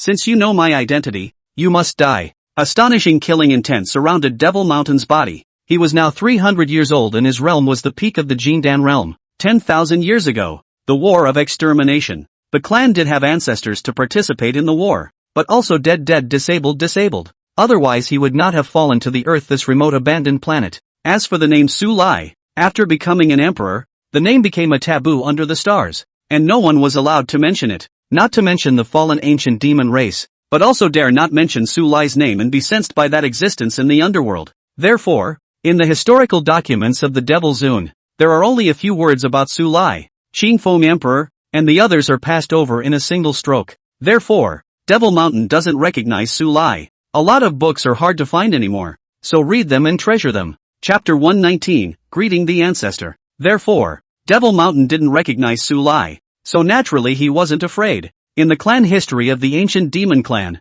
they had looked askance for several epochs, and there had been a quasi-emperor in the clan. Except for that battle of extermination 10,000 years ago, it really hasn't suffered much. At this moment, there was no longer any suppression of the realm, and the endless killing intent around his body condensed into a gigantic sword that was 1,000 meters long, and the void was shattered. Earth's heavenly Tao was about to collapse. So how come there were cultivators near the limit striking again? It drifted in vinegar and tried to drive off the planet. Just when looking at what's happening on the ground, another whoosh slipped away. The Earth's heavenly Tao is in tears. I'm still a child. I've just become conscious not many years ago. Emperor Lord, please let me go. Devil Mountain was wary in his mind. He had just felt a terrifying pressure descending upon him, only to disappear in an instant. He couldn't help but sneer. Su Lai, you still have help. The conversation between Su Lai and Devil Mountain had not been heard by Tan Shang and Jiang Tingyun, and at the moment, he had mistakenly thought that the Jiang family provider was talking about Senior Flower Fairy. At this moment, Tan Shang laughed loudly. Nonsense, if you don't want to die, then hurry up and surrender. One finger of Senior will not be a problem to exterminate you. Devil Mountain's color changed as he shouted. If you want to fight, then let's fight. Devil Sword Chop. This sword was the Devil Mountain's strongest strike. It's also the strongest blow the earth can take, and beyond that degree, heaven will step in and expel it. This was the limit that Magic Mountain had tried out little by little for 100 years on earth. Devil Mountain gradually and coldly laughed. Su Lai would either display power beyond his limits and be expelled by the heavenly Tao, or he would die under the demonic sword. The 1,000-meter giant sword stabbed down a little bit. The speed is extremely slow. However, everyone in the center of the battlefield was caught in stagnation, unable to move a single bit, including 7th grade Martial Sect Tan Chang, as well as 9th grade outgoing Martial Sect Zhang Guiyuan. All of them had their scalps fried, unbelievably looking at the air that seems to be destroying the sky and the earth. This is a move that humans can use? Terrible. It's just horrible. Under this sword blade, everyone was breathing heavily, and could clearly sense that the aura in their bodies was being rapidly extracted, even their lifespan. It's a bad feeling, but there was nothing they could do but watch as death drew ever closer. This sword, it's a bit familiar. Su Lai suddenly raised his eyebrows. Ha ha ha. Devil Mountain laughed rampantly. This gong method of mine is my Devil Clan War God Devil War's self-created native gong method. This sword has a spirit, sucking in blood and lifespan. It will continue to grow stronger, and can cut down everything in the world. Demon warfare actually didn't die. Su Lai froze. He had an impression of this guy. Devil War. 10,000 years ago. The Great War. He was the first of the 3,000 devil generals of the demon race. Ran the fastest, but also suffered the 7th god general a blow, but also survived. Bold. How dare you disrespect the demon battle ancestor?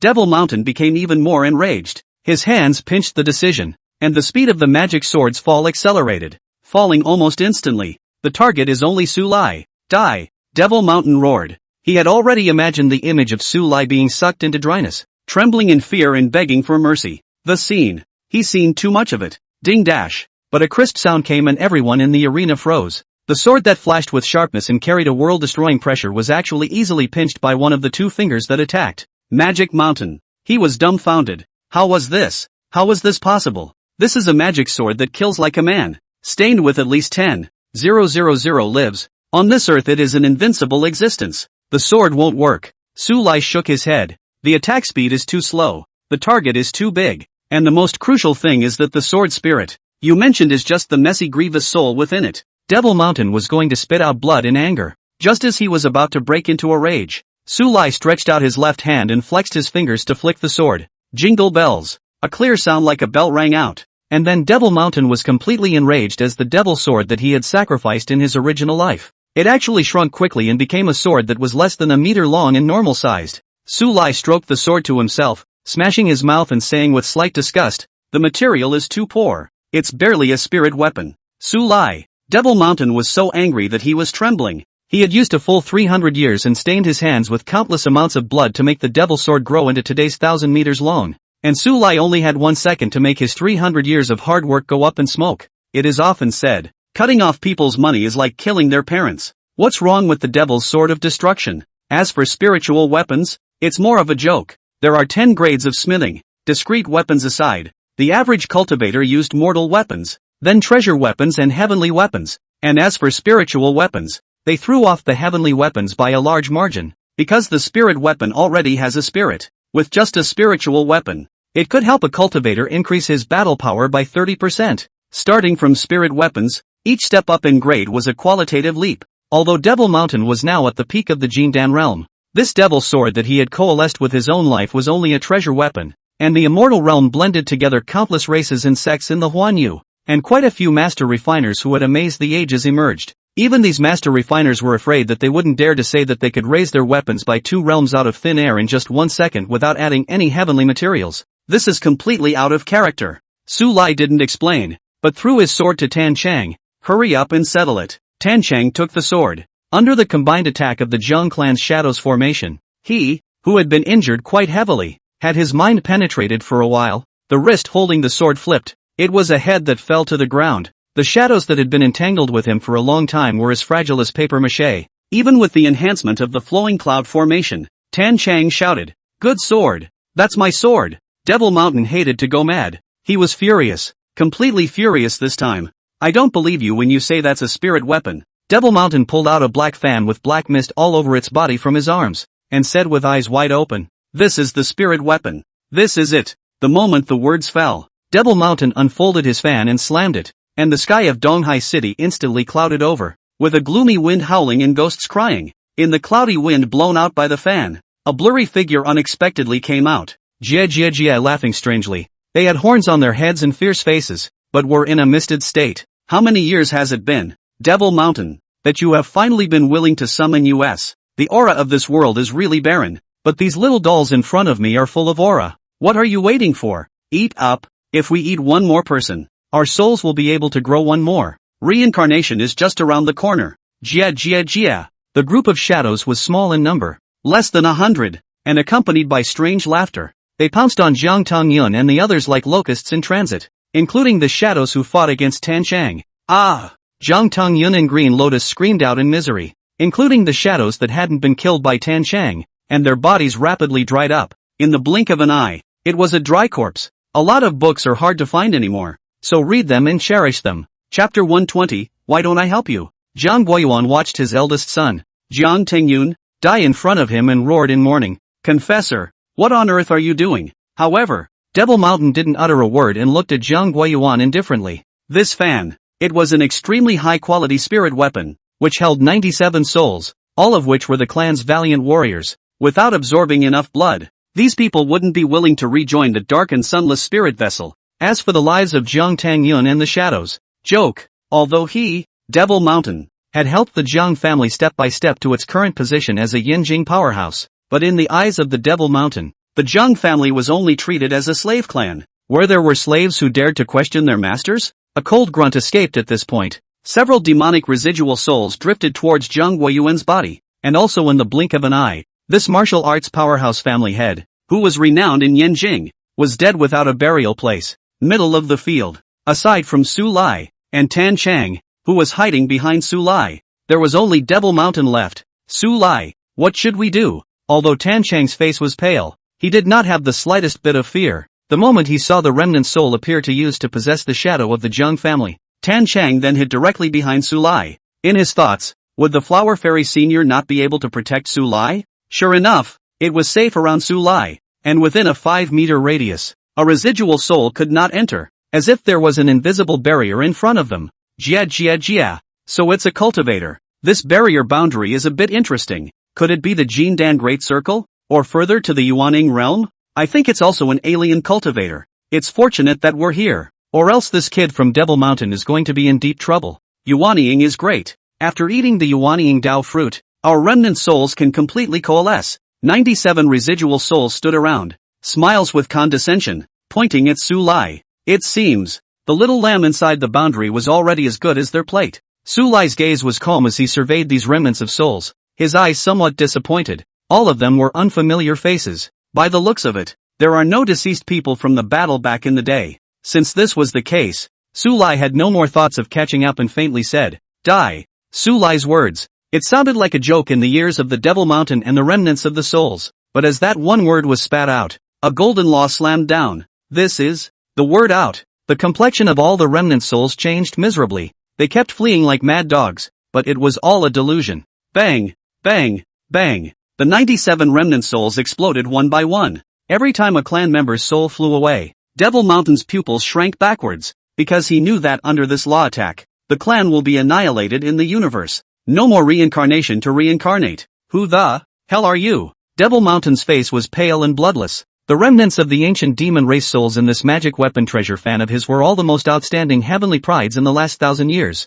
For various reasons, when they die in the outside world while seeking various benefits for the demon clan, their souls will return to the treasure fan. It's safe to say, these remnant souls would still be the mainstay of the clan as long as they reincarnated or took rebirth. But it's definitely a huge loss to have it gone so lightly. And words follow the law. Even the immortal Zun realm is not to be used when you want to use. Su Lai. I'm afraid that not only is he an immortal dignity, but he's also the best in the immortal dignity realm. Devil Mountain's scalp instantly exploded. If he had known this, he would never have caused this kind of trouble for the clan. But the immortal exaltation realm, looking at the immortal region, is also a party hegemon. How could Su Lai be unknown? In this remote and empty solar system, hiding an immortal exalt, this would definitely make people laugh when it was said. His name is Su Lai. Tan Chang opened his mouth as he snorted coldly. You know how powerful it is. Devil Mountain no longer had the confidence he had before, and in his pale face, he clenched his teeth hard and said, I admit defeat today.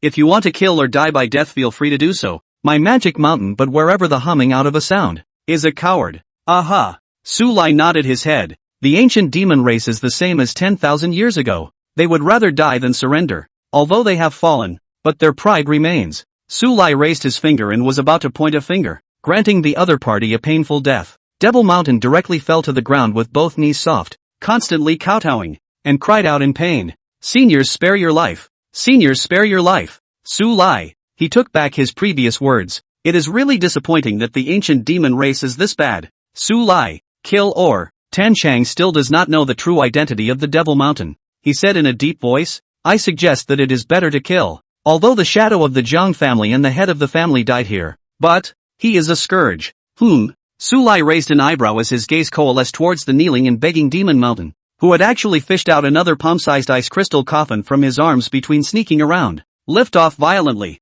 A terrifying aura suddenly spread out in all directions. Heaven and earth, thoroughly colored. The whole star at this moment turned into a black sky. The wind swept between such as the destruction of the world like pressure pervaded every corner of the earth. The closest Tan Chang, he was directly shaken by the pressure emanating from the ice crystal coffin and flew out backwards, spitting out blood and falling into a coma. In the meantime, all the martial artists above the 7th grade on earth raised their heads in horror, staring at the sky incredulously. They were in a high realm and could sense a bit more than ordinary people. An attack from beyond the domain. In the North Sea of China, at the Penglai Sword Pavilion, Ji Jing spoke in a trembling voice. Has Chang'an City broken? Otherwise how could such a terrifying pressure descend? Yan Shirshi, who was carrying a huge sword on his back, sank as deep as water as he fiercely gripped the huge sword. Go protect the Yanjing dragon vein. Equally appalled. The same fear happens in too many places. An East Ocean city. The foot of Begonia Hill. Devil Mountain stood up slowly and methodically,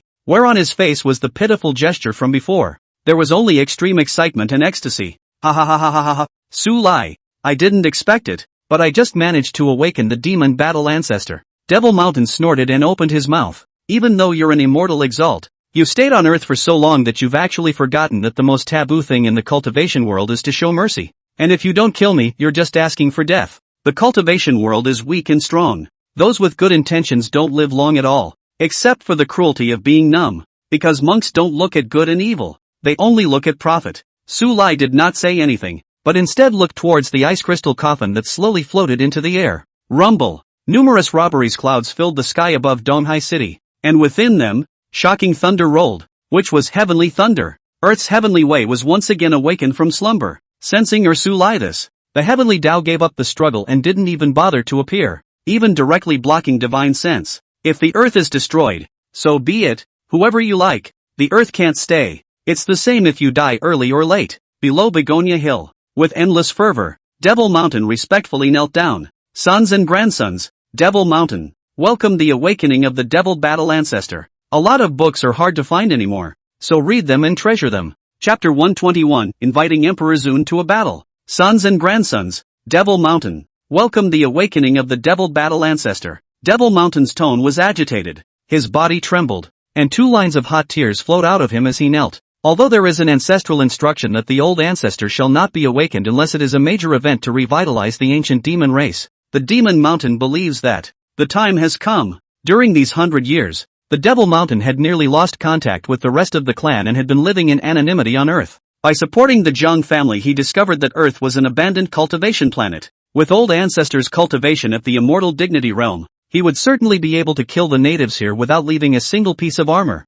And then those who were obedient would prosper and those who were disobedient would perish. Earth. It then became one of the base camps for the revival of the ancient devil. The reason why it's one of them, it was because in other galaxies, there were also abandoned planets similar to Earth, and there were also other demon ancestors. Pop. Su Lai snapped his fingers. The terrifying pressure that enveloped the Earth dissipated in an instant. The martial arts powerhouses in the East were puzzled, wondering how that heaven-destroying pressure had suddenly dispersed. But don't wake up my wife and daughter, Su Lai muttered, or else I'll be scolded again when I go back. Ruan Tang would definitely be angry if he knew that Su Lai wasn't out for a walk, but almost destroyed the planet. Concealment. It must be hidden. That's why Su Lai added another soundproof boundary to the Begonia Mountain, so that the sound inside couldn't come out, and the sound outside couldn't come in. Perfect. After doing this, Su Lai breathed a sigh of relief before he had time to look at the ice crystal coffin. How many other old ancestors do you have in the ancient demon race? Su Lai asked casually.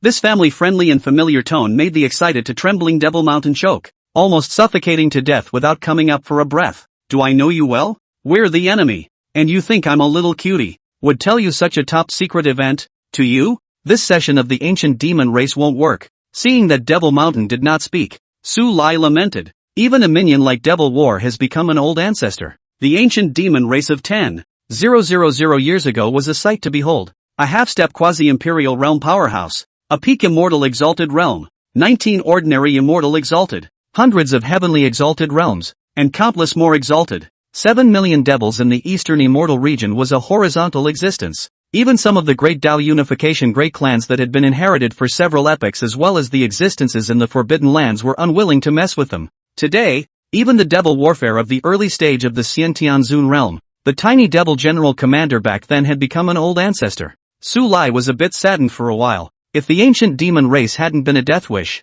killing 70,000 ordinary civilians in a formation in order to sacrifice a magic weapon, Su Lai wouldn't have bothered to touch the behemoth that was the ancient demon race. It was also after that 10,000 years that no dark forces dared to sacrifice ordinary humans to refine magic weapons or use them for other purposes. For if one person of the murderer race is killed, the heavenly court will kill him 100 times over. The ancient demon clan, which had been passed down from ancient times to the present day, had been exterminated because of 70,000 ordinary people, which had sounded an alarm to the other forces. Sure, Su Lai and the Celestial Court protect only ordinary people without cultivation. Once you enter the cultivation world, regardless of race, live or die. Hearing Su Lai's words, Devil Mountain wasn't angry, but looked over with compassionate eyes that looked as if he was looking at a dead person. Some people live, but he's dead. For example, Su Lai, who was insulting the demon battle ancestor at this moment. The demon warfare old ancestor was the head of the 3,000 demon generals of the ancient demon clan back then, with an extraordinarily violent temper, having torn apart countless enemies with his hands. Once his old man awakens, what will be waiting for Su Lai? Devil Mountain didn't dare to imagine, only knowing that Su Lai would die a miserable death. This was probably the price of not knowing how to die. When will he wake up? Su Lai waited in boredom and couldn't help but urge, do you want to keep him from hurrying up? Devil Mountain's face turned green. Shut up. If you delay the old ancestor's awakening, beware of your little life. Oh, Su Lai realized, it takes a long time for him to wake up, right? In other words, if I break this coffin of his in the meantime, the devil warrior won't be able to wake up, right? Bold, Devil Mountain said angrily. If you dare to move the ice crystal coffin for a moment, don't blame me. Su Lai kicked a small stone from the ground into the air and thumped it on the coffin as he twisted his head. What are you going to do? Magic Mountain was silent for a long time. What can he do about this immortal Su Lai? At that moment, he was angry and annoyed, insulting my ancient demon clan. My clan's old ancestor will definitely strip you of your tendons and skin, and use your soul to light a lamp to burn for 10,000 years. It was just that there was also some anxiety in Devil Mountain's heart. Why hasn't old ancestor woken up yet? Could something have changed in it? Being anxious. Just then, I heard Su Lai say, is it that there is too little aura here to awaken him? So it is. Devil Mountain suddenly realized. He said that something was wrong. It turned out to be the reason for the lack of aura in this place. Wait, why was this reason told to him by Co. Ray? As fellow immortal dignitaries, they had definitely heard of the demon dignitary Demon Warfare's name. Is Su Lai not afraid of death? What a cutie. Ah. Devil Mountain suppressed the ecstasy in his heart and used his realm to crazily absorb the aura of this place and channel it towards the ice crystal coffin. But after all, Devil Mountain was only in the Jindan realm. The aura that could be mobilized was only dozens of miles around. Where could this aura wake up an immortal dignity realm powerhouse? Do you need me to help you? Su Lai said. Devil Mountain gritted his teeth and ignored it. A long half-hour passes. Devil Mountain tired to the point that his eyes burst into blackness, and the old ancestor showed no signs of awakening. Devil Mountain gritted his teeth and continued to mobilize the surrounding auras. It's good to be idle, so let's chat for a while. Su Lai smiled and said. But Devil Mountain was so angry that he spat out a large mouth of blood. How can Su Lai be so mouthy? Are all the immortals so mean? Shut up, will you? There are 3 other old ancestors of my ancient devil, plus the devil war old ancestor. There are a total of 4. In a state of anger, Devil Mountain shouted angrily, if you say one more word, they will surely kill you. The words came out. The Devil Mountain heart secretly said on the occasion of anger. Actually will be this kind of top secret set out. There are only 4 immortal dignitaries. I'm afraid there are still heavenly dignitaries among them. It's true that one term is not as good as another, Su Lai said with disappointment. This residual force. He's too weak to even think about annihilation. Yet. Devil Mountain almost wanted to fight with Su Lai. This mouth is also too old and too broken. Well, at this point, Devil Mountain suddenly sensed that the ice crystal coffin no longer absorbed aura and blossomed with a soul-seeping black light. Catching dash. The lid of the ice crystal coffin was slightly pushed open, and the edge of the coffin was gripped by a large, rough hand, accompanied by the sound of a heartbeat. Knock, knock, knock. The heartbeat was rapid and powerful, as if millions of people were beating drums at the same time, sounding like thunder. What a horrible monster this is. Old ancestor. Devil Mountain was so excited that he knelt down. It's been 10,000 years, and I, demon battle, have returned. Accompanied by a vicissitude of sound, the lid of the coffin was completely lifted. A lot of books are hard to find anymore, so read them and treasure them. Chapter 122, Farewell to the Ancestor. The lid of the coffin was opened and Magic Mountain burst into hot tears. In the past 1,000 years, the 4 great old ancestors of the ancient Devil clan have been revived one after another, and the Devil clan is expected to be revitalized. Rumble. A huge figure stood up in the ice crystal coffin, and the height of this body was so tall that it nearly topped the sky. The robbery clouds high in the sky of Donghai City exploded, descending countless heavenly thunderbolts that were more than 10 feet thick and thin. The huge figure laughed wildly. 10,000 years ago, my devil fought under the emperor and did not die. What can a small calamity in the district do to me? Give me a break. Demon warfare was worthy of being the head of the 3,000 demon generals. A fist blasted out, and it actually caused the robbing cloud to dissipate into smoke. The planet is barren, but there are small dragon veins that can barely serve as a home base. And you are doing well. Devil War's body was huge and bare-chested. His rough muscles made him look exceptionally fierce as he opened his mouth approvingly to Devil Mountain. Old ancestor. Devil Mountain excitedly said, please old ancestor save your life. Here, there is still an immortal father here. The Devil's War froze. The eyes suspiciously looked at the young man around the demonic mountain and froze for a moment. The battle 10,000 years ago that was like a nightmare turned over in his mind in an instant. It's him? No way. Absolutely not. Must have opened the coffin the wrong way to the point where the demons of the mind appeared. That's right. It's a mindjack. Ridiculous apocalypse. To use such a trick. Old ancestor. His name is Su Lai. He's just a mere immortal exalt. He actually spoke out against my ancient demon race. Please, old ancestor, kill. Devil Mountain respectfully clasped his fists and bellowed. At the same time, the corner of his eye looked at Su Lai with a cold smile. The demon warfare old ancestor is short-tempered. You are finished. The words were not finished. Devil Mountain suddenly heard the sound of the coffin lid moving and twisted his head to see Devil War lying back inside the ice crystal coffin and recovering the lid. Magic Mountain confused. The old man is doing what, lo? Hurry up and make a move to kill Su Lai, and then reign over the world and unify the solar system, so that the ancient demon race will re-emerge and recapture its former glory. Inside the coffin, Devil's War kept saying, take a deep breath and exhale. Well, he shouldn't be around now. Devil's War carefully opened the coffin panel, poke a head out, cautious like a small child stealing candy. Where was the heaven-destroying terrifying aura from before? Su Lai is still around. Not only was he there, but he smiled at him. It's been a long time. 10,000 years ago. You didn't know me. I didn't know you. We were still strangers. 10,000 years later, the sea has changed, and waking up to see the deceased, I think that the Devil War should be very happy. It's just karma. Dum dum dum dum dum dum dum dum. The Devil Warrior shrunk his head back again, his heartbeat sounding more and more rapid and also very loud. Nearly the entire East Sea City heard the rapid heartbeat resounding in the sky. The Devil's War was practically falling apart. How come it's Su Lai? How could it be Su Lai? The first person in the world today. Elder Ancestor. Devil Mountain anxiously yelled. What exactly are you doing? Old Ancestor. Do something. Su Lai. He's only an immortal exalt. Immortal dignity. That's it? You're a little Jindan. Where did you get the courage to say this? Devil War's breathless voice came out from inside the coffin. Devil War is dead. Something to burn paper. Magic Mountain was confused. Nope. There's something odd. Devil War, who suddenly thought of something, couldn't help but roar angrily. Devil Mountain. I didn't expect you to be a traitor. You betrayed my clan and defected to the heavenly court. Be executed. Magic Mountain? He was loyal to the ancient demon race, throwing his head in blood, and hiding in this remote galaxy for hundreds of years. For what? For the purpose of overthrowing the heavenly court and reviving our clan. How can he be a traitor? Pop. Su Lai snapped his fingers, and the ice crystal coffin burst open in an instant. It was simply weak, pitiful and helpless to see the ferociously famous demon battle of tens of thousands of years, curled up and hugging his legs shrinking in the air, blankly looking at the coffin's sudden explosion. Come down and catch up. Su Lai laughed lightly.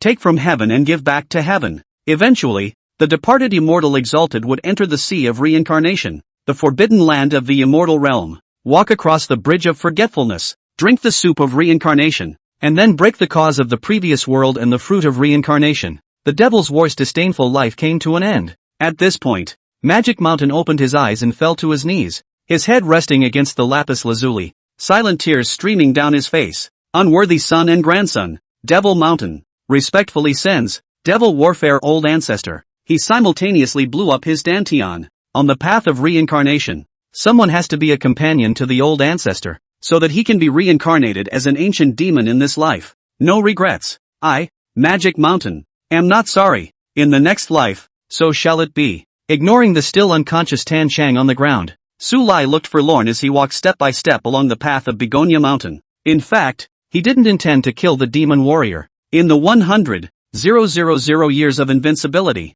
whether friend or foe, the deceased became fewer and fewer, so few that they were only a handful. The Quasi-Emperor only had a lifespan of 200,000 years, a million years of Emperor's life. What kind of loneliness and silence that would be. Su Lai said softly, Devil Mountain. I take back that sentence from before. The ancient devil race is ironclad, as it has always been from ancient times. As for the remnants of the ancient demon race, Su Lai didn't send the heavenly court to continue the pursuit, but left the other party a way out. Home. Nguyen in his pajamas is worried. After she heard the sound of the door opening, she hurriedly turned her head to look at it. When she saw that Su Lai was safe and sound, she then breathed a sigh of relief. Su Lai, where have you been? Ruan Tang's beautiful eyes glared. Before Su Lai had laid down the soundproof boundary, Ruan Tang had been awakened by the sounds of the battle and was very worried about Su Lai's safety. Su Lai didn't say anything. Instead, he wrapped Ruan Tang in his arms, his head resting lightly on her shoulder. Ruan Tang said with a dark face,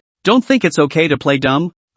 Wife. Fortunately I met you, Su Lai said in a complicated tone. Ruan Tang was a little confused as to what was wrong with Su Lai, and after hesitating for a long time, he still raised his hands and gently hugged Su Lai. Honey, let's go get a license and get married. Mr. Su, please don't use a flat tone and say such a big thing. And will you? No. Well, I'm off then. Su Lai let go of his embrace, and the first thought in Ruan Tang's head was, Su Lai, who was rejected, is leaving Donghai City. For some reason, Ruan Tang was a little frustrated at this moment as she whispered, aren't you going to wait for Yi to wake up before you leave? At least say goodbye. I'm just going back to the house to sleep. What's the point of saying goodbye? Su Lai was puzzled. Ruan Tang's face darkened and he kicked Su Lai hard before returning to his room with a cold face. Su Lai was filled with confusion. What did he say that was wrong? Are all women so inexplicable? Su Lai rarely did not meditate, but emptied his divine sense and slept, and also rarely stayed in bed. So much so that early the next morning, Ruan Lan, who was so hungry that her stomach rumbled, got up several times and said, I'll go call my brother-in-law. Let him sleep some more. Nguyen Tong said. Aha. Yi kept nodding. Daddy is under a lot of pressure to make money to support Yi. Ruan Lan took a look at the $500 million begonia court, and then looked at her elder sister who made tens of millions of dollars a year. She suddenly soured. I'd like to be that stressed, muttered Lan Nguyen. I'll go cook for you if you're hungry. Ruan Tang got up and was about to go to the kitchen, but was pulled back by her sister, who reluctantly smiled. Sis, no, I'm not hungry. Just kidding. Letting Sister Sama cook is too much for you. Is that dark cuisine for human consumption? Ruan Tong raised an eyebrow. You don't think I'm a good cook? Ruan Lan was a little weak, but he didn't dare to say yes. Instead, he looked around. Sis, let me help you put on some makeup, and surprise my brother-in-law when he wakes up. Don't. A woman is a woman. Why would I want to please Seo Ray? That for Yi.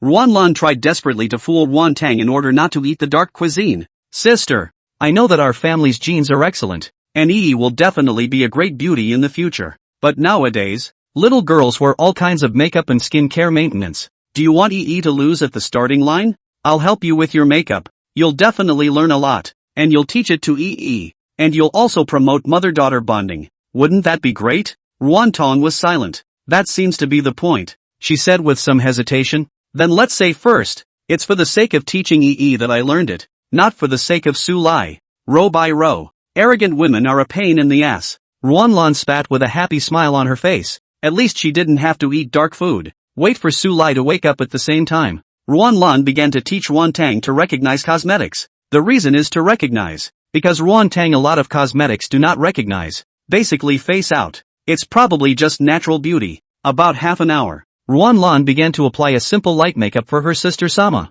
and drew on her eyebrows. Su Yi marveled. Mama is also too beautiful. Ruan Lan looked in the mirror and was slightly surprised that it did seem more beautiful than before. This time. Waking up. Su Lai came downstairs and he greeted. Good morning, Daddy. Su Yi hugged Su Lai and said happily. Daddy, look at Mama. Su Lai walked closer. That straight gaze looked at Ruan Tang's heartbeat slightly accelerated. Ruan Lan hemmed and hawed. See anything different about my sister? Su Lai looked at his wife's honor's slightly red face, and in silence, he couldn't help but press his forehead to Ruan Tang's forehead. In an instant, their faces were only a few short centimeters apart, their burning breaths hitting each other's faces. A lot of books are hard to find anymore, so read them and treasure them. Chapter 124 Marriage. Ruan Lan, who was caught off guard by the side, was fed a big mouthful of dog food, and she was dumbfounded. My oldest sister is beautiful with makeup, but it's not like Soul Sister's husband is going to just pounce on it, is it? Even if there were thoughts that adults should have, shouldn't they wait until the evening? After all, she and Yui were still there. Man. It's true that they are all creatures that think with their lower bodies. When Ruan Lan secretly slandered, Ruan Tang was dumbstruck. Su Lai.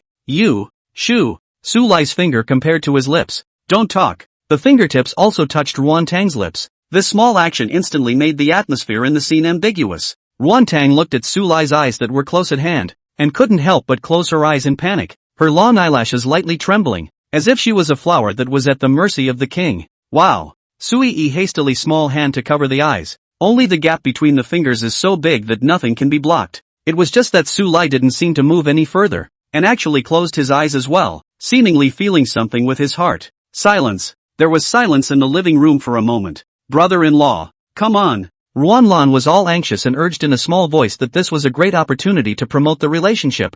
Su Lai took a step back and said softly, your sister is fine. You don't have to worry. Nguyen Lan looked confused and said, what am I worried about? Didn't you ask me to see any change in your sister? I did, and she's redder than usual, but I just took her temperature with my forehead. Su Lai said seriously, there's no fever. Everything is normal. Ruan Lan? My sister's eyes were closed. That shy look a woman would want to see. And you're telling me that you're taking her temperature with your forehead pressed up against it? Su came. Please be human. Ruan Tang opened his eyes, his face redder and hotter than before. She had just mistakenly thought that Su Lai was going to kiss over. And the most furious thing was that she actually closed her eyes. Nguyen Tong, can't you be a little more reserved? Shamed and annoyed, Ruan Tang now hated to find a crack in the ground. She pushed Su Lai away and said in annoyance, I'll take you to school. Waiting for me to make breakfast. Su Lai wondered. Besides, didn't you say you'd let me drive? You're fired. Hey. Su Yi sighed and patted Su Lai's hand. Encouraging. Dad. Cheer up. Then he took small steps to keep up with Ruan Tang's pace, his ponytail twirling in a cute manner. Your sister is angry? Su Lai raised an eyebrow. Crap. Ruan Lan rolled her eyes widely. I painted her makeup for half an hour. Your normal course of action would have been to compliment it and then kiss it down. For nothing I got an assist. There's something else Ruan Lan didn't say. If she were Nguyen Tong, she would be angry too. After all, Ruan Tang was ready to be kissed, but Su Lai didn't kiss it. Even if he said that Ruan Tang didn't have a fever and his temperature was normal. If this were a girl with a more complex mind, I'm afraid she would have mistaken Su Lai as insinuating. How can you be so obsessed with wanting me to kiss you if you don't have a fever? Straight man of steel. Hopeless, Ruan Lan lamented. Nguyen Tong is wearing makeup. Su Lai really didn't see it because Ruan Tang was the most beautiful woman in his eyes no matter what, and he didn't think that much about it. He just thought the red on his wife's face wasn't normal, and it turned out. Brother-in-law, make a few more good dishes tonight and use your cooking skills to win back my sister's heart. Ruan Lan sighed. Aha, that's right brother-in-law. Remember to have the 2 dishes of stir-fried crayfish and grilled lamb chops. It's just that you want to eat it, right? Hey, my sister and Yui love it too. So you can choose not to do it. If my sister-in-law says do it, then do it. After thinking about it, Su Lai said, I won't do it for breakfast, so go outside and buy a soybean milk donut for yourself. Whoa! Ruan Lan was depressed to the point that she had waited so long for breakfast, but it turned out that Su Lai had given up. It was really outrageous. Tohashi University. The school nurse's office was a happy place, and the newlywed Lu Nanwei actually came to work. Zhou Feng was puzzled. You young couples don't go on a honeymoon. What are you working for?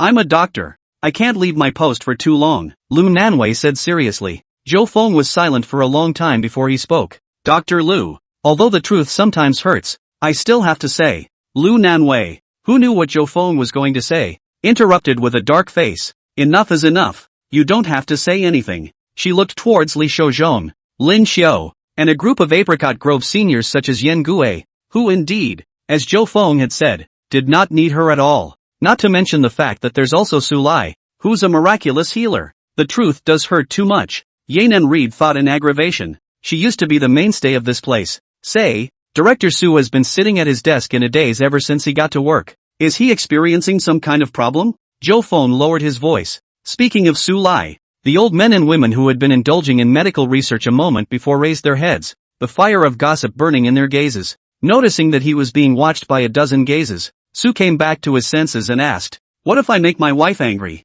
Kneel on the keyboard. Lu Nanwei from the desktop keyboard handed to Su Lai electrostatic capacitance. More than 2,000 it. Li Foraging said the mechanical keyboard kneeling comfortable. You try. A row of black lines surfaced on Su Lai's forehead. Women. Simple. Angry. Give her pulse. Prescribe a few medicines to adjust the angry mood. Personally tested effective. An old Chinese medicine man smiled and said, "They who took the prescription were moved to look at me. At least 1 month of peace and quiet. I finally realized how old man Sheng could get divorced 3 times. Neurology erudite Lin Xiao said in a complicated tone. And that's not called moving. That's not wanting to take care of you. Then these 2 old men and women got into a fight. Su Lai listened with joy. Dr. Zhang is an old man with a story. Director Su. Women's hearts are complicated. Zhou Feng came over and whispered. Director Su. I suggest from a psychological perspective that you do this and that and then that and that. Zhou Feng's voice was so small that no one else could hear it. And even when asked, Zhou Feng did not say anything. With an inscrutable expression,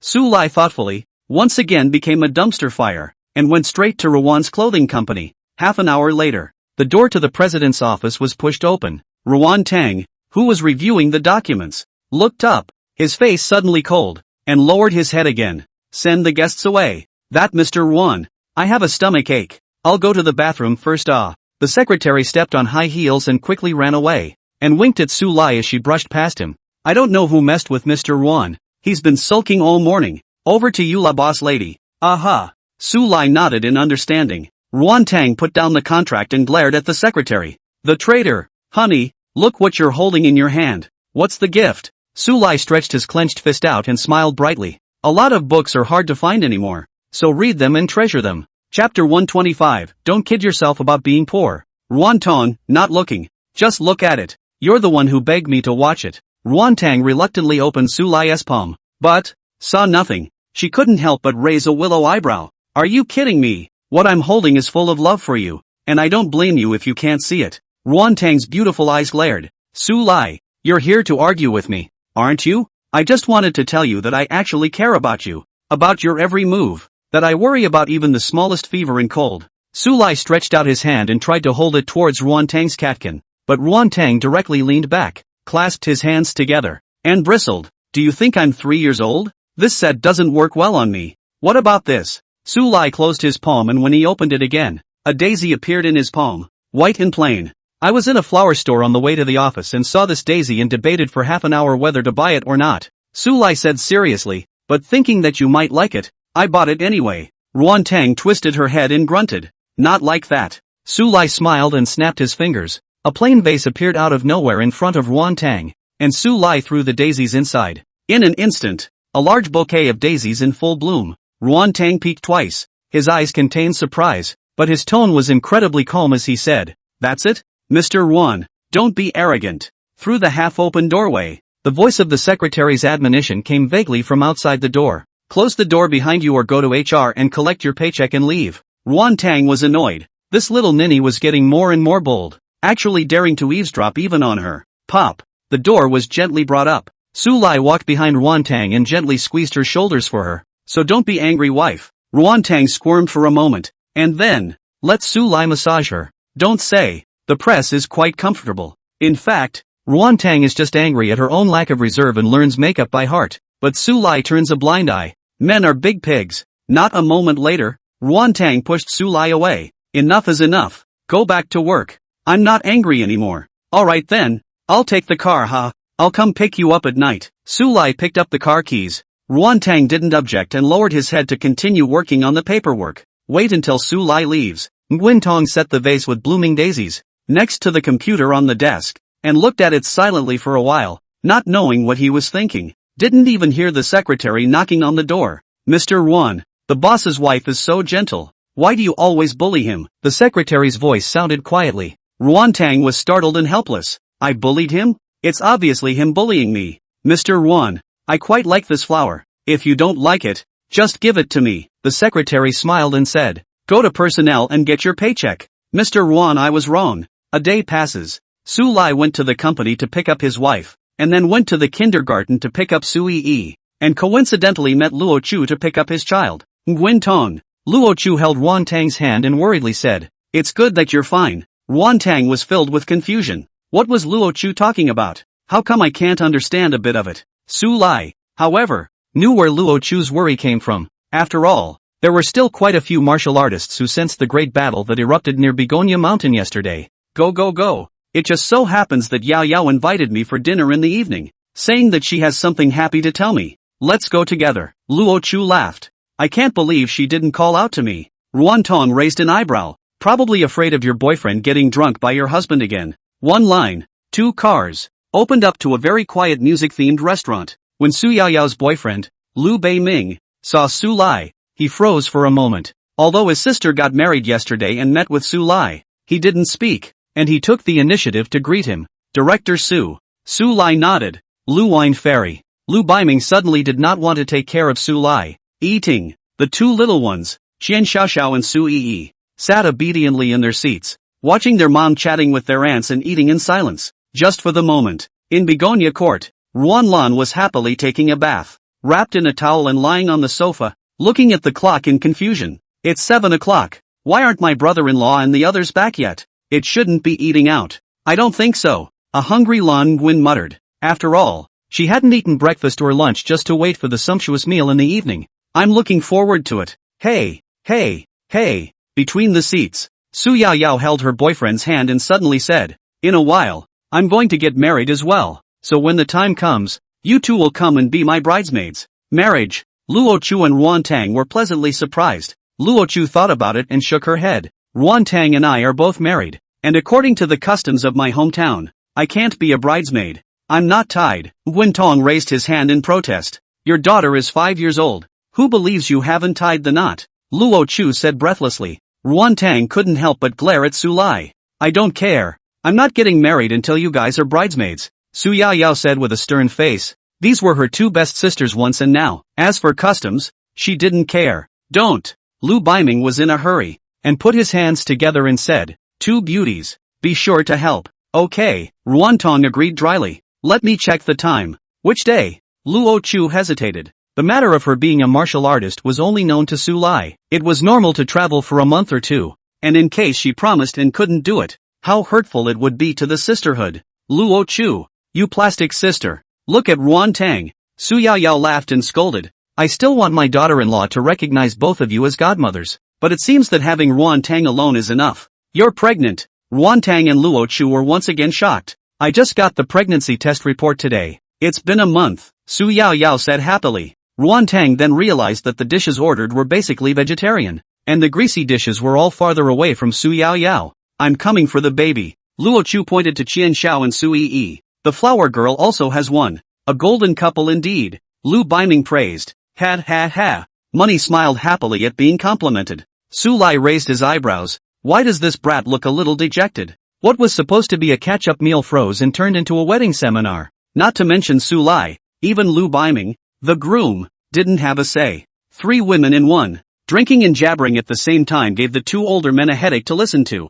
Qian Xiaoxiao and Su Yi finished eating, then ran to play outside the restaurant. Su Lai followed out to watch the children. Not long after Liu Beiming also came out. The first thing he said was thank you. Nan Reed told me that you took good care of her. Thank you, Liu Beiming said solemnly. The right to authorship of a paper is secondary, but for the teaching of the healing arts, it is a great asset to any healer. Small matter, no need to take it to heart. Su Lai laughed lightly. Aha, Liu Beiming answered, and the two of them stopped talking and watched the small children play in silence. After waiting for about an hour, The three women in the restaurant came out in pairs. A lot of books are hard to find anymore, so read them and cherish them. Chapter 126, He's Still a Child. Seeing his wife's honor come out with her group of girlfriends, Su Lai and Lu Baiming simultaneously twisted their heads to look at them before their faces both darkened. Except for Su Yao Yao, Ruan Tang and Luo Chu were both wobbly on their feet, obviously having had a lot to drink, but their faces were overflowing with smiles. Su Lai, the drunken Ruan Tang's face was covered with a charming blush.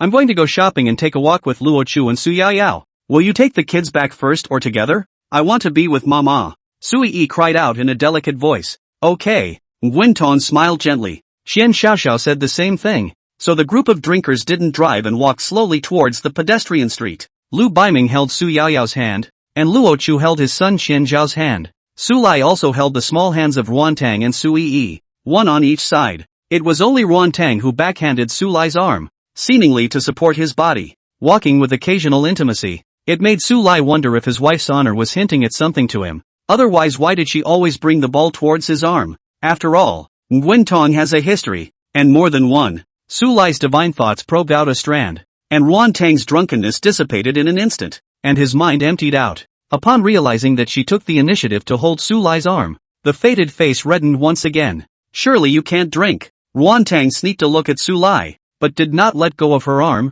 In her thought, at this time it is better to continue to play dumb. Otherwise, how embarrassing. It was only Su Lai who looked at his wife several times in confusion. His divine sense is failing? It shouldn't. How could he, as an emperor, crack a small drink and miss? Or was Earth's wine this overbearing? Soon, Su Lai noticed that although Ruan Tang's face was red, his footsteps were more stable than before. The mind can't help but realize. Nguyen Tong, probably still pretending to be drunk in the way. Su Lai's heart rose to tease her, and he came to her ear and laughed softly. Wife, we won't go home at night. Okay. Going where? Nguyen Tong tried to sound as drunk as possible. To the hotel. You. Ruan Tang clenched her pink fists. This asshole, while she was drunk, actually wanted to take advantage of her. Had the intention to step on Su Lai, but held back. At the moment, he eyed the front without speaking, pretending not to understand. Still playing with me. Su Lai laughed and didn't reveal it, except that he suddenly felt as if he had forgotten something. It's just, I guess it's something unimportant. Su Lai shook his head and didn't think any more about it. Begonia Court. Lying on the sofa in the living room, Ruan Lan picked up her cell phone and looked at the time. It was nearly 9 o'clock. Cheap brother-in-law and old sister don't come back. And EE doesn't come back. Who will care for the empty nesters? Ruan Lan touched her stomach, which was so hungry that it grumbled, and was so aggravated that she was on the verge of crying. Damn brother-in-law. Where's the promised feast? Liar. Ruan Lan is so hungry that he can't help himself and pulls out his cell phone to call his sister, Ruan Tang, only to be told that the phone is turned off. Call Su Lai. He's not in the service area. These two guys, they must have forgotten about me. Ruan Lan finally bowed to hunger and took out her cell phone to order a takeout. After walking for half an hour, we arrived at Raindrop Alley. Although it was a weekday evening, it was still extremely crowded with tourists, bordering on packed. That's why Su Lai let EE sit on his shoulder and justified Ruan Tang in his arms again. The latter's face turned even redder but didn't dare to struggle. See the milk tea store. Su Yao Yao pointed and said. Lu Baiming, I'll drink this. You're pregnant. Drink less of these. Lu Baiming was just about to advise, when he saw his girlfriend touch her stomach and said bitterly, Baiming, you've changed. Bye. Black lines lined up on Lu Baiming's forehead. While waiting for milk tea, Qian Shao suddenly saw a large circle of people gathered across the street, and he, who loves to join in the fun, rushed over. Luo Chu followed suit and said with some anger, Qian Shao, don't run around. Finally, aside from Lu Baiming, Su Lai and the others also followed. Then you see a simple stage set up, with various gifts laid out along the side of the stage. A moderately good-looking hostess laughed. The third couple competition of Rainflower Lane has begun. Visitors who want to register for the competition, please do so as soon as possible. The grand prize is the latest Huawei laptop, along with a cell phone and cash and various prizes. Hurry up and bring your boyfriends and girlfriends to compete. As the hostess' words fell, many couples signed up. We're competing too? Su Lai came to be interested. It's too much of a shame to be in public, so Ruan Tang flatly refused. Don't. Wow. It's a limited edition hand puppet of Buried. Sui Yi's eyes stared straight at the prize area, a big favorite written all over her tiny face. Sui Yi looked at Su Lai with bright eyes and said, Dad, EE wants to compete. Su Lai squatted down and said seriously, No OE.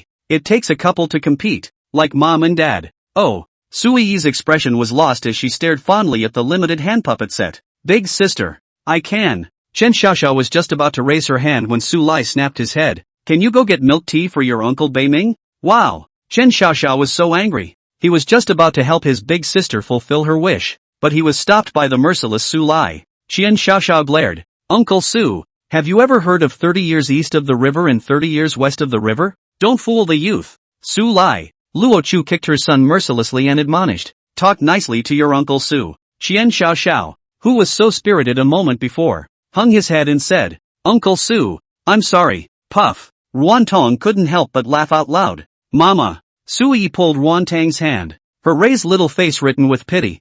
So much want little Barrett's limited hand puppet. Mama will buy it for you. It doesn't matter if it's more expensive. Ruan Tang solemnly said. You can't buy it. It's limited to 100 sets. It's out of print. This, after a moment's hesitation, Nguyen Tong went to communicate with the host that he wanted to buy the hand puppet no matter how much it cost. Ma'am, I'm really sorry, but this is a prize and I can't take liberties with it. So if your child likes it, you and your husband will enter it. The host smiled, and proceeded to warm up the room. Forget it, life can't be perfect. Sometimes what you can't get is also what's best. Su Lai consoled. Dad and Mama were both drunk, so they couldn't compete. I know Dad. Su Yi didn't cry, but nodded her head very nicely. His daughter's understanding made Ruan Tang's heart inexplicably hard. Because of her tragic experiences as a child, Su Yi was far more mature than the average child. Ruan Tang couldn't help but speak. Su Lai, go sign up. Mom, there's no need to force it.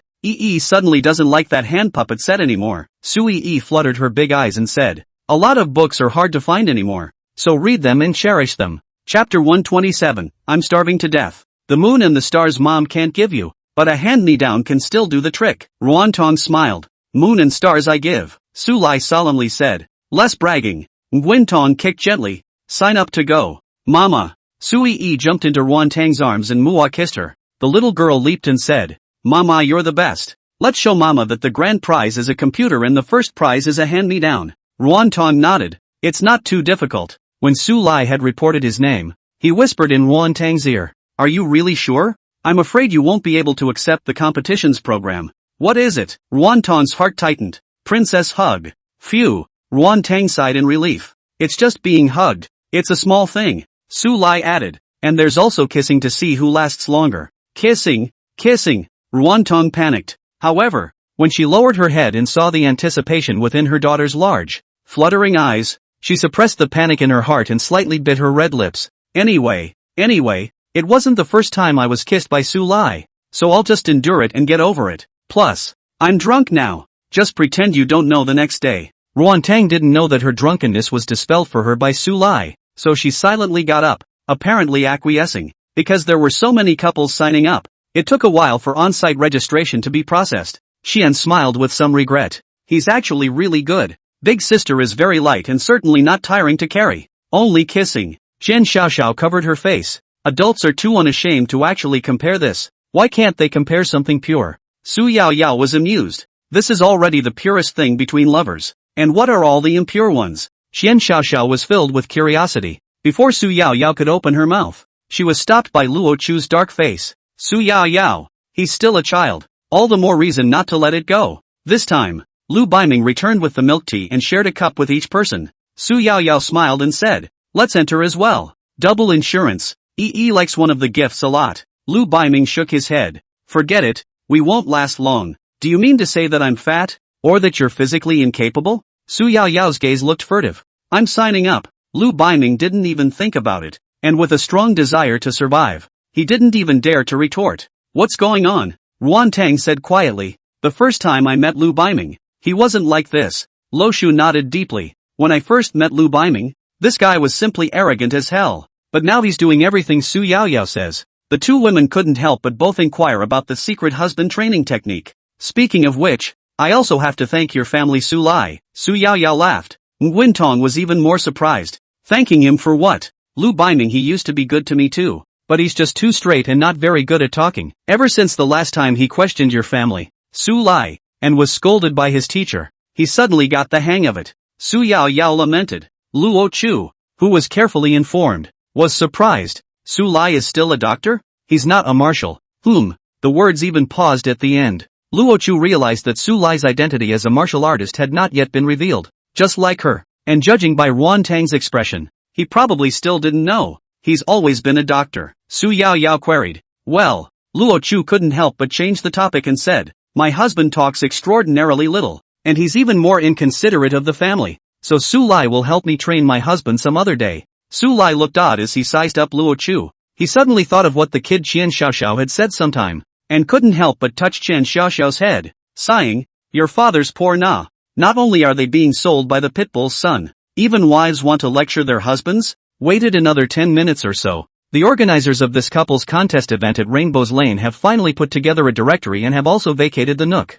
97 couples in all. Although Ruan Tang had already prepared herself mentally, she was still a little nervous when she saw that she was surrounded by onlookers. For my daughter, she murmured. Men or women? Please princess hug your significant other. The rules are simple. The one who holds on longer wins, and any couple who participates, regardless of win/loss ranking, gets a pair of customized little dolls. The hostess went over the rules and prizes briefly again. Apart from the celebratory fun, most of the participating couples were there for the first prize, and a few were there for the prizes such as cell phones and hand-me-downs. When everything is ready, the hostess excitedly said, so, here goes. Ruan Tang closed her eyes from the moment she was picked up, her heart beating as fast as it could, as if there was a deer constantly banging in her heart. When I heard it start, I felt a chill on my lips. When the moment comes, Ruan Tang was calm instead. She even narrowed her eyes and surreptitiously sized up Su Lai. Have to say, under close observation, Su Lai's skin was even better than hers,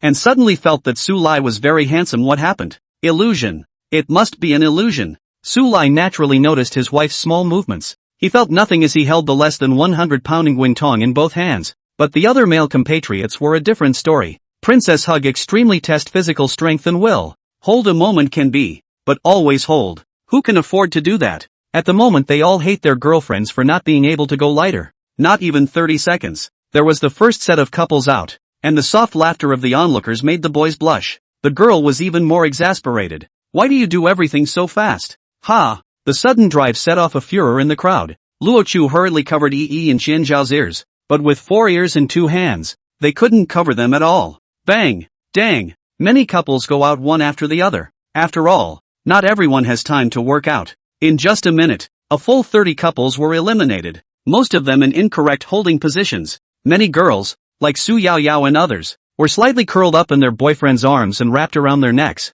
with their center of gravity on the Hun side of the boy's moon, which would save a lot of energy. The same goes for Nguyen Tong. 1 minute, 2 minutes, 5 minutes. There were less than 20 groups of couples left who could still hold out. As a doctor, Lu Baiming is already considered not bad for having lasted this long. So, he gave up. The main reason was that he was afraid of suddenly falling and hurting Su Yao Yao as well as the child in her belly. Defeated. Su Yao Yao regretted. Auntie Yao Yao. There are still many groups left until the final round. Qian Xiaoxiao muttered. You're the one who talks too much. Su Yao Yao flicked Qian Zhao's brain, which hurt him so much that he burst into tears. Why do they all like to flick his brain as much as Su Lai? It hurts. Wow. Go Tong Tong. Su Yao Yao shouted. Dad. Go Mama. Su Yi shouted back. Su Lai nodded and said yes. Ruan Tang face swish red. Stupid Su Lai. Do not open your mouth to talk. Do not know that this will be. A lot of books are hard to find anymore, so read them and treasure them. Chapter 128. Are you a martial artist?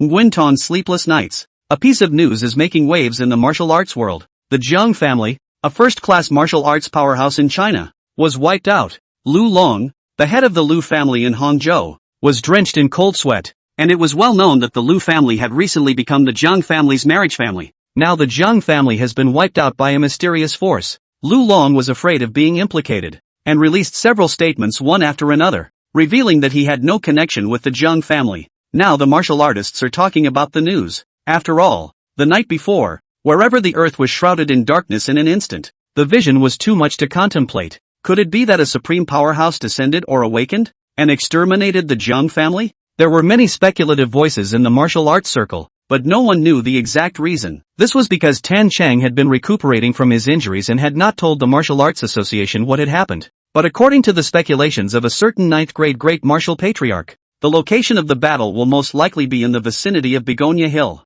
Everything. Then it became clear. When he woke up the next day, Nguyen had dark eyes and was shuffling around listlessly. Ruan Lan, who had slept extraordinarily well after eating her fill last night, appeared in the doorway at that moment and advised bitterly, "Sis, although youth is capital, you can't indulge for one night." Growling, Ruan Tang spat out the mouthwash and shouted at the kitchen with an expressionless face, "Su Lai." Ruan Lan said she won't eat from now on. Eat, eat, eat. Ruan Lan instantly wimped out. "Sis, I was wrong. A certain great writer once said that the only thing you can't live up to is food and love. You can live without love, but you can't live without food." Ruan Lan stretched her waist, her graceful lines shining brightly in the sunlight. "By the way, sis, lend me your brother-in-law for a day." "Use it." Ruan Tang raised a willow eyebrow. Ruan Lan looked like he wanted to rebel. Yu Xiao and Li Li, they wanted to invite brother-in-law for dinner, but he never went. Ruan Lan was extraordinarily depressed talking about this. Su Lai actually really didn't give her any face at all.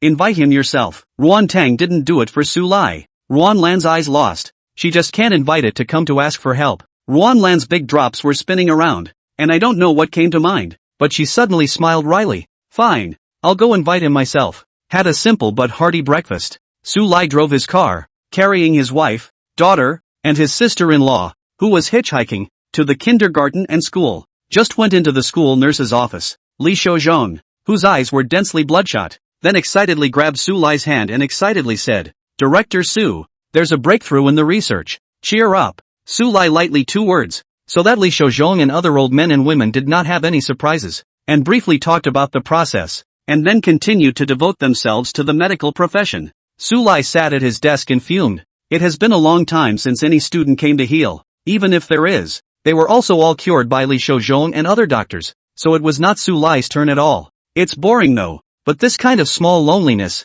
Su Lai was still able to endure. He simply closed his eyes and meditated. Open your eyes again just as you leave work at 5 p.m. Only when they arrived at Star River Kindergarten, they found that Ruan Lan had already waited here, with the taller Yu Xiao standing beside her, as well as the frail-looking Li Li respectively. "Brother-in-law." Ruan Lan waved happily. "Hello brother-in-law." Yu Xiao and Li Li shouted, both with gratitude in their eyes. The favor of saving their lives could not be forgotten. "Hello guys." Su Lai nodded. "Dad, let's go have dinner with my sister-in-law," Su Yi said with anticipation in her eyes. Auntie said she could give Yi a rabbit. The corners of Ruan Lan's mouth lifted. Su Lai is a slave to his daughter. He would never refuse Yi's request. And sure enough, without the slightest hesitation, Su Lai said, "Yes." Another sight of Xian Xiao standing alone at the entrance of the campus saying goodbye to Su Yi. It was obvious that Luo Chu had gone to work again. From today, East Coast kindergarten bearer still to return to lonely days. Su Lai beckoned.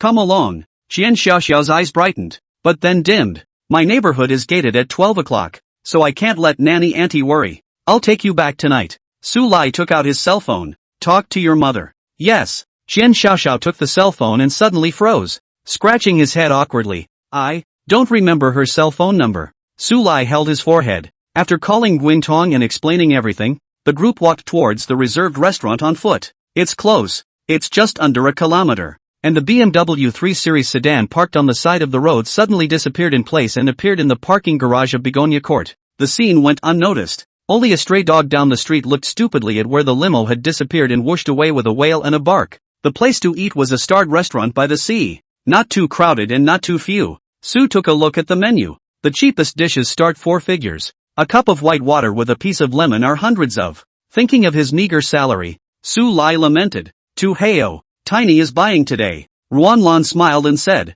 "She and Li Li can both be big dogs, so don't be polite and order whatever you want." Su Lai handed the menu to Qian Xiao and Su Yi. "The 2 little ones are really not polite. What expensive point what? A small hand is thousands of dollars gone." Yu Xiao was indifferent. The northern people she smiled extraordinarily boldly. "Brother-in-law, thanks again for saving my life." "Little things." Su Lai waved indifferently. "That?" Li Li hesitated. Then her eyes glowed and asked, "Brother-in-law, are you a martial artist?" "Martial artist." As soon as those 2 words appeared, Yu Xiao also looked nervous. The situation that day was very dangerous. With countless weird faceless people gathering in the construction site, how could an ordinary person get away in one piece? So a few women had this suspicion. "No." Su Lai honestly shook his head. "He is a cultivator. Cultivating the great Tao and cultivating the cause and effect and cultivating the law. The martial artists, on the other hand, are just the helpless choice under the scarcity of Earth's aura." "Oh." Yu Xiao and Lili both had some regrets.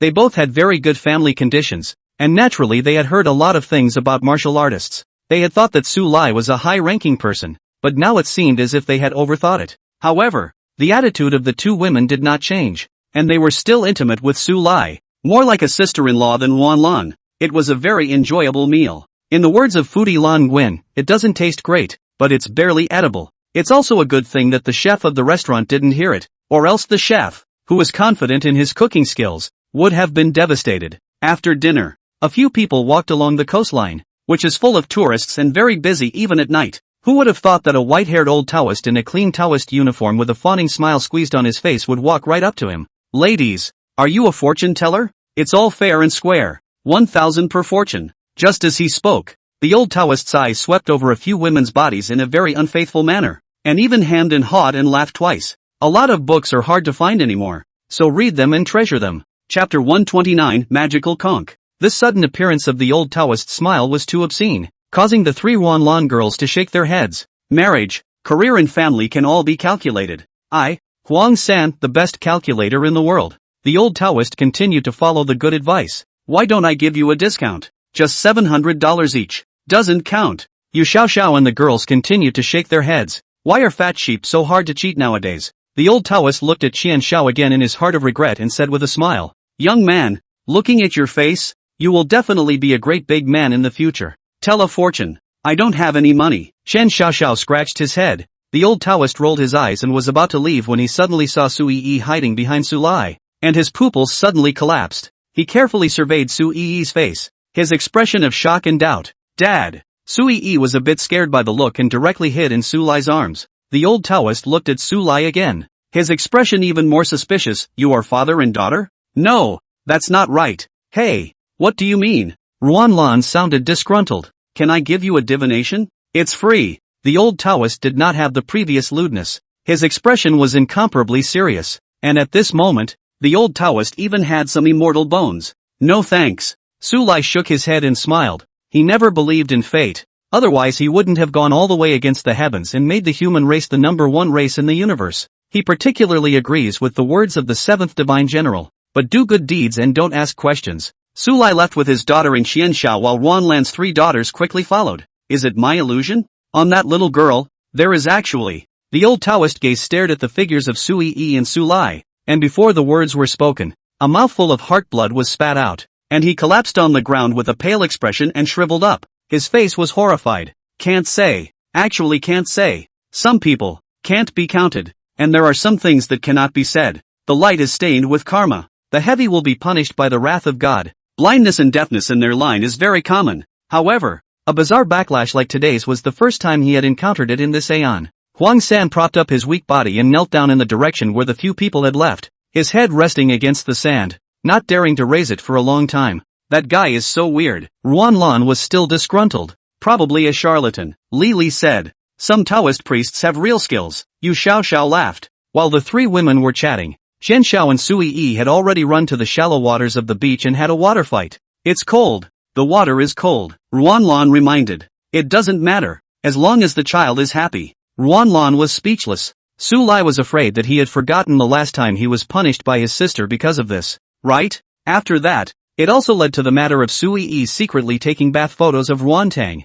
San, look at this. Chen Xiao spread his hands excitedly, and a palm-sized conch shell appeared in his hands. Extraordinarily snow white in the moonlight, with very beautiful veins. Wow. Sui marveled. What a beautiful conch. When I was a child, I heard my grandmother say that the sounds you can hear by putting your ear to the conch, and if you're lucky, you can hear the mermaid's call. Ruan Lan laughed at Xiao and Li Li, her expression revealing reminiscence. Counting the time. It seems like it's time to go see Grandma. Qian Xiao heard Ruan Lan's words, pressed it to her ear, and muttered. There's no sound at all. On the contrary, Sui Yi put it in her ear and froze for a moment. She was surprised and said, Dad, there is a sound.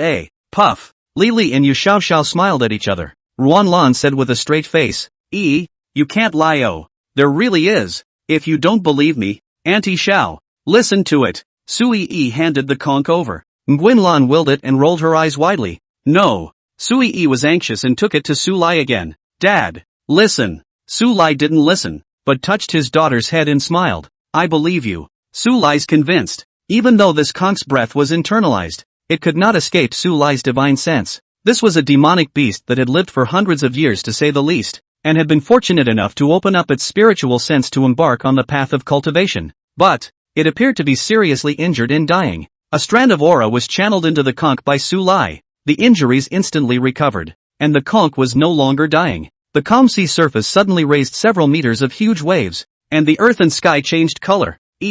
Return the conch to the sea, Su Lai said. Okay. Sui was a bit enamored, but still obediently put the talking conch back into the sea, and also gently touched the conch shell and softly said, try to live. Except for Su Lai. No one saw that a small head poked out of the conch shell that had not been in the sea, looked away from the people on the shore, and quickly disappeared again. It's just that the waves are no longer rough, but quiet. Disperse, it's time to sleep. Su Lai looked at the time. It was 9 o'clock. Brother-in-law, the nightlife has just begun. There are still a lot of activities behind. Lili hurriedly said. Exactly. Ruanlan came to Su Lai's ear. Brother-in-law, let's take you to the bar to get high. Even if you have some kind of fling tonight, I'll never tell my sister. Su Lai bristled. You talk so nice, but when the time comes, you'll be the first to betray me. Ruanlan looked at Qian Xiao and Yi. Ever been to a bar? Both shook their heads at the same time. Ruanlan asked again. Want to go? The two nodded at the same time, anticipation written in their eyes. After all, Luo Chu and Ruan Tang, there was no way they could bring two little ones to play in such a place. Su Lai lost his smile and said, alright, let's go take a look then. Oh yeah. Ruanlan high-fived Yu Xiao and Li Li. They hadn't actually been there a few times. After all, places like bars were still a bit of a mess. This time, with Su Lai around, he could go and have fun without fear of being bullied even if he got drunk. Half an hour later. Bar number 9 in East Ocean City. Once inside, the loud music made Sui cover her ears in a hurry, and Qian Xiaoxiao looked at the young ladies on the stage who were wearing very little but dancing boldly. Red-faced, she lowered her head. The adult world is so exciting. 2. This meal is on Lan Nguyen's tab. After finding a private room and ordering a large number of alcoholic beverages with a fruit plate, the three women then poured a bottle of beer each and headed to the dance floor. Qian Xiaoxiao took advantage of Su Lai's inattention, pouring the juice in the cup in the trash can. He secretly poured a small cup of beer and was about to drink it when Su Lai's gaze swept in. Uncle Su, I'm not trying to drink. I'm just tasting it. Don't tell my mom. Qian Xiaoxiao was so frightened that he barked out a long string of words begging for mercy. However, Su Lai didn't blame, but filled Qian Zhao's glass and clinked it. Feel free. Money laughs. I'm still a little kid. Su Lai, you've gone too far out. But when he saw Su Lai drink it all in one gulp, could Qian Xiaoxiao, the leader of the East China Sea, wimp out? He also took a sip. A lot of books are hard to find anymore, so read them and cherish them. Chapter 130, Dead Rivals. It was just Qian Xiaoxiao's first time drinking, and even though it was beer, the bitter taste still made him cover his mouth and want to vomit into the trash. No throwing up. Su Lai said slowly. Spit it out and tell your mom. Qian Xiaoxiao held his face red and hesitated for a long time before swallowing the large mouthful of beer with the mood of dying. How's the flavor? Su Lai asked with a smile. Qian Xiaoxiao said bitterly. It's so hard to drink. Su Lai picked up the bottle of wine and was about to fill it up for Qian Xiao. Qian Xiaoxiao quickly shook her head. No, Uncle Su, I'll just have a drink. If you want to drink it all at once. Su Lai said. I'm not one of those unreasonable parents. I respect the children's ideas. I want a drink. You said you wanted to taste it, and it only took one bite? Su Lai smirked. No, to drink at least until you vomit. Uncle Su, I was wrong. I'll never sneak a drink again. Qian Xiaoxiao tears almost flowed out. Regret. Why he could not control this hand. Alright then, at least finish this cup. Su Lai lifted his chin. What about the promised respect? Qian Xiaoxiao looked at the beer that still had most of the glass, and bitterly looked at the big sister who was biting the straw and drinking the juice. Sister. What for? San want to taste it? Qian Xiaoxiao doggedly said. Sui blinked her big eyes and refused. Don't. Drink up. Su Lai's words were like a magic voice ringing in his ears. Qian Xiaoxiao gritted his teeth and drank it all in one gulp. Only the sudden regurgitation made him not hold back and vomit directly into the trash can. Then like a salted fish that's lost its dreams, it slumps to the couch, its eyes losing their highlights. I'll never drink again. Qian Xiaoxiao cried out in pain with a wow. The corners of Su Lai's mouth rose slightly. It is better to block than to block. If you want to drink, let you drink until you vomit. Remember the unpleasant taste and be honest. But it has to be said. Children's alcohol capacity is poor. Only a mere sip. Xian Xiao is already drunk, hugging the pillow on the sofa, constantly murmuring something. Su Lai's face darkened after hearing 2 sentences. This little guy is actually clamoring to conquer the kindergarten of China with his big sister and march into the world, leaving a strong mark in history. Su Lai took out his cell phone and recorded it. Xian Xiaoxiao didn't realize that this short 3-minute drunken conversation had become one of the biggest black histories of his life. And that's when a pretty woman with a nice figure, holding a glass of wine, sat beside Su Lai with a bright smile. "Handsome man, can I sit here?" "No." Sui Yi bulged her small mouth and looked at the strange woman with hostility. Although her mouth kept saying that she wanted to give her dad a blind date, her daughter clearly only had one mama in mind, that would be Nguyen. "Handsome guy, why do you bring a small child when you come to the bar to play? What a spoilsport." The woman laughed lightly. She smiled coquettishly. "My name is Xiao Yu. Shall we find a quiet place to chat?" The eyes were full of coquettishness, and between adults, it had always been straightforward. "Sorry, I got married." Su Lai apologized. "Wouldn't that be better?" "Don't worry, I'm not coming into your life." Xiao Yu laughed lightly. "You have stories written in your eyes. I just want to hear them." "Poof." Sui Yi chirped. "My father doesn't like flat-chested old women." "Xiao Yu? She's only 20, how is she flat? How's that for an old woman?" The little girl looked quite cute. I didn't expect her little mouth to speak so sweet, making people really want to pinch her cheeks hard and love her. Lan Nguyen, who was getting high on the dance floor, couldn't sit still when she saw a woman appear next to her cheap brother-in-law. Rushing back and scanning it, he froze. Following this, he gritted his teeth and said, "Xiao Yu." Yu Xiaoxiao was tall and stood out from the crowd, and Li Li, being short, kept standing on her tiptoes and inquired, "Is it Xiao Yu? Is it our nemesis Xiao Yu?" "Aha!" Yu Tiny squeezed out a path for his best friend. Li Li pointed at Xiao Yu and said in annoyance, "Vixen, let go of our brother-in-law." "Your brother-in-law?" Xiao Yu also didn't expect the man who made her interested to be her nemesis's brother-in-law, and her smile grew even wider at that moment. She wasn't a student of Tohashi University, but of Tokai University. But the two schools are as good as dead, simply because the two universities, Dongli and Donghai, have a deep connection. For 10 consecutive years, the laurels of the College Go tournament have been taken by Donghai University and Tohashi University, runner-up for the 10th consecutive year. It is said that athletic competition is friendship first and competition second, but for the contestants, the runner-up is the biggest loser, let alone losing to the same opponent for 10 years, so the conflict is settled. Although Xiao Yu and Ruan Lan are both sophomores, their Go attainments are not bad, and they are the leading figures in their respective schools' Go clubs. Haters gonna hate each other. Well, only for Lan Nguyen. The East University Go club that Xiao Yu was a member of had never put the East Pair Go club in their eyes. She giggled at the moment. Underdogs? Instead of working hard on Go, they actually have time to run to the bar to get high. No wonder they're runners-up every year. Although Yu Xiaoxiao's temper is bright, but also irritable, if it is not stopped by Li Li, I am afraid to pull up Xiao Yu's sleeve. Wearing a white short skirt, Xiao Yu's long legs are hiked together, and the light shines in a particularly delicate way. She took a sip of her red wine and said nonchalantly, "What's the matter? If you can't compete in intelligence, you want to compete in force? Ha, really savages. Why don't you guys just leave the Go club and join the Savage Club?" Yu Xiaoxiao's face went black. "Who are you calling a barbarian? Tiny, calm down." Ruan Lan hurriedly stopped her best friend and glared. "Xiao Yu, you've gone too far. Although they are rivals, but respect each other, understand." "Ruan Lan, it's not me talking about you," Xiao Yu said to himself. Although Yu Xiaoxiao is not a good Go player, but at least she still has a brute strength. "What do you have?" She pretended to be dazed and slapped her head and said, "Oh yes, you have a 2A level basin scenic area." Before my sister also said this. Take a closer look at this description is really apartment. 2A is even. The basin is overdone. Ruan Lan was about to pounce on him with her teeth and claws open.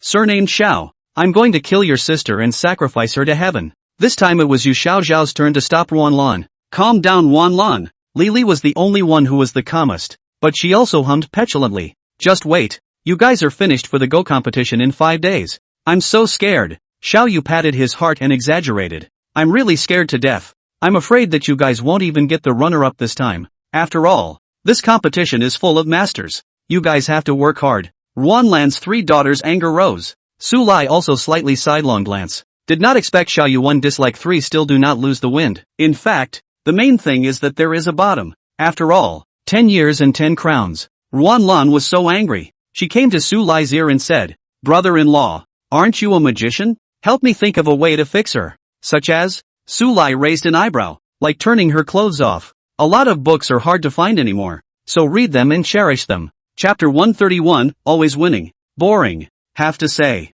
His sister-in-law's ideas were too heavenly, and for a while Su Lai didn't know how to reject them. Seeing Su Lai not say anything, Ruanlan marveled again. Wow. No brother-in-law. Could you be brainstorming already? Welp. Man. Su Lai. He gave Ruanlan a hard knock on the head and frowned. Don't always think of going the wrong way. If you're not convinced, just finish her off at go. What are you knocking so hard for? Winlan covered her forehead and got teary-eyed from the pain. As for winning back at Go, the fact that Tohashi University's Go Club has come in second place for 10 years in a row says too much. If only it could be done. Why would she have to play such a small trick? At least at this stage, they were no match at all. Xiao Yu, who was sitting beside Su Lai, vaguely sensed that Ruanlan didn't say anything good about herself, and she couldn't help but open her mouth with a smile. Ruanlan, let's play a game of chess. If I win, your brother-in-law will be mine tonight. What if you lose? Yu Xiao asked rhetorically. Our Donghai University Go Club hasn't lost a single match in 10 years. How can I lose? Darn it. Too arrogant. Ruanlan clenched her pink fist. Let's play. If you lose, I want you to dance the Moon Two-Way clothes dance in our Go Club. Xiao Yu blushed. However, he didn't think he could lose and smiled. Alright, then I'll change my bet as well. The same if you lose. Ruanlan was silent for a long time. She had played Go with Xiao Yu 4 times and lost every game. Although Ruanlan had been drinking tonight and was a bit tipsy, it didn't mean that she didn't have her wits about her and was hesitating. Just then, I heard Sui chirp. My sister-in-law won't lose to you guys. The nieces and nephews believe in themselves so much. Ruanlan gritted his teeth and shouted. Fine, let's compare. Xiao Yu said expectantly. Let's go then. There just happens to be a Go restaurant nearby. The crowd that was supposed to get high at the bar moved to the Go. On the way to the Go-Go Center, Su Lai twisted his head to look behind him, only to see the neon flashing lights of the car-lined Donghai City, and his eyes fixed on the flower beds and green belts. There was a conch lying and a little head whooshed back. Stalking? Su Lai's eyes flickered, but he didn't make a move. In his divine sense-sensing, the white-tattooed conch demonic beast didn't have the slightest killing aura or malicious intent, so he just stopped paying attention to it.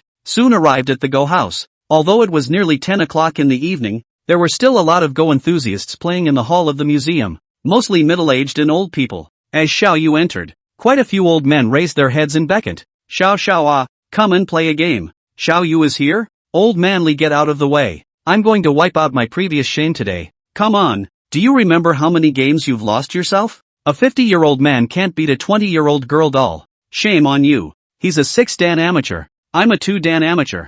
There's no shame in losing. Amateur 6-dan? Ruanlan changed color slightly. Obviously a month ago Xiao Yu was still a Karma 5. There was a tournament a while back that I entered idly, and after squeaking out a top finish, I moved up. Xiao Yu smiled and said, come on. Ruanlan, student of E4. Amateur 6 and amateur 4 both look like amateurs, and the difference is only 2 small bands. But the truth is, the difference is too great. Ruanlan knitted her brows slightly. Unlike the usual match cuts, this time, if you lose on the board, but you have to dance. Or that kind of dance. For a moment she hesitated a little. Seeing this, Xiao Yu lazily said, Ruanlan from Dongli University. If you're afraid, simply don't go down and just come directly to our school tomorrow. Barefaced provocation. Ruanlan sat down on a chair and chilled her pretty face. Come on. The corner of Xiao Yu's mouth hooked up. Ouch, ouch, ouch. Also too good to provoke. You go first with black. Xiao Yu propped up his chin and said indifferently. Go Ruanlan.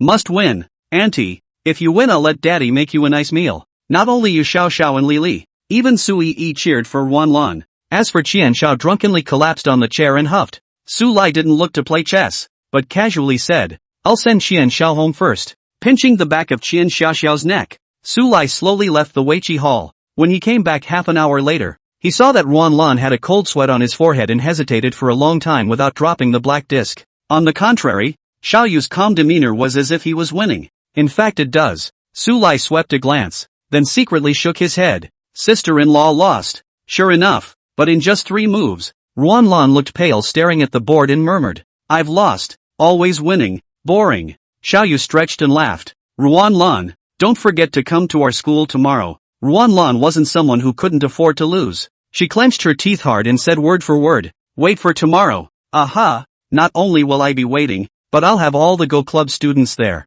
Ruanlan bit her red lips so hard that she bit out blood as she whispered, "Brother-in-law, you should ask my sister to buy me a coffin tomorrow. A pink one." "Su Lai," he cried and laughed. "Look at your little outburst. And there's no such thing as a pink coffin." Ruanlan looked lost. She would be a complete laughingstock tomorrow whether she went to Donghai University or not. She might as well just die. Okay, I'll just win it back for you." Su Lai had no choice but to sit down and pick up the black pieces while looking at Xiaoyu. "I'll play a game with you for Ruanlan." "Brother-in-law knows go too?" Xiaoyu narrowed his eyes and seemed to be directly warming up to calling out brother-in-law, which made Ruanlan with Yu Xiao and Li Li even more furious. "Slightly," Su Lai said modestly. "Well, slightly understand sister-in-law what segment Xiaoyu said with a bright smile. "No paragraph." Su Lai didn't hide it. "I haven't gotten off in years. I win. You have to stay with me at night." Xiaoyu propped up his chin and spoke but looked at Ruanlan. Sure enough, the words infuriated Ruanlan enough, and she said in annoyance, "Vixen, if I win, your bet with Ruanlan will be voided." Su Lai said, "That's fine, but I'm going to execute the Black Sun." Xiaoyu said. It was obvious she wanted to win. "Dad, you can't lose on purpose," Su Yi said in a glutinous manner. Su Lai's heart ached. Is that what he is in his daughter's mind? Although Xiaoyu is beautiful, how can she be compared to her wife? In Su Lai's heart, there was only Ruan Tang. "Pack up the board." The Go enthusiasts still staying in the pavilion gathered around, all looking at Su Lai with expressions of pity. "The ignorant are fearless," a middle-aged man lamented. Su Lai smiled and didn't retort, but made a gesture of invitation. Xiaoyu held the black disc and landed the first move in the lower star position. Su Lai, who was holding the white character, landed his second move. Only the position in which he landed left the crowd of Go enthusiasts dumbfounded. A lot of books are hard to find anymore, so read them and cherish them. Chapter 132 IXVI. For the second hand's white letter falls, and it is clearly Tian Yuan. Tian Yuan. The board is right in the center. White second player is very rare indeed in Tian Yuan, and does not conform to conventional chess theory. This white piece fell. Surrounding Go enthusiasts have shaken their heads. This is obviously a layman. Already white is vulnerable, but also played here. Lost this one. Ruanlan looked anxious and was about to open her mouth, but Yu Xiao and Li Li stopped her and watched the game without saying a word. Ruanlan glared fiercely at Su Lai. "Soul brother-in-law, if you hold on to the idea of losing on purpose and want to go with Xiaoyu at night, Ruanlan, will not spare you. Daddy's drop is so cool." Little stars flashed in Su Yi's eyes. Su Lai laughed. "It's still my daughter who has vision." Crowd. Xiaoyu looked at Su Lai with a smirk. He didn't want to win? The heart couldn't help but sigh softly. "Hey, blame it on being too attractive." Immediately afterward, the black pieces in Xiaoyu's hand fell onto the chessboard. Crisp sound. It rang out in the Gogo Hall. Su Lai landed his pieces extremely fast, without thinking at all. In the eyes of the onlookers, Su Lai's chess skills were a terrible mess and he was simply playing in a mess. The onlookers shook their heads inside, and soon a large portion of them were gone. The only one in the crowd was a white-haired old man wearing presbyopia glasses who frowned and gave Su Lai a puzzled look as he kept pondering. "Shake your head from time to time." Again, nodding from time to time. As the crowd disperses, self-confessed victory has been determined. Xiaoyu out of the corner of his eye swept to the old man. Face surged with surprise, was about to open his mouth. The old man shook his head with a smile. Only then did Xiaoyu take a deep breath, stabilizing his agitated mind and giving his full attention to the chessboard. Snap. The pieces kept falling. Basically Su Lai was at a total disadvantage and had no hope of turning the game around. A chess game that was never going to end when there was no suspense. Once, twice, 3 times, time and time again. Whenever Xiaoyu wanted to end it as quickly as possible, he found the game at a stalemate. 9-1-1 forever. But Su Lai's pieces were as tenacious as little strong men. They could not be killed at all, and they could only take 1 or 2 white discs at a time. I had expected to slowly nibble away at Su Lai over time. But the weird thing is, down and down, the situation is no longer 9-1 open, but inexplicably 7-3 open up. 15 minutes later, Su Lai still didn't have any thoughts. As long as Xiaoyu fell, he instantly fell. His speed was staggering, and the time Xiaoyu hesitated. From a few seconds in the beginning to now 30 seconds per round up to 1 minute. Eventually Xiaoyu sulked, because she suddenly realized with horror that, without realizing it, the whole of 20 black pieces had nearly become dead, with only their last breath left. The most crucial and inconspicuous position was actually the Tian Yuan position that Su Lai had first placed. Xiaoyu Run was completely dumbfounded. She was just about to try to save it when she realized something even more horrifying. If she saved these 20 blacks in her midsection, the side would be eaten for at least 30 blacks. and no matter how much she calculated, there was absolutely no solution. Su Lai seems to be using a never-before-seen stance, both offensively and defensively. A full 3 minutes of hesitation. It was only then that Xiaoyu dropped the black disc, protecting the edge and discarding the midsection. Sorry about that. Su Lai dropped the white disc and ate the last breath of the 20 black discs in his midsection. Xiaoyu's heart pounded as 20 black pieces were taken. That was a missed round. Directly buried all the previous advantage. The situation instantly reversed. No longer 70 to 30. Directly 5-5. Hiss. The faces of the onlookers suddenly changed, and they only felt goosebumps rising all over their bodies. Ruanlan even looked dumbfounded. What kind of stereotype is this? Never seen, much less heard of. It was completely beyond her level of understanding. Even the white-haired old man who had been watching from the beginning was frowning tightly, because even he couldn't be sure if it was a new stereotype or a coincidence. And if it was a new stereotype, so when did Su Lai start his layout? Could it be the seemingly irrational Tian Yuan at the beginning? It's just that he knows. Xiaoyu was defeated, and miserably, and the black pieces that seemed to have a chance of survival were actually dead, with no chance of reversal. 10 minutes later, Xiaoyu gradually realized this as well, and she gave up when another piece of black was surrounded and about to be eaten. What's that stereotype? Xiaoyu looked at Su Lai with complicated eyes. He wasn't a Go player at all. I'm afraid he was an expert at pretending to be a pig and eating a tiger. A joziki is a basic chess form that allows each player to play without losing, and from which the player generally proceeds. But Su Lai's chess path she had never seen before, so Xiaoyu suspected that Su Lai had changed the formula when he was playing chess with her, and only then did he have such a surprisingly winning effect. By 37, Su Lai opened his mouth. This is the famous white move of the Immortal Realm chess Tao, and there are hundreds of other derivative moves, and the pioneer is the second god General Shirazawa. Her style of play is jokingly called by chess nerds as black makes a small profit in the early stage. White never loses a fixed amount of money. Joke. You're a no-name chess player who doesn't even have a rank, and you have the audacity to say that you've developed a new stance. A middle-aged man on the sideline sneered.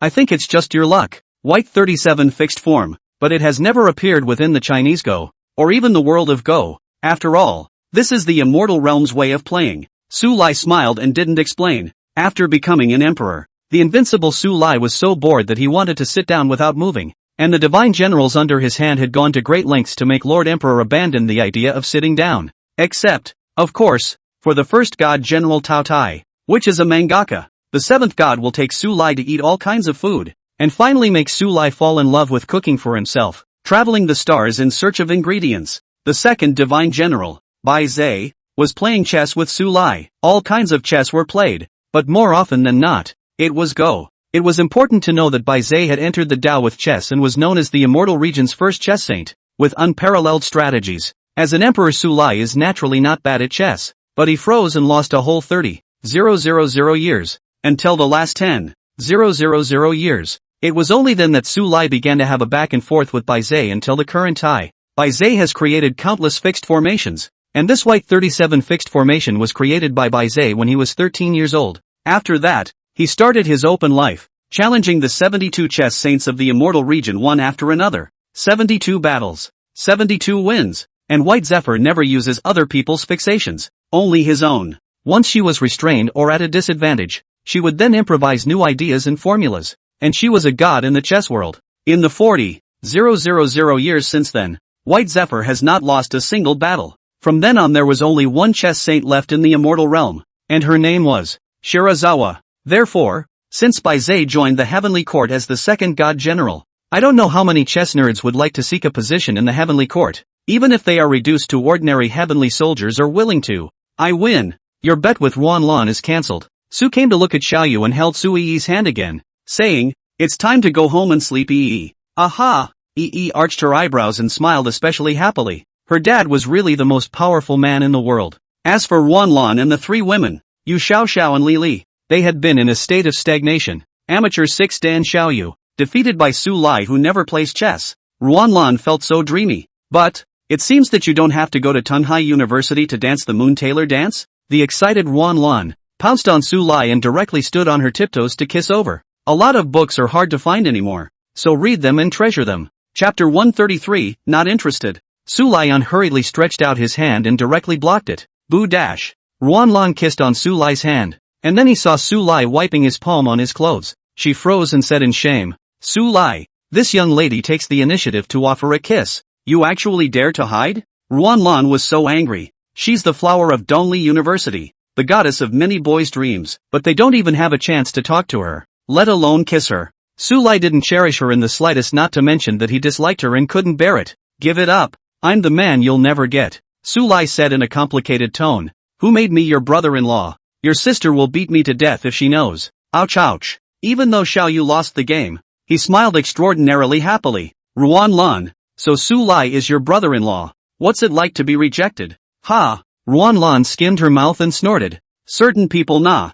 They took the initiative to hook up with my brother-in-law at the bar as if they succeeded. Xiao Yu is silent for a little while. Then he argues with Ruanlan, saying nothing more than I'm more attractive than you. That was an accident and so on. Su Lai is going to hurry home, because Nguyen Tong had already made 2 calls during the game of chess, but his cell phone was muted and he only saw it now. Little friend, please stay. In the Weiqi Hall, a neutral voice suddenly rang out. Someone twisted their head to look, then exclaimed out in shock. It's Zhang Zong, Zhang Jiudan. One word. The whole Go Hall is boiling up. A group of old people have come over. There are a few fast-eyed even took out a pen and paper to ask for an autograph. Zhang Zong, the first 9-dan player in the Chinese Go world, who had brought back countless honors for China, but as he got older, he retired to become a mentor. For example, a certain talented young chess player who was number 1 in the world in points had been taught by him hand-to-hand. Nearly semi-retired though. That didn't stop young Tsung from being in the ring. This was also why Xiao Yu suddenly looked agitated during the chess game with Su Lai earlier, because she recognized Zhang Zong at that time. Oh, hello, everyone. Zhang Zong greeted everyone in a particularly gentle tone, then quickly caught up with Su Lai and opened the door. This gentleman, I wonder if you're interested in joining the Go Association and becoming a professional player. Su Lai's answer was also straightforward. Not interested. The Go-Go Hall was quiet for a few moments, not to mention Xiao Yu and all the onlookers. Even Ruanlan was at a loss, then pulled hard on Su Lai's sleeve in shock. Why don't you say yes, brother-in-law? Why should I agree? Su Lai said strangely. Ruanlan was speechless. Zhang Jiudan, his fixation on white something is clearly coincidental. The middle-aged strong man who questioned Su Lai before exclaimed. You must not be blinded. What level of Go do you have? Zhang Zong spoke indifferently. Amateur too. What segment am I in? You are a professional 9-dan. After the middle-aged man finished, he said smugly, Zhang Jiudan, although my rank is low, I am familiar with all kinds of chess games, and my eyesight is definitely not below yours. Xiao Xiao let you have 3 sons, and you were no match for her, and Xiao Xiao suffered a great defeat at the hands of this gentleman. So what is the use of your theories? What a nightmare. Zhang Zong's tone was icy cold. Theory is important, but without a flexible brain and the ability to adapt, it is just a paper exercise. The middle-aged man's face was ugly, but he was unable to retort. After all, the person who rebuked him was Zhang Jiudan. Hearing scattered jeers ringing out around him, the middle-aged man snorted coldly and whisked his sleeves away. Never play chess again. As the middle-aged man walked to the door, he yelled, Go missing me is a great loss. You guys wait to regret it. Instead, Zhang Zong clasped his fists and said, Thank you for sparing Go. Gone gone gone. Su Lai picked up his daughter and glanced at Ruanlan again. It's time to go home. Oh. Ruanlan answered and said goodbye to Xiao Xiao as well as Li Li while making a face at Xiao Yu again. Just wait. 5 days from now in the Go tournament, Eastern University will lose. Slightly. Underlings. Xiao Yu also made a face. Su Yi was dumbfounded. You two are at least college students. Don't you want to lose face? Arguing like children. Nope. Kindergartners don't argue so much anymore. Zhang Zong looked deeply at Su Lai's departing back and said painfully. Pity. Zhang Jiudan, brother-in-law he's very powerful? Yu Xiao Xiao asked cautiously. From this game alone, it does not lose to Watanabe Shinji, Zhang Zong said in a deep voice. The field resounded with backward breaths of cold air one after another. Shinji Watanabe, one of the top 9-dan players in the Sakura country. He is able to stun the competition from time to time due to his bizarre and often unorthodox style of play. In terms of status, he was on par with Zhang Zong in the Cherry Blossom Kingdom. Yu Xiao Xiao and Li Li heart happy. Just one day together, they are recognized Su Lai this brother-in-law. At this point, I couldn't be happier to hear that my brother-in-law turned out to be so great. He's your brother-in-law? Zhang Zong said with fiery eyes. Can you give me his name? With contact information?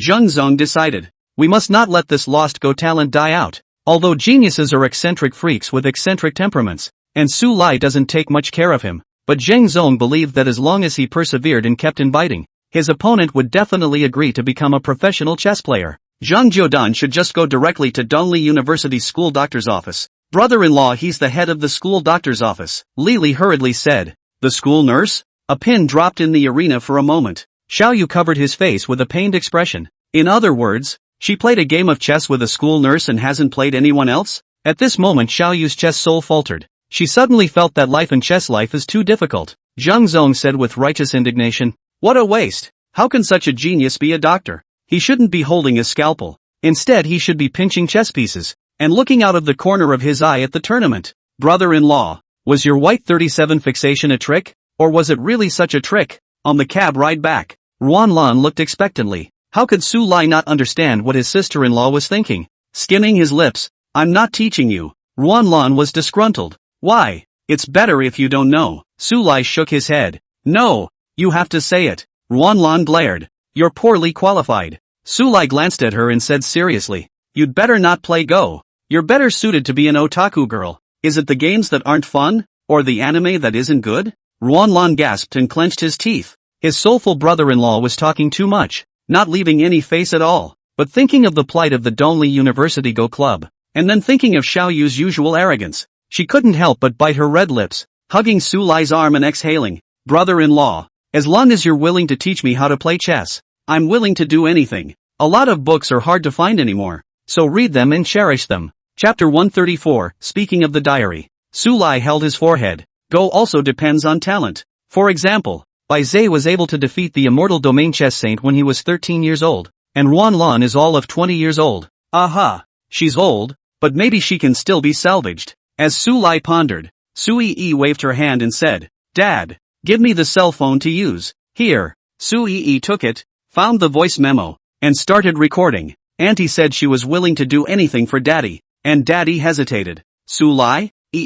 What are you babbling about? Ruanlan's face darkened. If your mom hears this, your dad and I will be dead. Delete the voice. Without lifting her head, Su Yi continued. Auntie is very afraid of being known by Mama. Lan Nguyen. What are you doing? Su Lai asked as he tried to calm his heart. Say diary. Su Yi said seriously. Teacher said today that you have to record your daily life, and when you're a little older, you'll have to keep a handwritten diary. Education is pretty new, but don't pit Auntie. Ruanlan persuaded bitterly. Auntie just asked your father to teach me how to play chess. Nothing worth recording. Be good. Delete it quickly. Not deleted. Su Yi shook her head, her big eyes staring straight at Ruanlan. The diary has to be true. Listen. Ruanlan said stiffly. I'll buy you a rabbit tomorrow after school. Su Yi stretched out 2 fingers. Auntie, wants to. Line. Ruanlan cried and laughed. If he hadn't bought Su Yi with the bunny in advance, Su Lai wouldn't have come to dinner at night at all. 1 or 2 makes no difference. Back home, Ruantang had long since put on hot water and finished bathing his daughter before returning to the room. Su Lai sat on the bed and told a story for the mother and daughter. Not long after, Su Yi, who had played all day, fell asleep. Ruantang looked at Su Lai and inquired, why didn't you answer your phone when you called? Was playing chess. Muted it and didn't hear it. Su Lai apologized. Ruantang didn't ask much, but just instructed, don't always turn on the mute. It will be troublesome if you can't be found in case of an emergency.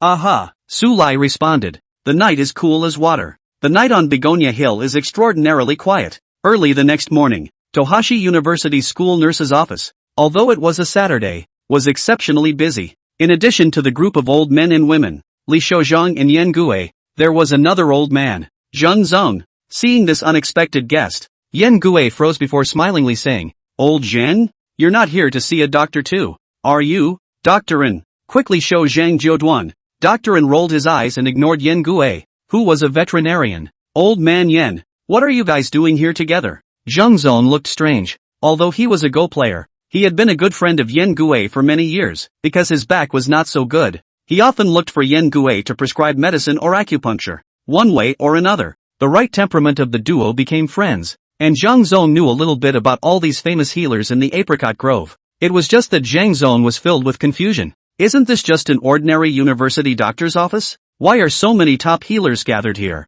Murphy, this has something to do with Su Lai? You guess. Yen Gui's words caused Zhang Zong to roll his eyes. Cut the crap. Where is Mr. Su Lai Su? Not sure I'll come, and even if I do, I guess it'll be this afternoon. For sure. After all, I still have to send my daughter to school. Yan Gui and Li Shouzhong and the others said. You guys know Mr. Su well? Zheng Zong was surprised. Naturally. Yan Gui nodded proudly. Zheng Zong was pleasantly surprised. Great. You guys must help me persuade Su Lai when the time comes. Make sure he becomes a professional chess player. Professional chess player? Yan Gui and Li Shouzhong and the other doctors looked at each other in disbelief before all of them stared at Zheng Zong with odd gazes. Zheng Zong laughed out loud. Su Lai is extremely talented in Go. It's a shame to be a doctor. Old Zhang. You're not quite right. Yan Gui looked unhappy and said, what do you mean it's a pity to be a doctor? It's only a pity if Su comes to play chess. Zhang Zong froze. Could it be that Mr. Su is a great healer? Director Su, he's not a matter of being great or not. He's the rare kind. Yan Gui didn't know how to describe it in his musings. Li Shouzhong added, heavenly wizardry. That's right, heavenly wizard. Yan Gui nodded heavily. In the words of Dr. Zhou Fengzhou, heaven does not give birth to Su Lai, and the path of healing is as long as the night. Zheng Zong bristled. I don't care if it's night and day. If Mr. Su plays chess, he will surely be famous for ages. Old Zhang. Su Lai's appearance is enough to advance medicine for 100 years. No, least 300 years. Yan Gui solemnly said. The fame in your mouth is not worth mentioning. Hiss. Zheng Zong was shocked and sucked in a breath of cool air. He was acquainted with Yan Gui and naturally knew that this guy never exaggerated. So play what go. Yan Nan's eyes burned. Learning medicine will not only save the people of China. Billions of people around the globe will benefit from it, and even change the world. Zhang Zong's scalp was numb. How Yan Gui was getting more and more outrageous. He hesitated. I'd better wait for Mr. Su and ask him personally what he thinks. Director Su doesn't like to show his face much, so don't ask. Asking is definitely not going. Yan Gui shook his head. After all, with Director Su's strength, if he went to play Go, he would casually be number one in the world. Zheng Zong corrected. Go is considered to be the most complex board game in the world at the moment, and how hard it is to become number one in the world. Yan Gui shook his head. It looked like this old friend of his still didn't understand what kind of upheaval Su Lai would bring to the world, not to mention the fact that Su Lai shouldn't have appeared in this era at all. Come on, Lao Shang. Sit down and I'll tell you all about it. This talk, it was 3 hours, and then Zhang Zong shut up as he silently left the school nurse's office. Teacher, is Su Lai willing to become a professional chess player? There was a middle-aged woman waiting at the door of the school nurse's office, and she looked at Zhang Zong expectantly. I didn't see Su Lai. Zhang Zong sighed lightly. He will not come back to invite him in the future. Just pretend that he has never appeared. The middle-aged woman was puzzled, but she didn't ask again. Accompanied by the teacher who looked regretful and incredibly despondent, he left Tohashi University. The sun is warm. Not only did Su Lai not come to work, even Wan Tang didn't go to the office, but accompanied Su Yi to stack blocks at home. Honey, are you okay with not going to work? Su came to look at Ruan Tang. Nguyen Tong shook his head. The busiest part of the company's schedule was almost over, and she only needed to go down occasionally now. Ruan Tang got up, stretched, and suddenly froze as his eyes swept out the floor-to-ceiling windows into the courtyard.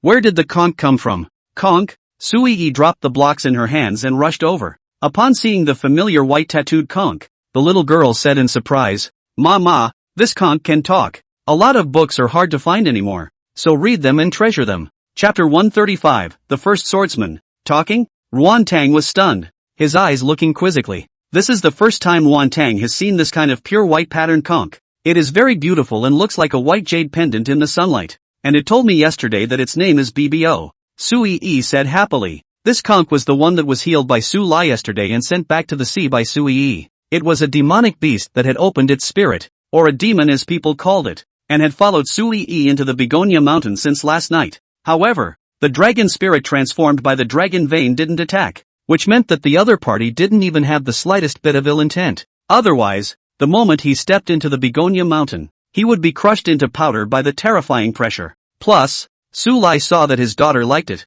which is why he didn't drive it away. Yui Su did like it. She ran to the backyard and tried to pick up Conch Bibi, but the other girl jumped away with a whoosh and disappeared in the blink of an eye. Just a drop of light white blood, nearly invisible to the naked eye, remained on Yi's fingertips. This is demon soul blood. Su Lai was slightly surprised that the conch had actually recognized its owner to Su Yi. Is it because of the rescue last night? Su Lai sensed that the conch hid in the seawater under the cliffs of Begonia Mountain, which was also within the shroud of the dragon vein. He stopped paying attention, having recognized the master. It is impossible to betray, and Yui should indeed slowly cultivate her own team, starting with Earth, running away. Ruantang propped up his chin and regretfully said, steaming should be delicious. Su Lai, how about we eat seafood for lunch? Good. At home, wives and daughters are the sky, and whatever they say goes. Su Lai's divine sense probed into the storage space. The seafood was basically gone. He shouted, wife, I'll go out and find some ingredients. To Ruantang's ears, finding ingredients was equivalent to grocery shopping, and nodded, go. Aha. Su Lai nodded. After leaving the begonia court, his body instantly moved to the sea at the bottom of the cliff. The conch siren is lying on a rock, sunbathing. After just one look, Su Lai couldn't help but laugh out loud. It shed its shell to one side and transformed into a humanoid form, extremely pocket-sized, wearing a cheongsam that it had found somewhere, with a small, even more pocket-sized sword at its side, like the hand-me-downs that Yui collects. Very cute. Noticing that the sunlight was blocked, the demon called BB opened his eyes and panicked when he saw a human standing on the surface of the sea, holding the small pocket sword. He was about to draw it and stab. The sword couldn't be pulled out at all, as Su Lai pinched her foot and carried her upside down. It was accompanied by a lovely squeal, as the high-cut cheongsam was carried upside down on. BB, trying to keep from getting naked, pressed down on the hem of her skirt and lowered her voice in an angry growl. Damn human, I'm going to kill you. What's with the tone? Obviously, she has a lovely voice and looks cute, but she can't move without fighting. Moreover, this little demon had followed Sui all night, and he was clearly there in the morning when he offered his blood to recognize his master. At this moment actually want to kill him. Su Lai held his forehead and said, if you kill me, aren't you afraid that Yi will blame you? The little demon tugged at the corner of his mouth and actually spat out a mouthful of seawater. Count yourself lucky and pick up a life. Su Lai, I am the #1 swordsman in this sea. Any human who has seen my true form will die. The little demon lifted his chin and condescended. But today, for the sake of I'll let you live. What could have been an awesome move felt comical because she was being carried upside down. Su Lai threw her into the seawater and bristled. If you hadn't recognized my daughter as your master, you would have been steamed and eaten by now, you know? Ha! Just you? She floated up out of the water, jumped into the conch shell, and when she stood up again, the shell was on her back. That tiny face was filled with confidence. I am the #1 swordsman in this sea. Got it. You said it a second time. Su Lai held his forehead and said, but you're so powerful that you can still be seriously injured? BB glared hard at Su Lai. Could she say that she was the only alternative to the demons of this sea that used swords? That's definitely not possible. BB grunted. Thank you for saving me yesterday. Then why don't you offer your soul blood to me? Su Lai said curiously. My grandmother said that males on the ground would covet the beauty of our clan and to stay away. Bebe thought again of Su Lai's action of picking her up upside down just now, and twisted her head and grunted. My grandmother wasn't wrong. You can't even slap me around. What can I think of you? Su Lai said helplessly. Alright, you old man continue to sunbathe. I'm going to look for seafood. Wants to eat? BB asked. To be able to live within the dragon vein meant that Su Lai's identity must not be simple, but BB had the pride of being a swordsman, and she would not allow herself to be subordinate to a man. And Su, she was observed all night yesterday and has a kind personality that is worth following. After all, they, the Siren clan,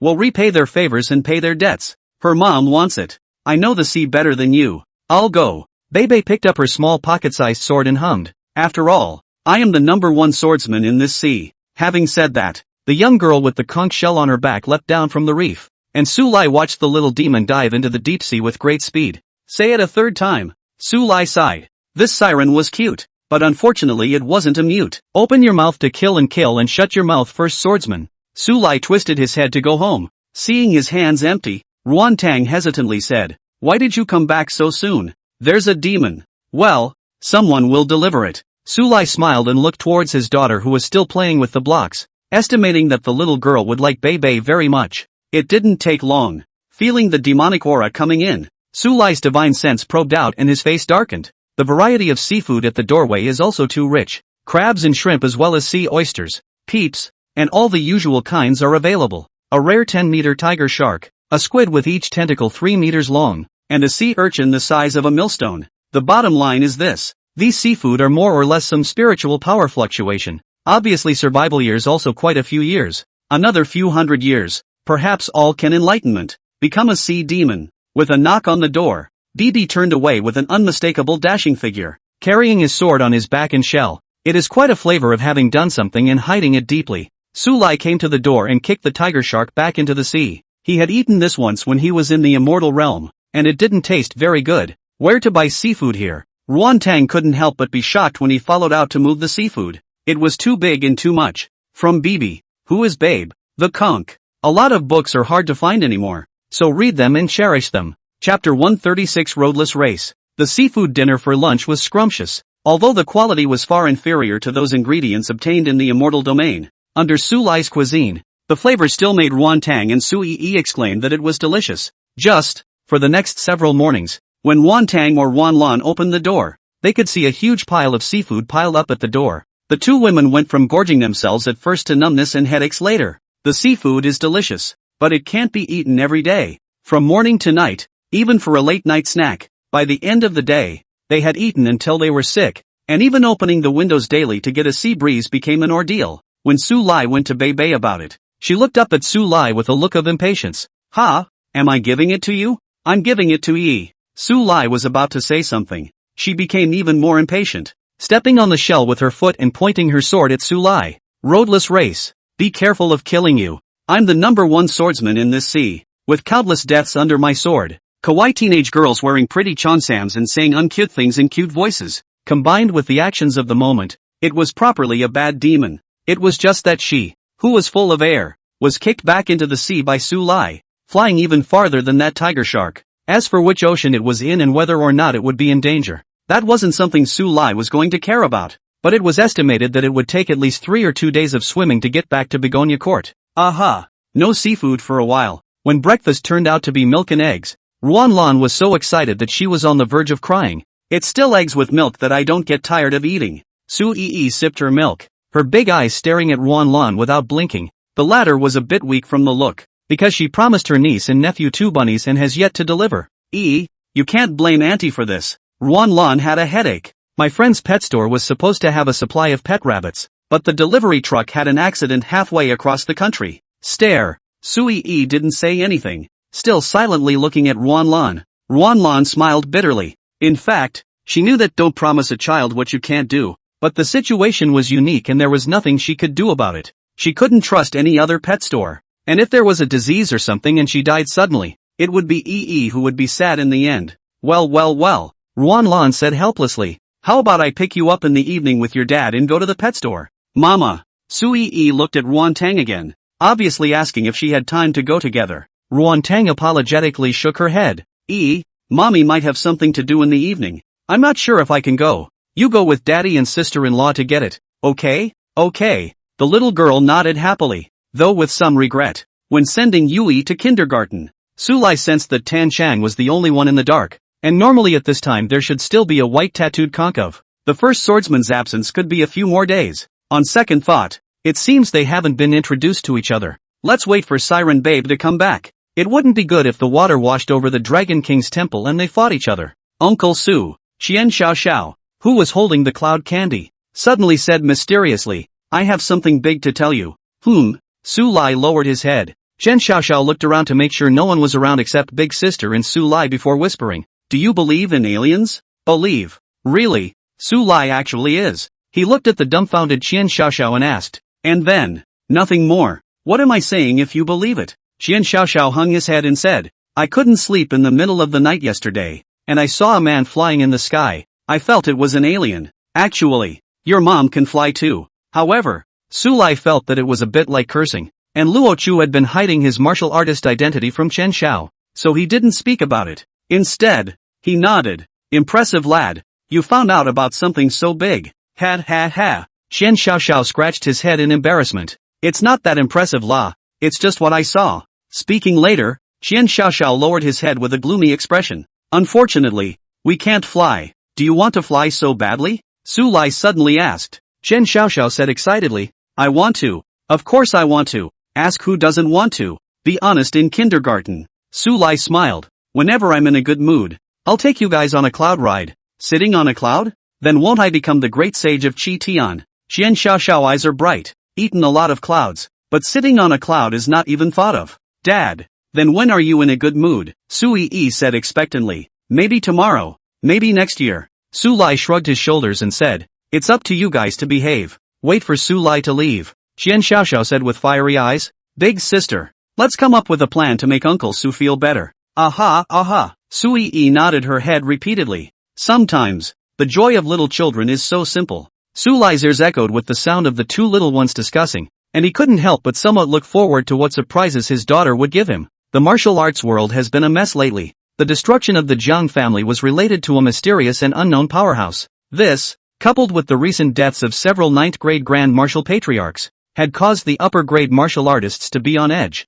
The 7th grade was not qualified to know about the outer realm, and the 8th grade was barely able to know something about it. However, many 7th and 8th martial patriarchs vaguely sensed something. This group of people spend a lot of money to buy heaven and earth spiritual treasures, wanting to improve their strength before the danger comes, so that they can also defend themselves and protect their close relatives. One time, spirit stones and heaven and earth spiritual treasures, as well as all sorts of items beneficial to martial artists' cultivation, grew insanely in price. Although Tan Chang was a 7th grade martial sect, he was so poor that it was heartbreaking. With no money and no connections, he was fortunate that he still had the aura of the dragon vein that was Begonia Mountain to absorb for free. At the moment he is hiding in the darkness of the kindergarten. He watched Sui Yi and Xian Xiao discussing how to surprise Su Lai, and he couldn't help but feel slightly emotional. It's better to be a kid, no worries, which is like him. There are so many things to think about on a daily basis that it's exhausting to the point where you don't have time to do other things, like make money.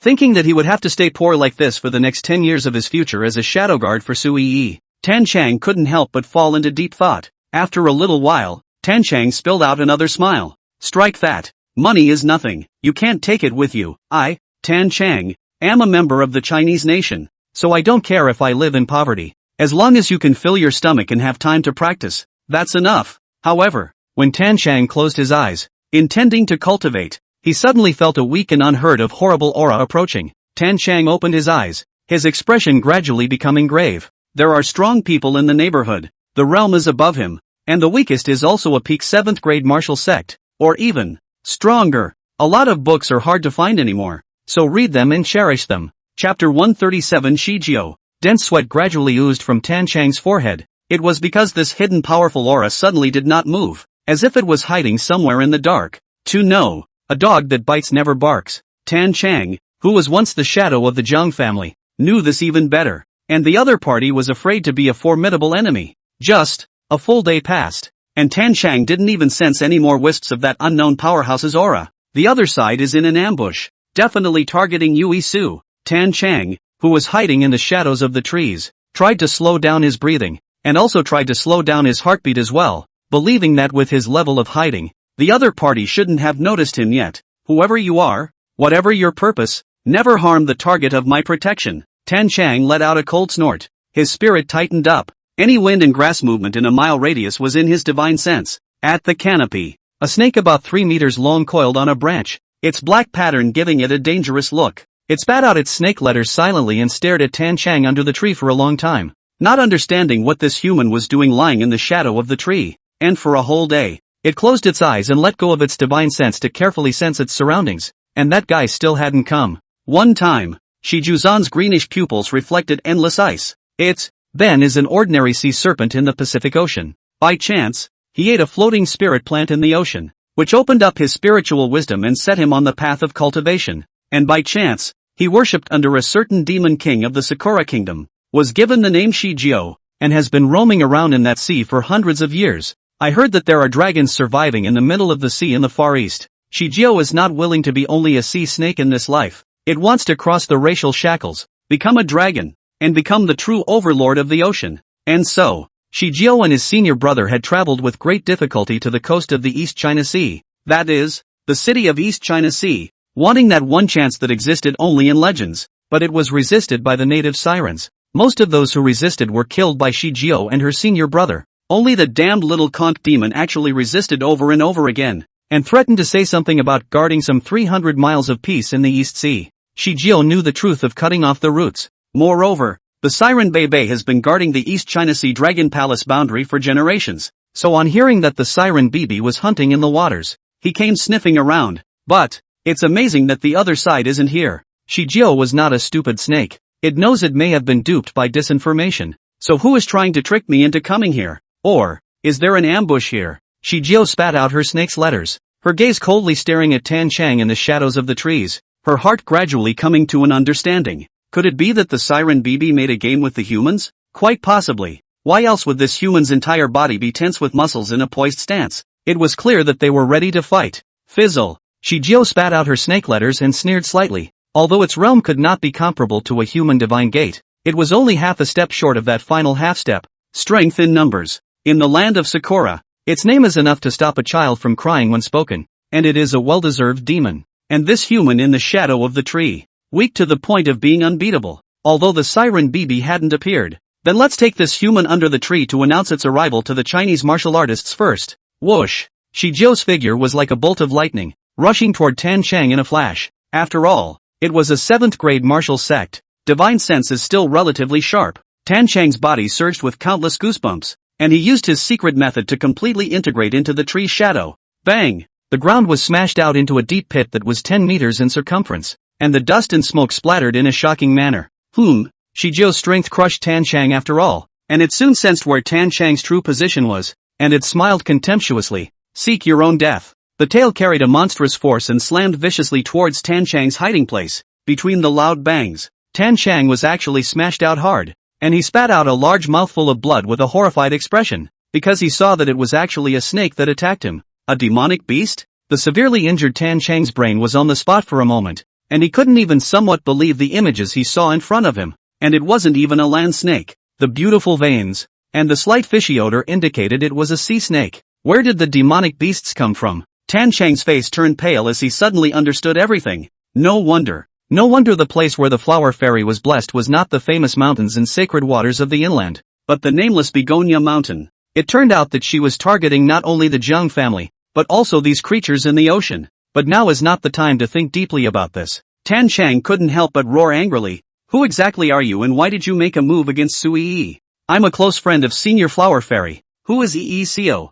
Who are the flower fairies again? Shijio was puzzled, somewhat confused as to what this human in front of her was saying, so she simply ignored it. Shijio's huge body twisted and opened its bloody mouth, wanting to devour Tan Chang in one bite. No good. Tan Chang's complexion suddenly changed, drew back sharply. Only the figure flickered between a horrible pressure descended. He was actually suppressed to the body could not move. It's realm crushing. Shijio's idea was simple. This human and the Siren Bebe set out to kill it, then kill it back with a strong and forceful stance. Sessions. There is no fear of the other side not showing up. As soon as BB appeared, he could seek out the Dragon Palace boundary and go for the chance to change his fate against all odds. Tan Chang smiled miserably. He didn't want to die. He had countless ambitions that he hadn't realized. Secret technique, shift. Tan Chang gritted his teeth and spelled out the risk of his realm falling. His figure instantly shifted to 100 meters away. His figure faltering and nearly dying. It was good to finally escape the bloody maw. Human. Your escape strength is very strong. Shijio spat out her snake letters, her voice as cold as an ice cave. Jingle bells. The sudden ringing of a familiar bell in the kindergarten caused Tan Chang to change his expression. Not good. School's out. Tan Chang's heart was anxious. He had already seen Su Yi slowly walking out of the campus with her backpack, and Shijio saw a group of small children walking up to the door. The battlefield is only a few hundred meters from the kindergarten. It suddenly abandoned the severely injured and dying Tan Chang and rushed towards the group of small children, which were all delicious. Greed refracted in Shijio's eyes, and his body twisted, nearly flying close to the ground toward the kindergarten entrance. Just moments before it was about to get close, a foot suddenly stepped on the body. What a big snake! Accompanied by a surprised woman's voice, Shijio looked up. I saw a young man smiling and saying, "Sea snake? That's a great tonic. Ruan Lan, I'll turn around and make you a snake soup." Seafood again? Ruan Lan's face turned green. Even though there were no sea snakes in the seafood she had eaten a few days ago, she panicked a little just hearing the word sea. Then we'll have it after a while. The young man stomped the sea serpent at his feet and threw it into the storage space. The man was clearly Su Lai, who had come from work to pick up his daughter. A lot of books are hard to find anymore, so read them and treasure them. Chapter 138, I'm too hard. Su Lai didn't expect it. He came to pick up his daughter and even ran into such a big sea serpent. And the realm is not a little bit stronger than Bebe. It also certainly tastes more flavorful than a conch. 77 ways to do a sea serpent instantly sprang up in Su Lai's mind. Among them, the 7th God General's most esteemed items were the spicy snake and snake soup. And it would not be an exaggeration to say that they were the best flavors on earth. Brother-in-law, why is someone lying there? Ruanlan saw Tan Chang again and couldn't help but whisper, "Should we call the police or 120? No need." Su Lai skimmed a glance, then withdrew his gaze as a strand of aura was channeled into the unconscious and dying Tan Chang. Tan Chang's injuries had been healed by him, and he would wake up after lying down for an hour or two at most. Su Lai wasn't in the mood to pay attention to why Tan Chang was in a fierce battle with the siren, as he still had important things to do right now. "Dad!" Sui Yi opened her arms and pounced on Su Lai, getting even happier after seeing Ruanlan. "Auntie, let's go." Auntie is a man of her word. If she says she'll take you to buy a pet rabbit, she will. Ruanlan laughed. A group of 3, leaving in a car, and far above the roof of the building, there was a silhouette shrouded in black robes standing. The breeze blew and lifted a corner of the black robe, and the face underneath it could be vaguely seen not as a human, but as a fox face. It was Hu Li, Shi Jiao's senior brother, and at the moment, his face was filled with panic. Terrible. That human was horrible. Having spent hundreds of years with Shi Jiao, it was very clear about its senior brother's strength. Even if he were to face a Divine Gate realm powerhouse among humans, senior brother wouldn't be defeated so quickly. Moreover, before senior brother could even use his innate aptitude and undercard, he was stomped unconscious by that man. The kick. It's scary as hell. Gulp. Hooli gulped. It suddenly panicked a little. Before coming to China, Master had instructed it and his senior brother that the country of China was a vast land with many powerful people, and that they must not be underestimated. But crushing and killing all the way over made both Shi Jiao and Hu Li think that Master was exaggerating too much. But they didn't expect that to be true. Go, or saving Shifu? Hu Li was caught in a tangle of dilemmas. After thinking for a moment, Hu Li finally chose to leave for the time being. Although it was already a great demon and famous, Su Lai was obviously also a supreme powerhouse. Before figuring out the other side's bottom line, it's better to hold off and investigate. But Hu Li learned 2 names. EECO, Flower Fairy. In the pet store, the atmosphere was scorching, because the store still doesn't have a supply of pet rabbits. Ruanlan looked to her best friend, who worked part-time at this store, and folded her arms. "Are there really no rabbits? White, black will do." "Ruanlan, why would I lie to you?" Ruanlan's friend laughed bitterly. "I would have kept all 3 for you this afternoon, but they were found to be diseased and sent to the vet." "Okay." Ruanlan squatted down and looked apologetically at her niece. I'm sorry." Sui shook her head. "Auntie doesn't need to apologize. It's not like it's Auntie's fault that there's no rabbit. Why don't we go to another pet store?" Ruanlan suggested. "No need," Sui said nicely. "It's the same when you come back next time." Ruanlan's heart felt even more guilty, and repeatedly instructed her good friend to inform her as soon as possible if she had a supply of pet rabbits. On the way home, seated in the back row, Sui looked out the window and fumed, not knowing what she was thinking. Su Lai raised an eyebrow and sent a divine thought to Tao Tai, who was an unknown number of billions of light years away. In heaven, Tao Ye's eyes were dark. He hadn't rested since Su Lai left the heavenly court, constantly dealing with political matters. Although tired eyes can hardly open, but still stick to the post. No way. The heavenly court governs the 4 directions of the immortal realm: east, west, south, north and south. And below the immortal realm were countless galaxies, and all of these things needed to be taken care of by him. On the contrary, Bai Zhe,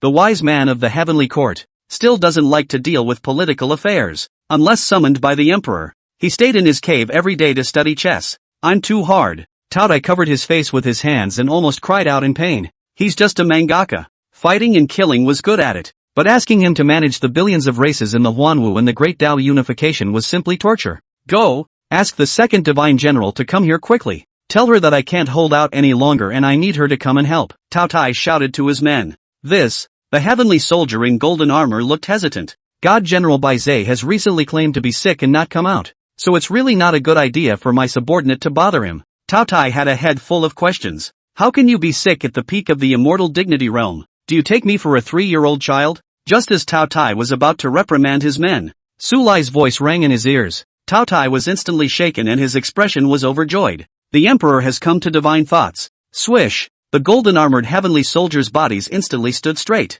their complexions incomparably grave. And then they saw the first divine general with an odd look on his face and said, "Emperor needs 1 black and 1 white rabbit to be a pet for Princess Yi. I'll go look for it." The golden-armored heavenly soldier solemnly said, "I'll go. You have more important tasks." Tao Tai patted the golden-armored heavenly soldier's shoulder, and the latter knelt down on one knee and said in a deep voice, "Could it be that Divine General Tao Tai wants his subordinates to go and quell the rebellion in the Western Immortal region?" "No. Could it be that the northern immortal region's forbidden lands restrictions are broken and need to be replenished with immortal stones? Neither. In the golden-armored heavenly soldier's confused expression, Cao Tai said in a serious tone, "You will hold fast here for me for the time being." The golden-armored celestial soldier was dumbfounded. He held fast to this place? Cao Tai God General. Wait. Without waiting to finish, Cao Tai disappeared. The night in Donghai City is neon and bright. The Begonia Court is a happy place. Ruan Tang, Ruan Lan, and the three girls, Su Yi, were soaking in the hot springs and having water fights in the backyard, with bursts of laughter coming from them. Su Lai didn't go into the water, because he sensed a familiar demonic aura approaching fast. It was Siren Babe. She appeared in the Begonia Court with a conch shell on her back, breathing heavily. Su Lai was a bit surprised. This little siren actually came back so quickly. According to his prediction, this distance would take at least 2 days of swimming. Bebe's tiny face was full of anger. She glared at Su Lai with a deadly glare. "Damn it! I'm the #1 swordsman in this sea. How dare you?" Su Lai didn't say anything and silently lifted his foot. Frightened, she quickly stopped the words that followed. "Don't kick. If you kick again, I'll be in a hurry with you." Bebe's heart is aggravated. After being kicked by Su Lai, she finds herself in unfamiliar waters, nearly eaten by other hideous sirens. All kinds of life-saving means were used before they barely escaped the danger. In order to return to the East China Sea as soon as possible, Bebe almost spared no effort in compromising his cultivation to fly over the sea, and only then did he rush back in just over 10 hours. After all, there are still enemies on this side that haven't been dealt with. Where did I expect to go this far and try to kick her again? It was inhuman. By the way, do you recognize this snake? If not, I'll eat it. Su Lai threw the sea serpent in his storage space to the ground. Siren Bebe's eyes widened. If it isn't Shikao. A lot of books are hard to find anymore, so read them and cherish them. Chapter 139, I Want the Rabbit. If it isn't Shikao. For this sea serpent in front of him, Bebe was all too familiar with it. Many demons in the offshore waters died at the hands of this snake and its senior brother. And she, although he managed to escape 3 times under the other party's pursuit, he still suffered unimaginably serious injuries. If she hadn't been picked up by Qian Shao on the beach that night a few days ago, and opened her mouth to Su Yi for help, she was afraid that she would have died as well. Bei carried the shell and ruthlessly smashed at Shijiao, but the realm is ultimately a bit low. Not only did he fail to seriously injure the other party, but instead he was shocked pale. Damn it! Bei gritted her teeth and didn't hate Su Lai that much anymore. All she wanted to do now was to kill Shijiao and avenge those dead innocent sirens. Tell me what's going on. Su Lai came to be interested. To be able to make this first swordsman so angry, one could imagine that this snake had some origin. Bei hesitated for a little while and told the whole story, but for the East China Sea Dragon Palace boundary, she was covering up and refused to go into details. Su Lai naturally wouldn't ask much. He had definitely eaten more dragons than Bebe had ever heard of, and was getting a little tired of them all. Upon learning that the snake was not a native snake, Su Lai said lightly, "Then let's make a spicy snake." Spicy snake? Bei's face changed as she stomped backward several steps, looking at Su Lai with a wary expression. Original. Xiao wasn't kidding earlier when he said he was going to steam her and eat her, but Shijiao is a great demon, under the tutelage of a certain demon king of the Cherry Blossom Kingdom. If you eat him, I'm afraid that the consequences. Bei nervously opened his mouth. Then we'll eat together. A kitchen knife appeared in Su Lai's hand, and he skillfully and incomparably opened and dissected his belly. The sharp pain woke Shijiao up. Upon seeing a kitchen knife stabbed into its body, it hissed angrily. "You, what are you doing?" "Shut up." Su Lai frowned slightly. Then Shijiao could no longer say a word.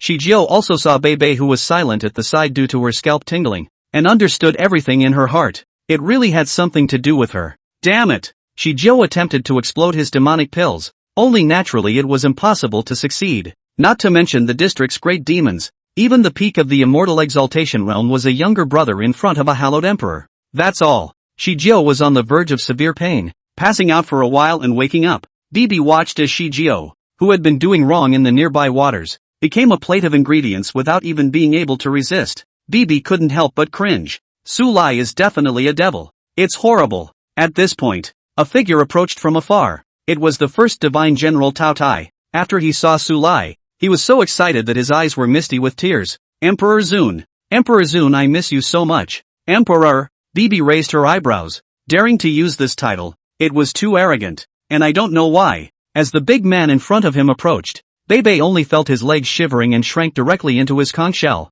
his soul trembling. It's fear from instinct. This is... Cao Tai looked again at Bebe. who had peeked out ahead to survey him, and smiled. "Hello, my name is Tao Tai." "Tao Tai? Tao Tai?" Bibi rolled her eyes straight away and fainted in shock. It's true that Tao Tai's reputation for ferocity is far and wide, and this is one of the 4 ferocious men of the ancient times. "She's Yi's henchman," Su Lai said indifferently. Tao Tai's expression was expansive. "In the future, the Empress of the Heavenly Court will be Yi, and this little demon. Now the realm looks low, but the future position, I'm afraid it's today's Tao Tai, the Queen's right-hand man." "Where's the rabbit?" Su Lai asked. Tao Tai opened his storage space and out came a bunch of strange and weird animals. The 3-legged golden crow, a black peacock in a mist, the husky-looking tsunami silver wolf, the 9-colored immortal deer whose body color keeps changing, the blood-red heavenly horse that left flames on the ground with every hoof step, and the wind and clouds changed between the stirring of its wings. Even, there was also a black and white rounded animal,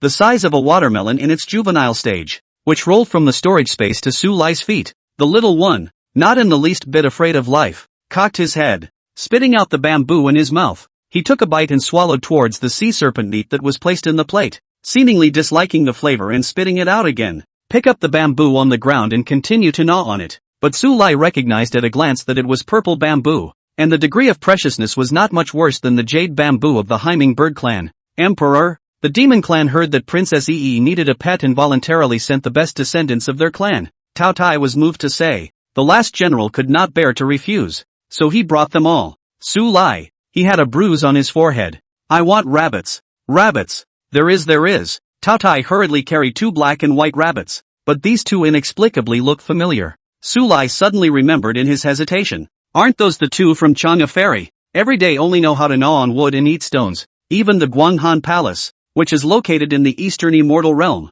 has been gnawed away." Su came to look at the Begonia Court and Begonia Hill, and felt that in the mouth of these 2 rabbits it would not take an hour to wander the streets with his wife and daughter. Su Lai said with a black face, "Can't you see that woman didn't want it before she threw it to you?" "Nope." Tao Tai scratched his head. Chang'e Immortal cried when she sent off the rabbits. She just didn't know why the cries were similar to laughter. It sounded weirdly oozing. "IQ is worrisome." Su Lai held his forehead, kicking all those pets on the ground back into Tao Tai's pet space, and was about to kick that panda. Su Yi, who heard the sound in the backyard, sat in the duckling swimming ring and ran out happily. "Ah, daddy, what a cute giant panda, wow." "Su Lai, are you crazy?" Wrapped in her bathrobe, Ruan Tang blossomed and said, "Poaching national treasures is against the law, my lord and mother. This is not a panda." Tao Tai respectfully said, "This is the gold swallowing beast. The pandas on Earth have an alias called Iron Eaters, which may seem cute but their ancestors were unapologetic carnivores. However, compared to this ferocious gold-swallowing demon clan in the immortal domain, it was too much worse. After all, the gold-swallowing beast clan, ranked 19th on the Starfield race rankings, to be able to kill in the top 100 among hundreds of millions of races, what kind of terrifying strength must it be? Not to mention top 20. "And who are you?" Ruan Tong wondered. "Returning to my lord mother. I am the first divine general of the heavenly court." "Tao Tai." Tao Tai cupped his fists and said. Ruan Tang looked at Su Lai with a dark face, and the latter coughed. "My right-hand man." Ruan Tong raised his eyebrows. "First, what about these 2 pandas?" "It's the gold-swallowing beast," Tao Tai cautiously reminded. Then he was kicked by Su Lai. "Whatever my wife says goes." Yes. This is a giant panda." Tao Tai nodded repeatedly. "Mama." Sui Yi blinked her big eyes and looked hopeful. "Let's keep them, okay? A lot of books are hard to find anymore, so read them and cherish them." Chapter 140, a little bit. Facing her daughter's expectant eyes, Ruan Tang was a bit hesitant. Could this thing be raised just by saying so? But Su Lai thought for a moment and agreed. Compared to the 2 rabbits that wanted to eat everything without any evil, this gold-swallowing beast seemed a bit more harmless. Just eating purple bamboo. "Tube enough?" Su Lai squatted down and asked. "Then is it okay if the bunny doesn't want it?" Aha. Sui Yi kept nodding her head, squatting on the ground and playing extraordinarily happily with that gold-swallowing beast. And Bibi, the conch girl, opened her eyes from her stupor. "Tears mixed with salty seawater can't help but wet my eyes. I was obviously here first." After, Ruan Lan, who had heard about the munchkin staying at home, also stopped soaking in the hot springs and happily ran over to build a nest for the little guy. Discussions come and go.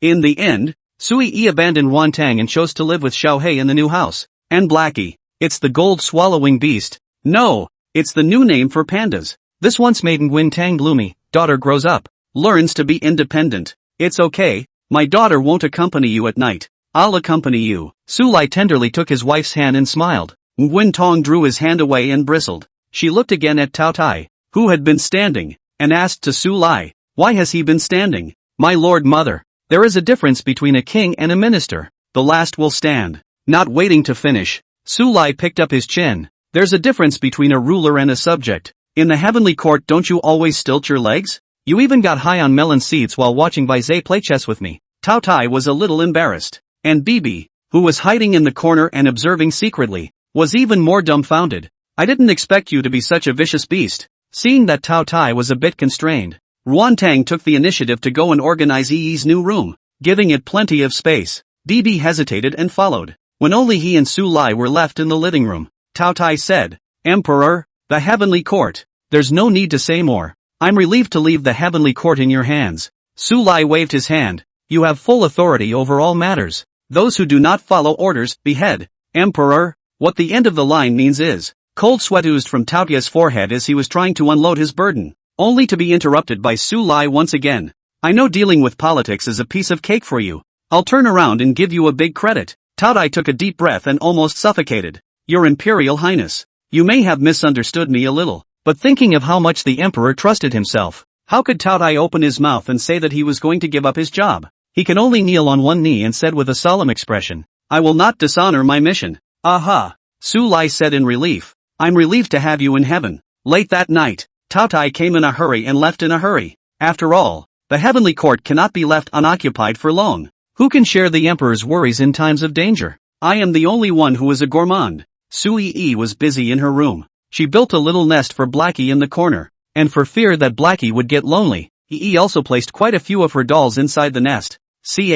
Bibi pulled his mouth, squatted on the windowsill, and stared at the rolling and adorable Blackie, his expression full of dissatisfaction. As the number one swordsman under Yui Su, how could she allow this seemingly cute but actually dangerous demon to stay by Su Yi's side, to find an opportunity to do away with it? While Su Yi went to wash her face and brush her teeth, Miss Conk drew her sword and chopped over, only to see a sword light flash through the void. It's like a ray of dawn breaking through the night. Su Lai, who was on the first floor, all detected this sword and was slightly surprised. This sword is afraid that even Tan Chang will die if he encounters it.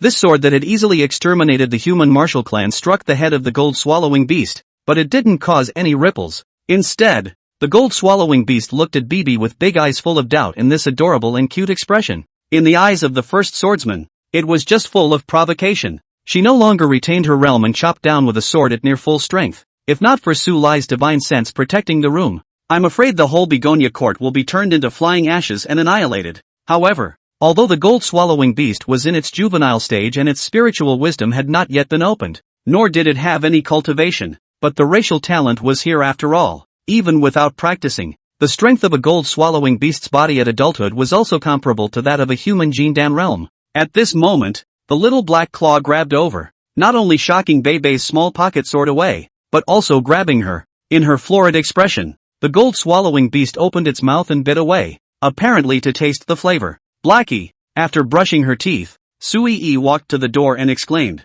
"You can't mess with your food." Oh, Blackie really didn't eat Bibi again, but licked the shell on her back. The action left the conch girl completely confused. Feeling insulted, she was so angry that she shivered and said, "Beast, you're just a beast." But the flavor of the sea seemed to make Blackie feel good, and his claws nimbly picked the shells out of the conch shells, and kept instigating the conch shells. Bibi, in her Cheongsam, stared mournfully and incomparably at her shell, falling into the mouth of the large and terrifying monster. "You let go of my mouth. Let go of my mouth." Wow. Bibi picks up her sword and swings and smashes at it, trying to grab her shell back. However, Xiao Hei is a gold-swallowing beast descendant. Although the gold-swallowing beast clan's clansmen are 3 years old to start the spirit, it is just 1 month now, and there are still 3 years of chaos period. However, the strong clan talent was still not something that an ordinary earth siren of Bibi's level could harm. So, Su Lai, who saw the hand puppet battle the black and white soccer ball, couldn't help but laugh out loud on the first floor.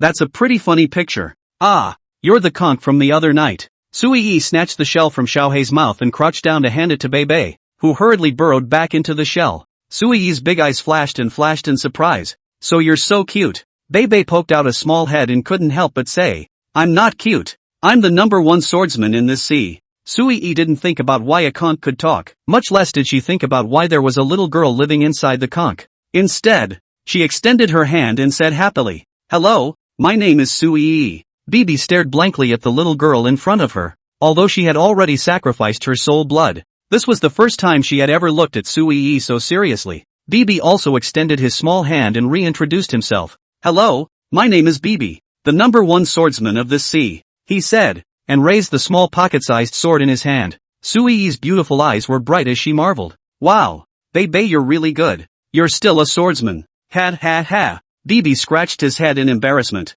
"It's actually not that great. A little bit." Next, Bibi then even shell with a person by the gold-swallowing beast to grab. Continue to be shivering. "You let go of me." The conch girl who couldn't break free shed tears of aggravation. A lot of books are hard to find anymore, so read them and cherish them. Chapter 141, Take a Look at Your Brain. Sui hurriedly stopped Xiaohei, and one person and two demons made a mess. After long years, this siren, which was only larger than a palm to a limited extent, was not looked upon favorably by nearly everyone except Sui. However, Bebe had managed to become truly invincible at the same level with nearly zero racial talent. Along the way, he crushed countless Heaven's Pride children and demonic saint bodies that shouldered Heaven's destiny, stepping into the quasi-emperor realm one step at a time, doing a real one-man job. He was also called the Sword Emperor by the immortal realm because he had entered the Tao with a sword and was the sword cultivator with the highest realm. It could be said to have slapped the face of the entire immortal region. More than that, it tells everyone,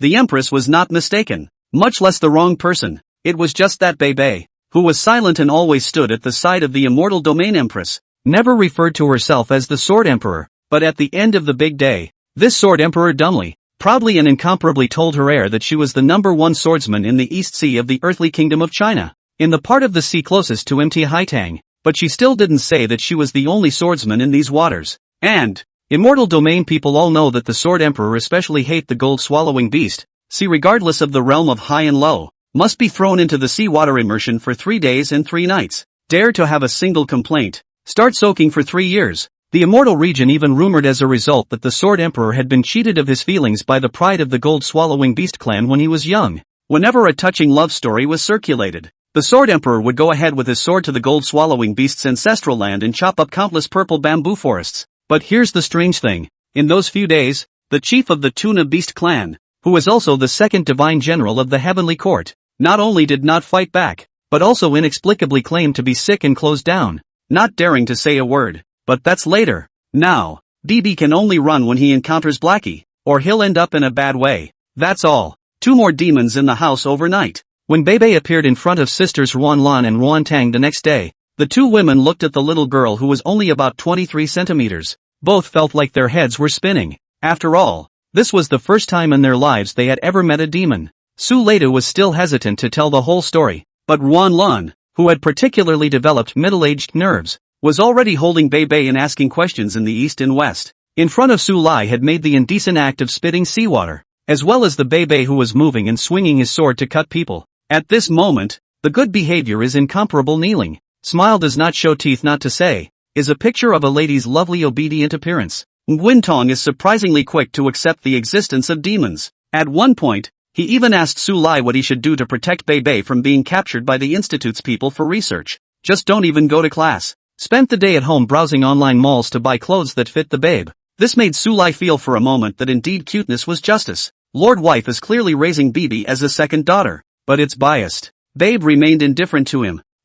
Even Little Black didn't pay much attention to Su Lai. I woke up in the morning and disappeared, lying halfway up Begonia Hill nibbling on the begonias, so much so that I was seen in shadow by a number of tourists. Su Lai could only lay down a misty formation so as not to leak the news. Although he wasn't afraid, it was always a pain in the ass. Instead, Su Lai drove his daughter to school and then went to Donli University with his sister-in-law. When you park your car, Ruanlan looked at Su Lai, who was walking side by side with her, and suddenly said, "Brother-in-law, Bebe has told me that you really aren't an ordinary person." Su Lai raised his eyebrows. "What did that little girl say?" He nodded and said, "Then I won't hide it. I'm actually." Ruanlan snaps, "You're a demon, Su Lai. Bibi told me that there are not only humans in this world, but also demons." Ruanlan had a posture of being in control. With her hints, "I have guessed your true identity, a demon with the survival of the race on its shoulders." Yet because he fell in love with a human woman, He was kicked out of the pack and forced to integrate into this bustling East Sea city as an ordinary person.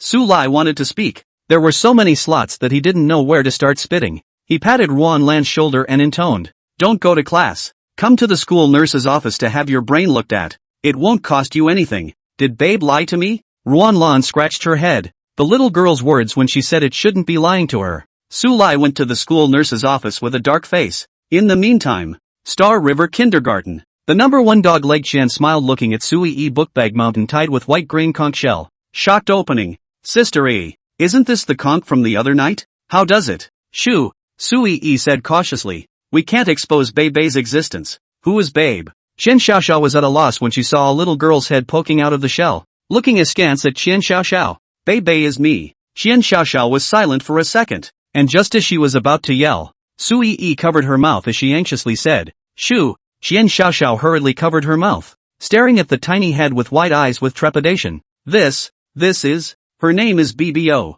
Sui E introduced. "Bebe. This is Qian Xiao." "Hello," Money smiled cautiously.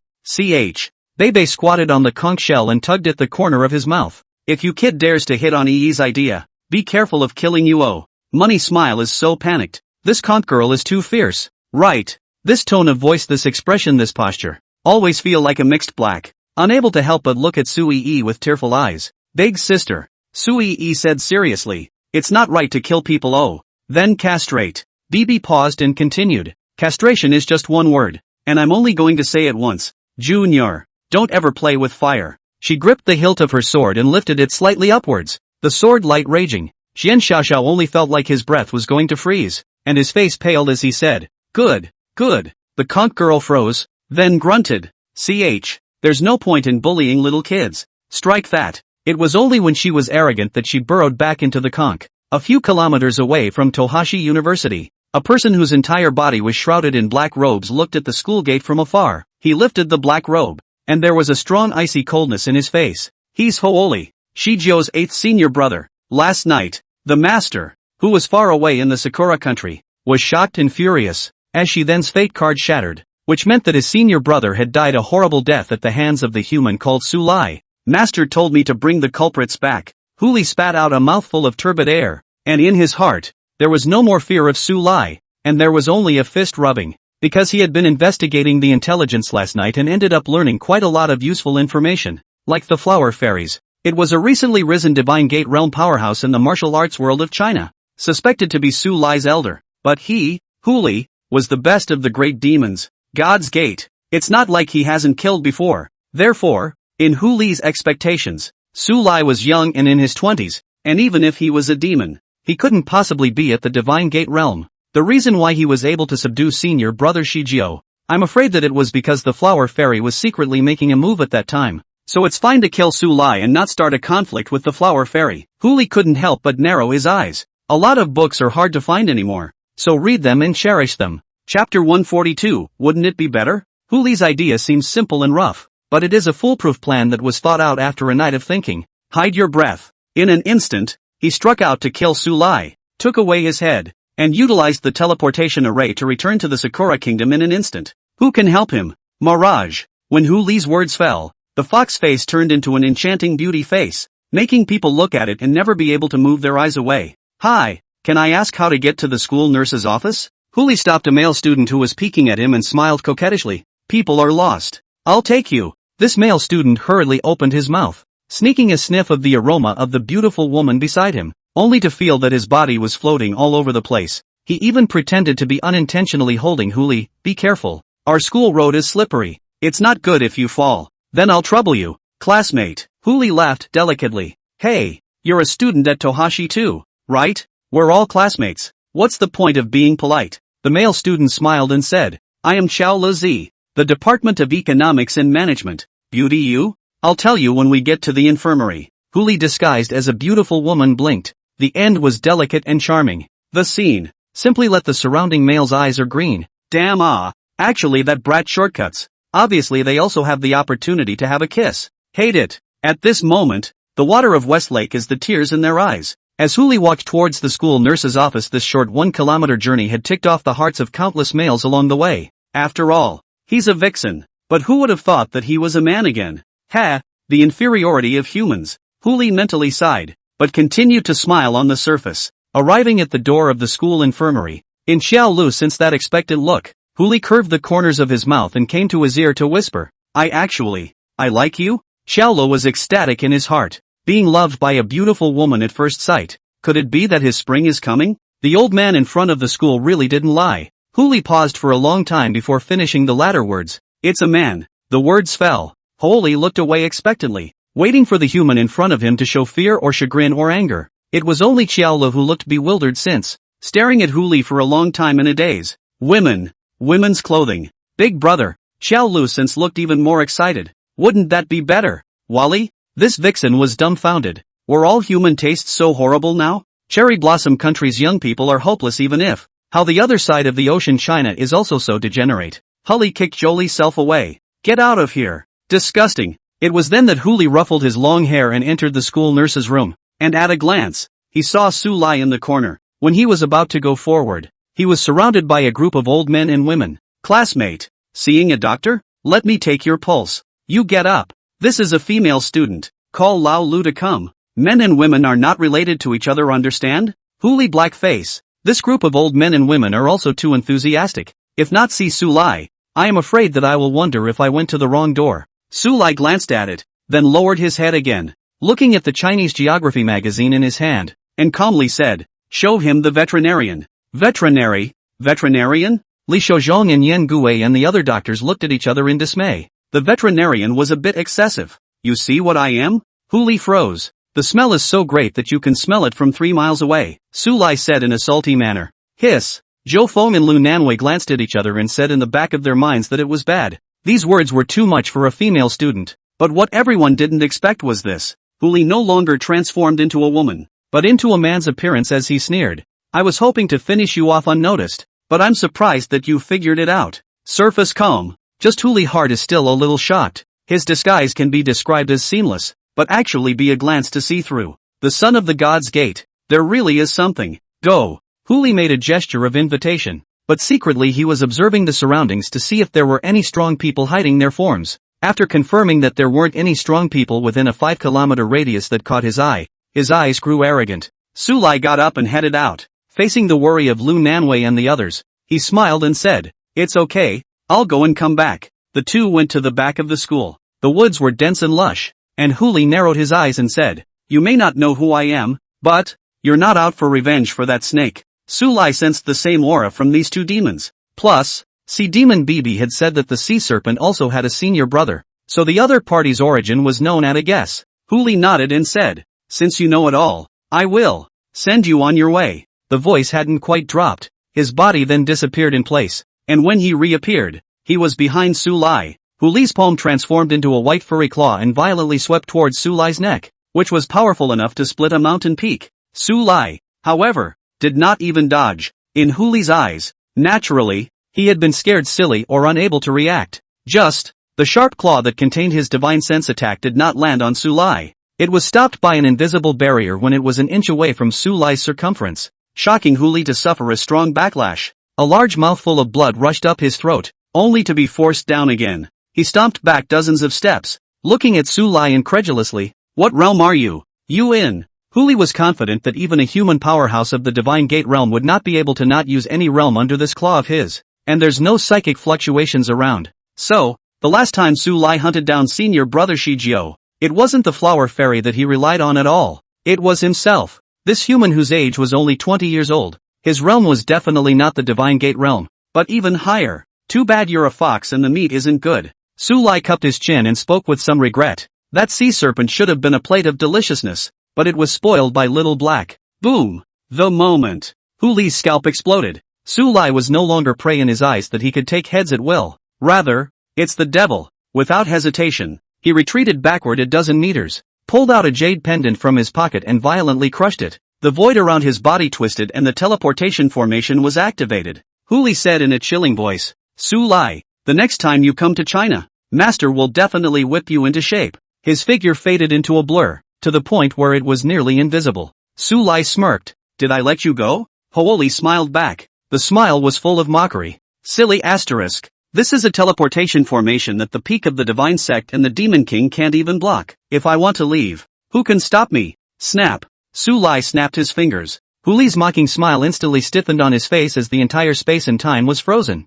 A lot of books are hard to find anymore, so read them and cherish them. Chapter 143, Be Strong. Time and space are frozen. Hu Li, who had originally blurred his figure and nearly teleported to Sakura country, was pulled back to Dongli University by an irresistible force, and the teleportation array crumbled apart inch by inch. No! Hu Li's eyes were bloodshot. The most common instantaneous movement formations or scrolls were already sky-high. Not to mention that this teleportation jade pendant was an out-of-print item found from an ancient relic, and could span a distance of a distant 2,000 kilometers. The price was expensive enough to make a great demon lose his fortune. But such spiritual treasures, it was reasonably impossible for the transmission to be interrupted by anyone. Yet it actually gradually collapsed under Su Lai's ringing finger. Heartache, fear, a mix of emotions, Kaching dash. The crisp voice rang in Hu Li's ears, and his face steeped in misery as he tried in vain to re-enter the formation. Master, help me! Through the constantly collapsing formation, Hu Li hissed and roared. 2,000 kilometers away, a grim voice came out. Who dares to kill my Bachi disciples? It's Su Lai. As Hu Li finished those 3 words, the formation completely fell apart. The teleportation jade pendant was densely covered with a large number of cracks, and it was obvious that it could no longer be used. Yachi? Su Lai frowned slightly. Which one is this again? That's right. My master is the demon king of the Sakura country. Yachi Orochi. Hu Li gradually stabilized his emotions and gritted his teeth. If you dare to kill me, you will surely die. Don't recognize. Su Lai bristled. Ah, the Yaki demon king. Hu Li was shocked. Even the gods in the high heavenly planes are incapable of the terrifying existence. You actually don't know? In the realm of cultivators, all under the quasi-emperor are ants. Su Lai didn't have the heart to pay attention at all. Actually, this is all a misunderstanding. As long as you let me go, I will persuade Master to stop pursuing the death of senior brother Shijio. Hu Li's vision flickered as he looked warily at Su Lai. After all, although you can break the teleportation jade pendant, I also have cards that are useless. So how about we all take a step back and make a good karma at sea? It was only the depths of Hu Li's eyes that still hid a thick strand of killing intent. Humans actually dare to break his teleportation array. Die. Must die. This person of mine. I hate it when people lie to me. Su Lai looked deeply at Hu Li. Hu Li's heart thumped. For some reason, he had the illusion that the thoughts in his heart had been penetrated by Su Lai's gaze. And when he was about to open his mouth, Su Lai pointed out with a finger. A bloody hole appeared on Hu Li's forehead. He reached out and touched his forehead, staring at the blood and staring in disbelief that his opponent actually dared to do it. He's a disciple of the Demon King. But as Hu Li's body dissipated into a wisp of dust and ash with the wind, it was all over. Su Lai stepped back into the school nurse's office and continued to look at the geography magazine. 2,000 miles away, in the middle of an active volcano in Sakura country, a middle-aged strongman violently shattered the cup in his hand. He looked strange, with 8 heads, and his twisted features were filled with anger. The middle-aged strongman roared, Shijio, Hu Li. These were the 2 most beloved of his disciples, and they had actually died at the hands of the same person. Master, rest his anger. An old woman in a white kimono knelt on the ground with a terrified look on her face. Dare to kill my disciple. I will make sure he dies without a burial place. The middle-aged burly man said in a chilling voice. Go to China. He, Orochi, in the cherry blossom country rampage. Why ever suffered this kind of humiliation? If you can't pay the blood debt, how to have a foothold today? But master, the demon king is not allowed to leave the country. The kimono crone spoke cautiously. Damn the protocol. Yachi's eyes were cold to the bone. Demon King. The peak of the realm in which the demon race cultivated was horrifyingly strong, and had been able to attract the attention of Earth's heavenly Tao. In order to avoid being expelled or sealed by heaven, the demon kings simultaneously made a Tao oath not to leave their sphere of influence. That is, not to leave the country, so as not to cause unnecessary fights.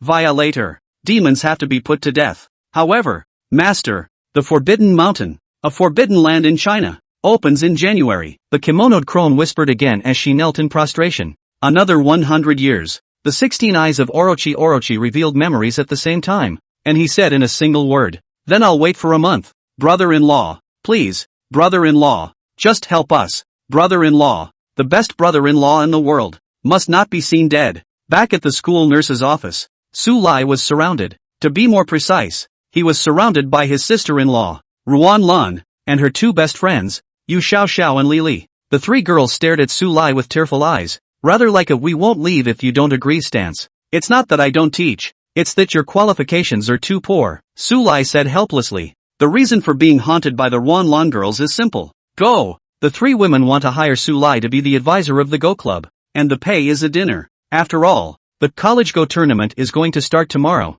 and Tohashi University is the runner-up for the 10th consecutive year. Not to mention the fact that a few days ago, he had encountered Xiaoyu, the top member of Donghai University's Go Club, and the two sides had a verbal altercation. How could Ruanlan, who had nearly gone to dance at the University of the East because of a bet, swallow this anger? As the time drew near, Ruanlan had to come and take lessons from Su Lai. "Brother-in-law, I know a meal won't get rid of you. I have one more thing for you," Ruanlan solemnly said. Su Lai said in slight disgust, "It can't be you, Ruanlan." The gift wasn't her. But what was wrong with her? Stinky brother-in-law actually had the nerve to be smug.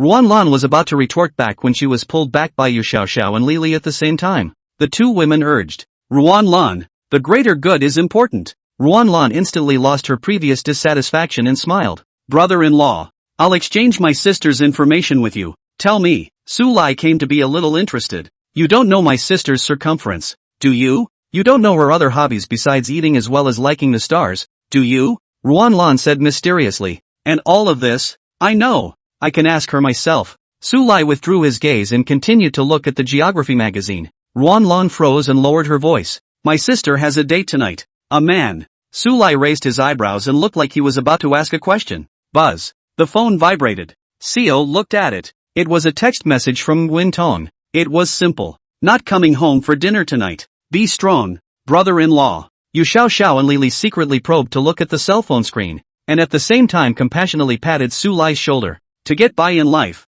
you have to have on your head." Seeing Su Lai's face darken, Ruanlan didn't continue, but coughed and said, "Brother-in-law, go to the Go Club and teach a few tricks, and I'll tell you all the information I know." "Deal." Su Lai agreed. Hey, let's go then." Cunning flashed in Ruanlan's eyes, not giving Su Lai a chance to think about it or back out, pulling him straight to the Go Club. A lot of books are hard to find anymore, so read them and treasure them. Chapter 148, Cheating Food and Drink. Su Lai looked at Ruanlan with skeptical eyes. "You?" He couldn't help but shake his head and say, "No wonder East Pair is the runner-up year after year." Ruanlan was so angry, but she couldn't refute it. If it weren't for the fact that in all years the competition has been old with new, with a junior or senior taking a freshman or sophomore, how can Ruanlan, who is only a fourth-year student, compete? Who made the Tohashi University Go Club worse than ever? This edition of the tournament is still hosted by Tohashi University, so it's even more important not to lose.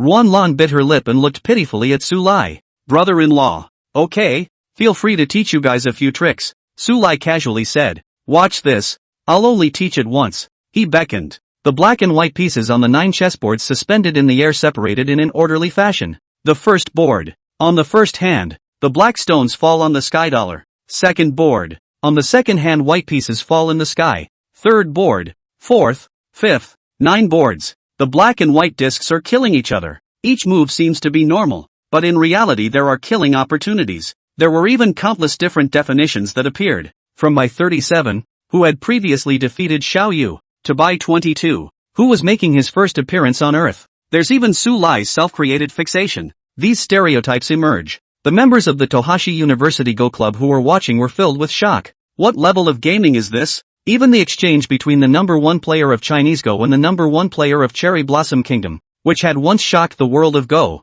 was eclipsed at this moment. The black and white pieces on either board were 100,000 blocks away from that battle of the century. What kind of chess power is that? Ruanlan reacted the fastest. From the moment Su Lai landed his first piece on the first board, he took out his cell phone and turned on the camera's video function. Although Su Lai spoke casually, but he was, after all, a man who could go 50-50 with the immortal region's chess sage, Bai Zhe, and a few casual pointers would be enough to benefit a person for a lifetime. However, considering that his sister-in-law was also in the mix, Su Lai still spoke a couple more sentences about the mysteries of Go. Actually, Go is very simple. Just one word, counting, calculating gains and losses. From the first to the last hand you need to count all the time, not only the maximum gain or loss of your own landings, but also your opponent's thoughts. What's the story of your opponent's piece placement? Is it an ambush, or a deliberate gift of a piece? If so, to eat, or not to eat? If you count correctly and far, you win. When the crowd was mesmerized,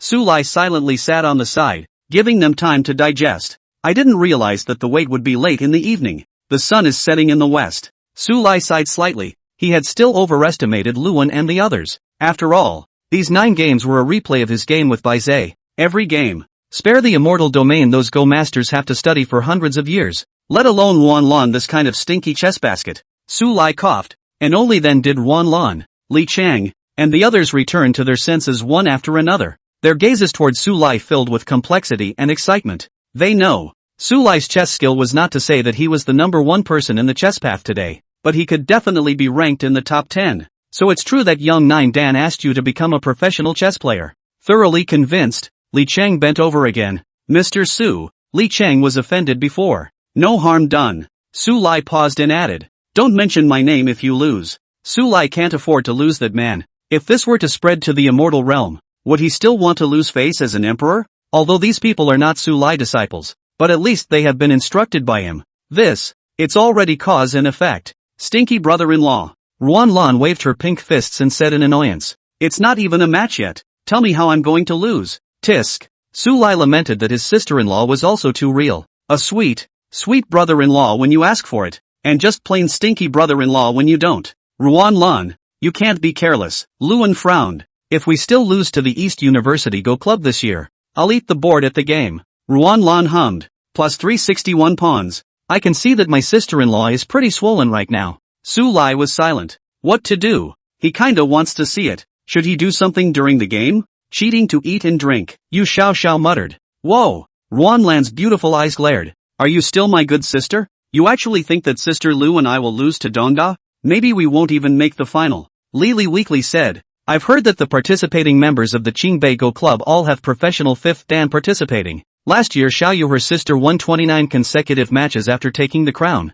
This year Ruan Lan, will have no problem reaching the top. Ruan Lan said confidently. After last year's East University Go Club win, Xiaoyu's sister, Xiao Ling, did not accept the interview, but continued to play chess with the unconvinced contestants. Naturally, they are on a winning streak. That lonely, defeated figure and the disappointment in the interview with the runner-up, Dongri University, made Lan Nguyen so angry that he wanted to hit someone. But this year, Ruan Lan also wanted to try that arrogance that would get her beaten up because she had gotten the hang of being invincible. How do you win? Su Lai curiously said. Sister-in-law this short time. Really, can he just talk about the integration? Brother-in-law. You're not a magician. Ruan Lan blinked. Then I can't turn her clothes away in public. Su Lai spread his hands. Ruan Lan's pretty face exploded red. This is what she proposed to Su Lai after she was provoked by Xiaoyu at the bar that day. Ruan Lan couldn't help but be mortified. I mean, can't you control the chess pieces? When the time comes, you'll play chess for me. Su Lai raised his eyebrows slightly. Geez, why are you so stupid? Nah, it's like the singer faking it and me faking it down. Lan Nguyen said. Then what do you do? Su Lai raised an eyebrow. Enjoying the victory, of course, Ruan Lan justified. Su Lai blackened his face and heavily knocked his sister-in-law on the head. Learning the art first learns virtue, and the same goes for chess. It hurts. Ruan Lan's eyes were teary with pain. I was just saying it off the top of my head. I'm that kind of person. Yu Xiao and Lili looked at each other and said in unison. Yes. Then Lan Nguyen got into it with the 2 best girlfriends. When she's done messing around, Su Lai drove his car and drove Ruan Lan to the kindergarten to receive EE. And after sending the 2 daughters back to Begonia Court, he asked, now it's time for the intel. Ha? Oh. Ruan Lan slapped her forehead and said indistinctly, I almost forgot about this. My sister, she's at work. Go ahead. When she finished speaking, she slipped back to her room on the 2nd floor with a whoosh of her heart and didn't even eat dinner. Company? Su Lai was a bit puzzled as his divine sense swept over and his face darkened. I did not expect him to be smart for a lifetime, but he was still able to be pitched by Ruan Lan. Not to mention the men in the office. Even the secretary is not in the... Only Ruan Tang was still working on the paperwork. After making dinner for his daughter without driving, Su Lai instantly rushed there. The sudden visit of the boss's wife made the little girl at the company's front desk wave happily. Mrs. Ban, come to pick up Mr. Ruan? Su Lai lifted the thermos box in his hand and smiled without saying anything. The little girl at the front desk said enviously, wow, you're too warm even for a boarder. Get up there. Su Lai didn't knock. Pushed the door straight in. A lot of books are hard to find anymore, so read them and treasure them. Chapter 149 Hai Chang. Su Lai wordlessly placed the thermos box on the table, gently walked behind his wife's honor, and watched as she dealt with the piles of paperwork. For a moment, he couldn't help but pat her on the shoulder with some heartache. Who? Nguyen was startled. After turning her head and seeing that it was Su Lai, she let out a sigh of relief. Why are you here? You scared me to death. Lan Nguyen says you're dating a guy. Su Lai spread his hands and said, I was jealous, so I brought my meal to explore. Nguyen. She gave Su Lai a blank look, talking without a straight face. Su Lai smiled and opened the lunchbox for Ruan Tang. Nah, it's still hot. Come over and eat. No. Ruan Tang rubbed his temples and said with a headache, there's an important meeting tomorrow, and there's still a dozen contracts that I haven't read. Su Lai didn't say anything and opened all the insulated lunchboxes. Ruan Tang's nose sniffed the tantalizing scent in the office and quietly swallowed, unable to help but feel a little annoyed. Asshole Sui Lai. Don't you know she's busy right now? How dare you tempt her with food? I, Ruan Tang, am ironclad. No way. I'm not going to eat it. It's a shame to waste food. Nguyen Tong put down the contract and sat down on the couch to feast on it. Where's your secretary? Su Lai asked casually.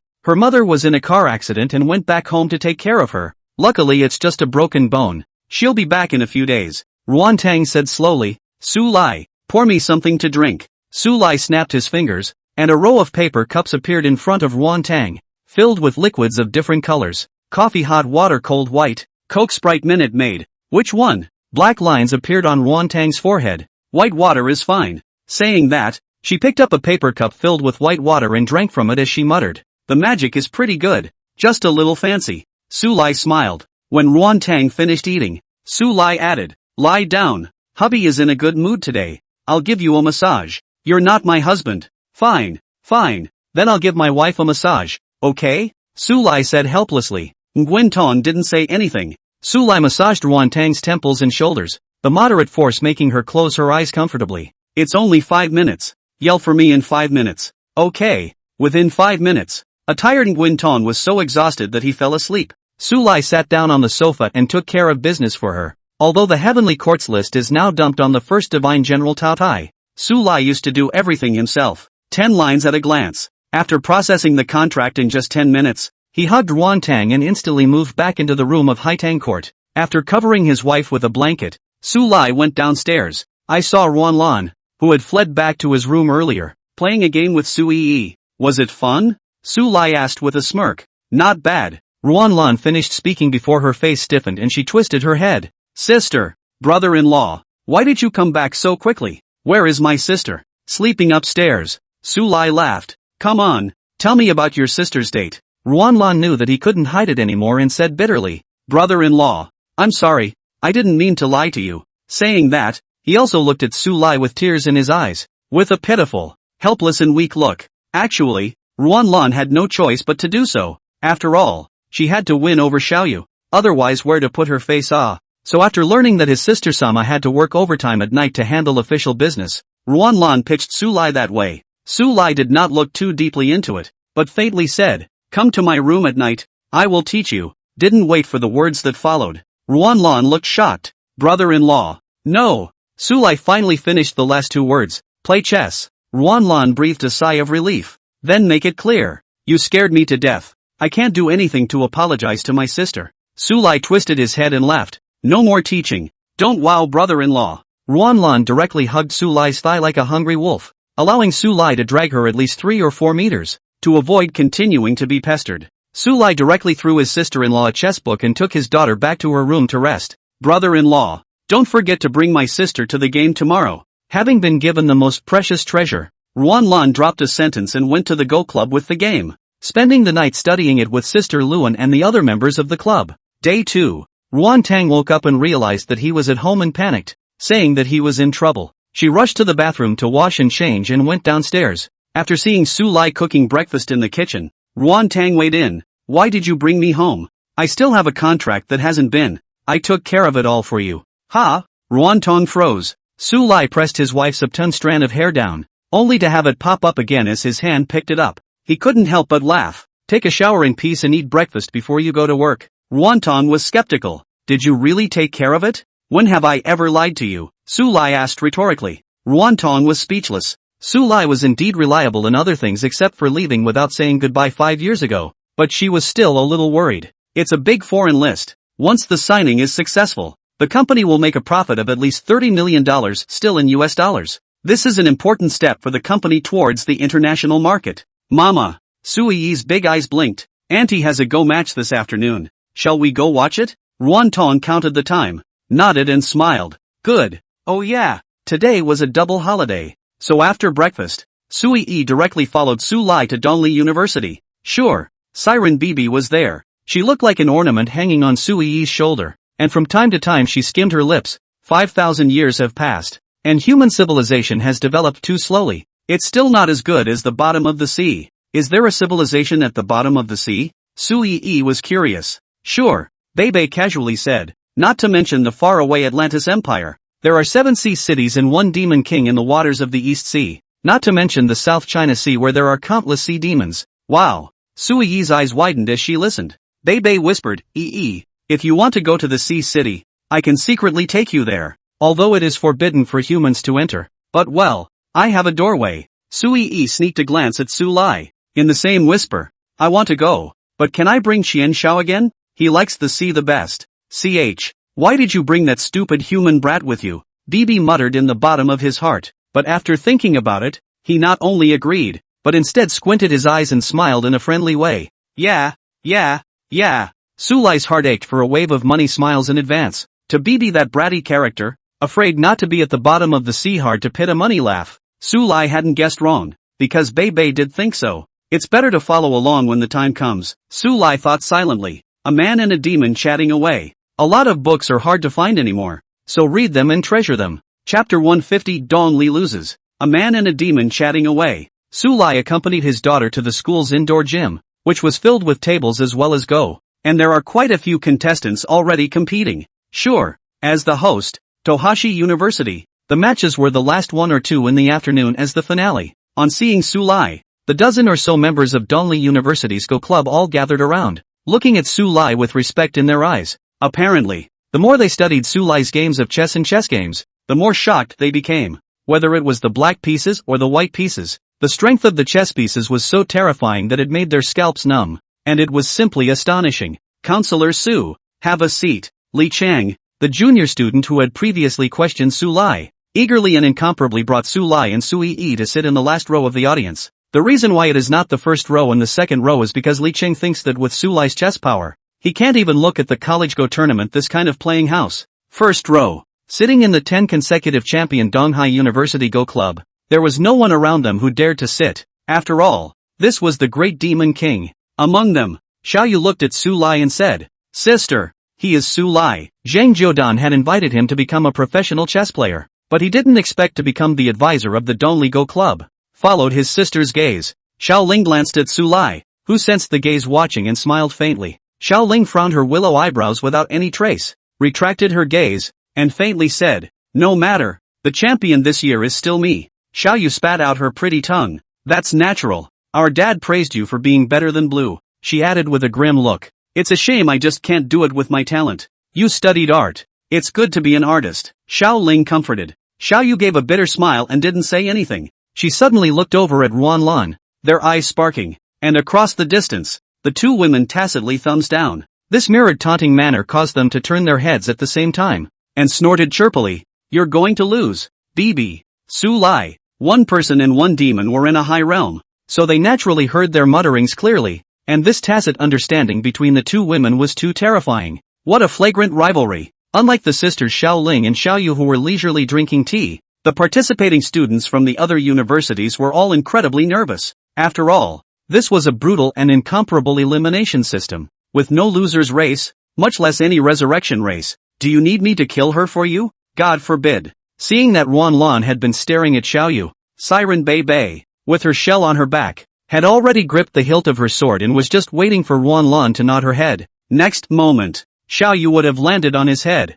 Ruan Lan shook his head. Let's forget about killing people. Ruan Lan, when did you buy the hand puppet? Yu Xiao Xiao and Lili looked at Bebe and said in a surprised tone, This is too cute and too anodyne. Stupid humans. You're the hand puppet. Your whole family is a hand puppet. However, in order to avoid exposing his identity, Bibi pretended to be motionless as a hand puppet, but only glared at the speaking Lili with fierce eyes and a murderous aura. Lili shrank back and said timidly, Think this hand puppet is glaring at me. Is she alive? Yu Xiao, who stood at 5'8", wrapped her arm around Li Li's shoulders as if she was holding a hot kettle. This girl from the north, with a big grin, said, "Think too much. It's probably too much pressure." Lily muttered, and when she looked at Bibi again, she saw the other lifting her chin, her eyes looking scornful. Lily burst into tears. Xiao, Ruan Lan, I'll go back to the dormitory first. This hand puppet is horrible. Hey, they're my best friends. Don't scare them, Ruan Lan said in annoyance.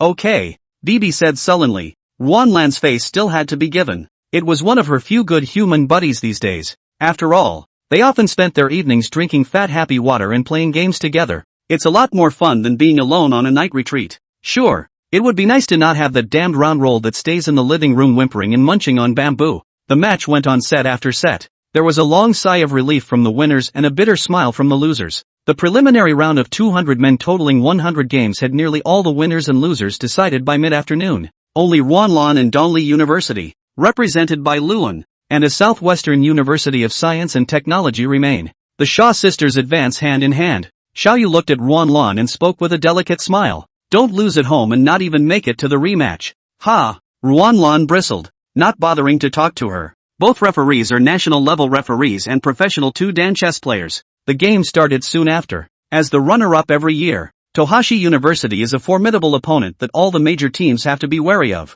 But today, whether it's Yi4 Ruanlan on board 1, or Yi6 Luan on board 9, the way they play is extraordinarily bizarre. It doesn't follow the usual formula at all. Lan Guin was playing black and landed Tian Yuan on the first move. Luan played white and landed Tian Yuan on the second move. The two participants from Tohashi University shocked everyone in the arena by opening with Tian1 on different boards at the same time. The two judges looked at each other with interest. Just as the pieces continued to fall into place, not to mention the two referees of the professional 2-dan, even the professional 4-dan Shaoling frowned. It's not right. Ruanlan and Luan were playing this chess game too casually. It was just a mess. And the two boys from Southwest University of Science and Technology, both of whom were in their hearts. Could it be that we're going to win today against Tohashi University? Tohashi lost. Many of the participating students perked up, having toppled the East pair. Is the East University rollover still far away? Sis, what a way for Tohashi to go. Unlike the others, Xiaoyu was aware of Su Lai's power, and his archenemies Ruanlan and Luan were afraid that they had learned something from Su Lai. Just messing around, Xiao Ling said indifferently. This is Su Lai's chess path? It's nothing more than that. Sis, Zhang Jiudan R. Xiaoyu was about to say something but was interrupted. It's normal for you to have low strength and not be able to read it. Luan is going to have 3 pawns eaten within 10 moves, and within another 10 moves, 7 pawns, while that male chess player only needs to pay the price of 1 pawn. Xiao Ling said indifferently. Luan has lost. Xiao Ling looked at Ruanlan's board again and shook her head. It was even worse over there. She simply left the table early. There's not even one that can play this year. Boring. Xiao Ling's back was lonely as she left the indoor gym, blowing in the evening wind as she contemplated what the point of participating in such a boring tournament was. This time, there was a gasp from the gym behind them. Xiao Ling knitted her brows slightly. What's so surprising about an amateur versus amateur chess match? I don't know what to be surprised about. She continued to stare at the sky in disbelief.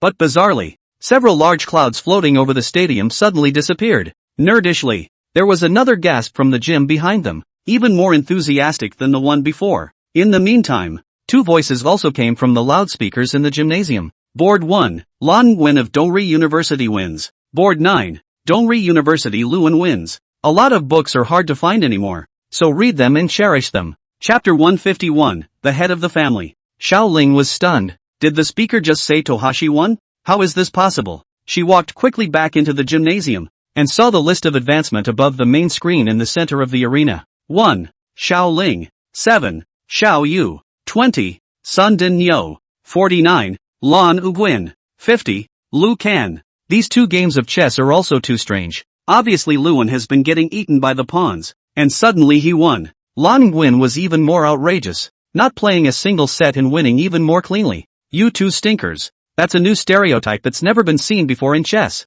There was a lot of talk in the arena. Everyone was discussing the 2 chess games that had just been played. There was excitement and disbelief. More than anything else, of course, it was shocking. What's going on? Xiao Ling walked towards her younger sister Xiaoyu and asked with a frown. Sis, wait until tonight to see the replay, Xiaoyu said in a complicated tone. As my sister walked out of the gym earlier, 2 games of chess on 2 chessboards were really kicked off. Nearly a massacre. The discs that Ruanlan and Luan's 2 daughters landed on were clearly just as disorganized as before. And this stereotype that had never appeared in the chess world became a type. The former divine dragon takes to the air. The latter is a vicious tiger coming down the mountain. One time, the 2 professional 2-dan players both sucked in a breath of cold air as the biting murderous aura spread out through the chessboard, causing both of them to be shaken in their hearts. The 2 male chess players from Southwest University of Science and Technology were in complete disarray, with cold sweat beading on their foreheads. Defeat was overwhelming after that. One of the stereotypes Xiaoyu was familiar with was White 37, which he had seen the other day. But another. It's strange. Could it be that Su created it himself again? A strong sense of crisis inexplicably welled up in Xiaoyu's heart, and she knew that this time, Dongli University was afraid that it had come prepared. When leaving the playing field, Ruanlan, who passed by Xiaoyu, hummed arrogantly, "What's the use of having a high level? At my level, you won't be able to catch up without 3 or 2 years. Work hard, Xiao Xiao." Xiaoyu was so angry. However, he knew that the other party was telling the truth and had no way to refute it, so he could only stare at Ruanlan as he took a step away. "Brother-in-law, how did I get down?" Ruanlan looked to Su Lai expectantly, and Luan looked the same. "Pretty good." Su Lai nodded his head, although it was a rookie pack, but at least he won. "Congratulations." Wintong arrived near the end of the match and only watched the second half, smiling at that point. "Daddy, Yi is hungry." Su Yi looked at Su Lai and he smiled. "Then let's go eat." "Brother-in-law, do you have time to help us with our tuition after dinner tonight?" Ruanlan said expectantly. "No time, I'm going on a date with your sister." Su Lai refused. Although Ruanlan and Luan were poorly talented, the game had already been given to their sister-in-law, and they shouldn't have any problem winning the match in a few days. If this can lose, then there's nothing the gods can do when they come. "Dating Xiao Rei?" Ruantong was stunned. "Why didn't I know that?" "Now you know." Su Lai smirked. Ruantang gave Su Lai a blank look. "No go." Su Lai said, "Take your daughter to the beach for a walk." The mother does not go. "Well, not to go, just do not go. It's a date." Ruantang gently pinched Su Lai's arm. Looking at her daughter's bright eyes, she hurriedly said, "Mama definitely went." "Yeah," Su Yi said happily. Then the family left, leaving behind the regretful gazes of the members of the Tohashi University Go Club. "It can't be helped. My brother-in-law is obsessed with his family." Ruanlan sighed. "We can only rely on ourselves," Luan said in a slightly disappointed tone. "Advisor Su probably thinks that we are too bad at chess and have embarrassed him." "Sister Lu, don't think too much," Ruanlan comforted. "My brother-in-law only has my niece and nephew's daughter in his eyes besides my sister. Besides, we have a chess game, and that's enough." After a pause, Lan Guin continued, "We have to win against Eastern University this year." "Aha." Luan nodded his head, seeing Ruanlan in such a spirited manner. His heart sort of let go of his heart. Since she'll be a senior next year and will be juggling her thesis with an internship, the Go Club will naturally be handed over to the next person. Ruanlan, on the other hand, had long been Luan's favorite. Even if we lose this year's tournament, the Go Club with Lan Guin as president will not collapse. A simple dinner at home. Nguyen ate a lot as usual, a bowl of soup and 2 bowls of rice. Su Yi took small bites of the meat, the corners of her mouth still stained with grease. Ruantang picked up a tissue and tenderly wiped the corners of his daughter's mouth as he asked, "Which beach are we going to walk on in the evening?" There are quite a few quality beaches in Donghai City. For example, the beach at the foot of Begonia Hill is amazingly beautiful with more than 10 kilometers of coastline. And the Golden Beach in the development area is also very nice. "Listen to you, you're the head of the family," Su Lai said. "Head of the family?" Ruantang repeated it in his mind and couldn't help but look a little dazed. From the moment Su Lai reappeared holding his daughter in his arms, life, or career, has changed drastically. Ruantang realized that she no longer resisted Su Lai as much as she used to, and even texted to let him know when she wasn't coming home for dinner at night, like an old married couple. Wait, this was all because Yi relied on Su Lai as her father. That's all. Ruantang blushed slightly and hastily admonished herself so. Nguyen took a deep breath before saying, "Let's go to the beach in front of the house. Not too many people. Good environment. Come back when you're tired." "Good." After dinner, when they got to the beach, Siren Bibi completely let herself go and jumped right into the ocean water. "I'm going home to visit my family." Dropping this, Bibi was nowhere to be seen. The bright moonlight spills onto the beach. Sui Yi stepped on the seawater with her bare little feet, chasing after Su Lai and continuously splashing the seawater, giggling and obviously happy. Ruantang sat on the beach, hugging her knees and looking at her daughter's smile. suddenly feeling how good it would be if time could be frozen in this moment forever. She shouted, "It's cold. Don't play too long. Be careful of catching a cold. Mama, come along." Sui Yi ran over and took Ruantang's hand and ran to the beach together. Daddy runs so fast. Ruantang is also infected by her daughter's childishness and joins in splashing water on Sulai. The sound of laughter resounded. While the family was happy, the Chinese chess world was shocked by 2 games of Go. The veteran players, led by Zhang Zong 9 Dan, and Xiao Yu and Xiao Ling's father, Xiao Duo 9 Dan, reviewed and analyzed the game all night long. Eventually the scalp went numb. They had all won laurels at the World Championships on behalf of China, and their vision and chess power were so poisonous that they could not be unaware of the horror of these 2 new stances. Ruanlan and Luan's strength is also low. If they were to play this game, I'm afraid that they would have been crushed from the beginning of the game. Only Zhang Zong but vaguely some guess. This is afraid to be from the hand of Su Lai. It is a pity that such a talented and cunning chess player did not enter the chess world to fight for the glory of China. A lot of books are hard to find anymore, so read them and cherish them. Chapter 152. You remembered correctly. But Zhang Zong didn't regret his decision that day. It was because he had already learned from his old friend Yen Gui that Su Lai's great contribution in the medical world was enough to change the world. But Zhang Zong was also very curious. Exactly what other things Su Lai had taught Ruanlan and Luan. He hastened to ask his students to book a hotel near Dongli University for him online. He wanted to check it out in person. Xiao Duo booked rooms with other 7th, 8th and 9th Dan players as well. It's just too curious. How many years has it been since the stagnant world of chess produced such eye-opening and, upon closer examination, mind-numbing formulas and moves? Just in case there are surprises in the back, but you can't see and witness them with your own eyes. That would be a real shame. So the old-timers of the chess world, as well as the young generation of chess players, have come to Donghai City, and the Chinese chess world is as lively as the new year. 5 days passed in the blink of an eye. The second round of the rematch of the National College Go tournament began, with 100 people advancing to 25 and 75 being eliminated. The most puzzling thing was the extra group of old men and women in the stadium audience who weren't supposed to be there. But no one dared to drive away, because that's young Zhang 9 Dan, Xiao Duo 9 Dan, Kong Nana 9 Dan, 1 ILJ 9 Dan, Kyung Luya 9 Dan, and all sorts of professional 6, 7, and 8 Dan bigwigs, including today's standings. Kogi, the world's top-ranked talented young chess player, was honestly sitting in the 3rd row. After all, the bigwigs in the 2 rows in front of him might not be as good as him in chess nowadays, but their status and seniority could easily throw him off a few blocks. The contestants looked at each other, shocked. Children's amateur tournament. Half of China's chess world. No, it's half the world's chess world coming to watch the tournament. My goodness, knowing I'm going to win the championship, are they all here to congratulate me?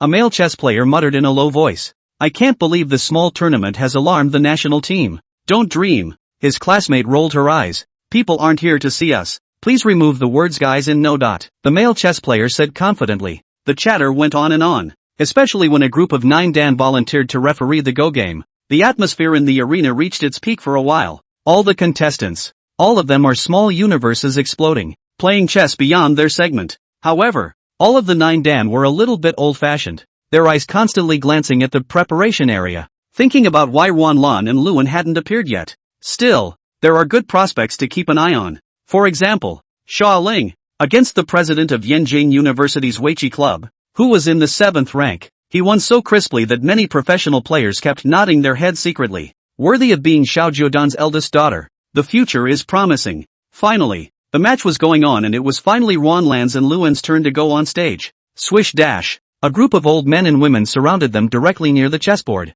and kept yelling, "Make way! You're blocking the chessboard! Old man Zhang, your head is pestling me! Old Xiao, your daughter's Dongda is a mortal enemy of Dongli, and you have the nerve to come and see it?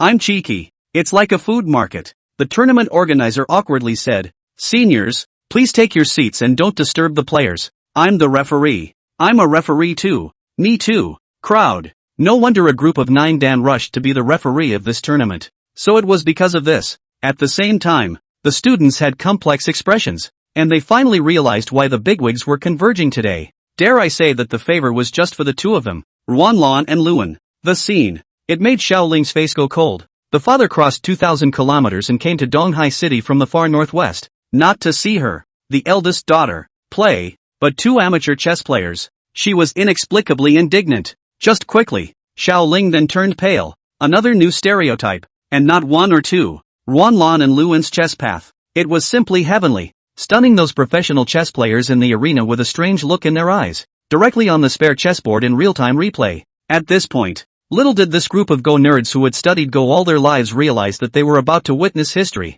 And at this point, the college participants didn't know that this year's College Go tournament was the last one, and that it would henceforth be known directly as the Tohashi Cup, and the Eastern Pair Cup. In turn, it has become the most prestigious world-class Go tournament. From now on, in the board game of Go, it is no longer the three countries of China, Sakura and Goryeo that are in a three-way tie, but rather, China is riding high. It is only because of the 18 members of the Tohashi Go Club. 14 of them have become 9-dan players, and each of them has their own way of playing the game. One of the female chess saints, Lu, the world of chess has been overwhelmed for 100 years. School infirmary. Li Shouzhong and the other doctors had gone to the lab to conduct their research, and only Lu Nanwei and Su Lai were present. The room, which used to be hot and bustling, seemed a little empty at the moment. Lu Nanwei was extraordinarily uncomfortable. Bored, she couldn't help but look at Su Lai and said idly, "Director Su, if I remember correctly, Ruanlan is competing today, right?" Su Lai nodded. "Well, you didn't misremember." Lu Nanwei didn't choke. "So you're not going to cheer for your sister-in-law?" "No need." Su Lai shook his head. "Luan will be the champion of this Go tournament." "Ha?" Lu Nanwei was dumbfounded. The rematch hadn't even finished yet. How come the champion was booked on? Zhou Feng was also slightly strange. The corner of Su Lai's mouth hooked up slightly. Compared to his sister-in-law who was a stinky chess player, Luan's enlightenment was obviously higher.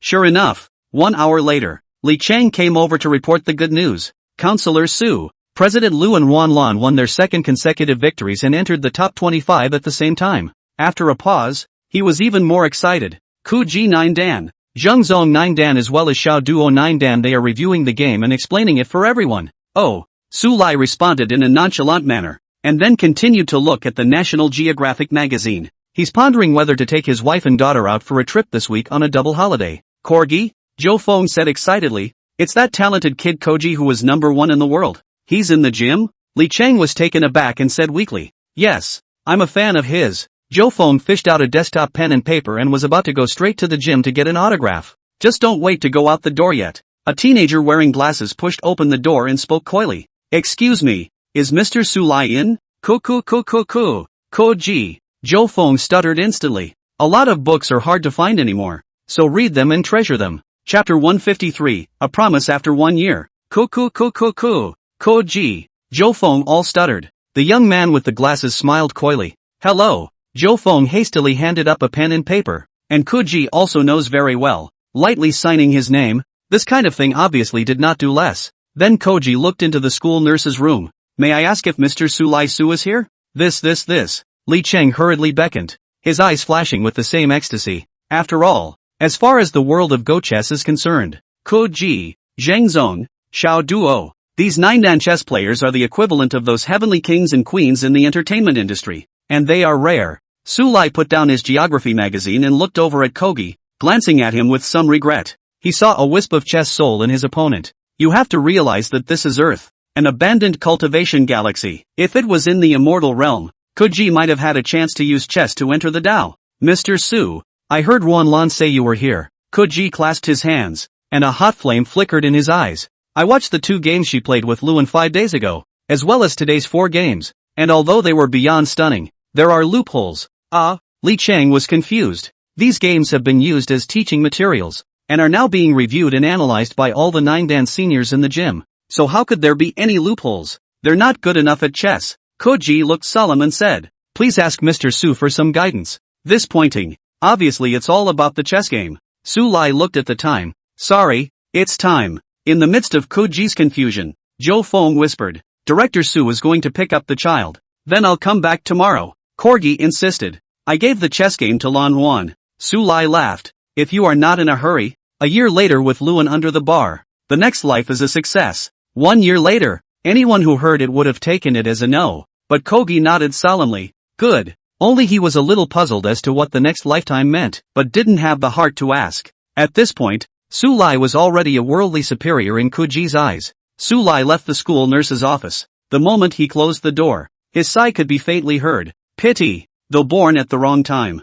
But Luan's marriage to Koji was indeed predetermined in destiny. It was clearly visible in that chess soul. Star River Kindergarten entrance. Bei squatted on Su Yi's shoulder. Qian Shao hesitantly looked at the conch girl before whispering to Ia-san, are there really cities in the ocean? Ha! You doubt me? Kill you believe it or not. Miss Conch raised her willow eyebrows and made a move to hold her sword and slash. Babe! Yi cried out in dissatisfaction. And only then did the siren BB tug at the corners of her mouth in silence. Sis. Qian Xiaoxiao's expression was a bit hesitant, although he was also very much yearning for the gorgeous underwater world that Bei was talking about. But it was still too dangerous to go into the sea with just two little kids like them. Besides, BB is a demon, or a demon that is intensely hostile to him. It's okay, I'll go by myself. Su Yi didn't force Qian to smile, saw her dad waving a few meters away, and ran towards Su Lai after saying this. Qian Xiaoxiao suddenly gritted her teeth and said, Sister Yi, I don't feel comfortable with you going alone. I'll accompany you. Then the appointment was made. Su Yi looked back and smiled brightly. Tomorrow morning at 9 o'clock. I won't see you at Begonia Hill. Qian Xiaoxiao looked directly dumbfounded. The little head was buzzing. What danger? Why the fear of the unknown? All disappeared at this moment. He had only one thought now. How the girl in front of me smiled so beautifully. It's good to see the whole world brightened up. Until Su Yi walked away, Qian Xiaoxiao remained frozen for a full half hour. It was only then that the security chief couldn't help but whisper, Wake up, people are far away, go home and eat. Qian Xiaoxiao slapped his head. Right, and had to go buy snacks. What if we don't have anything to eat when we get to Haicheng? Looking at his daughter's little face overflowing with happiness, Su Lai pretended to know nothing and asked, What's so happy? No. Yi kept shaking her head and took Su Lai's hand, saying in a good-natured manner, Daddy, I want to go out with Qian Shao tomorrow morning, but I'm afraid that Mama won't agree. It's okay, I'll talk. Daddy's the best. Su Yi arched her eyebrows and smiled. Su Lai, who had long since listened to his daughter's conversation with Qian Xiaoxiao in his ears, smiled slightly and didn't point it out. Be a silent guardian behind the scenes tomorrow. In the evening, after Su Yi had eaten, she accompanied Round Blackie to sit on the balcony of her room to look at the moon together. Su Lai talked about Qian Shao and his daughter going out for a trip tomorrow, but didn't say it was to the underwater world. Upon hearing that Su Lai would also be going, Ruan Tang didn't object, but only instructed, Be careful. Then through the window, he saw the moon reflected in the sea, and could not help but be lost in thought. The bright moon brightly enters the pool of China. So beautiful. Not as pretty as you. Su Lai said seriously, the moon under the sea is the moon in the sky, and the person in front of you is the sweetheart. The living room could not help but fall into silence for a while. Su Lai did not feel the cold at all, and reached out his hand to himself, gently pinching Ruan Tang's catkin and softly saying, Wife, on your wedding day, all the stars in the sky will be eclipsed, including the moon. I haven't decided to marry you yet. So, you've thought about it? Ruan Tang pulled her hand out with a red face and glared at Su Lai. I'm going to bed. Good night. Looking at his wife's near-fallen figure, Su Lai shook his head and laughed lightly. There's no shame in liking someone. Why be shy? But Su Lai also knows that his wife has a thin face. The road to getting married and getting a license is long and distant. Time passes. 9 o'clock the next morning. The beach at the foot of Begonia Hill was very crowded with travelers on Saturday. Su Yi, who was wearing a white tracksuit, and Qian Shao, who was carrying a black backpack, sneaked onto the beach. What did you tell Auntie Luo? Su Yi was curious. She's not home. She's traveling again. Qian Xiaoxiao suddenly patted her schoolbag and said mysteriously, I brought quite a lot of fruits and snacks, enough for us to eat for a day. Gee whiz, it's not like we're going on a field trip. Bei gave a beep of dislike, but as her eyes looked at Su Yi, she cupped her face again and smiled sweetly. We're going to set off. She took off the conch shell she was carrying and threw it directly into the seawater. The conch shell grew in the wind and became as big as a car, and Qian Xiaoxiao and Su Yi were both dumbfounded. Shell, BB beckoned, while constantly looking left and right, in case a human sees it. It's a nuisance. Luckily, the place they found was very remote, and no one paid attention to this place except for Su Lai, who was hiding in the shadows and observing. Su Yi was bold and directly drilled into the conch shell. Qian Shao hesitated and jumped on. The first moment I saw the inside of the shell, I was stunned. A lot of books are hard to find anymore, so read them and treasure them. Chapter 154, It's a Shark. The first moment I saw the inside of the shell, I was stunned. The conch shell is actually transparent. They could see from the inside, a clear view of everything outside. Wow! Qian Xiaoxiao marveled immensely, touched the inner wall of the shell. This touch, that look, but suddenly felt a cool chill around the body. Turning his head, he saw Bibi smiling slightly and looking with a kindly gaze. Wait, why is she holding the sword? Xian Xiaoxiao inexplicably shivered, carefully withdrawing his hand, not to mention wiping the place he had just touched with his clothes. Only then did Bebe let go of the hilt of her sword and sat beside Yi, saying obediently, "Sit tight, we're about to set off." With these words from Bibi, the conch shell sped above the surface of the sea, and in the blink of an eye was at least 3 kilometers away from the coast. Slowly slow down, I am seasick. Not right, seasick shell, Xian Xiaoxiao said with a pale face. However, Bibi, who heard these words, not only didn't slow down, but between his bright eyes, he accelerated even more. Tourists on the coast in the distance. Only a white shadow was seen whooshing away, and many people wondered if it was a yacht, but it's too soon. Sulai sat on a cloud and slowly followed the conch forward, but sensing something he frowned and sneered, looking for death. In the middle of the clouds, a seagull with 6-winged wings suddenly turned into a cloud of blood mist and burst apart. The begonia mountain transformed into a dragon vein, and the aura was so rich that it attracted quite a few unholy things. Sulai narrowed his eyes. When Begonia Mountain had not yet become a dragon vein, there were 3 or 2 small demons in a 50-mile radius, which could not raise his interest at all. Nowadays it's hilarious. For example, the 6-winged seagull just now, whose realm was almost similar to Tan Chang's, actually exuded a murderous aura as it tried to attack and kill him. All the nearby demons that hunt humans, clear them out. Su Lai spoke indifferently. The human who stepped into the cultivation world, Su Lai, didn't care, but these sea demons or land demons, who dared to harm a hair on the head of an ordinary person, punished. The top of Mt. Begonia was cloudy in no time. Roar! In the middle of the clouds, a black divine dragon leapt out, and with a roar of its roar, the demons and ghosts in tens of miles of Fang Yuan simultaneously trembled in shock, especially the demons in the sea. Even more, his whole body was stiff, prostrate on the ground or in the seawater, not daring to move a muscle. Su took one look and withdrew his gaze. The conch shell floated on the surface for a full 2 hours. By now it was at least 300 kilometers, or over 160 nautical miles, away from the coastline. Yui ready? It's almost time to dive. Bibi looked to Yi and said warmly, or we could just bask in the sun here. As for Qian Xiao, who was lying on the ground soulfully because of his speed, he was completely ignored by Bibi. Wait for him. Yi squatted down and touched Qian Xiao's forehead with her finger. Concerned, Qian Xiao, are you alright? Big sister. I'm fine. Qian Xiaoxiao's voice was breathless. What a useless human. Siren Bebe skimmed her mouth. She has not even begun how to fix the money to laugh. This kid is actually dying. What a disappointment for Conch. Bebe opened the sealed shell partially. Qian Xiao hurriedly poked his head out to vomit, and after vomiting, he felt something was wrong. Because how come there are quite a few black fins floating on the surface of the sea in front of you, and the fins are still approaching? Holy! Qian Xiaoxiao stomped back into the shell, great trepidation written all over his tiny face. That's a shark. Through the transparent conch shell, a large-sized shark could be clearly seen swimming just below them, and there are dozens of other sharks like this one in the neighborhood. Look around. There was nothing but sea water all around. No land or ships to be seen. Qian Xiaoxiao was suddenly dizzy, feeling like he was in a dream. I actually really rode a shell and came to the sea. Don't worry. Sharks basically don't eat people. Bibi gave a rare consolation. But it's always on TV. Wherever sharks eat people. Qian Xiaoxiao was still hiding in the furthest corner of the shell,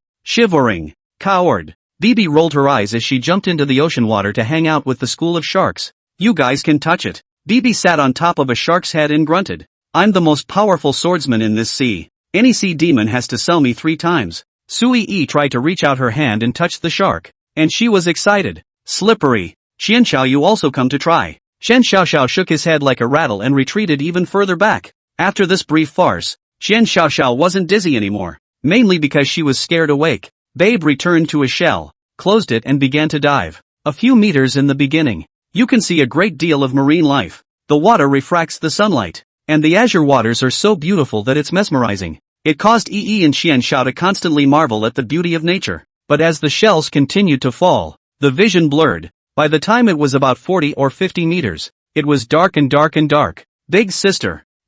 What we go home? Qian Xiaoxiao was a little afraid, pinching Sui-Yi's sleeve and carefully said. Sui-Yi's heart was also a bit flustered. In her mind, the underwater world should be incredibly bright, but now there was only darkness in her eyes. Babe, Sui-Yi whispered. Why don't we come back next time? Okay. Bibi scratched his head. As a demon who had offered her soul blood to Sui-Yi, she naturally wouldn't refuse, even though Hai Chang was about to arrive. Just this time, the entire sea suddenly brightened as countless lights pierced through the darkness. When Su Yi and Xian Xiaoxiao regained their sight, they saw a huge eye sticking to the conch shell, and the eyeball was still twisting, which made the two of them lose their voices and scream. Whoa whoa whoa! There's a monster! There's a monster! This is not a monster! BB's hands were busy comforting. It's just an ordinary octopus. It's just a bit bigger. Don't be afraid. Don't be afraid. Just finished. A figure appeared in front of the body. Who? Bei was like an enemy, holding his sword and chopping away, but Su Lai easily pinched it with his fingertips. BB grunted twice when he saw the visitor clearly and returned his sword to its sheath. Although she was a bit surprised that Su Lai was able to find it, she was not surprised. After all, this human was stronger than her. I'm afraid that this perennially lightless seabed was suddenly illuminated by sunlight, and Su Lai had nothing to do with it. Dad! The frightened Su Yi pounced over and choked out. Those eyes are so scary. Wow. Dad! Uncle Su, help! Qian Xiaoxiao almost shouted, bald mouth. Words to an office hastily changed his mouth. Scared, aren't you? Su Lai laughed. Aha, aha. The two little ones kept nodding, teary-eyed. Next time, do you dare to hide from your parents and hang out by yourself? Don't dare. Yi and Xian Xiao constantly cried and shook their heads. Only then did Su Lai nod his head in satisfaction and calmly said, next time you want to go play somewhere, tell me, I can take you there. Or what if you're in danger? Yi knows it's wrong. Su Yi huffed. Daddy, don't be angry. Okay. A lot of books are hard to find anymore, so read them and cherish them. Chapter 155, Demon King's Pavilion. Silly girl. Su Lai wiped away the tears from the corner of his daughter's eyes and softly said, Daddy won't be angry. It's good to have curiosity, but pay attention to safety. I'm coming up to the surface. BB's tone was inevitably regretful. She actually quite wanted to take Yi to Hai Chang to have a look around, especially her hometown. A beautiful island where only shellfish live and pearls are found everywhere. Still want to go to Sea City? If you want to go, I'll accompany you. Su Lai asked as he stroked his daughter's hair with his left hand and Xian Xiaoxiao's head with his right hand. Think. The two little ones spoke in unison, as if the octopus eyes that had just frightened them didn't exist. Then let's go. Su Lai laughed softly. BB's heart rejoiced, and he hastily dived down to control the shell. With Su Lai's divine thoughts illuminating the seabed and driving away the sirens that had opened up their spirit, the mysterious underwater world was incomparably colorful and gorgeous in the eyes of Su Yi and Xian Xiao. The two little ones pressed themselves against the edge of the shell, wide-eyed, constantly marveling or pointing at some undersea creature, chattering excitedly. The oceans occupy 70% of the planet, and mankind knows very little about them, especially the underground world. Fish after fish never seen before floated on the bottom of the sea. Because they haven't seen light for years and years, most of the creatures at the bottom of the sea are invisible. But there are very few. For example, the jellyfish that is following the conch shell that is constantly rotating at the moment is transparent and looks like crystal. It's a white crystal jellyfish, BB said in a complicated tone. Their life is very short, just a few dozen days. Seeing the white crystal jellyfish means that we are not far from the gate of the sea city. With the sound of BB's voice, the sky opened up in front of him. At the bottom of the sea, which was at least 300 meters deep, there were actually piece after piece of unknown corals, as if they were emerald turquoise, laying on the bottom of the sea. Different kinds of fish hang out on the reef or feed on the microorganisms and small shrimps in the water. Most notable, a huge colorful sea turtle swam over their heads,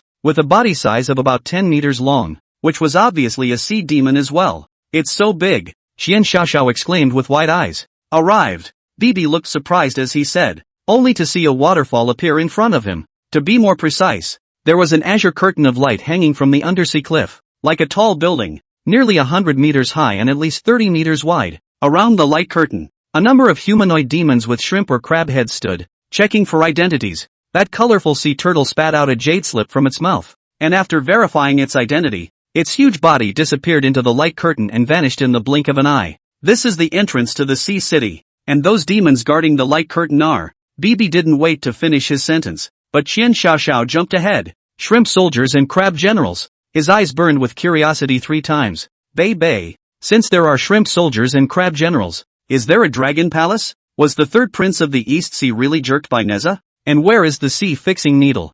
BB looked askance. My name, is that something you can call? The excited Qian Xiaoxiao was honest for a moment. He hid behind Su Lai and muttered, if you don't want to say it, don't say it. Why are you so fierce? The big conch driven by BB actually didn't verify his identity. Those shrimp soldiers beckoned and let go. This made Su Lai somewhat surprised.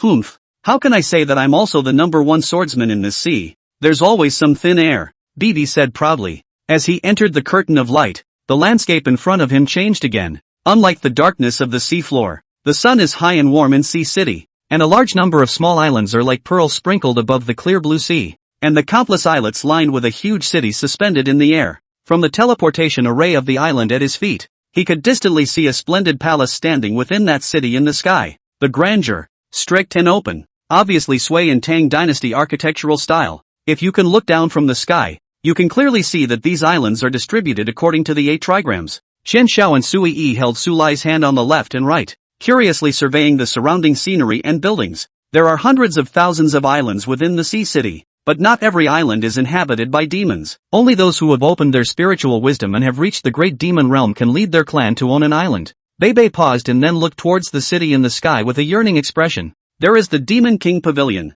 inhabited by the Yuan Man Demon King. Su Lai was slightly surprised as his divine thoughts swept away. There are countless demons that have opened their spirit in this place, and the strongest demon is probably the electric eel spirit called Yuan Man. It had several seals within its body, obviously suppressing the realm. Otherwise, I'm afraid that the heavenly Tao would have been expelled from the earth a long time ago. After all, even though this sea city was a secret boundary, it was still above the earth and subject to the heavenly Tao's control. Bibi pulled out 2 green petals and hid them inside Sui Yi and Xianzhao's clothes. This is the petal of the blindfold flower. It can make others unable to see through your essence and realm, and it is effective against all sirens under the Demon King. Bibi said seriously. So, you must save it. Aha, aha. Yui kept nodding her head. Bibi then laughed. Come on, let's take you guys to my hometown. The conch shell is once again transformed into a means of traveling to some distant island. Meanwhile, inside the Demon King Pavilion, a stunningly beautiful woman with an enchanting figure was lying on a special bed made of sandalwood. She smiled coquettishly at the 2 humans standing respectfully 5 paces away. His eyes ignored the red-skirted young woman and instead landed on the white-robed old man with a head full of white hair. Human, what did you just say? I didn't hear you. Say it again. I'm Baiku, a mid-ninth grade martial artist of the Chinese human race, the old man said in an unassuming manner. At the invitation of the Martial Arts Association, we asked the Demon King to come out and fight against the domain together. This old man. It was clearly the 9th grade martial sect that had investigated the sword list with Ji Zhao, who had died under the Inhuman, and Ji Jing, the young woman in the red dress. On the other hand, was Ji Jing. She was supposed to go to the domain with the sword servant of the Panglai Sword Pavilion, but she was sent on a temporary mission and had to come to Haichang to ask for help. Extraterritorial? Yuan Man narrowed her narrow eyes, a wisp of electricity jumping around her fingertips as she slowly said, What does the domain have to do with me? That's your human's business. What does it matter? Ji Jing clenched her fists, ice coldness sweeping through the depths of her beautiful eyes. 300 years ago, China's first Wuzong Su Yenyang, a man with a sword, defended the lonely city for 100 years, and the foreigners from outside the domain have never taken a step past Chang'an City. But with the frequent battles, casualties were heavy. The city of Chang'an was no longer fortified, and some time ago 3 Inhumans led by Gu Zhouan had infiltrated the country of China. If it wasn't for the reclusive Divine Gate realm powerhouses in the country of Hua, I'm afraid there would have been a big mess. However, from 300 years ago until now, the demon race has nearly always hidden in boundaries or forbidden places, never defending themselves against foreign enemies for a single moment. If they hadn't been unable to carry on, the Martial Arts Association wouldn't have come to ask for help. But the attitude of the other side, it really annoyed Ji Jing, and she opened her mouth icily at this time. There is no egg under the overturned nest. If we didn't have us to defend the enemy outside Chang'an City, how could the demon race have today's peace and stability? A lot of books are hard to find anymore, so read them and treasure them. Chapter 156, Cherry Blossoms at Home. As Ji Jing's words fell, Baiki's face suddenly changed. He was hit. Sure enough, Yuan Man's narrow eyes slightly raised, seemingly smiling. You are blaming me. The temperature of the room plummeted to freezing. The eaves of the room, the bottom of the bed, and even within the dresser mirror, the shadows of countless electric eels faintly appeared, coldly looking at the 2 human foods, just waiting for the master to give the order to come out of the nest. Demon King, Ji Jing, she didn't mean that. Please calm your anger. Baika hastily reached out and cupped his fists. That's what I mean. Ji Jing sneered. Elder Bai, Yuan Man Demon King obviously doesn't care about our human lives, so why do we have to suffer here? Humans and demons were never meant to be on opposite sides. Julia Ji. Baiki was furious. Shut the hell up. Ji Jing stubbornly looked at Baiku. She knew that Elder Bai felt the same way in his heart. He just didn't say it out loud. The reason why Ji Jing was so agitated was still because of the death of her companion, Ji Zhao, and the fact that the sword servant woman had taken the initiative to go outside the domain to die. Her heart wasn't hardened, so how could she pretend that nothing had happened? If the demon race had joined forces with the humans and gone to the outer realm to guard Chang'an City, how could Gu Zhouan and the other 3 Inhumans have set foot on Earth? And seasonal Zhao, and it won't die. 100,000 years ago, this heaven and earth belonged to the demon race. Only 5,000 years ago, you humans had a little bit of civilization. Although the lifespan is short, but it is very suitable for cultivation. The world will soon be yours. Yuan Man closed his eyes and said in a calm voice. But since 3,000 years ago, humans started hunting the demon race. The leaders of the demon race didn't want the human race and the demon race to go to war, and worried about the people and the people. They took the initiative to migrate to the remote areas and mountains, and opened up a forbidden area and boundary. You humans drove us demons out of our homeland and claimed the throne, and now you want us to save you? How ridiculous. Bake was silent. Ordinary people didn't know about martial artists, and martial artists didn't know about the demon race. It wasn't for no reason that these things became top secret. But what happened thousands of years ago is so long, so far in the past that no one can say why it was wrong or right. So even in the face of the Demon King's repeated difficulties, Baiku could only endure. So, not only me, even the other Demon Kings have the same attitude. Yuan Man said indifferently, we demons don't care about the life and death of your human race, and it would be even better if the foreigners were to dominate the earth. She propped her chin on the palm of her hand and laughed delicately. Maybe, our demon race will establish a deep friendship with the Inhumans. The word is out. Baiku also knew that there was no more need to negotiate, so he simply sighed and clasped his fists. Then Demon King, we bid farewell. Yuan Man hummed lovingly. Baiku, who had walked to the doorway, suddenly had a footstep and asked, then how many of my humans can enter the Forbidden Mountain quota this year? As usual. Good. Baiki and Jingji are gone. As the two of them left, a delicate-looking little girl appeared behind Yuan Man, blinking her eyes as she inquired, Master, are you really not going to help the human race? Instead of answering, Yuan Man asked rhetorically, are you happy staying in Haichang, or are you happy staying in Huagua? Sea City. The little girl said without thinking, the outside world's aura is too barren, and it's too polluted. Yuan Man laughed. So let the human race and the extraterrestrial domain bite the dog. No matter who wins, it has little to do with us. Right, Master? The Forbidden Mountain opens in 15 days. I want to go, the little girl said expectantly. No. Yuan Man's smile gradually converged. The Forbidden Mountain is one of the forbidden places, and although there are countless heavenly treasures inside, it is incredibly dangerous. Every year, Master, you stabilize the forbidden space together with the Sakura Kingdom's Yagyu Demon King. It's very safe. The little girl shook her master's arm and kept pampering her. Is it okay, Master? Ying guarantees to be obedient. In past years, yes. This year, no. Yuan Man shook his head, a strange aura in his narrowed eyes. Who is Huagua Su Lai? He actually killed 2 great demons, Shi Jiao and Hu Li, in a row, causing that old man, Yaki, to go on a rampage. Won't hesitate to offer a dragon scale as payment just to keep me out of this matter. Yuan Man suddenly looked at the lost disciples and inquired, I heard from the little demons that there has been an additional spiritual vein in the offshore waters recently? It seems to be called Begonia Mountain, but instead of a spiritual vein, it's a dragon vein. Ying scratched her head and said, and has already transformed into a dragon. It is said to be the blessed place for human martial artist Flower Fairy to enter the Divine Gate realm. Flower Fairy. Yuan Man froze. Although the Flower Fairy was not in the Sea City, she was in seclusion and healing on some unknown island in the sea under her control. Due to a bit of friendship, she had also sent a spirit plant to the other party to heal their wounds. Besides, the Flower Fairy's origin was damaged, and it was extremely difficult to maintain the peak realm of the 9th grade. So how could she break through the realm and enter the divine sect? Even into it, it would only bless a small spiritual vein. How could it bless a dragon vein and transform into a dragon in a short period of time? And Begonia Hill, isn't it the residence of that Orochi Orochi's target, Co Rei? After all, it was an old monster that had lived for thousands of years. Yuan Man understands everything in a flash. This dragon vein may not have anything to do with Flower Fairy. It's a fake news put out by others. It could be Su Lai or someone else. Interesting. The Demon King's willow eyebrows arched up as she smiled. It seems like there's time to go and see it in person. After all, it's a dragon vein. Yuan Man has a yearning in his eyes. Although there was also a dragon vein in this sea city, if there was one more dragon vein, perhaps her strength could be taken to the next level. By the way, Master, I heard from the shrimp soldiers guarding the boundary that Bei Bei is back, Ying said.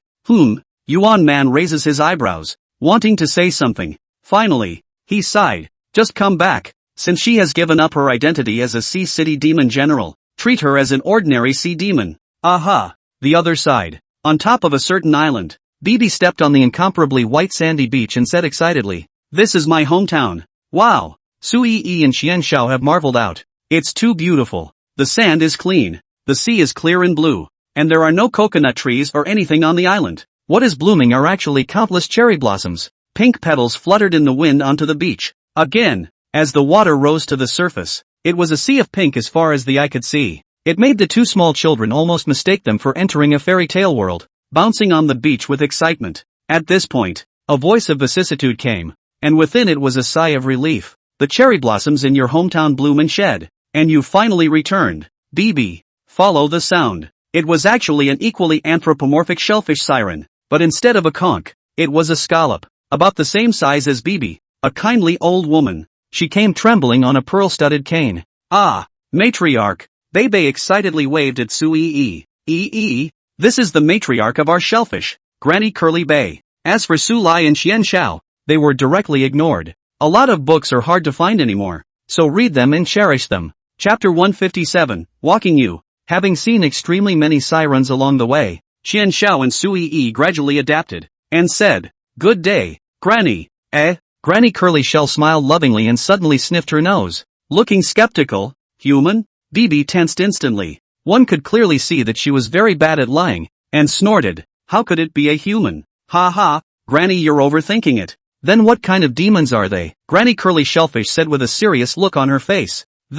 As Bebe hesitated, she saw Granny Rolling Bay wave her hand, and the barrier flowers hidden on Sui Yi and Xian Xiao floated up out of thin air. "See this?" Granny Curly Shell looked furious. "Bebe, you used to be a sea city demon general. Don't you know what a crime it is to bring humans into the sea privately? Even if you are a member of the Demon King's clan, you must be executed." "Granny, I've been careful all the way. I won't be found out," Bibi whispered. "And I've already given the soul blood to Yi. It's only logical to bring her to meet you." "What? Soul blood?" Granny Curly Shell no longer had the same loving nature as before, and anxiously said, "What on earth is going on here?" Soul blood, whether it was for humans or demons, it was an extremely important lifeblood. Controlling Bibi's soul blood was equivalent to controlling Bibi's life. One thought can kill it. Even once Sui Yi died unexpectedly, even if Bebe's realm was higher, she would have to be buried with it. Nearly the vast majority of sirens would not hand over their soul blood even if they would rather die. Once handed over,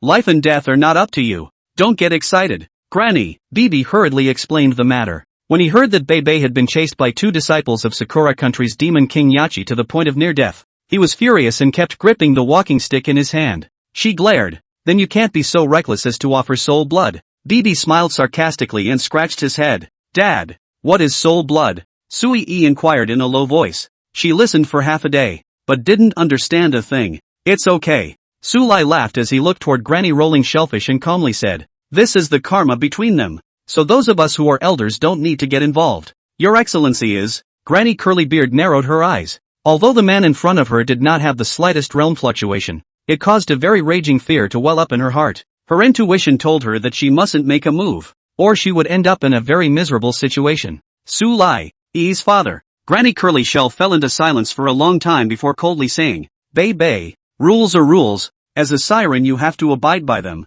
Leave as early as possible. Don't create trouble for the clan." "Yes." As Bibi responded, Granny Curly Bibi turned to leave. "I'm sorry." Bebe bowed his head with some loss and was about to apologize when Sui Yi was surprised. "Bebe, you're a demon general." Decades ago, Bibi scratched his head in some embarrassment, followed by a somewhat grimace. "She's actually an alien siren." He met Granny Scroll Shell by chance, and lived as a shellfish growing on the island of this sea city. He became a demon general because of his high level of realm. However, from the ancestors to Bibi's generation, the family had guarded the Dragon Palace boundary for generations, so they had slipped away again after a few years in the sea city. But he didn't expect to actually be targeted by Shijio, and there was the incidental encounter with Yi later on. "Awesome." Yi's big eyes twinkled with admiration as she looked. "General A." Bibi was better embarrassed, and a blush actually rose to her face. "Aya, the men are all a bunch of shrimp soldiers and crab generals with stupid brains and poor strength. Nothing great." Even so, Sui Yi was still pulling Bebe to ask questions, and Xian Xiao was also very curious. It was only 2 or 3 hours in Sea City. After picking up 2 shells on the beach as souvenirs, BB left with EE and the others. As Granny Curlybeard said, "It's dangerous here." Smooth departure from Sea City. The sirens who were checking their identities, not to mention making things difficult, didn't even dare to stop Bebe. And this is what Su Lai realized. The wave of salute from these shrimp soldiers might look like a salute in a human army. Wow. Conch shells drift from the depths of the sea to the surface. "I'm sorry, Yui. I was going to take you for a closer look." BB sighed regretfully. "It's been fun." Sui E immediately stroked Bebe's head and laughed adorably. "And you're so pretty back home." Su Lai interjected. "Didn't you say last time that you would take you guys flying?" Ah. In the bewildered looks of his daughter and Xian Xiaoxiao, the 3 men and 1 demon flew up in the air. And when the 2 small children reacted, they were already sitting on top of the clouds. After a brief moment of fear, Yui Su bounced with excitement, but Xian Xiaoxiao's brain was buzzing. True, it really flew. He carefully lay down on the edge of the cloud and looked at the vast sea in tension for a while, but he could not help but feel dizzy and his legs were shivering. Hi, too high. Uncle Su, I wanna go down. Wow. You're afraid of heights? BB raised her eyebrows, a vague flicker of excitement in her eyes. No fear. Chen Xiaoxiao's little face turned white as she explained. I've been on an airplane twice, so I'm not afraid of heights. BB suddenly smiled, a smile that was incredibly kind, but looked like the smile of a demon to Qian Xiaoxiao. What are you going to do? Qian Xiao panicked. Don't mess around. I'm still a kid. All the more reason not to let it go. BB lightly kicked Qian Xiao's ass. Just don't be afraid of heights. Go you. Accompanied by a miserable scream, Qian Xiaoxiao fell straight down from the 5,000 meters of clouds. Bei. Sui E panicked. BB, however, lazily said, "Don't worry, he can't die. I'll just scare him." Who let Qian Xiao always stare at me with a lustful gaze? Can she say that she's been unhappy with that bastard Qian Xiao for a long time? Can't compare to the iron-eating beast at home that only knows how to eat, drink and sleep even if it's not. Blackie is indeed adorable. BB admitted it, but the kindergarten 30 people, Qian Xiao loved to ignore anyone, but all day long to come to EE body. Is definitely to EE beauty have some plans. As the number 1 swordsman under EE, Bebe naturally had to share the Lord's worries. Hearing the miserable screams of the money boy, Su Lai couldn't help but laugh out loud. Dad, quickly save Qian Xiao. Sui E panicked. It's also good to let Qian Xiaoxiao get a better memory, so as to save this brat from thinking nonsense every day, Su Lai said. That being said, he still fished out the money and smiled. At this time Qian Xiao had already cried in fear. Lying on the clouds and grabbing a strand of cloud refused to let go. Woohoo! I want to go home. Mom, save me. BB squatted on the shell, spat out the seawater, and pulled the corners of his mouth in disappointment. I can't believe I didn't scare myself to death. I'll just have to wait for next time. Qian Xiaoxiao couldn't help but cry louder. Bebe, are you still a human being? I'm a demon. Oh. A lot of books are hard to find anymore, so read them and treasure them. Chapter 158, I'll be back. Qian smiled and huffed. Devil, you're the devil. However, in the eyes of humans, most demons were no different from devils, so BB didn't retort. Okay. Su Lai got a headache from the crying. He knocked Qian Xiaoxiao on the head. Don't cry. It's just fear of heights. It's not a big deal. Su Lai snapped his fingers, and behind his daughter and Qian Xiao, snow-white wings appeared at the same time. If you can fly, you're not afraid of heights. Su Lai lifted his chin. Fly, brave boy. Qian Xiaoxiao kept shaking his head, his eyes tearful. No, even if I, Qian Xiaoxiao, die on this cloud, there's no way I'm going to jump from here. Swish dash. BB was excited and drew his sword to slash. That's what you said. Don't hide. Qian Xiaoxiao was startled, and regarded death as a tearful leap from the clouds. Vaguely heard a miserable scream. I'll be back. That phrase seemed somewhat familiar. BB was lost in thought. She seemed to have heard it somewhere. Where was it? Dad. E is going to fly too. Sui E flapped her wings and leaped to try. Isn't E afraid? Su Lai smiled. No fear. Sui E looked serious and said, I believe Dad. If Dad says he can fly, then he can definitely fly. Though so. But between her fluttering eyelashes, she was still a little nervous, and BB couldn't help but jump on top of Sui Yi's shoulders. BB looked deeply at Su Lai. She was not a great demon, merely touching the threshold of a great demon, with a realm comparable to a human's peak 9th grade great circle. However, with this realm one could not conjure up 2 pairs of wings out of thin air for 2 ordinary people. BB's perception of Su Lai deepened a little more in her heart. This man, unfathomable. But Bei didn't think much of it. No matter how mysterious Su Lai was, he was still Yi's father. She had an innocent smile. Yi isn't afraid. Oh, I'm here with you. It was only then that Sui finally closed her eyes and jumped down, soon followed by bursts of giggles. But Money laughs is just plain scared. It was nearly on the verge of falling to the surface of the sea before it desperately stirred its wings, and it didn't dare to fly high, only along the sea level. If it wasn't for Sui yelling Qian Zhao's name in the air, Su Lai estimated that the kid would fly back to the coastline against the sea. What a wimp! Su Lai bristled. Ruan Tang's best friend Luo Chu was at least a strong martial artist. How could her son be such a wimp? Soon the night came. After flying all day, Sui and Qian Xiao were both tired and fell asleep. Su Lai was holding one in one hand. When he returned to Haitang Court, Ruan Tang was feeding Xiao Hei. She hurriedly carried her daughter back to her room and arranged another guest room for Qian Xiao. Where did you go to play? Why are you all asleep? Ruan Tang wondered. Swam around under the sea and flew in the air for a while. Ruan Tang touched Su Lai's head and wondered. There's no fever either. Why did he start talking nonsense? Su Lai backhanded his wife's slender little hand and said softly, I don't talk nonsense, but I can fool around. Want to try? Ruan Tang crushed a bite with a red face. Denizen. Su Lai smiled, let go of his hand, and went to the kitchen. What do you want to eat tonight? I'll make it for you. No need. Ruan Tang followed into the kitchen and said in a calm tone, I'll cook tonight. Su Lai? He looked grave as he reached out to take his wife's forehead temperature. You don't have a fever either. Why are you going into the kitchen? Slapping Su Lai's hand away, Ruan Tang twisted her head and said, forget about not eating. Actually, Ruan Tang wanted to thank Su Lai. After all, she's been busy with the company lately, and in recent times it's been Su Lai who's been looking after Yi more, and he's been the one who's been doing all the cooking and stuff. But she was challenged when she tried to cook the dishes I want to eat. You're bad enough to cook. Su Lai shook his head. Say, Guintong tied on her apron and held the large spoon, rather like a good wife and mother.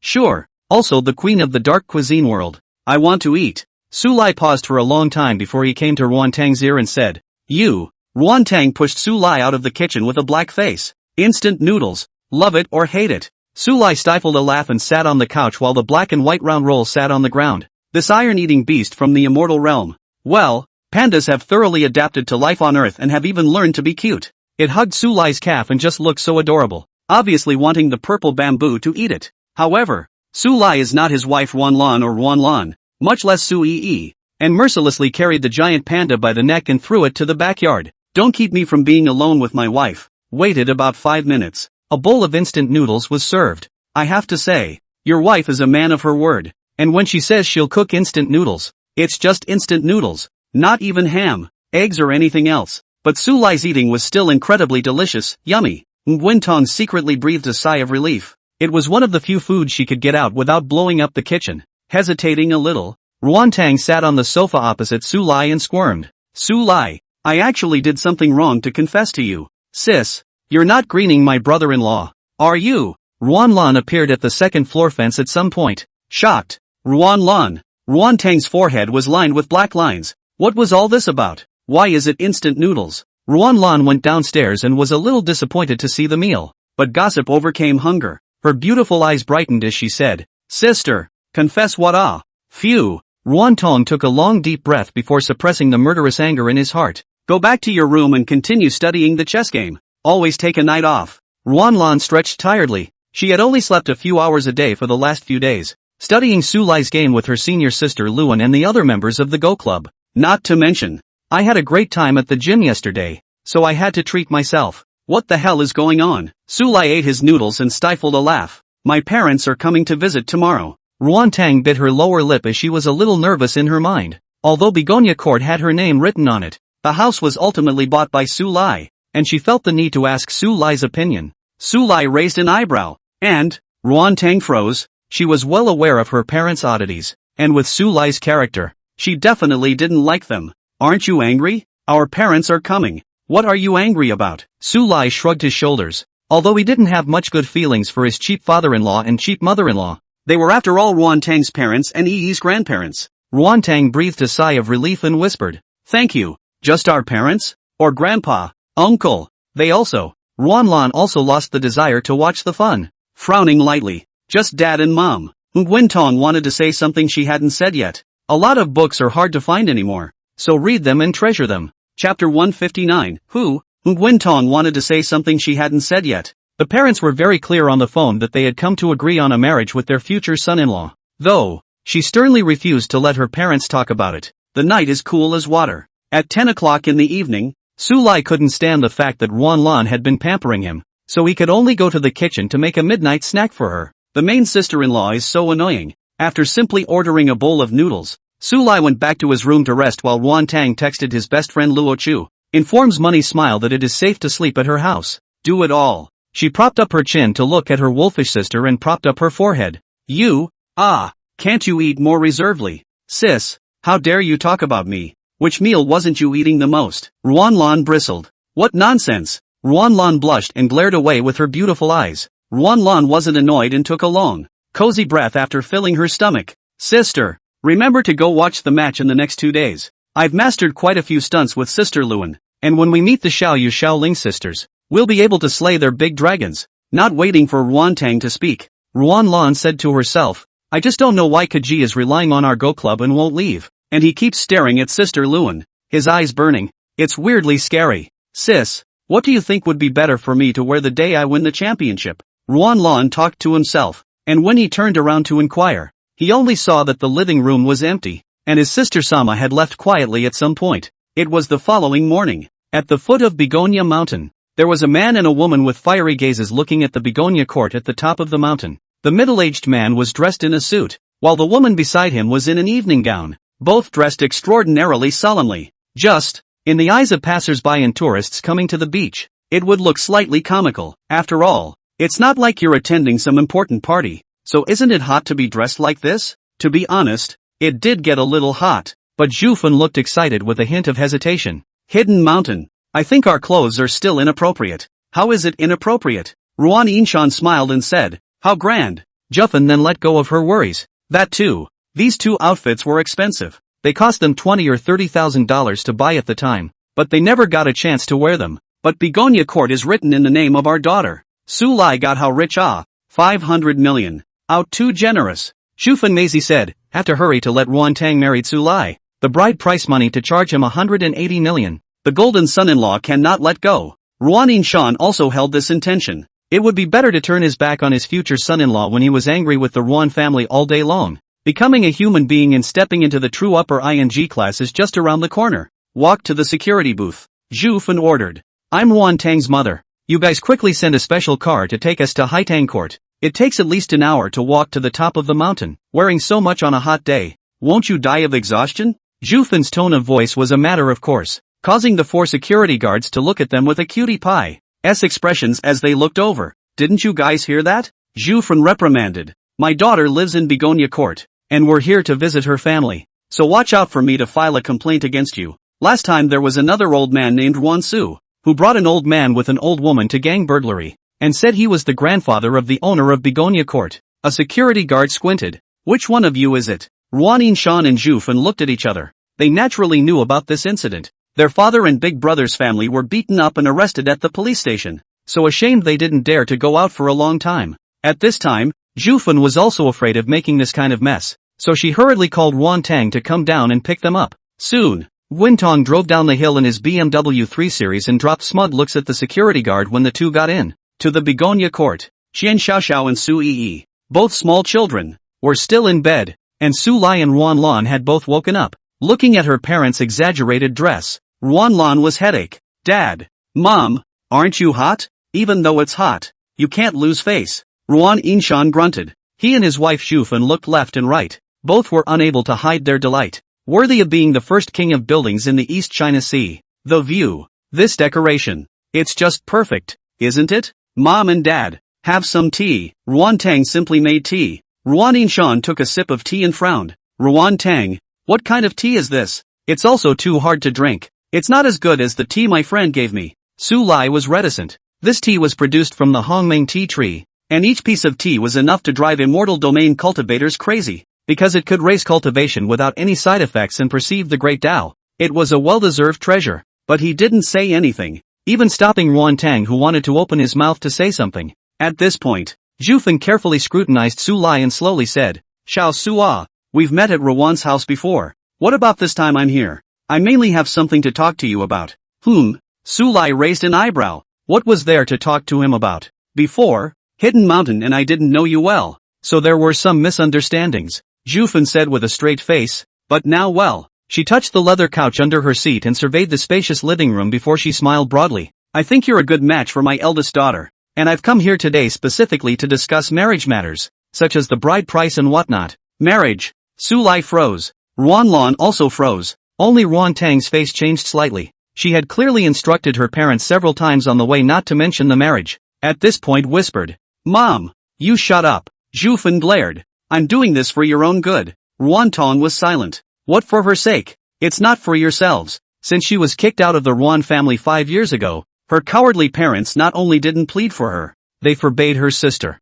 Ruan Lan, from contacting her. To the back of the succession of events, Nguyen Tong saw through everything, nowadays. But just read that one point of blood kinship. After all, how excessive parents, but also parents. Lan Nguyen was straightforward. She bristled. Dad, Mom, you guys don't have to put on a show. Aren't you just thinking about the wedding and asking my brother-in-law for money? Asshole, that's how you talk to your mom? Ruan Inshan, who had been told off, was furious. And what do you mean by asking for money? It's the bride price. It's easy for me to cultivate you and your sister after a lifetime of hard work. Ruan Lan rolled her eyes. What did the fathers hanging on to a small position in the Nguyen family's company, bordering on a muckraking existence, mulling over his consistently money-losing stocks every day, cultivate in them? Shufan kicked her husband and coughed. I'm also doing this for the good of Ruan Tang and Su Lai. Yi is 5 years old. It's not good to be nameless. Su Lai understood. He couldn't help but laugh. Then how much of a dowry do uncle and auntie feel is appropriate?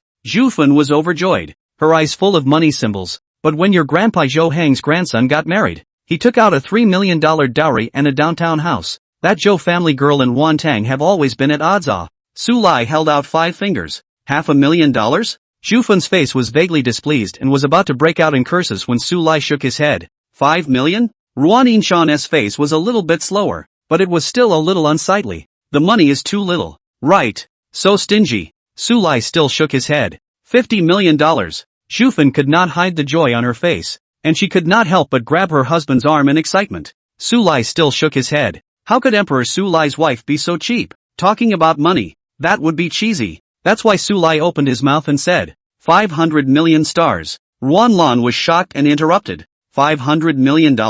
Hiss. Jufan and Ruan Inshan fell straight from the sofa to the ground, sucking in cool air. I'm sure it's a golden son-in-law. It's so rustic, isn't it? Jufan was dumbfounded. 50-50-50. $500 million? Su Lai a brain question mark, not 500 million, but 500 million stars. Just 500 million. Jufan, fearing that Su Lai would back out, pulled her husband away, dropping only one sentence. If I don't see the money, you guys don't want to get married. Ruan Inshan and Jufan went down the mountain happily. They felt that they had made a fortune. And Su Lai had a bit of a headache. He had originally set a bride price of 500 million galaxies of class 10 civilizations. But people have their own aspirations, and you can't force them. Since cheap in-laws prefer money, give them money. I'm sorry. Ruan Tang took the rare and incomparable initiative to hold Su Lai's hand and apologized. But you mustn't listen to them. I'll marry without money. You agreed to marry me? Su Lai raised an eyebrow. I didn't mean that. Ruan Tang hurriedly explained. What I mean is that even if we do get married in the future, the dowry money doesn't have to come from you. So you still want to marry me? Su Lai lamented. Women mouth said not to marry. Did not expect the heart is? Thinking. Not waiting for Su Lai to finish, Ruan Tang stepped on Su Lai's foot with a dark face. Shut up. If you dare to talk nonsense again, I'll castrate you. She clearly meant, even if they do get together in the future, it's impossible to give $500 million in dowry money because it's ridiculous. Su Lai shut up decisively. Sis, I think, right. The question you should be concerned about is whether my brother-in-law is hiding a small fortune. Lan Nguyen got right to the point. 500 million is 5 small goals. Nguyen Tong. Su Lai. In the meantime, at the entrance of the Donghai City Martial Arts Association, there stood an old woman with white hair and a face full of joy. A full 10 years. She, the flower fairy, had finally come out. It doesn't. As soon as he was out of the gate, he came to the association, looking for his late friend from back in the day. Only just entering the door, many martial artists who recognized her identity hesitated for a moment before performing a martial salute with shocked faces. Greetings to Senior Flower Fairy.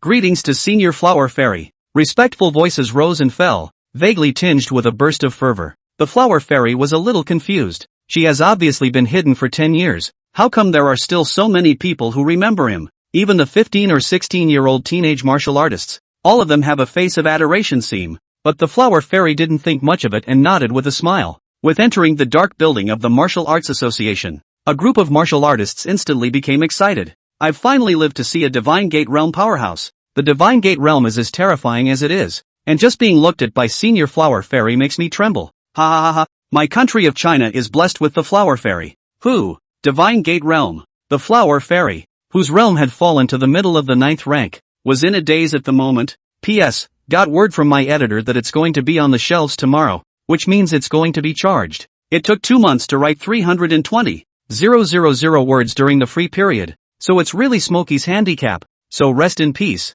Boing boing. But the day is finally coming. Readers and gents who think Milkman is okay, give a subscription support. First subscription scores are important to Smokey. Kneel in thanks. A lot of books are hard to find anymore, so read them and treasure them. Chapter 160, Please Stop Hurting. The Flower Fairy, whose realm had fallen to the middle of the 9th rank, was in a daze at the moment. 10 years ago, the Flower Fairy realm was the peak of the 9th grade, and she thought to herself that there was a 30% chance that she could step into that mysterious Divine Gate realm at that time. But later in the domain and the alien war suffered serious injuries. Not only the realm fell, even more nearly killed, was forced to find a secluded island seclusion to recuperate from their injuries. Now that she had recovered from her injuries, the Flower Fairy was out of the gate. After planning to come to the East China Sea Martial Arts Association to seek out old friends to catch up, he would then enter Chang'an City and dedicate himself to the country of China again. Just, how did this group of junior martial artists talk strangely? When did she enter the divine sect? It's just nonsense.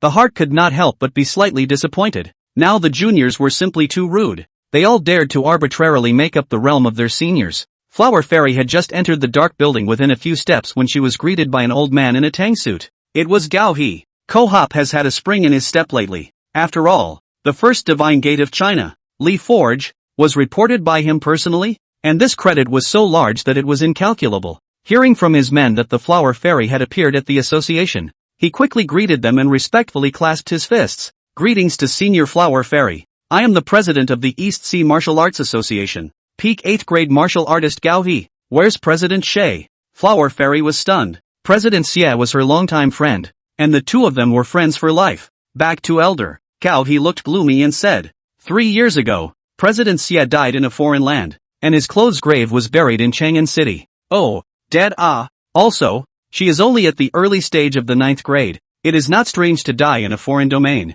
The Flower Fairy smiled bitterly as she looked in a trance. Her fists clenched so hard that her fingertips sunk deep into the flesh and blood. If President Xia learns that you, Senior, have broken into the divine sect and blessed the Begonia Mountain as a spiritual vein, he will also be pleased if he knows this in his springs. Ko-Hei lamented. Flower Fairy was filled with confusion. What are you talking about? Why can't I understand a single word? What divine gate? What spirit vein? Takahashi froze. Ha! The Flower Fairy associated the words of those junior martial artists earlier, and her heart became more and more strange. What is going on? Next, at the puzzled and confused look on Gawa's face, Flower Fairy learned that she had become the toast of China these days. Not only did he become a God's Gate powerhouse, it also blessed a spiritual vein. The bottom line is, and one more bastard child, the Flower Fairy, who had never been angry before, was so angry that her face turned white, stomping backward several steps, and the injuries that had taken 10 years to stabilize were nearly so angry that they relapsed. Who on earth is making up rumors? The Flower Fairy was radiating a monstrous killing intent. She was about to go crazy. She had vowed not to marry for the rest of her life, dedicating her life to martial arts, and as a result, the entire country of China believed that she had a child. Senior, you really haven't entered the divine sect? Nor is Su Lai your heir? Takahiko was completely confused as to what was going on. Swish dash. The Flower Fairy's gaze looked icy cold. Gao He was looked at and his scalp went numb. He quickly waved his hand and said, Senior, it's not me. It's definitely not me. Don't let me know who started the rumor. Flower Fairy was incomparably angry. She now hated to whip the rumor monger into shape. It's too much. It's just too much. She had thrown her head in blood for the country of China. And when she was in seclusion, there were actually shameless villains smearing her innocence behind her back. Under the biting killing machine, Gao He was so scared that he was shivering and didn't dare to speak at all. By the time Flower Fairy Senior instantly left, Takahe gasped and hurriedly took out his cell phone to call Tan Chang,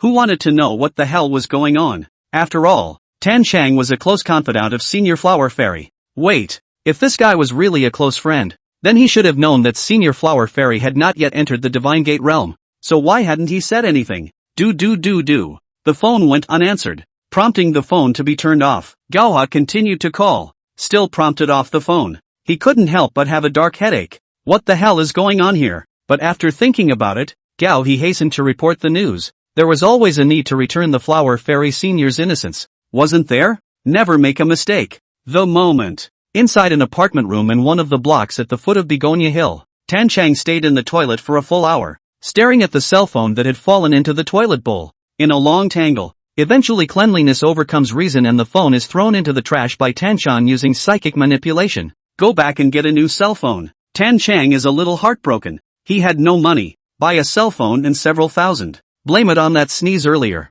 Tan Chang is filled with righteous indignation. He just squatted in the toilet squatting well. Do not know why suddenly sneezed. At the same time the whole body goosebumps rose up. A vicious chill welled up from the bottom of his heart. Tan Chang's inexplicable trepidation led to a heroic sacrifice when his cell phone was left unattended. The martial arts world has been quiet and uninteresting lately. After Tan Chang had finished shuffling around, he turned on his tablet with emotion, intending to surf the internet for the latest news in the martial arts world. Any martial artist who registers with the association will be given an invitation code to be able to access a website forum that is exclusive to martial artists. Previously, Tan Chang's news about the Flower Fairy was uploaded from this forum. Tap the IE URL. After loading for 5 or 6 seconds I finally entered the forum and glanced at the top post of the Budo Association. The statement: the Flower Fairy is not the Divine Gate realm, much less a bastard. Please stop the harm.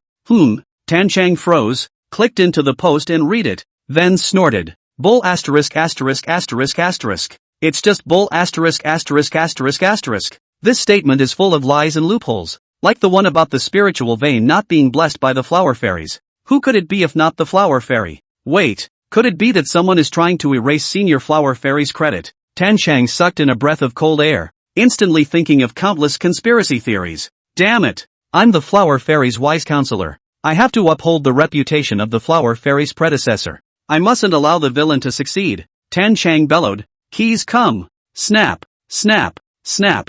After the tablet was connected to the keyboard, Tan Chang's 10 fingers tapped rapidly, and the headline was quickly typed. Shocked. The Martial Arts Association went so far as to smear the Divine Gate Realm powerhouse, Flower Fairy, in order to grab the credit. Is this a distortion of human nature, or a moral degeneration? Is messed up. The calm martial arts world was in complete chaos. Originally, the statement released by the Budo Association's headquarters had the Budo community in an uproar, but another anonymous post questioning the association quickly reached number 2 in the heat rankings. True or false? Dazzling. But most of the martial artists were beginning to suspect that the Martial Arts Association had some kind of conspiracy against the Flower Fairy. Truly, the anonymous post is a compelling analysis. And when the Flower Fairy heard this news, she was so angry that a mouthful of blood spurted out, almost passing away on the spot. Check down the net for me. I'll cut down this rumor monger. The Flower Fairy was so angry that her body trembled with excitement. A statement from the Budo Association would have solved the problem,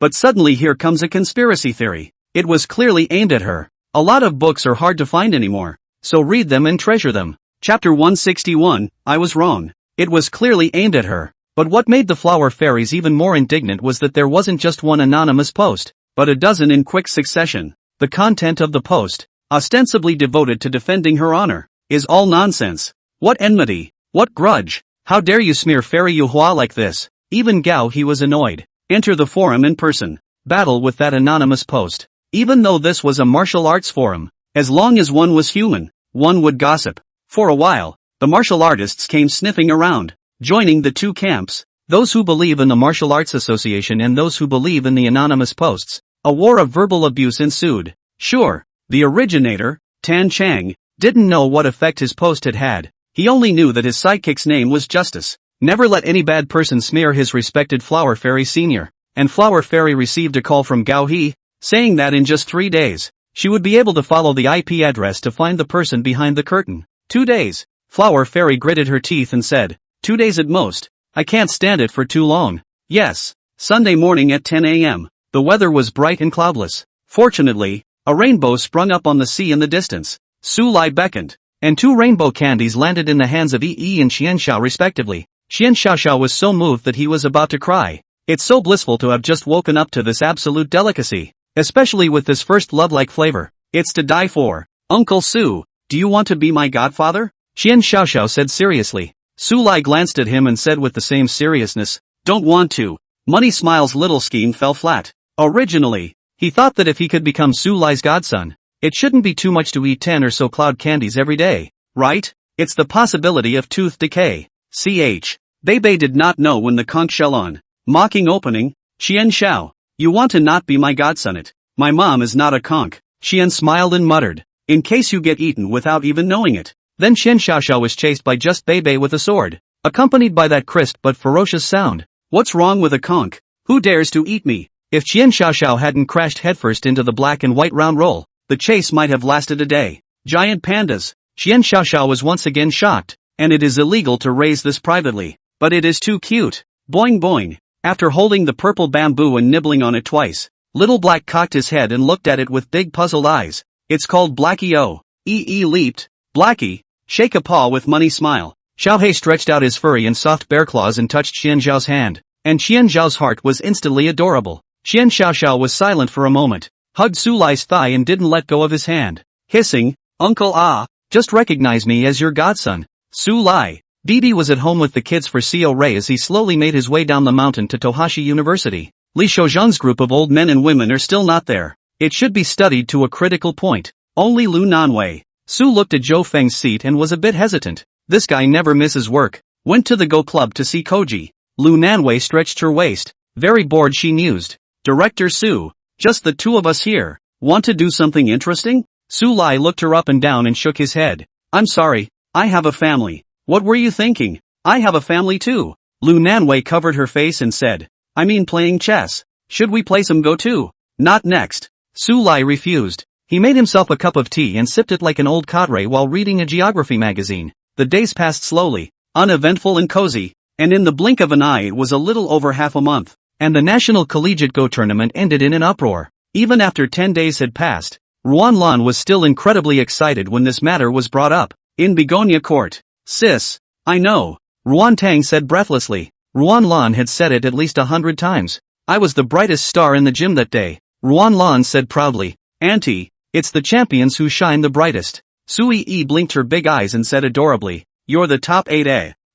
Ruan Lan choked as she glared at her niece. Do you know what sportsmanship means? It's all about participation. Don't you understand? But it's a competition. Ruan Lan asked with a dark face. Did you finish your homework? No homework today, Sui Yi said happily. That's just right. Go to your room and get the psalms. Auntie will teach you to memorize them. Auntie, my stomach hurts. Sui Yi covered her stomach and ran away. And Lan Nguyen sat on the couch sulking. Although he studied the game given to him by Su Lai some time ago and defeated his arch-rival Xiaoyu, Lan Nguyen only made it to the last 8. Because in the 8-4 match, her opponent was a shy boy from Qing University. Nguyen Lan was fantasizing about meeting her senior sister in the finals, and her lightheartedness blew up in her face. Lost. It was only later that all of them realized that this man was not only a foreign student, but also the real grandson of the chess saint of the Cherry Blossom Kingdom. Chess power is amazing. Known as the young generation of Sakura country, now the first chess player. Although there is no paragraph, but at least is also the level of professional 7 or 8 paragraphs.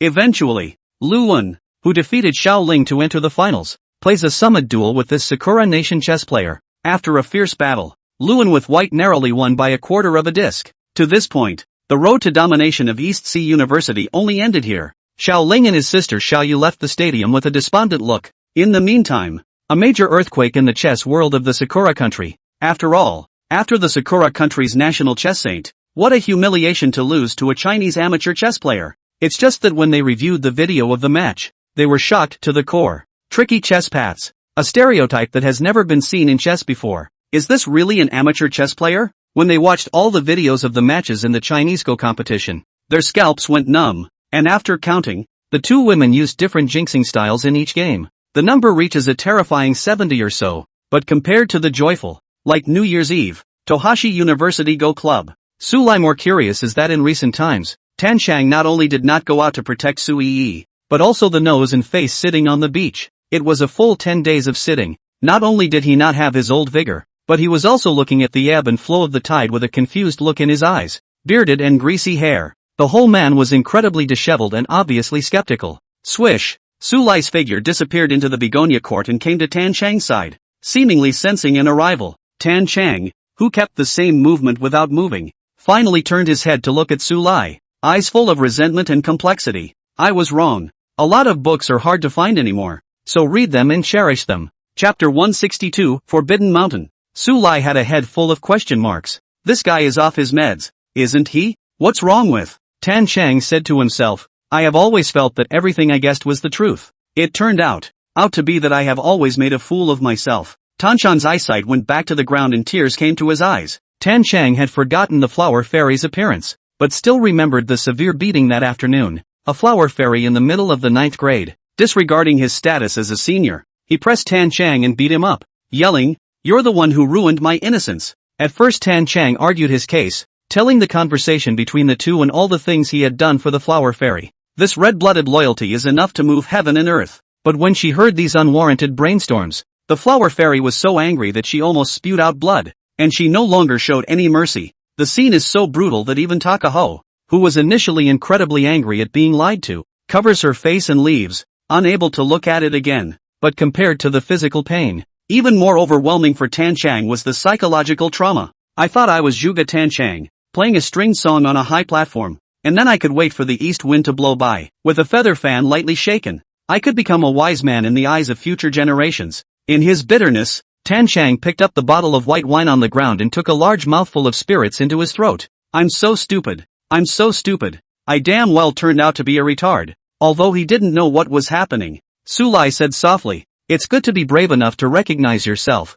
In fact, I used to get the feeling that you weren't very bright and thought about suggesting you go to the hospital. Tan Chan? Is Su Lai here to comfort him? Or is he here to rub salt into his wounds? Su Lai took out 2 jars of wine and said, drink this. This is a fine wine obtained from the treasury of the ancient demon race, although it was not as good as the 2 100,000-year-old vintages that he drank last time with the demon warrior. It was still a full 30,000 years old. It's not a strong drink, but it's especially easy to get drunk, hence the name drunkenness. Many alcoholics in the immortal realm who are addicted to wine are proud to have drunk this wine. Not only because it's good, but also because it can take away. Between the drunkenness and the dreaming, he realized his own way and walked out of his own cultivation path. But few succeed. In Su Lai's impression, there were only a handful of strong demon race members such as the demon warriors who had succeeded, and every one of them was a well-deserved pride of the heavens. But what made Su Lai flinch was that a faint bright light actually surged around Tan Chang's body. This guy can be enlightened too? But what made Su Lai's face darken was that Tan Chang didn't sense the great Tao, and was still breaking into pieces. Su Lai, I'm so stupid. So stupid. Tons and tons and tons. Bitter wine into the throat, heart for pain. Tan Chang holding the wine altar choked. I am really stupid. Really? Su Lai, I am stupid.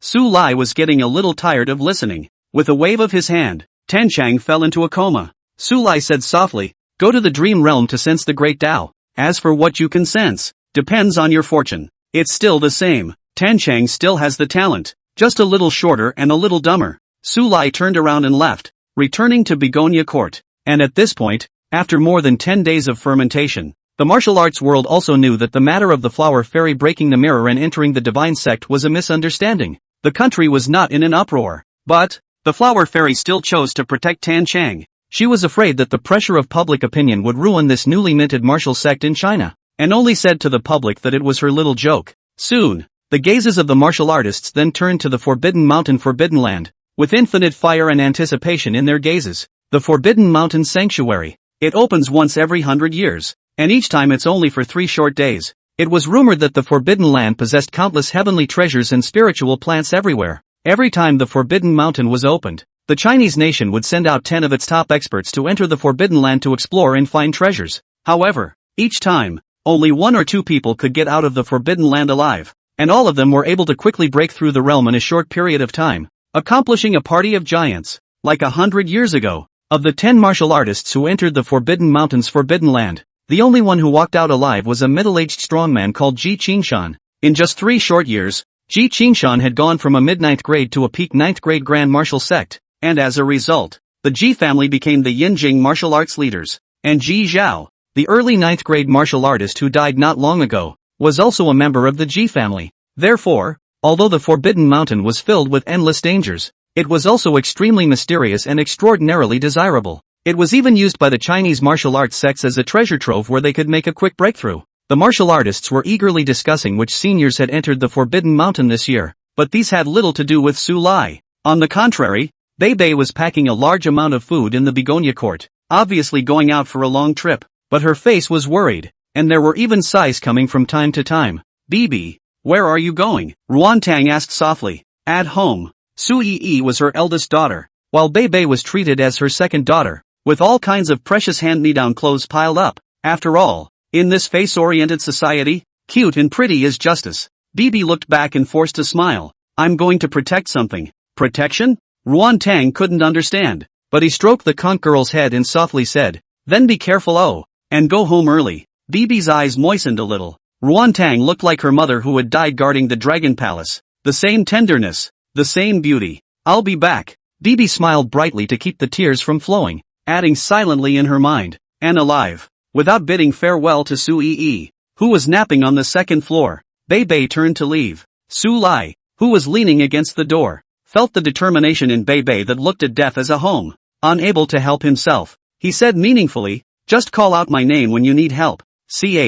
Bibi, at an angle unseen by Nguyen, no longer as cute as before, tugged at the corners of his mouth and squinted his eyes. I'm the #1 swordsman in this sea, with countless dead souls under me. I need you to save me. All right. Su Lai shrugged his shoulders and didn't say much, just a vague guess in his mind. A sea area 600 miles away from Donghai City. There was a stunningly beautiful woman in a long green dress with an enchanting figure, and she stood on top of the head of a huge moray eel. Yuan Nan's beautiful eyes flickered as she looked towards the middle-aged man with 8 heads suspended in the air not far away. That person was the Sakura Kingdom's Demon King, Orochi. Behind both Demon Kings stood 10 strange-looking sirens, exuding a terrifyingly pugnacious aura. In the distance there was a yacht with humans standing on it, basically all in their 50s. Among them were Bai Ku and Ji Jing, as well as the Flower Fairy and other 9th-grade martial sects. At the stern of the boat, there is also an old man covered in black robes, sitting on his knees and cannot see his face. The 3 powers, not too far apart, watching out for each other. While waiting, Haicheng Demon King Yuan Man giggled. 8 Chi, haven't seen you for 100 years, your 8 heads are getting uglier and uglier. Orochi looked at Yuan Man with an icy expression, then looked at the yacht in the distance and sneered. Yuan Man, don't forget our agreement. This engagement. Obviously it was about Su Lai. Yuan Man's expression tightened and he seemed to be smiling. I'll think about it again. Yachi grunted coldly. The field suddenly emitted a violent roar, and a purple mountain peak appeared out of nowhere above the sea. In the midst of the excited looks of the sea demons and human race powerhouses present, Begonia Court, 600 miles away. Su Lai, who was chatting with his wife Wantang's face suddenly changed. The smell was. A lot of books are hard to find anymore, so read them and treasure them. Chapter 163, Synonym of Evil. The scent is Phantom Beast, an evil demonic beast that feeds on souls and is killed by everyone. This is not something that should appear on Earth. Even in the immortal realm it is very rare. Mirage beasts had extremely high IQs and were especially good at laying down illusions, and their strength was extremely terrifying. Even at the juvenile stage, it was enough to make a Jindan stage cultivator lose consciousness, lose himself, and slowly have his 3 souls and 6 spirits eaten away. In the event of a normal death, any living being has the opportunity to reincarnate, but eaten by phantom beasts, it will be complete flying dust. So in the immortal realm, phantom beasts were street rats that everyone shouted at. This phantom beast that suddenly descended on Earth, obviously already an adult. Even the Zunshur realm would be caught if they weren't careful. But Su Lai hadn't seen a phantom beast in the immortal domain for 20,000 years, because ever since the 7th god general said that it was edible and had an excellent flavor. In just 50,000 years, the phantom beasts were eaten into an endangered species by Su Lai and a group of gods and generals in the heavenly court. I never expected to see an adult in a remote solar system. Induction. That's the direction Bade went. What's this? That's karma. Su Lai swallowed his saliva, a delicacy like a phantom beast. Missing out on it was punishable by heaven. It's not right. He, Su Lai, was a hallowed emperor. It was because he was concerned about the 4 directions immortal region and the safety of the billions of galaxies in his heart that he decided to take action to destroy the phantom beasts. Noticing the change in Su Lai's face, Ruantang asked suspiciously, Su Lai, what's wrong? Nothing. Su Lai smiled. Wife, I'm going out. I'll come back later and cook you a big meal. Having said that, Su Lai hurriedly left the Begonia court, and when his figure reappeared, He had already reached the sky above the sea where the Forbidden Mountain appeared. He stared at the purple mountain peak that gradually changed from blur to solid, and smiled broadly. Is it transformed into a mountain? Su Lai's eyes can see through all illusions. He completely ignored the illusion, his eyes looking straight into the heart of the Forbidden Mountain. A demonic beast shaped like a leopard but extraordinarily delicious. Look at this fat. This phantom beast is obviously having a good time. How do you eat well? Su Lai couldn't help but fall into a deep thought. Whether it was the two major demon kings, or perhaps it was the human martial arts powerhouses such as Baiku who hadn't noticed Su Lai above their heads. All of them have been looking at the Forbidden Mountain with burning eyes. Yacht! The voice of the old man wrapped in a black robe hissed. Although going in is a 9 deaths and 1 life, if you find a treasure, you will be able to break through the realm and prolong your life. 100 years ago, I went in once, and besides me the remaining 9 died. Are you all ready to die today? Seasonal seniors. The red palace dress young woman Ji Jing's eyes reddened as she bit her lip in an effort to keep from crying out. Due to the death of his own grandson, Ji Qingshan, who had been perennially entrenched in Chang'an City, chose to return to Earth and decided to personally lead a team into the Forbidden Mountain to capture another piece of creation. He wanted to step into the Divine Gate realm to avenge his own grandson. Elder Ji, we are ready for the realization. There were 9 humans who answered. Their realms were all at the lowest level of late 8th grade, but they all had no more life left in them. Coinciding with the opening of the Forbidden Mountain Sanctuary once every 100 years, it's obviously coming to Boa future. If one could break through the realm to achieve the 9th grade, not only would one's lifespan be prolonged, one's strength would increase geometrically. To the state of China, to the human race, it would also be more useful. Good. Ji Qingshan bellowed and stood up. The black robe on his body fell off, revealing a face that was covered in scars while appearing incomparably hideous.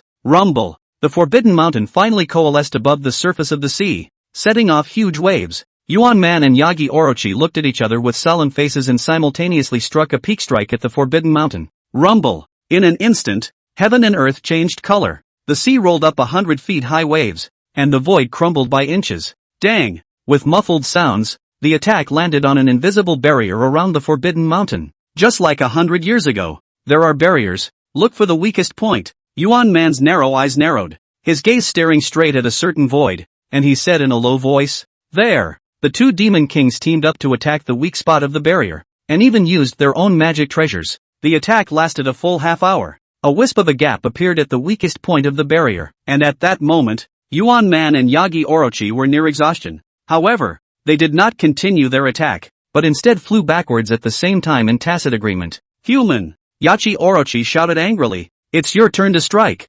Swish dash. Ji Qingshan fished out a red lance that emitted a strong aura of blood from his arms. As soon as the lance appeared, the aura of 100 square miles quickly condensed, and the aura in the field was so viscous that it made one's breath stagnate. This lance is absolutely precious. The eyes of the Orochi flickered, and a wisp of well-concealed greed flowed out from within them. Eventually, he suppressed his greed. This forbidden land suddenly appeared 300 years ago, and he and the Yuan Man Demon King were the first to discover it. However, the 2 were unable to open the barrier and had no choice but to join forces with the humans. The 2 of them, the Demon Kings, would attack the weak points of the barrier with all their might, and then the human race's magic weapon that had been sacrificed for 100 years would attack. This way, it has worked twice, and today, it will be the 3rd time. As Ji Qingshan threw the blood-colored lance with all his might, it turned into a stream of light that pierced into the weakest point of the barrier. A gaping hole appeared in the blast. Orochi's eyes flashed with surprise. It worked!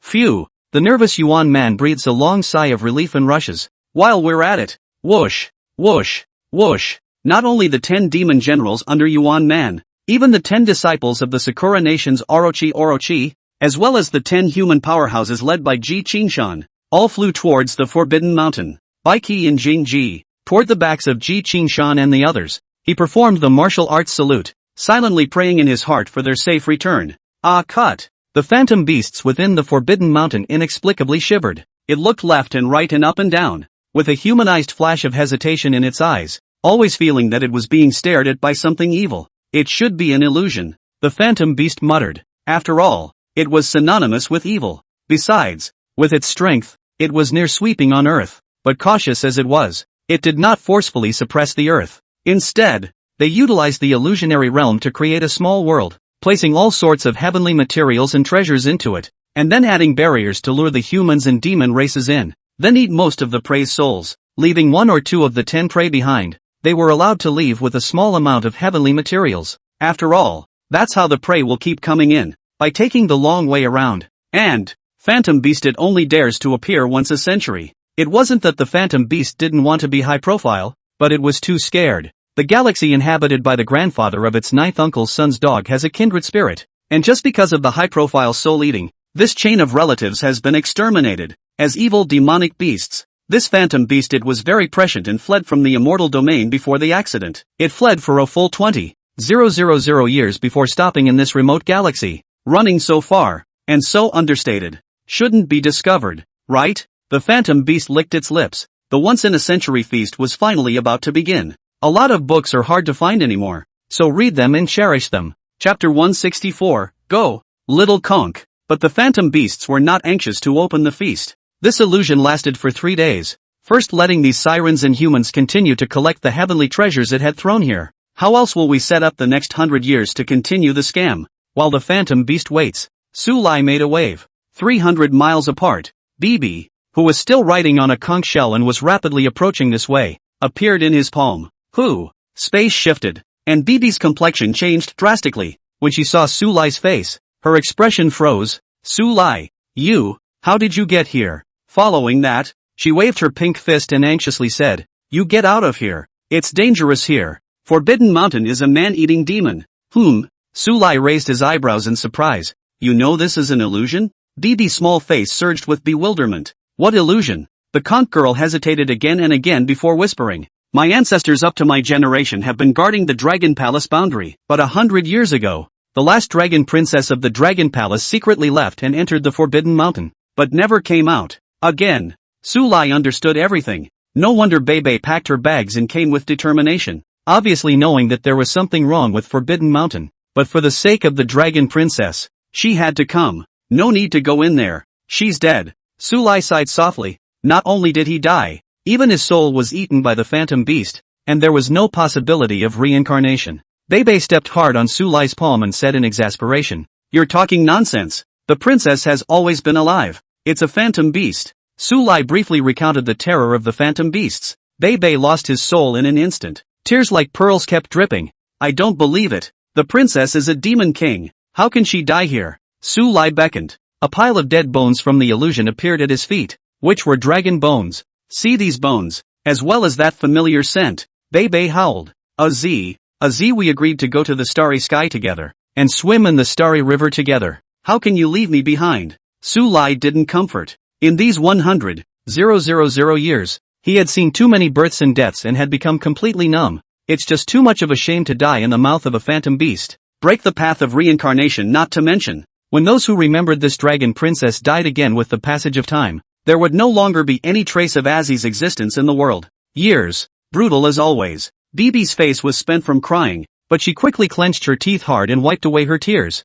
her trembling palms gripping the hilt of her sword as she stared at the Forbidden Mountain with hostility. That demonic beast is half a step in the Zunsha realm. You are not its opponent, Sulai said softly. I know, but I'm not afraid. Bebe's hands no longer trembled, and her tone was incomparably firm, even with a look of death. I want to avenge Z's death. Some friends, worth dying to defend her honor. Swish, BB suddenly drew his sword, and a stream of light flashed in the sky, as bright and dazzling as a crescent moon. It was just that the sword, which was only as long as an adult's index finger, stabbed into the Forbidden Mountain, which loomed at least 10,000 meters high. It seemed so small. It's also extraordinarily insignificant. But, after all, Bebe was only an unusual great demon. So how could he break through the illusionary beast's illusionary realm? He was directly sent flying into the sea by the terrifying force of the backlash. With a puff, he spat out a large mouthful of blood. The sudden fluctuation of spiritual energy made Yuan Man as well as the 2 demon kings of the 8 giant serpent look alert at the same time.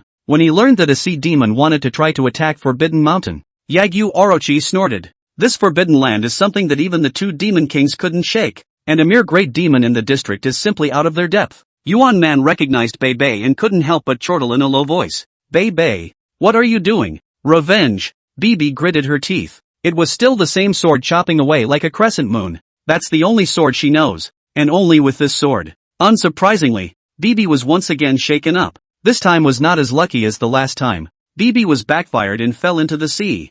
His weak body no longer had the strength to stand up. Take Bibi back to Sea City. Yuan Man waved his hand. After all, this had been a demon general under her command, and it would be too much of a shame to die. The huge electric eel tail underneath the Demon King's feet whipped around and was about to roll Bibi up when he realized that the other party had suddenly disappeared. There are still strong people in the dark. Yaki Orochi and Yuan Man changed color at the same time. Actually, even they didn't sense the slightest breath. This man in the dark. What is the state of having to be? The same Demon King realm? Or is it the peak of the human divine gate realm? Dead set? Sulai looked at the dying Bebe in his palm and asked helplessly. I can still cough. Bibi was pale and her speech was broken. Except that the shell on her back was shattered to the point that only a small piece remained. This is a serious injury to the origin. Ugh.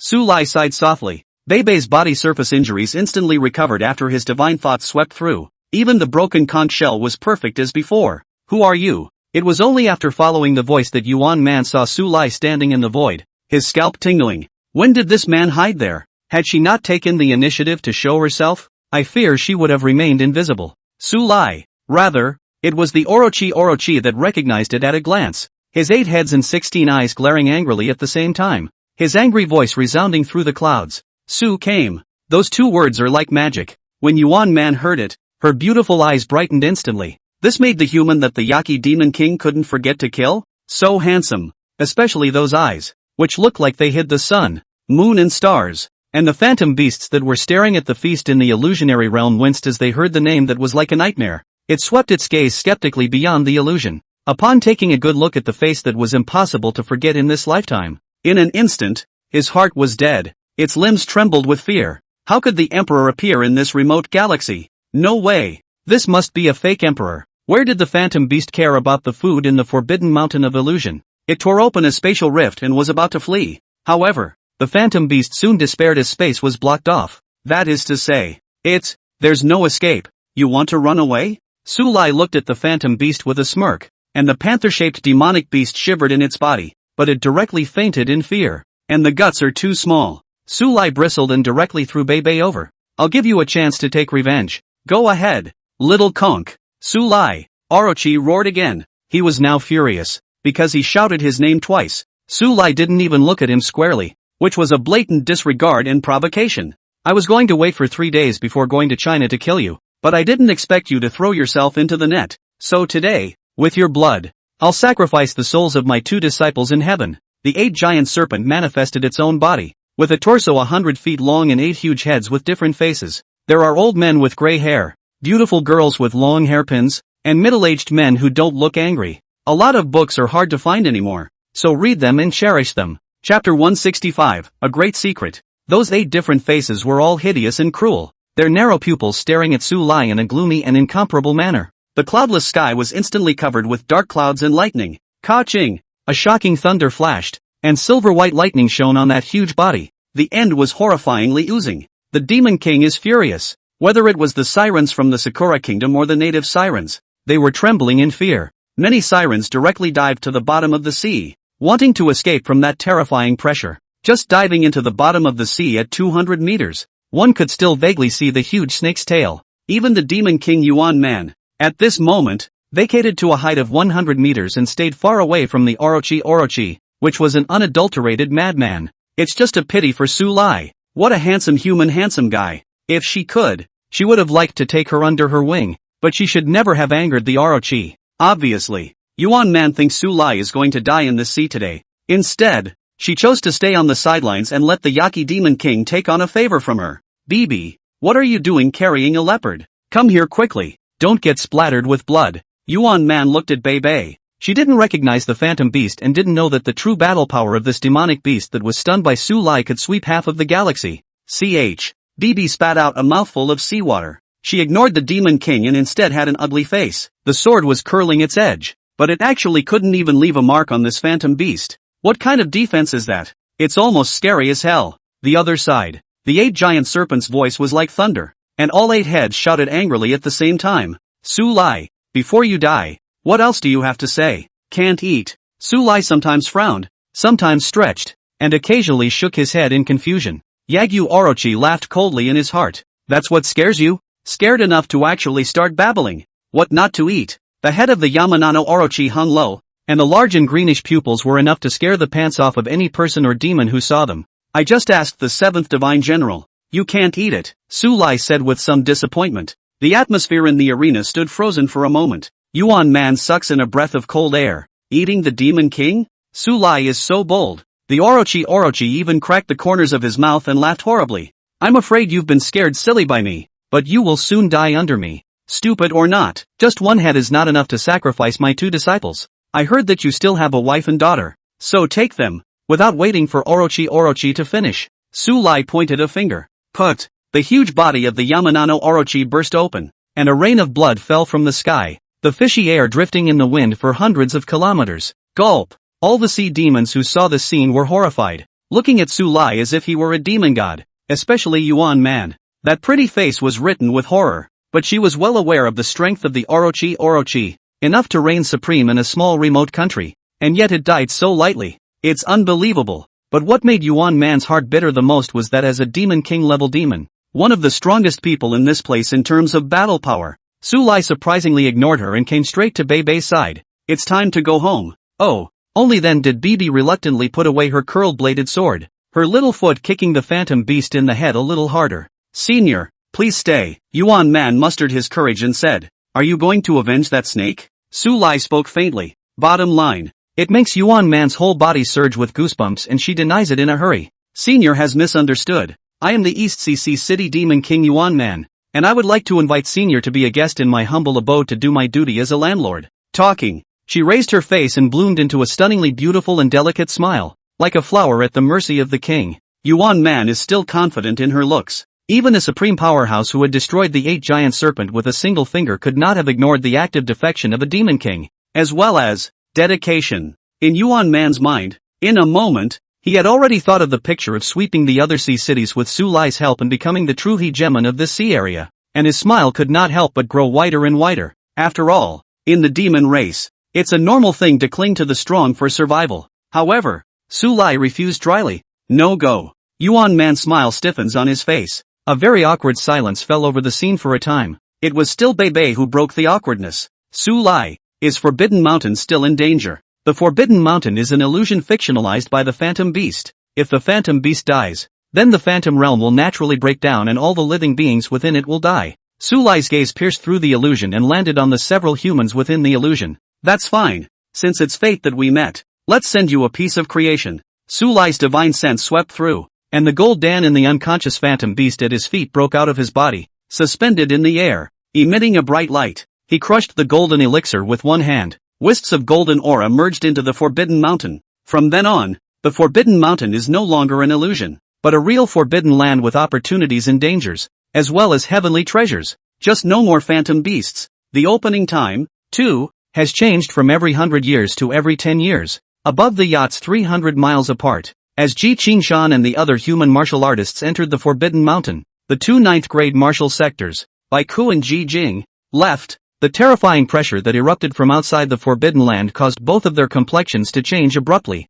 What happened? Ji Jing sucked in cool air. Could it be that the 2 demon kings are fighting? It didn't take long. There was a sudden downpour of blood in the sky, and it was clear that they were far apart. But Bai Qi shouted in a low voice, "Let's go! Back to the shore! Whatever happens, whether it was the infighting of the demon kings or the change in the Forbidden Mountain's forbidden land, it was not something that their 2 ninth ranks could sway or resolve. Nowadays, what they needed to do was to protect themselves, and the rest would depend on the self-made fortunes of martial artists like Ji Qingshan." Back in the Begonia court, Su Lai sharpened his blade towards the Phantom Beast. Waking up from its stupor, it kept struggling, but with its Jindan shattered, it now had no fighting power at all, and was easily stepped on by Bibi. "Don't kill me! Don't!" The illusory beast cried out in pain, kneeling on the ground and constantly kowtowing and begging for mercy. "Emperor, please spare me. I promised to leave Earth and never return." Luckily, Ruantang had taken Yi somewhere, and there was only one round roll left in the house nibbling on a purple bamboo.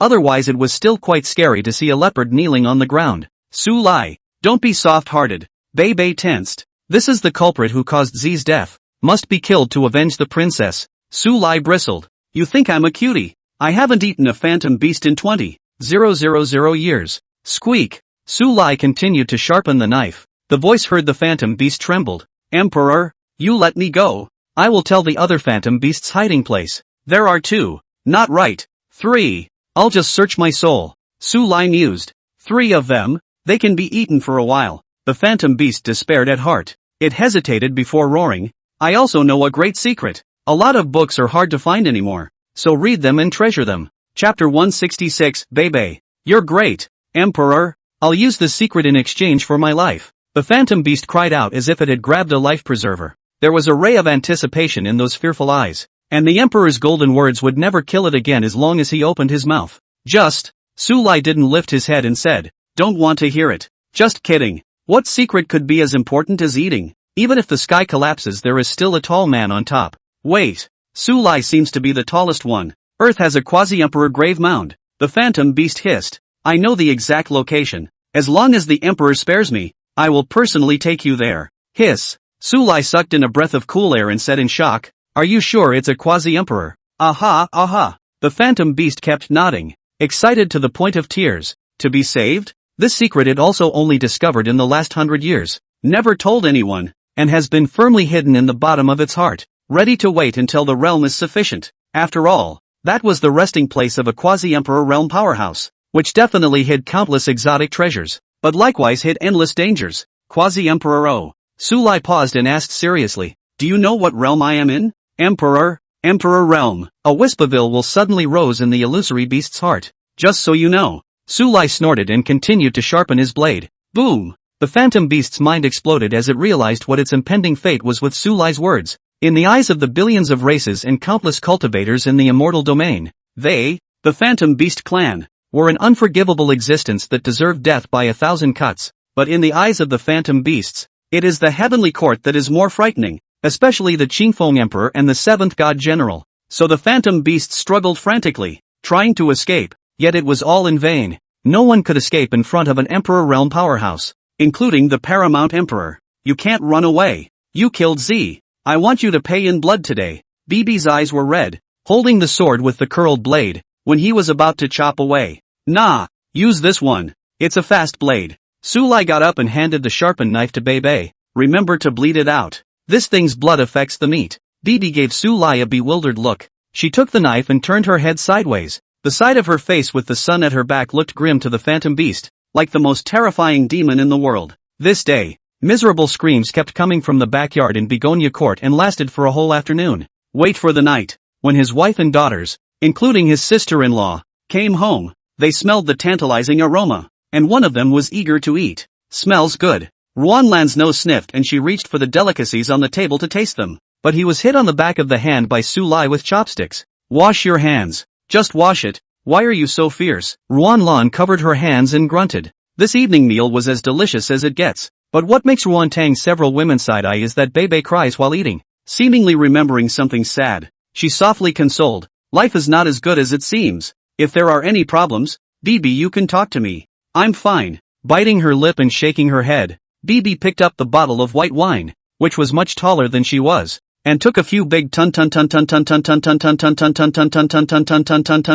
swigs. It didn't take long. Drunkenly, she took off the shell from her back and stumbled out into the backyard in a white dress, dancing with her sword in the moonlight. Bibi was obviously drunk. She vaguely saw a pretty little girl with bright white teeth, sweet dimples at the corners of her mouth, and 2 horns on her head constantly applauding. Babe, you're awesome. Bibi, the Demon King realm is definitely not the end. When I pass the Demon King realm, we'll go swimming in the Star River together. Bebe, don't be afraid. A Star River is also a river, and a river is water. As long as it's water, it's under our dragon clan. I'll cover you then. Bebe, by the time you read this letter, I should have already arrived at the Forbidden Mountain. There are opportunities there. I will break through the Demon King realm. Wait for me. Familiar words rang in my ears. Bibi's figure lurched, her eyes misty with tears. Tears blurred her vision, and Z's face blurred. When Bebe hurriedly dried her tears and tried to look clearly, she saw that the little girl who applauded and praised her was not the dragon princess Z who had accompanied her for a long time. Instead, it's Yui Seo. I saw Sui E applauding in shock and marveled. Bebe, you're awesome. Familiar words, similar looks. It caused Bibi to lose his voice in pain for a moment. There are never 2 identical leaves in the world. Horror, knew it all along. But even so, after Bibi was saved and put back in the ocean by EE that day, she still believed it was fate. so proud of the babe. It was only then that he dripped soul blood to a human who didn't have any spiritual power fluctuations. "Bibi, don't cry." Panic welled up on Sui Yi's face as she hurriedly cupped Bebe into her hands. The drunken babe kept choking and murmuring something, eventually curling up into a ball and falling asleep. Seeing that the atmosphere was a bit dull, Ruanlan couldn't help but joke around to liven up the scene. "How about making a dish called Drunken Conch when this conch is drunk?" No one else chimed in. Ruan Tang's gaze looked calm. Ruanlan, whose scalp went numb at the sight, put down her chopsticks and coughed. "I'm full. Good night." With that he whooshed back to his room. Su came to Ruan Tang and comforted. "Don't worry. Those pressures that can't overwhelm Bebe will only make her stronger." "Aha." Ruan Tang then dropped his heart. "By the way, wife, how was the dinner?" "Not bad. If it's good you can have more. It's endangered." One bite less. Ruan Tang's wrist shook and his complexion changed drastically. "Could it be that you cooked Xiao Hei?" Ruan Tang hadn't seen the round little black since he came home and didn't care about it at first, so it was understandable that he was thinking crookedly at this point. "It's eating bamboo at the door." Su Lai's face darkened. He couldn't possibly eat Xiao Hei even if he was heartless. After all, iron eaters taste bad. After dinner, Sui Yi took Bebe back to her room to rest, and Ruan Tang looked at Su Lai and asked softly, "Do you want to go out for a walk?" Su Lai was a bit surprised and naturally would not refuse. The two of them followed the path down the mountain. Along the road is full of begonias. The begonias that were not supposed to bloom in this season are also in full bloom and incredibly beautiful. Reticence all the way. Until the foot of the mountain, Su Lai stopped and looked at Ruan Tang's silent figure and suddenly asked, "Is there something you want to say to me? Since my parents came over to the house, I've been seriously considering our relationship." Ruan Tang stopped and whispered. Su Lai froze, and then, Ruan Tang turned around, and 3 or 2 fireflies flew behind her from nowhere. Flying around her, she flicked her cherry lips and said, "I feel like we're in a weird relationship right now. So, a lot of books are hard to find anymore, so read them and treasure them." Chapter 167, This Isn't Right, Is It? So, Ruan Tang paused for a long time, but didn't even say the words that followed. Just under the moonlight, Su Lai saw his wife's honor twisting and pinching the corners of her clothes. Her face gradually tinted with a touch of charming redness, so beautiful that he wanted to kiss her with a mouthful of kisses. This situation. The atmosphere is baked to the point where the words are oriented toward male and female sentiments. Su Lai's mind worked quickly, and thinking of something he couldn't help but raise his eyebrows. "So, our relationship can go further?" Nguyen Tong does think so. After this period of contact, she felt that Su Lai was not as scummy as she had imagined. Instead, it's the Gu family, cared very much for her daughter Yi with her. Only when the words came to his mouth, the blushing Ruan Tang couldn't say anything. "We can't let a girl like her pick through this window, can we?" So in the face of Su Lai's sizzling gaze, Ruan Tang stomped his foot and said, "Forget it, just keep being so weird." After saying that, he ran towards the beachside. Su Lai? He had a head full of questions. What kind of operation is this? If you don't finish your sentence in the middle of the sentence, you can't. Hey, hey, hey. Su Lai quickly stepped up to catch up, holding his wife's soft little hand, chasing after him. "Wife, you finished the sentence. What's the word? Just now. What just now?" "All right." Seeing that Ruan Tang's beautiful eyes were flickering, obviously trying to play dumb, Su Lai didn't force the issue, but sighed. "How can love be so hard? Cootie." Ruan Tang pursed her lips and let out a petulant laugh. Occasionally watching Su Lai suffer seems to be quite good. She looked at the moon and said in a daze, "The moon is beautiful tonight." Su Lai didn't look at the moon, but at Ruan Tang who was holding her hair. Beautiful indeed. After looking at the moon for a while, Nguyen Tong went barefoot and carried his shoes in both hands. The waters of October have gotten a little cooler. Ruan Tang carefully stretching feet to feel the water temperature. On the ouch will jump back to the beach in a hurry. This lovely appearance let Su Lai a burst of heart itch. This woman, how the more you look at it, the better it looks. I think it was when I was 6 years old, also at night, and my grandmother took me for a walk here on that trestle bridge in front. While Su Lai was fuming, Ruan Tang pointed ahead and laughed. "I accidentally fell into the sea, and grandma couldn't swim,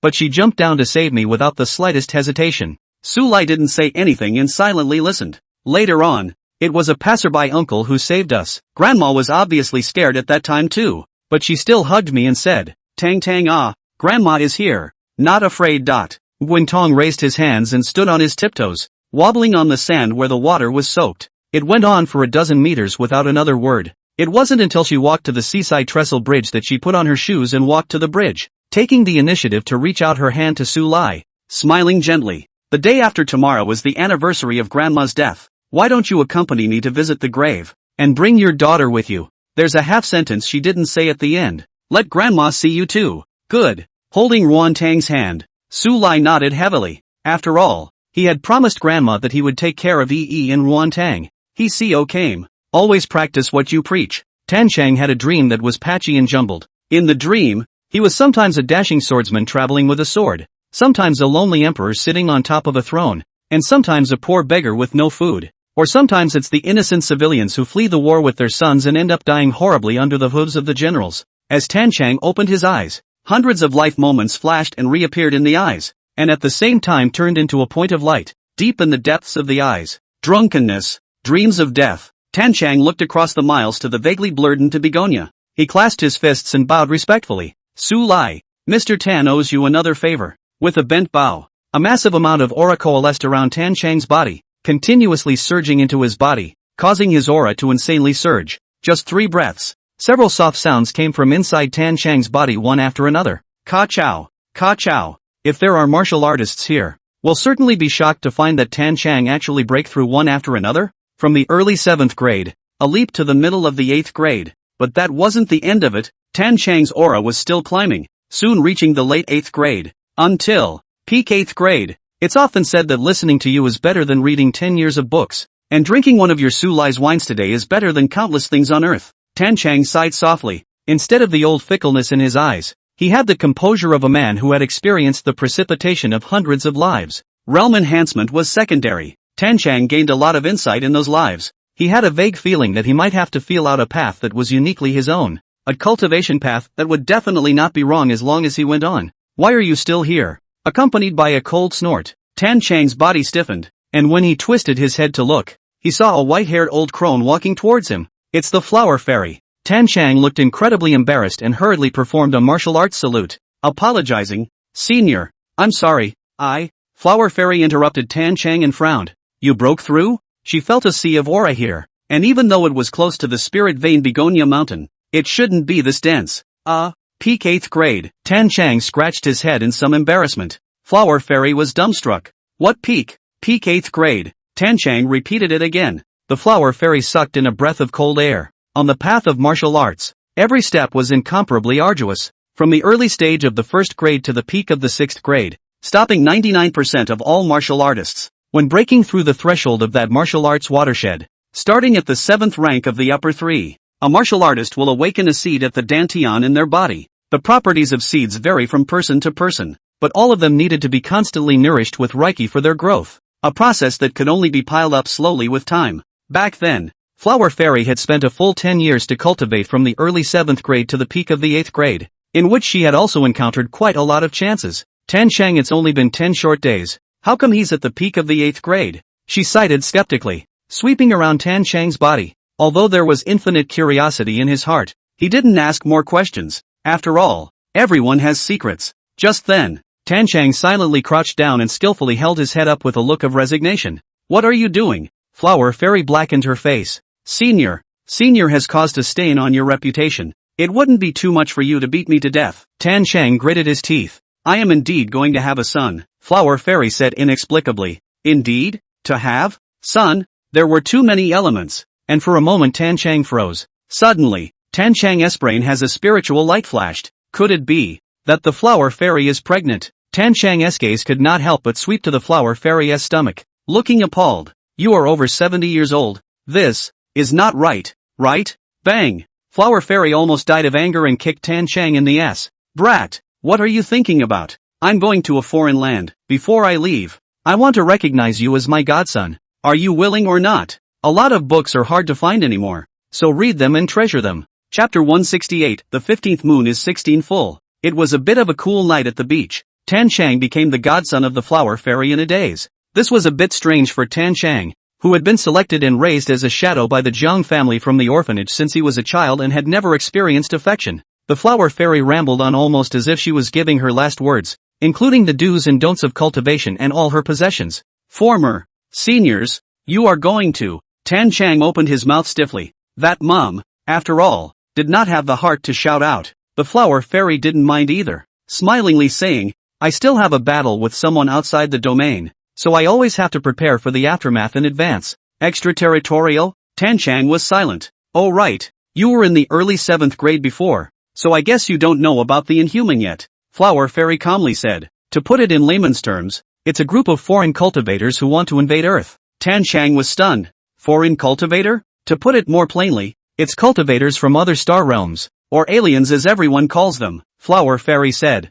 Boom! Tanshan's body was shaken. So that was what Takaho from the previous Budo Association had meant when he had said it's a big world to him that day outside the Tohashi University School infirmary. Do you know what's there? The Flower Fairy pointed to the bright moon hanging high in the sky, her weathered face written with complexity. Tan Chang froze and returned. There are tons of craters and a rice flag. Think boldly again. There's Chang'e with the Canton Palace? There is no Guanghan Palace above the moon. Only a lofty 300-year-old Chang'an city. Flower Fairy tossed her voice. There, it's a battlefield with the Inhumans. Tanshan's face was frozen. The Flower Fairy's few short words had opened the door to a new world for him. He had always thought that with his intelligence he could calculate and understand everything, but he did not realize that his own vision was so small. 8th grade martial artists can know about foreign lands, and 9th grade martial artists can enter Chang'an. The peak of the 8th grade is considered half a reserve, and you can also apply for papers to take a look when you have the chance. The Flower Fairy said with a smile. Why are you withholding this information?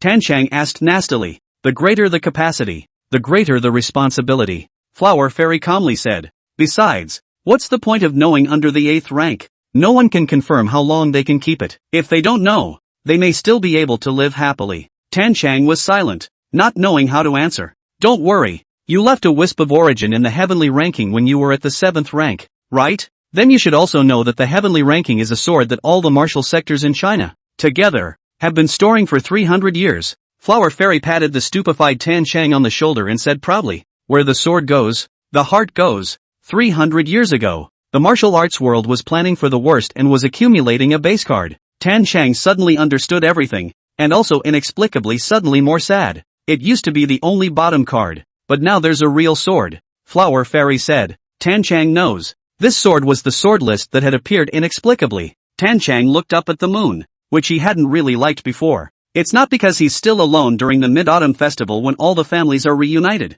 It's more because as a shadow, he often needs to carry out missions at night. Look again at this point. The heart couldn't help but sink. The Flower Fairy also knew that the first contact with these things would not be straightforward for any martial artist to accept. She even slowed down for a few days when she found out back then. At this moment, he shifted the topic and laughed. Actually, after I came out of the customs some time ago, I was quite angry to hear someone slander me for having an illegitimate child. But when I think about it, I'm also a bit despondent. I've spent my entire life cultivating and rejected the advances of I don't know how many people. Flower Fairy said softly. In his old age, it's quite good to have such a son like you. Even if he dies, he still counts as a successor. We can't die. We all have to live well. Let's enjoy the moon together next mid-autumn. Okay? Tanshan's lips quirked and he finally shouted out that one word. Mom! The Flower Fairy froze, then smiled broadly in relief. Good. Next year in mid-autumn, a young man who has never experienced kinship and has had blood on his hands,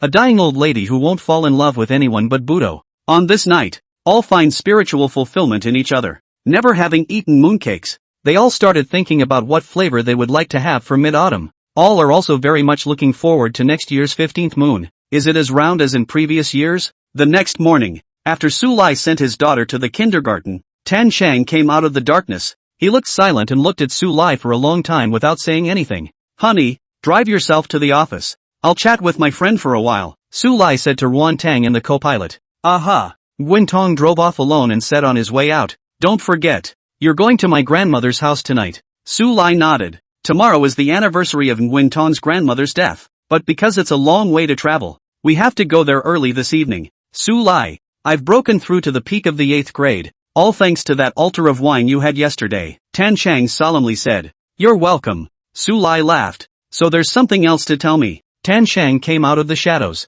And it certainly wasn't because of a realm breakthrough with a thank you. I may not be able to protect EE for a few days. I've recognized a godmother and I'm going to learn some kung fu moves from her. Tan Chang said. Godmother? Su Lai raised an eyebrow.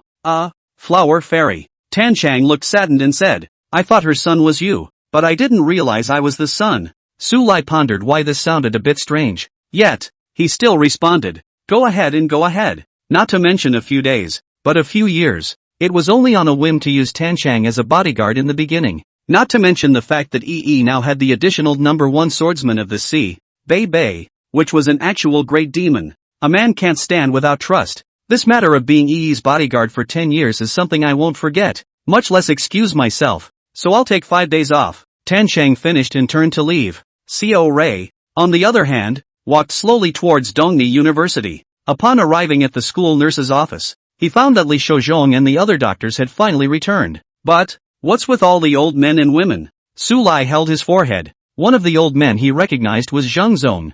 I was even asked to become a professional chess player when I played Go at a Go club before. Mr. Su. Zheng Zong bent down and saluted. And the rest of the chess players also bent down in a hurry. Their seeming sights filled with scorching heat. They studied Luan and Ruan Lan's chess moves and were only amazed. After almost half a month of delving into it, it still feels incredibly deep. It doesn't. Under Zheng Zong's leadership, a group of people then came to ask for advice. Without waiting for Su Lai to open his mouth, Yan Gui said helplessly, "Old Zheng you're not being fair. Last time you promised me that you'd never look for Director Su again." Zheng Zong's old face reddened. He had heard his old friend Yan Gui talk about Su Lai's outstanding achievements in the path of healing, and he did promise not to bother him again. But, as a chess nerd, I'm really tickled. At this moment, he hummed, "It's just asking for advice. It's not like I'm asking Mr. Su to be a chess player. Besides, playing chess is an elegant thing, so how can you say it's unorthodox? A lot of books are hard to find anymore, so read them and cherish them."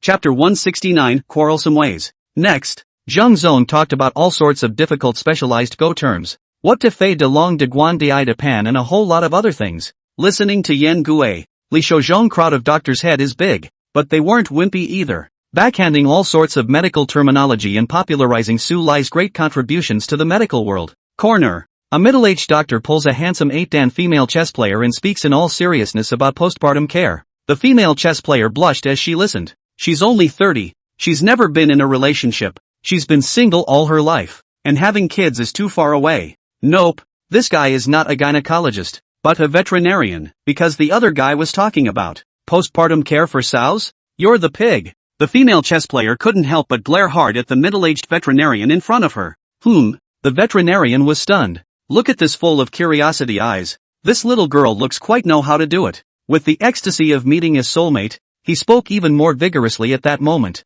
This culture has a special way of arguing. Lu Nanwei's eyes brightened as he knocked on his melon and said, "Zhou Feng's head hurts. Now is the time to watch the fun." I have to say, Lu Nanwei since the marriage, simply began to fly self, which still have the previous to all the people love to ignore the ice-cold posture. But as a Go enthusiast, and a psychiatrist, Zhou Feng had to come forward at this moment and said, "Seniors, listen to my advice. Let's sit down and talk calmly. Are you still a doctor?" Yan Gui pointed at Zhou Feng's nose and cursed, "To speak for a bunch of chess players, shame on you. I heard you're a fan of Kuji? You scold this old man Yan Gui for me, and I'll have my disciple teach you chess hand to hand," Zheng Zong said in a deep voice. Down to E6. Hands on. Kogi, who was far away from the Go club of Tohashi University talking about his game with the president, Luan, inexplicably had a cold shiver down his spine. "Why are you getting goosebumps all over your body? Are there unruly people who want to harm me?" Ka Chao. Lu Nanwei watched the fun and cut out another handful of melon seeds,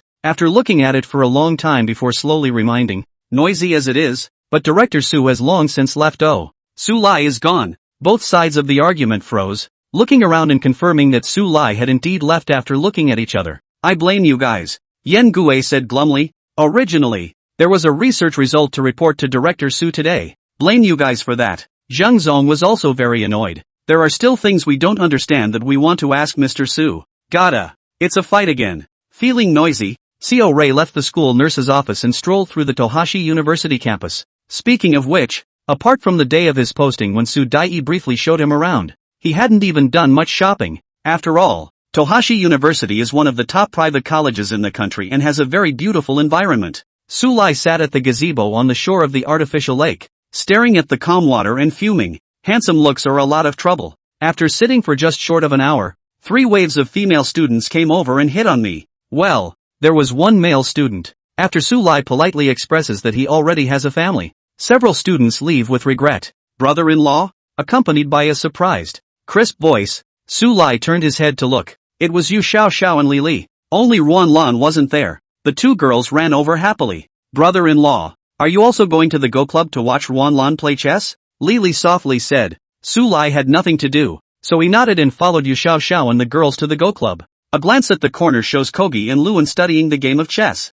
And right in the center of the board, Ruan Lan was in a mood. Xiao Yu, who was sitting directly across from her, had an ugly look on her face, as she had just been massacred and defeated by the dragon. No more. It's no fun. The black pieces cupped in Xiao Yu's hands were thrown onto the chessboard, bulging her mouth and sulking. In the past, Ruan Lan was her defeated opponent. But nowadays chess power has skyrocketed and is so strong that you can't believe it. Ha ha ha. Of course it's no fun for you to lose 3 sets in a row. Ruan Lan raised the corners of his lips and said with a spirited voice. It's so lonely to be invincible. Yell, the top 8 are starting to float? Xiao Yu skimmed his mouth. What happened to the Elite 8? Ruan Lan's pretty face reddened and she hummed arrogantly. I'll definitely be the champion next year. That's what you said last year. The sedentary Xiao Yu stood up and stretched, her proud figure visible. Especially that S-curve. It made Ruan Lan envious it seems. Noticing his archenemy's line of sight, Xiao Yu couldn't help but lean over and laugh. Chess can be learned,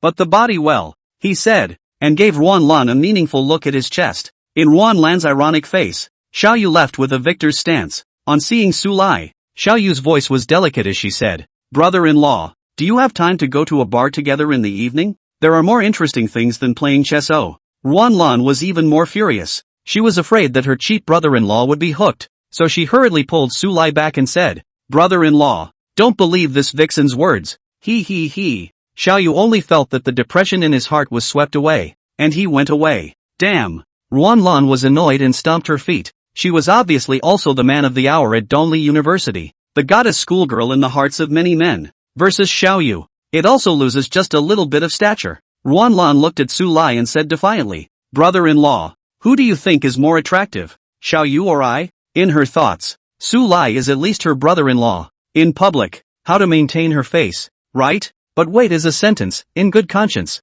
Xiao Yu charm more. Ruan Lan expressionlessly took out her cell phone and dialed her elder sister. Hey sis, my brother-in-law is going to cheat on me. Su Lai. Late afternoon. After spending a day at the Go Club, Su Lai received his wife and daughter and drove his sister-in-law. A group of 4 people went to buy some sacrificial paper money candles and other things, and then went straight to the small village in the countryside of Donghai City. It took a full 3 hours of driving to get to the village of Baishan, where only about 100 families remain today. The road within the village was narrow and the car was parked outside the village. Ruan Tang led the way towards the village, and along the way a number of old people who were cooling off greeted each other in a friendly manner. Nguyen Tong. Back again. Hello Grandpa Fong. Hello Grandma Lu. Ruan Tang responded with a smile one by one. It didn't go very far. It was right up to Grandma's old house, and although it hadn't been lived in for a long time, the yard wasn't overly cluttered, because Nguyen Tong was nostalgic for old times. Whenever he was aggrieved or missed his grandmother, he would come here to stay for a few days. Ruan Lan, you take Yi to sleep in the west room, Ruan Tang said. Ruan Lan looked odd and stared at her sister. What about my brother-in-law? Ruan Tong subconsciously said. With me. Oh, sleep with you. Ruan Lan trailed off with a long voice and a promising smile. I see. I'll cover Yi's ears at night. Cover your ears for what? Su Yi said in confusion. Little ninny, begging for a beating. Ruan Tang's beautiful eyes glared. Ruan Lan heatedly smiled and led Su Yi away. And the room where only Ruan Tang and Su Lai were left could not help but fall into silence, as well as a bit of flirtation. A lot of books are hard to find anymore, so read them and treasure them. Chapter 170, Death. Nguyen Tong's heart was inexplicably racing. At first she didn't think that much about it. After all, Grandma's old house had only 2 rooms, and the kangs in them were not very big. She and Ruan Lan plus her daughter Yi, the 3 of them would definitely not be able to sleep, especially since Yi Su loved the big sleeping position. It takes up extra space, and surely he couldn't let Su Lai be with Ruan Lan,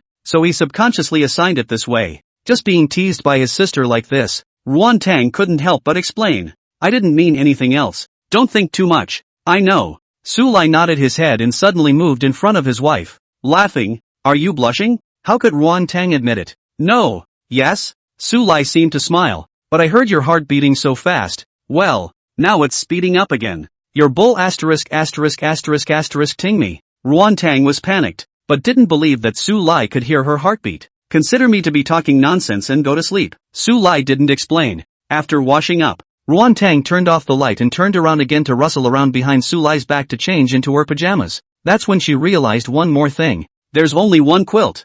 When she was about to get off the bed to find another quilt, Sulai suddenly laid down behind her, so close that his breath fell between her neck. Sulai, what are you doing? The hot air between the breath Wantang body stiffened. Sulai could not have any thoughts that should not have, right? If it is, what is she going to do? In his mind, he was in the middle of a heavenly battle when he heard Sulai say, covering you with a blanket. After tucking Wantang in, Sulai reclined. Wantang sobered up in an instant as if he had been doused with a bucket of cold water from head to toe. Her face burned, and it wasn't shyness. Rather, it's the shame of being self-absorbed. Gwyn Tong, what exactly were you expecting just now? And what were you missing? Wantang pinched the small of his back hard, secretly annoyed with himself. Woman. It's weird sometimes. She gets nervous when a man makes strange moves and feels incomprehensible when he is honest. Like at this point, Wantang thought about whether living with Sulai in the original apartment or moving to the begonia court in the back.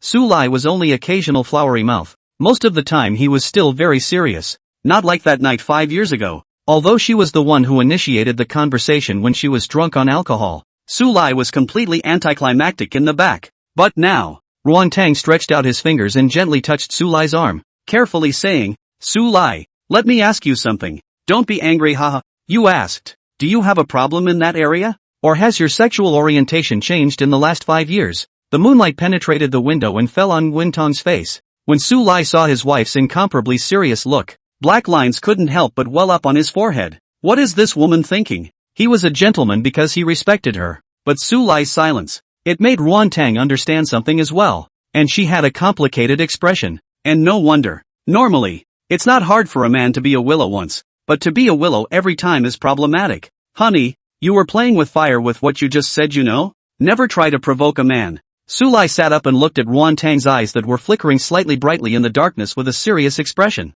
Gwyn said meaningfully, man oh man. Sulai didn't say anything back this time, but responded directly with his actions. He lowered his head for a kiss. West Wing. Ruanlan and Sui lay side by side, listening to the siren Bebe recounting the story of when she became a demon general and killed the 4 directions. Just suddenly I heard what looked like a kick in the window of the east room. When Wantang probed suspiciously, he blurred to see what appeared to be a foot resting on the windowsill. She blushed instantly. Bah! Adults are so unashamed. Sister-in-law. Sui big eyes confused. Still want to ask something. Was Ruanlan a cover quilt? Do not ask. Ask is not no. Sleep. Day 2. Getting up and washing up. Gwynlan took the cup of toothbrush and water and spoke bitterly. Sis, although it's understandable that you and your brother-in-law are alone, but restrain yourself a little. Ee and I are still here. Oh yeah. There's also Bibi. Gwyn. Her face blushed with shame and she glared fiercely at Sulai. This soul. Yesterday's skepticism was proven wrong by Sulai's actions. The duo is almost about to relive the drama that happened the night they first met 5 years ago. On the verge of a triple, Gwyn concedes and begs for mercy. But every time he thought of Sulai's teasing expression at that time, it made Wantang hate to find a crack in the ground. She bit her cherry lip and muttered in a low voice. No man is good. The corner of Sulai's mouth twitched. Be a gentleman and be suspected of sexual orientation. Be proactive. It's no good. Men are too hard too. Sulai could not help but walk to Wantang, whispering, next time I won't let you off the hook. Directly. Well, you know. Bang. Wantang stomped on Sulai hard and said with a leathery smile, there won't be a next time. A simple breakfast. A group of 4 headed for the hills. White Mountains. The village graveyard hill. Many local villagers are buried here when they die. But of course burials are now banned. It was 7 times around the hill before he came to a grave. And near this grave, there were a number of other graves. This is Grandma's grave. And over here is Grandma's father's grave with her mother. Wantang said, taking out the paper money and candles and putting them down. Looking a bit dazed. Again, she brought Ee down on her knees to kowtow, and murmured, Grandma, I've brought my daughter to see you. The worship service was uncomplicated but dull. Let's go wait off to the side and let my sister talk to Grandma alone. Ruanlan couldn't help but sigh softly when she saw Wantang's red eyes. Aha! After lighting 3 sticks of incense, Sulai stood not far away holding Ee's hand. Daddy, isn't it true that all people will die? Sui suddenly raised her little face and asked. Sulai nodded heavily. Yes, not only people. As long as it's life, there will be a day of death. Then Daddy and Mama will be. In the future too. Sui grasped Sulai's hand hard. But her voice became small. Will you leave Ee too? Sulai was silent for a little while. Instead of choosing to deceive his daughter, he crouched down and said, yes, but Ee doesn't need to be sentimental. Death is the beginning of another life. I don't want daddy to leave with mama. Sui shook her head and said with hidden tears flashing in her eyes. Sulai rubbed his daughter's hair and smiled without saying anything. People live one life. The grass is greener. Even if one became a cultivator and stepped onto the cultivation path to achieve the emperor realm, it was impossible to live forever. It was just a matter of living longer. But, when you get to the end of the road and look back and there is no one around you, there are no words to describe the loneliness. Remember that being buried in the dirt is not death, and that the real death comes the day you are forgotten by everyone. Ruanlan rang back to her childhood being cared for by her grandmother and tried to keep the tears from falling as she continued. So you have to try to keep the people and things you like in your mind as you greet the sunrise every morning. That way, you won't forget and they won't die. They'll live on in your heart. A lot of books are hard to find anymore, so read them and cherish them. Chapter 171, The Fault in Time. Keep it in your mind? Auntie's words made Sui seem to understand. Ruanlan touched Yi's head, although her niece was very smart, but after all, she was only a 5-year-old. She didn't say anything else, she just sighed long and hard. If you can, Ruanlan would like Yui to never understand that. Life and death are too cruel once you think about it in detail. Ruantang knelt in front of his grandmother's grave and softly whispered, "Grandma, you used to love grapes, don't leave them to me secretly this time, eat them all. And I'll bring them back to you next year at the Qingming festival." Yi is sweet and obedient and well-behaved, but a bit of a picky eater, only likes meat. You always say that I'm too kind and worry that I'll meet a bad boy, but you really guessed it. Sulai is a big bad guy, but his cooking is especially good, with the flavor of home. I now live in Begonia Hill, not the villa at the foot of the hill that we used to look at, but Begonia Court at the top of the hill, overlooking the whole of East China Sea City, with an especially good view. Ruantang talked about her family, her company, her life, and how she had changed in the past 6 months. Sweet and sour, bitter and salty. Nguyen ended up talking about Sulai again. She whispered, "Grandma, what do you think of Sulai?" Naturally no one replied, but Ruantang listened to the whimpering of the wind on the mountain and lowered his head to murmur, "You clearly said that you would personally watch out for me." 2 lines of tears cut silently across his cheeks. At Nguyen's house, Grandma was the only person who genuinely loved Nguyen, but unfortunately, the shortness was always immensely beautiful. "Ma, don't be sad." Yi trotted over and wiped the teardrops from her mother's face with immense heartache. Under the emotional infection, the little girl was also a little teary-eyed. "Silly girl, Mommy, this is not sadness." Ruantang tenderly shook her head. "But Mama cried," Sui said in a glutinous manner. "Isn't crying just sad?" Ruantang scratched his daughter's nose and broke into a smile. "You couldn't hide this from you? Yi is too smart. Hey, alright, let's go home and come back to see your maternal great-grandmother during the Qingming festival." Ruantang got up and said, "Aha." Sui waved her fleshy little hand and said in a good-natured manner, "Bye great-grandmother." On the way down, Yi and Ruanlan walked at the front, and Ruantang looked back at the name on the tombstone for a long time without words. Sulai held her hand and said softly, "Life is not the starting point, and death is not the end point. Grandma is alive in heaven, and she definitely doesn't want you to be too sad. My grandmother says she doesn't like you." Nguyen said. "Sulai? I watched her walk across the bridge of forgetfulness and then reincarnate. When did she ever say that?" I asked Grandma. "Can't you see the leaves are shaking their heads?" "Girl, that's the wind blowing." Sulai knew that his wife was probably still angry about yesterday's incident. He couldn't help but laugh bitterly. "You can't blame me for what happened yesterday." Ruantang's beautiful eyes raised. "You mean you blame me?" "Don't blame you either." Ruantang was stunned. "It's not your fault. It's not my fault. So whose fault is it?" Sulai said with a straight face. "It must be the hour's fault." Ruantang nodded silently. The two had a tacit understanding not to mention the matter again. Sort of turning the page. Just thinking about all the things that happened yesterday, Ruantang couldn't help but cover her face. It was just too embarrassing. The only thing to be thankful for. Not all of the drama from the night we first met 5 years ago has repeated itself. Leave the village. On the way home, Nguyen, the co-pilot, leaned against the car window and was reticent for a long time. When she returned to Donghai City in the afternoon, Ruantang went straight to work at the company, which had a lot of orders recently and needed her to review them one by one.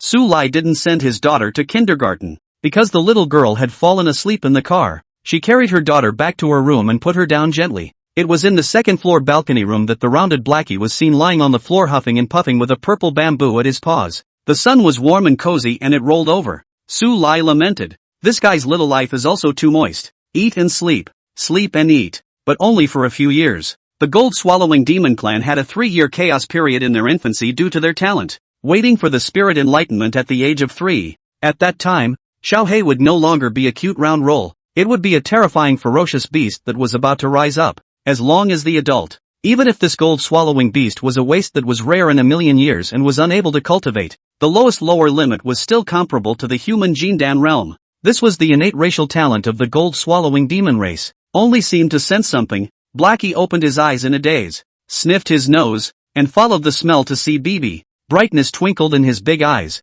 and he pounced over to the bear paw with a happy, unbelievable stride. And although the conch girl sensed that bad, the color changed greatly between the legs to run, but still be pounced on the ground. Bibi panicked and kept pushing against the huge claw. No wow, get away from me, don't touch me, boing boing. Blackie barked, held the conch, and began to instigate. Bibi was so angry that she was shaking, but she was still helpless to break free. A shaky and stuttering voice came, help, help, help, help. Hear the cry for help. Sulai pinched Xiaohei's neck and threw it into the hot spring pool in the backyard, and then picked up the conch shell that was full of saliva. All that could be seen was a beautifully dressed Cheongsam, dripping wet, sliding out of her shell with a playful look on her face. The eyes lost their highlights, not to mention the wetness in the corners of her eyes, and I don't know if it was the saliva of the gold-swallowing beast or her tears. It looked pathetic. It's also extraordinarily heartbreaking. This is not the first time. Since when did it become this black and white round doll? Bebe lost his mind and carried his shell.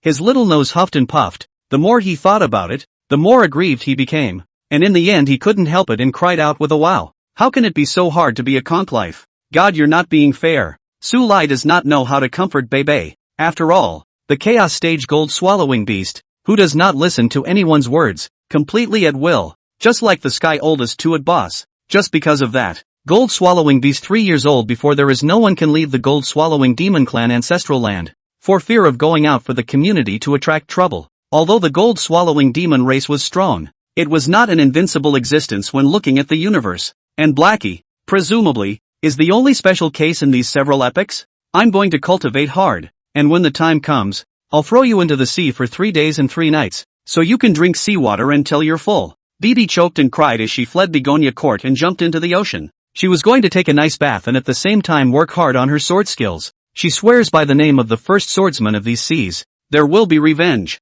30 years east of the sea, 30 years west of the sea, do not deceive the conch poor. A lot of books are hard to find anymore, so read them and cherish them. Chapter 172, Because I Want to. After Siren Bibi jumped into the ocean and cleaned her shells, she headed straight for Sea City again. After all, the sword had curled its edge and needed to be reforged for her by the best weapon masters within the Sea City. But the ghost passed by the Sea City did not enter, but continued on to the Forbidden Mountain. With the 8 gifted Demon King being destroyed by Sulai with a single finger, the sirens of the Sakura country had completely dispersed, wanting to flee back to the territory that belonged to them. But all of them were killed by Yuan Man. This Demon King of the Sea City Lord naturally wanted to sell Sulai a favor. In the world of the demon race, the strongest are honored. This is why Yuan Man wanted to attach himself to Sulai before, even though he was unceremoniously rejected by the other party. After sensing the familiar aura, Yuan Man narrowed his narrow eyes and looked towards Bebe, who stood in the distant sea and looked distantly. Yuan Man let out a light laugh and his figure flashed to the other party's side. Bibi gripped his sword warily. After seeing that it was Yuan Man, he silently loosened the hilt of his sword again. Yuan Man said softly, Bebe, with your strength, you should get a better sword. Are you interested in continuing to be a demon general? Demon King, I have dropped my soul blood to recognize my master. Bibi calmly said, the demon race is only loyal to one master. You should understand that. Yuan Man doesn't regret it. Instead his eyes burned and said, is it Sulai? His daughter, an ordinary person. Yuan Man froze. Although Sulai was very strong, but with Bebe's strength with that notorious high-mindedness, it wouldn't be so bad as to recognize his master to an ordinary human. She's a lot like her. These 4 words, Bibi failed to say, because even the Demon King didn't know about the Dragon Princess Azzy. It's a secret that Bibi has kept close to his heart. Yuan Man didn't think much about it, but continued to ask, Bebe, what realm is Sulai in? The peak of the Divine Gate, or higher? I don't know. Bibi shook her head. She really didn't know. But no matter how one thinks about it, I'm afraid that Sulai, who was able to destroy the 8 gifted Demon King with a single finger, would have to start at the peak of the Divine Sect at the lowest level of his realm. It is said that the peak of the Divine Gate of the human race is the end. And the Demon King realm of the demon race is the end. If there really is a higher realm, Yuan Man can't help but breathe heavily. Rumble. At this point, in the distance, the Forbidden Mountains' forbidden land barrier opened up and a huge crack appeared, from which quite a few figures quickly flashed out. There are humans. There are also sirens. Yuan Man and Bei Bei did not hesitate and flew off at the same time. 10 people went in, 20 sirens, and now only a fewer than 13 walk out alive. But compared to previous years when only 3 or 5 could walk out alive, it was already a huge breakthrough. Sure, at this time, Yuan Man does not know that there were few survivors in previous years because of the existence of the Black Hand behind the scene, the Phantom Beast, not to mention that the other party has been eaten by Su Lai, Demon King, a great harvest. A sea demon knelt down on one knee to Yuan Man and said with excitement, 19 spirit plants, among which there are 3 transformation grasses. Transformer grass. It was very chicken ribs for demonic beasts that could transform into forms at the Great Demon Realm, but for all demonic beasts below the Great Demon Realm, it was a treasure. Even in Hai Chang, which is under the jurisdiction of Yuan Man, there are only 2 plants in stock. Still, the last 2 centuries entered the Forbidden Mountains' forbidden land and found it at the cost of losing a large number of demon clans' heavenly pride. It's a pity that the Sakura country sirens and humans have obtained more heavenly treasures, including a sea moonflower. Sea moonflower. A spirit plant that grows in the depths of the ocean, with no roots and only 3 different colored leaves articulated together. It takes 3,000 years for one to be born. Unlike other heavenly materials and earthly treasures that were all used to prolong life, increase realms or refine pills, the sea moonflower can only be used to refine weapons. By adding a petal when refining a weapon, the weapon will possess a terrifying toughness and have a great probability of being upgraded in grade. Even Yuan Man as a demon king has never seen it before. He has only heard about it. At this moment, listening to the words of the demon generals under her command, Yuan Man's heart suddenly stirred, and she couldn't help but have the corners of her mouth curved up slightly. It was killing intent. The other side, the 4 sirens of the Cherry Blossom Kingdom looked around. Not only was the master not there, even the rest of their kind had disappeared. A wisp of doubt couldn't help but rise in their hearts. At that moment, Yuan Man's delicate voice came out. Leave the stuff behind.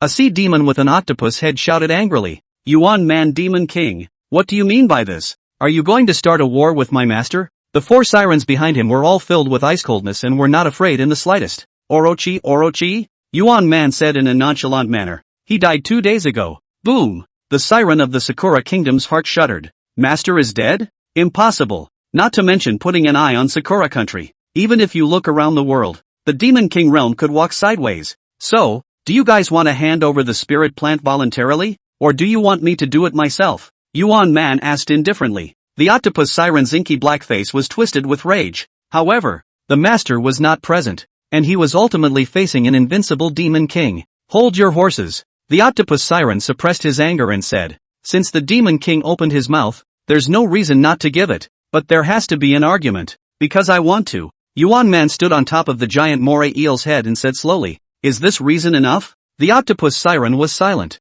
leaving the 19 spirit plants that he had found at the same time, and then escaping into the seawater. They're going back home. Find the master and avenge today. Yuan Man murmured. You still want to leave when you're in my territory? It's impossible to leave. She waved her hands seemingly casually. The sea was suddenly choppy, and terrifying realm pressure and angry hissing sounds came from the sea, but it gradually calmed down after less than half an hour. Just floating on the surface of the sea were several sections of sirens' limbs, but they were all sirens of the Sakura country, and among them was a huge octopus head. This, 4 more humans hovered in the air further away. Although they were bruised and their clothes were torn, their eyes were shocked at the moment, especially the leader, Ji Qingshan. The 3 forces were clearly very friendly before. Why this time? Ji Qingshan protected the spirit plant he had found in his arms and said in a deep voice, Demon King, what do you mean by this? It doesn't mean anything. Yuan Man smiled and waved. I'll see you in the next 100 years. But of course, you probably won't live to see that time. Yuan Man leaves with his demon generals, leaving the 4 of them, Ji Qingshan, looking at each other in disbelief. They didn't dare to hesitate and flew away from this place.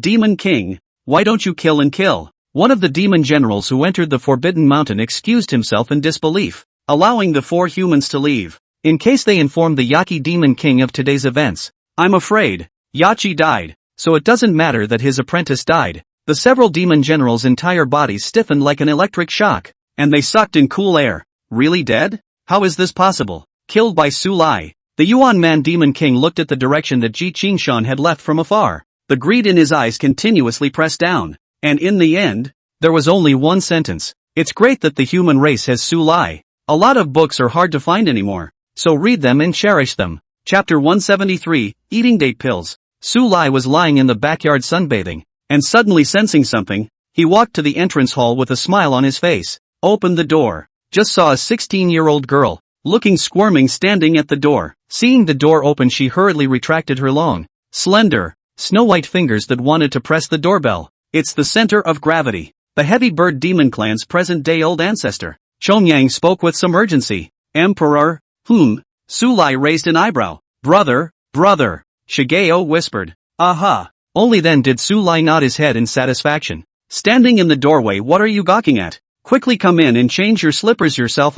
Shigeo came into the living room. Su Lai laughed. When you left last time, Ruan Lan was still regretting it, saying that you had arranged to eat crayfish together. Nah. Shigeo responded excitedly, scratching his head again with some embarrassment. Busy with clan things. She then somewhat wanted to come to earth, mainly because Ruan Lan had said last time that crayfish was one of the most delicious late-night snacks in China. The heavy bright bird demon race had always eaten their prey raw, and were naturally biased towards the delicate food of humans at first. But after eating it, naturally, I liked it. Just when she came to earth and stood at the door, she had some hesitation, but she didn't expect Su Lai to take the initiative to open the door. Treat this as your own home. Next time you're so formal, beware of getting beaten. Su Lai joked. Chongyang's small face reddened and she waved her pink fist again. Then I'll tell my sister-in-law to go. Su Lai. Gotta. Shigeo and Ruan Lan have only known each other for a long time. He has not learned anything else, but he has learned a great deal about the art of tattletale. Shigeo sat on the couch and froze when he saw a round roll crawling out of the backyard with a cute,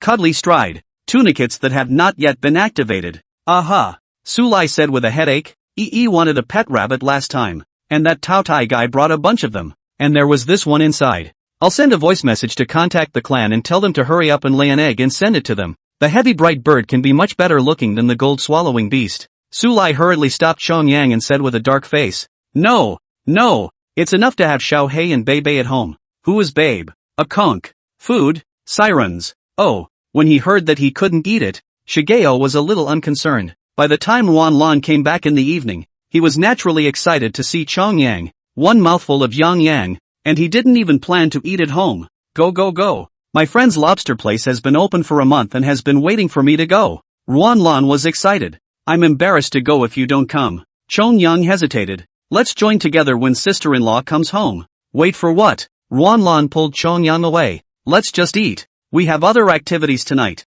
My sister will beat us up if she finds out. What event? Shigeo was confused. Ruan Lan hemmed and hawed. I can't say. You'll know when the time comes. No yellowing, haha, Su Lai solemnly said. Slightly. Ruan Lan made a face at her cheap brother-in-law and went down the mountain with Chongyang. Yui slept until 6 p.m. when she woke up, and Ruan Tang just happened to come back from work. Su Lai made noodles for his wife and children, and made a few meat dishes, and it was already 8 o'clock in the evening after the wine and food. Ruan Tang was lying on the sofa, hugging Su Yi and watching TV. She glanced at the time and worried. Should we call and ask where the Ruan Lan girls are? No need. Su Lai shook his head. With Chongyang around, it was impossible for anyone to harm the two daughters without the quasi-emperor coming out. I am worried that Ruan Lan is bringing down Chongyang. Ruan Tang said worriedly. Then let's go together when Yi is asleep. Su Lai said. Aha. It was a wait until after 10 p.m. Covering his daughter with a blanket, Ruan Tang called Ruan Lan and quickly changed his expression slightly.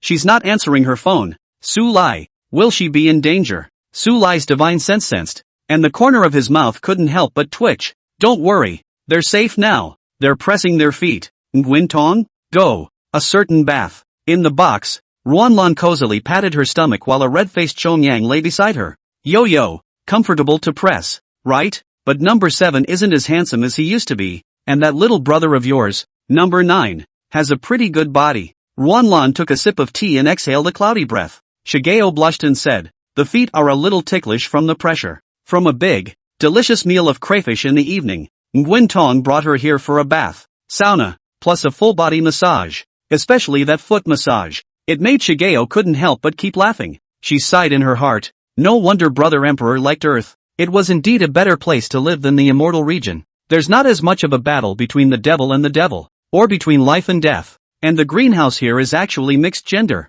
Unlike Fairyland, which is for male or female clients separately. Though Wanlan kept correcting Chongyang that this was not a greenhouse, but was called bathing. I've decided, Shigeo said happily. I'm going to buy a house here and come on vacation a few times a year from now on. Wanlan was stunned. Buying a house? East China Sea housing prices are quite expensive. Chongyang carefully said. How expensive? What about the one at the foot of Begonia Hill? I want to be your neighbor. A square meter in the city is 50 to 60,000, I think, and the foot of Begonia Hill is all a villa area, starting at 50 million. Chongyang muffled. Forget it, don't buy it. The evening had started with dinner, and although she hadn't paid the bill, she had seen the bill, and all sorts of nonsense had added up to only $1,000. How long do we have to save up $50 million? How many good food can you eat with so much money? Central. Actually, you're just like me. Just stay at my brother-in-law's house. Ruanlan patted Chongyang's shoulder and smiled. When the time comes to play games and watch anime and eat late-night snacks, I'll have company. Chongyang pondered seriously, and eventually, between looking at each other with Ruanlan, they simultaneously hemmed and hawed, seemingly reaching some sort of consensus. It was only that Chongyang suddenly had a small face. It's a pity that there's no internet connection there at my house, or else I could play games with you every day. Central, where do you live? I have a classmate whose home happens to be doing this, so I can connect you anywhere in the world. Ruanlan patted his chest. Really? Chongyang leaped up. Not at all like a 70,000-year-old demon ancestor. That has to be. Erasure, you're so sweet. Su Lai, whose divine sense sensed this scene, couldn't help but blacken his face and step on the gas pedal to accelerate. This evil trend should never be spread to the immortal realm. When the time comes, every house pulls in the internet cable and connects to Wi-Fi. The disciples of all the major demon races and Taoist systems no longer closed their doors and practiced hard, but stayed at home and played games. Cultivators also stopped talking about cultivation amongst themselves, much less spending decades pondering over techniques and moves. Instead, opening their mouths to roti heroin katoke and closing their mouths to earthly delicious roasted leg of lamb. This image made Su Lai's eyes go black just thinking about it. Sooner or later, the immortal realm will be finished. A lot of books are hard to find anymore, so read them and cherish them.